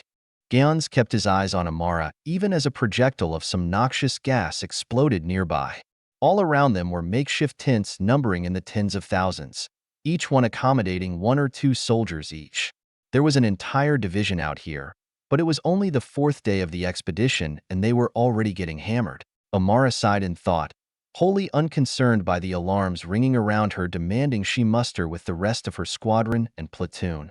Even so, Gans saw how she brought out her foci and cast a quick spell, the red gas deposited around them unable to approach after she raised a barrier of vapor. Let's disregard my mother for a second. Please. Can you, or can you not, get me in? I can. Her gaze leveled back on him. Gans noticed how the mana around him fluctuated under her mere gaze. So why the hesitation? You know I want to join. Or are you questioning whether or not I'm worth the trouble? He shrugged. In essence, yes. Your mother isn't going to like it, and I'm going to have to deal with her ire, especially since I'll need to go over her head to get you moved.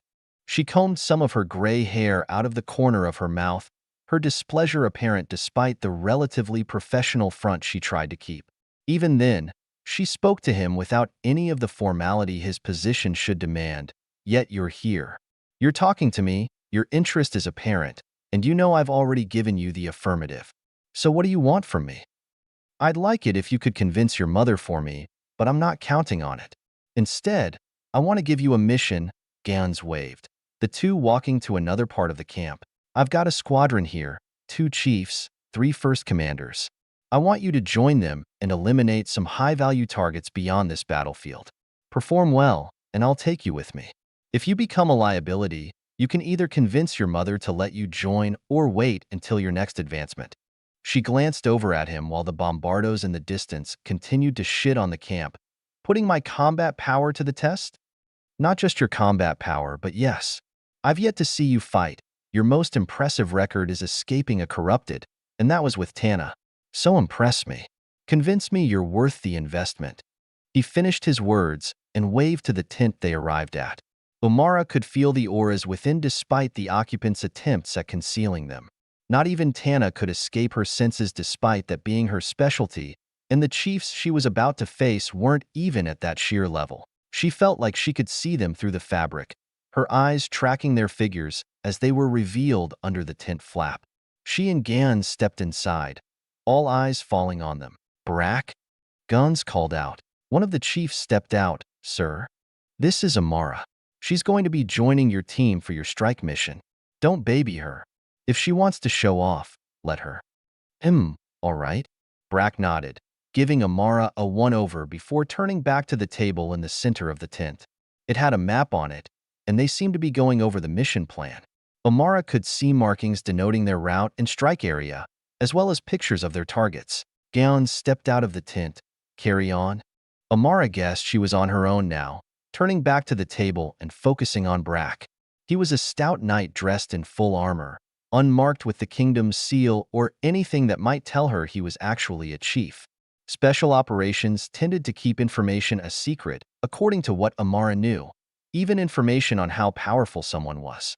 All they had was their uniform and colors, which was all anybody outside needed to be concerned with. "I guess I'll go back over the brief. Our mission is to take out this King Blood Royal of Anarchy. He's supposed to sit around Authority 9, according to the last team that spotted him. This one has an entourage, though. 2 Authority 8 Royals, 1 Knight type, 1 Warlock type." Brack pointed to the 2 pictures on the table below the supposed King Blood Royal. "Sihun and I will be handling the King Blood." Amara glanced at the other chief, another knight. "You 3 will handle his entourage. The King Blood is supposed to be leading a small force to flank this expedition. Our job is to stop the King Blood. The small fry can be handled by whoever happens to come across them later. We'll be deploying by bike. Any questions?" Silence pervaded. Amara just glanced at the 2 first commanders next to her. They were Authority 8, but their auras were sharp. She was glad that special operations had higher standards than the rest. She felt like everyone around her was normally subpar for their authority. This level of competence was new, not quite at her level, but she would take what she could get. With the briefing done, the 5 left the tent, gathered supplies, and boarded their own bikes. "Dismount." Amara felt it before Brack spoke. The King Blood had sensed them even though they didn't have line of sight yet. They were behind a large crack. As soon as the order was given, everyone jumped off their bikes and threw them into spatial storages. Amara had her own, so she didn't have to worry about having one of the others take care of her stuff as they set up. Amara adjusted the bracer around her forearm, her foci settling into her hand. It was a new one her mother had bought her, one more than suited for Authority 10 warlocks, let alone her. Unfortunately, her demands for a magic buffer were extreme, as was the demand for precision. This was about the best foci Amara could get before it would start to rival her own mother's, and that one was a family heirloom passed down from the ancestors. The only reason this one hadn't cost far more was because Amara's demand for power supplementation was negligible, as well as the fact that they had bought the materials from their friends at the wedded city. The foci was a geometric cubical cluster of naturally formed milky white crystals cast into an odd curved diamond cradle of liquid white crystal, hardened into a single object. The geometric crystals had accumulated Authority 10 level magicka by themselves in an underground deposit, not to mention the Authority 10 white crystal they had cast the entire thing into. She had the option to mount the foci to a staff or something of the like, but Amara decided to have her mother splurge and get it enchanted to a bracer and glove for her forearm. The new piece of armor made the foci float above and around her hand, however she wanted it. With her skill, she barely had to worry about operating the enchantment. Now, the foci was always there and within easy access. She could touch it directly for precise small-scale spells or have it float in front of her for large-scale spells, and the entire thing was bound to her crest. With her secret pocket space on top of that, she wouldn't have to worry about losing it unless she was about to die. The tips of the curved diamond cradle were also sharp. She had used it to cave in skulls a few times. That singular foci gave Amara more confidence than any squad the military could put her in. She finally had a tool capable of handling her method of spell formation, capable of absorbing all the information her aura poured into her mind. She didn't know how long it would remain that way, but for now, it was more than enough. The squadron approached their battlefield, the King Blood Royal having stopped in its tracks with the rest of its escort. Amara could very clearly feel the anarchy coming off it. Yet, being a mere descendant of the icon she had witnessed with her own eyes, it was wholly inferior, laughable to her. She couldn't help her smile, which quickly disappeared once she saw the army around the King Blood, composed of at least 400 Authority 6 and 7 monsters. Amara let out an annoyed breath. There was no way her squad would focus on anything other than their targets. Without her, they would simply ignore the surrounding escort force and fight their personal battles. But since she was here and was the odd man out, she didn't have a target. Sure enough, Brack gave the command. Umara, focus on the surrounding force, keep them off us. Yes, sir. She simply followed the order, no matter how much it irked her. Gowns told her to impress him, and now she was getting left with the fodder. She knew that he probably wanted to test her ability to work with a team, but the only thing she was ever worried about was sheer lethality. That was the end-all-be-all for someone like her, where a vast majority of her value came from besides her ability to survive long enough to use that lethality. Her squad rushed in with no prior warning, the two chiefs bounding to their target, directly bypassing the rest of the monsters. The hundreds of beasts wanted to jump in and assist their superiors, but as soon as the battle started, the King Blood roared with its blistering aura of anarchy. None of them got close after that. The King Blood, similar to its progenitor, was a six-armed freak wielding several weapons. It attacked with reckless abandon, no rhyme or reason to its form, as it sought to simply inflict as much damage as possible. The two chiefs, being knights, had an easier time handling its attacks. One kept his reach with a spear, and the other went in with a sword and shield, attempting to eat most of the King Blood's ire. Amara fell behind as their battle started. The two first commanders went to do battle with the two Authority 8 escorts, doing their best to bypass the rest of the army like the chiefs. It was clear to Amara that they wouldn't be able to. They were jumped on and had to fend off several opportunistic monsters while also suffering the attacks of the royals. Amara took that chance, using some air magic and enchantments tied to her boots to jump and carry her into the middle of the army, placing herself between the first commanders and the hundreds of monsters. It was when the monsters lunged at her that she responded with the two handfuls of fire, her foci floating in front of her chest. She reached out to her sides, and two massive walls of fire exploded into being, all the monsters recoiling from the heat. Once they backed away, Amara turned down the fuel, cooling the fire significantly, keeping it just hot enough to be a deterrent and keep the only opening, the focus. Thank you.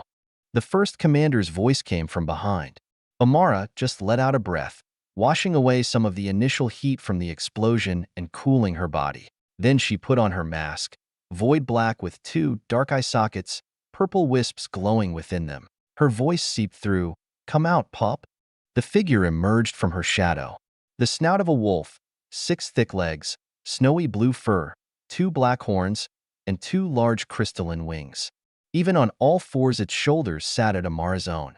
It snarled at all the enemies before it. Amara's hand brushed over its back, sinking into its long fur as she whispered, "Time to work, pup. Let's buy them time." The foci settled above Amara's other hand as some of the monsters in front of her mustered the courage to charge. They had numbers, and Amara was but one girl. A flicker didn't change much. The first to dive forward was an Authority 7 corrupted monkey, which launched its body toward Amara from the side. Before it could get close to her, though, Pup lunged and caught the monkey in his jaws, clamping down and crushing the monkey into 2 pieces. The Authority 7 crystal was left in Pup's jaws, and despite it still being poisoned, he still shattered it with his teeth, grinding it down and swallowing it like a delicacy. Amara had once been worried about that, but it turned out that flickers were more of an antithesis to the scourge than she thought. They ate those poisoned crystals and turned it into their own power. Pup's growth had accelerated massively since she started letting him eat during battles, and now he was as powerful as she was. She pat him, Don't get hurt. Oh, whoa. Pup howled before lunging in, biting down and swiping long razor-sharp claws through flesh and hide. Omara raised her foci from behind her companion spirit, a large spell formation blooming before her. It rotated and shifted while it formed, the information within the spell changing on the fly. Bolts of compressed flame flew out, piercing into a monster's body before detonating inside with fire. It was one after another, multiple bolts getting formed with the same spell formation, attacking different targets while the array adapted based on her input. It was a method of spellcasting that didn't require the warlock to create new spell circles for every single individual spell. Instead, by simply recycling the spell and changing the information with every attack, a warlock could cut the computational and energy expenditure a significant amount. Of course, it also demanded that they be able to mentally handle all of the information at any given time, which required great practice. Omara was immune from those issues since not only was she enlightened to both her elements, but her aura meant that the amount of information she handled at any given time could fill multiple Authority 8 foci devices at once. She had more information than she knew what to do with, and had more than enough mental capacity to handle it all. This simply took advantage of that, helped her focus her efforts when she only needed one spell. However, she wasn't so tunnel-visioned that she only focused on the fodder in front of her. Omara glanced back at the first commanders and watched their battles with the royals. It was underwhelming to her, but that meant she knew exactly what to do to turn the tide. With a batch of seconds that her companion bought her, she suddenly launched a sharp spell at one of the royals. The spell snaked under the knight's arm and hit the royal right in the wrist, taking its hand off outright. It created a pause in the battle, but the knight knew how to take advantage of the opportunity. The battle continued, Omara continuing to slaughter the fodder with her companion while throwing out decisive spells at just the right opportunities toward the battles behind her.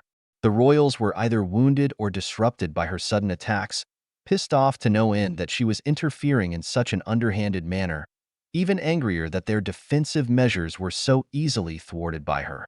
Omara just continued fighting.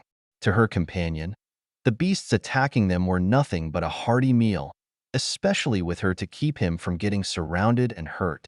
He could operate without a care in the world for defense, focused on nothing but attacking his prey on a platter, which meant she didn't have to do much. Pup could wield both vigor and mana, like many hybrid beasts that used two of the energies of Magicka. Along with his aura, he could identify openings and opportunities before releasing either crushing physical attacks or sweeping magic attacks. All Amara had to do was enable him. As for the royals, they couldn't defend against her because she had learned the meaning of the term armor-piercing. She didn't have solid objects to work with, but her air and fire magic were enough. Her air magic, especially after learning spatial spells, was capable of incredible devastation. She was able to learn the spatial spells and then bend them to suit her level. They were incredibly complex spells that demanded vast amounts of power in order to warp and split space. However, if she didn't want to tear a hole in the fabric of reality and instead settle for simply disrupting the matter on top of it, she could reduce the cost of the spell and enable her air spells to pierce through the thick hides or armor of monsters. Adding a bit of heat to the mixture meant that piercing into the bodies of tough royals, like the ones nearby, was almost easy. Once that happened, she developed detonation conditions, armed her spells, and created the very first HEIAP, high-explosive incendiary armor-piercing, magic bolts known to this world. They still weren't her most devastating spells, but in exchange for handling complexity, they were energy-efficient and made quick work of stubborn enemies. They could also be scaled up with more energy, enabling her to hurt even higher authority royals or knights. Her technique only sealed the deal. The precision behind her attacks let her hit the sneakiest shots, threading those needles and hitting an enemy right where it hurt. One down, Amara's first commander announced when one of the royals fell beneath his blade. He went to assist his partner, the two attacking the second royal who was already mortally wounded as a result of Amara worsening already heavy attacks. Royals down. They called out when the second fell, however. That's when Amara sensed something and turned, calling, "Watch out! Get down!" One of the chief's voices echoed right after hers. Just then, the King Blood appeared, heavily injured, and cleaved one of the first commanders in two. Amara was already forming a spell, space rippling like water when she launched a spinning sphere toward the king blood. It chopped down with an axe in response, hitting the sphere dead on. The tearing space hidden within the sphere shredded the axe, sending streaks of metal flying. The axe turned into nothing but a heap of metal, but that could be just as much of a weapon as any other. It held its weapon and turned when Sihun lunged forward and sent his spear through the king blood's chest. It let out a shriek, Amara's mind coming under attack yet easily shrugging off its power. She saw blood stream from the other first commander's nose and eyes though. He didn't succumb to anarchy, but he was definitely injured. With a thought, Amara wrapped the first commander in a stream of compressed air and dragged him out of the fight, back near her and Pup. She dropped a recovery pill in his mouth while he slumped on the floor before turning back to the king blood, Pup holding off the rest of the horde. There weren't much left anyway. The chiefs moved to finish off the king blood, but Amara didn't mind bringing out a spell to help. Amara muttered, "You want me to impress you? Fine, watch this." She stepped forward and snatched her foci, infusing power directly and wiping the buffer before filling it with new information. She could sense the space around her and took over the area with a domain formed of her aura. All the ambient mana was locked without contest, and she prepared a spell over the entire area. She felt the space carry her slightly, her sheer level of control affording her this small advantage as she was carried into the middle of the fight between the chiefs and King Blood Royal. She found an opportunity as the spell completed, space warping under her command. "Move!" she yelled at the chiefs, and it was Sihun with the spear who backed off. Amara slipped in past him, her free hand raising. The King Blood turned to her, and she knew it could feel the threat she posed. However, unlike every other being in the world, those under anarchy cared not for their own safety, and so it simply released its strongest attack right at her. She responded with a point of the index and middle finger, drawing her nail across space. Brack and Sihun both felt their eyes widen as the King Blood's sword cleaved through Amara's head, her fingers missing its body by a foot as they drew a line of darkness down the side. Right after she finished her movement, though, space shifted, Amara's body appearing a foot to the side, the line of darkness appearing over the King Blood's body, as if she had never actually missed, twisting reality to whatever she intended for it to be. The line of darkness imploded down the middle of the King Blood's body, sucking half of it in before exploding outward in a shower of red mist. It was very, very dead now, and its sword had entirely missed Amara. The rest of its remaining body collapsed, but Amara recoiled with it, curses leaving her clenched teeth. Arg shit. Still had to get in one little shot, huh? Freakish son of a bitch. Who the fuck sees through that? Fuck, that hurts. She stomped her boot before sending a swift kick into the King Blood's corpse, her hand putting pressure on the side of her head. Brack saw a serrated cut down her temple, stopping just at her cheek and bleeding profusely. He disregarded her repeated vulgarities and the near impossibility of the situation as he and Sihun went to finish off the rest of the horde. After all of a couple minutes, they finished the last one off. With that, they just had to retreat, retrieving the dead first commander's body and heading back to the camp. Gaons watched from afar, a wide grin across his face as he chuckled in glee. What a damn freak. Chapter 200. Years in the Making. April 26th, 625. Almost 5 months flew by, and I barely felt the passage.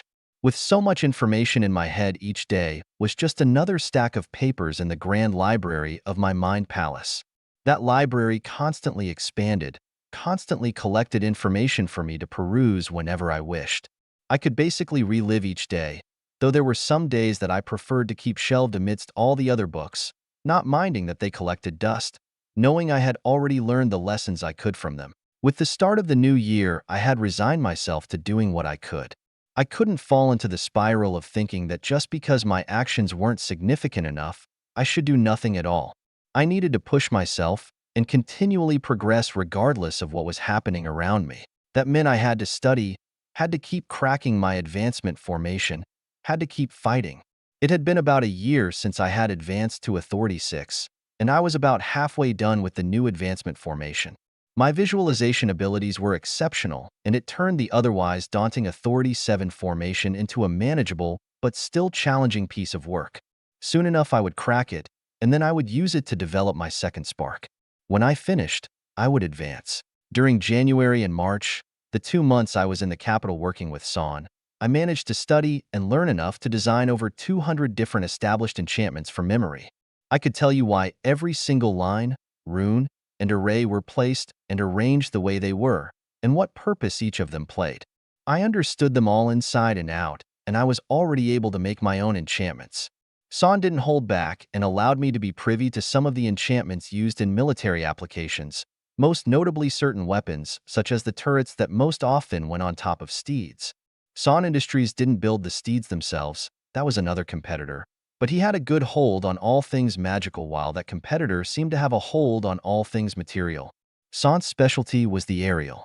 The competitor, Gearworks, specialized in vehicles like the rails and steeds. Soon enough, that would change. I surely wouldn't be going to Gearworks to develop my weapons and tech, and San was thrilled to see the beginnings of certain designs I had put down on paper. Next month, in May, I'd be going back and I'd be solely working on development, specifically on a new generation of vehicles that would change the face of warfare forever. There was nothing more for me to learn in regard to the basics. I was now on what could be considered the cutting edge of enchanting, and although I had studied even while back at base, it had only taken me a handful of months to get there. That spoke to both how simple it was as a field and how monstrous a good summoner mind was. For now, though, I was back at the treehouse, and I was attending a very important event, one long in the making. I was dressed in my glimmers, feeling particularly vulnerable without my normal coat on, but disregarding it for the sake of this occasion. Around me were generals, colonels, brigadiers, and the marshal. Most of the big shots were here, and there were plenty of familiar faces. I straightened my blazer and walked over to one side of the venue. The occasion was so big that they had managed to call upon some civilian caterers and get a spread. The floor was paneled with wood, the entire rec room being reserved and decorated to look like a real venue instead of a shack on a frontline base. Looking at this scene, someone might think that we weren't actually fighting a war. Generals had to have their luxury and fun every now and then, though, so this occasion served multiple purposes. I grabbed a glass of alcohol from a tray and walked over to a nearby standing table. Nanan smiled at me. Looking sharp, envoy. You as well, sir. Nanan was dressed in the standard dress apparel for knights. Their dress uniform was black, a bit similar to a warlock's in design with red trim. It looked more like a tuxedo than anything else, but Summoner Glimmers still took the lead in that department. He asked, "How many people are supposed to show?" "Around 150. I looked around, noticing more people continuing to arrive. It'll be a bit cramped, and honestly my anxiety is not enjoying it. Why are you anxious? Well, we have just about all of our base's leadership in a single room.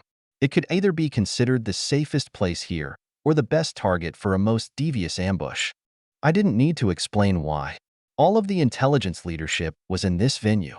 Losing them wouldn't necessarily cut our head off, but it would quickly lead to a breakdown in the command structure, and things would be chaotic for a while until the marshal managed to get more colonels and generals here to help him get a grasp of everything. Not to mention I would probably be dead with them. It wasn't a very desirable situation. Nanan leaned against the table with his elbow. With the second phase of Operation Breakwater, though, we've established a hard line well beyond the base.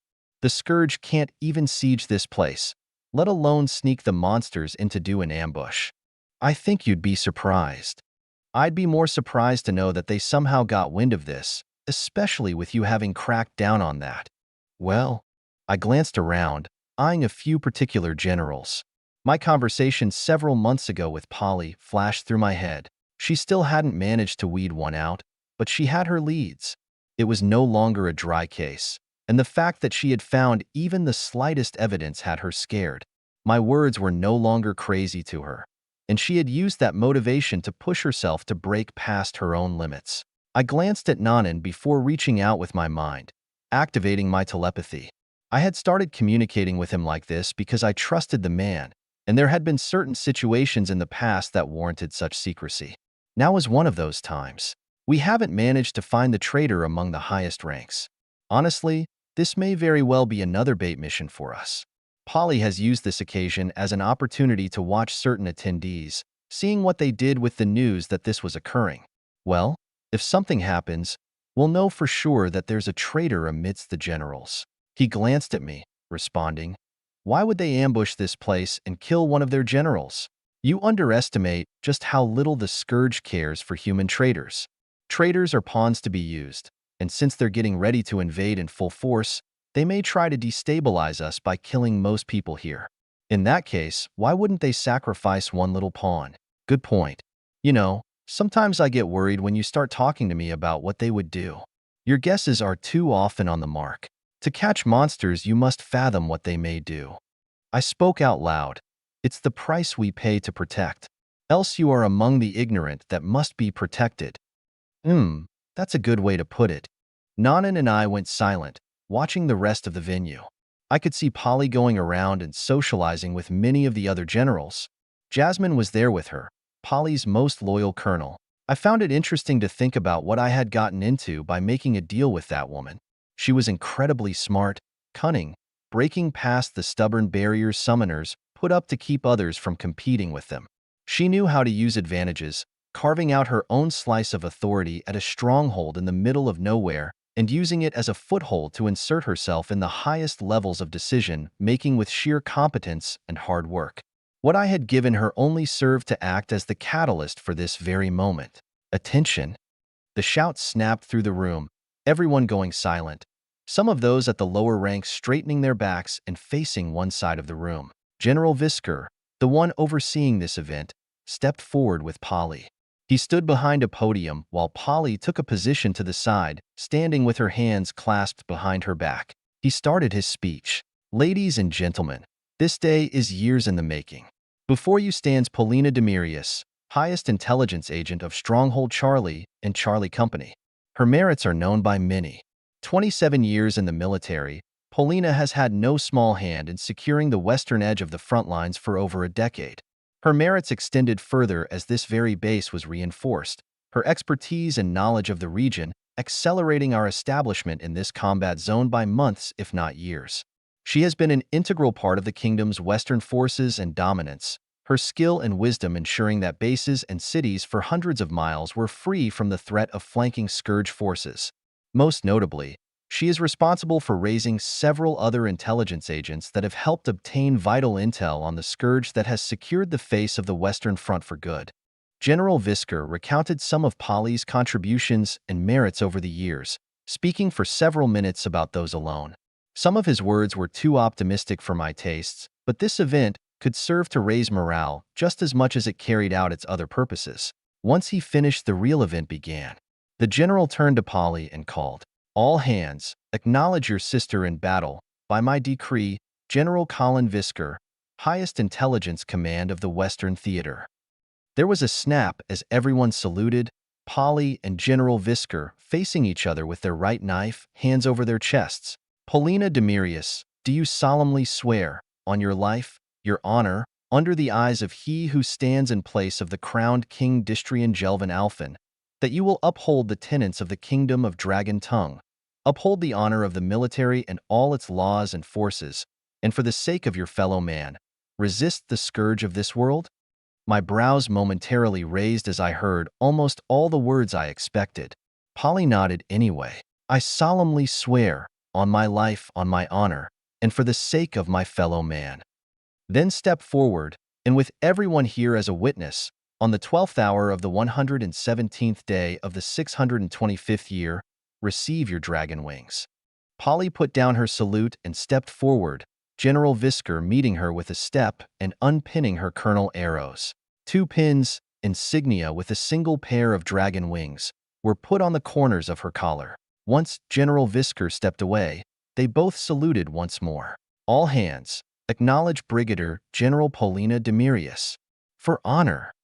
For honor! For honor! For honor!" Everyone chanted as I smiled, claps erupting after the third chant. Polly was finally a brigadier general, that once insurmountable hurdle finally crossed. While the clapping subsided, Polly went around and shook hands of those who wished to congratulate her. After a few of those formal interactions, Jasmine went up and gave her a hug. Both of them had worked toward this day for many years, and even beyond the deal they had made, The two had formed a bond that went beyond the military or any duty they may have. She gradually made her way to where Nanan and I stood. After most people had come to shake her hand at least once, as if they had always been her friend, as if they had ever wanted her to reach this height. Nanan smiled and leaned in for a hug, teasing her with his large frame. "Congratulations, Brigadier General Paulina Demirius." "Be quiet and come here." Polly rolled her eyes and hugged him, turning to me once they separated. I nodded to her. "Tally one more congratulations. How many is it now?" 84, she replied, pulling my shoulder in so we could hug. "And many of them are thanks to you." I returned the hug, my arms wrapping under her own. "You deserve it. I'm glad I was able to help as much as you thought I would. Just know my appreciation of you goes beyond our cooperation, John. I know you know that, but it's always good to put these things into words." She pulled away and smiled at me. "I'm glad to have you by my side. You're a damn good kid. I don't care what Nanan says." "Wait, huh?" Nanan staggered at the sudden mention, almost coughing on his drink. Polly chuckled and pat my shoulder, stepping away. "Enjoy yourselves, boys. The woman of the hour needs to tend to the social scene." I waved to her, smiling as Nanan dabbed his chin with a napkin. At the same time, I briefly recalled the speech General Visker gave for the promotion. "For the sake of your fellow man, resist the scourge of this world," he said. I had gone over the official speech a while ago. It was in one of the texts for promotion material that colonels needed to learn. It was proper to learn procedure for those things. Well, those weren't the words he was supposed to say. "For the sake of your fellow man" was originally, "for the grace of God's holy light." It was definitely religious, but that's how it was supposed to be. It seemed that things had been subtly changed without much notification. I wonder who it was that demanded that change, and why General Visker felt the need to go along with it despite it not being very official, disregarding the tradition that had stood for centuries prior. Another thing to ponder as I took a sip of a drink. A couple hours passed and a big lunch was served and devoured. It was the tastiest food these people had eaten in months, and they were sure to indulge in every scrap. We actually managed to clean out the caterers, especially when dessert came. I wasn't that worried because soon enough I'd be going back to the capital where I could get all the sweets I wanted. It wasn't fair to compare though, so I just kept my consumption minimal so others could have more. The promotion ceremony was supposed to last close to half the day, and a big chunk had already passed. It was getting close to ending, and some of those lower on the rungs left early to tend to some of their work. What shocked me, though, was the fact that, despite nearly 5 hours passing, we hadn't been attacked. I hadn't even felt the slightest bit of danger. I was pleased, but that also meant that Polly's plan to weed out a traitor using this ceremony as bait went up in smoke. Not that we necessarily wanted it to succeed that badly. It made me wonder why the Scourge didn't take this chance. I was always going to assume that there was a traitor, so all my logic came from that perspective. Nanan appeared at some point and bumped me with his elbow. "So much for your theories, huh?" "Hey, sometimes it's nice to be wrong." I shrugged. For once I haven't predicted and watched as a horrible disaster came to pass. "How many times have you done that before?" His brows raised as he turned to me. "I'm not actually entirely sure, but at least thrice. And it's only happening more as I get more powerful." I sighed and leaned back, overlooking the rest of the venue. Nanan shook his head. "You and that aura of yours. Honestly, though, we're still doing pretty good. The kingdom hasn't seen the need to send a sovereign, so we're not at the point of no return." "When would they send a sovereign?" He rubbed his chin. "Well, I've heard that those at Authority 12 can sense each other across the world. That includes the Scourge. Of course, I'm sure that power fluctuates and not all Authority 12s are created equal, but that's the general consensus." "So if a sovereign shows up," I muttered. And at that moment the door to the venue opened. Everyone turned to see who it was, all eyes laying on a large man even taller than I was wearing heavy dress attire, fitted with a custom insignia detailing a hand clenched around a sun. He had long hair, a sword scabbard at his waist with a waist-length cape draped over one shoulder. Now that I knew he was here, I could sense a bit of his aura, a mere hint that alluded towards something far, far deeper than I'd ever been able to see before. A sovereign, in the flesh. "Oh, looks like I'm not too late." His voice echoed through the dead silent venue. a slight smile tugging at his lips. Everyone simply stared, every single general rapidly guessing what this man's presence meant for the entire Western Front. They all came to the same conclusion. I turned to Nanan with narrowed eyes. He planted his face in his hands, looking exhausted already, and I said the words hanging on everyone's minds. You've got to be fucking kidding me. Chapter 201. WC2 Mana Engine MK1. May 615.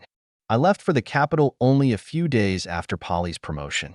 My schedule was still in effect, and a sovereign showing up to the treehouse wouldn't change that. I wasn't sure if I was happy or not to be getting away from that place when I did.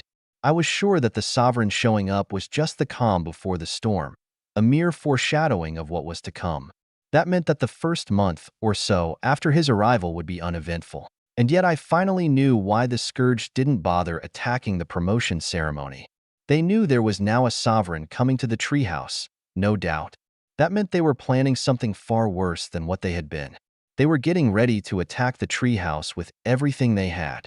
Now, the treehouse was really in the realm where getting sieged by 2 million monsters was no longer improbable. Apparently, they were supposed to receive a few more marshals for reinforcement as well. If that didn't spell disaster, then what did? Well, for now it wasn't my problem. I was quick to get back to work after arriving in the capital. San was just as eager as I was, and my designs were coming together nicely. I had 2 projects underway, the first codenamed Project Right, the second codenamed Project Chopper. After I described what the projects were to San, he immediately tagged the projects as secret. Currently, only San, myself, and Avidus were allowed to see or work on these designs. Project Right was my attempt at making airplanes for this world. I couldn't make mechanical airplanes because this world didn't have the industry to support them. However, making magic planes was far easier anyway. If I had to redesign entire planes from the ground up, they'd be slow and weak and generally useless. For now, the Scourge didn't have dedicated anti-air, but it wasn't impossible to hit targets with explosive spells. These planes still had to take a hit, but so long as they were capable enough, they'd be able to avoid most if not all attacks and change the face of this world's warfare for good.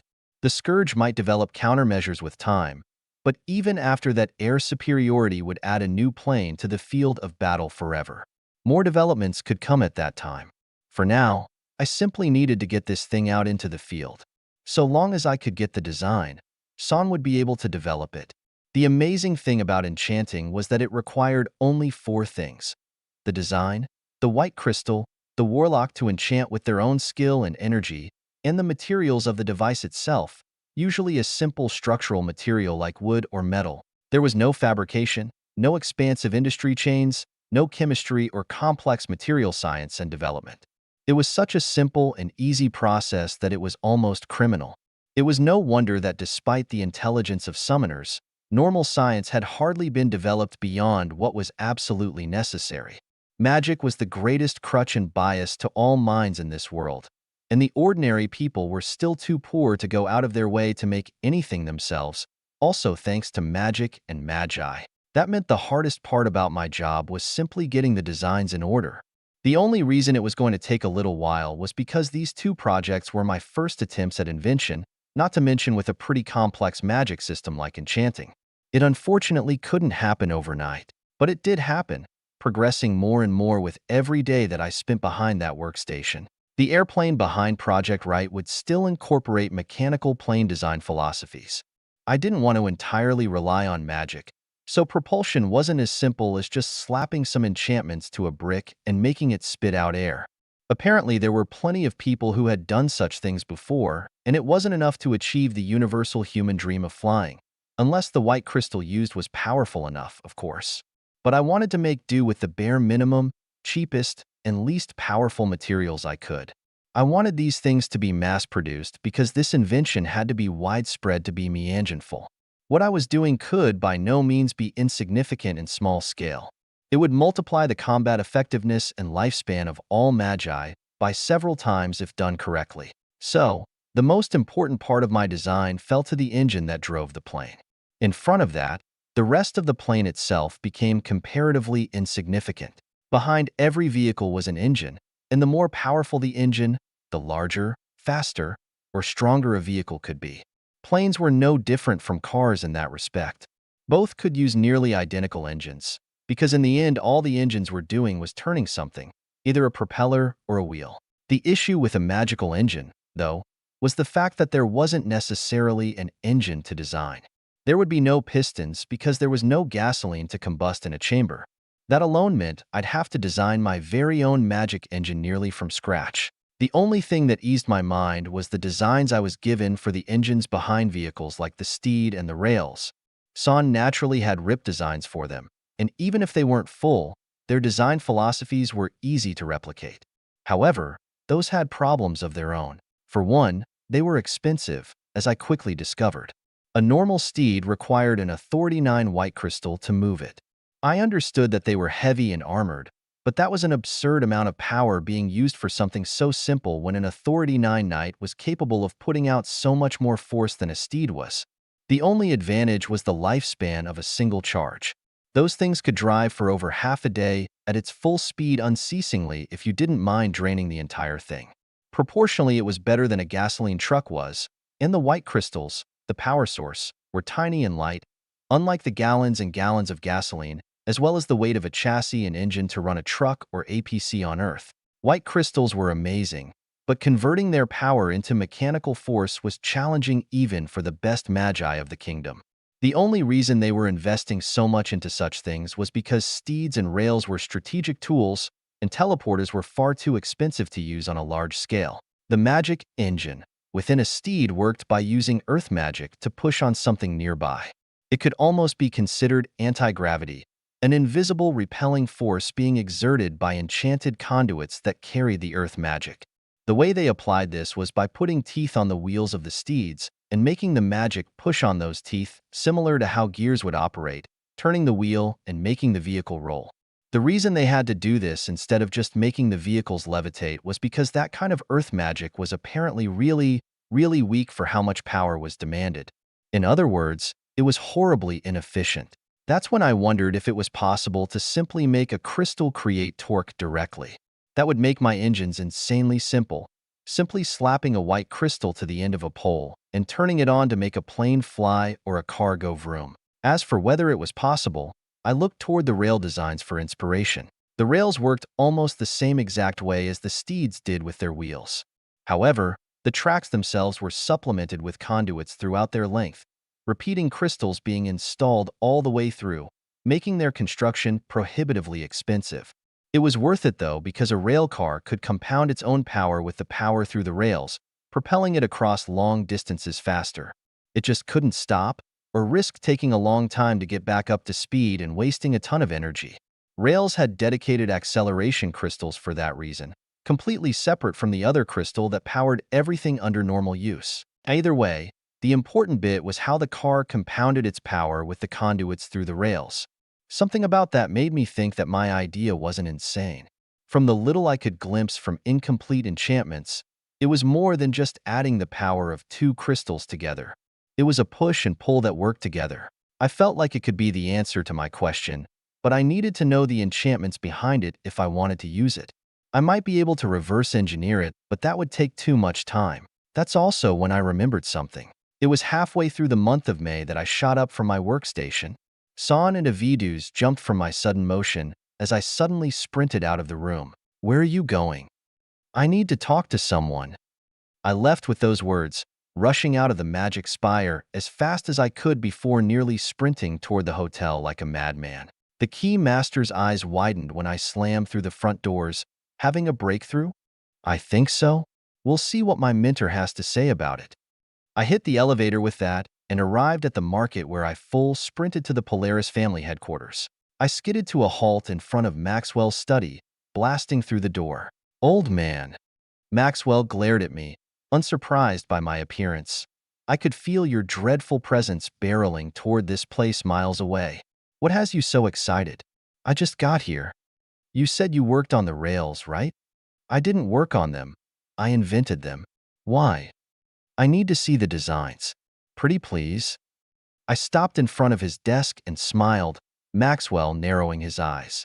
"Do you know how much trouble I could be in if Gearworks found my designs in Son Industries vehicles?" I'm not going to give up my free income just so you can make some chump change. I'm not going to copy it. I have a design of my own in the works, and I just need to know how the rail stuff works. I can show you the final product and everything before I hand it off to Son, but I need the enchantments. It'll save me months if not years of research. I almost begged, something I very, very rarely did. I felt like I was on the verge of a breakthrough and Maxwell's designs were the key. He sat there, staring at me, contemplating for 2 full minutes before letting out a loud sigh. Damn it, boy, you're testing my trust. What do you mean? I'm the most trustworthy man there is. Huh, we'll see about that. Maxwell went to the side room where his own workstation was, turning it on and pulling up the designs, offloading them onto an orb. He threw it at me, and I caught it with great coordination. Your work better be revolutionary. If I find that you made some cheap derivative of my design, I'm going to wring your neck and disown you. Trust me, you know I'm smart. You're a reckless fool with balls for brains. There's no other way to describe a summoner who actually fights, or a commoner who pines after high nobles. Yes, I'm insanely awesome. Gotta go. I waved and rushed out, Maxwell's eye roll almost audible. I rushed back to the spire, heading back up to my workstation where Avidus still lingered. Son had left at some point. I have the key, Avidus, I spoke while bringing out the orb. Avidus tilted his head. What's on it? For now, I can't tell you. I tossed the orb onto one of the several cradles on the workstation. In fact, although I don't want to be rude, I'm going to have to ask you to give me some time alone.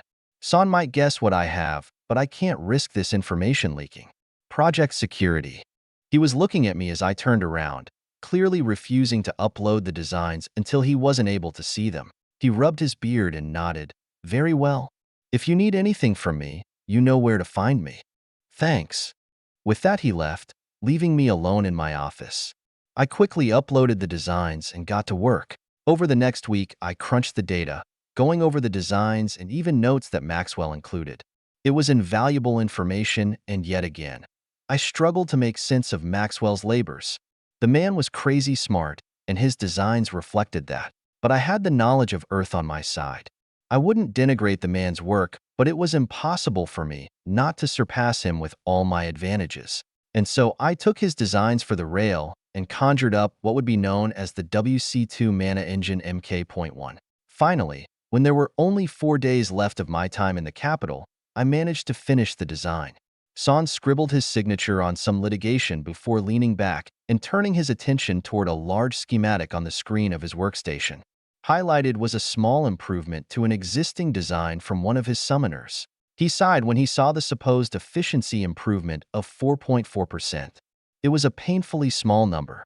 Normally, he'd take it and reward the summoner for a job well done. But now it seemed so inconsequential after he saw what John had made.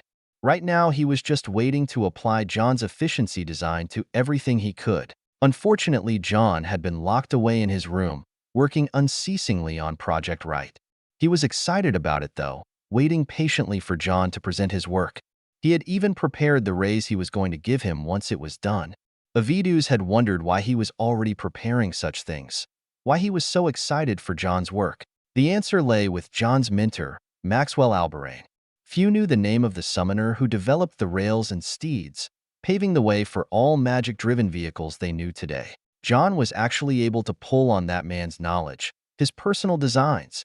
Son didn't know how much money he spent on trying to reverse engineer those designs, but John was able to snag them for free and without restriction. Then he said he was going to make something better. He didn't know what was brewing in that kid's head, but he knew it was going to change things. He was preparing to spend a lot of gold. Son looked down when he heard a sound on his aerial. It was from John, and the words made him jump out of his seat and rush out. Avidus was jogging over as well, the two making their way into John's office. John was sitting on his seat behind his workstation, the big screen displaying a massive schematic. He swiveled and smiled at them, standing. Gentlemen, I present to you the WC2 Mana Engine Mark I. What is it? Son asked, walking around to scrutinize the design. Avidus remained silent, doing the same. John smiled wider. This, sir, is the answer to all my problems. This device turns the power from white crystals into mechanical force, specifically rotational force. Basically, it turns things. John spun his seat, the chair spinning on the shaft that held it. Son thought about how simple that concept was, rotating something. Yet it had demanded John's full attention and genius. He knew why, but it was still humorous to think about. John took a step, tapping his screen a few times. Vehicles are great, but the biggest issue is delivering power to them. You have to move a lot of weight and fast, and since you guys want to use magic to do that, the biggest problem, the most foundational problem, was how to turn magical power into mechanical, or kinetic, energy. Well, I've officially solved that problem, and in the best way possible. John brought up the big schematic, zooming in on one part. It was an image of two white crystals attached to two different structures, the crystals facing each other. This right here is the answer. I've managed to scrounge up the enchantments to make it work. In its simplest terms, these two white crystals push against each other and make each other rotate. After that, you just attach one to the foundation and the other to a free object. The free object will rotate. Even better, the force exerted is the sum of the force that both crystals output, not just one. At first it was only one, but I figured out how to tune them to each other and sum their forces. Either way though, John stood back and waved to the schematic. This is it. This is the mana engine. Amazing! Avidu stepped up and looked at the design. The larger structure had dozens of enchantments, but the main part, the only part that really mattered, was horribly simple. It demanded a singular complex enchantment, but otherwise, there were only two white crystals and the two structures they were attached to. That was it. It could be applied to nearly anything. Anything where you wanted to make a rod rotate, this was the solution. And how many things could be done by simply making a rod rotate? Son couldn't count the applications in the industrial sector alone, let alone transportation. The only other question was how efficient it was. As for sheer power, that would be determined by the authority of the white crystals being worked with, not the design. John looked over at Son. I couldn't let you see anything before because I was using my mentor's designs, but these are almost completely original now. I've only used one application from the rails, which is how to resonate the force applied by the crystals, which isn't even the backbone of this design. Other than that, it's all my own. Don't worry, John, Son smiled. There's nothing Gearworks could ever do to try and delegitimize this design. What are the downsides to it? There are three. The first two problems have to do with the mounting. First is the fact that you have to mount the crystals at all. It has to be attached to the structure directly so that the forces the crystals put out can be applied to something. The second downside is the fact that the mount has to bear the stress of the force being generated, creating a point of failure. Third is mounting the two structures and their subsequent parts together and combining them into a singular frame that a vehicle can be built upon. That third point is hardly a downside, just a consequence of design, as is the first point, because of course you have to mount the crystals, Son waved. That means the only downside is the point of failure, the point at which the crystal is attached to the structure. Say, do both the two structures have to bear the force? Why isn't the free structure the only one that bears the force? Why does the unmoving structure have to bear the same force? John shrugged. It was the only way to get the design to work. The crystals have to act against each other to get the rotational force. Basically, the two crystals are pushing on each other, and by making those forces slip past each other, we get rotation. Unfortunately, that means the force is applied to both. Interesting, Son rubbed his chin, smiling even wider. Do you have any vehicle designs yet? Of course, John rapidly tapped the workstation. This is my almost finished design for project, right? The image came up, Son seeing one of the planes that John designed. It would fly by producing power through the blades at the front, the wings keeping it aloft as it moved at high speeds, just like a bird. Another simple design, no more than a body with wings and a tail fin.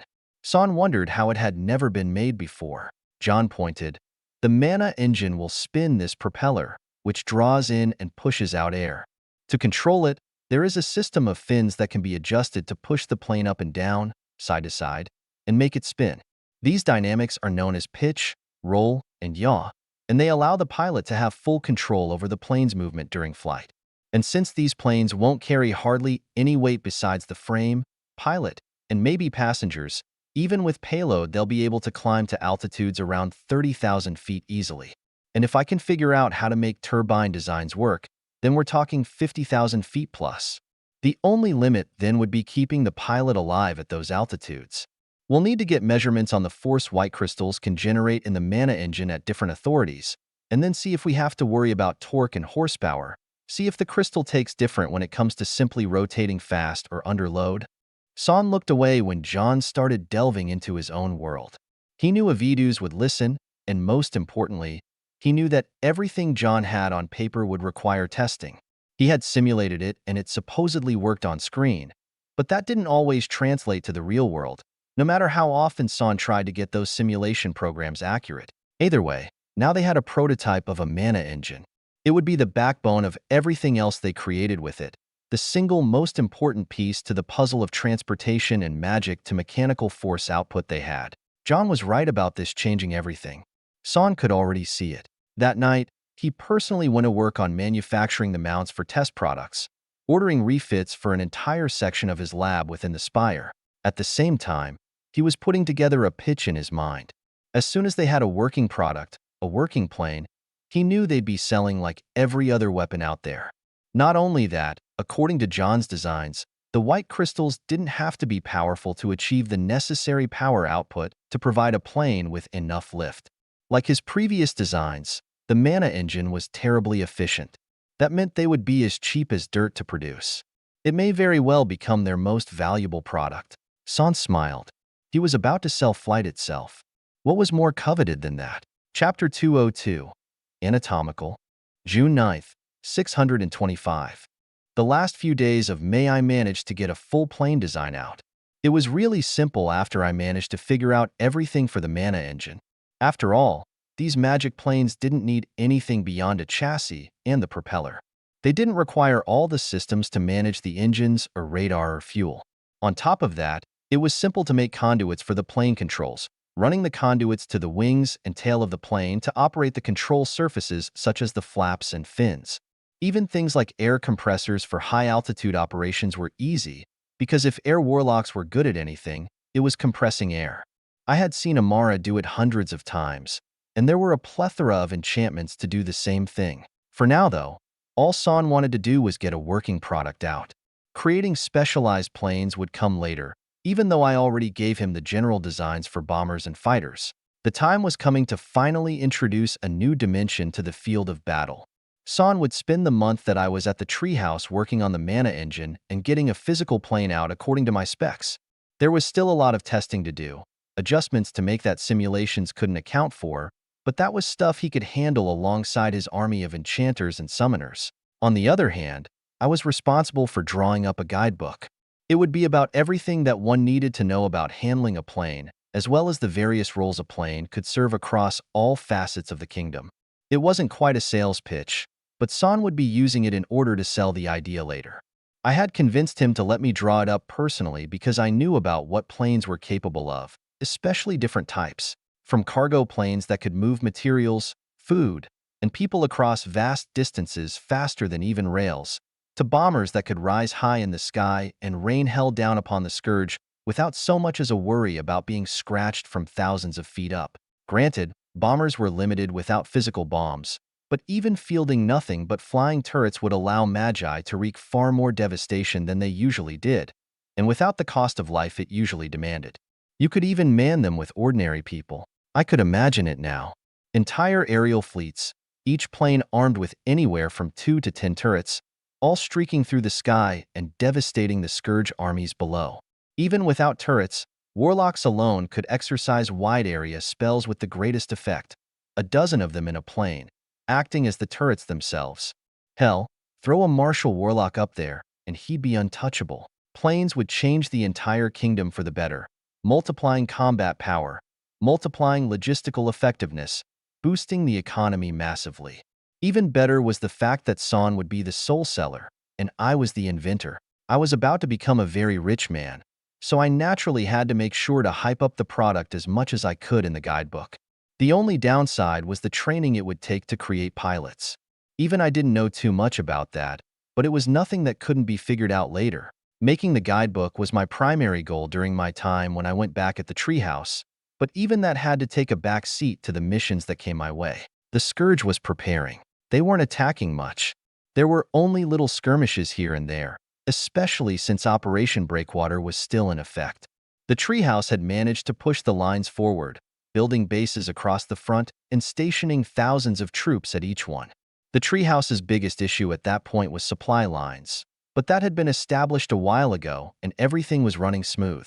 Hundreds of supply trucks were coming in and out every day. The generals knew that the Scourge was getting ready to do something big, especially since the Sovereign showed up. So their most pressing matter was figuring out what that meant. Recon. Lots of recon. And since I had become what could be considered one of the leading authorities on recon, Charlie Company was tasked with handling the most important and dangerous missions. Both the Pathfinders and the Snow Doves were working overtime, and as soon as a new mission came our way, I was thrown in. The missions Charlie Company was given were lengthy. They had gone on several missions while I was gone, and most of them lasted around a week. They would barely get time off when they returned, stocking up in the forward bases before heading right back out. So when I arrived, I was immediately briefed by Polly and sent to one of the bases on the new front line. There I spent around a week doing nothing but crunching recent data handed off by Jasmine. It was only on the 9th that Charlie Company returned from another mission. I linked up with them, and we were soon given our next mission. Since I was back in business, I was the one given the mission data. I filed it away before heading over and finding Nanan. It looked like their steeds had taken some hits, so some of the maintenance workers were repairing what they could. Nanan hanging around the garage. "Brigadier, sir. Good to see you, Envoy. You're looking rough. And you're looking spry. Seems like cushy capital life is as enviable as I'm thinking it is." We shook hands before I leaned against the wall nearby. "Yeah, I'd be lying if I said it's not, and if I said I wanted to be here. Enchanting work is nice. I get to go at my own pace. I'm in the Magic Spire. I work with smart people. I'm not worried about dying. I'd say it's a few steps above doing this shit. The only thing I was missing was my girl. Keep bragging and I'll rip out your brains so I can get a taste of some of those memories." I looked over at him with raised brows for a few seconds. "That's quite the creative threat. You like it? Came up with it a few days ago." Very menacing." We both chuckled and stared out at all the vehicles. I hadn't worked on anything besides the airplanes back at the Capitol, even though I had offered to whip up a design for better ground runners. Son didn't want to compete in that arena, though. It would cost him more and Gearworks would be on his ass every step of the way.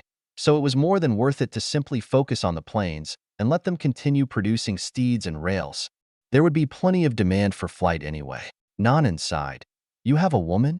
Is she a magus?" I nodded and smiled. "She is. Quite powerful, too." "Who is she?"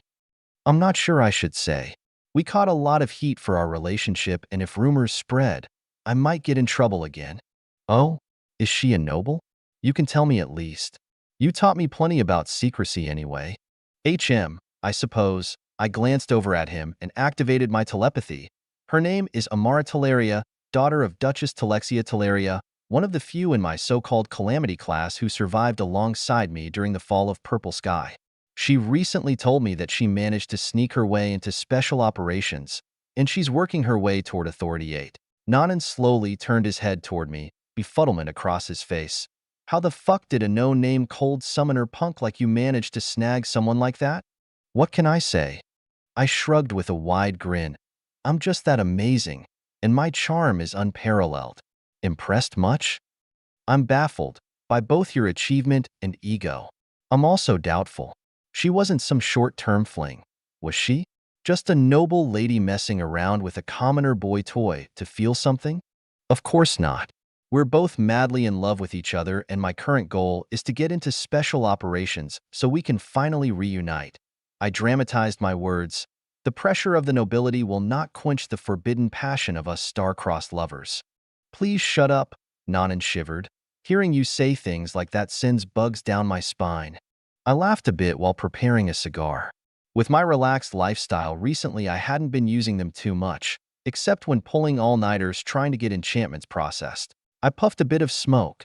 "Next mission of ours deploys in the morning. We can brief tonight." Nanan sighed and wiped his scraggly beard with his hand. Yeah, got it. Everyone will be ready.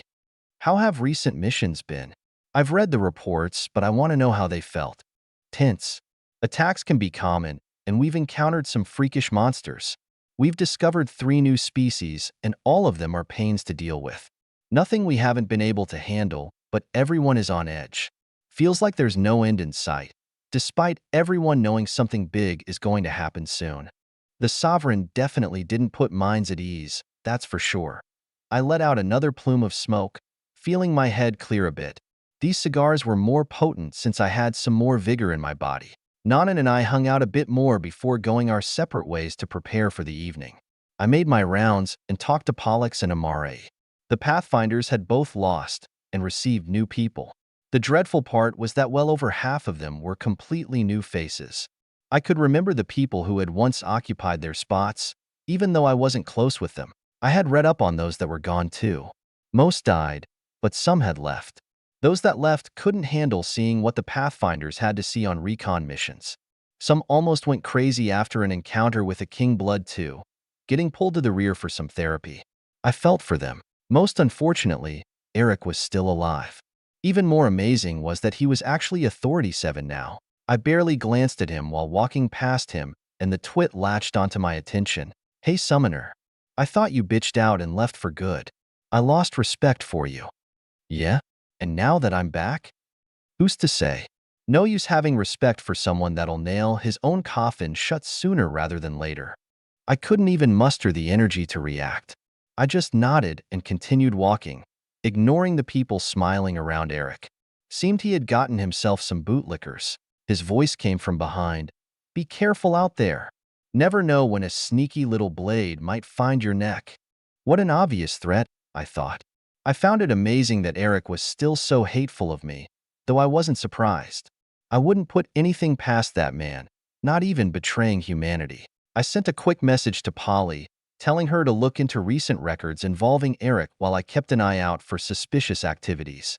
After that, the day flew by quickly. I briefed both the Pathfinders and the Snow Doves in the evening. It was another recon mission, one that was supposed to probe around the closest end of the gargantuan intestine that was snaking its way down here. They wanted information on how exactly it grew and spread, as well as what the intestine did beyond acting as a supply line. I couldn't be sure what we'd find. It wasn't like I had experience with horrific bioconstructs such as this, so I couldn't make guesses. It would just have to be gold old-fashioned information collection. After the briefing, I had 1/2 night's rest before we woke up at the ass crack of dawn to deploy. I climbed into a steed while everyone made final preparations and got some more sleep, only waking up when Nanan slapped his bare paw against my chest. I coughed after some air escaped my lungs. Get us out there, envoy. Roger. I clicked on my aerial and spoke into the channel. Deploy, deploy, deploy. The truck started rolling, Nanan chuckling. You didn't even run checks. Why are you always so tired? We got a full 5 hours last night. We only got 5 hours. I prefer 10, or at least 7. Plus I feel sick whenever I don't get enough sleep. You're weird. I've never met someone who needs a full 10 hours of sleep to be rested. Fully rested for me is usually 12 hours, especially if I exerted the day before. But yes, I'm always the anomaly. I heard a chuckle as I drifted back off to dreamland. While talking with Nanan, I was trying to hang on to my dream about my advancement formation. I tried to stifle my irritation, knowing it would take me further out of dreamland. And so we rolled. Authority 7 was quickly getting closer. It had already been over a year of constant progress every single day. I had gotten used to slogging through the formations every day, almost without fail. Some days I might only look at it, not so much as touching the blasted thing. Other days were more productive like they should be, no matter what I moved at a steady pace. Still, I briefly thought about when I'd be able to advance next. I hoped it wouldn't be when the Scourge launched its full-scale offensives. Maybe I'd have to have Maxwell give me the tempering chair and white crystals so I could do the advancement on my own in the field. I hoped I wouldn't have to, but desperate times called for desperate measures.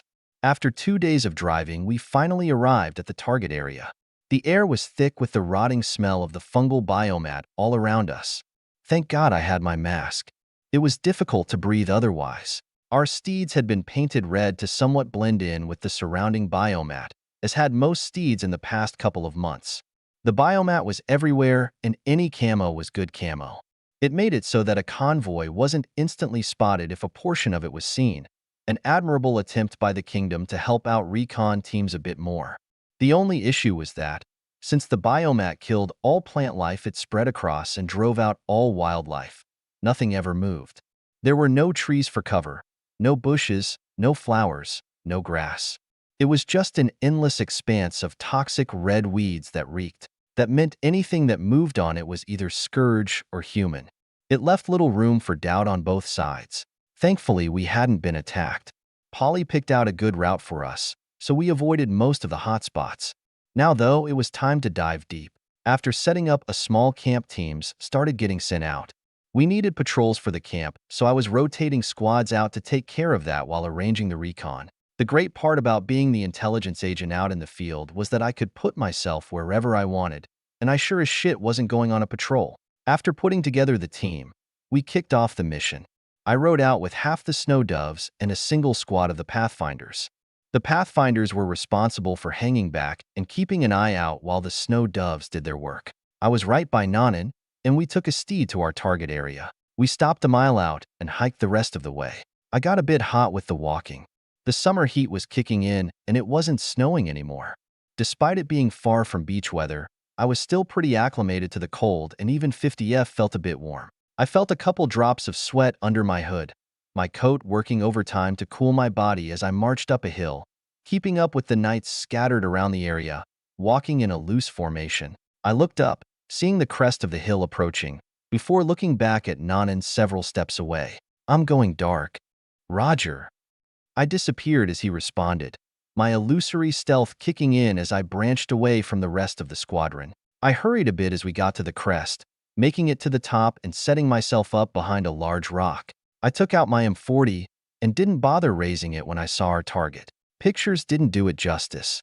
A truly gargantuan thing, completely biological, yet its size made my entire body reject its existence. It almost felt like I couldn't see it despite knowing that its body, spanning hundreds of miles, was snaking through valleys and hills. My eyes weren't prepared for what was before me. My mind was so convinced that something like this was impossible that I seemed incapable of grasping the images before me. I stood there, frozen for far more seconds than I wished I had been, simply staring at the intestine. It was red like the biomat around us, writhing with muscles along its grotesque body, pushing who knows what across its length.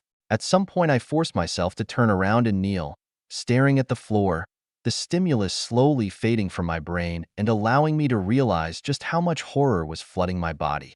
My breathing was fast, I was sweating despite being cool, and my muscles felt so weak that holding the M40 up was difficult. I remained there, letting my body process everything. To the side, I could hear retching. Some of the snow doves were vomiting, causing one of the warlocks to create a sound barrier. I continued staring at the floor until I regained myself. There was no mental affliction here. I realized that after thinking for a while.